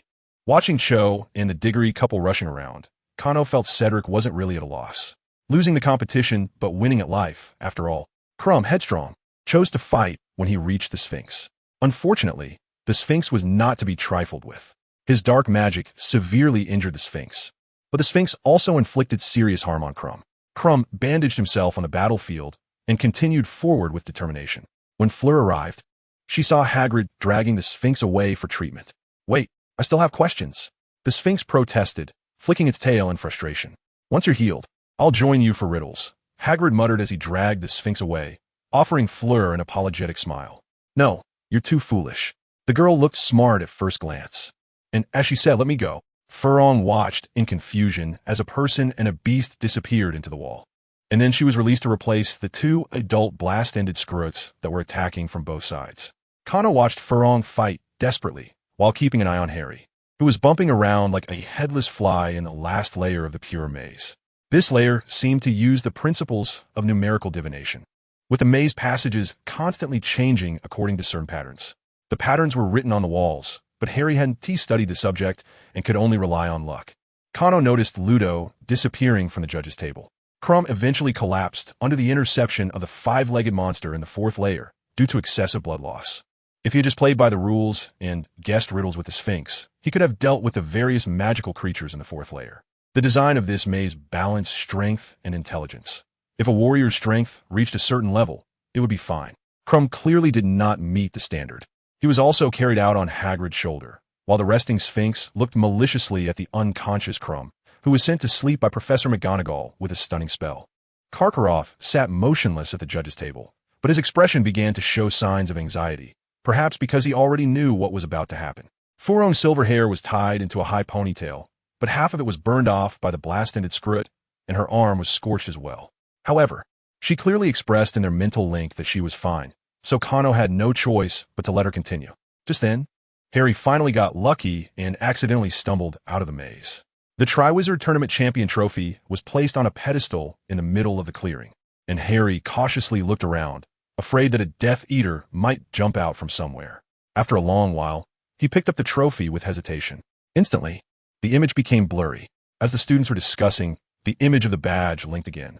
It was a desolate graveyard. Harry looked around and, seeing the obviously haunted environment, felt relieved. He threw the trophy at his feet and hid behind a tombstone. Finally, it's here. I've been waiting for this. During this time, Harry had been keeping one eye open even when he wanted to sleep, filled with pent-up anger. 2 people dressed in classic Death Eater outfits appeared in the night. one of them raising a hand to cast a disarming spell. Harry rolled on the ground to evade, narrowly dodging as the tombstone he had just hidden behind was smashed to pieces. The attacking Death Eater was momentarily stunned, while the other Death Eater, holding a small package, instinctively took a step back. "Peter Pettigrew?" Harry shouted. "You're still so cowardly. It seems Voldemort hasn't made you braver at all." "Harry Potter." The attacking Death Eater pulled off his hood, revealing a face Harry didn't recognize. "Shut up, or I will make you suffer before you die." It was Barty Crouch Jr. Years of confinement had made his face pale, but his eyes sparkled with fervor. "Who dies is still uncertain." Harry touched the small wooden plaque in his pocket, feeling inexplicably excited. "If it's just the two of us, let's make it quick," the thing in the package said. Harry clearly heard that it was Voldemort's voice. The last time they met, he had been clinging to Quirrell's head. The broken stones in the graveyard floated up, shooting toward Harry under Barty Crouch Jr.'s control. Harry kept rolling between the tombstones, using the Shattering Curse and Disarming Spell to fend off the attacks. To obtain Blood Alive, Barty Crouch Jr. couldn't kill him and had to suppress his intense killing intent while fighting Harry. What was Kano doing at this time? After the scene changed, all the Durmstrang students suddenly collapsed, and Karkaroff stood up pale-faced. My master, the Dark Lord is about to return." His voice trembled as he painfully spoke. "When he returns, these students will all become sacrifices." Dumbledore erupted in anger, knocking his wand away with a single spell, and several ropes shot out from the chair, binding him tightly. Madame Maxime comforted the Beauxbatons students and gestured for McGonagall to bring Furong out of the maze. "Igor, I didn't expect you to be so heartless." Dumbledore's face was extremely grim. "If you let me go, I will tell you what I know about this poison," Karkaroff whispered. "I was forced. I didn't want to hurt them." Karkaroff had received orders from Voldemort to poison the students and publicly take responsibility after the poison took effect. Originally, the target was all students from the 3 schools, but unfortunately, Moody had been watching him closely, so he could only choose to poison the drinking water of his own school students. But by doing so, he had completely cut off his retreat. All the parents of the students would not let him go. No one would think that the parents sending their children to Durmstrang to learn dueling were good people, right? Karkaroff knew that he could not escape Hogwarts by such means. This was also Voldemort's punishment for him, a suicidal task. His only chance of survival was to negotiate with Dumbledore using the lives of these students as leverage. But afterward, would Voldemort acknowledge what he had done? Karkaroff dared not think further. Dumbledore nodded, and Karkaroff immediately began to spill everything like a bamboo tube pouring beans. This poison was extracted by Barty Crouch Jr. from a snake-summoning spring under Voldemort's instructions. The first stage could make people faint, and the second stage was directly fatal. The activation of both stages was controlled by Barty Crouch Jr. Beyond that, he didn't know anything else. After hearing this, Dumbledore bound him to the chair. "Let me go," Karkaroff screamed. "You can watch until it's over." This was a conspiracy. The lives and deaths of the students were in Barty Crouch Jr.'s hands, and it had to be resolved quickly. Kano nervously checked the symptoms of the poisoned students, and Snape and Madame Pomfrey also rushed over. Dumbledore relayed Karkaroff's words to them, and the 3 immediately employed their skills. God knows what kind of poison was extracted from a snake-summoning spring. The 3 could only try to save a dying horse as if it were alive. Snape took out the most universal snake venom antidote and gave it to one student. Madame Pomfrey, using the idea of a banishing curse, continuously tried to remove the curse. Kano carefully infused positive energy into one student's body, afraid of making a mistake and causing an explosion. "It's a curse." Madame Pomfrey's idea was correct. A few seconds later, the student she was responsible for reacted. Hearing this, Kano immediately took out dozens of processed acorn powder bottles. After Madame Pomfrey used them, the speed of the banishing curse increased 4 to 5 times. She immediately mobilized all the staff, and the rescue work began in an orderly fashion. However, the professors at the school were thus held back. At this moment, Kano received a notification from Scrimgeour that 2 large groups of foreign dark wizards had suddenly appeared and attacked St. Mungo's and Diagon Alley. If it weren't for Scrimgeour being prepared under Kano's hint, the British magical community would have already suffered significant losses, although they had blocked the first wave of attacks. The Ministry of Magic could not spare manpower to deal with Voldemort for the time being. Even Kano did not expect Voldemort to play such a big game. It seems that young Crouch, this spendthrift, took advantage of old Crouch's absence to contribute the family fortune to help Voldemort by mercenaries. On the screen, Harry, exhausted after just finishing a match, finally made a mistake and was knocked away by young Crouch's magic. Harry had his wand taken away and was bound to a tombstone. As the evil magical ritual began, Wormtail summoned a huge cauldron with his wand, filled with a dark potion. Once the potion began to boil, he tremblingly opened a package, revealing an ugly little creature with red skin, thin arms, and legs. Wormtail placed the creature into the cauldron and began to chant a spell in a whimpering voice. The flesh of the servant, willingly given, will bring your master back to life. The tombstone beneath Harry cracked open, and a pinch of dust floated into the cauldron. The flesh of the servant, voluntarily donated, can bring your master back to life. Wormtail pulled out a dagger and closed his eyes as he cut into his right hand. Harry saw young Crouch, pointing his wand at him, showing a jealous look, and with a thud, Wormtail's arm was thrown into the cauldron. He gasped in pain and struggled to walk towards Harry. The blood of the enemy, forcibly given, can bring your enemy back to life. Wormtail cut Harry's arm, letting blood flow out. He filled a small vial and poured it into the cauldron. The potion inside the cauldron turned a dazzling white, then splashed everywhere, evaporating a large amount of steam. Harry vaguely saw Voldemort's soul flicker by. His soul had long been devoid of a brain and organs, and now was missing an eye. A tall, thin figure emerged from the cauldron, draped in the black robe handed to him by Wormtail. Harry's eyes widened as he stared intently at his enemy, who was also examining him with those red snake-like eyes. Voldemort, with a snake-like face and pale skin, revealed a twisted smile. It's been a long time. I, Voldemort, have returned. Voldemort pointed his wand at Wormtail's dark mark, and soon, Death Eaters began to apparate from all corners, kneeling before their master once again. Voldemort knew that every move he made would be broadcasted by Harry's badge, so he did not reveal the names of the Death Eaters. He praised the Loyalists who had suffered in Azkaban for many years, tortured a few wavering individuals, and reprimanded the double dealers like Lucius, finally giving Wormtail a magical arm. After using both reward and punishment, the Death Eaters recalled Voldemort's past terror and dared not harbor any second thoughts. At this time, Harry was anxiously waiting. He did not understand why Kano and Dumbledore had not yet arrived. Voldemort was awake, and he had been resurrected. Kano ran to Dumbledore and handed him the wooden plaque in his hand. All right, let's proceed as planned. Dumbledore's elder wand pointed at the plaque, and a flash of silver light appeared, causing both to disappear simultaneously. Excruciating. After briefly recounting his return to the Death Eaters, Voldemort cast a Cruciatus curse on Harry. Harry felt as though his brain was boiling. His 10 fingers gripped the tombstone tightly, blood flowing from his fingertips. Yet, he remained conscious, staring at Voldemort in pain. Let me prove to you how foolish it is to think that this boy is stronger than me, Voldemort commanded coldly. Crouch, return his wand to him. Harry was released, and the wand was tossed back into his hands. He felt that Kano might not come anymore, but even if he died here today, he would fight Voldemort with all his might. At that moment, he felt a void beneath his feet, as if a hook had caught his navel and was pulling him back.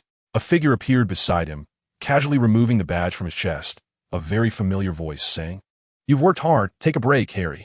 Right under Voldemort and the Death Eater's eyes, Harry was taken away by the wooden plaque, transformed into a key.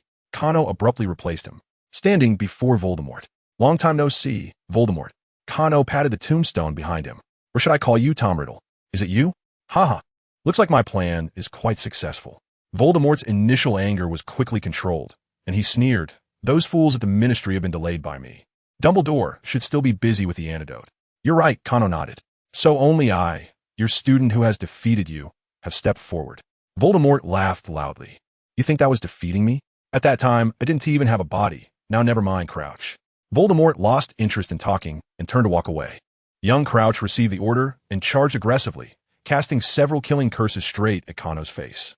Kano placed the badge on the nearby tombstone, and a heavy earthen wall rose before him, blocking the killing curses. Then a beam of silver moonlight struck the overconfident young Crouch, who screamed and collapsed to the ground, smelling of burnt flesh. "Tom, are you afraid of me?" The Death Eaters looked in astonishment as young Crouch lay on the ground, unconscious after just one exchange. Kano's voice continued from behind the earthen wall. "What's wrong? Stabbing your chest with a sword doesn't count as defeating you? That's right, you're a half-blood wizard. What do you know about shame?" Voldemort's footsteps halted, his snake-like eyes narrowing dangerously. "Buried beneath my feet is your handsome and wealthy Muggle father? Oh right, you killed him with your own hands." Kano's tone was extremely contemptuous. "Was it because he abandoned your mother? Or because you couldn't bear the fact that your father was a Muggle?" Voldemort suddenly swung his wand, and the earthen wall shattered into pieces as if struck by an invisible hammer, but Kano was long gone. I've changed my mind. I want to kill you myself. Voldemort's wand released a faint black mist, trying to locate Kano's position. Oh, that's fine. I'll take these Death Eaters. Just as Kano finished speaking, a massive surge of magical energy appeared out of nowhere, and the sky was filled with thunderbolts the size of water barrels, along with dozens of extremely condensed moonlight rays. The Death Eaters immediately met with disaster. More than a dozen of them were blown away.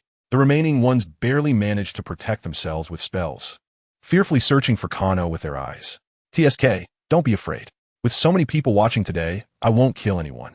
Voldemort aimed a blood-red curse at a direction, and Kano's figure was forced out of the darkness. The Death Eaters prepared to rush forward, but Voldemort shook his head. Such enviable magical talent. Your growth rate is truly astonishing, he hissed. The number of enemies no longer matters to you.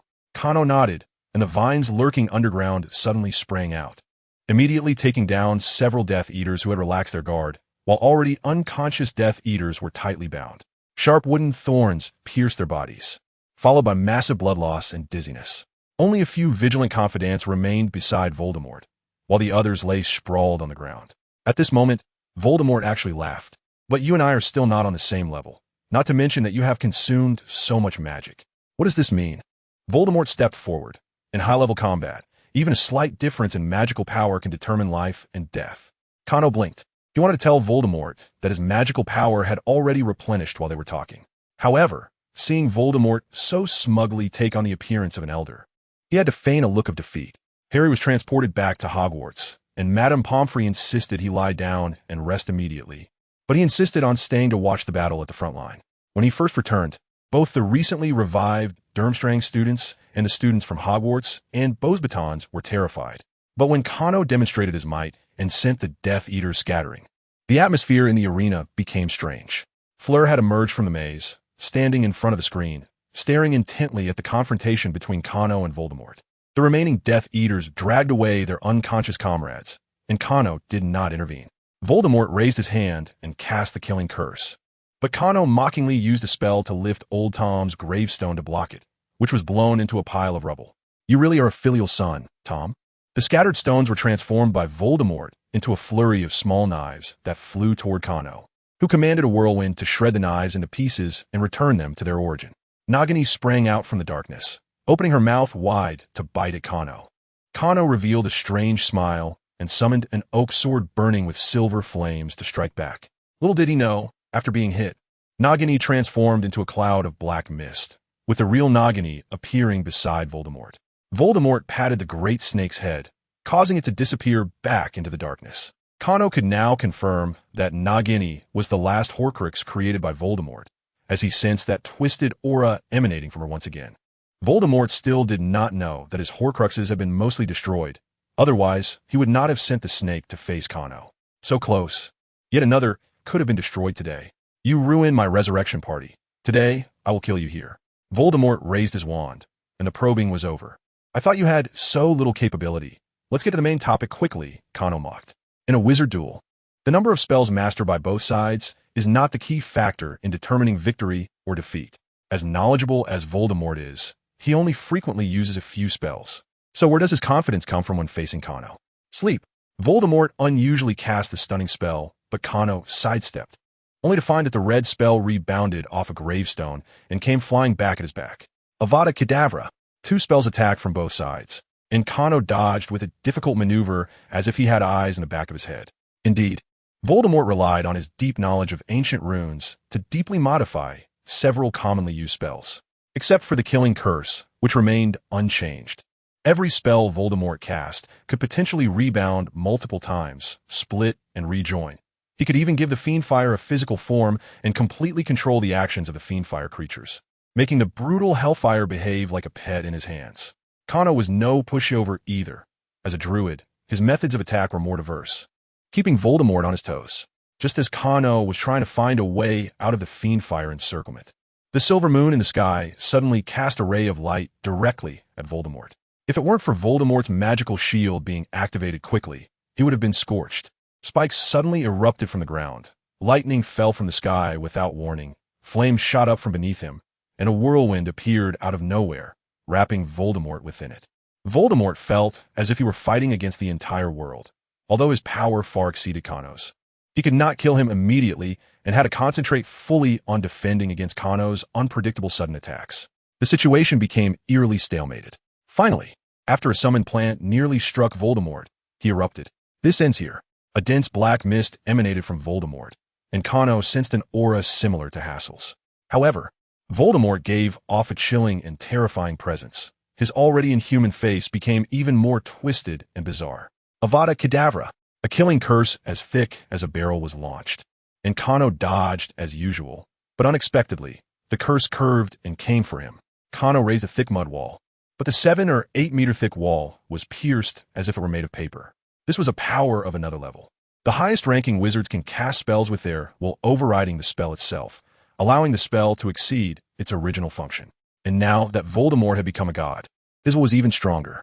As long as he had enough divine power support, this killing curse could chase Kano to the ends of the earth. A blinding green light erupted from behind the mud wall, and the small wizards still watching let out terrified screams. "I'm Fine." Fleur heard the voice in her mind link and finally took a breath. Fully armed, Kano appeared in Voldemort's line of sight, radiating a brilliant silver light. The small unicorn was also summoned, equally armored, its silver mane shining in harmony with Kano's brilliance. Voldemort smacked his lips. "No, even a great knight wouldn't withstand my killing curse. You have a problem. You don't expect me to explain it to you, do you?" Kano took his bow and arrow, mounted his horse, and said, "You just need to know that today you are destined to be defeated." Dumbledore wiped the sweat from his brow in the shadows. Before he was born, Kano actually had a vague consciousness. Otherwise, he wouldn't be able to remember his mother's persecution.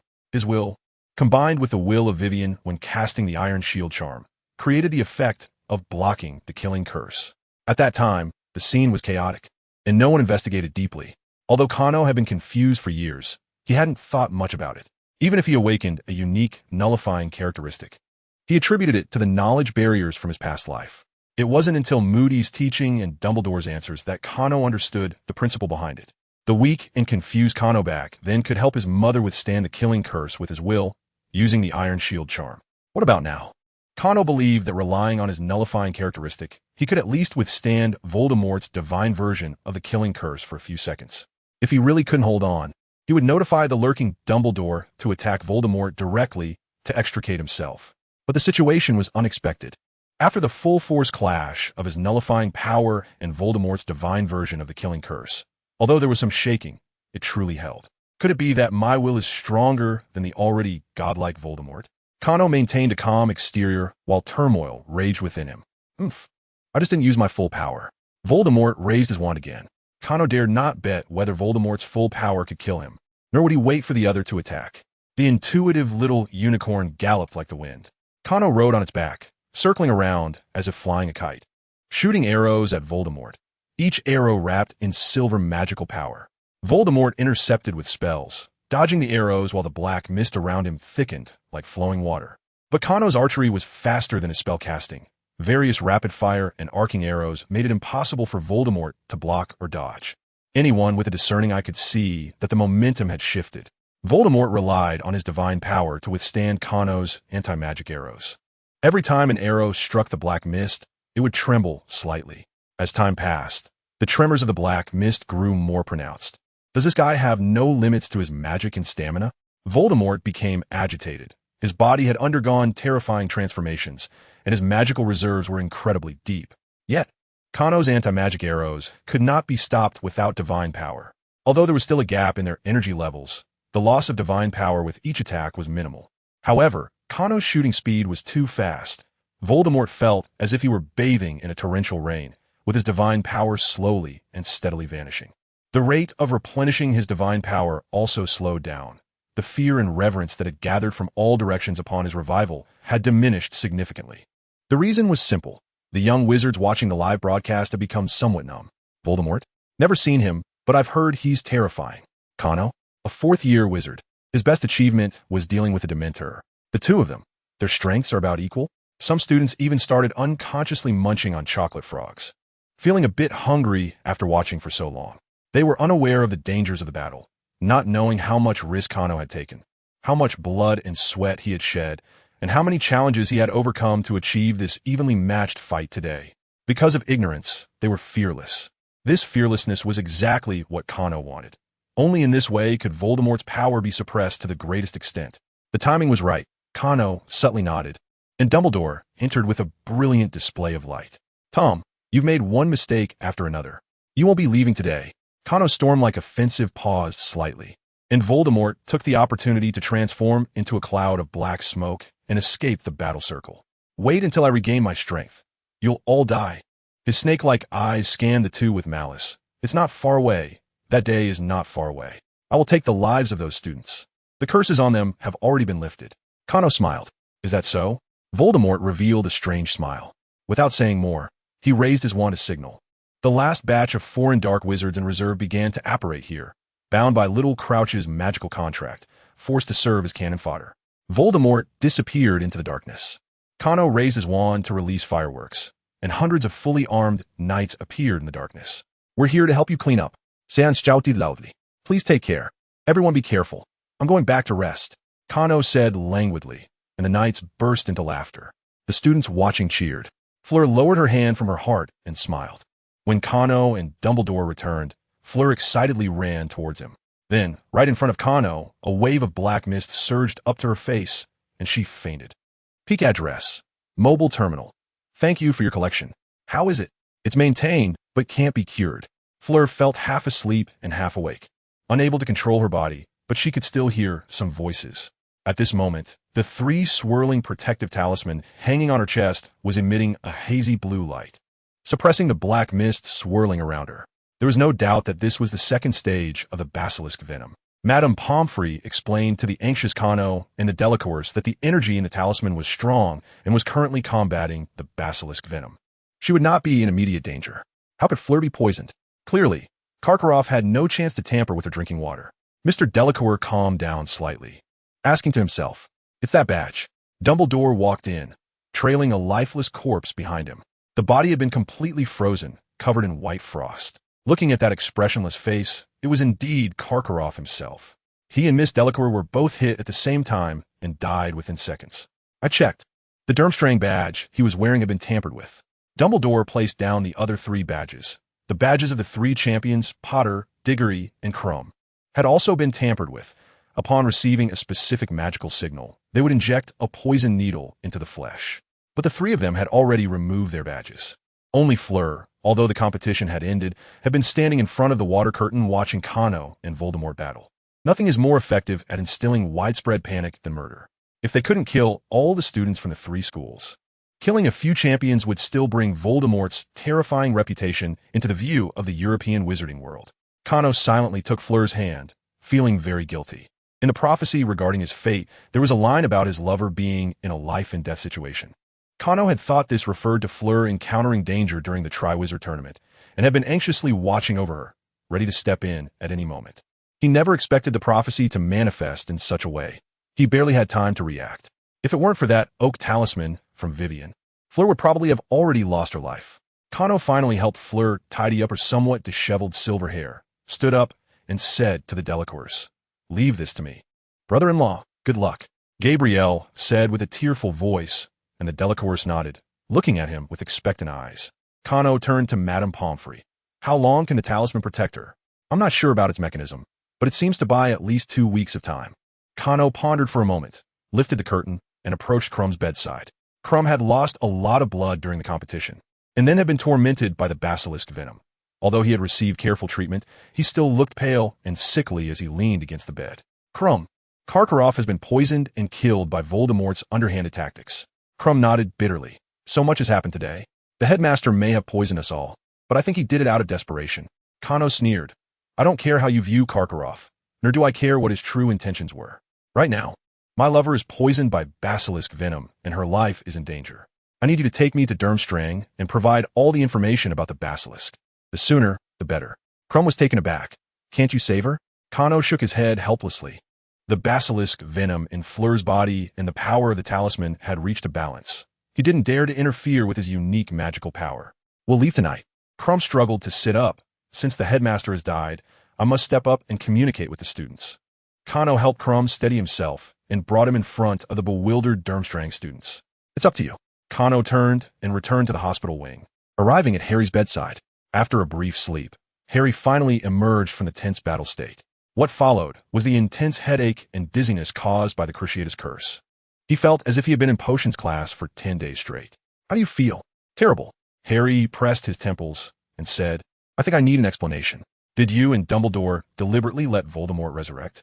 Kano nodded. "That's right. There are many ways to come back to life. And Voldemort chose the one he thought was most advantageous for him, which is also the one we hoped he would use. In Celtic mythology, there are indeed legends about a mystical cauldron. The Irish god Dagda possesses a magical cauldron of rebirth, representing the eternal prosperity of the land, producing food endlessly. In the second branch of the Welsh myth Mabinogion, there is also a record of the blessed brand possessing a cauldron of rebirth. As long as the bodies of fallen warriors are thrown into it, they can be resurrected the next day to continue fighting their enemies. But they will forever lose the ability to speak.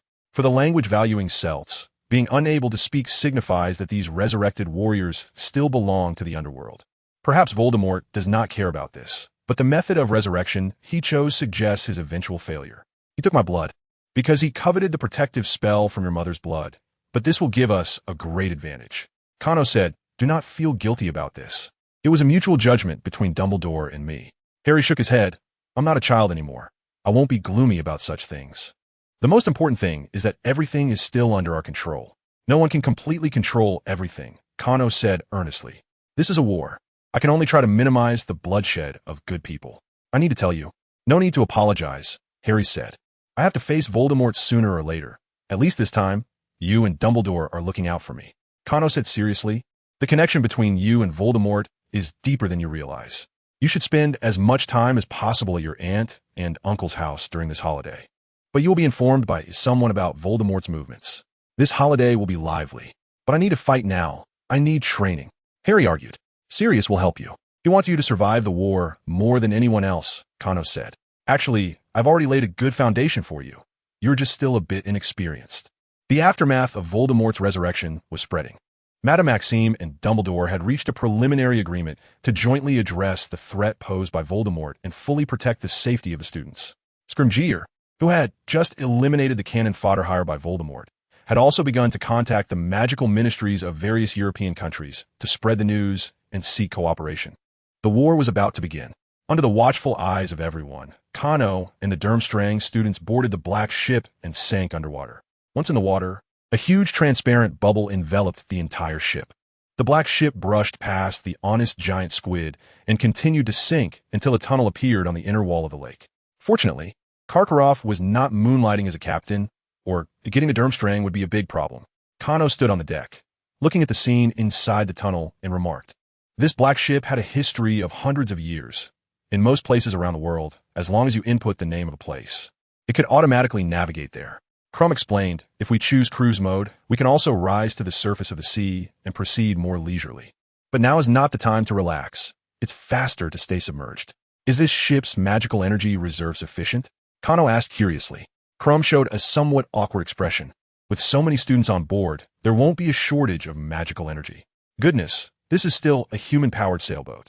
The black ship silently exited the tunnel, leaving the Scottish island plate below and entering the North Sea, heading towards Durmstrang.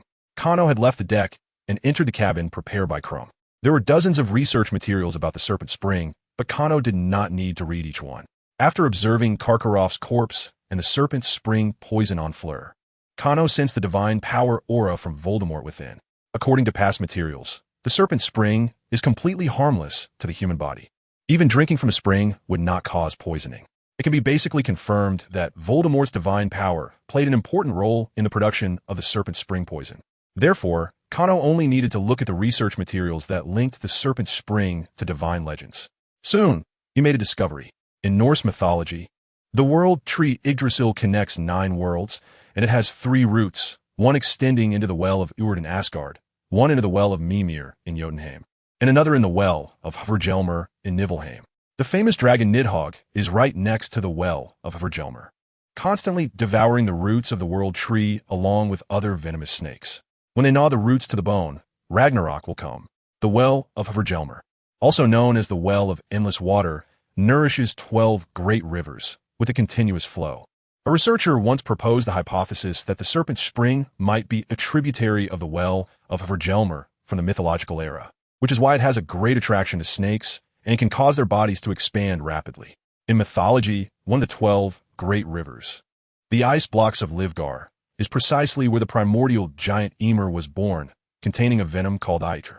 Perhaps the serpent spring contains a minuscule amount of Eitr, and Voldemort relied on divine power to purify and catalyze it, producing serpent spring poison.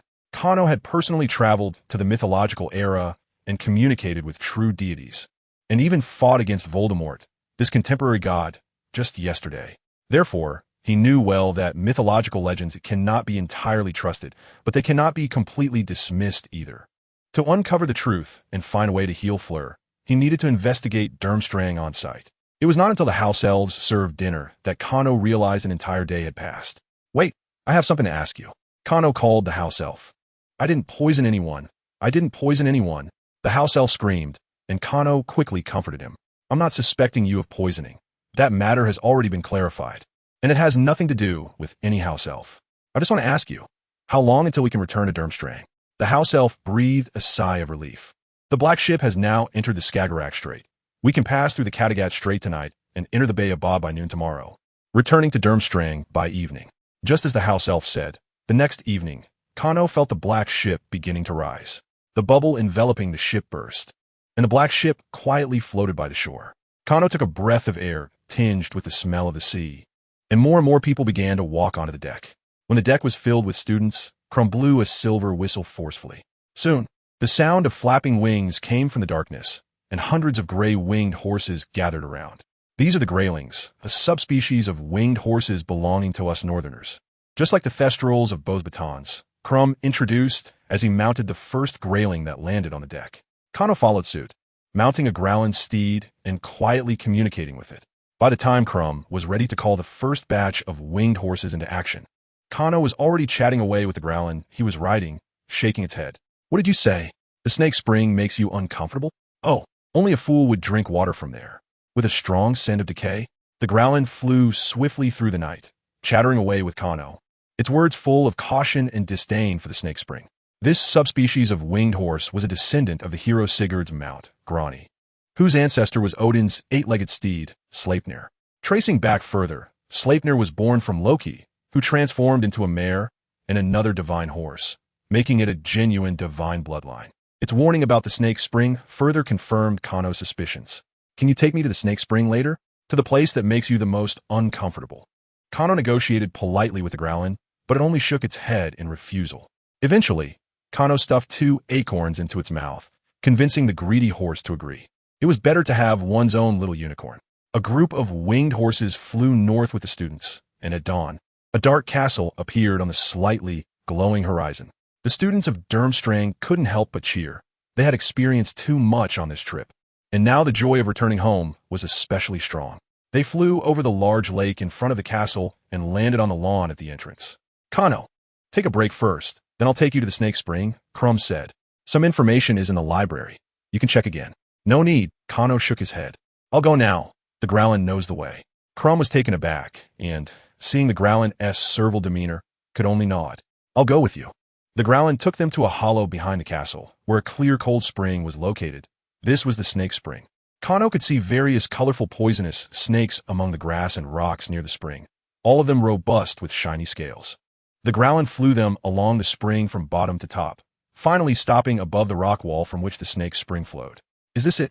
Kano closed his eyes, and his expression grew serious. Kano could be considered the person with the deepest connections to other realms in this world, so he could sense the strong anomaly at the source of the snake spring.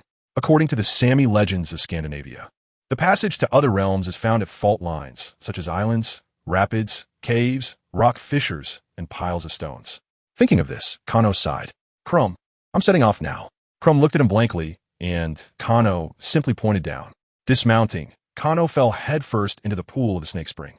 The icy spring water soaked his body as he activated his power in the method he used to enter the realm of fantasy before.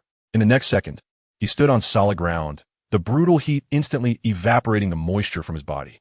Kano reflexively drew his wand, alertly scanning the surroundings. The air here was filled with the scent of sulfur and everywhere he looked were slightly reddish volcanic rocks. Aside from the absence of fire giants, this place was exactly like Muspelheim from Norse mythology. According to records, the Land of Fire should be located south of the Gjallarhorn. The primordial giant Ymir's body was placed in the center of the Gjallarhorn, transforming into the land of Midgard. Kano muttered to himself. Should I head north? Kano gazed silently at the volcanoes that seemed to be gradually cooling. Where exactly was north? He had no choice but to transform into a white eagle and fly in a random direction. Soon, a chill forced him down from the sky. Kano transformed into a thick-furred white bear, staring in shock at the endless ice and frost before him. Nibelheim? Kano cautiously searched for the Hvergelmir spring, but there was no sound of flowing water. It seemed everything had been completely frozen. The legendary Nidhogg, which had no explained whereabouts, was also not here, making Kano even more wary. With no other option, he had to keep moving forward. The bare form of Kano shivered as he climbed over several icebergs, coming upon a desolate, withered patch of grass. The ground was dotted with a dozen holes, and he could faintly see metallic glimmers below. This was the realm of the elves, Alfheim, above ground, and the realm of the dwarves, Svartalfheim, below. Logically, these worlds should be interconnected by the world tree and not even on the same plane. But now they were pieced together like this, seemingly devoid of all signs of life. Time was pressing. He couldn't continue like this. Kano closed his eyes and listened intently in this dead world. Finally, he heard the sound of flowing water. Kano transformed back into a white eagle and flapped his wings fiercely to take flight. In this world without the movement of sun or moon, Kano had no idea how long he had been flying, as various haphazard terrains flashed beneath him. Fortunately, the mark left on him by Farong still pulsed with a steady heartbeat, which provided some reassurance. A thin line of brightness appeared in his frost-covered field of vision, and Kano flew upstream, where he saw a massive black dragon at the source. It had its eyes tightly shut, its large membrane wings folded at its sides, guarding a small spring. Undoubtedly, this was Nidhogg, and it was utterly dead, seemingly having succumbed to Ragnarok. Kano landed by the spring, intending to examine the corpse of the venomous dragon, but to his surprise, he found that the body was merely a realistic image, with no physical substance. With no other choice, Kano took out a small wooden vial, trying to collect some spring water for research. To his dismay, the wooden vial was corroded and leaked, the spring water sizzling as it fell onto Kano's robe. Wait a minute, if the toxicity of Hvergelmir spring is this strong, how did it become the snake spring? Which is harmless to humans and animals, and even used for snake farming. Just diluting it? Impossible. Reluctantly, Kano flew downstream along the river, and soon, the glacier transformed into fertile but lifeless land. This terrain had never appeared before. Kano initially speculated it was a fragment of Midgard, where humans lived, but he quickly realized he was wrong. The thin water flow led Kano to a brutal battlefield, littered with severed limbs of warriors and shattered weapons everywhere. At the center of the battlefield ruins lay giant corpses, exuding a strong sense of presence. A divine being holding a godly hammer with a blue-tinged face. A mundane giant with its head smashed, a giant wolf torn apart at its jaws, and a one-armed man perishing alongside a hellhound. Undoubtedly, this was the final battlefield of Ragnarok, the plains of Vigrid. Like Nidhogg's corpse, the bodies of the gods and monsters were also merely realistic images. However, the blood of the gods and monsters soaked this land. They truly existed here, and the spring water flowed over the earth, merging them into the water. Kano threw a section of branch into the spring, and it floated and sank without being corroded clean. It seems that it is these divine bloods that suppress the toxicity of Aitra in the spring. Kano excitedly transformed back into human form, landing on the ground, ready to separate some divine blood. However, as soon as his feet touched the ground, endless darkness and frost surged up, wrapping around him. Kano could probably guess what would happen, and fortunately, this time there was no sensation of time shifting. When he opened his eyes, he was faced with an endless expanse of majestic warriors clad in armor. They were entirely composed of resentment, roaring furiously at Kano. These were the warriors of Odin's Valhalla, who fought valiantly while alive and were welcomed into the afterlife by the Valkyries after their deaths, training in combat and reveling in feasts in Valhalla, fighting for the day of Ragnarok. Perhaps the Aesir and Vanir gods had long understood their fate and felt no regret in their hearts at the time of their deaths. However, these heroic spirits had almost no impact on the battlefield between gods and monsters, often dying from the area attacks of unknown entities. Thinking this way, it seems reasonable to harbor resentment. Kano took a deep breath and tried to summon the little unicorn. Smoothly, the now much larger little creature appeared beside Kano, fearless and ready to face battle alongside him again. Kano picked up his lance and oak sword, and silver magic began to flow along their edges in a special trajectory. This was one of the combat techniques Kano had perfected over the past 6 months with Lamalak. Lamalak was a vortex of magic attached to the lance. Inspired by the barbs of Si Chulin's spear, Kano added a layer of constantly moving serrations to his weapon, turning it into a chainsaw sword. Using this move against flesh and blood bodies would be very bloody, but it was quite suitable for combating the resentful entities. The legion of heroic spirits surged forward, and it was unknown how many renowned kings and heroes with divine blood were among them. Kano smiled wryly and raised his oak sword. Ikulme, be your opponent. The resentful spirits of the heroic spirits let out a thunderous battle roar, charging at Kano with various weapons like waves of the sea. In the tide of people, 1 man and 1 horse floated and sank.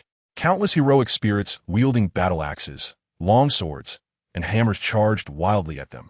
But Kano truly felt like he was slashing through waves with his sword. Simply swinging his long sword would cleanly sever the bodies in front of him. The assault of the heroic spirits never ceased, nor did Kano's movements. Finally, after a silver light blade flew by, the dark battlefield temporarily fell silent.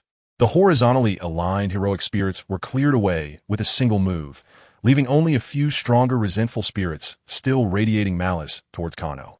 The resentful spirits, shrouded in black mist, approached Kano and began to engage him in battle in an orderly manner.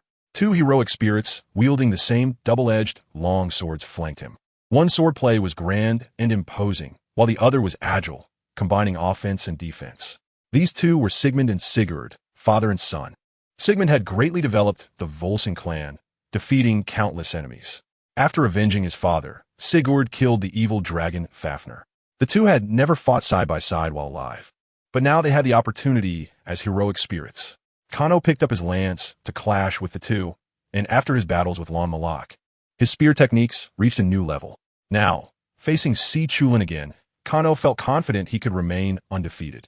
The lance emitted a whistling sound as it cut through the air, and the silver magic left countless glints in the eyes of the father-son heroic spirits, forcing them to constantly adjust their stances as they were pushed back by sweeping strikes.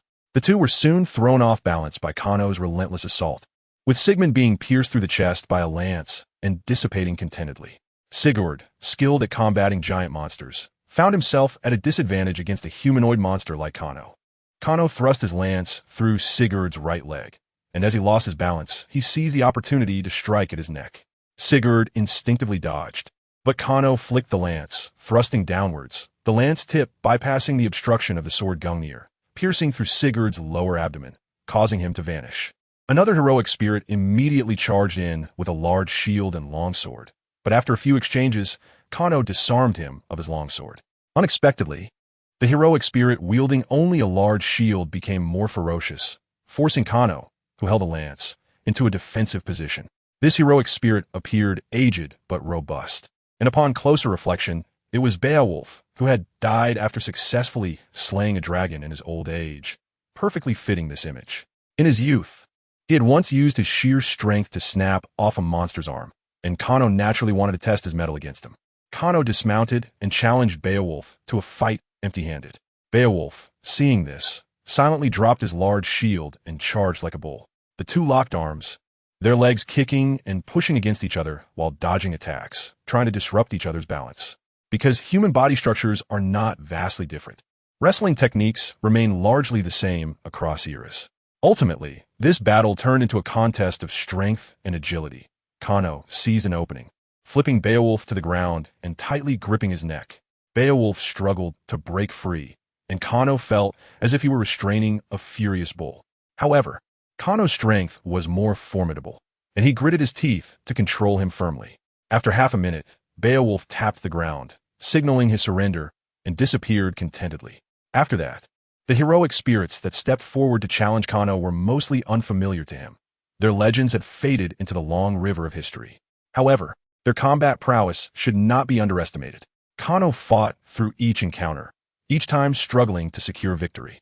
It was only thanks to the rapid recovery of his stamina while standing on the ground that he finally fought until the end.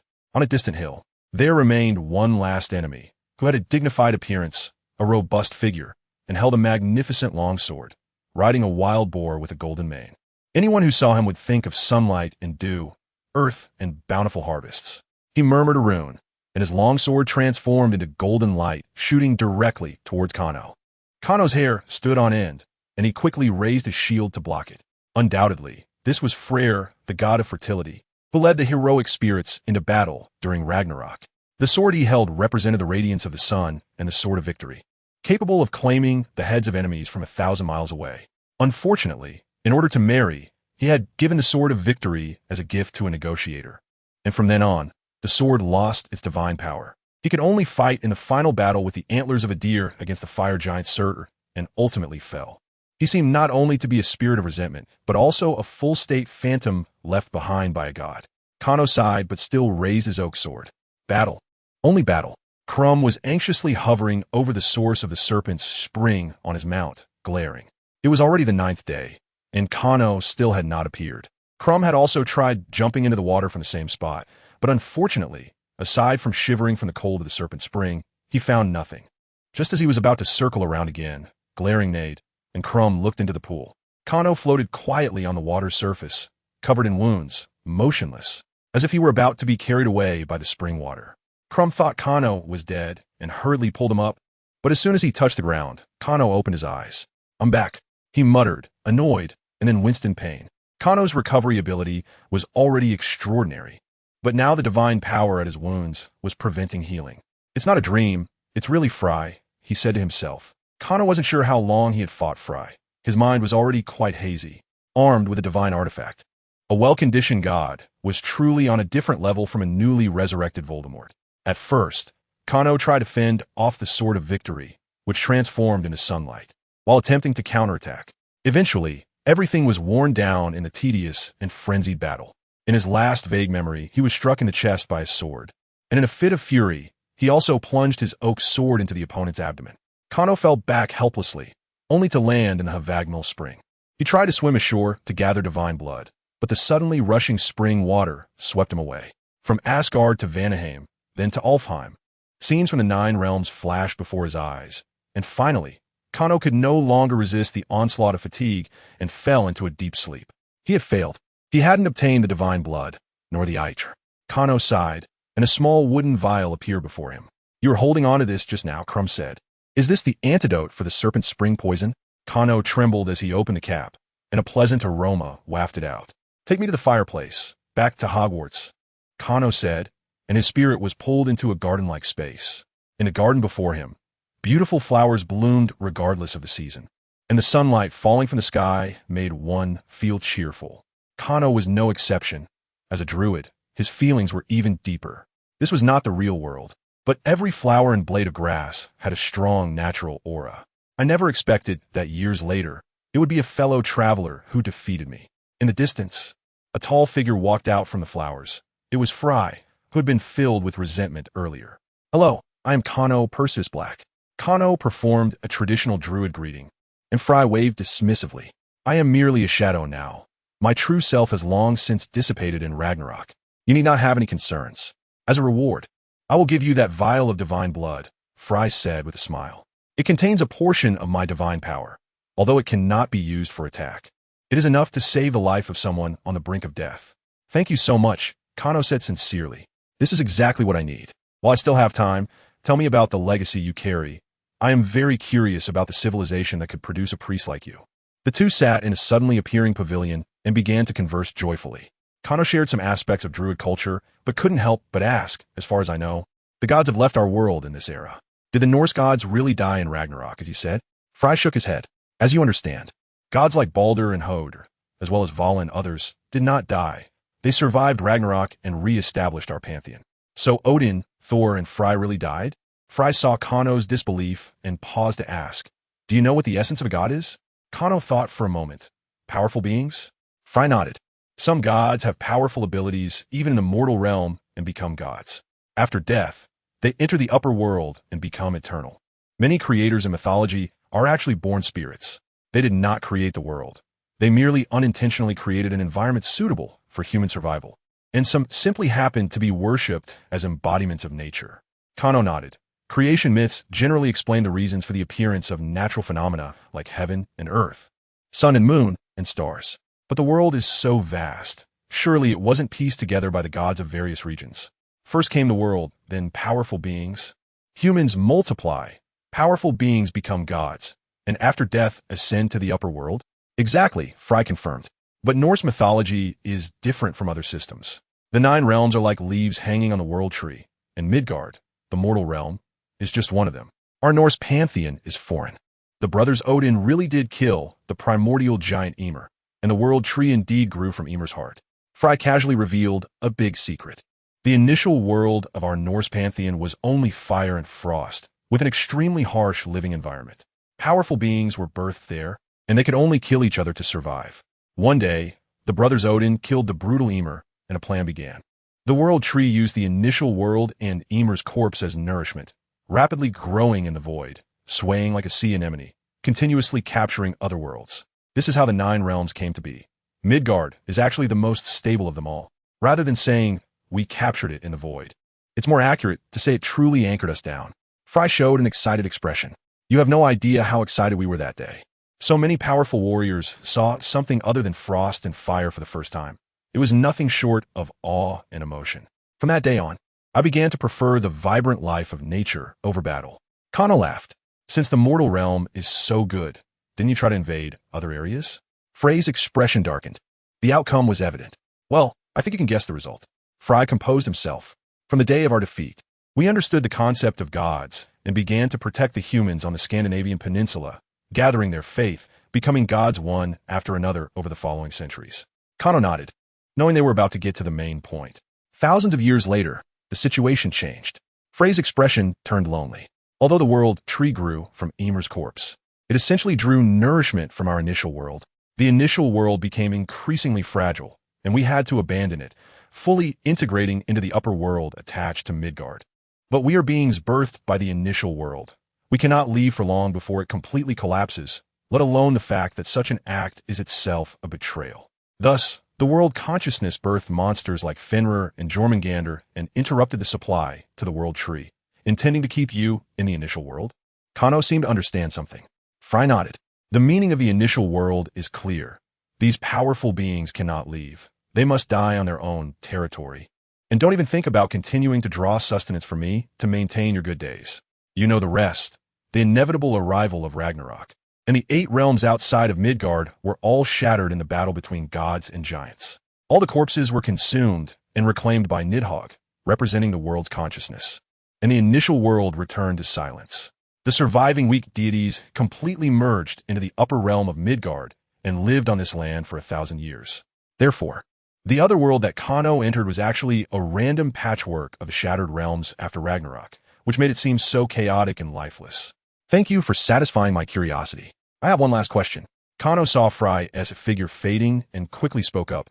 How should I completely eliminate a present-day god whose domain is fear? Fry was taken aback. Can't you just become a deity yourself? 2 deities using their own divine power against each other will eventually determine a winner. If I could become a god, I wouldn't have to worry so much. Kano chuckled helplessly. I meant how to fight against a present-day god with mere mortals.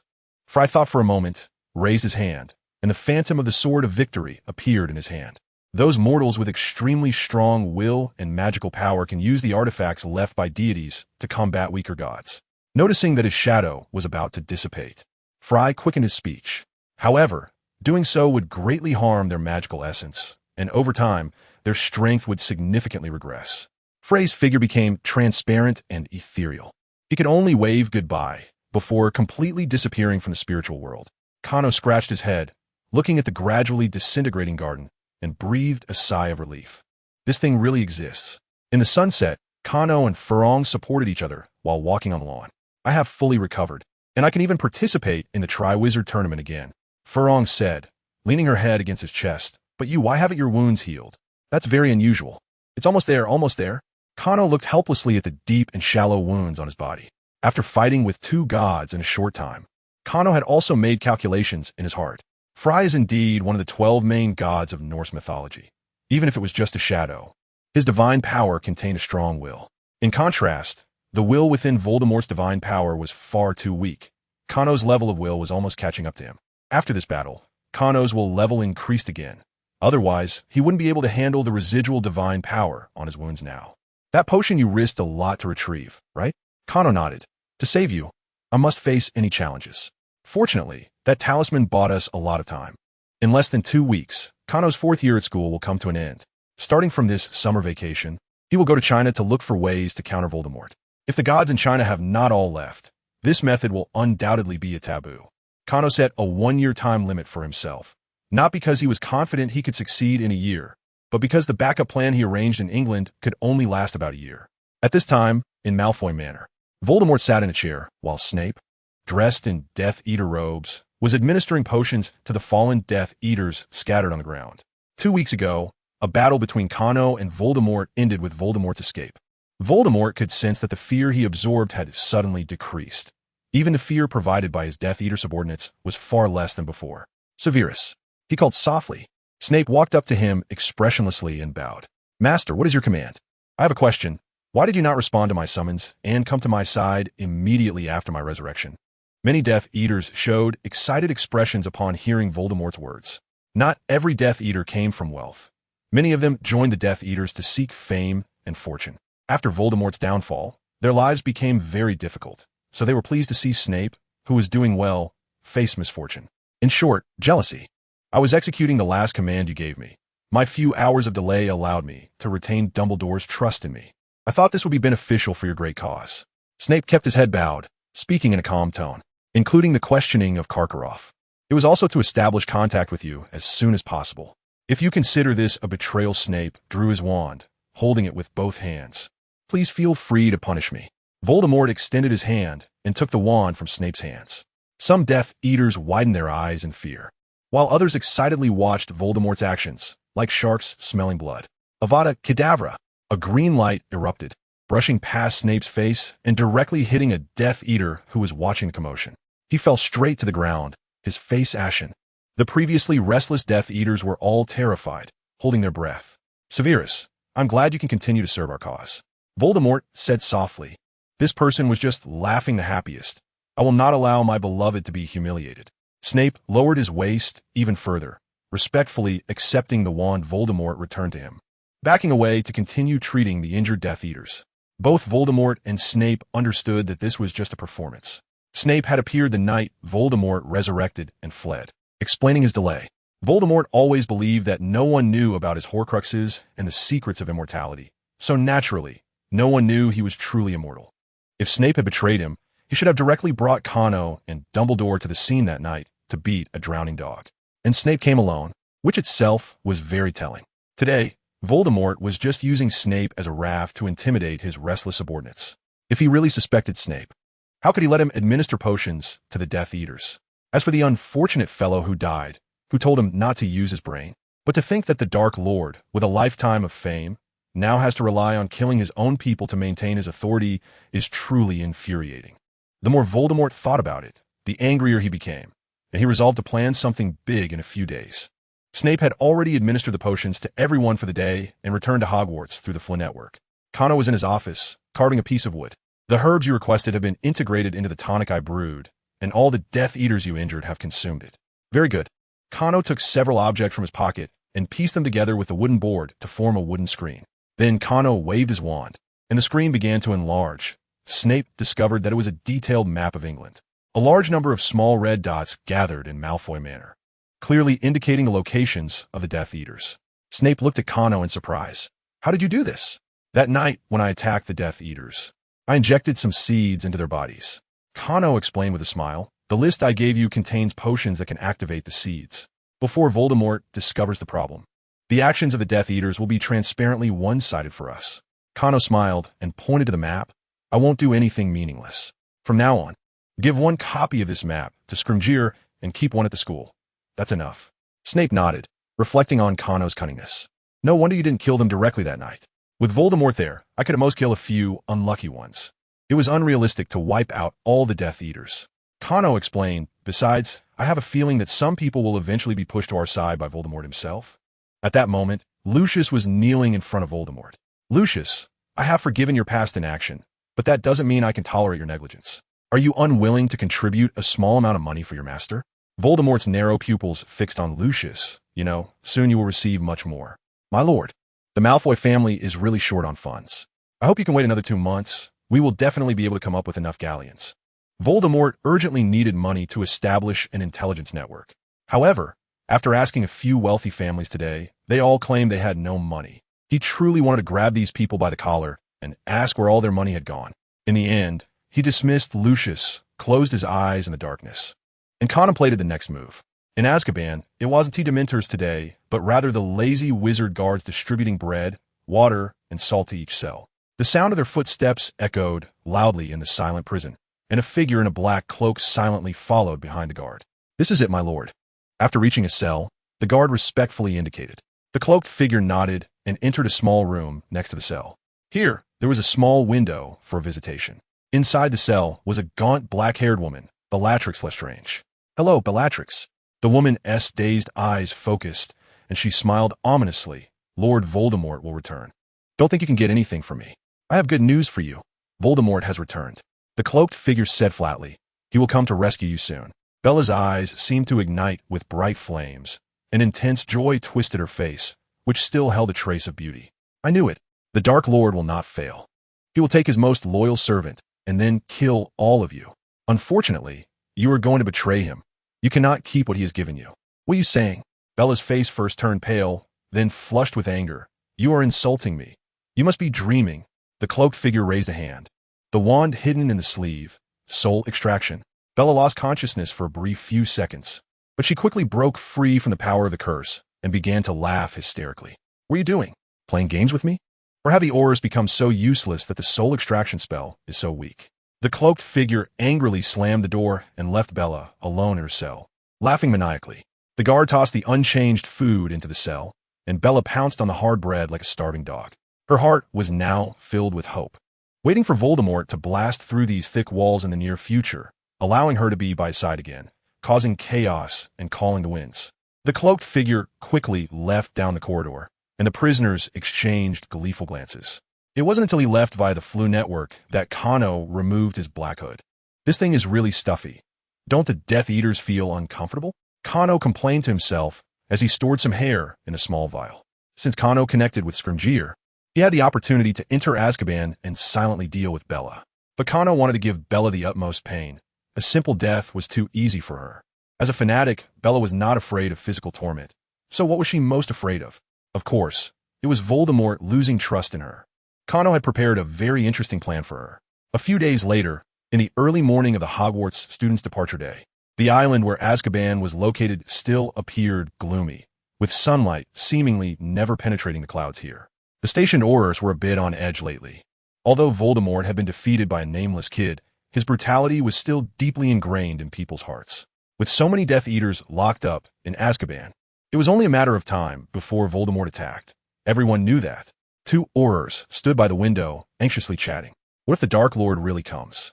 What else can we do? Can you defeat him like that kid? The speaking Auror waved his hands repeatedly. Who can block that killing curse? I certainly can't. At that moment, a large group of people riding brooms flew in densely from the sea, particularly conspicuous against the dawn sky.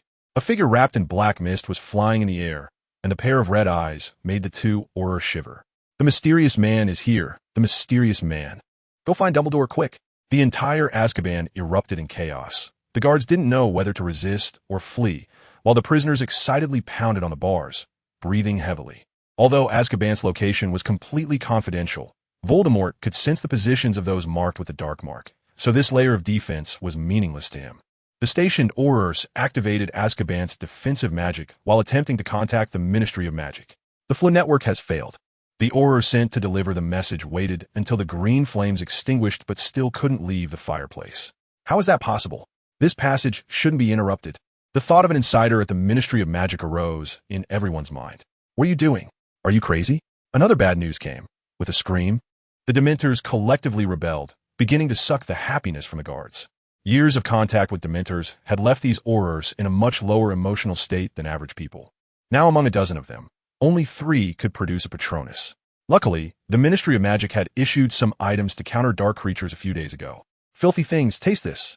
The positive energy that the Dementors were familiar with and feared erupted from the acorns thrown by the Aurors, forcing them to leave the corridor. Under the protection of the continuously radiating positive energy, the Aurors regrouped, taking their positions to prepare to ambush the incoming Death Eaters. At this moment, Voldemort was floating in midair, chanting a long incantation. Just a few minutes later, a bolt of black lightning struck down, instantly destroying both Azkaban's protective magic and a corner of the castle. The Death Eaters covered each other and rushed in like locusts. The battle was about to enter the brutal urban warfare stage. A dazzling silver light flashed in the lounge, and a chair appeared on the ground. A portkey? The Aurors were surprised to pick up the note on the chair. Evacuate immediately? Why was there no reinforcements? Even Black and Dumbledore would be welcome. An Auror suddenly thought of something. No more talking, quickly evacuate. The chairs began to shake uneasily, and the Aurors hurriedly placed their fingers on them. By the time the Death Eaters surged into the defenseless Azkaban, most of the petty criminals and all the Aurors had vanished without a trace through several portkeys that had been transported. The ragged Death Eater prisoners emerged from their cells, excitedly kneeling before Voldemort. A few of the petty criminals remained, pleading to Sir Voldemort. Azkaban, a den of scum, was like a talent market for Voldemort. Bellatrix was released from the most tightly secured cell, crawling on the ground towards her master, fervently proclaiming her loyalty to him. Master, I knew you would come back. I have always been loyal to you. Good Bella, I will not mistreat my servants. Voldemort extended his pale hand and gently patted Bella's shoulder. Everything was going too smoothly. That detestable Cano and Dumbledore had not appeared. Voldemort was drunkenly reveling in his success when the entire island suddenly shook. John Major sat in his office, facing a handsome young man. The young man took out a teapot, elegantly poured 2 cups of black tea, and gestured for Major to try it. As if he were at home. According to the usual procedure, I should be communicating with the Minister of Magic, Major said, somewhat puzzled, taking a sip of tea and speaking to Cano. The Queen and I chatted for a while. She thinks I understand ordinary people's affairs better and is more suited for today's conversation, Cano explained, and I also have the authorization of the current Minister of Magic, Scrimgeour. Major nodded in understanding. He only learned of the existence of wizards from the Queen's special office after becoming Prime Minister. If the Queen believed this young man was more suitable, then it should be correct. The British magical world and the ordinary world were almost isolated. But there had to be some people acting as a bridge between the two. Otherwise, friction and conflict would arise sooner or later. The royal family played this coordinating role, and every generation of kings, queens, and the first 3 heirs were in the know. Despite the current royal family being Anglo-Saxon, having once fought the Celts in bloody battles, they still respected King Arthur due to political and cultural considerations. Moreover, many years had passed, and the two sides were no longer distinguishable. Therefore, within the royal guard, many knights hid among them, guarding the royal family alongside the Aurors dispatched by the Ministry of Magic. Cano's reputation among the knights went without saying. Many viewed him as a reincarnation of Arthur. Thus, with Scrimgeour's authorization, Cano easily obtained permission from the Queen to sit here today and discuss state affairs with Prime Minister Major. Cano thoroughly explained the return of Voldemort to the Prime Minister. By this time, the Prime Minister had already reviewed a considerable amount of material delivered to his office, but the situation Cano described seemed much more severe. Fear enhances his power, doesn't it? The Prime Minister said, somewhat incredulous, as this exceeded his understanding of wizarding abilities. Indeed, Cano confirmed. Fear directed at him will directly enhance his power, so he is likely to go on a rampage, displaying his brutality and spreading his infamy. Currently, his targets are still focused on the magical world. After all, he looks down on ordinary people. However, when he finds himself at the end of his rope, desperate, he could very well, Cano's side, could very well assassinate government leaders or even directly carry out mass civilian slaughter. The Prime Minister felt his blood run cold. In this era, the concept of terrorism did not yet exist, but anyone could understand how dire the situation could become. I have arranged some measures. The knights and wizards will work together to hold Voldemort off for a while. So, you haven't found a way to deal with this dangerous element? The Prime Minister asked urgently. I'm looking for one. Trust me, everyone is anxious. Cano stood up. It's about time. I must leave. One more thing. Today's explosion was a trap we set for Voldemort, not a Soviet nuclear bomb, so don't be too nervous. Cano's figure vanished into the fireplace, and the Prime Minister scratched his head, somewhat confused. What he didn't know was that a massive incandescent sphere had appeared on the surface of the North Sea.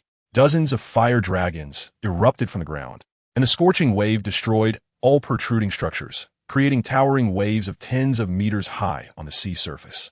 Azkaban was obliterated, leaving only a charred pit steaming, with seawater continuously surging from the bottom of the pit.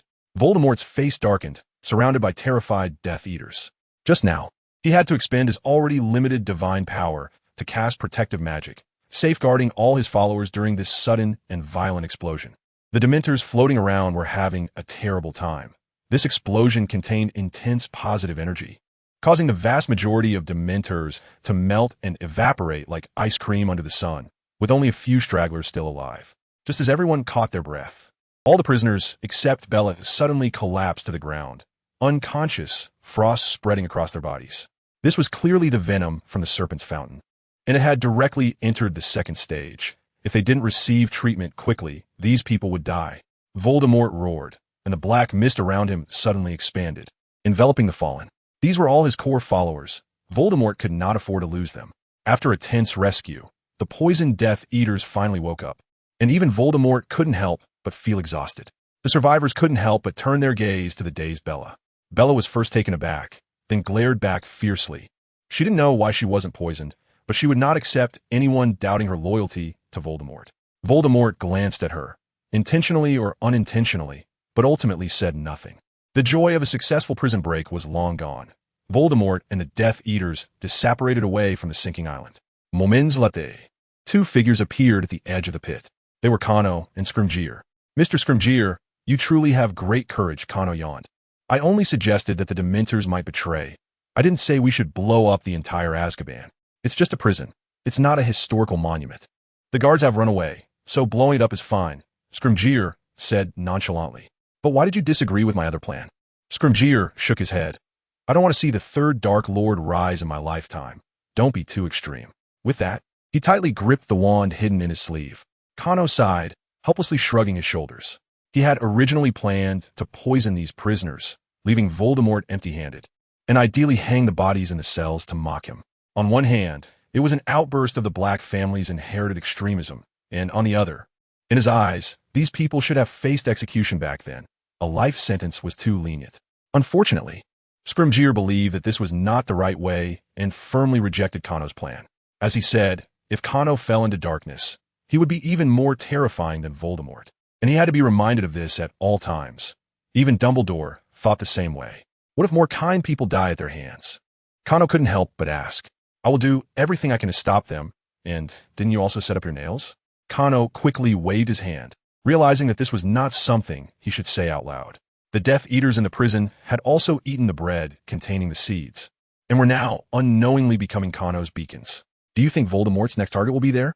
Kano pondered for a moment. Voldemort must be short on money right now. Don't ask me how I know. And he needs a complete victory to showcase his evil reputation.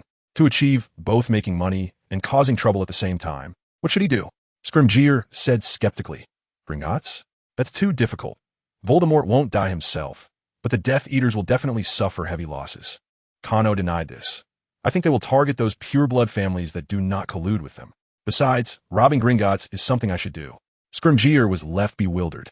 The escaped Death Eaters from the prison, after a brief rest, were sent to Germany. Their wands had been sealed away when they were imprisoned years ago, kept on the lowest level of Azkaban. This time, with the explosion of the entire island, they were lucky to have their lives spared thanks to Voldemort's full efforts. There was no energy left to preserve their wands. They could only slightly alter their appearances and go to Grigovich to repurchase wands. The Lestrange couple naturally went to Gringotts to withdraw some money, but there were also some loyal followers who were destitute, needing Voldemort to cover the costs of buying wands and restoring their health. This was also a significant expense, and the financial situation of several families that served as the Death Eaters' wallets had become strained. At the meeting before the next operation, several family heads were nudging each other with their gazes, urging one another to speak. This is a necessary investment, Voldemort said from the main seat, gently stroking Nagini, casting a dissatisfied glance at his subordinates. Tomorrow's operation will bring us sufficient funds. The target is a Ministry of Magic official, also the head of a pureblood family, with substantial assets. His snake-like eyes glinted with a bloody light to intimidate the wizarding world. We will leave no survivors in this operation. The Death Eaters present couldn't help but shrink their necks. The annihilation of entire families was their deepest nightmare, or else they wouldn't spend a fortune on offspring potions. Lucius couldn't help but speak up. Master, but our main force is still adapting to their wands and recovering their health. Attacking a ministry official. Lucius tried to dissuade Voldemort from another angle. Attacking officials will certainly bring fame, but with insufficient manpower, it's hard to succeed. Voldemort had never achieved a complete victory since his resurrection. If this operation failed again, their momentum would be further dampened and morale would dissipate. Who says I want to attack the current officials? Voldemort retorted, Cornelius Fudge. No one is willing to approach him right now. We can easily succeed. This weak fool might even be useful to capture and utilize. At this time, the news of the Azkaban explosion had spread throughout the wizarding world. In an article in the Daily Prophet, the fall of Azkaban was attributed to the betrayal of Dementors, with the Ministry of Magic being praised for its decisive action in blowing up Azkaban and the heavy blow it dealt to Voldemort's group. Therefore, the overall sentiment in the wizarding world remained relatively stable, and Kano's feat of defeating Voldemort was widely circulated, effectively alleviating the public's fear of Voldemort. However, in reality, Kano was no longer a match for the recovering Voldemort. Even the combination of Dumbledore and the Elder Wand could only match him halfway, and the two attacking Voldemort together would not be able to hold him back. If Voldemort successfully orchestrated a massacre, the currently tenuous balance would collapse, and Voldemort's power would surge like a rocket with the increase of fear, forming a vicious cycle. Hopefully, the Ministry of Magic could buy some more time. Before leaving, Kano had one last thing to do. A figure in a black robe entered Gringotts in Diagon Alley, and the goblin who came to receive him took one look at the haggard face beneath the hood and immediately brought him to a side room. Mrs. Lestrange, it's a pleasure to serve you again, the goblin said respectfully. I just need to open the vault. I don't have time to chat with you. Bella impatiently replied, Uri, take me there. Don't rush. We still have to go through the necessary procedures, the goblin said politely. I know the Ministry of Magic is currently hunting you down, and the token can't be brought out of the house, and your wands are not yet equipped. Please provide the password for us to verify, just like last time. This brings us to the operational model of Gringotts. Gringotts is a financial institution completely controlled by goblins, guided by the Ministry of Magic but not regulated. The goblins do not care who the clients are or what their current status is, and they have no obligation to inform the Ministry of Magic, maintaining a transcendent position. Just like in the original story, when Sirius was on the run, but could still mail order a firebolt for Harry. There is no doubt that the money came from his vault, but Gringotts never said a word to the Ministry of Magic. It is the same now. As long as the person can prove their identity, it doesn't matter who is hunting them down. Bella fluently recited a series of runic codes, and after the goblin verified them, he finally took her to the small cart leading to the underground vault. The person was, of course, Kano, who had consumed the polyjuice potion. The reason he acted in front of Bella that day was, first, to take her hair, second, to extract the password to the Lestrange vault from her mind. When Kano mentioned betrayal and things in front of her, it was to remind her of the Hufflepuff cup placed in the vault. The subsequent Cruciatus curse was merely to cover up Kano's silent legitimacy. Kano obtained the password in this way, but to buy some more time, he waited until Bella returned to Gringotts and withdrew the money before he drank the polyjuice potion and came here. The cart took Kano and the old goblin down, and 2 hours later, they finally got off the cart. The last stretch had to be walked on foot. The old goblin shook his rattling coins, driving away the fire dragons blocking their way, and arrived at the vault door, opening it. Please, Mrs. Lestrange. Kano walked in, and the vault door closed behind him. What greeted his eyes was a treasure trove of golden galleons, dazzling jewels, and various items emanating an aura of dark magic, comparable in quantity and quality to the Black family's vault. In the original story, the trio was burned by the activated defensive magic, but now Kano felt like he was in a marketplace, free to pick and choose. However, he didn't take a single galleon because he really didn't lack money. And even though Bella was a fervent fan of Voldemort, her lawful husband, Rodolphus, would not agree to give all their family wealth to Voldemort. If Voldemort was truly pushed to the point of targeting the property of his own people, Kano would actually be quite pleased. Looking around, the golden cup was placed at the highest position, with a few magical lamps shining down on it. Kano walked up the stairs, took the cup down, and easily left the vault. The goblins smiled broadly as they saw him off. Kano turned back to look at Gringotts, wondering what it would be like here in a few years. On one hand, wizards indeed were not good at managing finances and had no awareness of the power of finance. Most of them were even poor at mathematics. On the other hand, the wizards wield ultimate violence. Once the fairies attempt to devour the wizard's wealth, the curse will fall upon them. This is why wizards never teach fairies how to use wands. They must maintain an absolute, overpowering strength over the fairies. There have been several fairy rebellions, each with different reasons. But even today, the fairies still obediently remain in magical society as second-class citizens, which speaks volumes. But what about the future? Will Gringotts become a blood-sucking Wall Street in a magical world? Or will it completely turn into a place where wizards are unshackled slaves? The next fairy rebellion might not be far off. Kano shook his head and walked into the shadows, returning to Hogwarts through the Fluid Network. Cornelius Fudge has been doing well lately. He keeps a regular schedule, enjoys eating and drinking, and occasionally tends to his family business, feeling quite content. As a former highest leader of the British magical world, although he has stepped down, he still cares about politics and occasionally writes op-eds for newspapers. It's worth noting that since his resignation, his intellect seems to have reclaimed its high ground, and he has indeed written quite a few insightful pieces. After all, it's just talk. He doesn't have to do any work, so he speaks very thoroughly.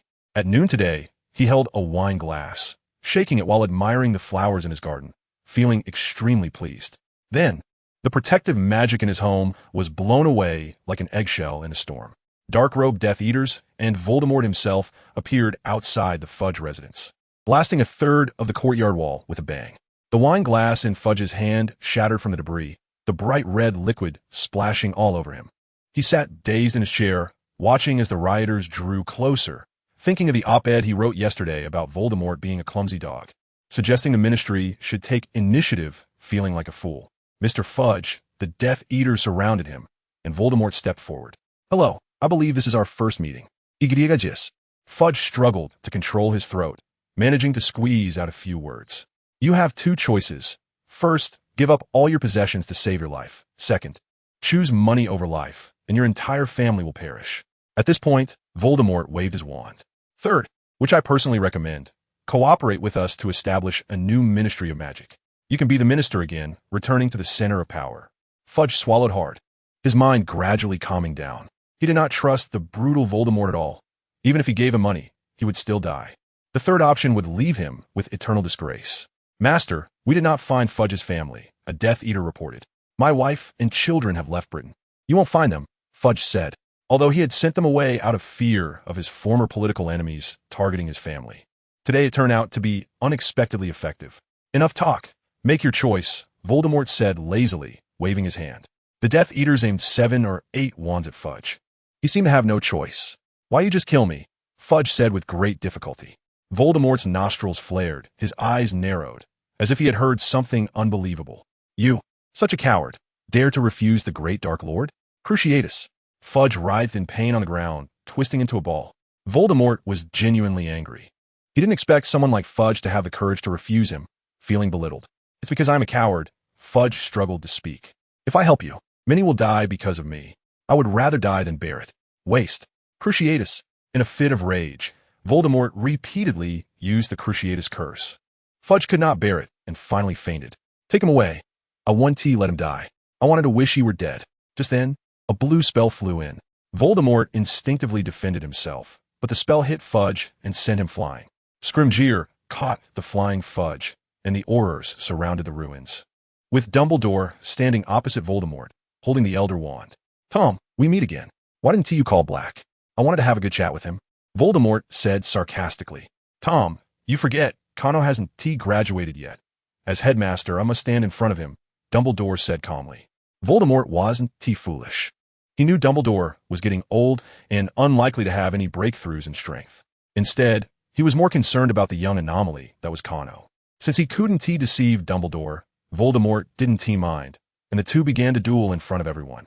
Kano quietly waited in the headmaster's office until evening, when Dumbledore finally appeared amidst the flames. "I gained the upper hand." Voldemort sustained some minor injuries, but we both expended a lot of energy. Dumbledore sat in a chair, somewhat exhausted. Such intense magical combat was extremely draining on both magic and energy. Moreover, according to Fred S. account, this kind of consumption could very well be irreversible. This was the price of using artifacts to combat deities. What about Fudge? Sent to St. Mungo S. When he woke up, he kept thanking me. Dumbledore chuckled, saying it was a good thing he resigned early. Otherwise, he might have died an untimely death. Kano scratched his head, thinking Scrimgeour's expression must have been quite something. But unfortunately, he wasn't there. At this point, Snape also walked out of the fireplace, addressing Dumbledore. "Voldemort is recuperating. He wants to appear in person for a short time, but the Death Eaters will be active frequently. Thank you, Severus. Kano raised an eyebrow. It seemed this was more than the minor injuries Dumbledore had mentioned. Snape turned to leave, and Kano relaxed, letting out a breath. This is the best situation we can hope for. I hope Voldemort recovers slowly and stays out of trouble until I find a way to defeat him. Dumbledore frowned. Isn't the time, now, to destroy all the Horcruxes and exhaust his divine power to completely eliminate him? Kano shook his head solemnly. After this trip to Durmstrang, he had carefully considered the method of Voldemort reconnecting with divinity. In Norse mythology, Odin sacrificed his eye to Mimir's well, hanging from the World Tree for 9 days and nights to gain ultimate wisdom. Now, Voldemort's soulless had also been separated, and coupled with his manipulation of the basilisk, it was very likely that he had used the divine sealing techniques passed down in Norse mythology to achieve his second ascension. He didn't know where Voldemort obtained such a spell text, but he had succeeded. If that's the case, wouldn't destroying that snake cause him to fall from divinity again? Not so simple.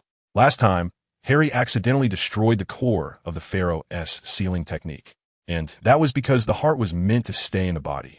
But this time, according to the ritual, the eye should indeed detach from the body. The more thorough, the better, Kano said with a bitter smile. Even if Nagini is killed, Voldemort might not be affected. Dumbledore sighed.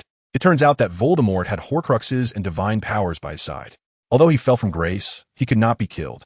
Now, with almost all the Horcruxes destroyed and the plan to consume his divine power going smoothly, he has regained his divine status, and his powers may flow continuously. Your task is very challenging, Kano. Dumbledore said, I will hold him off here. I will find a way as soon as possible. Kano said helplessly. Anyway, let's deal with Hufflepuff's golden cup first. Kano took out the stolen golden cup from his pocket, and this time it was the Hufflepuff-born headmasters who cried bitterly. Kano held the cup up for display, and a silver flame enveloped it, accompanied by a tragic howl, as the soul fragments and the cup itself turned into a pile of debris. Kano initially wanted to use the portkey to go, but the Ministry of Magic had set up a defensive magic array that interfered with the operation of the portkey. So, Kano scratched his head with a thick travel guide to the Ministry of Magic. He thought of the bald man he met during the Quidditch World Cup. Perhaps he could seek his help this time. Time was pressing, so Kano first sent Fleur back to France, then set off on his journey alone. The portkey was convenient and quick, but Lin Feng took out the Dida LA's dagger, which was similar to the poison dagger. This was also a pure golden weapon, but the dark golden sheen flashing on it made it clear that this was a top-notch golden equipment close to dark gold. How I wish Jean Yin would save me at this moment, but the damn guy didn't even look at me, clearly intent on watching me make a fool of myself. Anger rose in my heart, and I stood up abruptly. What Lin Feng didn't know was that Wu Xiaoming had not yet been kicked offline by the system. She was still in a soul state, watching Lin Feng all the time, especially when Lin Feng shook off the dark sunlight and killed that thief. Wu Xiaoming felt warm and only moved by the moment. I gasped and looked back. My cousin was pointing at the car, cursing and mumbling something I couldn't understand. But it surely wasn't anything good. The host didn't finish the second half of his sentence and was left speechless, and so was the audience, as they realized that Balagnir had already disappeared.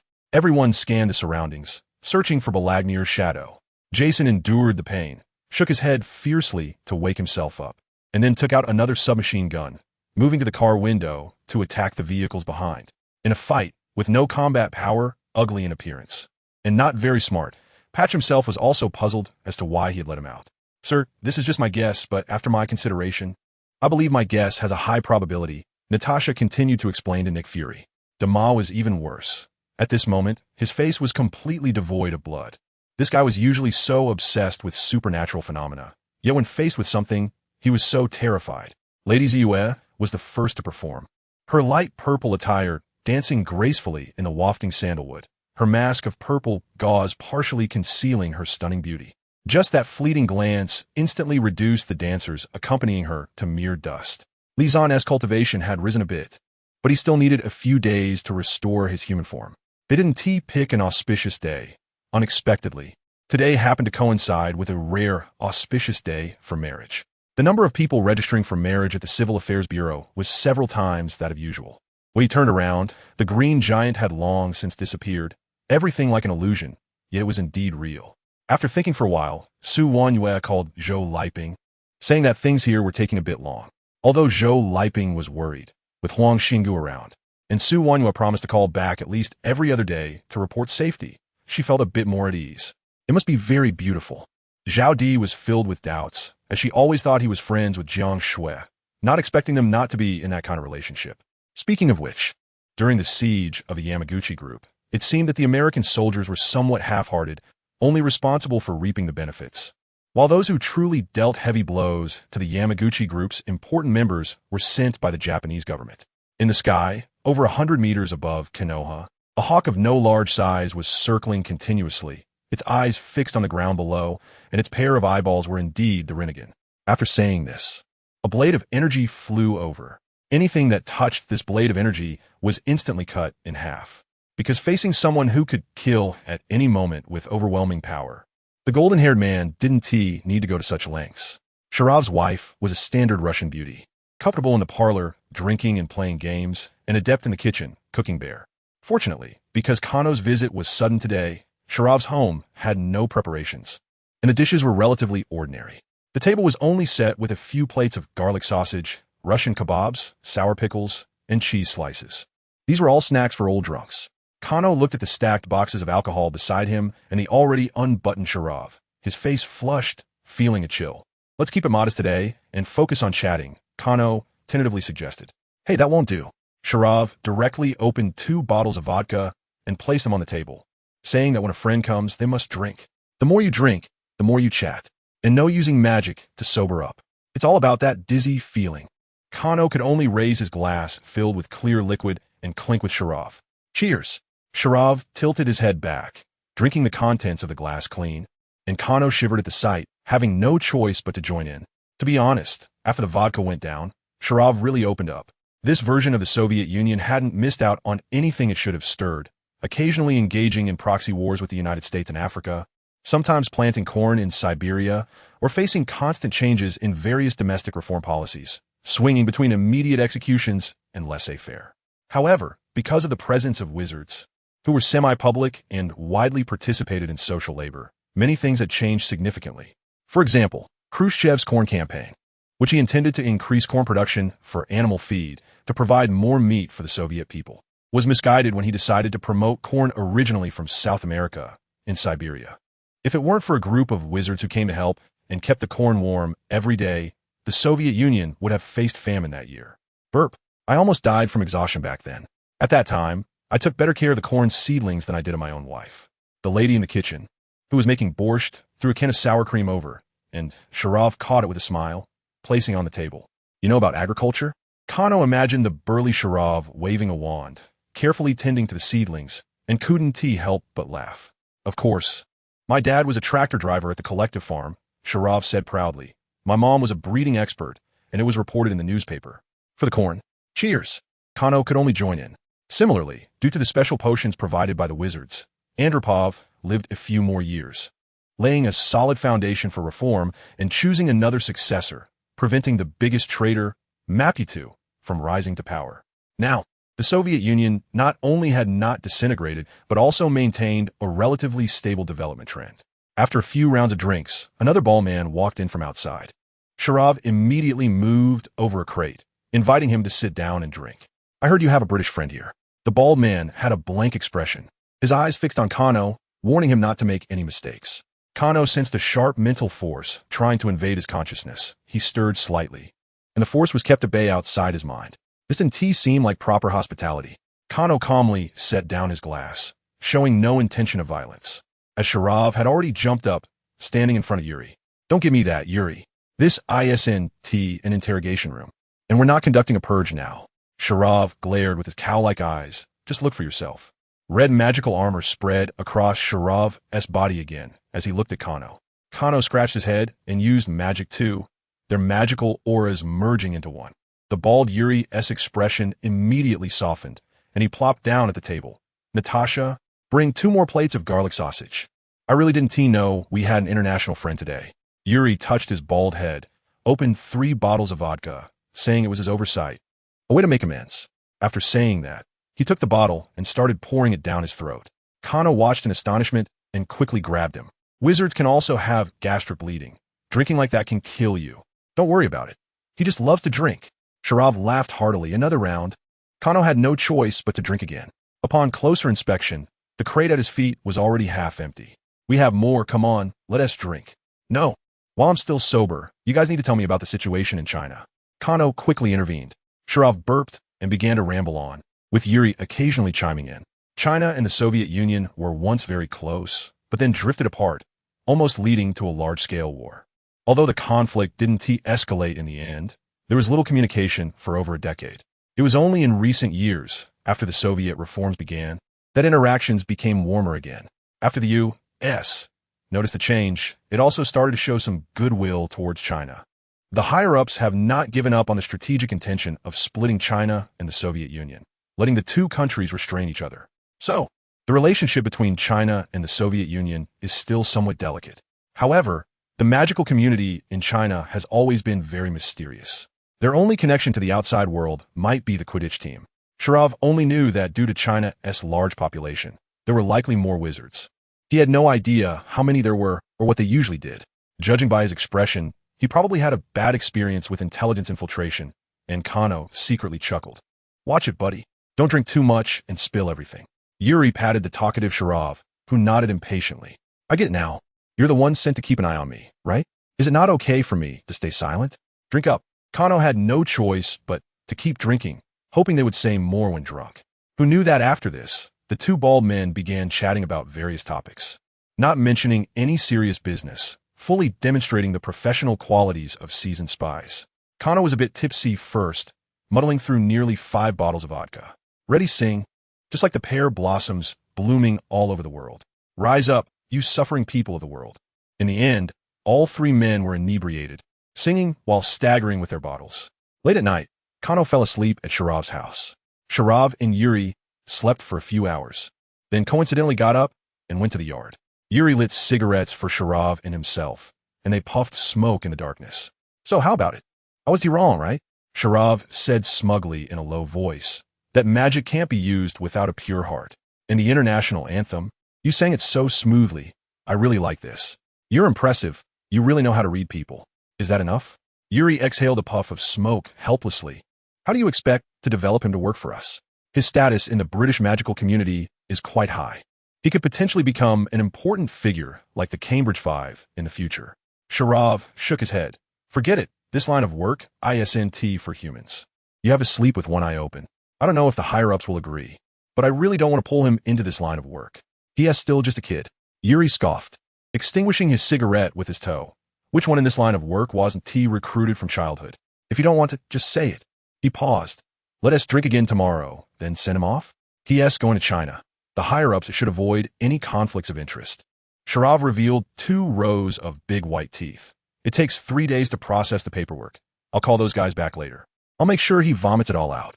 Relying on his superhuman senses and maintaining a thread of clarity, Kano heard everything from upstairs. His face, which had been smiling slightly, immediately twisted in horror. Drink again? I really can't drink anymore. Kano repeatedly refused. What nonsense are you talking? We're all drunk. And you haven't even thrown up? Is that what you call not being able to drink? Sharav stubbornly climbed onto a chair and eventually passed out drunk, slipping under the table. Kano hiccuped and scratched his head, looking at the 6 or 7 burly men sprawled out under the table, also feeling a sense of helplessness. As the saying goes, alcohol is food for the soul. The more you drink, the younger you become. As a druid, Kano had a high tolerance for alcohol, even without using magic to sober up, especially given his non-human physique. In just 3 days, Kano had transformed from a newcomer at the drinking table to a hero of the drinking nation. In the morning, Sharav, pale-faced, got up and sent Kano off on the train heading to the border. We'll drink again when you come back. He was still brooding over being taken down last night. Definitely, definitely, Kano replied with a wry smile. The train carried Kano forward, passing through villages and cities, with wizards and ordinary soldiers maintaining order at almost every station. Kano arrived at the border city of Baikal, from where he could change trains to Manzhouli Station in Inner Mongolia. Before leaving, Dumbledore had given Kano a letter of introduction, telling him to find a wizard named Changguofu after arriving in China. Dumbledore had some old acquaintance with this wizard, but they hadn't met in decades, and he didn't even know where he was now. Kano secretly grumbled. Dumbledore was already over 100 years old. It was questionable whether Mr. Chang was still alive. It was like looking for a needle in a haystack. Where could he find him? Dear travelers, please take care of your personal belongings. Hold your ticket an ID in hand for ticket inspection. The clearly Chinese crew member recited these words in both Russian and Chinese, and the passengers took out their tickets and IDs. In Kano's carriage, including the crew, all were wizards, and their tickets were different from those of ordinary travelers. Comrade, I would like to ask within China, where should I go to find the Wizard Management Organization? Kano handed his ticket to the crew member and asked in Chinese. The young crew member, around 20, was momentarily taken aback by the Chinese, then smiled kindly. You don't need to worry about this. When you arrive at the station, wizards must register. Kano nodded, and the crew member continued working with a smile. The train started moving, and Kano was about to return to his familiar yet strange homeland, feeling an inexplicable excitement in his heart. He missed Guobao Ro, Dicensien, Lu Ro Duan, and Han Tang Mian. Just as Kano was drooling over the food he was thinking about, the train suddenly braked hard. Most passengers on board reacted slowly, and countless heads slammed into the leather seats. Various curse words erupted, and the conductor hurriedly walked to the middle of the carriage, trying to calm down this group of highly destructive wizards. Dear passengers, please remain calm. We have encountered a small situation, and we will be able to continue shortly, the conductor said helplessly. After saying a few words, Kano curiously called out to her, Comrade, what exactly happened? The conductor looked around at the passengers and quietly told Kano, I don't know who messed up the tracks ahead. If the railway maintenance workers hadn't discovered it early, we would have derailed. Kano felt that the situation was a bit strange and quickly asked, Have they caught who did it? The conductor shook her head. Not yet. This kind of thing has happened several times recently. At first, we thought it was just some malicious person, but now it seems obvious that it is premeditated and organized. However, she then smiled and said, But there's no need to worry too much. Our emergency team includes wizards, and we can detect and eliminate dangers quickly. Just as she said, soon the train began to move slowly again. The conductor opened up and started chatting with Kano. The young lady's surname was Lu, and she was from Harbin. She was very curious about Kano's fluent Chinese. Comrade, I see your Chinese is quite good. Are you from the Soviet Union, or are you a Russian returning home? Kano awkwardly smiled and said, Neither, I'm British. The Soviet Union was mainly composed of Caucasians, and according to his ancestry, Kano was of Anglo-Saxon and Celtic mixed descent, which was quite different in appearance.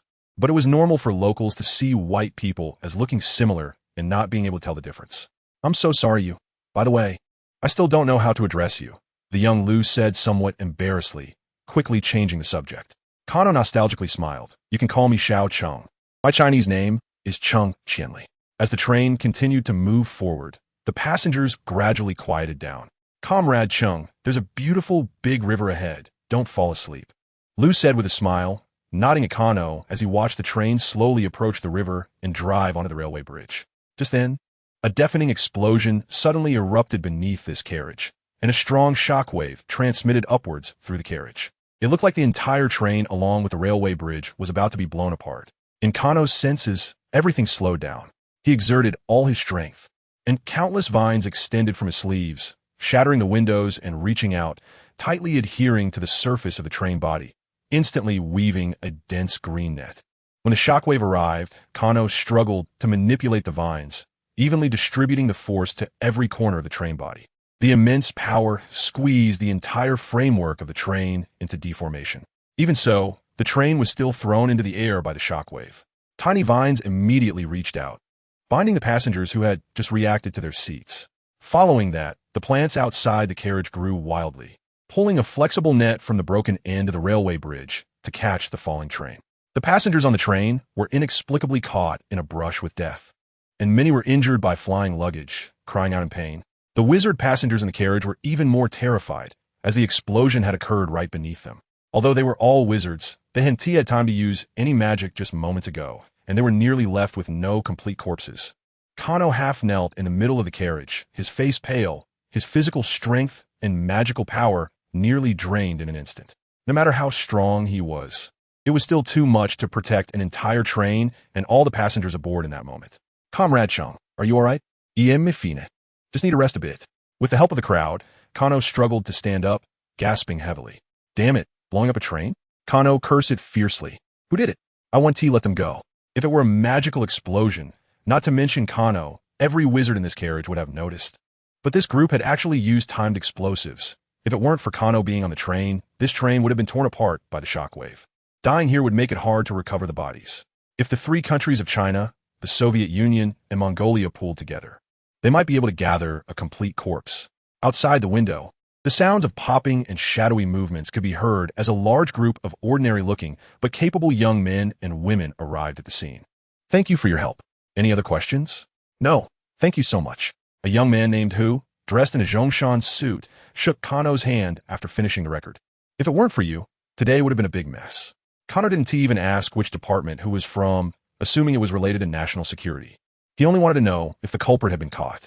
The higher-ups said that regarding you, there's no need to keep the progress of this matter confidential. Hearing Kano's question, Hu immediately replied, before the explosion happened, we had already captured the person who set the explosives. But they were all controlled by someone using a soul-stealing spell. After setting the explosives, they were brainwashed with a powerful forgetting spell, and now. Sigh. So that's why you couldn't figure out where they set the explosives right away? Sigh. So, it was the enemy agents? Hu nodded exactly. I really don't know which wizard agent did this. After finishing, he then realized that he was looking at Kano with a strange expression. Kano didn't notice that it sounded odd for an Englishman to say enemy agents. I brought the documents for you to read, and the registration should be finished. I want to ask if you can help me find an old wizard named Changguofu, who is very powerful and, well, must be about 100 years old. The young man nodded somewhat confusedly. I'll help you check right now. You can stay at the guest house for a couple of days, and if you want to eat anything, just send a note to the cafeteria. Kano was tired too, and after eating some steamed buns and pickles from the cafeteria, he fell into a drowsy sleep. The young man took the notes and hurried to an inconspicuous small building, showing his credentials before going inside. Who? Is the record of the international friend finished? A leader in the office looked up at the strangely expression Hu, somewhat puzzled. What's with that expression? Is there something wrong with this person? Director Huang, I can't say for sure. You should take a look for yourself. Hu put down the record, and Director Huang put down his pen and picked it up to read it carefully. There was nothing wrong with the content, but you didn't process what he said, did you? Absolutely not. Hu shook his head, and he naturally referred to those people as enemy agents. Director Huang stroked his chin. First, go find a Changguofu. If he is still alive, he must be a highly respected figure. Observe for a few more days. The official took over the search for the person, and Kano could only wait patiently. As long as he wanted to go out, Hu would accompany him. Kano understood and never did anything suspicious, just wandering around and eating. One day, the two were sitting in a home-style restaurant, waiting for the kitchen to serve food while chatting idly. Could the group that caused the destruction have been sent by the Americans? The relationship between China and the Soviet Union is currently thawing. Perhaps they want to create incidents to interrupt this process? Kano speculated. It's very likely. The ambitions of the American imperialists are like wolves. Xiao, who scratched his head in distress. But the KGB is also quite suspicious when the Russians go crazy. Their minds really aren't normal. Kano was choked for a moment. If it really gets traced back to the Soviet Union, that would be quite amusing. Better change the topic quickly. By the way, Xiao Hu, I've noticed that the surnames of the wizards on our side seem to be generally just a few. Kano counted on his fingers. Comrade Xiao Lu on the train you? And Huang Ku? What's the story behind this? Xiao Hu had been getting quite familiar with Kano these days. And since there was nothing to hide, we are all descendants of the five immortals lineage, and our surnames have changed accordingly. The five immortals in northeast China refer to the snake python, the weasel, the fox, the hedgehog, and the rat. The wizards who interacted with them in the previous dynasty changed their surnames to Lu, Huang, Hu, Bai, and Hui respectively. I don't know what the situation is like in the UK, but the wizards in the country have all evolved from shamans, initially serving as priests of the gods. At this point, the fatty intestines were served, and Xiao Hu and Kano continued chatting while eating. There are indeed too many righteous priests, from Taoism to Buddhism, countless. But those mountain spirits and wild monsters also want to gather faith to become gods. What could be done? Xiao Hu pointed at his head. They sought out those with magical power. Some protect families, collecting offerings from a household, faith, and dissipated magical power, in return providing a certain degree of protection and gradually enhancing their cultivation. Another part possesses people with poor magical aptitude, giving them enlightenment. These people then go out to treat others' headaches and fevers, resolving calamities. This is called going out to perform. Kano didn't expect Xiao Hu to casually mention things related to deities and quickly asked for more details. But haven't the deities long since departed? Could it be that the ones in the country haven't left and the five immortals are still active? Xiao Hu picked up a piece of pork tenderloin. How could they not have left? Those with strong magical power have already departed. For example, The Hu Santai Yi and Hu Santai Nai we used to worship in our family have been gone for hundreds of years. However, while the old ones have left, the younger ones still need to continue their cultivation, so there are still people performing in the folk community from time to time. For specific matters, wait until Huang Ku brings Mr. Chong and let him talk to you. Kano was somewhat puzzled. Will Mr. Chong know about these things? Xiao Hu laughed. Not to mention, if he is still alive, he must be a person of great virtue and prestige. And he still has the surname Chong. Think about it. Kano was slightly taken aback, then also laughed. Chong is just a dialect term for snake, derived from the term for longworm, right?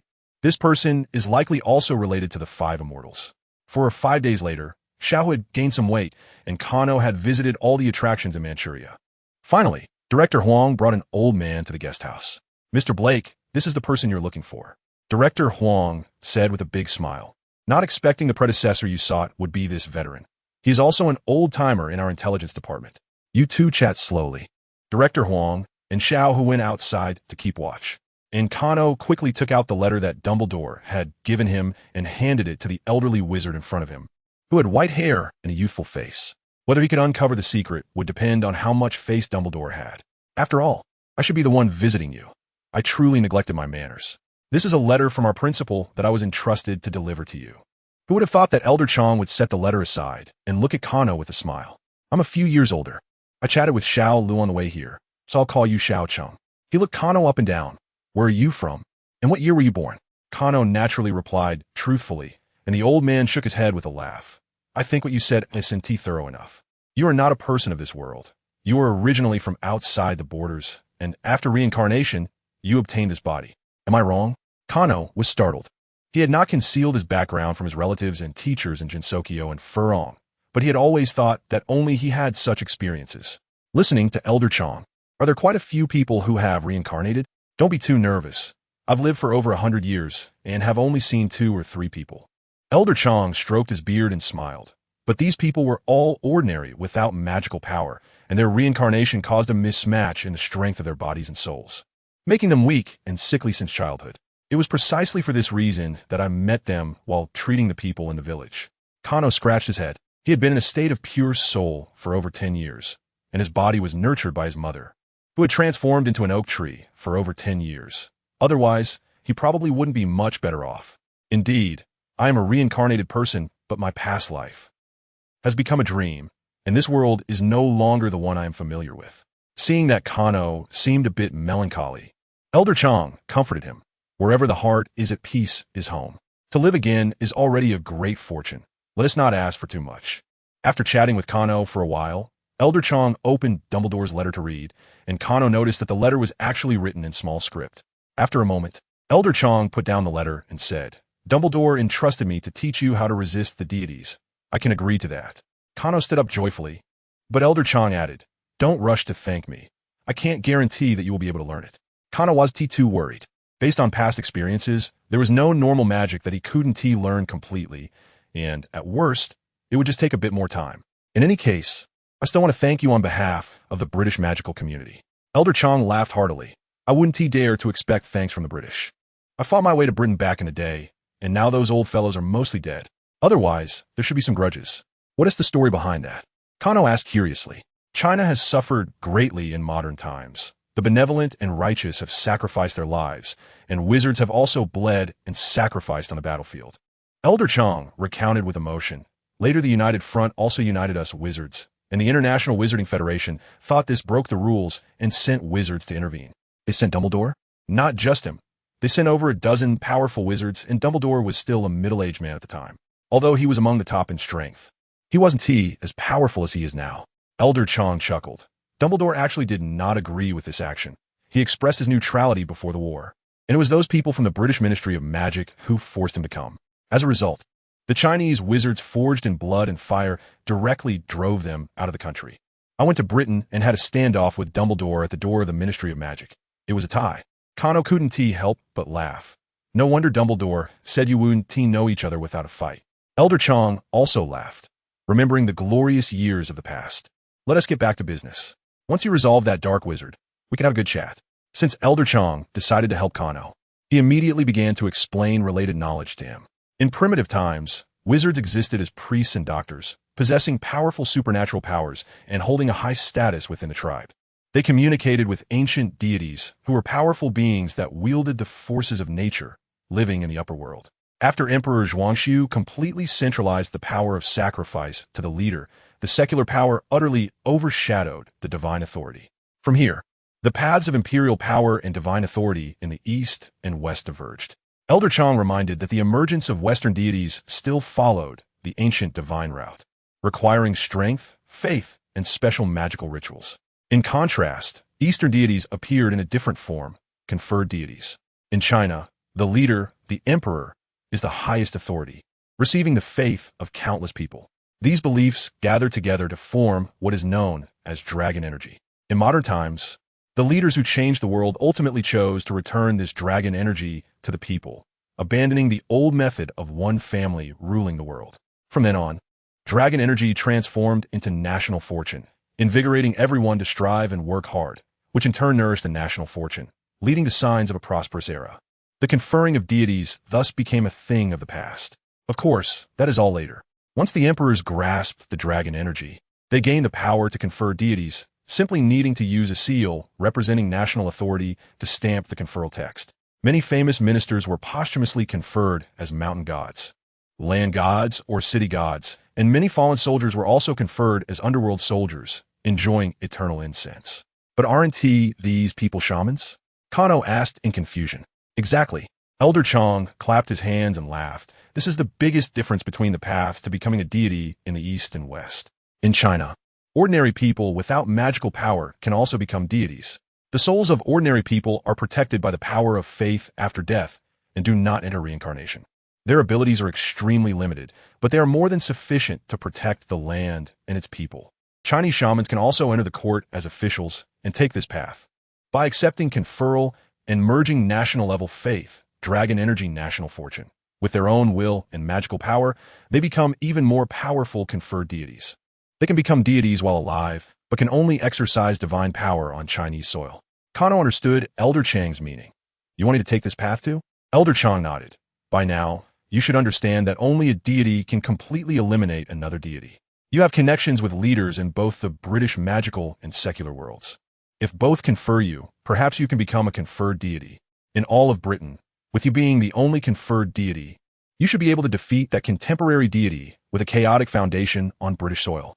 It seems that the contents of the Egyptian pharaoh's deification technique and the Nordic deification technique have disappeared, and it appears that the only remaining path to becoming a deity is this conferral of deities. Kano seemed to have no other choice. Elder Chang said seriously, in the next 6 months, I will help you solidify your foundation while also enhancing your willpower, whether ordinary people or shamans. Conferral has very high requirements for willpower. Of course, if you can completely combine power and will, achieving a natural state, that would be even better. Kano was taken aback. Power and will? Does my characteristic magical power count? He then released a shining silver flame, and the magnificent light drew little Hu and Huangko outside the door to peek in. Like this? Elder Chang suddenly jumped up from his chair as if electrocuted, squinted, and walked around Kano a few times carefully. Strange, strange. He muttered, you defeated that contemporary deity with it once?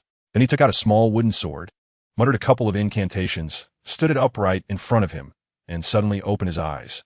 Kano felt a gaze penetrate his body, and before he could ask, Elder Chang, no wonder, no wonder. Follow me. Where to? Kano stood up. Elder Chang pointed to the distant mountains outside the window, the cave heaven. Enough. I don't want to hear any more explanations. Voldemort roared in fury, sending Malfoy, who was kneeling on the ground, flying. He coughed and got up, continuing to kneel. My master, every action we've taken this month has been meticulously planned, but each time we are blocked by the Aurors. It's an unjust accusation. My master. Voldemort coughed twice. A month ago, he had withstood a non-lethal curse from Dumbledore thanks to the body of a deity, not realizing it was a trap, and he suffered internal injuries on the spot. Fortunately, in another month, he would be healthy again, to speed up his recovery and increase his strength. He dispatched a large number of Death Eaters to spread fear and create chaos. Yet, this group of useless people was blocked every time. And now the Aurors seemed to know that Voldemort could sense the positions of his subordinates and didn't take them away, allowing him to rescue them. But they attacked with the intention of inflicting heavy damage on the Death Eaters. If the Aurors still adhered to tradition and didn't use the killing curse, the Death Eaters would probably have been decimated by now. Every day, Malfoy Manor was filled with wounded. Snape, with a cold face, rushed to rescue people, needing to submit a potion supply list to Voldemort every 2 days. Yet, they were still short on funds. Voldemort felt everything was going wrong, as if an unseen opponent had already set traps, causing the Dark Lord to struggle continuously. Lucius, get out. He gripped the armrest of the chair and called Severus in. Lucius staggered out of the room, and Snape entered, bowing slightly. Master, what are your orders? Severus, our actions have faced significant obstacles lately, Voldemort said, staring hard at Snape. But time is on our side. These are all just temporary difficulties. Huh, but some people may not think so. Voldemort leaned forward, saying there is a traitor among the Death Eaters. Snape raised his head, frowning as he met Voldemort's gaze. Master, I don't think this is a good time for an internal investigation. You also believe that behind these failures, there's a traitor selling us out, don't you? Snape's expression was impassive, but his meaning was clear. This matter is entrusted to you, Severus. I allow you to use any means to find this traitor, Voldemort said. Fake missions are fine, as are the Cruciatus Curse and Legitimacy. As for the scope of suspicion, everyone. Snape turned to leave, and after a moment, Voldemort called in his most loyal servant, Bellatrix. There must be a traitor. I will help you root him out and torture him to death. Bella looked at Voldemort's snake-like face with fervor and said, I think Snape is very suspicious, clearly at Hogwarts all these years.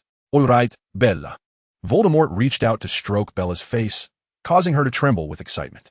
Snape also received the task of finding the traitor. Do not interfere with him. But also don't let him find out that you are also investigating the traitor. Bella nodded, feeling honored to be Voldemort's most trusted person. Harry suddenly woke up in bed, frowning as he adjusted his glasses. He had dreamt again of Voldemort scolding his subordinates. The images were blurry, but that intense anger was conveyed clearly. Before the holiday, Dumbledore vaguely told Harry that there was a subtle connection between him and Voldemort, which had been strengthened again due to Voldemort's use of Harry's blood during his resurrection. Originally, after Voldemort bypassed Harry and returned to power, Harry no longer had nightmares. But now, everything had returned to square one. The first time Harry saw Snape standing in front of Voldemort in a black robe, he was startled awake and ran barefoot in the middle of the night to Sirius's house to explain the situation. Sirius hurriedly took him back to Hogwarts. And when they entered the headmaster's office, they saw Snape sitting across from Dumbledore. Harry, is there something wrong? Dumbledore asked calmly. Harry looked at Snape, unsure how to speak. Dumbledore nodded slightly, and Snape stood up and left the headmaster's office. Sirius looked at Dumbledore, but didn't say anything. I think I know what you saw. But I trust Snape, Dumbledore said without explaining further.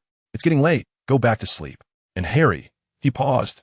You need to learn the spell for closing your mind. Try to keep Voldemort out of your head. It's not so bad now. I can get a lot of information without him knowing, Harry replied. This time, Sirius objected. Harry, do you think Voldemort will remain unaware of you entering his mind? Harry, not being foolish, shook his head. Do you think you could tell if he set up a false reality for you? Facing Sirius's second question, Harry could only smile wryly. Fine, I'll study seriously. But who has the time to teach me? Sirius shook his head. I can't teach you the spell for closing your mind. Dumbledore can. Dumbledore showed a subtle expression. Harry, I am currently the only one who can fight Voldemort. I don't think it's wise for me to delve into your deep psyche at this time. Harry thought of the scene where Voldemort and Dumbledore's mental powers clashed in his mind, and inexplicably thought of a crushed watermelon, shivering involuntarily. Learning the mind-closing spell is urgent. I'll find a suitable professor to guide you, Dumbledore said after a moment of contemplation. But you need to be calm and absolutely don't draw your wand the moment you see him. Harry agreed inexplicably. Although he had learned defense against the dark arts from Moody for a year, he hadn't adopted his excessive nervousness. However, when an old man with gray hair and a meticulously dressed suit appeared at Harry's door the next day, he nearly drew his wand. Hello, Harry Potter. I am Barty Crouch, your mind-closing spell teacher and your defense against the dark arts professor for the coming year. Old Crouch introduced himself to Harry, while nodding at the trembling Uncle Vernon and Aunt Petunia. Harry took a couple of breaths, trying to distinguish between the Death Eater Barty Crouch Jr. and his father. Old Crouch had held high positions for many years, was serious, and, coupled with his high-level managerial attire, appeared to be an elderly social elite. In contrast, Crouch Jr. always had a manic smile on his face, clearly a sociopath. Why you are also a wizard? Vernon stammered. That's right. I don't expect you two to understand what Mr. Potter and I are discussing, but I hope you won't spy or make any noise during our magical practice," Old Crouch said coldly. Vernon nodded eagerly. Old Crouch's aura completely intimidated him, reminding him of everything from parking tickets to court summonses. Old Crouch nodded and turned to Harry. "Mr. Potter, let's go." Last year, Crouch Jr. broke free from the Imperius curse thanks to the dark power transmitted from Voldemort's dark mark. He immediately wanted to welcome his master back, but Voldemort instructed him to act as discreetly as possible without causing any commotion. This posed a challenge for Crouch Jr., as he had no wand and couldn't even defeat the house elf Winky. However, soon, Voldemort and Wormtail returned to England. Killing and controlling Old Crouch would be too problematic, since he was also an old man who had survived through blood and fire, with strong combat abilities and resistance to the Imperius curse. Thus, they chose to draw Old Crouch away. When Old Crouch was out of the house, they quietly infiltrated the Crouch residence, knocked out Winky, and rescued Crouch Jr. After Crouch Jr. escaped, Old Crouch, as expected, did not raise an alarm, but instead quietly searched with Winky. At this point, Voldemort sent Wormtail to prepare a substitute, Ludo Bagman. This unfortunate fellow was chosen by Voldemort, controlled by the Imperius curse, and transformed into Crouch Jr. after drinking Polyjuice Potion. Crouch Jr. also drank Polyjuice Potion to become Ludo's likeness, one infiltrating Hogwarts while the other became a moving target, running abroad to attract Old Crouch's attention and lure him into pursuit. When Old Crouch discovered clues about his fake son, he dared not delay, resigned from his position, and went abroad with Winky, closely pursuing.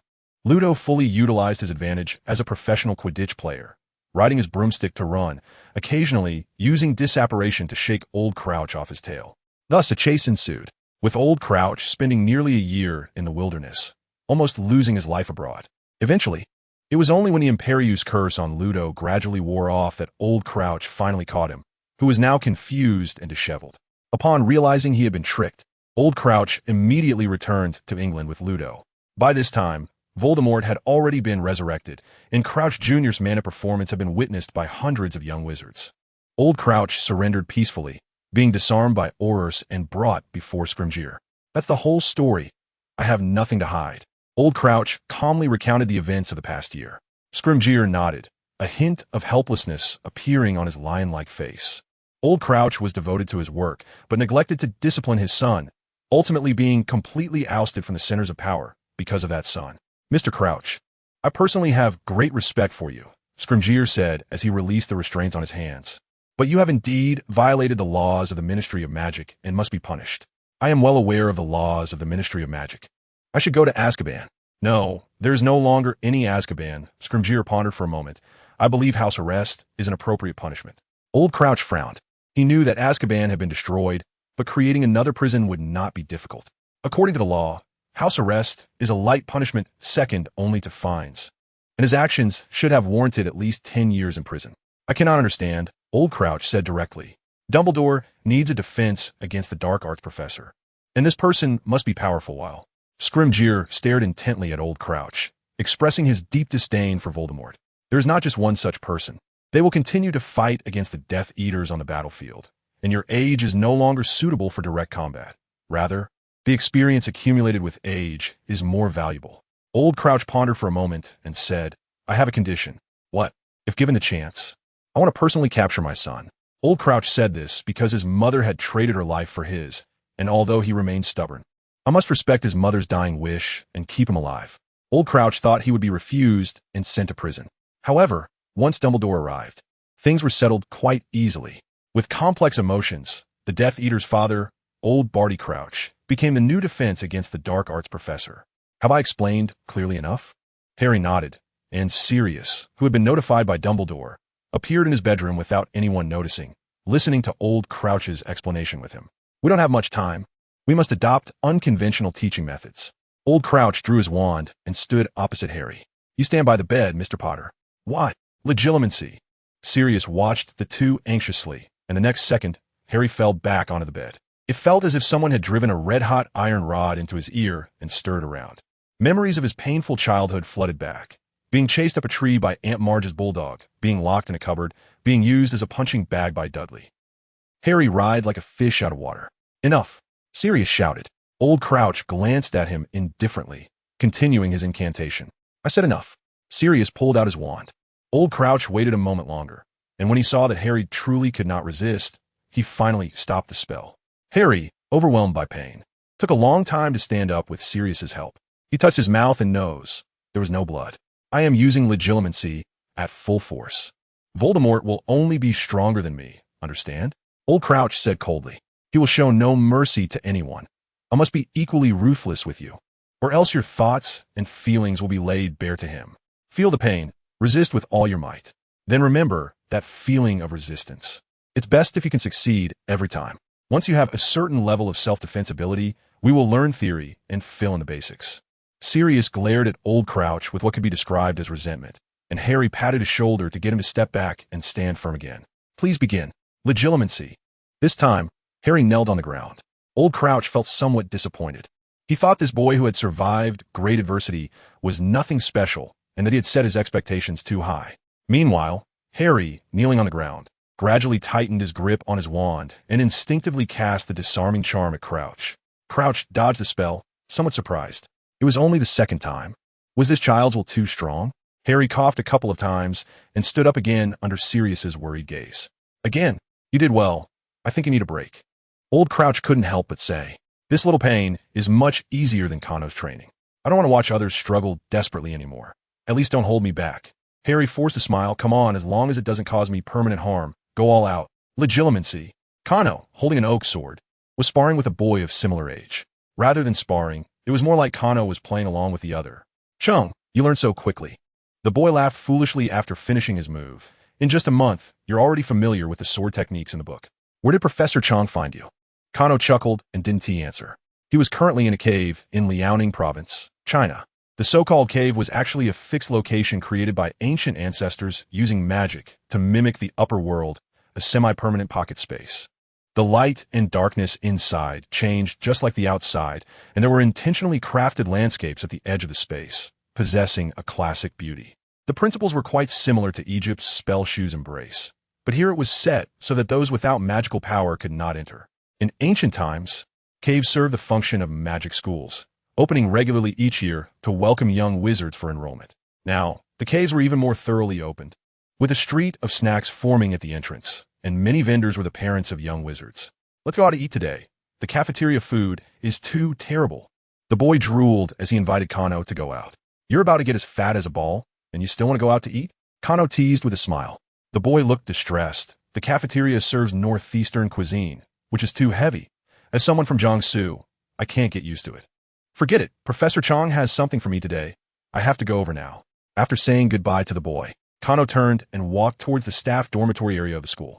In each dormitory here, the floor was embedded with a matrix that collected dissipated magic to maintain the cave. The higher the title of the wizard, the stronger their magic, and the larger the area of the matrix. This objectively encouraged the faculty and staff to strive for progress. An esteemed elder like Professor Chang lived in a standalone villa, backed by a beautiful little mountain. Professor Chang, I'm here. Kano raised his voice and called out from outside the yard. Just come in. Professor Chang shouted robustly. But the door is locked. Less talk can still stop you.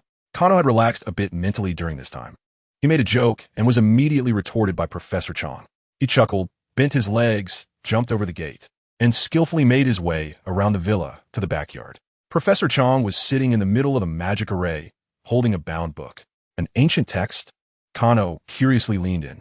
A thesis, written by one of my students who went to Europe 40 years ago. Professor Chang directly shoved the book into Kano's hands. I've been looking for it for several days and finally found it. Kano focused on the yellowed cover, where the bold title read, A Comparative Study of the Characteristics of Western Knights and the Ritual of Ascension to Godhood. Not all knights have characteristics, but most knights' characteristics arise during the ceremony of ascension. The ascension ceremony must be presided over by someone of high status, which seems to have a connection to our own ritual of ascension that must gain the emperor's approval. However, the concentration of faith between the two is vastly different. Another tradition of knights is to travel widely and spread their fame. Due to insufficient evidence, I can only boldly speculate that knightly characteristics are a kind of embryonic form of divine office. Once a knight's strength will, in the concentration of faith they carry, reach a certain height, their characteristics will completely transform, and they will also become a deity in the mortal realm. Do you think his speculation makes sense? Professor Chang asked Kano, who had a fluctuating expression. I always feel like something is off.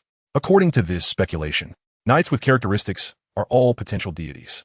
But after so many years, with so many excellent knights as numerous as stars, I have yet to see anyone become a deity in the mortal realm. At the pinnacle of knightly strength and reputation are the Knights of the Round Table, with the strongest being the Three Lions.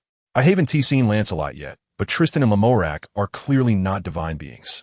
Arthur Pendragon is not to be underestimated. His strength might even be inferior to Kanos. He has a high reputation, but isn't he currently lying unconscious on Avalon Island? Moreover, a knight without magical power cannot possess characteristics, but the deification ritual allows an ordinary person without magical power to become a divine being. Though similar, the two types of deification should have fundamental differences at their core. Kano stroked his chin and analyzed. Is there an additional step, or is something missing? Did this author conduct related research later? Elder Chong shook his head. He had too little contact with knights, and they wouldn't explain core secrets to him clearly. I took the initiative and had him change his research direction. Kano nodded regretfully. Forget it. Since that's the case, let's not think about it anymore. Elder Chong set aside the thesis and said, I'll guide you through it again, and soon you'll learn the method for cultivating willpower. This is another difference between the East and the West. In the knight system, willpower is cultivated through physical training, bloody battles, and the stimulation and pain that come with it. At the same time, their magical power and combat skills will also grow rapidly. Every great knight's hands are stained with blood, and they themselves are covered in scars. In contrast, here in China, as long as one masters the method of cultivating willpower and find an activity they enjoy, the combination of the two can yield twice the result with half the effort. Of course, this won't improve combat power. Therefore, the government now advocates that wizard education must be dual-pronged and not neglected. The important thing is obsession. The more obsessed you are, the faster your willpower grows during the activity, Elder Chong summarized. Kano nodded and sat cross-legged in a magic circle. Elder Chong continued to guide his magical power operation route, reciting ancient texts and imparting formulas. This process normally takes at least 6 months, but Kano already had characteristics as a foundation, making the combination of magical power and willpower relatively easy for him, thus reducing the learning difficulty. Silver flames ignited from his body once more, and the willpower contained within began to grow slowly yet steadily. Good, you've learned it. Elder Chong sighed with satisfaction. Have you found the thing you're most obsessed with? Kano scratched his head, took out his oak sword, and began to practice in front of Elder Chong. First, he demonstrated the fierce and aggressive sword technique he had summarized from practical combat, moving with the sound of wind and thunder, causing the flowers and trees on the mountain to take on a murderous aura akin to autumn. Elder Chong sat up straight, feeling the overwhelming killing intent, which pricked at his nerves like needles. But soon, Kano's swordsmanship transformed into the techniques he had learned from the textbooks over the past few days. His posture was as graceful as a startled swan and as agile as a swimming dragon. He casually extended the sword's edge, and before the killing intent even arrived, the strike was already completed. The atmosphere seemed to return to the sweltering summer, with a gentle breeze blowing, lazy and comfortable, but occasionally thunder would rumble in the distance. Catching one off guard, Kano stopped and said, I like fighting, and I also enjoy the natural environment. He then released his characteristics again. The growth of willpower is indeed impressive. Elder Chong nodded in satisfaction. In that case, you should train well here. Once your willpower meets the standard, I will help you with the next step. Harry endured the needle-like pain in his brain, striving to clear his mind and fall asleep. Recently, Voldemort had been increasingly furious, and from the news brought back by the newspapers in Sirius, they were indeed experiencing failures continuously. Harry felt secretly pleased, but when Voldemort was enraged, he would be affected by Voldemort's emotions, which was truly not a pleasant experience. He once worried that he might be controlled by Voldemort in his sleep, waking up to find he had harmed his aunt and uncle.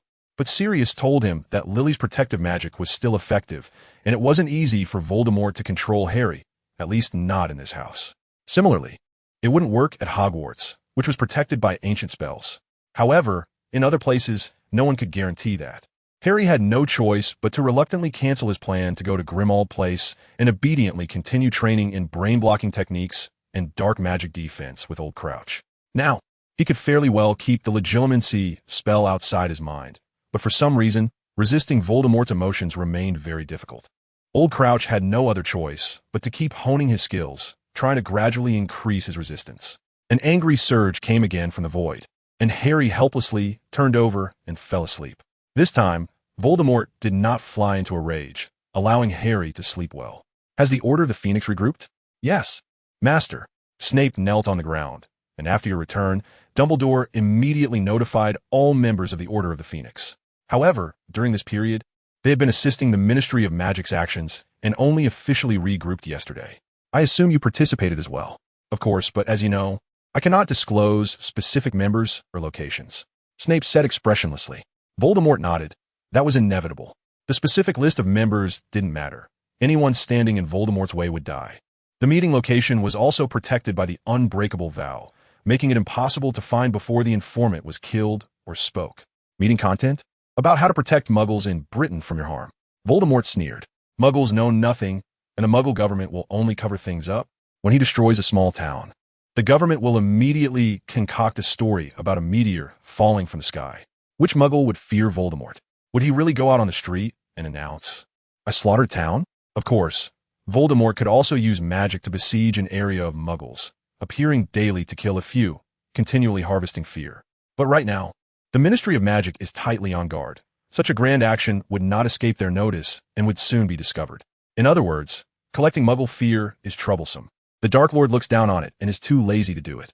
With that time, wouldn't it be more shocking to wipe out a few unwise pureblood families? Let the Order of the Phoenix deal with it. Unless they are at their wits' end, I will absolutely not use Muggle fear as a statistic. By the way, how is the investigation into the traitor going? Snape handed over a list. This is the current scope of suspicion. We have never split intelligence in our previous operations. So progress has been slow. Snape's words caused Voldemort to pause before reaching for the list. This list covered almost all Death Eaters who had never been imprisoned in Azkaban, including Snape himself. Why aren't the Death Eaters rescued from Azkaban on the list? Voldemort flicked the piece of paper in his hand. Did they not have an opportunity to leak information? Boldly said, Severus. Not at all.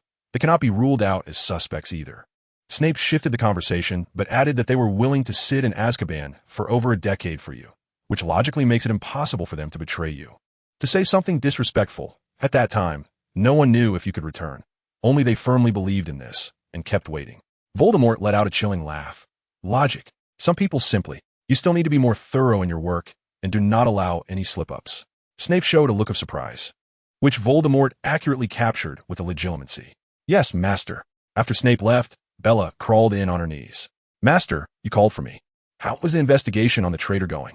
Bella also took out a list, and Voldemort picked it up to look, his expression becoming unusually calm. This list contains Death Eaters who have been outside these years. Are there no other suspects? Those I excluded are all Death Eaters who are absolutely loyal to you. Malfoy and Snape, such tumors and fence-sitters, are too suspicious. Very well. Voldemort's eyes were deep. You may rest now, Bella. Continue to investigate, and don't disappoint me. Bella crawled backward out, and Voldemort's expression changed for a moment. He thought of that day when only Bella was not poisoned. No, it is very likely that this is Dumbledore's diversion. He is an old fox. Picking up a bill, the bright red deficit stung his eyes. Pureblood families followed Voldemort to get rich, and Voldemort was well aware of this. During the last Wizarding War, the Death Eaters came and went like the wind, extorting and blackmailing others under Voldemort's notorious name, forcing them to transfer assets, then laundering through several layers, making a fortune. But this time, the Death Eaters were sniped and dared not show their heads. They had to supplement the medical expenses. With no income, they were still spending money. Many pureblood families had begun to show signs of unrest. Voldemort had already found out where these families' floating wealth had gone, and looking at the information of a dozen lovely children in his hand, he felt somewhat annoyed. But after thinking it over, he decided to pretend not to know. The matter of offspring was something he valued highly himself. He did not want to tear his face with the financiers. Voldemort's wound was healing quickly, but he did not plan to appear immediately. During this time, he would continue to gather strength, ultimately staging a stunning grand action. It would be best to achieve both fame and fortune. Or be a good target for the attack. Gringotts? No, that's not possible. Wizards from all over Britain would fight to the death to resist. It is not weak in terms of military force itself. Excluding Gringotts, a large-scale sweep of Diagon Alley? That's not good either. This is a commercial area. Spreading infamy to absorb fear is enough, but the money here. Should the Death Eaters split up to rob each store's daily revenue? Leaning back helplessly, Voldemort sighed, thinking of another troubling matter. In the Department of Mysteries Prophecy Room, everyone leaves a prophecy when they are born. You want to know the prophecy about Harry and himself from over a decade ago. Snape did not manage to overhear the entire content and was kicked out of the Hogshead Inn. It was this prophecy that led him to trouble the Potters, resulting in a situation that was neither human nor ghost for over a decade. Voldemort believed that this prophecy might contain the method to eliminate Harry, right? There was also the prophecy about Canopus. Where did that guy come from? Voldemort thought of Canopus and felt a headache coming on. Anyway, there should be clues about him in the prophecy room. With Sirius and Mad-Eye Moody escorting him, Harry safely arrived at King's Cross Station, Platform 9. Harry, it's good to see you again. Ron and Hermione warmly hugged Harry, who appeared at the door of the compartment. Have you still been having nightmares? George and Fred had suggested several times to fly the car to find you. Hermione, who had lived in the burrow for several weeks, asked with concern. Mom won't let us go. She said it would cause trouble for everyone. Ron said discontentedly, it's just because we aren't of age yet. Harry shook his head with a smile, indicating that he didn't mind. Mrs. Weasley had been sending him a large package of meat pies every week since she heard that Old Crouch started teaching him, saying it was to help him build his body. Dudley, due to his excessive weight, had little effect from dieting and could only start boxing this year, now all muscles. But that didn't mean he wasn't craving meat. Every time Harry openly took a pie, the sound of Dudley chewing chicken breast and salad next to him seemed to become more pronounced. Speaking of which, Dudley had gotten stronger this year and surprisingly didn't come to try to bully him. Did he grow up and realize that this was wrong? This thought existed only for a moment before Harry pushed it deep into his mind. Ridiculous. Harry. Ginny's little head popped up from behind Ron, happily calling his name. Harry felt an impulse to ruffle her hair, but the image of her dressed up at the Yule Ball always floated before him, so he just smiled and nodded. Harry walked into the compartment and found Luna there too. Luna peeked out from behind a magazine, blinked twice as a greeting, then raised the magazine back up. Harry, there's something we've been meaning to tell you. Ron's face turned red as he excitedly pulled something from his pocket. Sorry, we chose to keep this a secret for a while. Hermione chimed in. For a moment, Harry thought they had secretly married, but then he noticed the 2 prefect badges in front of him. Prefects? Congratulations, Harry said with a smile, but Ron looked a bit embarrassed. To be honest, mate, I thought the prefects would be chosen between you and Canopus, so I didn't know how to tell you. Harry was taken aback. Ever since facing Voldemort at the end of last term, he felt that many things suddenly became less important. Prefects? Honor and power wouldn't give him an advantage when facing Voldemort. I don't care, Ron. Harry changed the subject. Do you have any news about Canopus?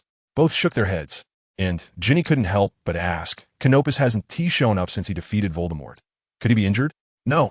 Actually, he left the UK for a while to treat Miss Fleur. He stayed for a few days after returning, and then left again, Harry explained. He is busier than anyone else, and I want to know when he will come back. Potter?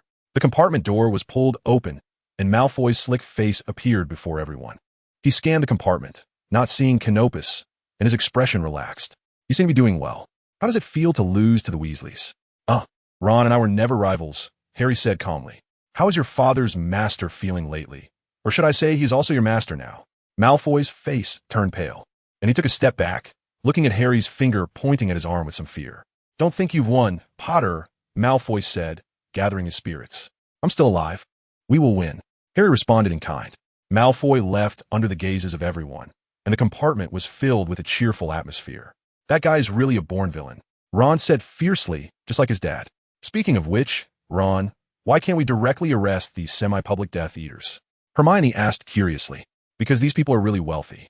Ron helplessly said that what they were talking about was not about galleons, but rather the vital industries in their hands that could influence the entire British wizarding world.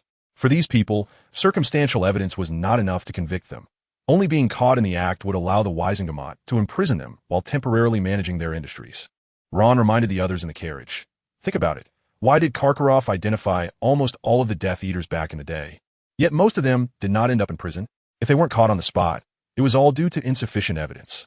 What about Lestrange? Hermione pressed on. The couple was caught in the act, and even during the trial, they insisted they were Voldemort's most loyal servants. Neville's voice chimed in. Neville opened the carriage door, and everyone was surprised to see that he had lost a lot of weight and had developed muscle definition. Do Cano and Bellatrix have a grudge? Then leave the rest to me, Neville said firmly. My parents were tortured to madness by them, and are still in the permanent damage ward at St. Mungo's. This vendetta cannot go unpunished. Seeing his appearance, Harry quickly spoke up. Neville, don't be impulsive and don't learn dark magic. Neville smiled steadily. Don't worry, Harry, I know what you're concerned about. But my parents are both Aurors. I won't let them down. My grandmother wouldn't allow it either. Our two uncles also died at the hands of a Lestrange couple. Ginny interjected, they're truly a pair of lunatics. Hermione rubbed her cheeks and suggested, since everyone is eager to increase their power for revenge or to protect themselves in the upcoming chaotic times, why don't we just start a club? This year's defense against the dark arts professor is Old Crouch. His level is very high, so we shouldn't need this. Harry instinctively pinched the bridge of his nose. Just mentioning that name gave him a bit of a headache. Although it wasn't to the level of psychological trauma, it certainly left a deep impression. I think it's still necessary, Neville said, looking at Harry. I want as much time as possible to train myself. Just a few classes a week, definitely one TB enough. Plus, training alone can also be dangerous. Ginny added, some wands can backfire. If you're not careful, you could end up knocked out by your own stunning spell. That's too dangerous. Harry, don't want to train with everyone? Harry looked at Ginny and, almost unconsciously, nodded. I heard someone mention a spell training club. A handsome guy with a head boy badge walked in from outside the compartment, casually draping an arm over Harry's shoulder. Count me in, okay? Cedric, you want to join too? Harry looked at his former rival and was surprised to find he didn't have much animosity towards him. You're not unwelcome, are you? Cedric joked. Of course not. Harry shook his head and smiled, but we still don't have a leader for this. What are you thinking, Harry? The leader is obviously you, Cedric said somewhat exaggeratedly, the champion of the Triwizard Tournament. Harry wanted to say that Kano was better than him, but he wasn't here now, and it was unclear when he would return.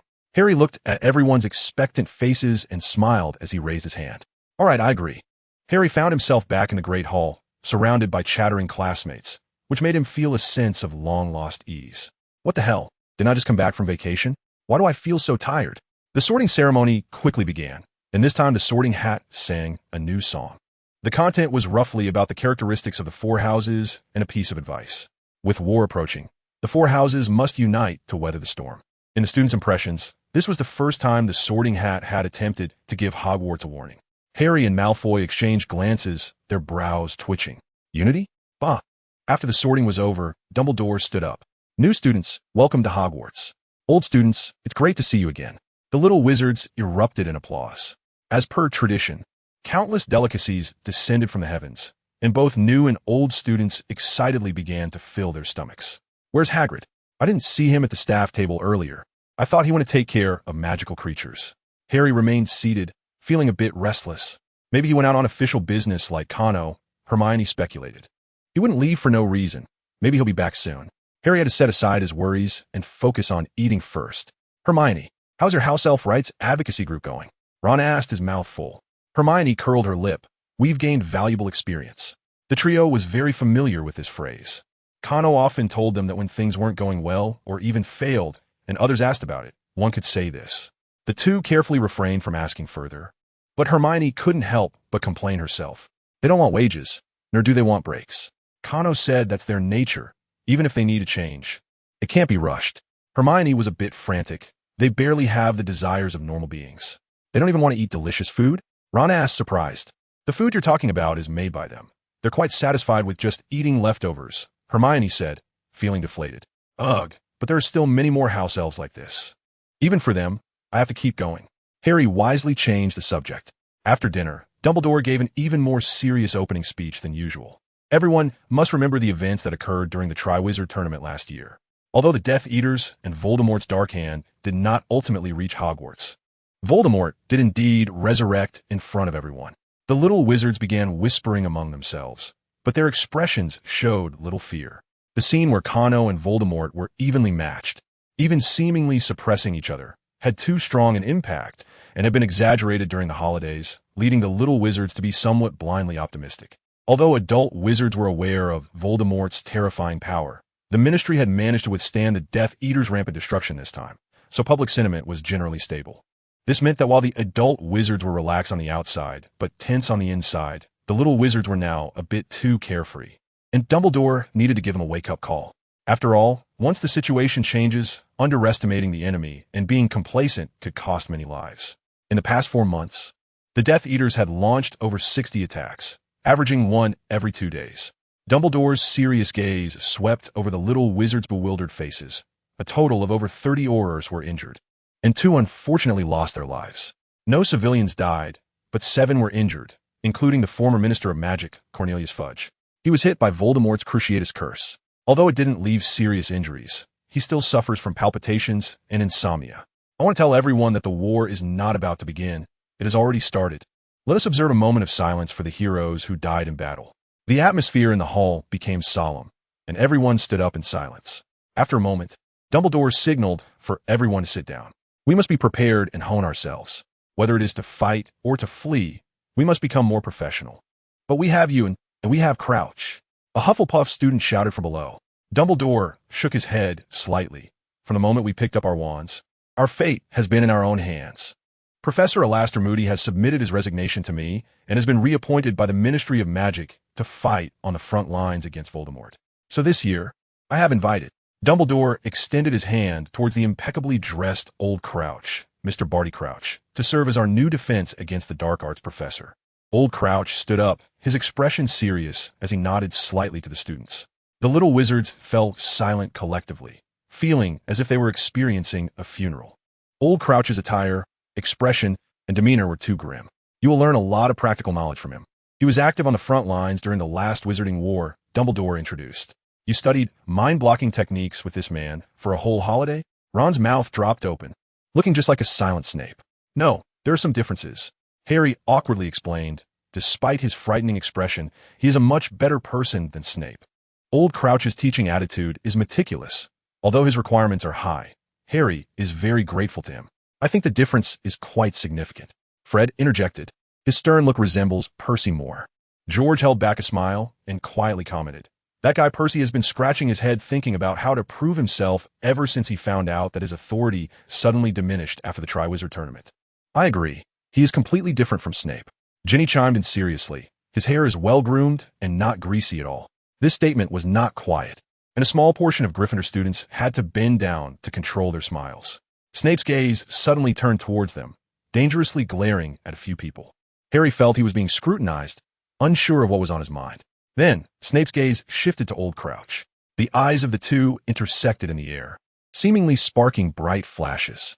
Snape was a Death Eater saved by Dumbledore, and Old Crouch has always looked down on him. Old Crouch suddenly emerged, taking the position of defense against the dark arts professor. Snape thought it would finally be his turn this year, but unexpectedly, he was intercepted again. Perhaps it will be a good show to watch this year. Ron grinned, watching the two engage in a silent duel. I hope they focus their energy on teaching. Hermione sighed. At the end of November, Cano stretched lazily and walked out of the cave to treat himself to a good meal. A graceful figure stood in front of him, silent, just staring at him with beautiful eyes.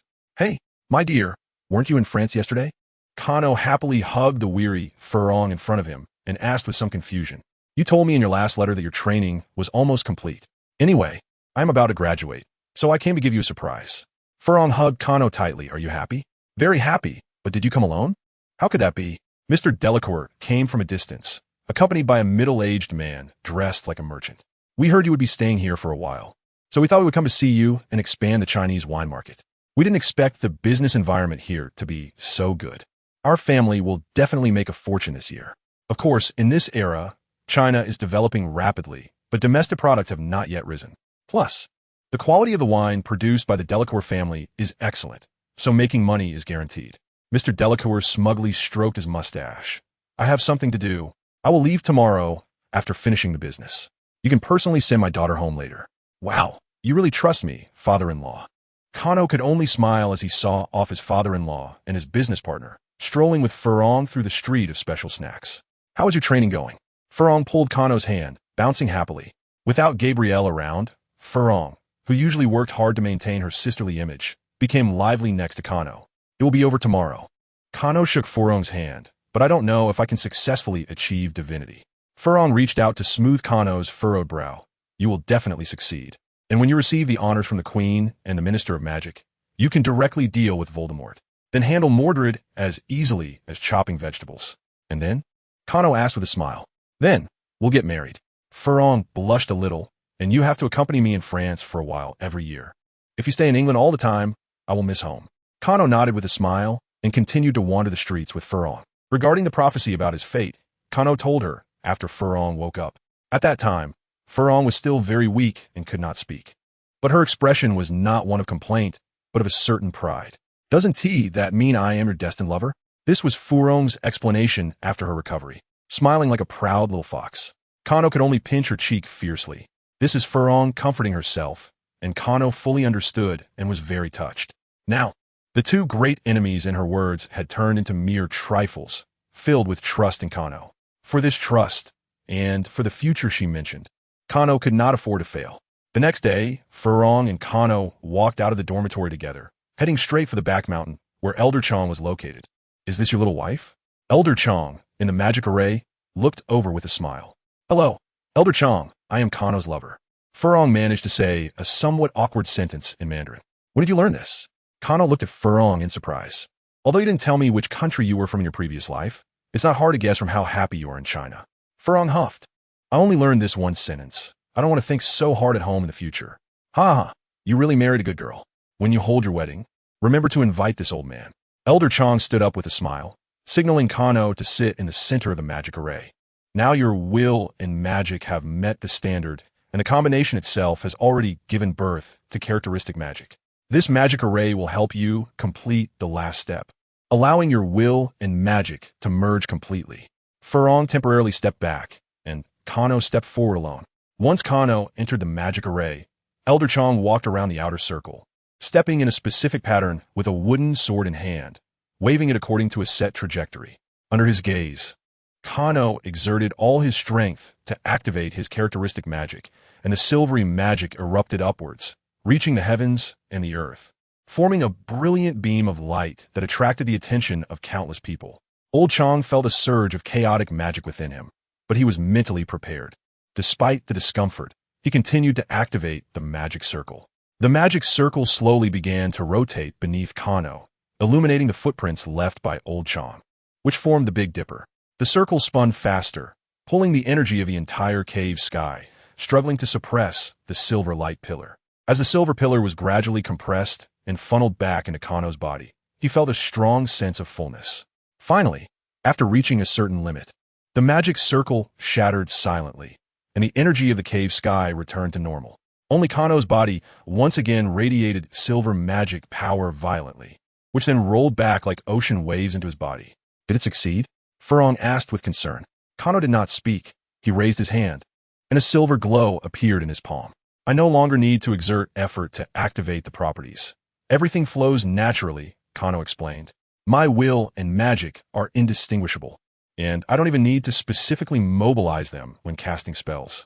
Old Chong laughed and clapped his hands. "This is the perfect combination of will and magic. It comes naturally." He then continued, "To reach Dumbledore's level of power, this state is your admission ticket. With your exceptional talent, you could almost reach it in 10 years. But relying on forced growth now will inevitably lead to an unstable foundation. You must take steady steps and not rush." Kano clasped his hands in salute. "I have learned." Old Chong. Old Chong waved his hand. "Go rest for a bit, and then hurry back to England. Once the situation there is resolved, come back and visit. Although it is no longer the country you once knew, the core remains the same." Kano nodded, moved, and with Furong, respectfully bowed to Old Chong again before turning to leave the back mountain. After the two left, Old Chang's expression changed. He spat out a mouthful of bloodied saliva, finally calming the surging energy in his chest. "That nearly exhausted me," Old Chong muttered. "Who has such a grand momentum at this stage? This foolish boy still knows nothing. I wonder whose handiwork this situation of his is. I hope Dumbledore can hold it together and not let this child come to harm." Just as Kano and Furong returned to their dormitory, the two-sided mirror on the table began to flicker wildly. Scrimgeour's somewhat bloodied face appeared in the mirror. Behind him were Aurors receiving treatment. Two bodies covered with white cloth lay quietly on the ground, and Dumbledore leaned wearily against a broken wall, breathing in a labored manner. "Voldemort's injuries have healed faster than expected," Scrimgeour said helplessly. He brought 2 Death Eaters without, and quickly broke in here. In the image, gold bricks were scattered all over the ground. "Is this the underground vault?" "Yes, this is the underground vault of HSBC, usually guarded by only 2 wizards," Scrimgeour said, looking at the bodies covered with white cloth. "They only had time to send a signal before Voldemort killed them." "What about the losses?" Kano quickly inquired. "Gold is minted into galleons by goblins in the wizarding world and used as currency. In the ordinary world, since the 1970s, gold has decoupled from the dollar and gradually exited circulation, mainly existing as national reserves. London has 7 underground vaults, containing not only Britain's own gold, but also large reserves from other countries. If Voldemort really wipes one of them out, the impact on the world economy would be immeasurable. The loss is not significant. Kano's eyes shifted. Right, it's not a big loss. No matter what Voldemort says, we must stick to this narrative externally. The Federal Reserve's underground vault is never audited and does not accept investigations. With their necks stuck out, who could do anything about it? I'm serious. The loss is really not big, Scrimgeour said with a bitter smile. The vault is not like Gringotts. Usually, no one comes here to withdraw money with a bag that has been cast with the undetectable extension charm. So, there are magic circles engraved in the Muggle vaults that prohibit the use of space-type magic and equipment. This was set up by the Ministry of Magic hundreds of years ago, and the maintenance has never ceased over the years.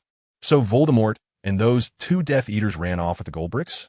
Kano thought of that bizarre image, finding Voldemort's image oddly overlapping with the hamster from his childhood animated series. Only 2 Death Eaters ran off with a few gold bricks. Dumbledore finally stood up. His face pale. Voldemort and I had another fight. How did it go this time? I was slightly at a disadvantage. Dumbledore shook his head. I am weakening, and he is growing stronger. If this continues for another 2 or 3 encounters, I won't be able to stop him. How about you? I just finished. I should be able to return to England in a couple of days. Kano sighed. Are the documents ready? I've never seen such documents to sign. But I do have them prepared, Scrimgeour said. I also got the document from the Queen. Now we just need you. After a few more exchanges, they hung up. Has the situation worsened again? fromOak asked with concern from his side. Yes, Voldemort has become more cunning. Kano nodded helplessly. The severity of Voldemort's attack this time lies in his broadened thinking. Not every underground vault is guarded by wizards, and there are magic circles prohibiting space equipment. If necessary, he could also use the Imperius curse to control the staff and openly transport the gold out. Voldemort's group doesn't need anyone to teach them when doing bad things. And Muggles have paper money. What if Voldemort robs that? fromOak worried. These paper notes are always transported in vehicles. They can't be protected. Kano, however, was not concerned. Even if the paper money is stolen, it cannot be used to buy potion ingredients or similar things in the ordinary world. Can't these paper notes be exchanged for galleons at Gringotts? Goblins have signed a magical contract with the government. There's a limit on the amount of currency that can be exchanged between the 2 types each year, Kano explained. My classmate Hermione comes from a dentist family. Her parents wanted to deposit a large sum of money at Gringotts when she was in her 2nd year, but were rejected by the goblins. They wanted to exchange nearly half of their wealth for galleons, which would squeeze the exchange quota of other small wizard families. fromOak nodded thoughtfully.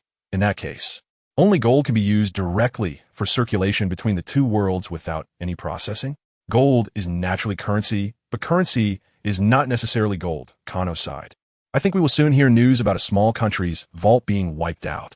At this moment, Lucius was sitting in Gringotts' office. In front of him lay 7 or 8 gold bricks, each prominently numbered and bearing the bank's insignia, still stained with fresh blood. But the goblins turned a blind eye to this, busily testing the purity of the gold, and finally looked at each other and nodded. We can acquire this batch of gold, an old goblin said in a hoarse voice, but the purchase price will not be very high. Lucius, after hearing their offer, slammed the table in anger. You are robbing us, the old goblin said with a gloomy smile. We all know who is robbing whom.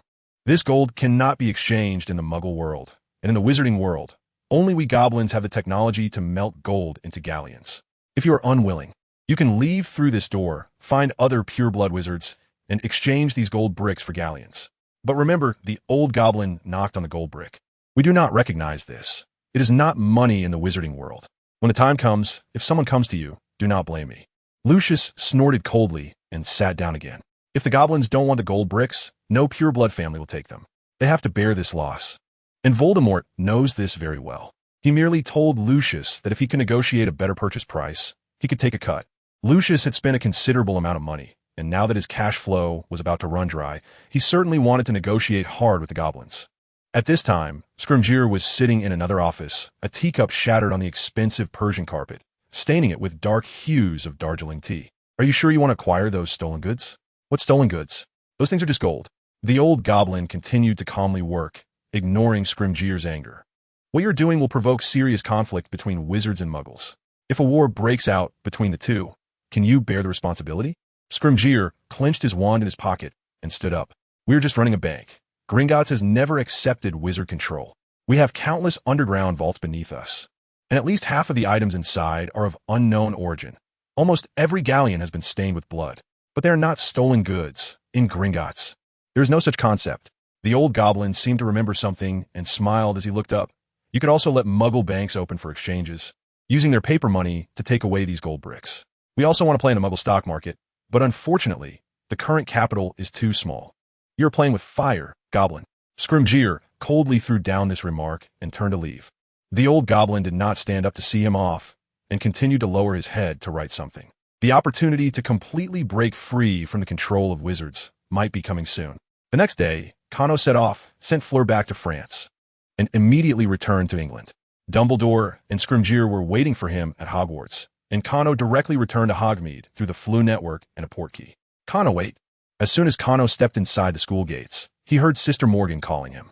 Ever since Morgan expressed her satisfaction after meeting Fleur last time, she had not shown up again, and Cano missed her very much. He walked to the edge of the Black Lake, surrounded by thick mist, and Morgan's figure appeared before him. Sister Morgan, long time no see. Cano greeted her with a smile. Is there something urgent? You ran off to China by yourself, and I couldn't see you or Merlin in the Land of Dreams. Now that you're back, I must give you a thorough checkup. Morgan said confidently. Merlin, come out quickly. The old wizard with a big beard walked out with a wry smile, followed by the beaming Gawain. I feel like your traits have also matured. Show me. Cano quickly explained. I'm only relying on the pressure of the magical array to completely combine my magic and will. In fact, the timing isn't quite right yet. There's no need for so much fuss. Gawain waved impatiently. The pressure of the magical array is pressure. Does life and death combat not count as pressure? As long as you can reach this state, it won't be difficult to polish it later. You kid owe a lot of favors. Cano demonstrated his matured traits, cast a few spells, and finally explained the basic principles of the canonization method to Merlin and Morgan. There is nothing confidential about these things. What is truly valuable are the few magical arrays that Old Chong engraved and operated, and Cano naturally had the sense not to inquire further. However, after listening, Merlin's expression suddenly became troubled, and Morgan's brows furrowed. What's wrong? Is there a problem with this spell? No problem. This method might really be able to create the so-called canonization of deities. Merlin pondered for a moment and said, but the premise is that you do not consider your foundational power. Morgan pursed her lips. Are you still growing in power now, but have yet to enter the druid level? Cano nodded. His druid level had been from Wadden, beginner, to bard, intermediate, for several years now. But he had still not reached the druid level to become a true archdruid. Therefore, he still could not manipulate the power of the sun or transform into an aquatic animal. Don't you find it strange? Morgan asked humorously. Aren't archdruids all lifelong celibates? I thought that was why I... Wait a minute. Cano suddenly realized, Sister Morgan, you're also an archdruid, but you... Under Morgan's dangerous gaze, Cano obediently shut his mouth. To become an archdruid, one must gain the recognition of the people. This means that this step also requires absorbing the power of faith to help you break through. Merlin pointed out the conflict. I also have a set of rituals for collecting the power of faith. I originally planned to hand it over to you recently to help you break through, and the idea is almost the same as this canonization method. What do you think? After performing this spell, will you break through to Archdruid, or will you become the canonized deity of Britain? Cano sat down helplessly. The outcome was obvious. This was going to be a big problem. Don't be discouraged, Cano. Morgan pulled him up, gently patting his head. Go give it a try. What if you succeed? Moreover, we archdruids are not incapable of contending with deities. Merlin also comforted him. Have you tried? Cano looked at them with hopeful eyes. I can still deal with a few lake nymphs. Merlin spoke awkwardly under Cano's gaze. Merlin, I believe your nonsense. Cano sighed and tried to muster his spirits. I'll go try it first. By the way, don't we druids have any canonization rituals? Maybe there are, but at least in my time, they have been lost. Merlin spread his hands. I'll help you ask Casper. Maybe he will have some news. Cano waved goodbye to them and walked heavily toward the castle. What on earth are you guys doing? As soon as Cano left, Morgan began to glare at Merlin. Last time Casper set a trap for Cano to break, I don't know what he confirmed, and asking you 1T yield any answers. Don't worry, Morgan. Merlin shook his head, although I can't say, but Cano is indeed on the right path. You better keep your wits about you. I will keep an eye on you. Morgan snorted coldly and turned to leave. Gryffindor and Slytherin were having a care of magical creatures class outdoors, with Professor Grapple, who was substituting for Hagrid, teaching the class. Cano passed by, and his appearance caused a stir among the young wizards. Gryffindors were excitedly bouncing around, while Slytherins hid their fear in their eyes. Cano waved his hand dismissively at the crowd and headed straight for the astronomical tower. Dumbledore was enjoying the afternoon sun, while Scrimgeour nervously held 2 documents beside him. Headmaster, How is your recovery going? Kano pushed open the small door, and Dumbledore smiled, shaking the potion bottle in his hand. I'm like a leaky kettle, Dumbledore described himself, meaning that no matter how hard he tried to fill it with water, it would gradually leak out. Kano felt a bit guilty, but Dumbledore didn't mind.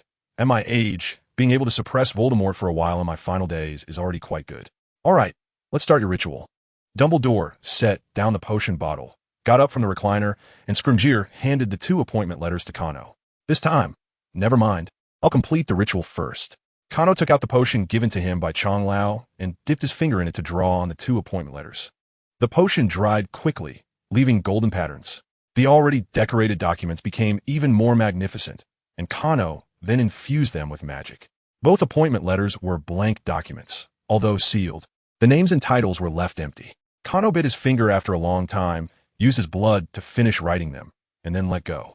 The 2 pieces of paper floated in midair, starting to absorb magic on their own, while at the same time, Kano could feel a powerful force of faith gathering from all directions. But this was all the people's faith in the nation itself, with no part directed towards Kano personally. The appointment letters became crystal clear, like jade, with the golden magical patterns and characters slowly melting, ultimately transforming into 2 elegant Chinese characters. Decree. Kano felt a bit like laughing, but at that moment both the characters and the paper turned into golden light and flowed into his Bai point, causing him to shiver.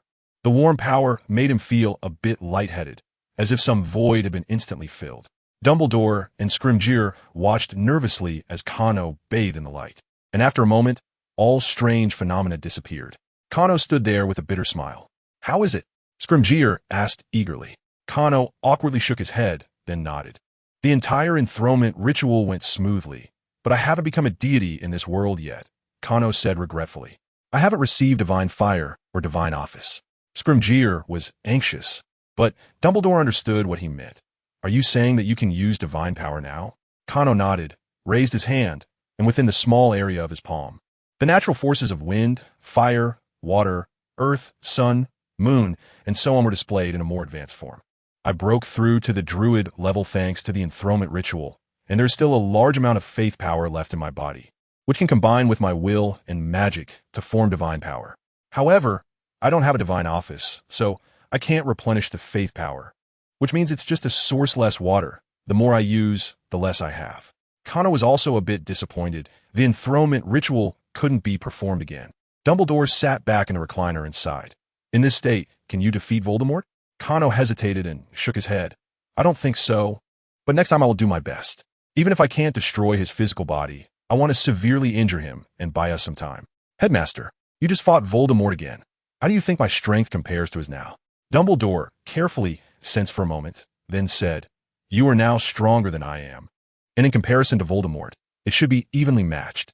He has consumed divine power multiple times, and his replenishment speed is not fast. Meanwhile, your divine power is full now, giving you an advantage in terms of reserves. However, his magical knowledge is richer. He has been a deity for a longer time, and he has more experience in utilizing divine power than you. Kano nodded. At the time, Voldemort's use of several common spells and the development of subspells were truly remarkable. After all, he couldn't currently make spells split and recombine. At most, he could manipulate them to turn. So, you only know when you touch. Dumbledore nodded, confirming Kano's thoughts, and the 2 fell into silence. Seeing that both of them had stopped talking, Scrimgeour stood up to take his leave. The mysterious people have been active frequently after robbing the vault. I must go to the Ministry of Magic. Has he reappeared? Kano quickly asked. No. Dumbledore effectively drained his power, so for a short time, he should retreat like a snake back into its hole, Dumbledore replied. Both Dumbledore and Kano nodded, and Scrimgeour didn't care whether they saw him off, leaving Hogwarts decisively. You just continue your studies. Being loose on the outside but tight on the inside can also confuse the enemy, Dumbledore advised. There are many eyes in Hogwarts. Kano naturally had no objections. Although his combat power was already higher than anyone else in the school, learning a bit more would still enhance his combat power and increase his chances of success. Also, this year is the exam. I hope you still remember, Dumbledore reminded with a smile. Although Voldemort was indeed the biggest threat, this exam was also very important for Kano's life. Kano then remembered that he still had such an exam waiting for him this year. He himself didn't mind. Even without the exam, his assets were enough for him to live a peaceful life in the future. However, Dumbledore clearly considered more comprehensively. Voldemort could act at any time, and they couldn't just wait around every day. Moreover, if he didn't participate, he couldn't choose elective courses based on his grades, and in the end, he wouldn't receive his certificate, which would be equivalent to having wasted his time at Hogwarts. As the headmaster, Dumbledore naturally wouldn't allow Kano to go with the flow. Kano could only nod in agreement and restart his 5th year of student life. Upon returning to the common room, he received a warm welcome from the little wizards, and even some Hufflepuffs and Ravenclaws came to the Gryffindor common room to join in the welcome festivities. After last year's battle with Voldemort, Kano's already considerable reputation among the students soared like a rocket, and many young wizards whose families had been harmed by Voldemort and the Death Eaters regarded him as a role model. The twins jumped onto the table, unfurling a pre-prepared banner, which depicted a dynamic image of Kano drawing a bow and shooting arrows at Voldemort. Kano was pressed into a carefully decorated soft chair by countless hands, and a large group of boys and girls linked arms around him, dancing in celebration of victory. Am I being treated like a bonfire? Kano, although he had just undergone the enthronement ritual and wasn't physically tired, still felt mentally exhausted from prolonged high-intensity training and travel. He kept yawning discreetly, and when everyone began to pay less attention to him, he quickly slipped out of the human wall and took a sip of apple juice. I enjoyed this treatment last year too, Harry said, sitting next to Kano with a smile. I thought facing Voldemort was easier. Should I send it over to you now? No. Ginny suddenly appeared from nowhere and instinctively replied. Kano couldn't help but laugh, and Ginny's face turned red. She stomped her foot and ran off. Harry's expression was also a bit unnatural, but Kano didn't plan to ask further. Do you understand the situation over the past few months? Kano took a breath and began to ask in a tone suitable for a midterm assessment. According to you, Voldemort is trying to spread fear. On one hand, this enhances his power. On the other hand, it attracts more dark wizards and fence-sitters back to his side. But the Ministry of Magic's interventions have hindered his intentions. Although he has come up with new methods these days that might resolve the economic issues, many fence-sitters are no longer willing to invest in him easily. Kano nodded in agreement. How much of this did you analyze yourself? And how much did Hermione analyze? Harry scratched his head awkwardly. It's about 60-40. Hermione accounts for 60%, and the remaining 40% is what I gathered from asking around, which Hermione helped summarize. There's no need to feel awkward. Since you have completely entrusted Hermione, it is also a form of wisdom to delegate tasks you are not good at to the right people. Kano praised Harry a couple of times, and Ron and Hermione, who had been silent nearby, finally ran over with smiles and sat beside them. What? Were you planning to leave Harry here to be scolded by me if I wasn't happy? Kano asked with a smile. I'm not a leader.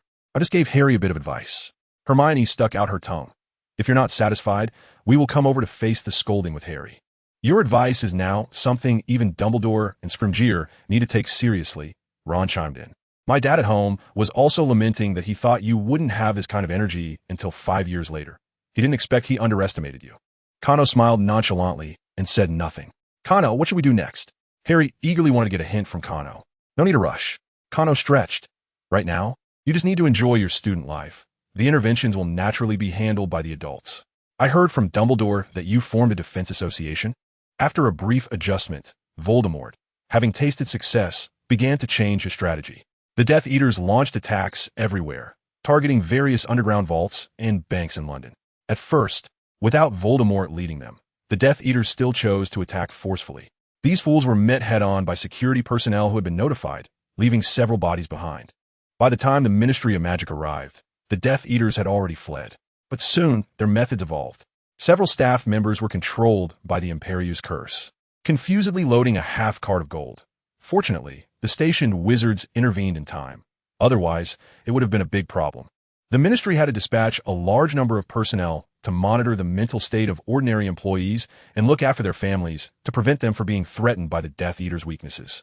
As the saying goes, it's hard to learn well, but it's easy to slip into bad habits, especially since the Death Eaters are a bunch of thoroughly wicked people.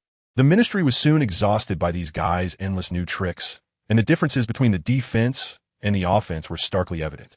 Although the Ministry was fully engaged and managed to arrive on time each time, still, quite a few gold bricks were stolen back and forth. In the Minister's office of the Ministry, Percy was rambling on to Kano about the data.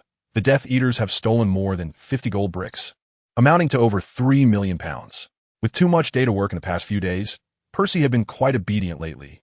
and Scrimgeour had assigned him to the office specifically to handle the calculations of the stolen gold. Percy thought he was finally going to get off the bench and soar into success. After being pleased for a few days, he realized he had to report to the not-yet-graduated Cano. Currently, the Bank of England has not agreed to Gringotts' proposal to repurchase gold bricks with banknotes. So it's hard to calculate how much these gold pieces are worth in galleons. Do you know the specific proposal? Not clear yet. The person in charge at the Bank of England said these goblins are like vampires, wanting to suck dry both their suppliers and customers. Percy shook his head helplessly, as goblins have always been like this. Even if the Bank of England doesn't want these gold bricks anymore, the goblins can still melt them down into galleons. They want to lose out no matter how you calculate it. Cano sighed. It seems I overestimated the goblins' ability to endure. These guys are purely looking for death now. Scrimgeour, who had been looking at a document, let Percy leave after a moment of silence. We must sanction Gringotts. Once Percy closed the door, Scrimgeour said decisively, Gringotts controls the banking industry of the entire wizarding world in Europe, with dozens of branches spread across the continent, mainly in England, France, and Germany. Cano felt a headache coming on. It's not feasible to wipe them all out or let the various Ministry of Magic take over, as they don't even have enough financial talent. However, the Gringotts headquarters in London has absolute control over the other branches, as long as we capture the source. We can cut off Voldemort's means of disposing of stolen goods. Scrimgeour was resolute. The goblins are now certain that we won't turn against them at this time. But if we don't take action against them, and let Voldemort's gang continue to brazenly steal Muggle gold to exchange for galleons, the conflict between Muggles and wizards will inevitably escalate into war. I experienced World War II. At this point, Scrimgeour shivered. What do you plan to do? Abolish the use of galleons directly? That would definitely trigger a goblin rebellion. That won't work. If we push too hard, Gringotts will surely join forces with Voldemort. Scrimgeour remained calm, considering that Gringotts used to obey because wizards held absolute violence. Now they're so rampant, partly due to greed, and partly because Voldemort's power makes them believe they can profit by maneuvering between the two forces. Do I need to show overwhelming strength in front of them? But Voldemort won't cooperate with me, Cano shrugged. He also thought about using limited divine power to crush Voldemort, thus solving the problem once and for all. But Voldemort has been elusive lately, not even frequently visiting Malfoy Manor. Cano simply cannot catch his trail. Why we need to find Voldemort? Scrimgeour smiled slightly. The offensive and defensive situation should change. How do you mean? Cano asked curiously. There are only a few people in charge of money on Voldemort's side. From our observations, the exchange of gold bricks for galleons is basically conducted by Lucius Malfoy. He goes to Gringotts every time, quite openly. Cano seemed to understand Scrimgeour's implication, and his smile turned sinister. You mean? All right, I will pretend not to see certain things, and you also want to know who did it, right? If Voldemort cannot help but jump out himself, that would be the best. The two upright characters shared a conspiratorial laugh. On the weekend, with the sun shining brightly, Voldemort handed over the 60 gold bricks he had recently stolen to Lucius, instructing him to take them to Gringotts to exchange for galleons. A magical contract had already been signed between the two sides, so Voldemort was not worried that the goblins would pull any tricks.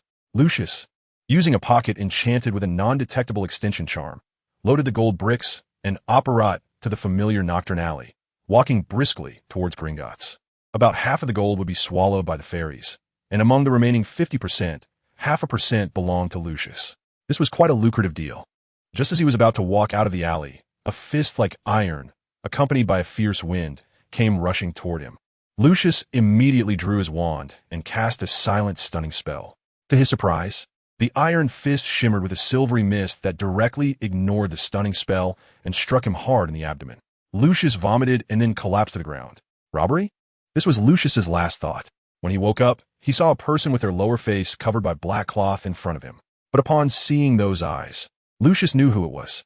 The detestable Canopus Black, a little wizard that even the Dark Lord wouldn't dare underestimate. That silvery mist that could withstand spells was his signature ability, right? What do you want? I am a law-abiding citizen. Lucius shouted loudly. Haha, Lucius, you really know how to tell jokes. The masked man laughed exaggeratedly while holding his stomach. I can't be bothered to talk to you much. Just take out the gold in your bag. You must be dreaming.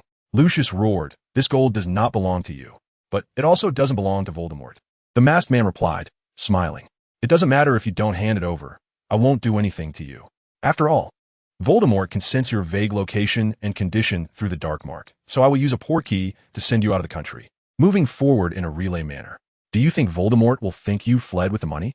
As the masked man spoke, he took out a silver candlestick and placed it on Lucius. Lucius's face turned pale. Once Voldemort thought he fled, his family would surely meet a gruesome end. The silver candlestick started to shake violently in his arms, about to activate. I agree. Take it away. Take it away.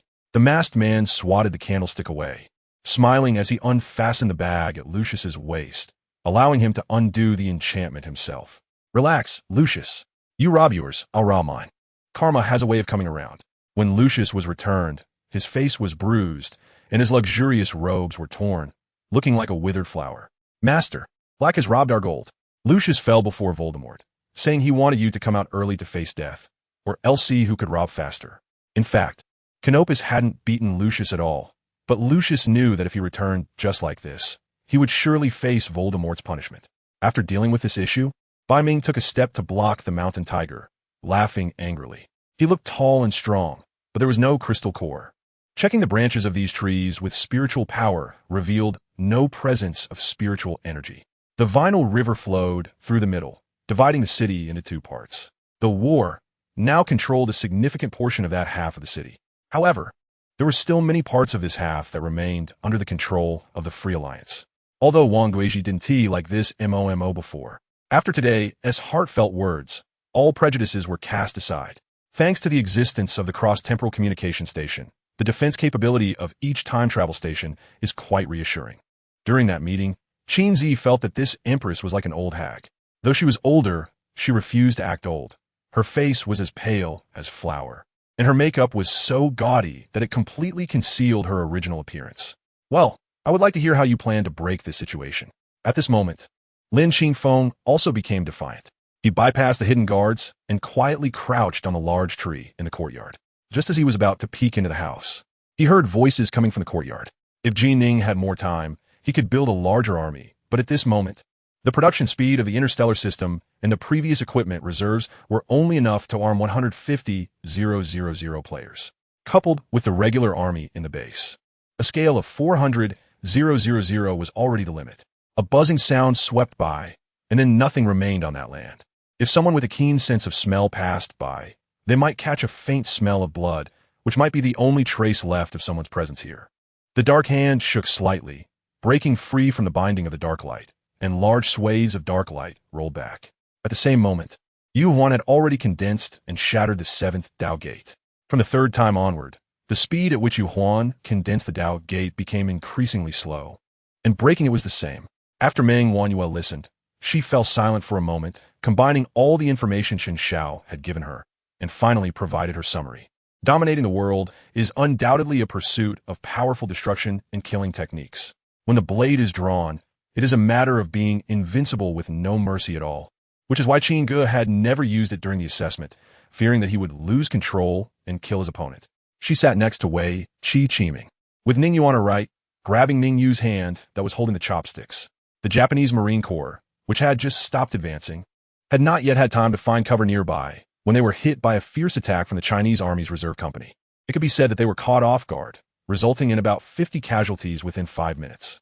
As a modern person who crossed over from the 21st century to the period of the Republic of China, Sun Bin's understanding of the existence of the Central 6th Army Officer School was not very deep. Initially, he thought that the students in their 10th session could graduate after 6 months or a few months of training. Ning Yu first lifted the old sheets covering the bed and sofa, a thick layer of dust making her cough. Then twisted a towel to wipe the table and mop the floor, and it wasn't until 10 o'clock that she finished cleaning. Ba Yong was rubbing his fists, having lost face because of Lin Shun, and now his position as the boss of the third-tier dragon list was directly threatened. He didn't dare say he hated Lin Shun to the bone, but he was extremely disgusted. Ever since Canopus robbed Lucius and returned the gold bars to the Bank of England, Voldemort's group had temporarily quieted down. Did they want to celebrate Christmas? Canopus didn't care. With Snape watching, he was happy to take a break for a while, as he had almost circled the world during this time. The Defense Association had officially begun activities before Canopus returned. Although Old Crouch was serious and somewhat extreme, he still strongly supported the idea of students arming themselves. He helped Harry apply for a classroom and borrowed many props for spell practice. He even made a list of commonly used spells and handed it to Harry as a teaching plan. During class time, Not all students had the time and energy to practice every spell well. If you want to improve your spell level, coming to this Defense Association for practice is a good choice. On the first day of official registration for the Defense Association, Old Crouch stood in the activity room and said this, effectively supporting Harry. Hermione and Ginny were busy registering members, and soon almost all 4th, 5th, and 6th year students, as well as a few lower grade and 7th year little wizards, signed up. Of course, not a single Slytherin came. After all, their parents were the source of danger. Why would they worry about their insufficient strength and being harmed in the future? But Harry and the other initiators did not explicitly state that Slytherin students were not allowed to participate. After all, Dumbledore's emphasis on unity in his opening speech still echoed in their ears. There was no need to stab further into the already divided house relationships. I think there must be Slytherin students who wanted to come. Hermione pointed at the long registration list. They were just constrained by the atmosphere of Slytherin and did not dare to show up. Forget it. There are no good people in Slytherin. Ron interjected while writing his potions essay. If they could come, I would welcome them. Please go be a target for hexes. Ron, that's too much, Harry said. Anyway, they won't come. Harry helplessly watched his two friends start arguing again. But lately, he felt that the atmosphere during their arguments seemed to have changed a bit. How did it escalate to them, even getting physical? Although the hits were light, it was clear they were not using much strength. I think Hermione is right. Slytherin isn't without half-blood wizards, but they can only attach themselves to pure bloods, acting as their followers. Even so, those pure blood little wizards might not accept them. Kano lazily interjected. Kano's words encouraged Hermione greatly. Then should we encourage them to join the Defense Association activities? Kano, you mentioned some Death Eaters. Do you think they are not all wholeheartedly following Voldemort? Harry asked hesitantly. Kano nodded. There are indeed quite a few of them. Many joined the Death Eaters without a choice at first. These people often come from poor backgrounds and unfortunately ended up in Slytherin, relying on pure blood heirs since their student days. After graduation, they had no way out and could only continue to be their lackeys. Of course, later on, these guys, in order to show loyalty to their master, are the most ruthless against ordinary people, so they cannot be considered innocent. Kano made a summarizing gesture. The crux of the problem, as a former Slytherin headmaster once said, is the house spirit is not right. Harry sighed and said, then we really should try to bring some Slytherin students into the Defense Association, at least unite those who can be united. Kano chuckled to himself. This was a treasure. Ron's opinion is not bad. I think we can give it a try.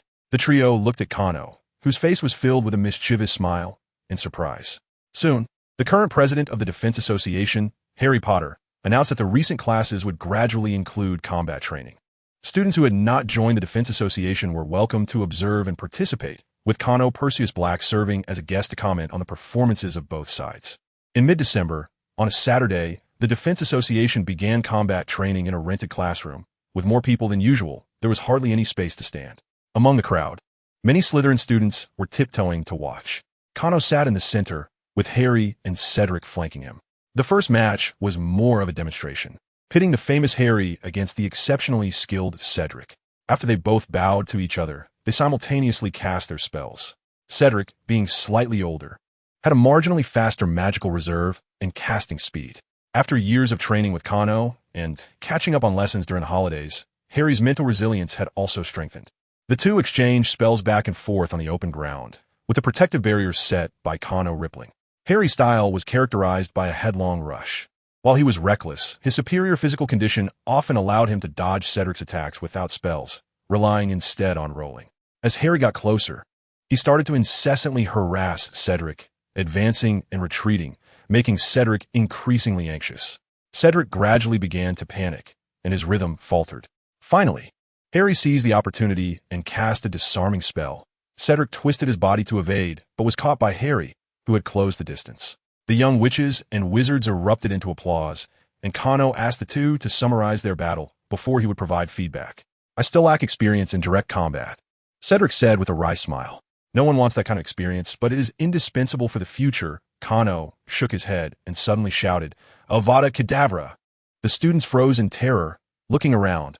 A few screamed. Harry rolled aside and quickly conjured a stone wall for protection. Kano tilted his chin at the bewildered Harry. He will survive. Cedric nodded seriously. Thank you, I'll remember that.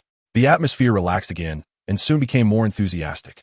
Finally, under Kano's ambiguous gaze, a Slytherin girl stepped forward. I want to participate in the combat training. This dark-haired girl seemed a bit scared. Kano worried her wand might accidentally poke him in the waist. Don't be nervous. You know the rules, Kano reassured her. Which student will come up to practice with her?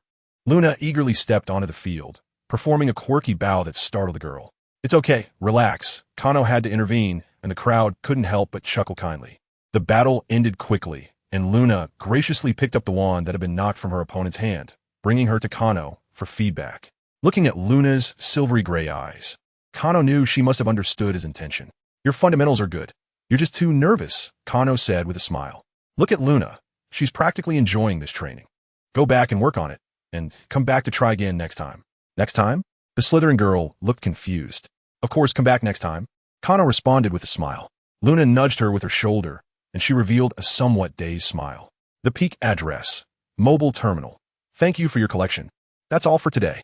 Lancelot gasped as he left the battle circle, disappearing into the morning mist. I didn't use divine power. Why are you running? Kano shouted. I know you want to find someone to build up your state before helping me train. Can't you withstand my attacks? A curse came from the fog. I'm done. Just wait for Lancelot. Kano scratched his head as the little unicorn let out a laugh that was extremely inconsistent with its image, which he slapped on the head. Mind your image. Otherwise, your parents will definitely think I've led their kid astray.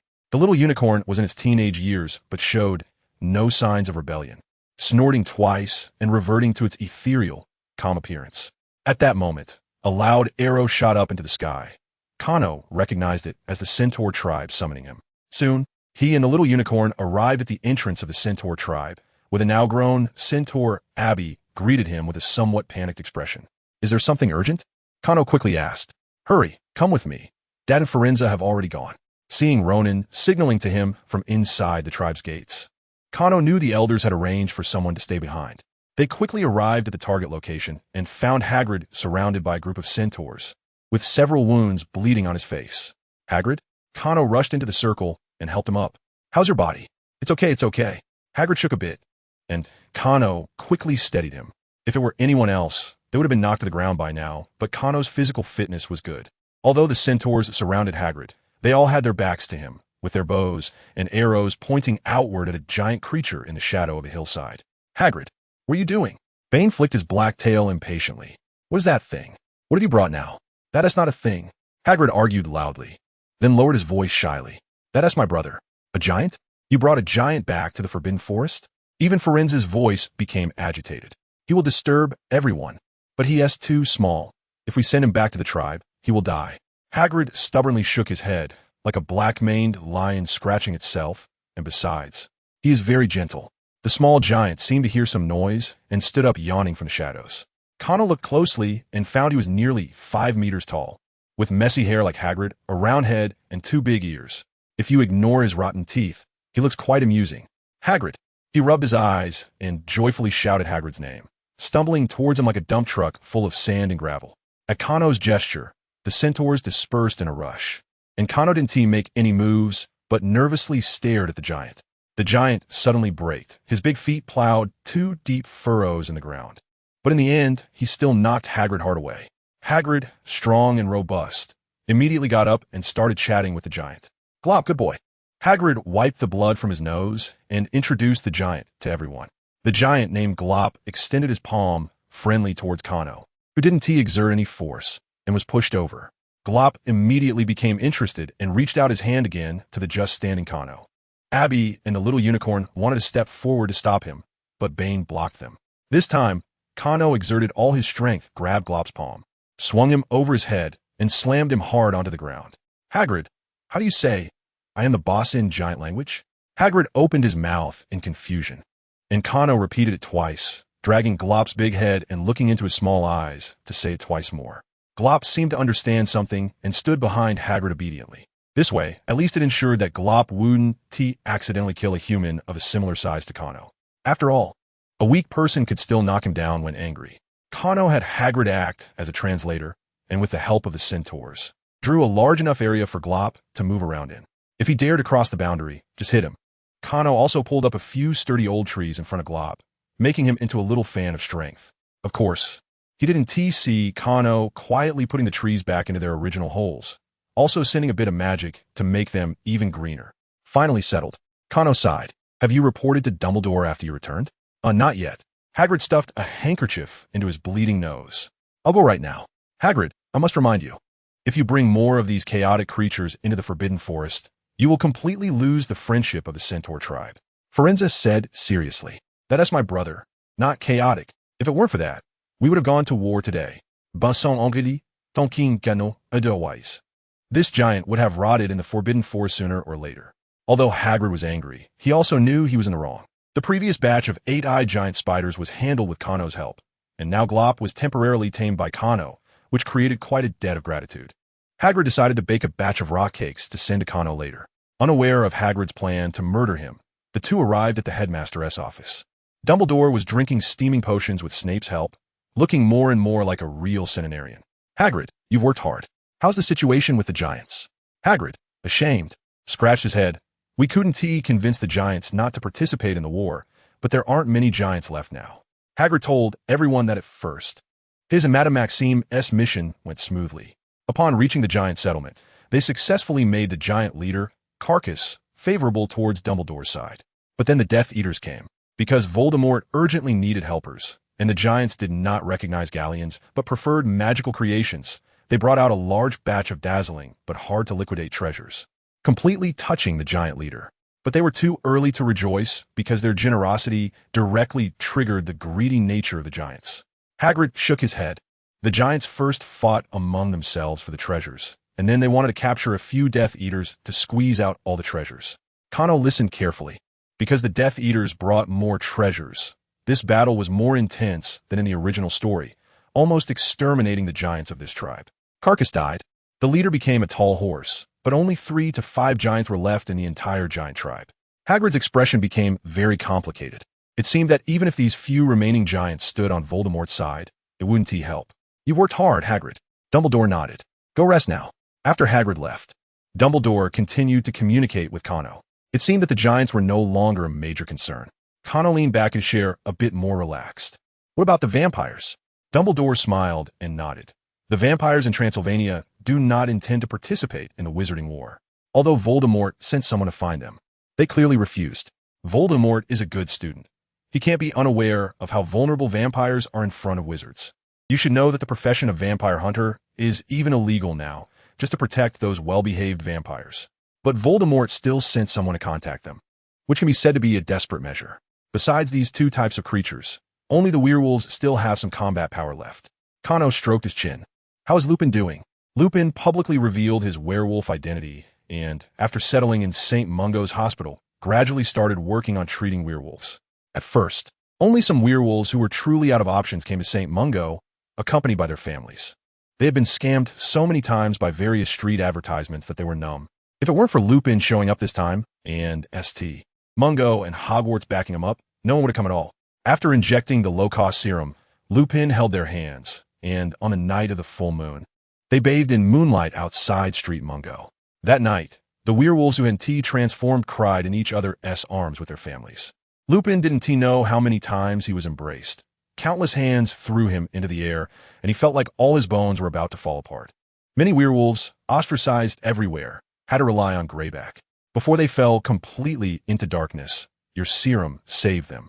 Dumbledore, very pleased, handed a large stack of thank you letters to Kano. Following your instructions, Lupin did not tell the werewolves who created the serum, so they could only express their gratitude in this way. Kano looked at the signatures on the envelopes written in various languages and nodded with a smile. That's enough. Honor doesn't matter to me. So, all the werewolves wanting to return to normal life have accepted treatment? Kano's smile turned a bit cruel. The rest are just bastards who enjoy eating people, right? In fact, Greyback's gang has already started spreading rumors. A green flame ignited in the fireplace, and Lupin walked out wearing a travel cloak. His demeanor remained gentle, but the melancholy between his brows had dissipated significantly. His gray-white hair was neatly combed, and while still simply dressed, he no longer looked shabby. He said the serum is a creation of demons, and those injected will be monitored mentally. Lupin nodded to Kano and Dumbledore and sat down in a chair. They also said that the creator of the serum was an old monster, and the Wolfbane curse is something you spread. How creative. Kano laughed heartily. It seems these guys can't hold back anymore. Maybe. Lupin grimaced. I've done my best to communicate with them, but it's really difficult for people to understand each other. Can you believe some think the Wolfbane curse is a blessing from heaven? Whoever cures them, they want to tear apart. Lupin touched his cheek. The tearing pain during transformation was still vivid. You've worked hard. Dumbledore smiled. Have they decided to sink to Voldemort's level? Yes, as far as I know. Fenrir Greyback has been allowed to wear the Death Eater's black robes, but hasn't received the Dark Mark yet. That's normal. Voldemort doesn't even regard Muggle wizards. And werewolves are just animals in his eyes. What is the reward? Just eat people. The three of them in the room simultaneously showed expressions of disgust and anger. Originally, Voldemort planned to use the galleons obtained from robbing gold reserves to hire a new batch of dark wizards abroad. However, you made them stop temporarily, and last time, Barty Crouch Jr. almost rounded up all the cheaper dark wizards. Now what's left are the strong ones who are adept at assessing the situation. With you and me around, they want T take jobs without a hefty price. Lupin looked at Dumbledore curiously, but didn't T ask about the source of this information. Kano knew it was definitely news from Snape. At this moment, at Malfoy Manor, a pre-war mobilization was taking place. Barty Crouch Jr. stood in front of the Death Eaters, conveying Voldemort's instructions. This time, the target is still those Muggle banks. After breaking through the outer defenses, have those controlled by the Imperius curse move the gold bricks. Each person can take 3 to 5. These controlled Muggles will drive iron boxes, blending into the crowd, leaving with the gold bricks. And will go to their homes afterward to take the gold bricks, understand? A Death Eater raised his hand. What if the Aurors from the Ministry of Magic come? Since the Muggles are already under the Imperius curse, they will act according to instructions until the magic is lifted. Barty Crouch Jr. impatiently said, after you break through the defenses, just leave. Remote control is also fine. The Death Eaters expressed their agreement in a disorganized manner. Soon, Scrimgeour received a warning from the Aurors. 7 underground gold reserves and dozens of banks were simultaneously attacked.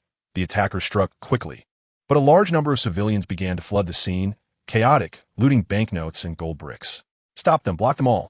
Scrimgeour knew Kano and Dumbledore's plan, but as the Minister of Magic, he couldn't just sit back and watch the attack. Soon, the losses were tallied. About 70 gold bricks were stolen in this round of attacks, and hundreds of civilians were manipulated or injured. I know this was bound to happen, and I trust your abilities, but can you speed up the actions a bit?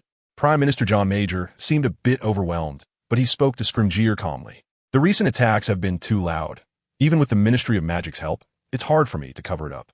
Major said seriously, if the situation continues to worsen, I might be impeached. Trust me, if I step down because of you, the next Prime Minister will definitely not have a good attitude toward you. Don't worry, Mr. Major. As a politician, Scrimgeour understood the current situation. Kano will take full responsibility for this matter. I completely trust his abilities. The Prime Minister nodded.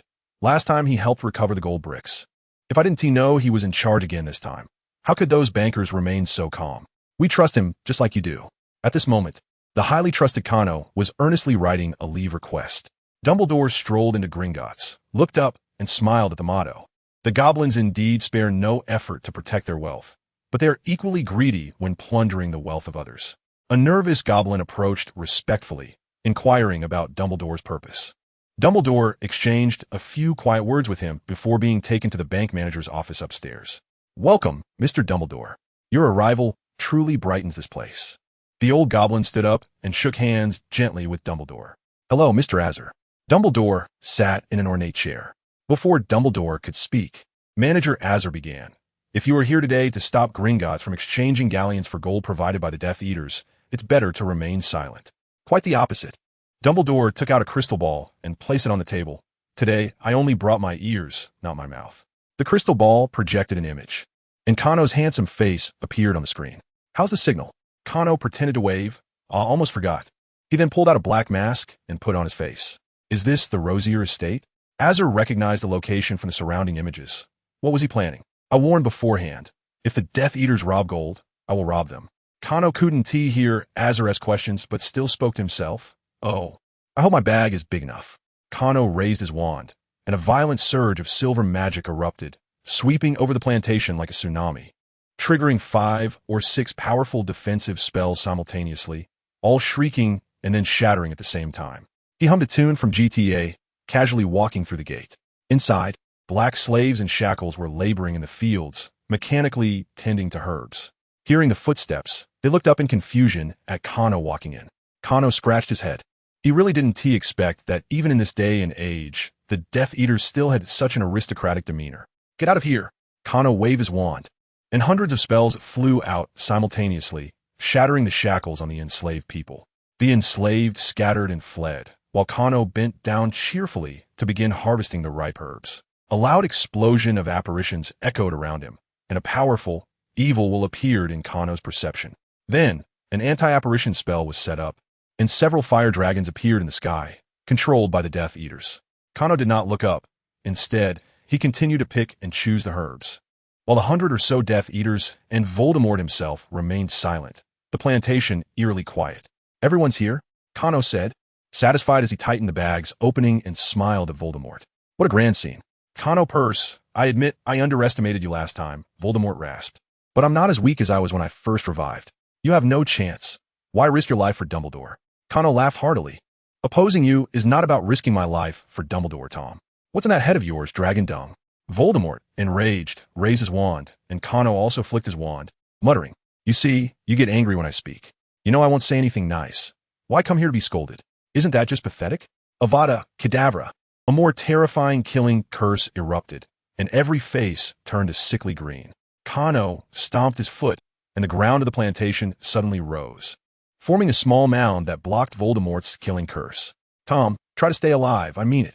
Kano summoned divine power, and half of the sky suddenly darkened, clouds obscuring the sun with rolling thunder. In the other half of the sky, the sunlight blazed fiercely, and even the air seemed to shimmer from the heat. The ground cracked, and viscous magma began to rise through the crevices. Hurricanes formed out of nowhere, surrounding all enemies. Attacks came from the sky, the ground, and the wind wall simultaneously. The outermost minion Death Eaters, unaware of Kano's power, hurriedly used transfiguration to protect themselves. After the hurricane passed, only dozens of pure, white skeletons remained on the ground. The core Death Eaters quickly sought refuge near Voldemort, who initially wanted to mock Kano for wasting magic. However, flames, thunder, and scorching rays of sunlight fell simultaneously, and his divine power defense was pierced like a layer of paper. In just a breath, Voldemort felt himself being crisped. One of his arms and both legs evaporated in the sunlight, and lightning danced chaotically across his remaining body, causing half of him to convulse. If Voldemort had been a bit more cautious, he wouldn't have been so miserable. Yet he always believed that Kano hadn't ascended to godhood and could only wear down his divine power with his traits. He could never kill him. Kano exploited this underestimation. This attack drained 1/3 of Kano's divine power. It was already the maximum force he could muster in one strike. Kano suppressed the discomfort in his body and struck down with 2 bolts of divine lightning once again. Voldemort let out a horrifying howl, and several Death Eaters exploded into a mist of blood, being swallowed by Voldemort like a giant whale sucking in water. Immediately, limbs grew from his remaining body, and thick, oil-like dark divine power poured out from him, barely blocking Kano's divine lightning. Voldemort, still shaken, saw Kano glowing with shimmering light, silver rays radiating from his eyes. He immediately released the killing curse to counter it, and the scorching energy splattered like molten steel upon contact. "Retreat! Retreat!" Snape shouted unusually loudly. The stunned Death Eaters, as if waking from a dream, quickly began to break their own anti-apparition spell. Voldemort felt a wave of weakness. The divine power he had accumulated during this time was nearly exhausted. Kano was not doing well either, with only about 1/3 of his divine power remaining. Even if he exhausted it all, he might not be able to stop Voldemort from escaping. But at this moment, he couldn't show hesitation. Didn't he see Voldemort's gray face had turned pale? Kano exerted all his strength, and Voldemort could not hold on, kneeling on the ground. The balance of the confrontation between the silver rays and the killing curse began to tilt, and the clash surged rapidly toward Voldemort and the Death Eaters. "Go, Master, go!" Snape desperately grabbed Voldemort's shoulder. In a moment of crisis, the anti-apparition spell was finally broken, and the Death Eaters fled cleanly. "Master! Master!" Bellatrix screamed as she was dragged away by Rodolphus, vanishing. Only Snape managed to pull Voldemort back, interrupting his spell-casting clash. Avada Kedavra! Avada Kedavra! Avada Kedavra! 3 spells briefly blocked Kano's attack, and Voldemort took the opportunity to spin in place. Surrounded by silver rays, Snape let out a heart-wrenching scream. As Voldemort spun, he reached out a hand, gripping Snape's shoulder tightly, and they both disappeared into the air. After the projection was complete, Dumbledore clasped his fingers together, looking at Azul. No words were exchanged. The top address, mobile version, Thank you for your collection. Gringotts remains neutral, Azul said with difficulty, but Dumbledore remained silent. We will no longer exchange unknown Muggle gold bricks. Half an hour ago, Azul did not want Dumbledore to speak. Now, Azul wanted to kneel on the ground and beg Dumbledore to say something. Finally, facing Dumbledore's calm gaze, Azul's legs went weak and he slipped off the chair. We will not take the opportunity to acquire the Death Eater's assets, nor will we purchase the magical items they sell. Azul slumped on the ground, his emaciated body curling into a ball. This is all we can do. We cannot freeze the Death Eater's treasury. Otherwise, Gringotts' reputation will be ruined, and the wizarding world's financial system will be thrown into chaos. You wouldn't want that, would you? Dumbledore stood up, looking down at Azul, who was gripping the hem of his robe with his thin fingers, and spoke softly. I must admit, Gringotts is very important. We indeed do not want to ruin the reputation that Gringotts has built over hundreds of years. Before coming here, Kano asked me to bring you a message. Dumbledore's blue eyes burst with a lightning-like sharpness. He said, if Gringotts thinks it is very important, then I will make them realize that they are not so important after all. I advised him not to be too agitated. But you must understand, Azul. I'm also a wizard. Although I advocate for peaceful coexistence with other races, that does not mean I will allow some ambitious individuals to suck the blood of wizards while also thinking of carving up the flesh of wizards. Dumbledore pulled away the corner of his robe that Azul had been holding and stepped out of the luxurious office. Azul collapsed to the ground, finally understanding the helpless and meaningful gaze of the previous bank president when he took over as president. Without absolute violence, money and status are just castles in the air. If Voldemort had not appeared, even Scrimgeour with a team of Aurors could have suppressed Gringotts.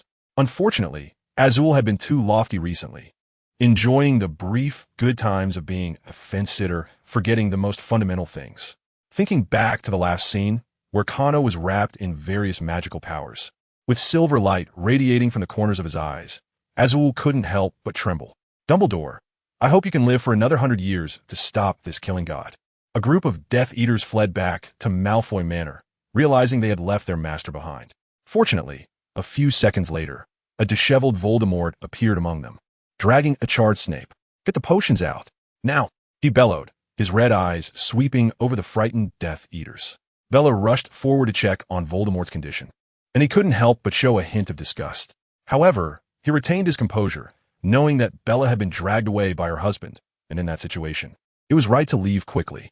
But human emotions are unreasonable. The true loyal servant, Snape, was carried into the room by several hands. Lucius's wife, Narcissa, was called in to conduct a simple examination on Snape. He had suffered severe burns, and his magical power was extremely chaotic. He needed to be sent to St. Mungo's immediately, or he would surely die. Hurry up! Voldemort roared, and immediately several clean Death Eaters took him away. The core Death Eaters knelt in a circle, and Voldemort sat weakly in a high-backed chair. He couldn't have become so strong in such a short time, Voldemort muttered to himself. It must be some method with huge side effects. More than one Death Eater secretly thought, that kid looked too relaxed. He didn't seem to have used any dark arts. But no one dared to voice this, so they kept their heads down in silence. Lucius, go meet with the goblins and quickly exchange the gold for galleons, Voldemort instructed. As for Snape, never mind Rodolphus. Once the galleons arrive, take them to contact the 4 mercenary wizards. We need to sign a magical contract with them before they get wind of it. The two received their assignments, stood up, and bowed before leaving. Voldemort sat in silence for a moment, then called for Barty Crouch Jr. Barty, help me gather these items. Voldemort handed him a piece of paper. It didn't need to be kept secret, but it had to be done quickly. After reading it, Crouch immediately ignited it, nodded, and left the room. Now, only Bella remained, kneeling on the ground. Bella, you are my most trusted subordinate, and I need you to do something for me. Bella was eager to show her loyalty to Voldemort. The recent investigation into the traitor had yielded no results, and her poor performance earlier made her even more desperate to prove herself. Voldemort took out a dozen magical photographs from his pocket and handed them to Bella. She looked at the photos in confusion and then raised her head, questioning her master. Recently, an old monster in the magical world has developed a potion called the Progeny Potion. Voldemort said slowly, many pureblood families have gained new heirs because of it. This is also why they have been so short on money lately. A cruel light flashed in Bella's eyes. Kill them all. Let these. Even Voldemort was taken aback. If Bella really did that, he would truly be shunned by everyone. Of course, he didn't show it. After all, For someone as fanatical as Bella, if he didn't act crazier than her, he wouldn't be able to control her. Not so fast, first go capture them. Do not harm them for now. Voldemort calmly instructed to cool Bella down, and then she left the room. Voldemort finally couldn't hold back and spat out a mouthful of hot black blood. The black blood lost its suppression, igniting into a white fireball in the air, illuminating Voldemort's pale face in the dark room. What is wrong with this kid? Voldemort finally caught his breath, recalling every move Cano made. Snape had told him that Black had disappeared for a while, went to Durmstrang, and brought back the antidote to the snake venom. But he had used divine power while refining the snake venom. So where did this antidote come from? Could it be that Black had some adventure at Durmstrang, akin to an Egyptian pharaoh, getting under the wing of some Nordic deity to become a god? But he didn't give off that vibe. The battle had been so intense, and there was no sign of faith power flowing into him. Because of this, Voldemort was certain that Cano had used some underhanded trick. Regardless, he needed to seek new power. Hopefully, Little Crouch would find those items soon so he could try again. He also needed to let Snape check if Black had any issues in a few days. With this thought, Voldemort angrily knocked on his head. Snape was undoubtedly a loyal servant. He hoped he could pull through this time. But Bella's performance this time disappointed him. Sending her to carry out such a hated task was also a test. According to the records provided by Snape, the defensive magic at Rookwood Manor was the least. But in reality, it was the most secure location. Black's performance this time was devastating. The defensive magic posed him no trouble at all. Therefore, Voldemort couldn't confirm whether he had fallen into a trap due to the traitor's erroneous information or if he had simply picked the wrong target. Bella. Cano lay on the hospital bed in the school infirmary, staring blankly at the ceiling. The trio stood by the bed, almost bowing. I was a bit tired. You don't have to be so serious, Cano said helplessly, waving for the three to sit and talk. The Daily Prophet has published it. You've defeated Voldemort once again, Harry excitedly said, pulling out the newspaper, which featured images of Voldemort's hands and feet melting under Cano's attack. Cano smiled and nodded, acknowledging it. Originally, the goblins thought they wouldn't take sides anymore, as if nothing had happened. But Skirting, who had been seething with anger, would not let them off so easily. After getting Cano's consent, he extracted the footage and submitted it to the Daily Prophet for publication. A few pictures paired with the editor's words vividly depicted the battle that night. Cano's status was once again elevated, subtly trending towards surpassing Dumbledore and becoming the foremost white wizard of the age. The role the goblins played was also exposed by an unknown person, leaving the goblins' faces thoroughly smeared in mud. Is Voldemort dead? Harry asked eagerly. I tried, but I can't kill him now, Cano said helplessly. He had exhausted all his strength that day, even feeling a bit drained after the battle, which is why he lay down in the infirmary. On one hand, dealing with Voldemort had been really tiring. On the other hand, cooperating with Snape and acting was no easy task. He had already made an agreement with Snape that if he could directly kill Voldemort, it would be a permanent solution, but if he couldn't, Snape would need to find opportunities to earn Voldemort's trust. Unexpectedly, Snape had taken a direct hit. If Cano hadn't urgently pulled back, he would have been vaporized. While the four were chatting, Lucius was sitting in a guest room at Gringotts, his face pale. What? Why aren't you exchanging gold anymore? Lucius lost his composure and overturned the coffee table in front of him. There is no reason. Gringotts never needs to explain its actions. The cold-faced fairy waved her hand impatiently, and two strong fairy security guards immediately surrounded Lucius and carried him out. Lucius did not resist. He groggily returned to Voldemort's presence and recounted what had happened. By the time he regained his composure, the gold bricks, stained with purple-red blood, had already formed a small mountain in front of him. Beside him were several pure-blood family heads who had contributed money alongside him. Lucius's behavior made these shrewd individuals understand Gringotts' attitude. So, what was Voldemort going to do with these gold bricks? Everyone must have guessed by now. Our endeavor has encountered some difficulties, Voldemort said calmly, but we will not fail. We need more money to hire more helpers. You can take these gold bricks first and exchange some galleons from your family vaults. The heads of the families looked at each other, their expressions changing. Previously, when they contributed money, it was equivalent to investing in Voldemort, and they would eventually rely on his reputation to earn back hundreds or thousands of times. Just like during the last Wizarding War. This time, they were spending money recklessly, and Voldemort's reputation had suffered another setback, with all avenues for income being completely blocked. Perhaps in their youth, they genuinely wanted to support Voldemort in establishing a new order, but now that they were all older, who was still that naive? When we win, there will naturally be returns. Voldemort also knew that his actions were breaking some unspoken rules. If Voldemort lost, these gold bricks would be worthless in the magical world, resulting in pure loss. Voldemort's actions were no different from an empty-handed gamble, turning collaboration into one-sided coercion. And the investors who had come in search of future profits began to stir restlessly. But when has Voldemort ever feared his followers, the Death Eaters? He stretched lazily, and Bella pushed in a tightly bound black man, clearly a slave who had escaped near the plantation. Voldemort casually tapped his arm, and the dark mark appeared on the black man. The heads of the families craned their necks, sensing a foreboding feeling in their hearts. In the next second, the black man was drained of all his life force, and the blood mist flowed into Voldemort's body through his mouth and nose. Voldemort sighed contentedly, deliberately scanning the kneeling Death Eaters. Everything had been chaotic on the battlefield, and even if people had seen it, they wouldn't dare to confirm it. But now Voldemort was eating a person in front of them, even deliberately demonstrating the effect of the dark mark, which made them tremble with fear. They finally remembered that this guy in front of them was not the opponent they had faced at the negotiating table over the years, but the flesh-eating Dark Lord. All right, you can all leave.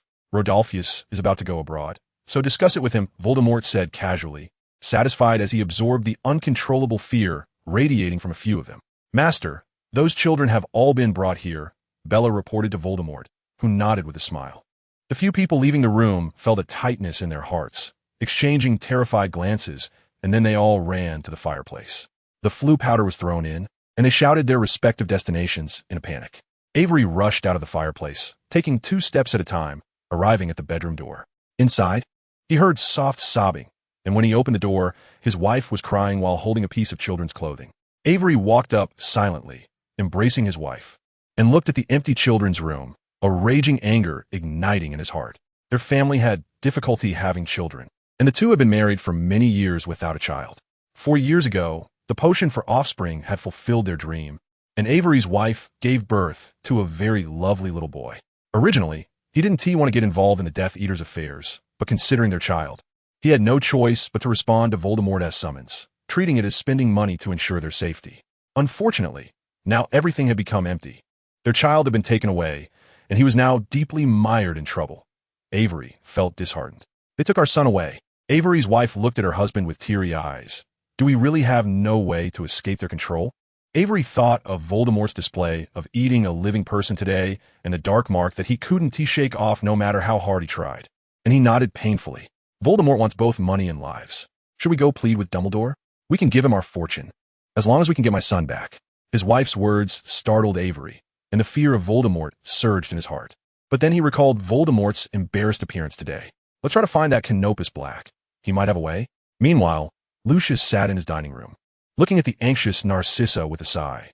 He unfolded a piece of letter paper and began to write a letter to the Malfoy family in code. Caner had been lying in the school hospital for 2 days and cheerfully continued to attend classes.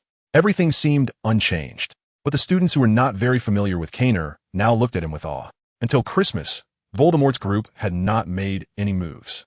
Caner now had less than a quarter of the divine power left in his body. Even if he forcefully attacked Malfoy Manor, he would not be able to kill him. Caner could only continue to pursue a method of deification that suited him.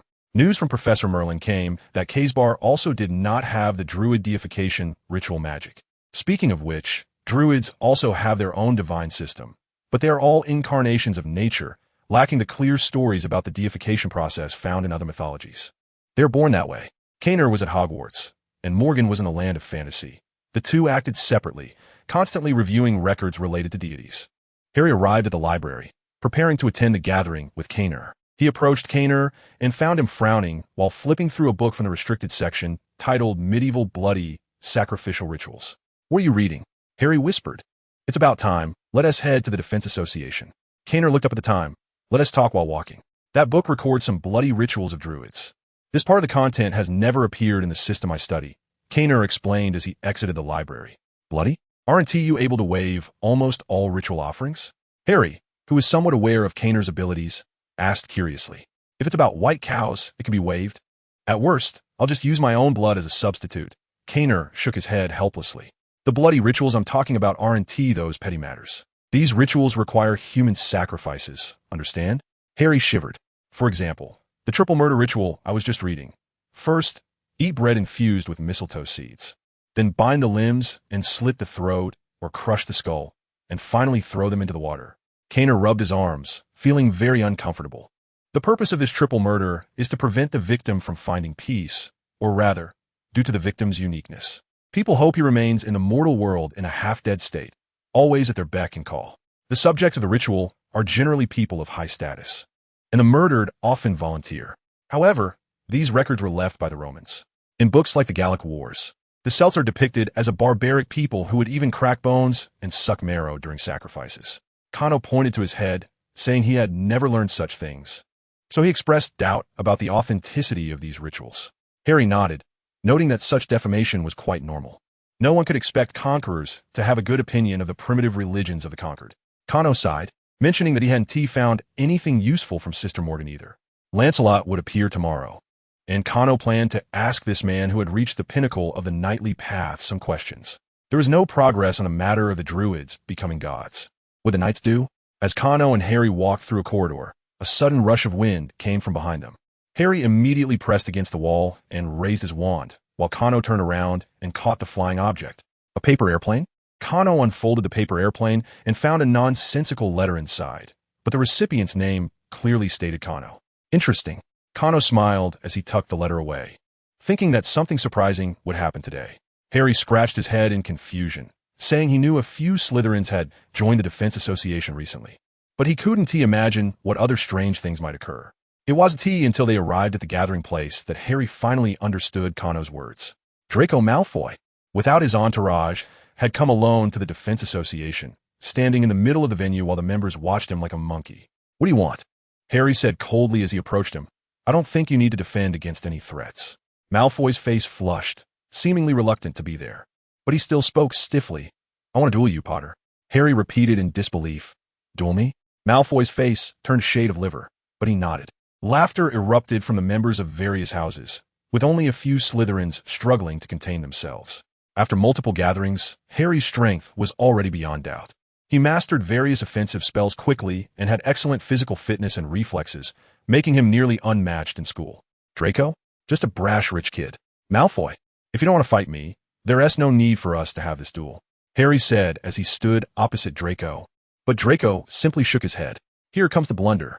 A black snake shot out from the tip of Draco's wand, but before it landed, Harry accurately hit it with a spell, exploding it into a cloud of black smoke. After that, it was a one-sided crushing. Harry easily disarmed Malfoy with a disarming spell, while Cano continued to comment, as usual. All right, take your wand back and go rest. After Cano finished his commentary, everyone began to pair up for practice. Cano walked to a corner and boldly took out the note that Malfoy had slipped him earlier when no one was looking. Inside was a cipher key. Cano discreetly glanced around, ensuring no one was watching his actions. He took out the cipher he had folded into a paper airplane and began to translate it in his mind. Soon, he understood the meaning of the cipher. On the morning of Christmas, in the private room on the second floor of the Hog's Head Inn, Cano stuffed the cipher into his pocket and silently crushed it with magic. It was clear this was an invitation from Lucius, and what Cano had anticipated was finally happening. As a tyrant, Voldemort's position was built entirely on strength and brutality. When Cano and Dumbledore repeatedly defeated him, his position would naturally become unstable.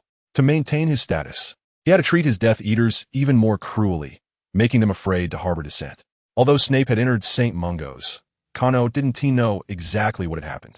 But it was certain that the more brutal Voldemort's methods were, the more dissatisfaction there would be among the Death Eaters. Continuing to follow Voldemort would not only bring no benefits, but could also endanger their lives. So why not switch sides? Most Death Eaters, while committing numerous crimes, had no criminal records on paper. The Malfoy family was a prime example, having always excelled at choosing sides for profit throughout history. Given their portrayal in the original work, Cano had expected them to be among the first or second to switch sides. The Avery family should be close as well. As per the information gathered from the Dream Potion shop, old Avery had long wanted to rid himself of the Dark Mark and live as an innocent person. It was just unclear how they would contact him. After all the rounds of strikes and divisions, how many followers would Voldemort have left in the end? In the early morning, a handsome knight in full armor rode out of the fog. Cano was dressed the same way, and the two clashed their shields as a greeting before fiercely engaging in combat. They exchanged blows using pure physical strength and combat skills for dozens of rounds. Considering it a warm-up, did I use my trait? Cano asked. Go ahead, my trait is quite special. Let us talk after this match, Lancelot said with a certain elegance. A silver flame enveloped both Kano and the little unicorn, representing Kano's peak state of power and speed without using divine power. Kano charged forward, his lance breaking against Lancelot's shield, and they both fell from their horses. However, Lancelot stood firm and easily drew his longsword. "Not bad. Your strength is enough to stand out among the knights of the Round Table," Lancelot said, impassively accepting the blow and politely dismounting. How strong was he? Kano also drew his oak sword and engaged Lancelot in combat. Naturally, he utilized the combat skills developed with the help of Lamorak. His trait magic turned the longsword into something akin to a chainsaw, making it grind against the shield with a hissing sound. Lancelot simply tossed aside his shield, and blue magic enveloped his armor and longsword, engaging Kano in a formal duel. Kano's disarming spells repeatedly enveloped Lancelot, but he merely raised an eyebrow, showing no signs of a dramatic drop in strength. "This is ridiculous." The two fought from dawn until noon, with Kano continuously absorbing Lancelot's combat techniques, growing stronger with each exchange. But Lancelot was like the sea, with tides rising and falling, never changing for anything. Even if Kano had infinite stamina and magic, he couldn't withstand such a one-sided battle. He jumped out of the combat circle and said seriously, "Mr. Lancelot, I think we need to go all out." Lancelot calmly nodded. "Your strength is quite impressive. I'm aware of that." Just as he said. As soon as he finished speaking, Lancelot changed from his previously half-hearted demeanor to a furious charge. Within 10 moves, Kano's shield shattered into pieces, flying everywhere. Within 20 moves, Kano's sword was knocked out of his hand. In the final 5 moves, Kano managed to parry a few attacks empty-handed, but ultimately found the tip of Lancelot's sword against his chest. Kano felt as if he was facing a living steamroller, rumbling and effortlessly flattening him to the ground.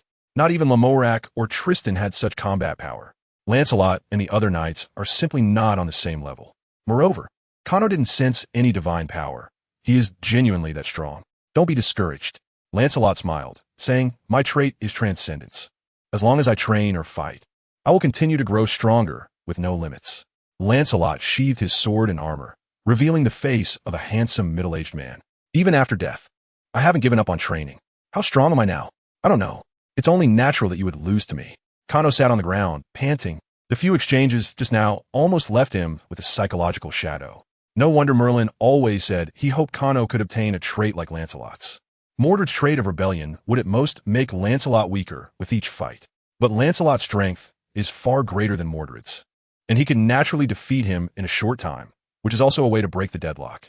Of course, Kano has obtained a unique method to break the curse, which is even better, but it doesn't help much with improving his strength. Lancelot took the initiative to sit next to Kano and nostalgically said, "In the past, I often practiced with the king. He envied the trait I possessed, but was never jealous, because I was his most loyal subject and best friend." Kano's expression was quite strange. After all, this most loyal subject was the trigger for the collapse of the Round Table. "Don't look at me like that." Lancelot smiled bitterly and patted Kano's shoulder. "I heard you've been seeking ways to become a god recently. Let me share some of these with you. My foster mother is the Lady of the Lake." His expression became complicated. "She enlightened me, taught me martial arts, and provided me with the sword in my hand. Everything except my physical body was granted to me by her. When I left her side to travel the world, she gave me a prophecy." "Prophecy?" Kano frowned. "Destiny?" "Yes. Destiny told me that I would harm the one who trusts me the most and destroy what I care about the most." Lancelot's handsome face twitched. Kano couldn't help but feel a chill down his spine. His own destiny wasn't so clear-cut, and the outcome could be influenced by human effort. But Lancelot's seemed destined to be a tragedy. "My foster mother told me that to break free from the constraints of destiny, one must become a true deity. After that, I faced countless adventures. My fame and strength grew, and I joined the Knights of the Round Table. At the same time, my inner unease intensified. I was already this strong. Why couldn't I find the path to godhood?"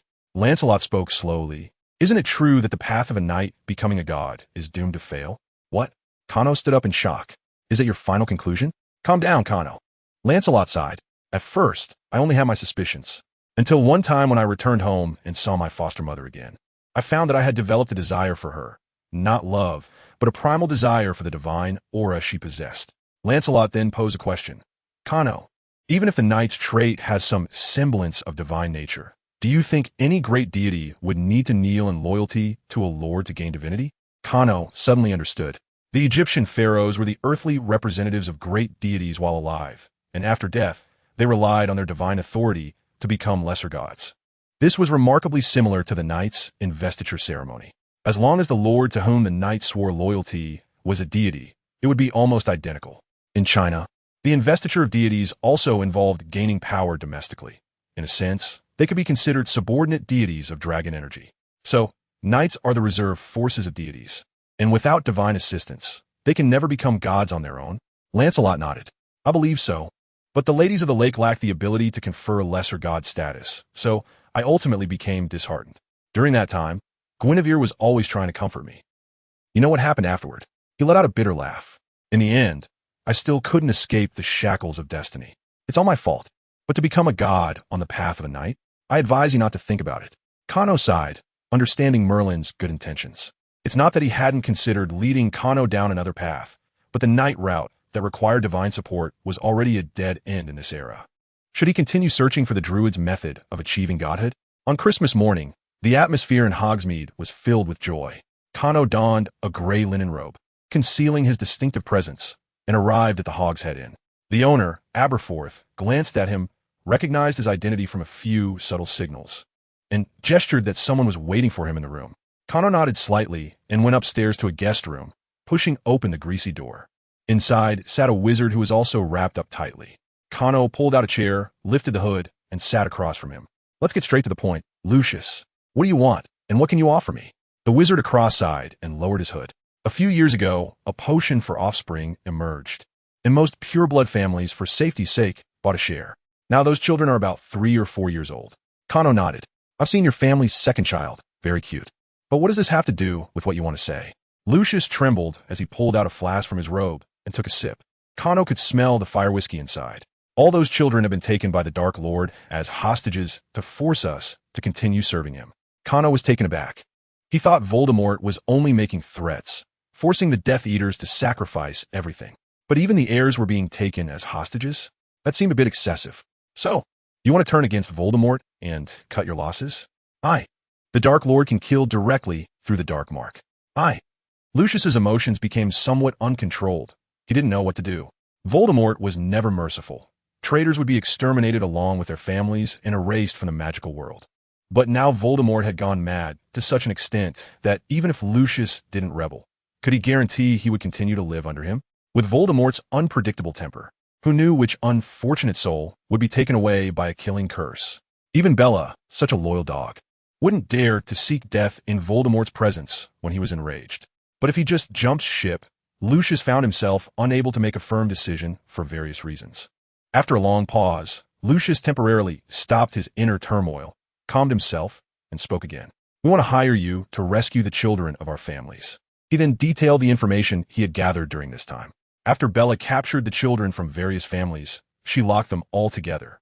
This woman was ruthless, had no instinctive affection for children, and naturally lacked the patience to take care of them personally.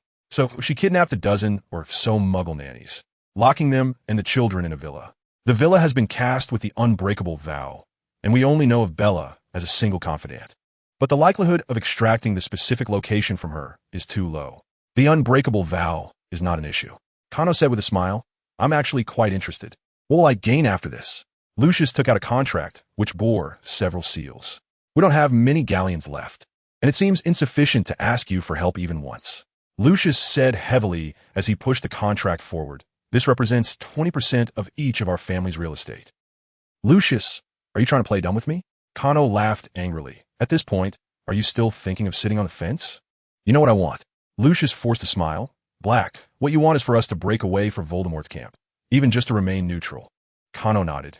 The relationship between Voldemort and us is one of life and death. The opportunity to change sides is fleeting. But it seems you don't really want to ally with us.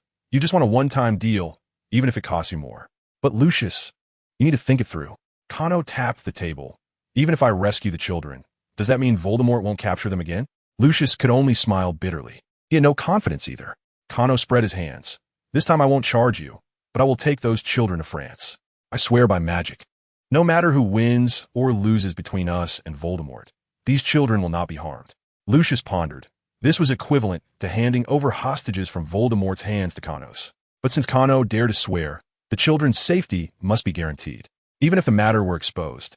The Death Eaters could claim that Kano was trying to use this to threaten them, and they would still remain loyal to the Dark Lord, even at the cost of their heir. At least it would seem plausible, and Voldemort would have no reason to get angry. However, there was also a loophole.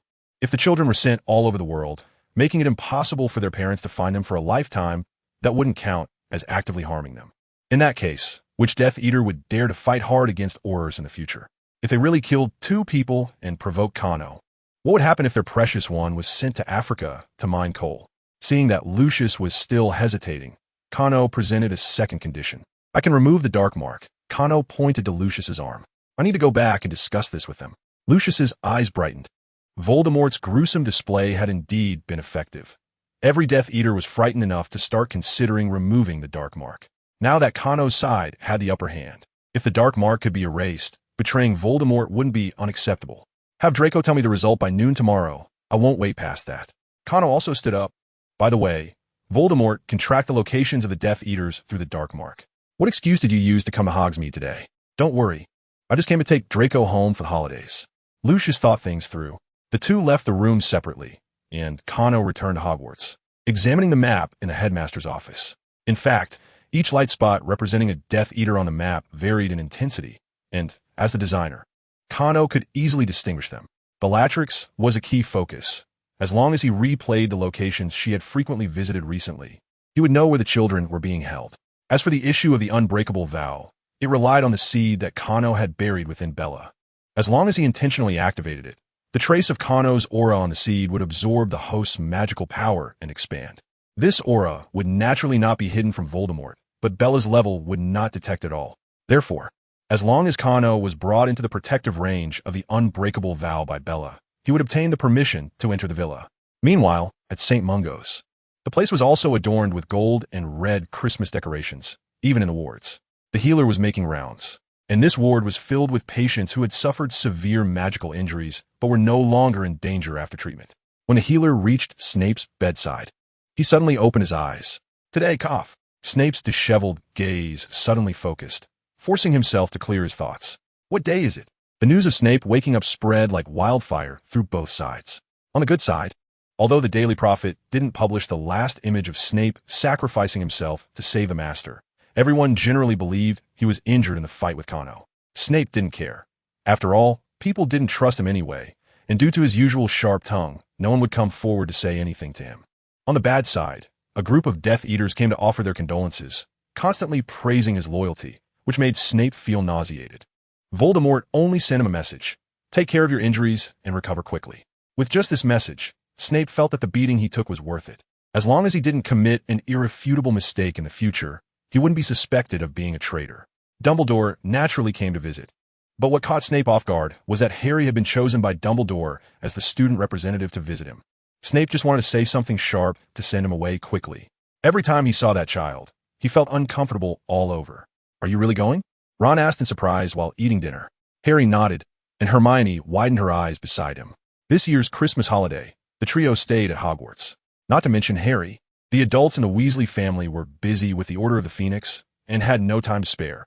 Even the twins who were still in school were busy setting up the physical store provided by Kano. After discussing with Kano, the Granger couple decided to take a 6-month break and go abroad to avoid the storm. So when Dumbledore decided to take Harry to visit Snape, the two of them knew immediately. Well, if he dies, I'll attend his funeral, Ron said sarcastically.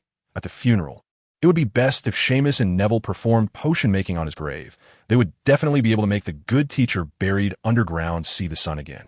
A few days ago, Seamus and Neville had simultaneously blown up their cauldrons in potions class, splattering Ron, who was standing in the middle, and he was still brooding over it. Ron, don't be like that. Hermione quickly changed the subject. It might be good to go see him. Maybe his dislike for you will fade. Harry smiled helplessly. Hermione still didn't understand the situation. Observing the ward, Snape lay quietly on the bed, staring blankly. Looking like a stone, Dumbledore walked in, and Harry closed the door behind him. Dumbledore gestured, indicating that he had used magic to confuse the monitoring personnel nearby. Severus, how is the recovery?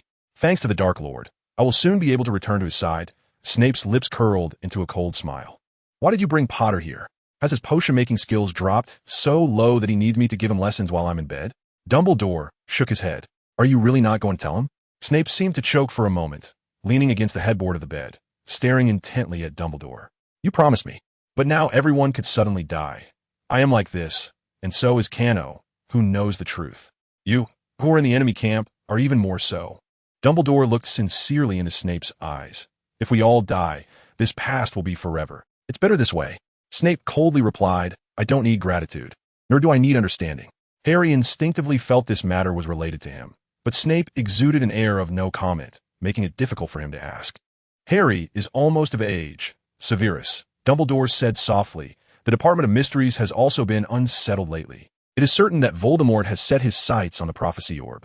Even if you are unwilling, Harry will soon come into contact with this part of the past. He will misunderstand you. Snape sprang up from the bed, roaring in agitation. Then let him misunderstand. Let him hate.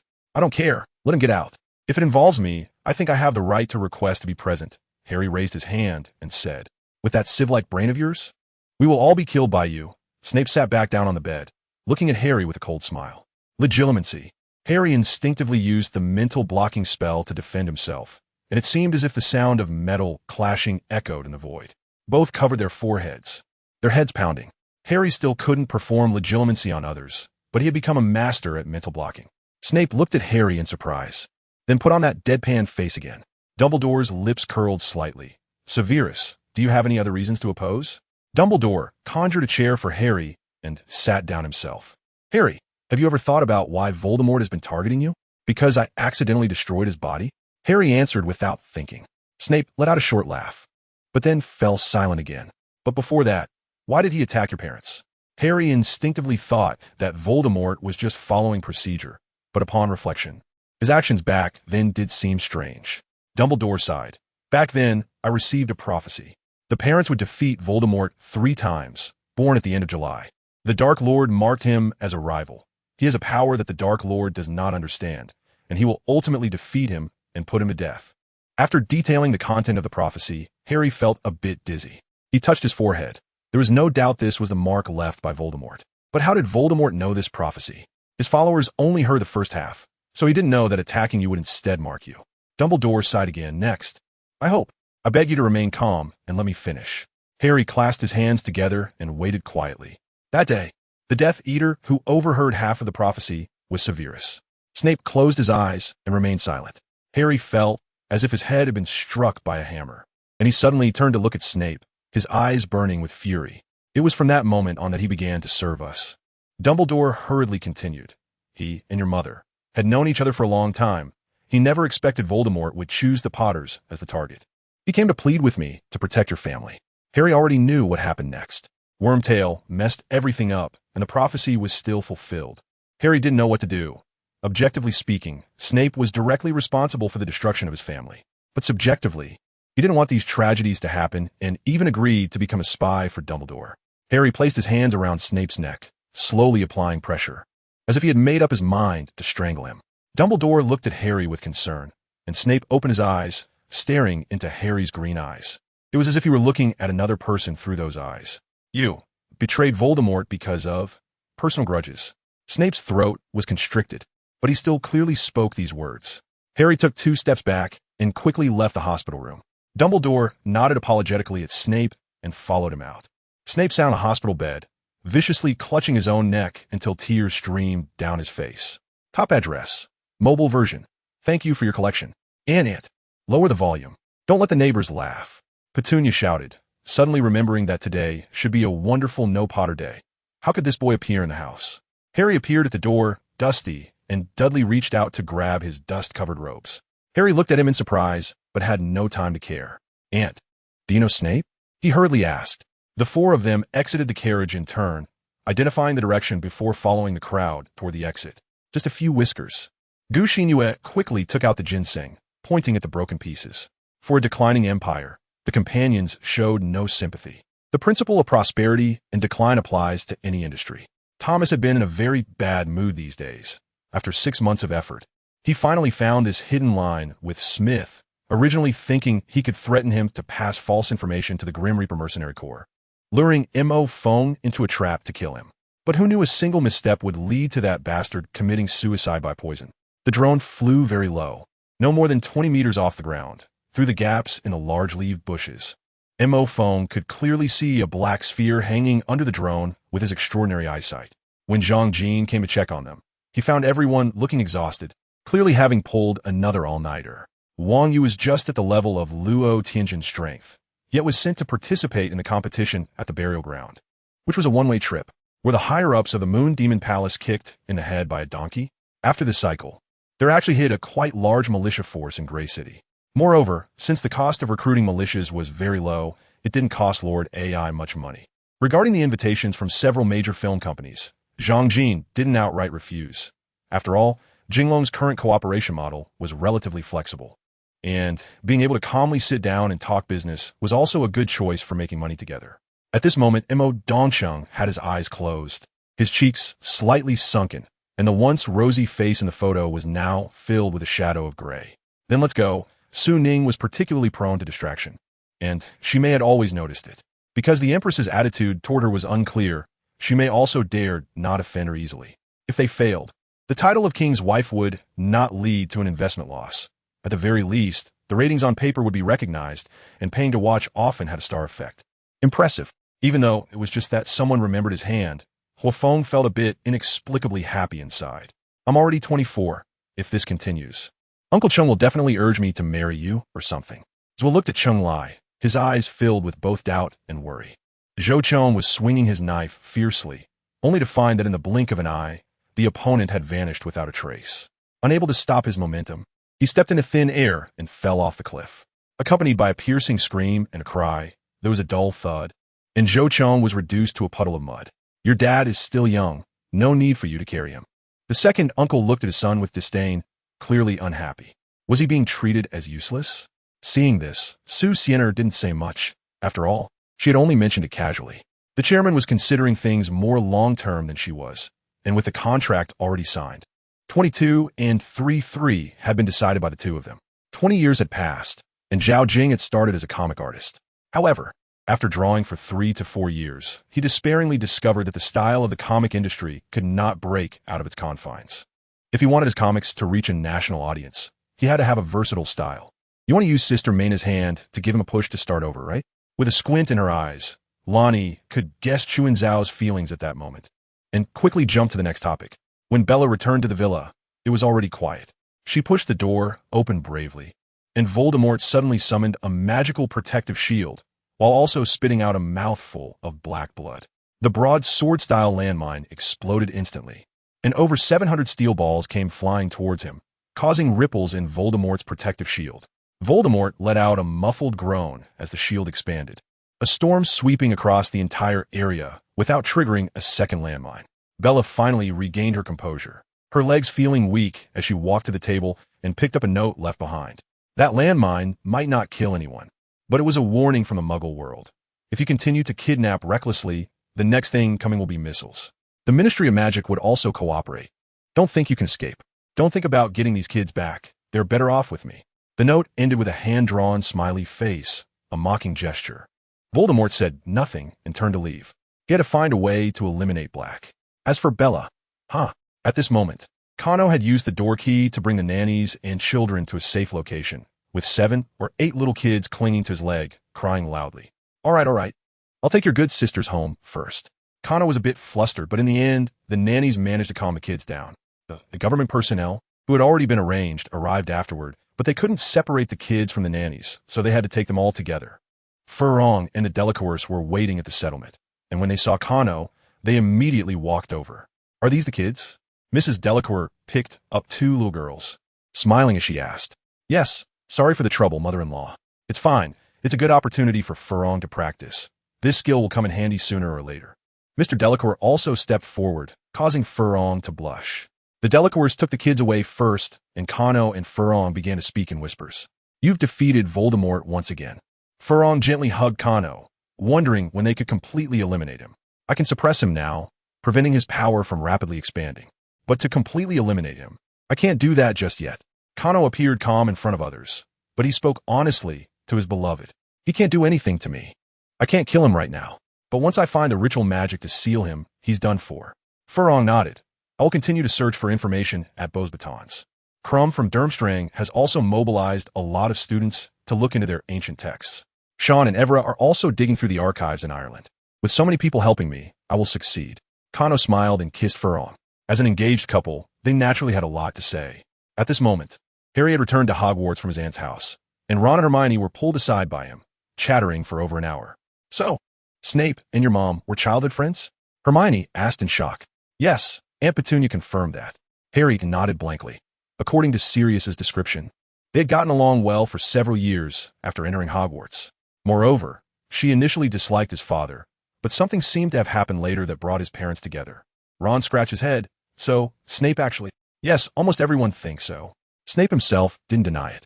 And even after so many years since her passing, Snape still seemed to love her. According to Sirius's description, Snape was obsessed with dark magic during his school days, which caused him to drift apart from Lily. Eventually, they had a falling out over something, leading Lily to end up with James. No wonder Snape had always targeted him. No one would like their beloved child with someone else. Kano walked into the common room, filled with joy, only to find the trio in the corner looking overwhelmed. Remembering his recent conversation with Dumbledore, Kano guessed their topic. When Harry saw Kano, who had a girlfriend, his eyes lit up. After Kano sat down, Harry prepared to repeat himself. All right, I know this better than you do. Kano raised his hand to stop him. If you have any questions, just ask directly. A flood of words surged in Harry's heart, and he hesitated for a long time. What really happened back then that led them to never speak again? A conflict, Kano summarized simply. The Marauders loved pranks and often went too far, not exactly pure-hearted kids. Snape was a reclusive, dark magic enthusiast who was naturally unpopular at school. A conflict between bad boys quickly escalated into the Marauders repeatedly bullying Snape. Lily came to rescue Snape, but the hurt pride caused him to call her a mudblood. Hermione covered her mouth. So that fight back then, Malfoy was punished by Professor Snape because he said that word? Kano nodded. In fact, Lily and Snape had long since taken different paths. Their separation was bound to happen sooner or later. But such a parting was too sudden and painful, leaving Snape with lingering regrets. Harry nodded thoughtfully, feeling a bit better. So now, love, guilt, regret. Kano continued. If everything were calm, Snape's wounds would eventually heal. Perhaps in a few years, he would break free from this unfruitful first love and find his own happiness. Kano sighed. But he directly caused Lily's death, and the guilt is like a wedge driven into his wound, preventing it from healing ever again. For so many years, he has felt guilt, regret, and intense hatred. Hatred for Voldemort, and for himself. Just thinking about it made Harry's heart ache. Snape had endured such torment for over a decade. That's why Dumbledore trusts him so much. Kano pointed to his heart. He didn't care who won or lost. Had no stance, he just wanted to atone for his actions. Once Voldemort is dead, will he lose his motivation to live? Hermione said fearfully. You see him now, in this half-dead state. Does he look like he has the motivation to live? He has long been a walking corpse. The trio fell silent for a while. This love is too twisted, too heavy, making the few teenagers almost gasp for breath. What can I do? Harry asked hoarsely. Survive, Kano replied without hesitation. You carry half of Lily's blood. She hopes you survive. In the dark room, Snape, whose secrets had been exposed by Kano, was weakly kneeling on the ground. Do you think it was her? I suspect, but it doesn't make sense logically. Betrayal doesn't need logic, just a sufficient price. Voldemort sneered. I will show myself less often in the near future. I will give her one last chance. The LS exam is one of the two major exams in the magical world, and from here, young wizards begin to be streamed. Only by achieving a certain level of results in the exams can they continue to study the subject for the next 2 years, obtain a certificate, and thus work in specific jobs after graduation. Therefore, career counseling becomes very important, given that there has not yet been a problem with employment in the magical world. Various institutions have been quite polite, distributing a large number of brochures for students to read. Students discovered for the first time that there are so many professions in this world. Aurors, healers, employees from various departments of the Ministry of Magic, curse breakers from Gringotts. Ron muttered while flipping through the brochures. These are quite regular, but what is a troll security trainer? What do you want to do in the future, Harry? After defeating Voldemort, I might want to become an Auror. Harry paused. Dark wizards always cause trouble. What about you, Kano? Hermione turned to Kano. My future job should be something like a Muggle liaison, Kano said absently. Even if Kano immediately started squandering money, he would never go hungry. Since work is not just for making a living, he naturally needs to find a job that can best realize his self-worth. Kano is likely to serve as a bridge between the ordinary world and the wizarding world, constantly adjusting the relationship between the two sides. In fact, he is already playing this role now, just without a title yet. Kano is currently pondering the message Snape sent yesterday. The identification of Bella has already begun. Voldemort assigned the task of seizing the prophecy ball to Bella along with an insider from the Ministry of Magic, but only gave her the authority to mobilize the Outer Death Eaters and werewolf troops, and strictly ordered her to keep it confidential before taking action. He is indeed still obsessed with the prophecy concerning Harry and himself, but now Kano is clearly a greater threat. So testing Bella with this matter is just right. If the news leaks in this situation, Bella will completely lose Voldemort's trust. What does it matter if there is no motive? Even if she remains loyal, if problems arise every time, Voldemort wouldn't need an incompetent waste. Unfortunately, Snape directly gave the information to Kano, allowing him to set a trap for Bella with ease. In the early morning, at the harbor, a large group of yellow-skinned people in Zhongshan suits disembarked from a ship, and Kano and Scrimgeour were waiting here. Is this comrade, Xiao Chung? The middle-aged man at the forefront walked up to Kano, who shook his outstretched hands. It's me, hello Uncle Chun.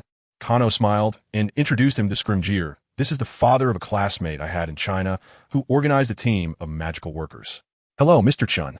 Scrimgeour also shook his hand. I've heard that you have the most efficient magical construction team in the world. Too flattering. Mr. Chin smiled. Let us first conduct an on-site survey. After all, your requirements are quite complex. The two took the magical workers to the Ministry of Magic in London, surveying various corridors and passages. At this time, it was office hours, and the appearance of a group of Chinese people attracted many curious gazes. Arthur, what is going on? Someone saw Kano and asked Mr. Weasley beside him.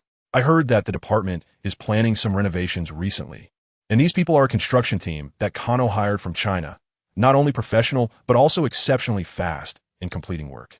Is the department finally going to renovate? The bald man was extremely pleased.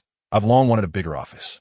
Don't think too much. They are here to install hidden defensive works in the corridor. In case the Death Eaters attack, we can rely on advantageous terrain to resist step by step. Arthur dispelled everyone's pleasant fantasies. Those around, who had perked up their ears, let out disappointed sounds and went back to their own tasks. Soon, this news was conveyed to Voldemort and Bella by an insider within the Ministry of Magic. Our intel has leaked again. Voldemort looked coldly at the trembling Bella. Impossible, Master. This must be a coincidence. It's understandable for them to strengthen defenses at this time, Bella said, trembling a bit. Then complete your task before the work is finished. Voldemort impatiently dismissed Bella. At night, Kano, Scrimgeour, and Mr. Chun were in a private room at the Leaky Cauldron, sketching on the blueprints. Yes, if we nest it like this, it'll work. Scrimgeour looked at the blueprints with satisfaction. How long will it take to complete? We can install it by noon tomorrow, and conduct 2 trial runs after work. Then it can be put into use. Mr. Chin took down the pencil he had tucked behind his ear and made final modifications in 2 places. So fast, we brought modular portable spaces. They can be put into use with just a little adjustment. Mr. Chun took out about 10 wooden carved small rooms from his bag, with surface engravings of spatial magic arrays. When constructing in the country, we still needed another half-month to lay the central magic array to maintain the stability of these small spaces and finally link them completely and fix them. But this time, don't you only need them to be effective for half a month? Kano smiled. Perhaps half a month won't even be needed. As soon as you board the ship, someone will fall into the trap. That is not something we need to worry about. You pay cash on the spot. Plus Old Chang's endorsement. I've never done such a comfortable deal. The 3 laughed heartily. The next day, without anyone noticing, the trap was set. Before leaving, the magical workers left plenty of measuring marks in the corridor, pretending to be designing and not yet starting work. In the early morning, before the Ministry of Magic's working hours, it was quiet and still. A large group of men and women in black robes poured into the street, squeezing into the telephone booth in batches. Visiting matters. A cold female voice asked on the phone. Finding something. Soon, these men and women arrived at the Ministry of Magic lobby on the 8th underground floor. Why is there no one on duty? Bella muttered to herself, a sense of foreboding creeping in her heart. But the arrow is on the bow. She cannot hesitate any longer. According to the plan, move out. At Bella's command, these slightly brainless Outer Death Eaters and werewolves split up and surged into various passages, their footsteps gradually fading away. She herself, with the giant snake Nagini, headed straight for the Department of Mysteries. Because the prophecy ball can only be picked up by the person involved in the prophecy, Nagini, as a Horcrux, should also be able to take Voldemort's place. As for Kano's prophecy ball, Voldemort told Bella to bring the whole shelf back. there would always be a way. Bella took the elevator down continuously, and Nagini hissed as it expelled its core. She felt the surroundings were too quiet. There should be some noise when those rude beasts were looting and destroying the Ministry of Magic. The Department of Mysteries. The elevator opened, revealing a dark door in front of her. Nagini eagerly walked ahead and slithered through the door. Bella followed Nagini and opened the dark door, stepping inside. Inside was a pitch-black hall lit by ghostly blue candle flames, with no windows and a series of black doors embedded in the stone walls. Crossing the threshold, the black doors slammed shut behind her. Then, the black doors in the entire circular hall began to spin wildly until it was impossible to tell which door was the way back. Bella tightened her grip on her wand. She had brought pain and death to countless people, but in the face of this situation, she felt powerless. Nagini was also a bit confused, unsure of which way to go. First, find a time room. Don't touch anything inside. Bella repeated Voldemort's instructions, opening each black door again and again, and every time she returned to the hall, the doors would spin again. Finally, she opened a door that had various clocks hanging behind it. This was the time room, where Hermione's time turner was also produced. Bella hurriedly crossed the room and arrived at her destination, the prophecy room filled with countless prophecy balls. Every wizard receives a prophecy at birth, but they are completely unaware of these things. Only the unspeakables working in the Department of Mysteries silently guard these secrets. Nagini suddenly darted out, seemingly sensing something with Voldemort's fragment of soul, heading straight for a corner. Before Bella could reach it, she saw Nagini biting a small, gray crystal ball, signaling to her, and then gulped it down. It seemed this was the prophecy ball related to her master and the Potter boy. Bella breathed a sigh of relief. Next was Black's prophecy ball. Where was it? At this moment, the Death Eaters and werewolves left behind in the upper levels had entered a horror movie set. The entire Ministry of Magic was empty. Not only were there no people, but there were also no office supplies. As they walked along the corridor, there were no traces of decoration left. A few retreated, but behind them, the corridor had also turned into one that hadn't been painted. Dark and only illuminated by their wands. Are we seeing ghosts? One Death Eater asked, trembling. Nonsense. What ghost could be scarier than the Dark Lord? Another Death Eater said, also shaking violently. No matter who is playing tricks on us, I will tear him apart. A nearby werewolf wizard roared as he ran down the corridor and then disappeared right in front of the other two. They followed in terror, but there were no holes in the ground. The person just vanished. Could he have disapparated? Impossible. The responding wizard turned around and found that the last companion had also disappeared. He ran madly down the corridor, shouting in fear, but no matter which direction he ran, the corridor kept extending infinitely. No spell, no matter how powerful, could break the walls. It seemed he was trapped here forever. Finally, this usually fierce Death Eater completely broke down, kneeling on the ground and crying out. Scrimgeour sat in his office, his wand tapping continuously on a cube-shaped model. This way, they were all separated. Kano yawned, starving them for 2 days before catching them. This is the defensive structure created by the domestic law enforcement team, the Infinite Corridor, also known as the Ghost Wall. Along the path of the invaders, some spatial grids are arranged. Every person who crosses the threshold enters a different grid. Although they seem to be moving together, in reality, these are real-time projections created by magic. Even the corridor itself is a projection. They are merely walking in an unadorned spatial wall. Once everyone has entered a small grid, the character projections will be canceled one by one, putting tremendous psychological pressure on the invaders. The grids will also rearrange themselves, mobilizing the empty grids. No matter how the trapped individuals go mad or which direction they advance, they will not see anyone else. Of course, someone of Voldemort's caliber could certainly break through the spatial walls. Kano wouldn't use such a low-level trick against him. In the prophecy room, Bella and Nagini finally found the prophecy ball marked with the names of Kano and Black. This prophecy ball did not look as dirty. Bella didn't think much of it, cut a piece of wood from the shelf, transformed it into a small box, and packed the prophecy ball, turning to leave. It was too eerily quiet here. She really didn't want to stay a second longer. Crossing back through the time room, she took the elevator all the way up. They returned to the Ministry of Magic Hall, but there was not a single person here. Those outer Death Eaters and werewolves had seemingly vanished in a thin air. Nagini impatiently swam around, pushing past the dazed Bella, preparing to return to the ground. It didn't care where the others had gone. Getting the prophecy ball back to its master was the priority. But Bella felt as if she had fallen into an ice cave. They were already short-handed. And with so many people disappearing without a sound, she couldn't imagine how Voldemort would punish her. Last time, when a hostage was taken, she hadn't been punished yet. But to go into the darkness and find these people back, Bella didn't have the courage for that. Everything was too strange. She couldn't possibly use the killing curse of the sky. Nagini hissed in the elevator, urging Bella to hurry up and not worry about those people. It couldn't even smell anything. Those people were definitely lost forever. Right, the prophecy ball. Just bring the prophecy ball back, and the mission won't be a complete failure. Just a dozen or so outer Death Eaters and werewolves, right? Bella muttered to herself as she crawled and rolled back to the ground with Nagini. The red telephone booth at the entrance of the Ministry of Magic looked like a beast opening its mouth to reveal a bright red tongue, silently laughing in the night. Bella let out a whimper and quickly disapparated with Nagini. What have you prepared for that snake and Bellatrix? Scrimgeour asked curiously. Probably just a little toy like a scare box, Kano said absently. Voldemort surely knew today wouldn't go smoothly, sending a bunch of rotten fish and stinking shrimp. It seems the time is just right. My personal feud with Bellatrix should come to an end. Scrimgeour nodded. Have those fence-sitting families contacted you again? Of course. But these people want me to send some galleons for their treasures and write a few letters, without mentioning anything else. Kano stroked his chin. But one family really doesn't want to follow Voldemort anymore. I went to handle their dark mark this morning. At this moment, Voldemort looked expressionlessly at the trembling Bellatrix. More than 20 people, all gone? Gone. We don't know where they went. We didn't even see a shadow of the enemy. Voldemort snorted.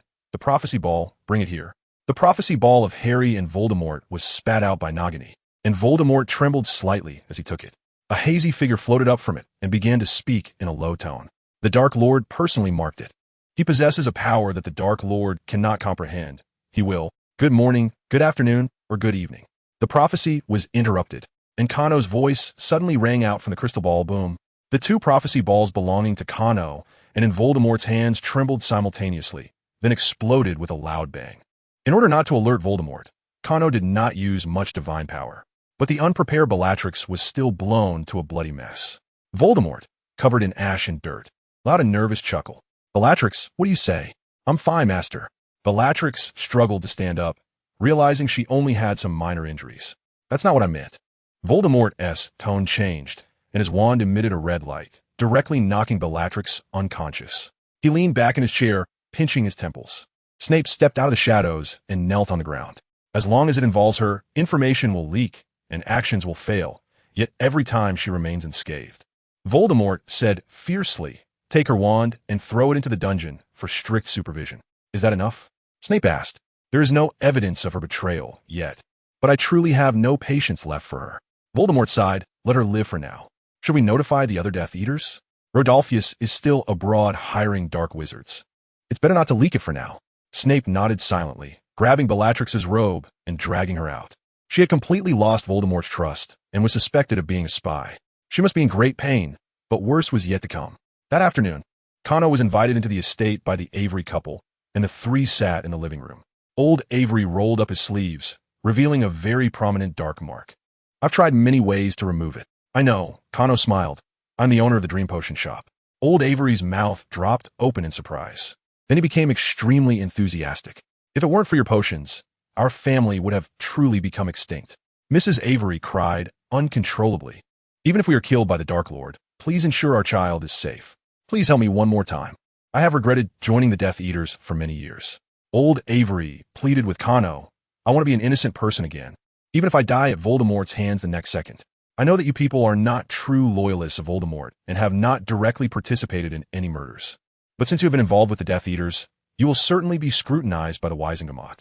No matter how much you regret, you have indeed indirectly harmed many people. Kano pointed this out mercilessly, thinking that washing away the dark mark would solve everything is just a dream. No problem. I am mentally prepared. Old Avery nodded. Even if I go to prison, it's better than this. Kano watched the two prepare their belongings and took out a portkey to give to them. Every Death Eater who defects doesn't live long. That's because Voldemort can sense their location through the dark mark. After I remove the mark, you two will completely disappear from his view. Use the portkey to leave here, and I'll handle the cleanup. Mrs. Avery excitedly asked, can we see our child? Kano smiled and nodded, of course. You can take him with you to hide abroad for a while. However, after things settle down, you must return to face trial. Otherwise, the Ministry of Magic will freeze your assets. Seeing that the two had no objections, Kano took out his prepared potion, Arian Rod, and traced a magic circle on old Avery's arm. Then, a blazing orb of magical energy formed at his fingertips, extremely condensed solar divine power. His fingers clawed around the perimeter of the dark mark. The solar divine power surged inward, forcing out wisps of black smoke, which coalesced into a human head that roared at Kano. Kano casually dispersed the black smoke, and the Avery couple immediately activated the port key to leave. Kano also jumped into the fireplace and returned to Hogwarts through the Flynn network. The transportation department had set up a dedicated line, convenient and quick. Soon, several Death Eaters were sent by Voldemort. After investigating, they found nothing. Do you think they're dead? It's possible. After all, Master, you can sense the locations of the Death Eaters. Unless they are dead, you wouldn't be unable to find them. Voldemort shook his head. I don't have time to look for an old fool. The matter seemed to be settled. But Death Eaters like Lucius began to plot in their hearts. It seems that Canopus can indeed remove the dark mark, so we can also avoid working for Voldemort for free. That night, Snape, back at Hogwarts, informed Kano of Bellatrix's situation, who was eager to act. What else do you plan to do with her? Snape asked, unusually curious. Nothing much. You just need to tell me where she is being held. Kano's lips curled into a cruel smile. At this time, Bellatrix had already woken up, unable to believe that she had been abandoned by her master. Her wand had been confiscated, leaving her powerless. The one guarding her was a foreign dark wizard, standing far away, too afraid to approach the infamous she-wolf. Master, I'm loyal to you. I can still prove myself. I can kill for you. No matter how she wailed, no one paid her any attention. The entire dungeon was silent. Who is this? Oh, it turns out to be the notorious Bellatrix, the vicious dog of Voldemort. Kano's sarcastic voice echoed from the dungeon, and Bellatrix suddenly jumped up from the ground, lunging at him as if she wanted to bite him to death. It's you. You're the one scheming behind my back. Yes, it's me. Kano grabbed Bellatrix by the neck, allowing her to futilely scratch and claw at him. Every time you failed was orchestrated by me. You forced my mother to death. I almost died in the womb too. Kano gritted his teeth as he squeezed out a few words, and the Lombardons you drove insane, and the countless innocents who died at your hands. How does it feel to be abandoned by Voldemort?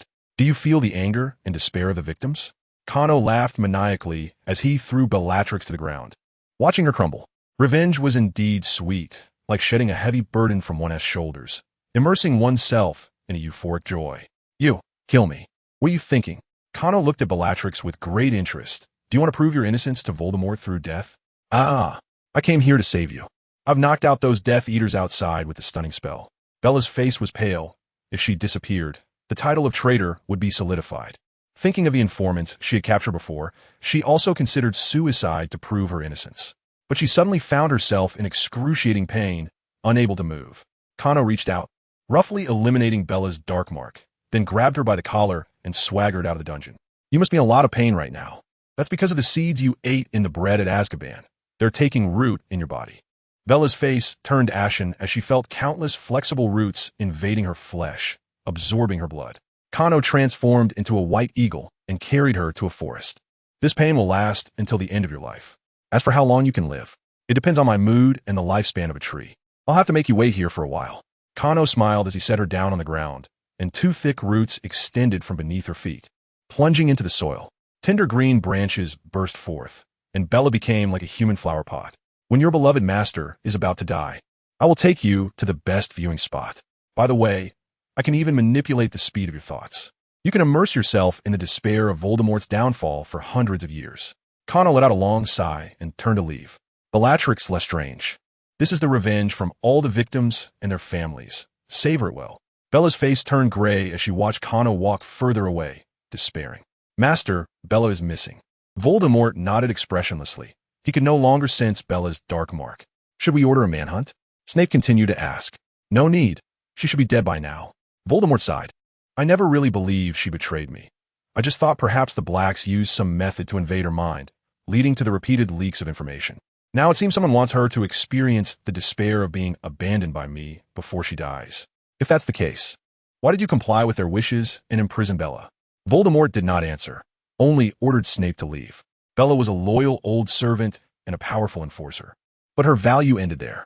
If the Blacks were intent on torturing her and killing her, then let them have Bella. As long as I achieve the final victory, these are merely small prices to pay. Master, I brought those things back. Little Crouch walked in from outside, holding a bag. Voldemort nodded and stood up. The master and servant walked towards the basement one after the other. A few days later, Rodolphus Lestrange returned to England. His union with Bella was merely to produce pure-blood offspring to continue the family line. There were no feelings involved. Upon hearing of Bella's death, he merely nodded indifferently, showing no further reaction. "Master, this is the magical contract I signed with the hired dark wizards." Voldemort took the contract, his eyes widening in surprise. Where did so many dark wizards come from? They dare to come to England under these circumstances? Rodolphus replied with a smile. Those impoverished countries lack a systematic wizard training method. More than half of the adult wizards are dark wizards. Moreover, given their country's isolation, they hardly care when they see galleons. Voldemort nodded. These people will be under your command. Their task is to cause destruction everywhere, regardless of whether they are wizards or muggles. Kill as many as you can. Also, I am very saddened by Bella's death. I hope you take care of yourself and continue to fight for our cause. Rodolphus was filled with gratitude, swearing his eternal loyalty to the Dark Lord. Snape observed coldly, watching Voldemort's rare smile, feeling a chill in his heart. He never trusted anyone and would never consider anyone a companion. We all know this. In the headmaster's office, a more aged Dumbledore sat in a chair, wearily listening to Snape's report. Kano sat beside him, reading a book without looking up. What about that group of living forces? We can't monitor them. Snape turned to Kano. Should I add the seeds you cultivated to their food and potions? No. You are the most trusted undercover agent by Voldemort. You cannot act rashly. Kano closed the book in his hands. Those fence-sitters should show their stance. They can pretend to be dumb, but I can directly send letters to demand intelligence from them. Even if exposed, it doesn't matter. Killing all those people might be a bit unfair, but there will definitely be some who slip through the net. Soon, the situation of the war began to change. Numerous unfamiliar faces appeared at the front lines, using various evil dark magic, launching aimless attacks. Thanks to the still effective monitoring system and the unwilling intelligence provided by the pure-blood families, most attacks were prevented in time. But there would always be loopholes. This is the third incident in Diagon Alley this month. We captured 5 dark wizards, and one of ours died. Scrimgeour sat in his office with a grim expression, facing the monitoring map created by Kano. This time, the attackers were not within the monitoring range, and you didn't receive any intel. Scrimgeour said anxiously, "Is there a problem with the information channels?" Kano shook his head. They just acted on impulse. Even Rodolphus was surprised when he learned about it. Scrimgeour pondered for a moment before suddenly smiling bitterly. "I've been fighting with the wind for too long. I've forgotten what the old dark days were like." Kano also felt a bit helpless. He had done his utmost to cut off supplies, monitor, and lay down internal lines. The current situation was not unacceptable, but the death still weighed heavily on the heart. By the way, a captured wizard said he wanted to see you. Scrimgeour suddenly remembered this and quickly informed Kano. "See me?" Soon, Kano met the slightly tanned young man in a specially vacated single cell. "I am Kano Purse. What do you want from me?" The young man looked up, and upon seeing Kano's face, he stood up in surprise. "Mr. Kano Purse, I finally found you." Kano was confused, and the young man quickly explained, "I was sent to England by the leader of the Nitocris." Scrimgeour looked at Kano in surprise, as the young man explained in broken English the background of the situation. The not-so-bright dark wizards from various European countries had come to England during the last recruitment by Little Crouch, only to be captured by the Ministry of Magic, which was well prepared. This time, Rodolphus specifically went to the Middle East to recruit, and although the wizards led by Nitocris were few in number, they were all exceptionally capable and disciplined, and Rodolphus had high hopes for this team. Nito quickly figured out the background of the other party and knew he was Kano's enemy, so he took the opportunity to mix in a lot of sand. Kano was somewhat worried. Nito had diverted manpower to this side, who would protect the village. "Don't worry, sir," the young man said, his eyes darting. "Last time you came in a hurry, there were many people you haven't met yet." Scrimgeour felt a heavy stone lift from his heart and happily patted Kano on the shoulder. "You really have friends everywhere. This way, the situation will stabilize again." "Friend, how many people have you brought?" This time, Rodolphus brought back 300 people, among them 32 of our own. The young man calmly said to Scrimgeour, "And we've infiltrated their ranks from different countries. Almost every squad is under our surveillance. We have a special communication method, and I deliberately got captured to provide you with intelligence." Scrimgeour was overjoyed and immediately ran to handle the paperwork, preparing to release the young man from prison, leaving only Kano there. "Thank you for helping the British. You really have worked hard." "We are not helping the British. We are just here to help you." The young man revealed a sincere smile. "And the civilians are innocent. We cannot forget the mercy you showed years ago. By the way, the leader Nito has a message for you." The young man spoke a string of dialect, which was exactly what Kano had learned in the village. There have been recent movements with the statue. The reason is unknown. Mr. Canopus, please be cautious. With the insider's cooperation, this batch of dark wizards was quickly suppressed. Except for a few small groups, about 10 individuals with outstanding strength that the Aurors couldn't catch. The rest were all captured. The wizards sent by Nito to help also took their leave. They not only received Rodolphus's money, but also a considerable informant fee from Skrlinch. Changes at home would soon follow. This money came at just the right time. Before leaving, the young man whispered to Kano, who showed a helpless expression. From his words, another coup was already brewing. This time, Nito's tribe seemed to be at the center, attempting to overthrow the current Egyptian Ministry of Magic. The money earned from the British would be used to topple the puppet Ministry of Magic established by the British in Egypt, which was quite ironic. Kano naturally kept his mouth shut, silently wishing them success in his heart. Although this round of offensive was resolved, Voldemort seemed unconcerned. This batch of dark wizards appeared to serve only as a distraction. What was he doing now? Little Crouch was collecting various cursed magical items. The pureblood families had already been plundered. Snape brought this news to Kano, and after inquiring, Lucius also confirmed it. Even in Borgin and Burke's, cursed items had been completely bought out by Little Crouch. According to Borgin, it was as if they were buying food.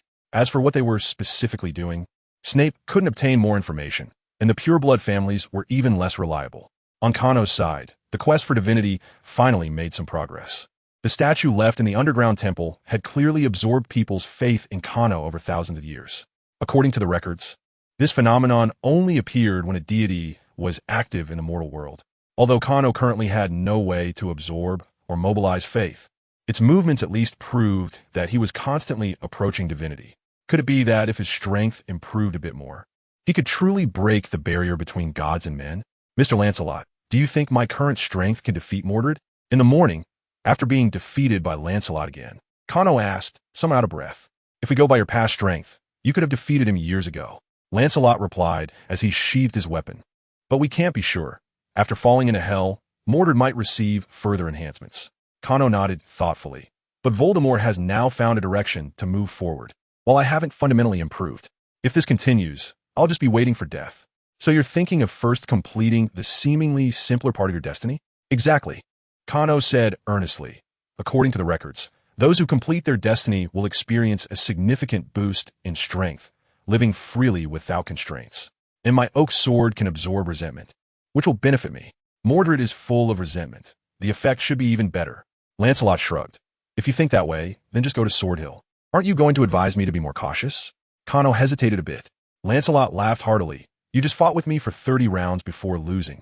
Such strength could have single-handedly pierced through the Round Table Knights in the past.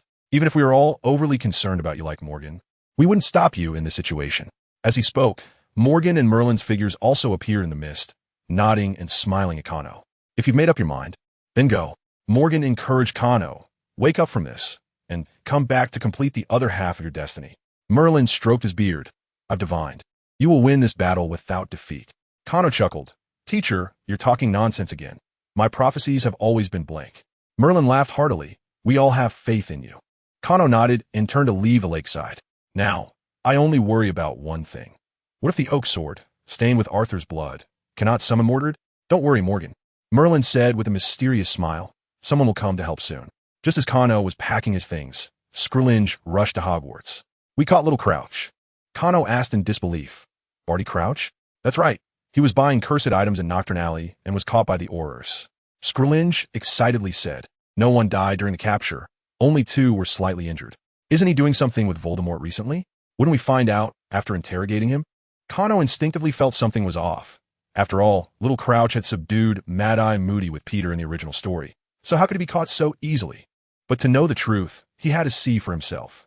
He had no choice but to put down his belongings and call the conflicted old Crouch. And everyone went together to the newly established small prison in the Ministry of Magic. Little Crouch had already changed out of his Death Eater robes. Huddled in a corner with his head down, old Crouch had a blank expression, his hands clenched into fists, trembling slightly. Barty Crouch, lift your head. Hearing Skrlinch's voice, Little Crouch's face finally appeared to the 3. His body was emaciated, his cheeks sunken, and deep dark circles surrounded his eyes. He looked severely ill, and every breath seemed to require all his strength. Little Crouch, what happened to you? Skrlinch asked, But little Crouch seemed to not hear, staring fixedly at Kano without even glancing at his father. It seemed that his health was already precarious. No wonder he was caught by a few Aurors. This change is likely related to Voldemort.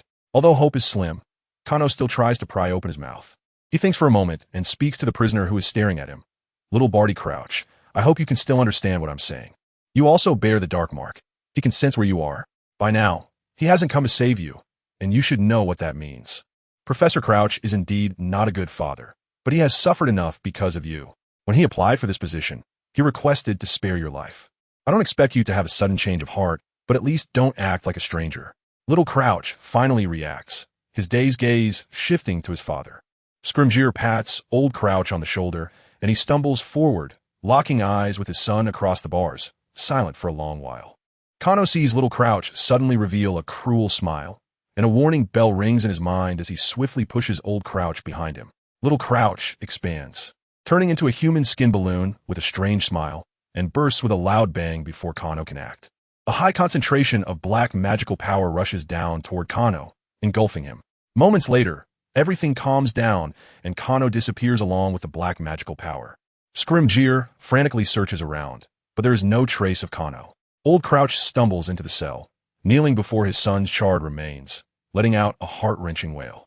At the peak, Voldemort's long fingers rhythmically tap on the armrest, facing a circle of kneeling core Death Eaters. The crowd doesn't know what Voldemort is up to and can only wait cautiously. Finally, Voldemort lets out a short, high-pitched laugh and suddenly stands up. Black is half dead this time. We should launch a full-scale attack.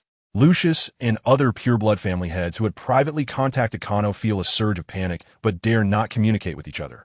Meanwhile, hidden in the darkness, a figure in black watches this scene with wolf-like eyes, a cold smile tugging at the corner of his mouth. The practitioners from the Liao family quickly approach, relieved to see he is only injured and not in life-threatening danger. However, they are also greatly shocked. Although this practitioner is not as powerful as Yin Qi, he is still at the upper level of foundation building and was defeated by Yin Qi in just 2 moves, which astonishes them. The 2 large gray wolves realize they cannot communicate with the tiger and exchange glances, thinking that their newly found den is surely going to be looted by this bandit tiger. After all, the food is quite to my liking, so I no longer struggle as I did at the beginning. Back when I went to Purple Gold Mountain, Okra and Autumn Chrysanthemum were prepared to hold their ground there for a long time. Rin Xin Yin half-jokingly said, gently stroking Lung Yi's face with his long, soft fingers. Moreover, the timing of the photo release is too close to when he filmed those scenes. Your Highness! Your Highness! No! No! The illusion princess cried heart-wrenchingly, but still could not break free from the iron-like grip of the large hand holding her. Yin Qi navigated the years cautiously, accompanied by the sometimes unruly, sometimes kind demonic dragon. These warships should be those sold by the master of another universe's trading system to the Cadiz Empire royal family. I have been there. After a slight pause, Li Xiao answered honestly. Now he has no need to hide. If someone wants to make a move against him, they better think about whether they have the strength to do so. If I deceive you, you can have your father chop off my head. Haven't you always wanted to do that? Wen Shihong said with a smile. Although he is only the 4th elder of the Ponrua ancient clan, his strength is such that only the clan leader and the supreme elder can suppress him. His power is formidable, ultimately drawing the attention of several top experts in the divine realm who joined forces to kill him. Pangus sacrificed himself, disregarding everything, blocking them in the Jojo star domain with sealing techniques. The entire world seemed to fall into an apocalyptic tremor, with giant mountains being destroyed, shocking the hearts of many. Yang Fatty can be said to be a steadfast follower of Gu Yuan. Otherwise, he wouldn't have resolutely gone to apply for a job at Chuangtian Technology after learning that Gu Yuan was starting it. Although Chu doesn't particularly like the sacred tablet ancient clan, it is still his maternal family, and blood is thicker than water. How could he bear to see it come to harm? Waiting outside the palace gate, Zheng He saw that Wen Shihong was in a good mood and approached him with a smile, asking if something happens to the Qin family. And the Zhang family immediately turns their backs. How will their business partners view the Zhang family? I was greatly shocked and hurriedly took out the second arrow, as it was now very close, hitting the tiger's eye and immediately causing blood to flow. The 4th prince, Xianyuan Ling, sighed secretly, looking at Xianyuan Che, only to see Xianyuan Che casually drinking fine wine, which made him frown slightly. Someone is about to force his legally married wife to show her face, and he He isn't afraid that the minister father-in-law will come to settle the score with him? All right, a drunken night will solve 1,000 sorrows. This young master will drink until I drop tonight and finish all the peach blossom wine. Yin Ping Chom agreed. King Arthur's last battle took place at Sorbar. Here, the rebels fought a bloody battle against the troops loyal to King Arthur. In the end, both sides suffered heavy casualties, and after Arthur killed Mordred, he succumbed to his injuries. Caught in Voldemort's trap, Cano now stands dazed on this land. So that's it, it's a curse. Voldemort hit it deep enough. I was indeed careless, Cano muttered to himself. Shenlang also noticed that the man in front of them was different from others, but what puzzled him more was, since he was one of the 5 strongest, why was his spiritual power blue and advanced? Yumu poured himself a cup of tea, took a gentle sip, and initially planned to practice for a while, but thinking about the gifts that were to be sent to the inn later, he abandoned the idea and waited instead.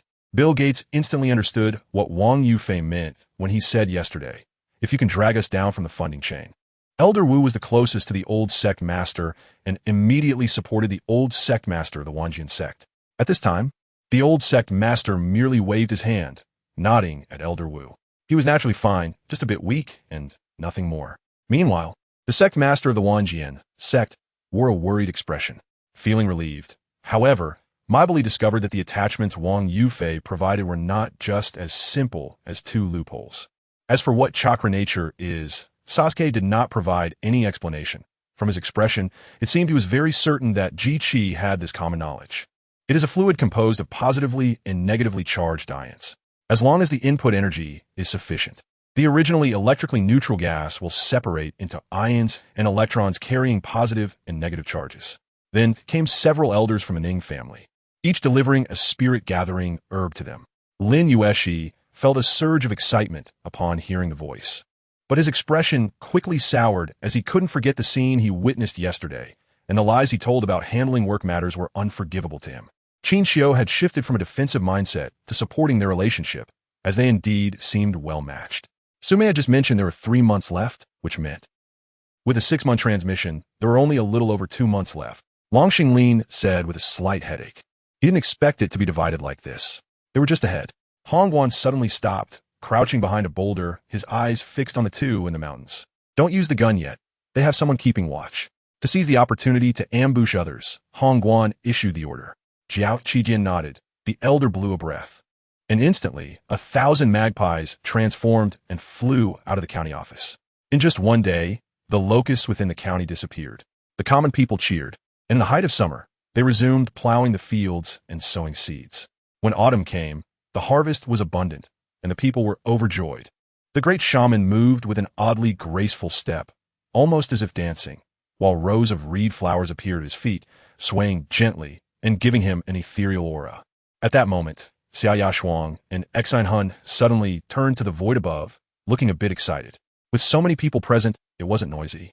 Even when Lin Xiao appeared, it only sparked private discussions among the crowd, and no one would ruin the atmosphere or offend her family at that time. Walking through the ice vortex, Long Xinglin sensed an ancient fluctuation faintly emanating from it. Though not as ancient as the immortal divinity, it was still a very old presence. Binglan suddenly realized that to ensure nothing went wrong, reality and dreams must not overlap at all, which meant Na Lan had to stay away from the place where she died in Binglan's dream. Binglan focused hard in her mind and finally used her magic to pull Na Lan into her consciousness. I know many of you have wavered. Perhaps some are secretly communicating with Black, Voldemort said softly, playing with his yuan. I know who these people are, and to be honest, I am very disappointed. I even want to execute you all as a warning to others. Voldemort's fury was palpable, causing many to tremble and kneel on the ground. But I am merciful. It's hard to avoid confusion at times. Gong Qianzhe's sword techniques were beautiful to behold, her white clothes fluttering, sword light flashing, and her long white headband danced vividly. But this was how someone ignorant of martial arts would see it. A knowledgeable martial artist would instantly spot many flaws in her techniques. Dormammu's dark purple eyes flickered with a gloomy light as he coldly stared at Ao Shutu in midair. Just after he finished cursing, he let out a scream as Laura's attack followed closely behind. That depends on who you're with. Some things must be settled in a duel. If it were in the West, we would have directly dueled, Zhao Qinhai said with a grin. Everyone started to move, while Su Feihong, Ma Jie, and Zhang Yang were chatting with Xiang Lao and Wang Kuan. They hadn't seen each other for a long time and were genuinely missing each other, exchanging greetings. At that moment, Jiang Xiyun's phone rang, and when he pulled it out, I caught a glimpse of the name on the screen. Lin Xiao. More importantly, she had guessed all of this herself. She didn't actually know Zhao Jie's plan, so in that situation, she chose to evade with a glimmer of hope. But the final result was quite unexpected. He actually became a Buddha, being sealed as the Fighting Buddha, the 36th Buddha of Buddhism. The third box contained a set of tarot cards, edged with gold, and Tianci could tell at a glance they were high-quality cards. Since it had already proven the swordsman's guess, all that was left was to resolve the matter, which the swordsman could easily handle. He must have understood from the sudden eruption of the battle at the Demon Mountain that as long as he was present, the Immortal Alliance would repeatedly seek to encircle and kill him at any cost, leaving him no time to continue cultivating, ultimately leading to his demise at their hands. Unable to showcase the terrifying power of the Shura sacred body sweeping the world. This is also good. When leaving, everything returned to its original state, as if nothing had ever happened. Of course, since there were 2 games pre-installed, Lin Di also needed to consider the differences between the 2 games. He couldn't help but recall his past dealings, somewhat shocked at his usual attitude towards Sida Lei Yan. That's right, he was like this towards him, which was not that different from how he treated others, but still very different. Guanyang was shy, and while practicing Mandarin, he could only recite Tang and song poetry. While in daily communication, he still used the Yunzi dialect. Certainly, this tree was placed here for its storage function. But compared to the materials easily accessible for free on the 2 lower levels, the materials on the 3rd level required identity verification, and, at the time of access, one must feed the ghost face with spiritual consciousness to gradually obtain the techniques and books inside. Fu Hongxue could see that they could not move now. Although these people pretended to be leisurely, they were no different from a hornet's nest. Once they moved, the consequences would be unimaginable. But what if they didn't move? If they continued to drag this out, would they really wait until they finished eating horse meat before turning to human flesh? Sister Qian, this setup makes me feel like a blind date. Looking at this pile of young and handsome photos, are they really celebrities? Imon Nanju asked without further questions. Turning back to the car, as Lin Xinyan caught up, the sports car almost brushing against his arm as it sped away. After dinner, Xiangyang had to hurry back to Wuxi Prefecture. Xinyan thought the journey was long and couldn't keep her, so she instructed Riyun to see her off properly. Mr. Prime Minister, the battle at St. Mungo's hospital has ceased.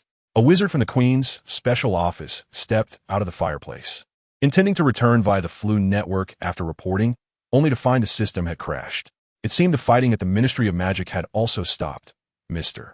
Skellinger had ultimately severed the Flu network. Prime Minister Meiji nodded, acknowledging the other's analysis. He understood Skellinger's actions well. After all, during a war, destroying equipment that couldn't be taken was necessary. Zhang Jiao ignored the defeated army below and began to gather strength. And with the 400,000 troops in the Fancheng area, he no longer feared the threat posed by the Green Dragon. Perhaps the Yin energy was continuously growing heavier, making it hard for me to breathe. Upon hearing Li Liangshuan's words, I began to feel anxious. I didn't know why, but the moment I entered this ghostly place, I felt extremely uneasy. Looking at the delicious dishes on the dining table, Salo was astonished. He never expected to taste such delicacies. Or rather, Salo felt somewhat emotional. But he could never have imagined that divine beings would become the delicacies on his plate while on a continent. The zombified left arm and legs emitted white smoke, as if ice cream was melting, slowly revealing human arms and legs, while the red-black malevolent energy gradually dissipated, eventually returning to an ordinary human form. She struck and injured Timir, but he went wild, attacking fiercely and chopping relentlessly. However, before Xiaojie could draw out the authentic sword in shock, he found that his massive target had disappeared. The wound was wrapped in white bandages, and after putting on a coat, the pain gradually faded away, and physical strength slowly recovered. Tang Rao's strike had completely shattered their will to resist. This was not even a heavyweight contest. This CFBL professional league was held at the Haishur City Esports Arena, which had a larger venue and more advanced equipment compared to the Kyoto Esports Arena, with a variety of supporting facilities that were quite complete. Although inspiration couldn't be drawn from it, finding inspiration from the TV dramas he filmed was also a good choice. However, he and Kumosaku were closely monitoring the movements in the void to prevent those people from launching a surprise attack. After all, their opponent's concealment skills were quite remarkable. If it weren't for his own excellent concealment and spatial techniques, he probably wouldn't have noticed the abnormal fluctuations in the void. I once learned to race cars from a mysterious person for a while. Faced with Dongfeng Linyu's inquiry, Pei Donglai couldn't reveal the truth and could only make up a lie. It was quite amusing to see a chef not staying in the kitchen but wanting to wrestle with others. So, who spread the news about the sky sea in the great wilderness ancient forest? Ironwood Cloud asked with curiosity, suddenly energized. Hee, you want to take our heads? Go practice for a few more decades. Ha ha ha, the Leopard King mocked. The car magician told Luo Ping the method without any concealment, and Luo Ping felt very grateful upon hearing it. I chuckled softly. That was challenging. The Lingya tiger roared and charged toward the Lingxi, and I smiled slyly, quickly stepping in front of her, then shouted lightly. The skill wave strike was activated. When the Demon Slayer's stun skill disappeared, I pulled him for hit-and-run tactics, while June was shooting arrows from behind. After experiencing so much, he had never felt as helpless as today. Perhaps it was because his most proud skills were challenged, causing him to lose some fighting spirit. Manager Pan personally arranged a room and fine food for Qianjichen and Gao Chong, but just as they were about to leave, Qianji stopped them. You've been following Shun Xiaolan for some time. Do you know about the matters between the Crown Prince, Han Wang, and Zhao Wang, these three brothers? When Xianyun was silent for a moment before looking up to ask, the residents of Hogsmeade Village had already evacuated, and when Voldemort and others arrived through apparition, they only saw a desolate street scene. There are a few secret passage exits on the map. You should split up to intercept. Students will definitely come out from there. Master, do we need to bring them all back as hostages? Isn't that too many? Lucius asked with his head down. Your own children can go home directly. Slytherin doesn't need to intercept. Picking up a handful of dust and watching it fall sparsely from his fingertips, Qin Tian couldn't help but sigh. The Guangxi branch's teleportation room is not much different from the Xiangnan branch. The main difference is that both have a silly magic array, and both are placed in an unusually spacious room. There was none of the madness of those guys in the Inferno. If it weren't for me being the Archangel, you wouldn't be able to tell he was actually a demon. Upon hearing honey, Ping An's eyes lit up. Chao Shi often played with it, teaching it to talk and recognize things. It understood everything but was very impatient. The surrounding ghostly beings did not launch a strong attack, given the situation was settled, but waited for the human cultivator in front of them to bleed to death. He was now lined up with Li Bangxia at the registration desk of the Holy Light Academy, since his Holy Light was still weak and had not yet leveled up. This team was the longest newbie team in the Holy Light Academy. According to legend, some Cyclopes could manipulate thunder. Lin Songbai's mind flashed with this information. Am I destined to be someone who plays with thunder in this life? Everyone knew how dangerous it was to be affected by slaughter in battle. Should I tell Shan Fei that he might not be in life-threatening danger, that this is just a normal detoxification situation? Or should I not tell him and confuse him into sleeping with him? Looking at Ginkgo's angry expression, the members of the Yugu clan also became furious.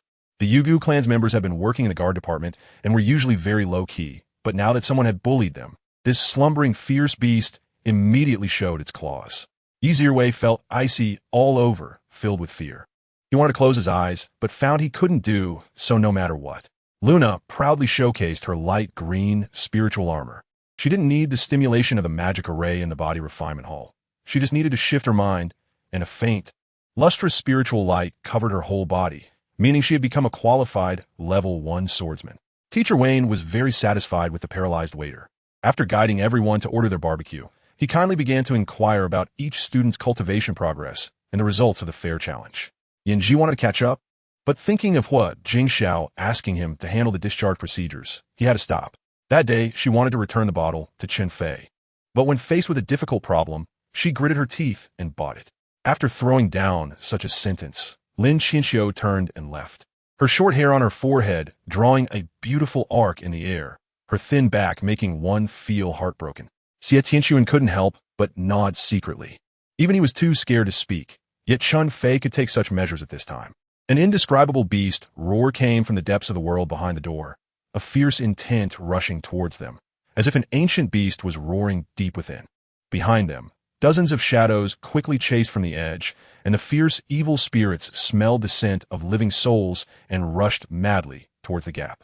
Shangguan Tinger noticed that Di Chan was unwilling to have physical contact with her, and her originally bright face dimmed significantly. But she didn't believe that Di Chan was someone who didn't cherish old feelings. She still stubbornly chased after him, wanting to reconcile. After not having a two-person world for a few days, The desire in her heart couldn't be suppressed, and she directly entered the topic. Yinya also cooperated with my actions, indulging completely. Kano awkwardly shook off the blood left on his arm and shook his head to concentrate. The two had been fighting for over 3 hours. He had just seized the opportunity to infuse divine power into the arrow, bypassing Modred's defense and hitting the Hell Gate behind him. The arrow exploded inside, causing the Hell Gate to vibrate violently, spewing more black mist, but itself became somewhat thin. The black mist caused Modred's strength to rise another level. Yim Yimyan had a dream, dreaming that Huang Yueyao and Song Yin arrogantly drove her out of the Yi family. She reached out to her father, but he ignored her. No one around knew that her 3 children were the founders of the globally renowned new financial group, Yongsheng Group. Dong Jian and Peng Hua had been in the team for a long time and already had their own custom running shoes. Once they had this official identity, it would be of great convenience for her upcoming plans.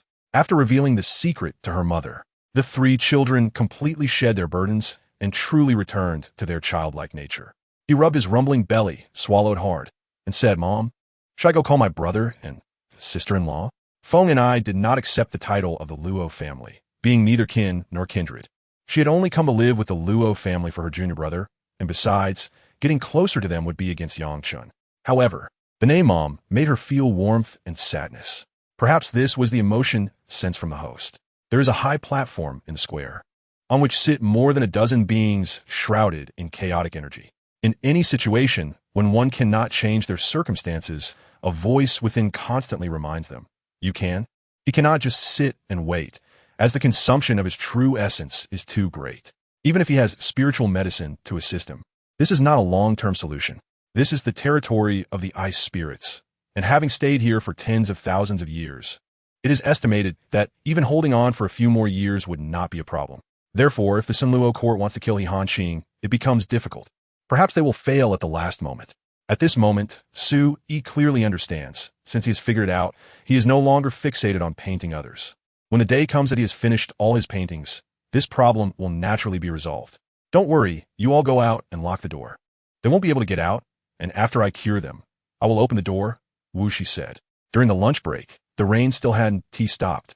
Zhao Hui didn't bring an umbrella, and the rain was getting heavier. Many classmates braved the rain to go to the cafeteria for a meal or to the dormitory to get an umbrella. She learned the basic movements of preparing for serve: moving, passing, digging, serving, spiking, and blocking, and was able to play volleyball quite skillfully with her classmates. The combination of work and rest in her study life has made Zhao Hui's personality more cheerful and optimistic. "Don't think about Yang Sanner anymore. She will never come back," Hu Giang said sternly, implying that the male-dressed Yang Sanner would not appear again. Zhao Hui swung on the swing for a while before jumping down and pulling Li Jingguo's arm to walk forward. Glug! Yi Rui swallowed hard at this moment.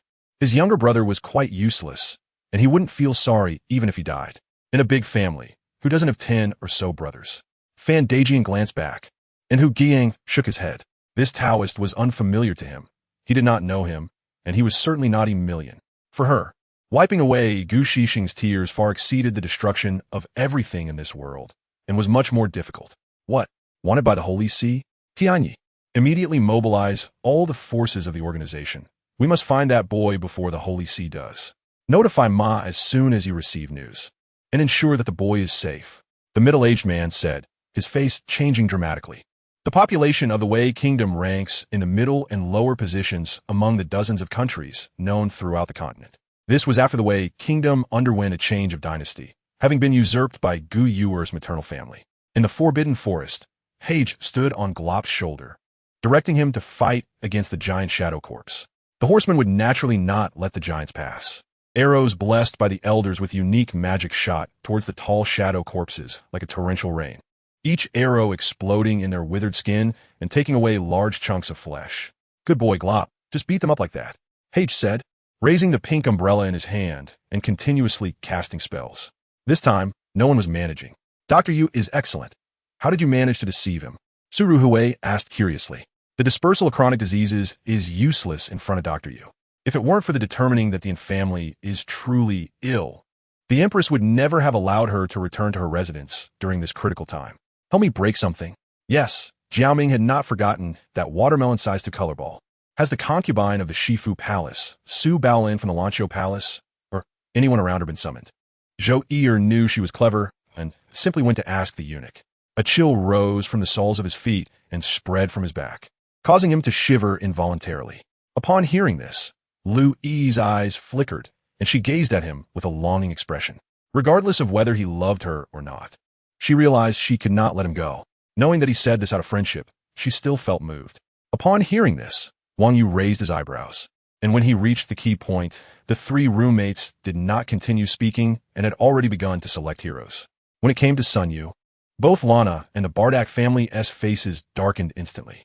I was originally following Maya of Varelai, a learned scholar among the Mayas, learning exquisite craftsmanship from Ali. Following the same method, as the cannoneer struggled desperately, Wang Yonghao easily pulled it out and threw it down again. Under the urging of Wu and Xiao, Bailoff excitedly reached out towards the seal on the rice cooker. Well, since you figured it out, I'll go with you. He beat up my person nearly to death, and still owes over 3,000 in wages, with over 50,000 spent on medical expenses. Although it wasn't the path I took down, as long as I could reach the ground, that giant beast attack would never hit me. It was still full speed, still the roar of the engine without any hesitation, still a reckless posture. Although he said so, his actions were not vague at all. A flash of cold light appeared as a long sword whistled towards Jiang Yuan. Moreover, occasionally when sleeping, he would dream of strange things, and at times he would lose focus and lose control of his body. All of this was likely due to the impact of the virus, which had reached the point where it could affect her mind. Ren Yulan initially wanted to say that with her current personality, it might indeed be true, but just as she was about to speak, her gaze inadvertently swept across her face and suddenly realized something had changed. The next day, the news of Hu's Pharmaceuticals and Shun's pharmaceutical company immediately topped the headlines in the city. On one hand, everyone was cursing Shun Tong for selling counterfeit drugs. On the other hand, the business of Zhuang Ling Dan became exceptionally hot, as who wouldn't want to keep a bottle of such an effective elixir? The middle-aged man in front of him looked at Meng Tian with a contemptuous attitude, lightly asking, and this mocking feeling was truly unacceptable. However, at this moment, still under the eaves, he couldn't struggle too much. The car hadn't stopped yet when the door opened, and Long Yingwei, with his right arm hanging around his neck and his left leg in a cast, had already jumped out of the car with a crutch. These officials were all local officials, and the highest-ranking official among them, the governor Tsong Zhongji, was merely a fourth-rank official. Everyone's official rank was lower than Su Tian, who was a third rank. Upon seeing Su Tian, they all stood up. Although they didn't dare to make a noise, they all threw friendly glances at him. First, the druid. A woman's voice rang out. The first figure solidified. It was someone wearing a hood to conceal their face, holding a rough wooden staff, dressed in striped cloth. Of course, the neck was not without a golden sun-shaped ornament representing the sun. Countless phantoms appeared behind him, most dressed as Egyptians, led by the Egyptian priestess Nitocris from 1,000 years ago. Don't think that Hu Ijo was impressive when he played mortars in Baoshan City. He had some reputation in the army, but this reputation was only known and admired by some mid-level officers. When Shen Shusi returned to her room, Tang Wan and Ruan Mengshi had already taken a shower and were sitting on the bed flipping through her wedding album with Hu Qinqi. Jiang Shuyan. Shuang Rao really had no way out. The situation had developed to this point. It was her fault for being unlucky, but Jiang Shuyan had taken everything cleanly. How could she endure this? That commander, are we still guarding here? Summer, who had risen from company commander to battalion commander in the 3rd Battalion, asked. They developed many tracking spells, greatly increasing the speed of searching the entire world. Xiaji's eye twitched as he looked at the densely written paper in his hand, completely filled with various questions, leaving no gaps. He wasn't sure if he could really finish it, but he still nodded. If someone were to praise her for the surprisingly good food today, she could eat with an air of invincible feudal royalty. Life and death are not determined by Qian Duofu. If Yan Jinfang truly had the heart to be born early, then Qian Duofu would not be able to bear it if he didn't. 88. The math tutoring assigned by the stepmother must be completed by Saturday morning. Those who fail to comply will be prohibited from eating. To be honest, tasks like scouting the enemy's movements and providing intelligent support have been done too many times by Hu Jin and the others. They're already quite experienced. Therefore, Hu Jin was not worried about tomorrow's battle at all. The carriage came to a sudden stop near the thick smoke of the fallen mountains, and Yadong and the brothers lifted the carriage curtain and immediately got out of the carriage. They had arrived at the edge of the fallen mountains, and the forest ahead could no longer accommodate a carriage. DeFei, you've changed so much that I can hardly recognize you.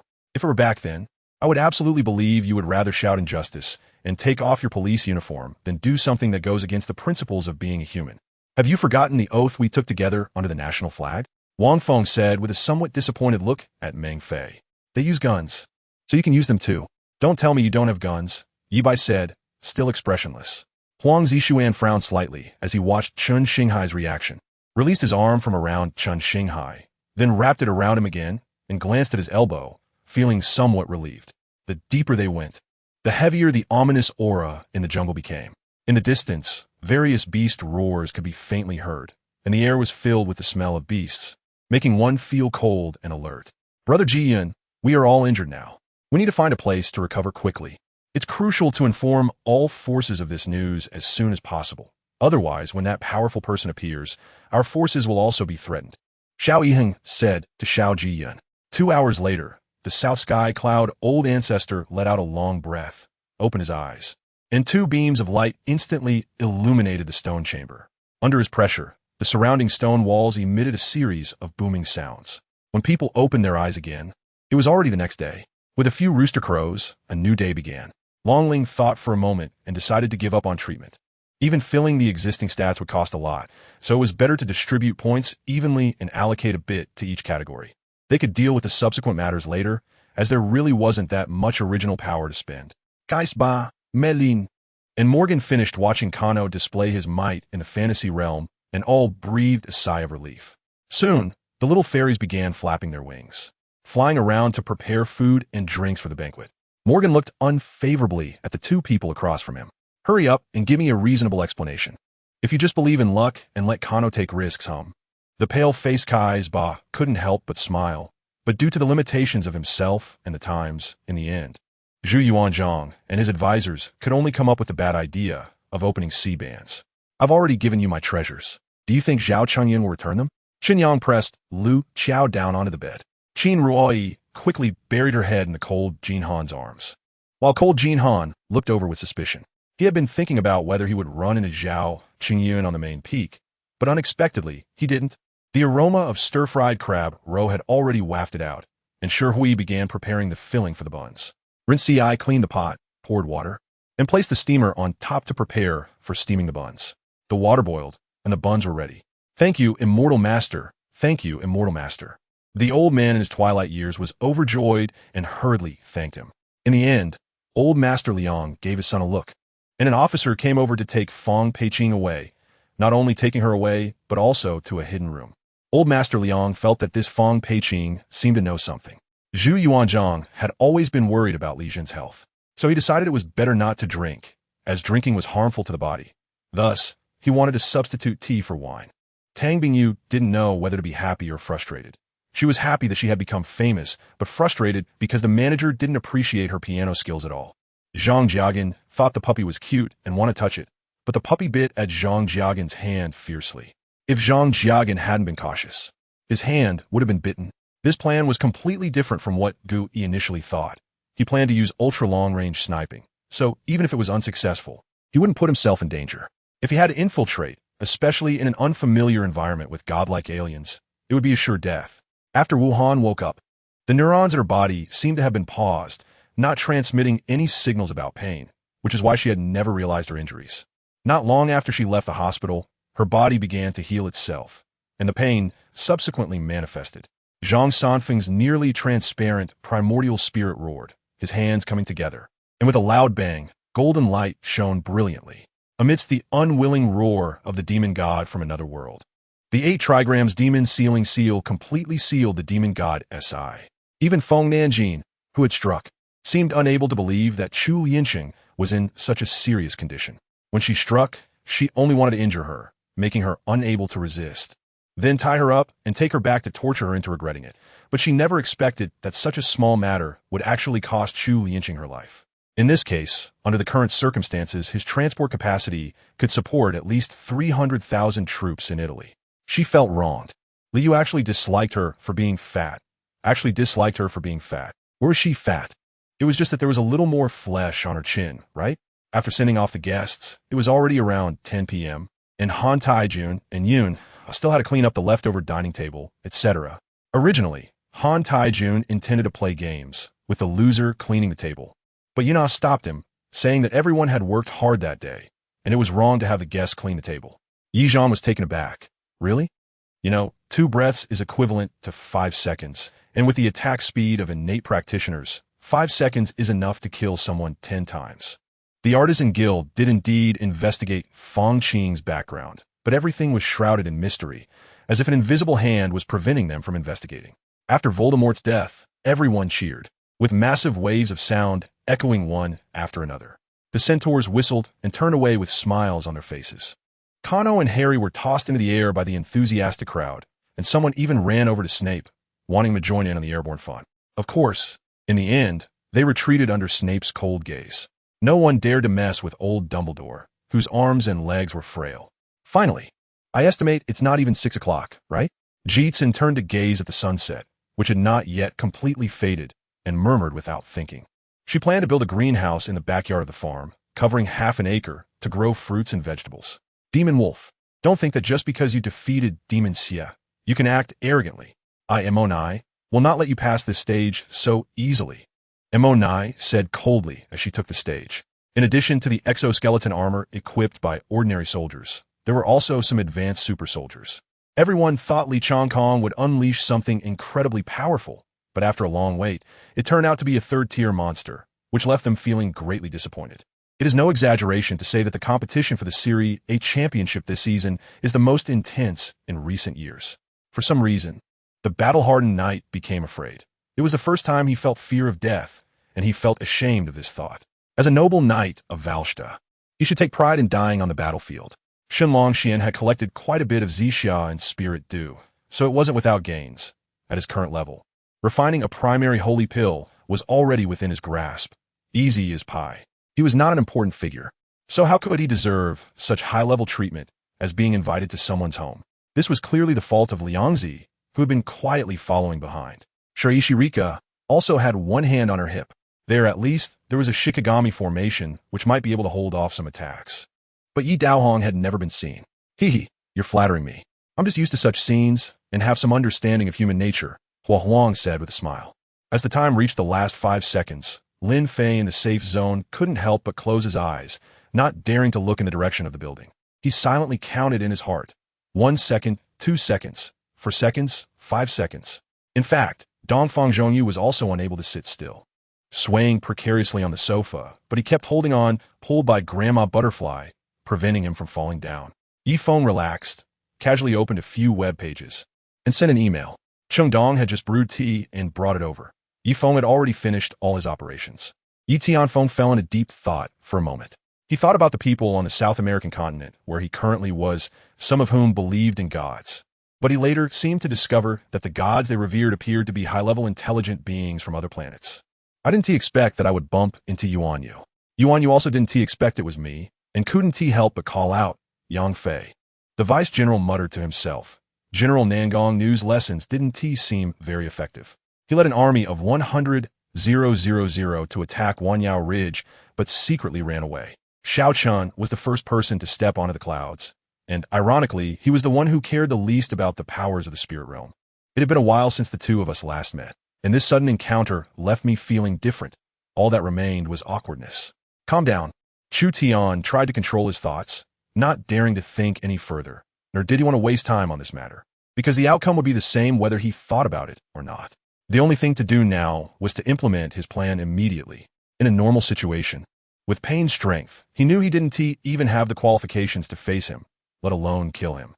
Now, unexpectedly, he had the chance to eliminate such a strong opponent, and a twisted sense of superiority surged within him. No matter how strong you are, what does it matter? A week later, at the Ministry of Magic, Kano walked into the hall to register as a visitor. Many people's gazes followed him. He smiled and greeted everyone before diving back into the elevator. The elevator took Kano to the underground 8th floor, where the tribunal was located. All wizards who violated the law would come here for trial, fined, or imprisoned according to the severity of their crimes. Today was the trial day for the Death Eaters. After the death of Empress Dowager Rodolfo Lester, Do Jun, who was then the Grand Chancellor, soon retired, and the legitimate descendants of the Do family also resigned from their positions, withdrawing from the Han Court. After listening to the song, Xiao Yuqing reminisced for a moment when suddenly a video page popped up, Since there was nothing good to watch, she just opened it, like a ghostly shadow. You clearly didn't hear any sound, yet you could distinctly and deeply notice that shadow. He saw that his hands were pulling back simultaneously, each pressing down on the foreheads of the two men, and then suddenly exerted force.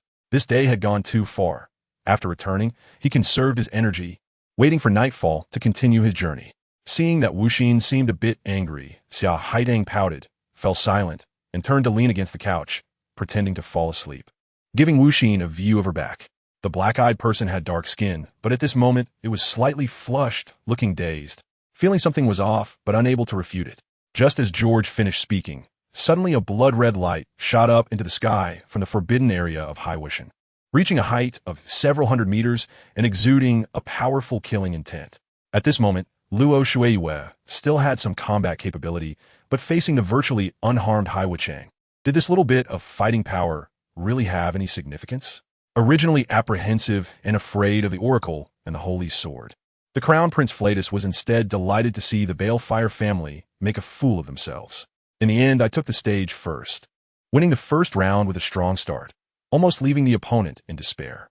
In Zhou Yunhao's match, he was even more decisive, launching a powerful attack right from the first round and winning the match. But in the world, all things lead to the same destination. Yi Huan's strong consciousness and powerful soul were incredibly terrifying, and the speed of his brain's operation was beyond imagination, allowing him to deconstruct the essence of this winged stone. With him in charge of Bloodthorn City, even if some forces were eager to act against Bloodthorn City, they would not dare to do so. If I said I would die for him, this matter would likely become a thorn in his heart. Yu Qingxian only said that she would not end well. Yu Maching had already forgotten the pain from the earlier fall, thinking that it didn't matter if the horse died, but she couldn't just stop here. She and confirmed the life or death of Yongye, and felt hope reignite in her eyes. She hurriedly tried to get up. That laughter lasted for a while, but then the atmosphere around turned cold, and no one echoed it. He couldn't help but glance at the young master leaning against the railing on the platform. Only to see the gaze directed at him was too cold, making him feel as if he had been wrapped in ice. Between the two, this warm scene was undisturbed by anyone. They only had each other, quietly feeling each other's warmth. It should be known that this forest used to be golden all year round, as if gold were spread across the land, dazzling and eye-catching. Zhou Yunhao knew that even if he lost in the finals, he still qualified to enter the Royal Boxing Club, and he was really envious. If he had known about this qualification earlier, he would have surely risked his life when competing against Lin Yu. Zhao Jian learned from the last lesson and carefully screened the new recruits, mixing the newly recruited soldiers with the original troops, training them separately under the guidance of the veterans. A wave of large-scale military training swept through the city, usually with Wu Kuei's size and physique. Dealing with a fierce tiger or black bear was not a problem, but this monster was heavy and strong, something Wu Kuei had never encountered before. He felt that he could not overpower this monster, so he hugged it and rolled backward using its strength. After the grand trial ended, the British magical community calmed down again. Prime Minister Major experienced a scare and was almost ready to use a nuclear bomb to bomb Voldemort. Fortunately, the special office employees and Scrimgeour promptly reported the news of victory, allowing him to relax. However, this crisis indeed made many insightful people uneasy. Voldemort's emergence was not a coincidence. If it weren't for the tacit approval and support of so many pure-blood families, he would not have. I saw several people fainting in the flying sand. The red-clad Jiu Wu Yao Jun, the white-clad Rui Zhu Xianzi, the pink-clad Fei Udg, and the black-clad unlucky Yu Shi. Enough. Considering that you were frightened a few days ago, I won't say anything more. The old duke subtly relayed this to Su Jinli. At the door, an occasional car drove by, but hardly stopped until there was a sharp screech of brakes. First of all, this movement technique needs to be practiced at night, according to the changes in the stars, and then apply different muscle movement techniques to the legs to achieve a degree of harmony with the celestial phenomena.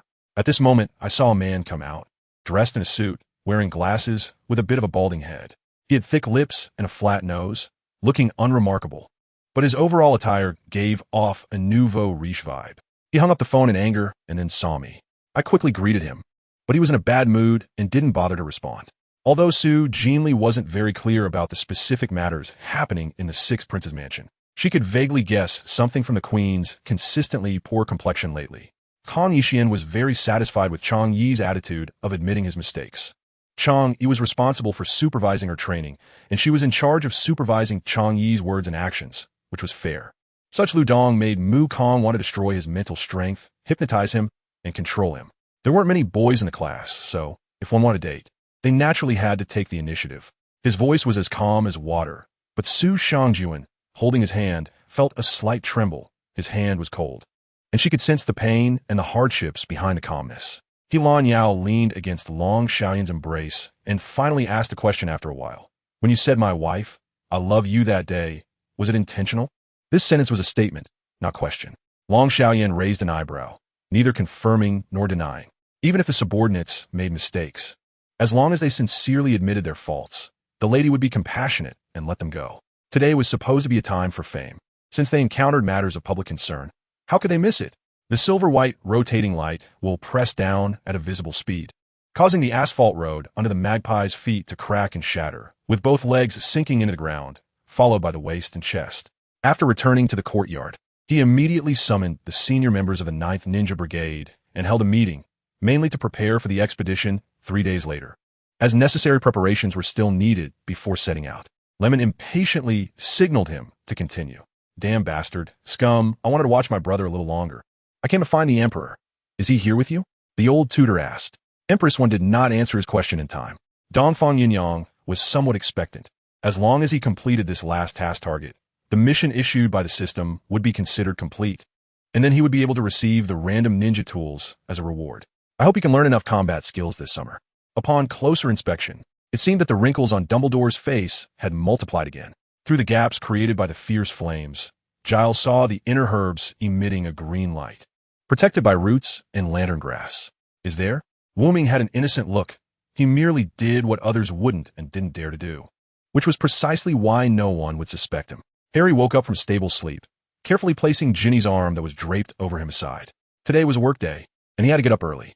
Naturally, the 3 children had not woken up. Harry began preparing breakfast, heating milk. By the time Ginny walked downstairs, Harry had almost finished eating. Dear, good morning. Good morning. Harry stuffed the last bite of fried egg into his mouth and hugged his wife.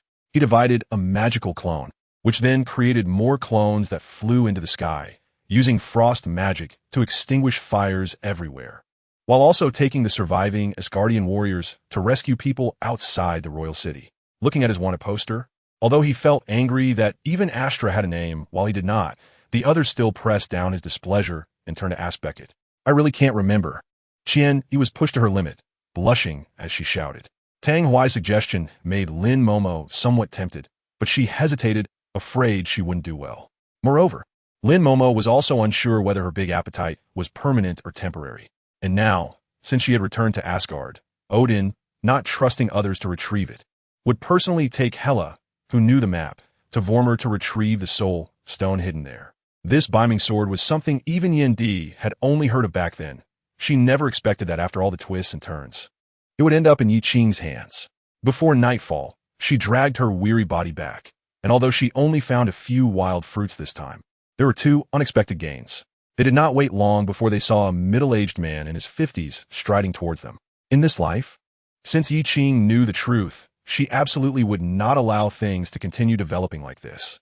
Watching Yi Tao take out the underworld core bomb again, Chen Te felt quite speechless. He had thought Yi Tao only had this one, so how could he offer such generous conditions? Only she could make Lu Li let his guard down. At the same time, only she could make Lu Li feel worse than death. During this process, the blood droplets on her wrist accumulated more and more, staining the bracelet and winding forward along the patterns on it. With the change of ownership, many previous people could no longer be used, and those who could stay were naturally the trusted aides of Xie Zhen and Qin Fong. Qin Dai dawdled out of the bathroom and saw Jiang Ranqi sitting on the sofa, looking furious. That's your flower. Tang Zue looked at her with some annoyance. Was he not making it clear enough? The things that would get his hands dirty and cause trouble were all Murong's business. He only needed to sit and accept the admiration of the masses. When Mu Jiao named her, she thought it sounded smooth and looked comfortable, so she just announced it. The commander of the Imperial Guard, Lu Xiang, was woken from his sleep, confused as he stepped out, following the palace envoy into the palace amid the heavy rain. On the other hand, Ghost 13 looked relaxed. Upon seeing Hong Yun appear, he even crossed his fingers, playing with his thumbs. He then put the bag away, looked towards the lake bottom, and frowned, saying, I wonder how she is doing. As soon as he finished speaking, he disappeared from the spot. Really? Who are you? Austin sensed something was off and stared at the supervisor, asking, all right, if it won't burn, then it won't burn. Yuer was also a person who could see things clearly. Since she said it wouldn't burn, she wouldn't bring it up again. Long Dequin narrowed his eyes, a murderous aura surging out. How dare someone kill in front of him? Was this meant to be a show of strength? He thought to himself. I quietly nestled in his embrace, breathing steadily. His fingers were gentle, brushing my hair back behind my ear. His eyebrows were like a delicate crescent, gently closing his eyes to hide the piercing gaze that could penetrate one's heart when awake, and his lips slightly parted, surprisingly serene when he wasn't cursing. Dear, what are we having for dinner tonight? Kano pushed open the door, asking loudly. You're back. Furong poked her head out from the kitchen. Tonight we're having red wine braised beef, lobster, and baked pancakes. 20 years hadn't taken away Furong's beauty. Instead, it made her even more elegant and charming. How sumptuous. Kano rubbed his hands together. Where are Merlin, Morgan, and little Gawain? They should be in the garden. What does it have to do with you? He said, looking at Mo with a proud expression. I'm just not going to tell you since you wouldn't let me go out. Lin Qing and Zhu Yajun finally burst into laughter at the same time. Even Zhao Bingrui had a smile on his face, while Zhao Li looked at them in confusion. But his face showed no signs of it. While Feng Anyun was still staring blankly at Mulan's room, he heard a sound of footsteps approaching. He turned around and saw Feng Tianxiang coming back from work. However, Zhao Lishuan winked at Su Xiaoxiao with a smile, and a very bad premonition came over Su Xiaoxiao, making her want to cover her face. Feng Yiqin put down his bowl, freed one hand to touch her head, and said that the baby was so well-behaved tonight that he wanted to reward her properly. Nowadays, the Yunk method is to directly force out stagnant blood from the bottom up with external force, aiming not to leave aftereffects, but it is also extremely dangerous. What's wrong? Looking at the silent Xiao Wei, who was lingering in his arms after finishing her water, Feng Yiqin couldn't help but feel a bit worried. Reaching out, he tried to pull away Ouyang Shichi's large hand, which was already quite loose, and easily revealed her wet phoenix eyes. It might be because of amnesia, and her body had just recovered, so she still felt a bit abnormal. Moreover, there were already rumors about her and Wang Rui not being on good terms outside. And if someone saw her going to find Wang Rui at night, it would be impossible to clear her name, even if she jumped into the Yellow River. Su Xiao Xia, hearing his words, really wanted to spit in his face. Was he not going to hold it against her? She had done nothing wrong. Was she still afraid he would hold it against her? This is what cultivators do, acting recklessly and breaking the rules with their martial arts. These cultivators fear nothing, and if they disagree, they often kill entire families. Little did they know, that guy was also mumbling in his heart. Baka, seeing a corpse transport vehicle so early in the morning is really unlucky. The fluffy ball's eyes widened, staring intensely at her hand, growling more obviously. Shining, in a good mood, reached out again and directly patted its huge head, stroking its fur. Glancing at the two wine glasses, Feng Qingxiao suddenly lowered her brow and glanced aside, her expression unreadable, not knowing what she was thinking. The fluffy ball was stunned, seemingly shocked, staring at her blankly, then lowered its head to look at her hand, taking a long time to react. Unfortunately, Luo Shui forgot a principle, that extreme situations lead to counteractions. When a person is oppressed too much, they will inevitably resist, especially someone like Zhang Junjie, who is severely misogynistic. Just as Su Yang was deeply reflecting, the sound of a tractor suddenly roared to life. A year later, the Crown Profession star rating should be officially upgraded to 3 stars. But Lin Wei still felt a faint sense of regret in her heart. No. Huang Shishun reached out to stop it, but it was already too late. Qinshou's death was regrettable, but Uncle Jiao, he was an elder he respected greatly. Early the next morning, Feng Tiandong arrived at Beiguan 2nd Regiment. He wanted to ask Li Yonghe about the defense situation of the pacification army around Guhuai. Along has already told me about your matter with Okita, and today, I'm reiterating. While speaking, Leilong took out a golden token and slapped it on the table. Great, Uncle Wang. I was just wondering what to eat tonight. It's going to be such a long train ride. I might just suffocate. Feng Tiandong flaunted his dandy demeanor again. At 11 in the morning, Kanu stepped through the gates of Hogwarts after a long absence and stopped by the white marble cemetery by the lake. Although Kanu had repaired Dumbledore's injuries back then, restoring his strength, a person's lifespan ultimately has an end, and Dumbledore peacefully passed away 3 years ago. Like Nico back then, he chose not to enter Jinsokyo in a spiritual state, but continued to move forward. Over 100 years of life had allowed him to endure Shun Miaoqing's anger without being able to vent it at these people, only able to swallow all the anger back down. On the tree opposite Iluo, the vines intertwined and the branches were lush. Amid this thick foliage, there was an object that was swaying and emitting light. At that moment, a certain thread in Shun Miaoqing's mind seemed to snap. She looked down at the phone on the table. Just a dozen minutes ago, she had exchanged messages with Li Lang, and how could it suddenly be an emergency? The usually calm Shun Miaoqing was at a loss at this moment. Shun Miaoqing hid behind the car door, shooting at the fleeing vehicle, blowing out the rear tire of Zhou Tingxing's car, but it did not affect their escape at all. One word stirred up waves. Shun Miaoqing finally could not suppress her anger and rushed forward, grabbing a Chu by the neck and slamming her to the ground, her eyes bloodshot, wishing she could skin a Chu alive. However, he had been sleeping for hundreds of years. If his fighting strength did not advance, it would decline, and the situation with the heavenly cicada and Yama was much better than theirs. Upon hearing this, Iluo also realized the terror of this sword, and quickly sheathed the Soul Eater back into its scabbard. Gao Yinshi smiled gently, not refuting that the house was not bought for her, as she had already explained before, and they simply did not believe it. She fell ill, thanks to you. The mute slave's lips moved, his gaze fierce, full of repressed anger. Shi Yuqing was pinned down by Lin Hao, looking at that knife-like face. Her doll-like face suddenly turned red. On the other side, seeing the teammates were blown up, the remaining few were also confused, stopping to observe the situation. This matter is not urgent for now. If someone actively brings up the matter of the floating cloud sect, it is very likely to be a test balloon. A family of 4, together and happy, was Knight Cece's dream all along and her only dream. Laughing and chatting all the way, they arrived in the urban area of Rome City, and by the time they arrived, it was already past 11 at night. In this game, players are always players, while the banker is always the banker. Only the banker has the possibility of winning this game. Just like now, in the Sisui base, there are large numbers of private military personnel undergoing training. Without the constraints of studio employees and not fearing being discovered, Wang Yongjie became even more blatant. He looked at that breathtakingly beautiful face, a surge of uncontrollable impulse rising in his heart. Seeing the 100-step shooting, still able to turn the tables in a profession that was suppressed, the boundless magic power was very gratifying. And he also got a sense of the opponent's strength. In an instant, Jun Wuyin turned pale, pushed away the middle-aged man, and immediately used light in his kung fu to leap away. With one shot, 2 cultivators at the combined stage were injured, and more than 10 fled in embarrassment. If this gets out, the princess of the Dragon Clan will become everyone's joke again. Whether he's really that Lu Sun or actually has a heart aligned with Sister Shangxiang, it is explosive news. And Lin Jiaran could not adapt to it for a while. After apologizing, Drunken Sleeper led 2 young men away, stopping in an unpopulated area to turn around and look at the 2 young men following behind. The latter did not dare to speak and looked elsewhere.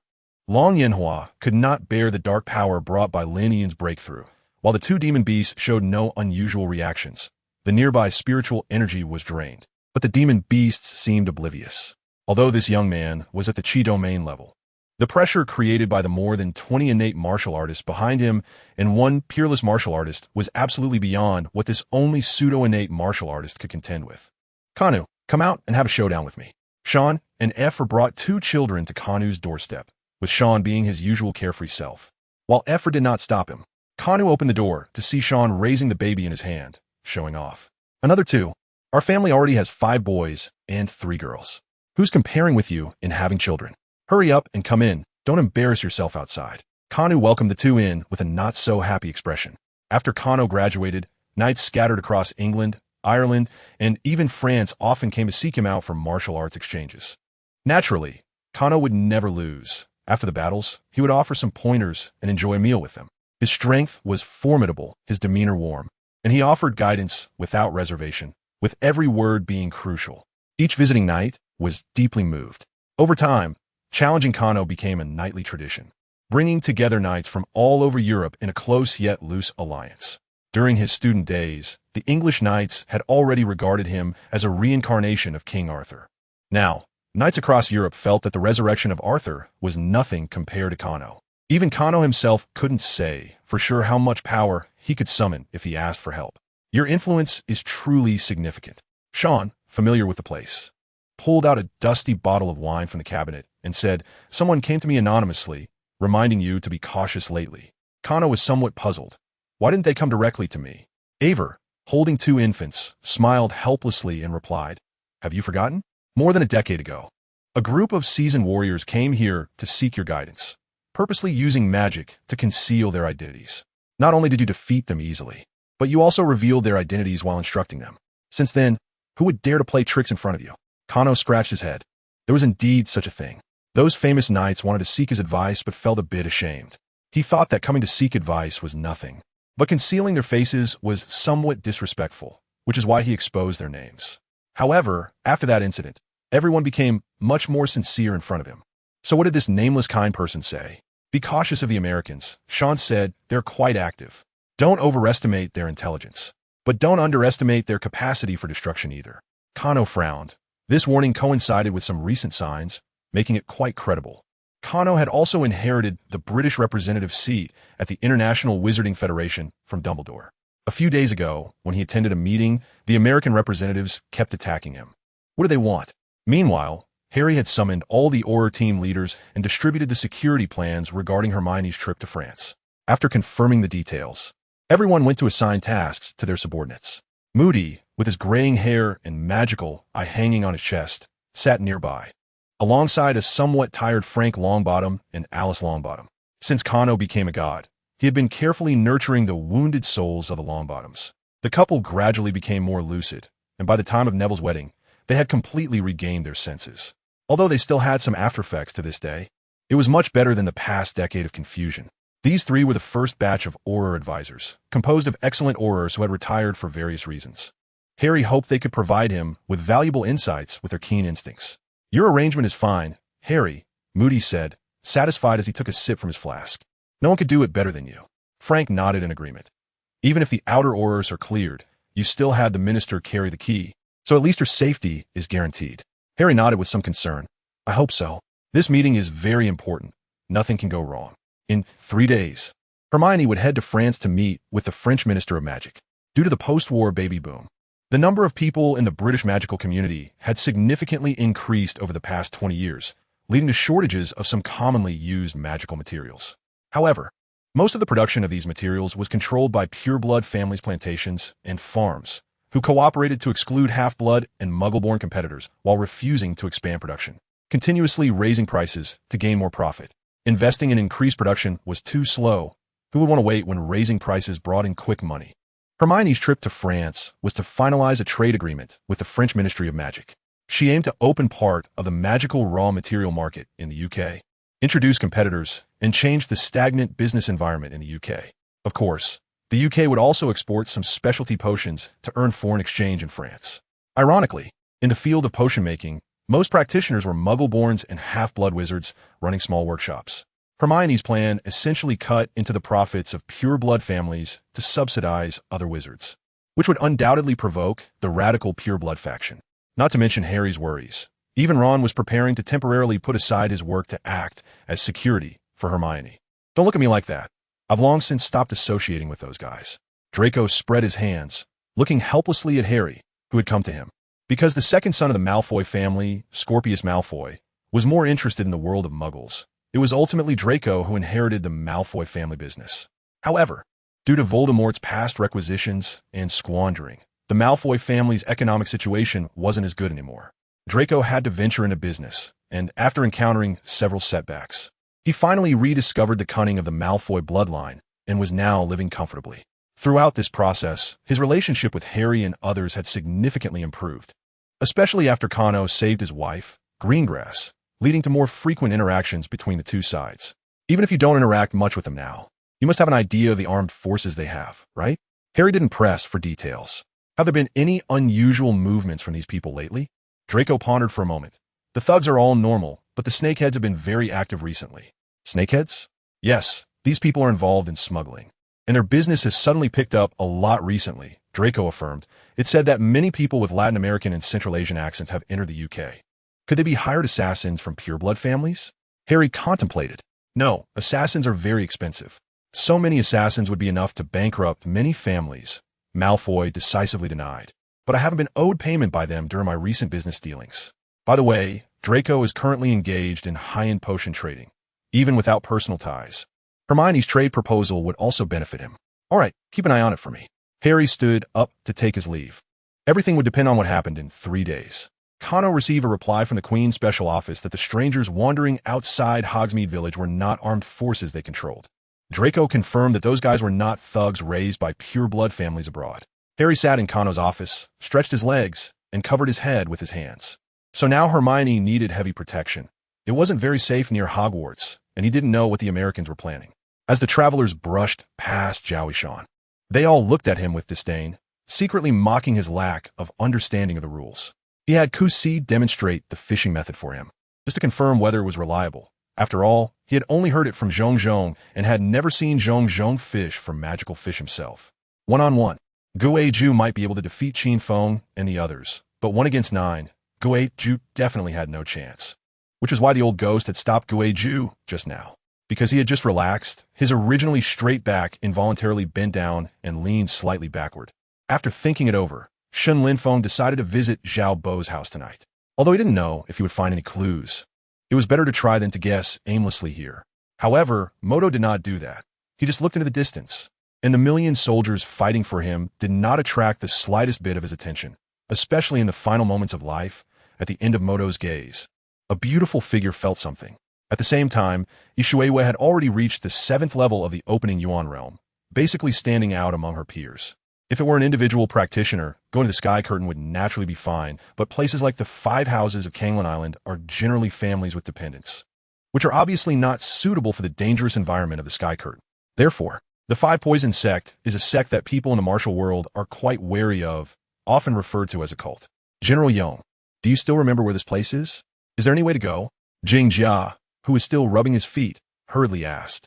The so-called red face fades before the gray sins. A level 1 calamity can only be watched. Before possessing 3 basic skills, the calamity is passive against most heroes, unable to compete in melee, and unable to withstand ranged attacks. Conversely, no matter the cost, as long as the evasion is successful, the next round of explosion 2 seconds later will surely lead to victory.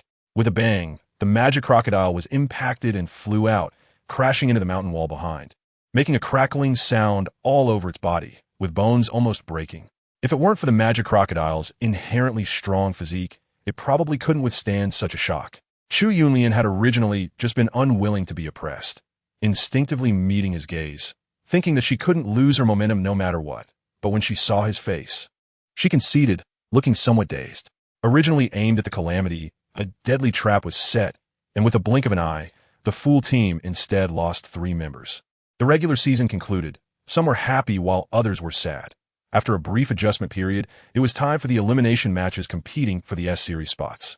As for why she didn't dare to look, it was entirely because her body was too hot now, fearing she couldn't hold it and would push the origami paper over. The one-eyed warrior instantly felt something was wrong. All the strength in his body surged toward his right leg that kicked at Yongfan, and in a hurry, he couldn't gather much internal power. I'm fine. You go ahead, Sume replied with a gentle smile. Jean Feng's thoughts stirred, and with a faint smile, he stepped out of the carriage, leaping onto the black steed that had been following beside the carriage. The horse neighed and shot off like the wind, quickly disappearing from view. Qi Luo was helping with the change of clothes, just putting on a light yellow outfit embroidered with magnolias when Chao Yangjin arrived. Wukong was waving his staff in front, while Zhang Donghai rode on his red rabbit behind, followed by Blackjack and Jiang Hongwei. The carriage stopped at the hospital entrance, and Meng Fan took out his phone to confirm where Feng Xiaoxiao was, then turned to stare at the cat demon who was about to get off. A few days later, the Blake siblings were working part-time for the Queen during the summer vacation. Gawain rode a tall horse, circling the perimeter of Buckingham Palace with his older brother Merlin, feeling quite bored. The Queen was enjoying afternoon tea inside the house, and Morgan, who inherited her mother's silver hair and beauty, sat behind an office desk outside, dressed in OL attire, holding a pen and writing Chinese exam questions. What a beautiful girl. Do you want to ask her out for a cup of coffee? 2 young male wizards standing a bit further away were chatting, one looking at Morgan with eyes full of infatuation. You really don't know her? The other wizard revealed a mischievous smile. Hurry up, I support you. Seeing his companion still full of infatuation, the wizard had to remind him, that girl is the famous Silver Rose. She's nice by nature, but trying to do something can lead to being hurt. I've only heard of that name. Is it really her? Absolutely. Morgan was also a well-trained druid, extremely sensitive in perception. She overheard the two discussing her in the corner clearly, but she had long been used to it. During her school days at Hogwarts, many attempted to pursue her because of her beauty and family background. Although Kano never said anything, whenever her daughter faced such issues, she would unconsciously compare her suitors to her father. Over time, she never dated throughout her entire student life. There was once a foolish senior who, after drinking a bit in Hogsmeade Village, tried to harass Morgan publicly in the Great Hall. After all, Morgan appeared beautiful and delicate on the surface, and her personality seemed easygoing, making her seem like an easy target. Unfortunately, she had a father who would take revenge for even the smallest grievances and was trained by Morgan Le Fay, appearing gentle but actually ruthless. At that time, she didn't even use magic, taking down the senior with her bare hands. In front of everyone, she raised her small white fists and smashed the opponent's limbs, with white bone fragments protruding from the flesh. Merlin hurriedly jumped down from the third-floor stairs and pulled Morgan, who still seemed unfulfilled, and scolded her loudly. "Sister, how can you do this? He's a person, not the wolf you killed when you were little." The guy on the ground, howling in pain, was taken aback, feeling something was off. But since Merlin was there to speak for him, he howled even louder. Some girls who witnessed the whole scene glared at Merlin, feeling he was biased as Morgan's older brother. Little did they know, Merlin stomped on the guy's pelvis, causing him to foam at the mouth and convulse, completely fainting. Next time, just do it like this. Fractures are easy to treat, and it's worth it to make the opponent hurt enough. Merlin earnestly taught, while Morgan nodded obediently, the brother-sister relationship appearing quite disharmonious.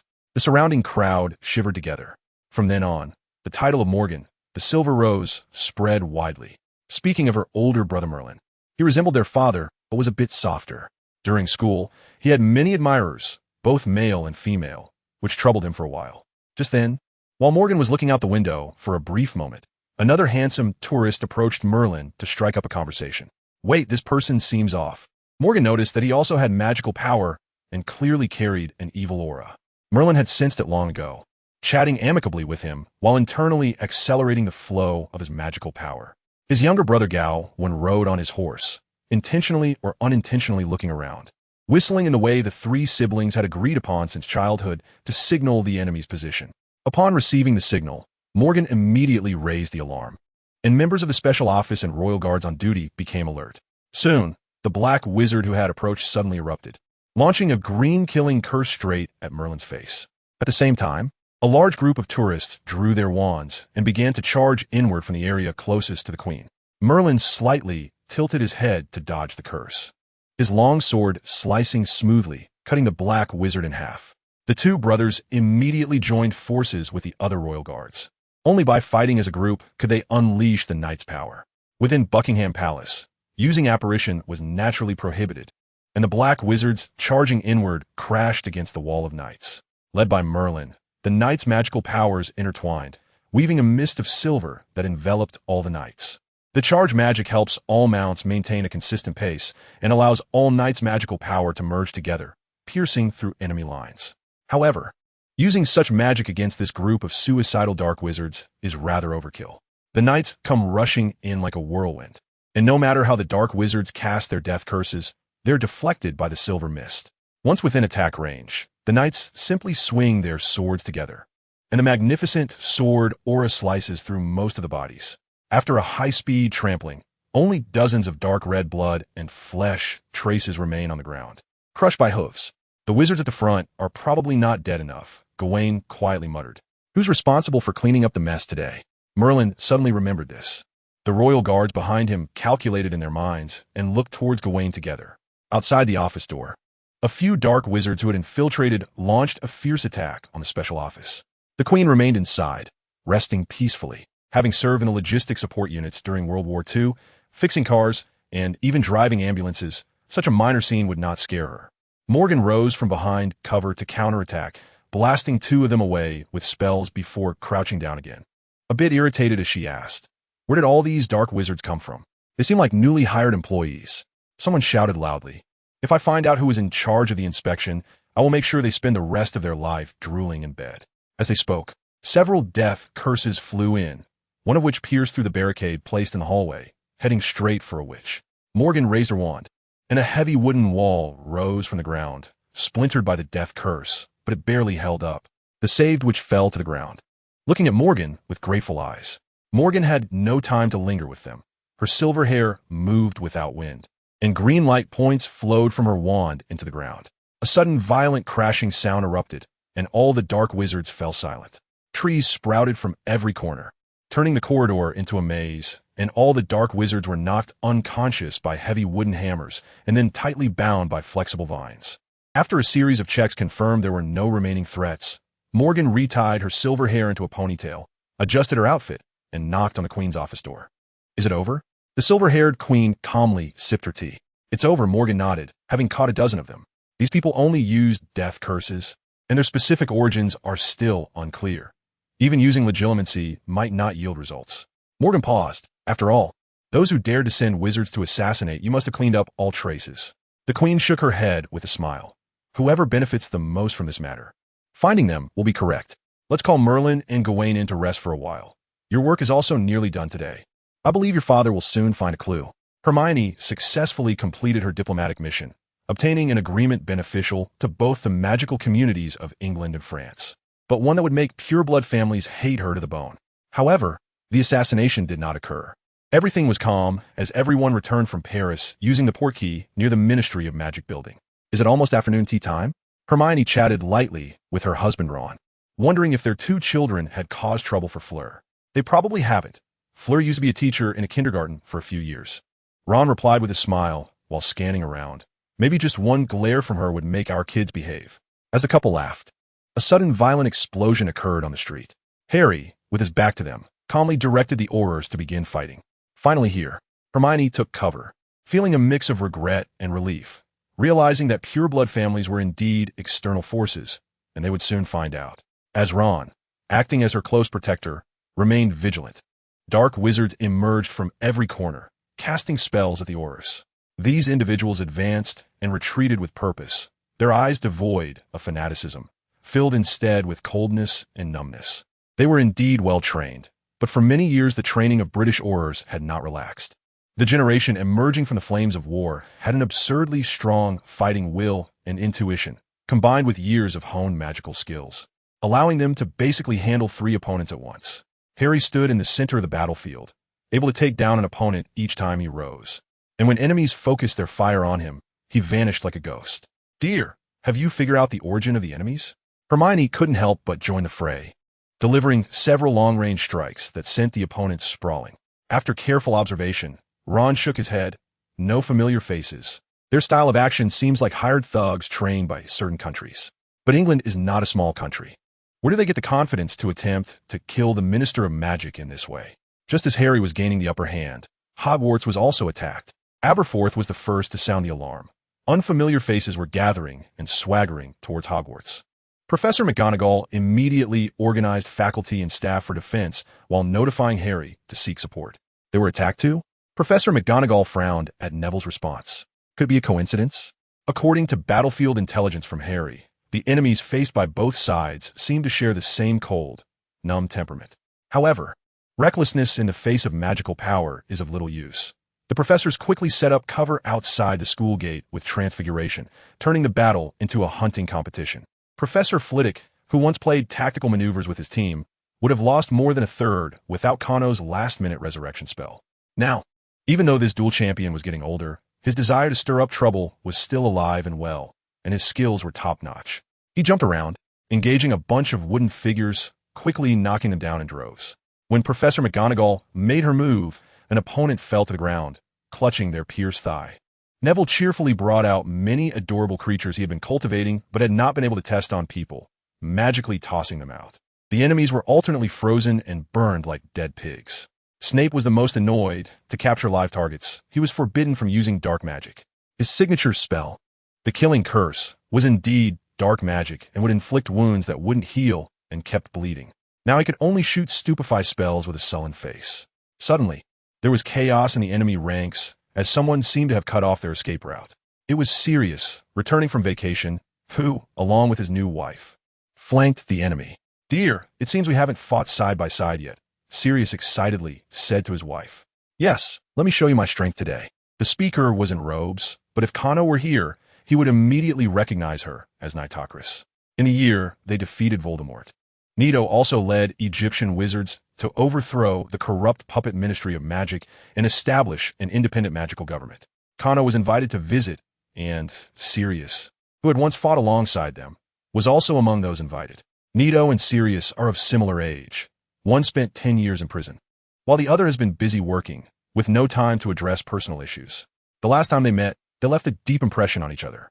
Nito found him just and compassionate, as well as brave in battle. Sirius thought Nito was mysterious and beautiful, with a strong personality. Gradually, they began to date. However, due to the sensitive nature of Sirius's nationality, they took great care to keep their relationship secret. Even Kano was unaware of it, let alone the Egyptian wizards. Last year, after Nito announced his resignation as the Egyptian Minister of Magic, firmly establishing the electoral system, their relationship became public. Kano couldn't help but feel emotional. The once carefree playboy who disregarded women finally had a family. Sirius, like a living machine gun, rapidly cast spells, while Nito continually placed the opponent in a weakened state. After Harry and the others dealt with their opponents and sent Hermione back to the Ministry of Magic, they rushed towards Hogsmeade along the flying road. Under the double assault, the invaders were quickly defeated. Harry nodded at McGonagall, saying, "These people are up to you." Harry cheerfully agreed, while Sirius, with his arm around Nito, greeted him with a smile. Just as the Aurors were clearing the scene, a sharp whistle from the Forbidden Forest caught everyone's attention. They quickly rushed towards the Forbidden Forest. At that moment, several stronger dark wizards were engaged in a skirmish with centaurs in the Forbidden Forest. Abby, who had grown into a muscular centaur, was leading the group, inheriting her father Bane's courage and fiercely battling their opponents. Soon, accompanied by the thunderous sound of stomping, Hagrid, who was playing with his younger brother in the Forbidden Forest, appeared on the battlefield. "Go, big guy," Abby shouted. Glop roared in response to Abby's call, charging directly at the spell, crushing more than half of the invaders into a bloody pulp. Under Hagrid's long-term guidance and Kano's occasional violent intimidation, he had become the most polite giant in the world. Whenever the centaurs encountered an unbeatable monster, they would often seek his help, rewarding him with plenty of meat afterward. Glop, at his core, was still a guy who enjoyed violence and killing. With a fight to be had and a feast afterward, he was naturally in a good mood. The two sides maintained a good relationship, and Hagrid's recent plan to find a partner for Glop was steadily progressing. In the shadows of the woods by the lake, a figure in a black robe appeared silently. The fierce assault from Hogwarts was merely to allow him to sneak into the school and arrive at Dumbledore's grave. His orders were to break open the grave and retrieve the wand buried with him. He walked briskly towards the tombstone with his wand raised, feeling no emotion whatsoever. Not to mention digging up graves, he wouldn't care even if it meant disemboweling someone. After all, that's how they were trained. When sparks flew from the tip of his wand, a frail old man suddenly appeared before him. "These young people are getting more useless by the day." The old man shook his head. "Forget it. It has nothing to do with me. But you, well." He chuckled darkly, and a ball of ghostly blue fire emerged from his bony hand.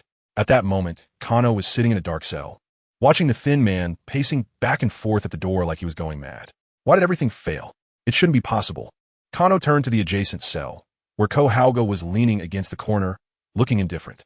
"Chairman, can you explain what's going on with this so-called mastermind who jumped out?" Kohauga sneered, revealing his bloodshot eyes. "My master has never hit her. I'm afraid this time I've really angered him. I'm scared he'll lock me up for life." "Do you think Lin Guodong knows about the zombie situation?" As soon as Ren Ci returned home, he received an inquiry from Lin Guodong asking if the police had found Herman, and Shi Hui asked, "Third brother, your luck is too good. You were nearly killed in an attack, yet by coincidence, you got a scroll. I'm getting jealous." The young man among the three pouted, enviously. The Great Han Empire welcomed a fleet of over 60 large and medium-sized ocean transport ships from the Far East with its steadfast and broad-minded heart. The dragon puffed out air towards the location of Bloodshaw, seemingly wanting to know if Bloodshaw had survived, but it kept a cautious distance from the flames, fearing that Bloodshaw might take the opportunity to attack it. Meanwhile, Lu Binyu, in the middle of his training, also sensed the warmth emanating from the communication talisman, waking up immediately to take it out and glance at it. Xiaoxi took the lead in boarding the carriage. It was quite strange, with iron walls and no windows. Sitting inside felt like being in an iron cage. Riding such a carriage required great courage, since one couldn't be sure if it was a trap set by the enemy. This made Han Xiaoyang anxious. He immediately called 2 black-clad guards and chased after it, taking a long time to track down the stone prison in the back mountain. Gao Haoyu, however, was unconcerned about these matters. In his view, as long as Han Ryu didn't bother him, he would be grateful. As for breaking up, that could wait for another time. Discussing it now might backfire. 40,000. Today, I'll cover everyone's expenses. The blonde man pulled out a bank card. At this moment, Zhou Yang had already begun to act, urging his family's members to awaken their mental powers. In Yunwu's words, there was a strong sense of hatred. Yet Ling Fan showed no fear or smugness. Instead, he was taken aback. Now, Wang Yuan was being disrespectful, as missile after missile slapped Zheng Tian back to his mortal form. The two of them looked shocked, unable to comprehend who could save someone instantly without even having a confrontation. Wang Lan felt deeply moved and wanted to say something to express her feelings. But she was still being held and couldn't voice it.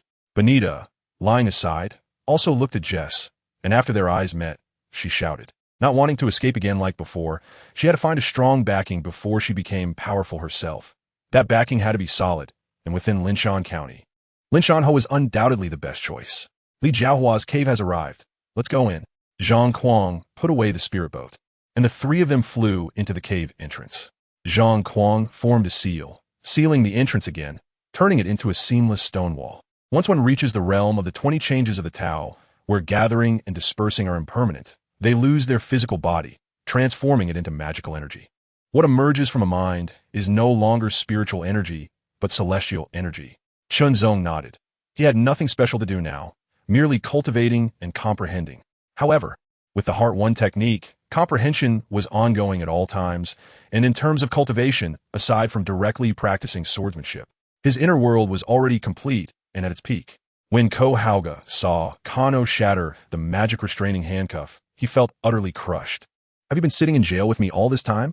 Kano squeezed his wrist, effortlessly pried open the iron bars of the prison cell, casually knocked away Jones's death curse, and grabbed him by the neck, tossing him aside. His joints were all dislocated, and he collapsed to the ground like a frozen chicken with shattered bones, cursing incessantly. Mr. Ko Hauga, Huan Mingyu immediately took Hui Yinshin away. As they exited the palace gate, he had just let out a sigh of relief when he suddenly heard retching sounds beside him. Turning around, he saw Hua Yinshin half kneeling on the ground, painfully vomiting. Emperor Qinghuan scoffed and shook his head, shedding her pink dress and changing into a light purple robe that still looked delicate but appeared a bit elegant and noble. Thus, the two occurrences led those around to conclude that Qin Xiu had good luck and that the third round would not be the same. While waiting for her back injury to heal, she simply sketched out the idea for the anti-theft device. These guys are infuriating. They made it so I couldn't even drink. The bald dragon angrily threw down the empty wine can in his hand. The lofty gods were now all sitting on the ground, having survived a disaster. Had they made it through? He felt a bit complex. What seemed glorious had already reached a dead end, while the seemingly dark space was full of vitality. After drawing her lot, Qin Xiu saw that she had drawn number 17, a relatively low ranking, with only 18 slots available, meaning she would be the last to compete in the first round. Instead, Yin Xiao suddenly developed a fever after the event, and her mind became somewhat unclear. After Hua Yunxian carried her to bed, she even started talking nonsense. Originally, he wanted to directly snatch treasures and kill, but there happened to be Granny Yuzhen and Fei Yi nearby, so he still had to maintain some face. If he could resolve it with treasures, that would be excellent. Fan Nanfeng's concerned words got stuck in his throat. He thought that this three-headed leader was quite kind. Liu Yao felt both embarrassed and touched. Embarrassed because of Qin Hao's murderous glare and touched by Qin Baobei's enthusiasm. After a long wait, the emperor with a big belly finally walked into the court wearing a 9-claw golden dragon robe, assisted by concubine Zhanfei Danmi. The officials shouted long live, all kneeling before him. In the end, it was entirely based on Su Man's willpower, enduring pain to take half an antidote to alleviate the symptoms. Then, with the help of Pei Yuqing and Tang Yuan, Su Man entered the bath barrel again. What seemed like a simple exchange of words, but Pan En's various tactics were interconnected, layer upon layer. If one plan failed, another would follow, with such thick skin and a black heart that it left Su Nuo in awe. Originally, this should have been a secret unknown to anyone. But because comments were enabled online, every time it was described, the comments were almost always about the non-spicy sour noodle dish. This was almost brainwashing in its repetition, making people reflexively remember Ji Yeqing's preferences. After watching the daily banter between the two, Fan Nanfeng finally took the medicine and pulled Kong Xining out of the medical office. That playful exchange, indeed, left Kong Xining quite disappointed, remaining silent beside her. This change caught Fan Nanfeng completely off guard, momentarily stunned. watching Shun Liangyi walk away until he disappeared, forgetting to say the encouraging words he had prepared for the assessment. You just need to appreciate all of this, using eyes filled with emotion and gratitude to remember everything that happened along the way. Suddenly, the space slightly distorted, rippling with subtle waves, and a handsome man in a purple robe stepped out, floating in the sky 10 meters away from the Wolf King, his expression cold. Half a month passed, and Kano sat in Hermione's office, happily reading a report. After he left, the American Wizard Organization gathered everyone they could find to break the sealing magic left by Kano. The outcome was evident. Whether it was seasoned experts or young novices, no one could break the door. The prisoner in the darkness looked hopefully at the gap that Kano had intentionally left for 2 days, only to be regretfully informed by Ko Hauga that they were powerless. However, if this so-called privacy was closely related to her and the safety of others present, that would naturally be a different story. After politely inquiring, there was no need for Chang Jijin to worry about other matters. The mission was completed, the target was safely sent off the Earth, the survivors of 13 were safe, and the Earth was safe, making it a win-win for everyone. Moreover, from the way Xia Lu addressed boss Lu Sanshur, it seemed that this boss could do whatever he wanted with her. If that were the case, in the upcoming Battle of Thailand, the Japanese army would still have at least 4 elite divisions to deploy in the crucial first phase. After all, this move by King Qin not only slapped the face of the Qin Queen, but also served as a warning for her to not take action again. Chi'er was far in the northern frontier, and if he lost power again, what would happen to Chi'er in the future? After the Chinese Expeditionary Forces defeat, many prisoners of war left in Myanmar suffered brutal killings, a significant portion of them at the hands of the Myanmar National Independence Army, led by Aung San. When Chi Yuan and several Japanese officers saw this situation, they couldn't help but curse. Zhao Yinzhao lowered his head, his hands crossed awkwardly in front of his chest, desperately trying to hide his embarrassment, speaking in a somewhat incoherent manner. Sumo's expression was inscrutable. He quietly closed the bedroom door and returned to his room.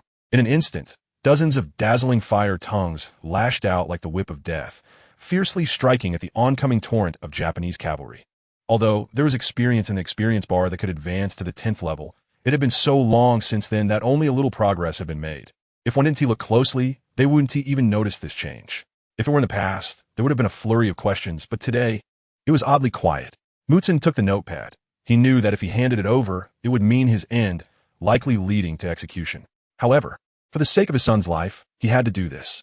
Joy frowned slightly, wanting to say something, but ultimately held back, only looking at Ron's back with a strange expression. All the classmates were eagerly awaiting the results. Passing the pre-exam was the hope of going to university. If they couldn't pass, there would be no future. Then, congratulations to the father. Rachel maintained her composure, slowly raised her glass, and poured the transparent liquid down her throat. The mutated zombies touched by those blue flames didn't even have time to scream before evaporating in place, as if they had never existed. He still held the flash, ready to teleport at any moment, and the opponent clearly knew this, so faced with Zero's pressure, they began to retreat. However, it was evident that there must be many important things hidden in this tomb, as such a remote location would be difficult for anyone to discover even now. Although the current version of the Assassin Flow mid lane is not favored and is somewhat weak, it is well known that in my hands, these 2 heroes will never be affected by the version, so it was only natural for them to be banned. But Easy completely caught me off guard. My stomach churned, feeling increasingly nauseous. I leaned against the shore, trying to climb up. Just then, something suddenly grabbed my hair tightly. In the second half of the 21st century and the early 22nd century, members of the British magical community, known as the Generation of War, passed away one after another. Participating in the Second Wizarding War marked the beginning of their glorious lives, after which they made countless outstanding contributions in their respective fields. In May 2100, Canopus Black, who had assisted several generations of ministers of magic and repeatedly salvaged the relationship between wizards and muggles, made remarkable contributions to the integration of the British magical world and the muggle world. He closed his eyes 3 days after the death of his wife, Fleur Black. The couple held a small funeral, but the crowd that spontaneously came to pay their respects filled the area around the grave. Meanwhile, an unremarkable young man appeared at London Airport. He held a full set of passports and smoothly boarded a flight to China. "Darling, how do you feel?" Fleur asked. Although she ultimately could not enter the land of dreams, Canopus used divine power to preserve her soul in the 3 whirlpools talisman. "I'm very tired. I can probably only stay awake for an hour each day." Fleur's voice sounded weary. "I'll rest for a bit." "Sleep, my dear," Canopus replied. "All right, I'm always here." Fleur softly answered. Canopus's actions indeed violated the laws of nature, and there were bound to be some regrets. As for their children, the 3 kids had long grown up, started families, and established careers. Let the children have their own fortunes, Canopus thought, not intending to interfere any further. Now, he only wanted to embark on a long journey. Opening his personal terminal, Canopus saw the news of an Indian spacecraft disintegrating in space projected in front of him, and he frowned. At that moment, in Haitian district, Beijing, an intense discussion was taking place in an office. With our current technology, we can completely perform large-scale, all-age interplanetary population migration, said a bespectacled researcher. However, the biggest problem we face is the construction speed of survival bases. 20 years ago, based on the successful operation of several experimental settlements, construction officially began on the Lunar Pit No. 1 settlement, expected to accommodate 20,000 people. However, the increase in the size of the settlement brought about more unforeseen issues. People even had to develop new types of specialized equipment based on demand, which would then be transported to the moon via rockets for operation. How much longer until Lunar Pit No. 1 is completed? Someone couldn't help but ask. At least 10 years. The researcher shook his head helplessly. Even if we accumulate experience, what good would it do to build a few more settlements in another 20 years? The daily increase in population on Earth exceeds the capacity of a single settlement. What he didn't mention was that the gravity field generator still had no leads, and the water and air supply systems were also unstable. Without the next comprehensive scientific and technological revolution, humanity might be trapped on Earth indefinitely. Everyone was well aware of this. That is the purpose of our meeting today. The host summarized. I have gathered everyone here at the request of Elder.He. A special individual whose identity is confidential will participate in the next manned spaceflight. We must send 1 wizard and 1 muggle astronaut to accompany him. He may be able to solve the problems we face today. 2 hours later, upon landing, Canopus was taken to the aerospace base for physical evaluations. As researchers marveled, Canopus exited the base. A car stopped in front of him, and the rear window rolled down to reveal a wrinkled but spirited face. Comrade Chung, get in the car, Canopus smiled as he opened the door. Inside was someone he had contacted on this trip. The once young He, now Elder.He. Comrade He, it's been over a decade. Canopus shook hands with his old acquaintance. If it weren't for the letter you sent, I wouldn't have known you quietly took over Elder Chang's position. Haha, can such things really be celebrated with a banquet? Elder.He teased. Speaking of which, your funeral was quite impressive. Canopus shrugged helplessly. Living long does have its advantages. You're too modest. Just your invention of the 3-defense magical shield saved the world from the last madness before the disintegration of the United States. Otherwise, we would have to rebuild our homes from a wasteland. The two had not seen each other for a long time and chatted while eating in a restaurant, with dishes reminiscent of their time together in the border city of Manshuli. I reached out to you for help out of desperation. I didn't expect you to have ideas. Elder.He said seriously. How confident are you in solving the problem of magic usage beyond Earth? Canopus smiled. In my years of becoming a deity, I feel that an energy field has gradually formed around me. At the same time, I have sensed the powerful energy field formed unintentionally by all of humanity on Earth. I have always wanted to understand the role of this energy field. It wasn't until your letter arrived that I had a bit of a guess. Elder.He nodded thoughtfully, filled with confidence for the next experiment. If it succeeds, will you come back? He felt an inexplicable sadness. Canopus feigned seriousness while stroking his chin. Elder Chong and the principal have no descendants. I must return to pay my respects. Elder.He was taken aback, then laughed. I'm not sure about Hogwarts, but you needn't worry about Babayation. A few days later, with a loud roar, a space plane, assisted by rockets, forcefully battled against the pull of gravity and flew into space. This was a routine rotation for personnel working on the lunar surface and would not attract media attention. However, in the command center, everyone's gaze was focused on the screen, which displayed a metallic cube held in Canopus's hand. Program turn, the commander calmly began the countdown, 5, 4, 3, 2, 1. As the countdown ended, the rocket had completely exited the atmosphere. Under the watchful eyes of everyone, Canopus transformed the metallic cube into a statue of Chang'e, jettisoned the fairing. The command center fell silent until the spacecraft adjusted its attitude, and the wizard astronaut beside Canopus also used magic to shape another piece of metal into a rabbit statue. The command center erupted in jubilation, overwhelming joy engulfing everyone as they raised their hands in cheers. Your guess was correct, Elder.He said excitedly in a private communication. We can finally leave Earth and fly into the universe. I've been pondering why those powerful deities ultimately left this world and wandered in the void.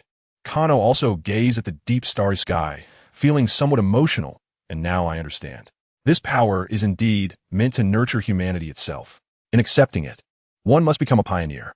One day in the future, I too will walk this path, to enlighten the ignorant, to explore the unknown. Then let humanity go and forge the future. The next stop, the stars and the sea. Alert, hull breach. Alert. Sean crawled up from the console, impatiently wiping the drool that had dripped onto the panel. He was an interstellar stowaway, piloting a ship cobbled together from a junkyard, loaded with contraband, trying to traverse the blockade of the Planetary Border Patrol. They called it contraband, but it was just some fruits from other planets. It was just that these local specialties hadn't received import permits on his destination planet. Even if he got caught, it would just mean paying a fine and adding another mark to his already disreputable record. Alert, hull breach. What a load of crap. This piece of junk is already full of damage. Even if you alert me, I don't have the money to fix it. Sans joutif. But the alarm continued to blare throughout the cramped cockpit, and the central display flickered with red light. Right? The voice control system broke down last month and hasn't been repaired yet. No matter how much Sean cursed, the ship's central control wouldn't stop alarming. With no other choice, Sean reluctantly attached the automatic tool ring to his wrist, controlling it to extend its operation head towards the central display. Little wand, fix wherever I point. He randomly selected one of the highest level alerts, donned his dirty spacesuit, and headed towards the rear cabin. After just a couple of steps down the narrow corridor, Sean heard a crisp sound, and then his feet left the ground as several packets of instant food floated out of a box. The gravity field generator was broken again. Sean's expertise in galaxy-level curses came into play, but unfortunately, the cold, unfeeling machine didn't respond. He could only turn and slowly drift towards the control room, at least to fix the generator first. Unfortunately, his luck seemed to have run out. A wave of heat swept in, accompanied by intense flames and explosions, tearing the entire ship in half. Sean was violently flung out by the shockwave, floating into space like a meteor, with several ripe smuggled fruits hitting his spacesuit and leaving bright red marks. Fortunately, he had completely lost consciousness by this time, with no reaction at all. Upon detecting the user's unconscious state, the survival module activated automatically, initiating a countdown. 3, 2, 1. Survival module activated. A large amount of gas was ejected from Sean's wristband, adjusting his flight direction. At the same time, an invisible force field spread out, blocking the ship debris that came flying like bullets.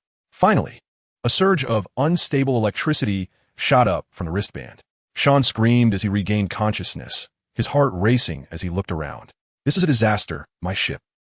Reminder to the user, you are in an electromagnetic wave protection shield, drifting in unprotected space. The wristband said nonchalantly, based on your magic level. The survival module can operate for another 3 hours. What about the space jump module? How far is the nearest anchor point from me? Sean quickly asked. The nearest relay anchor point is still beyond a maximum single jump range for a human, and the user's magic reserve does not support it. Sean frustratedly tapped his thigh, then made a painful decision. Contact the nearest Planetary Border Patrol and have them pick me up.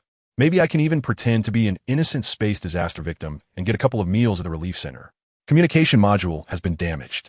The wristband said dully. Sean froze. When did it break? 2 hours ago. The user disabled such notifications. Sean then remembered that he had indeed pressed something in the days earlier, but he thought it was an alarm clock.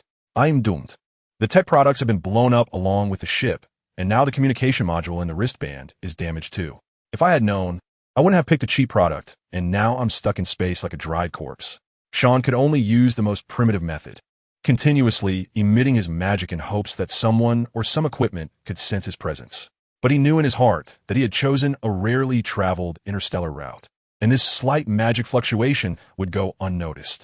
As his magic dissipated in large amounts, Sean's consciousness gradually blurred.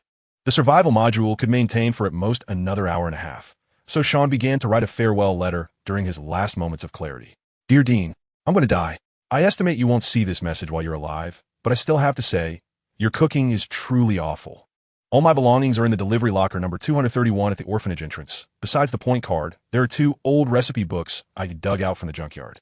My last request in this life is, please don't make octopus stargazing pie anymore. Eating that will really give you nightmares. Unlucky Sean, signing off. Sean completely lost consciousness, slowly drifting into the void. At that moment, A figure radiating warm light appeared beside him. What an unfortunate person. It's been years since anyone has died like this. This person wasn't wearing a spacesuit, was handsome, and wore a smile. Undoubtedly, this was Kano. He watched humanity step out from Earth, then vanished into the bustling world.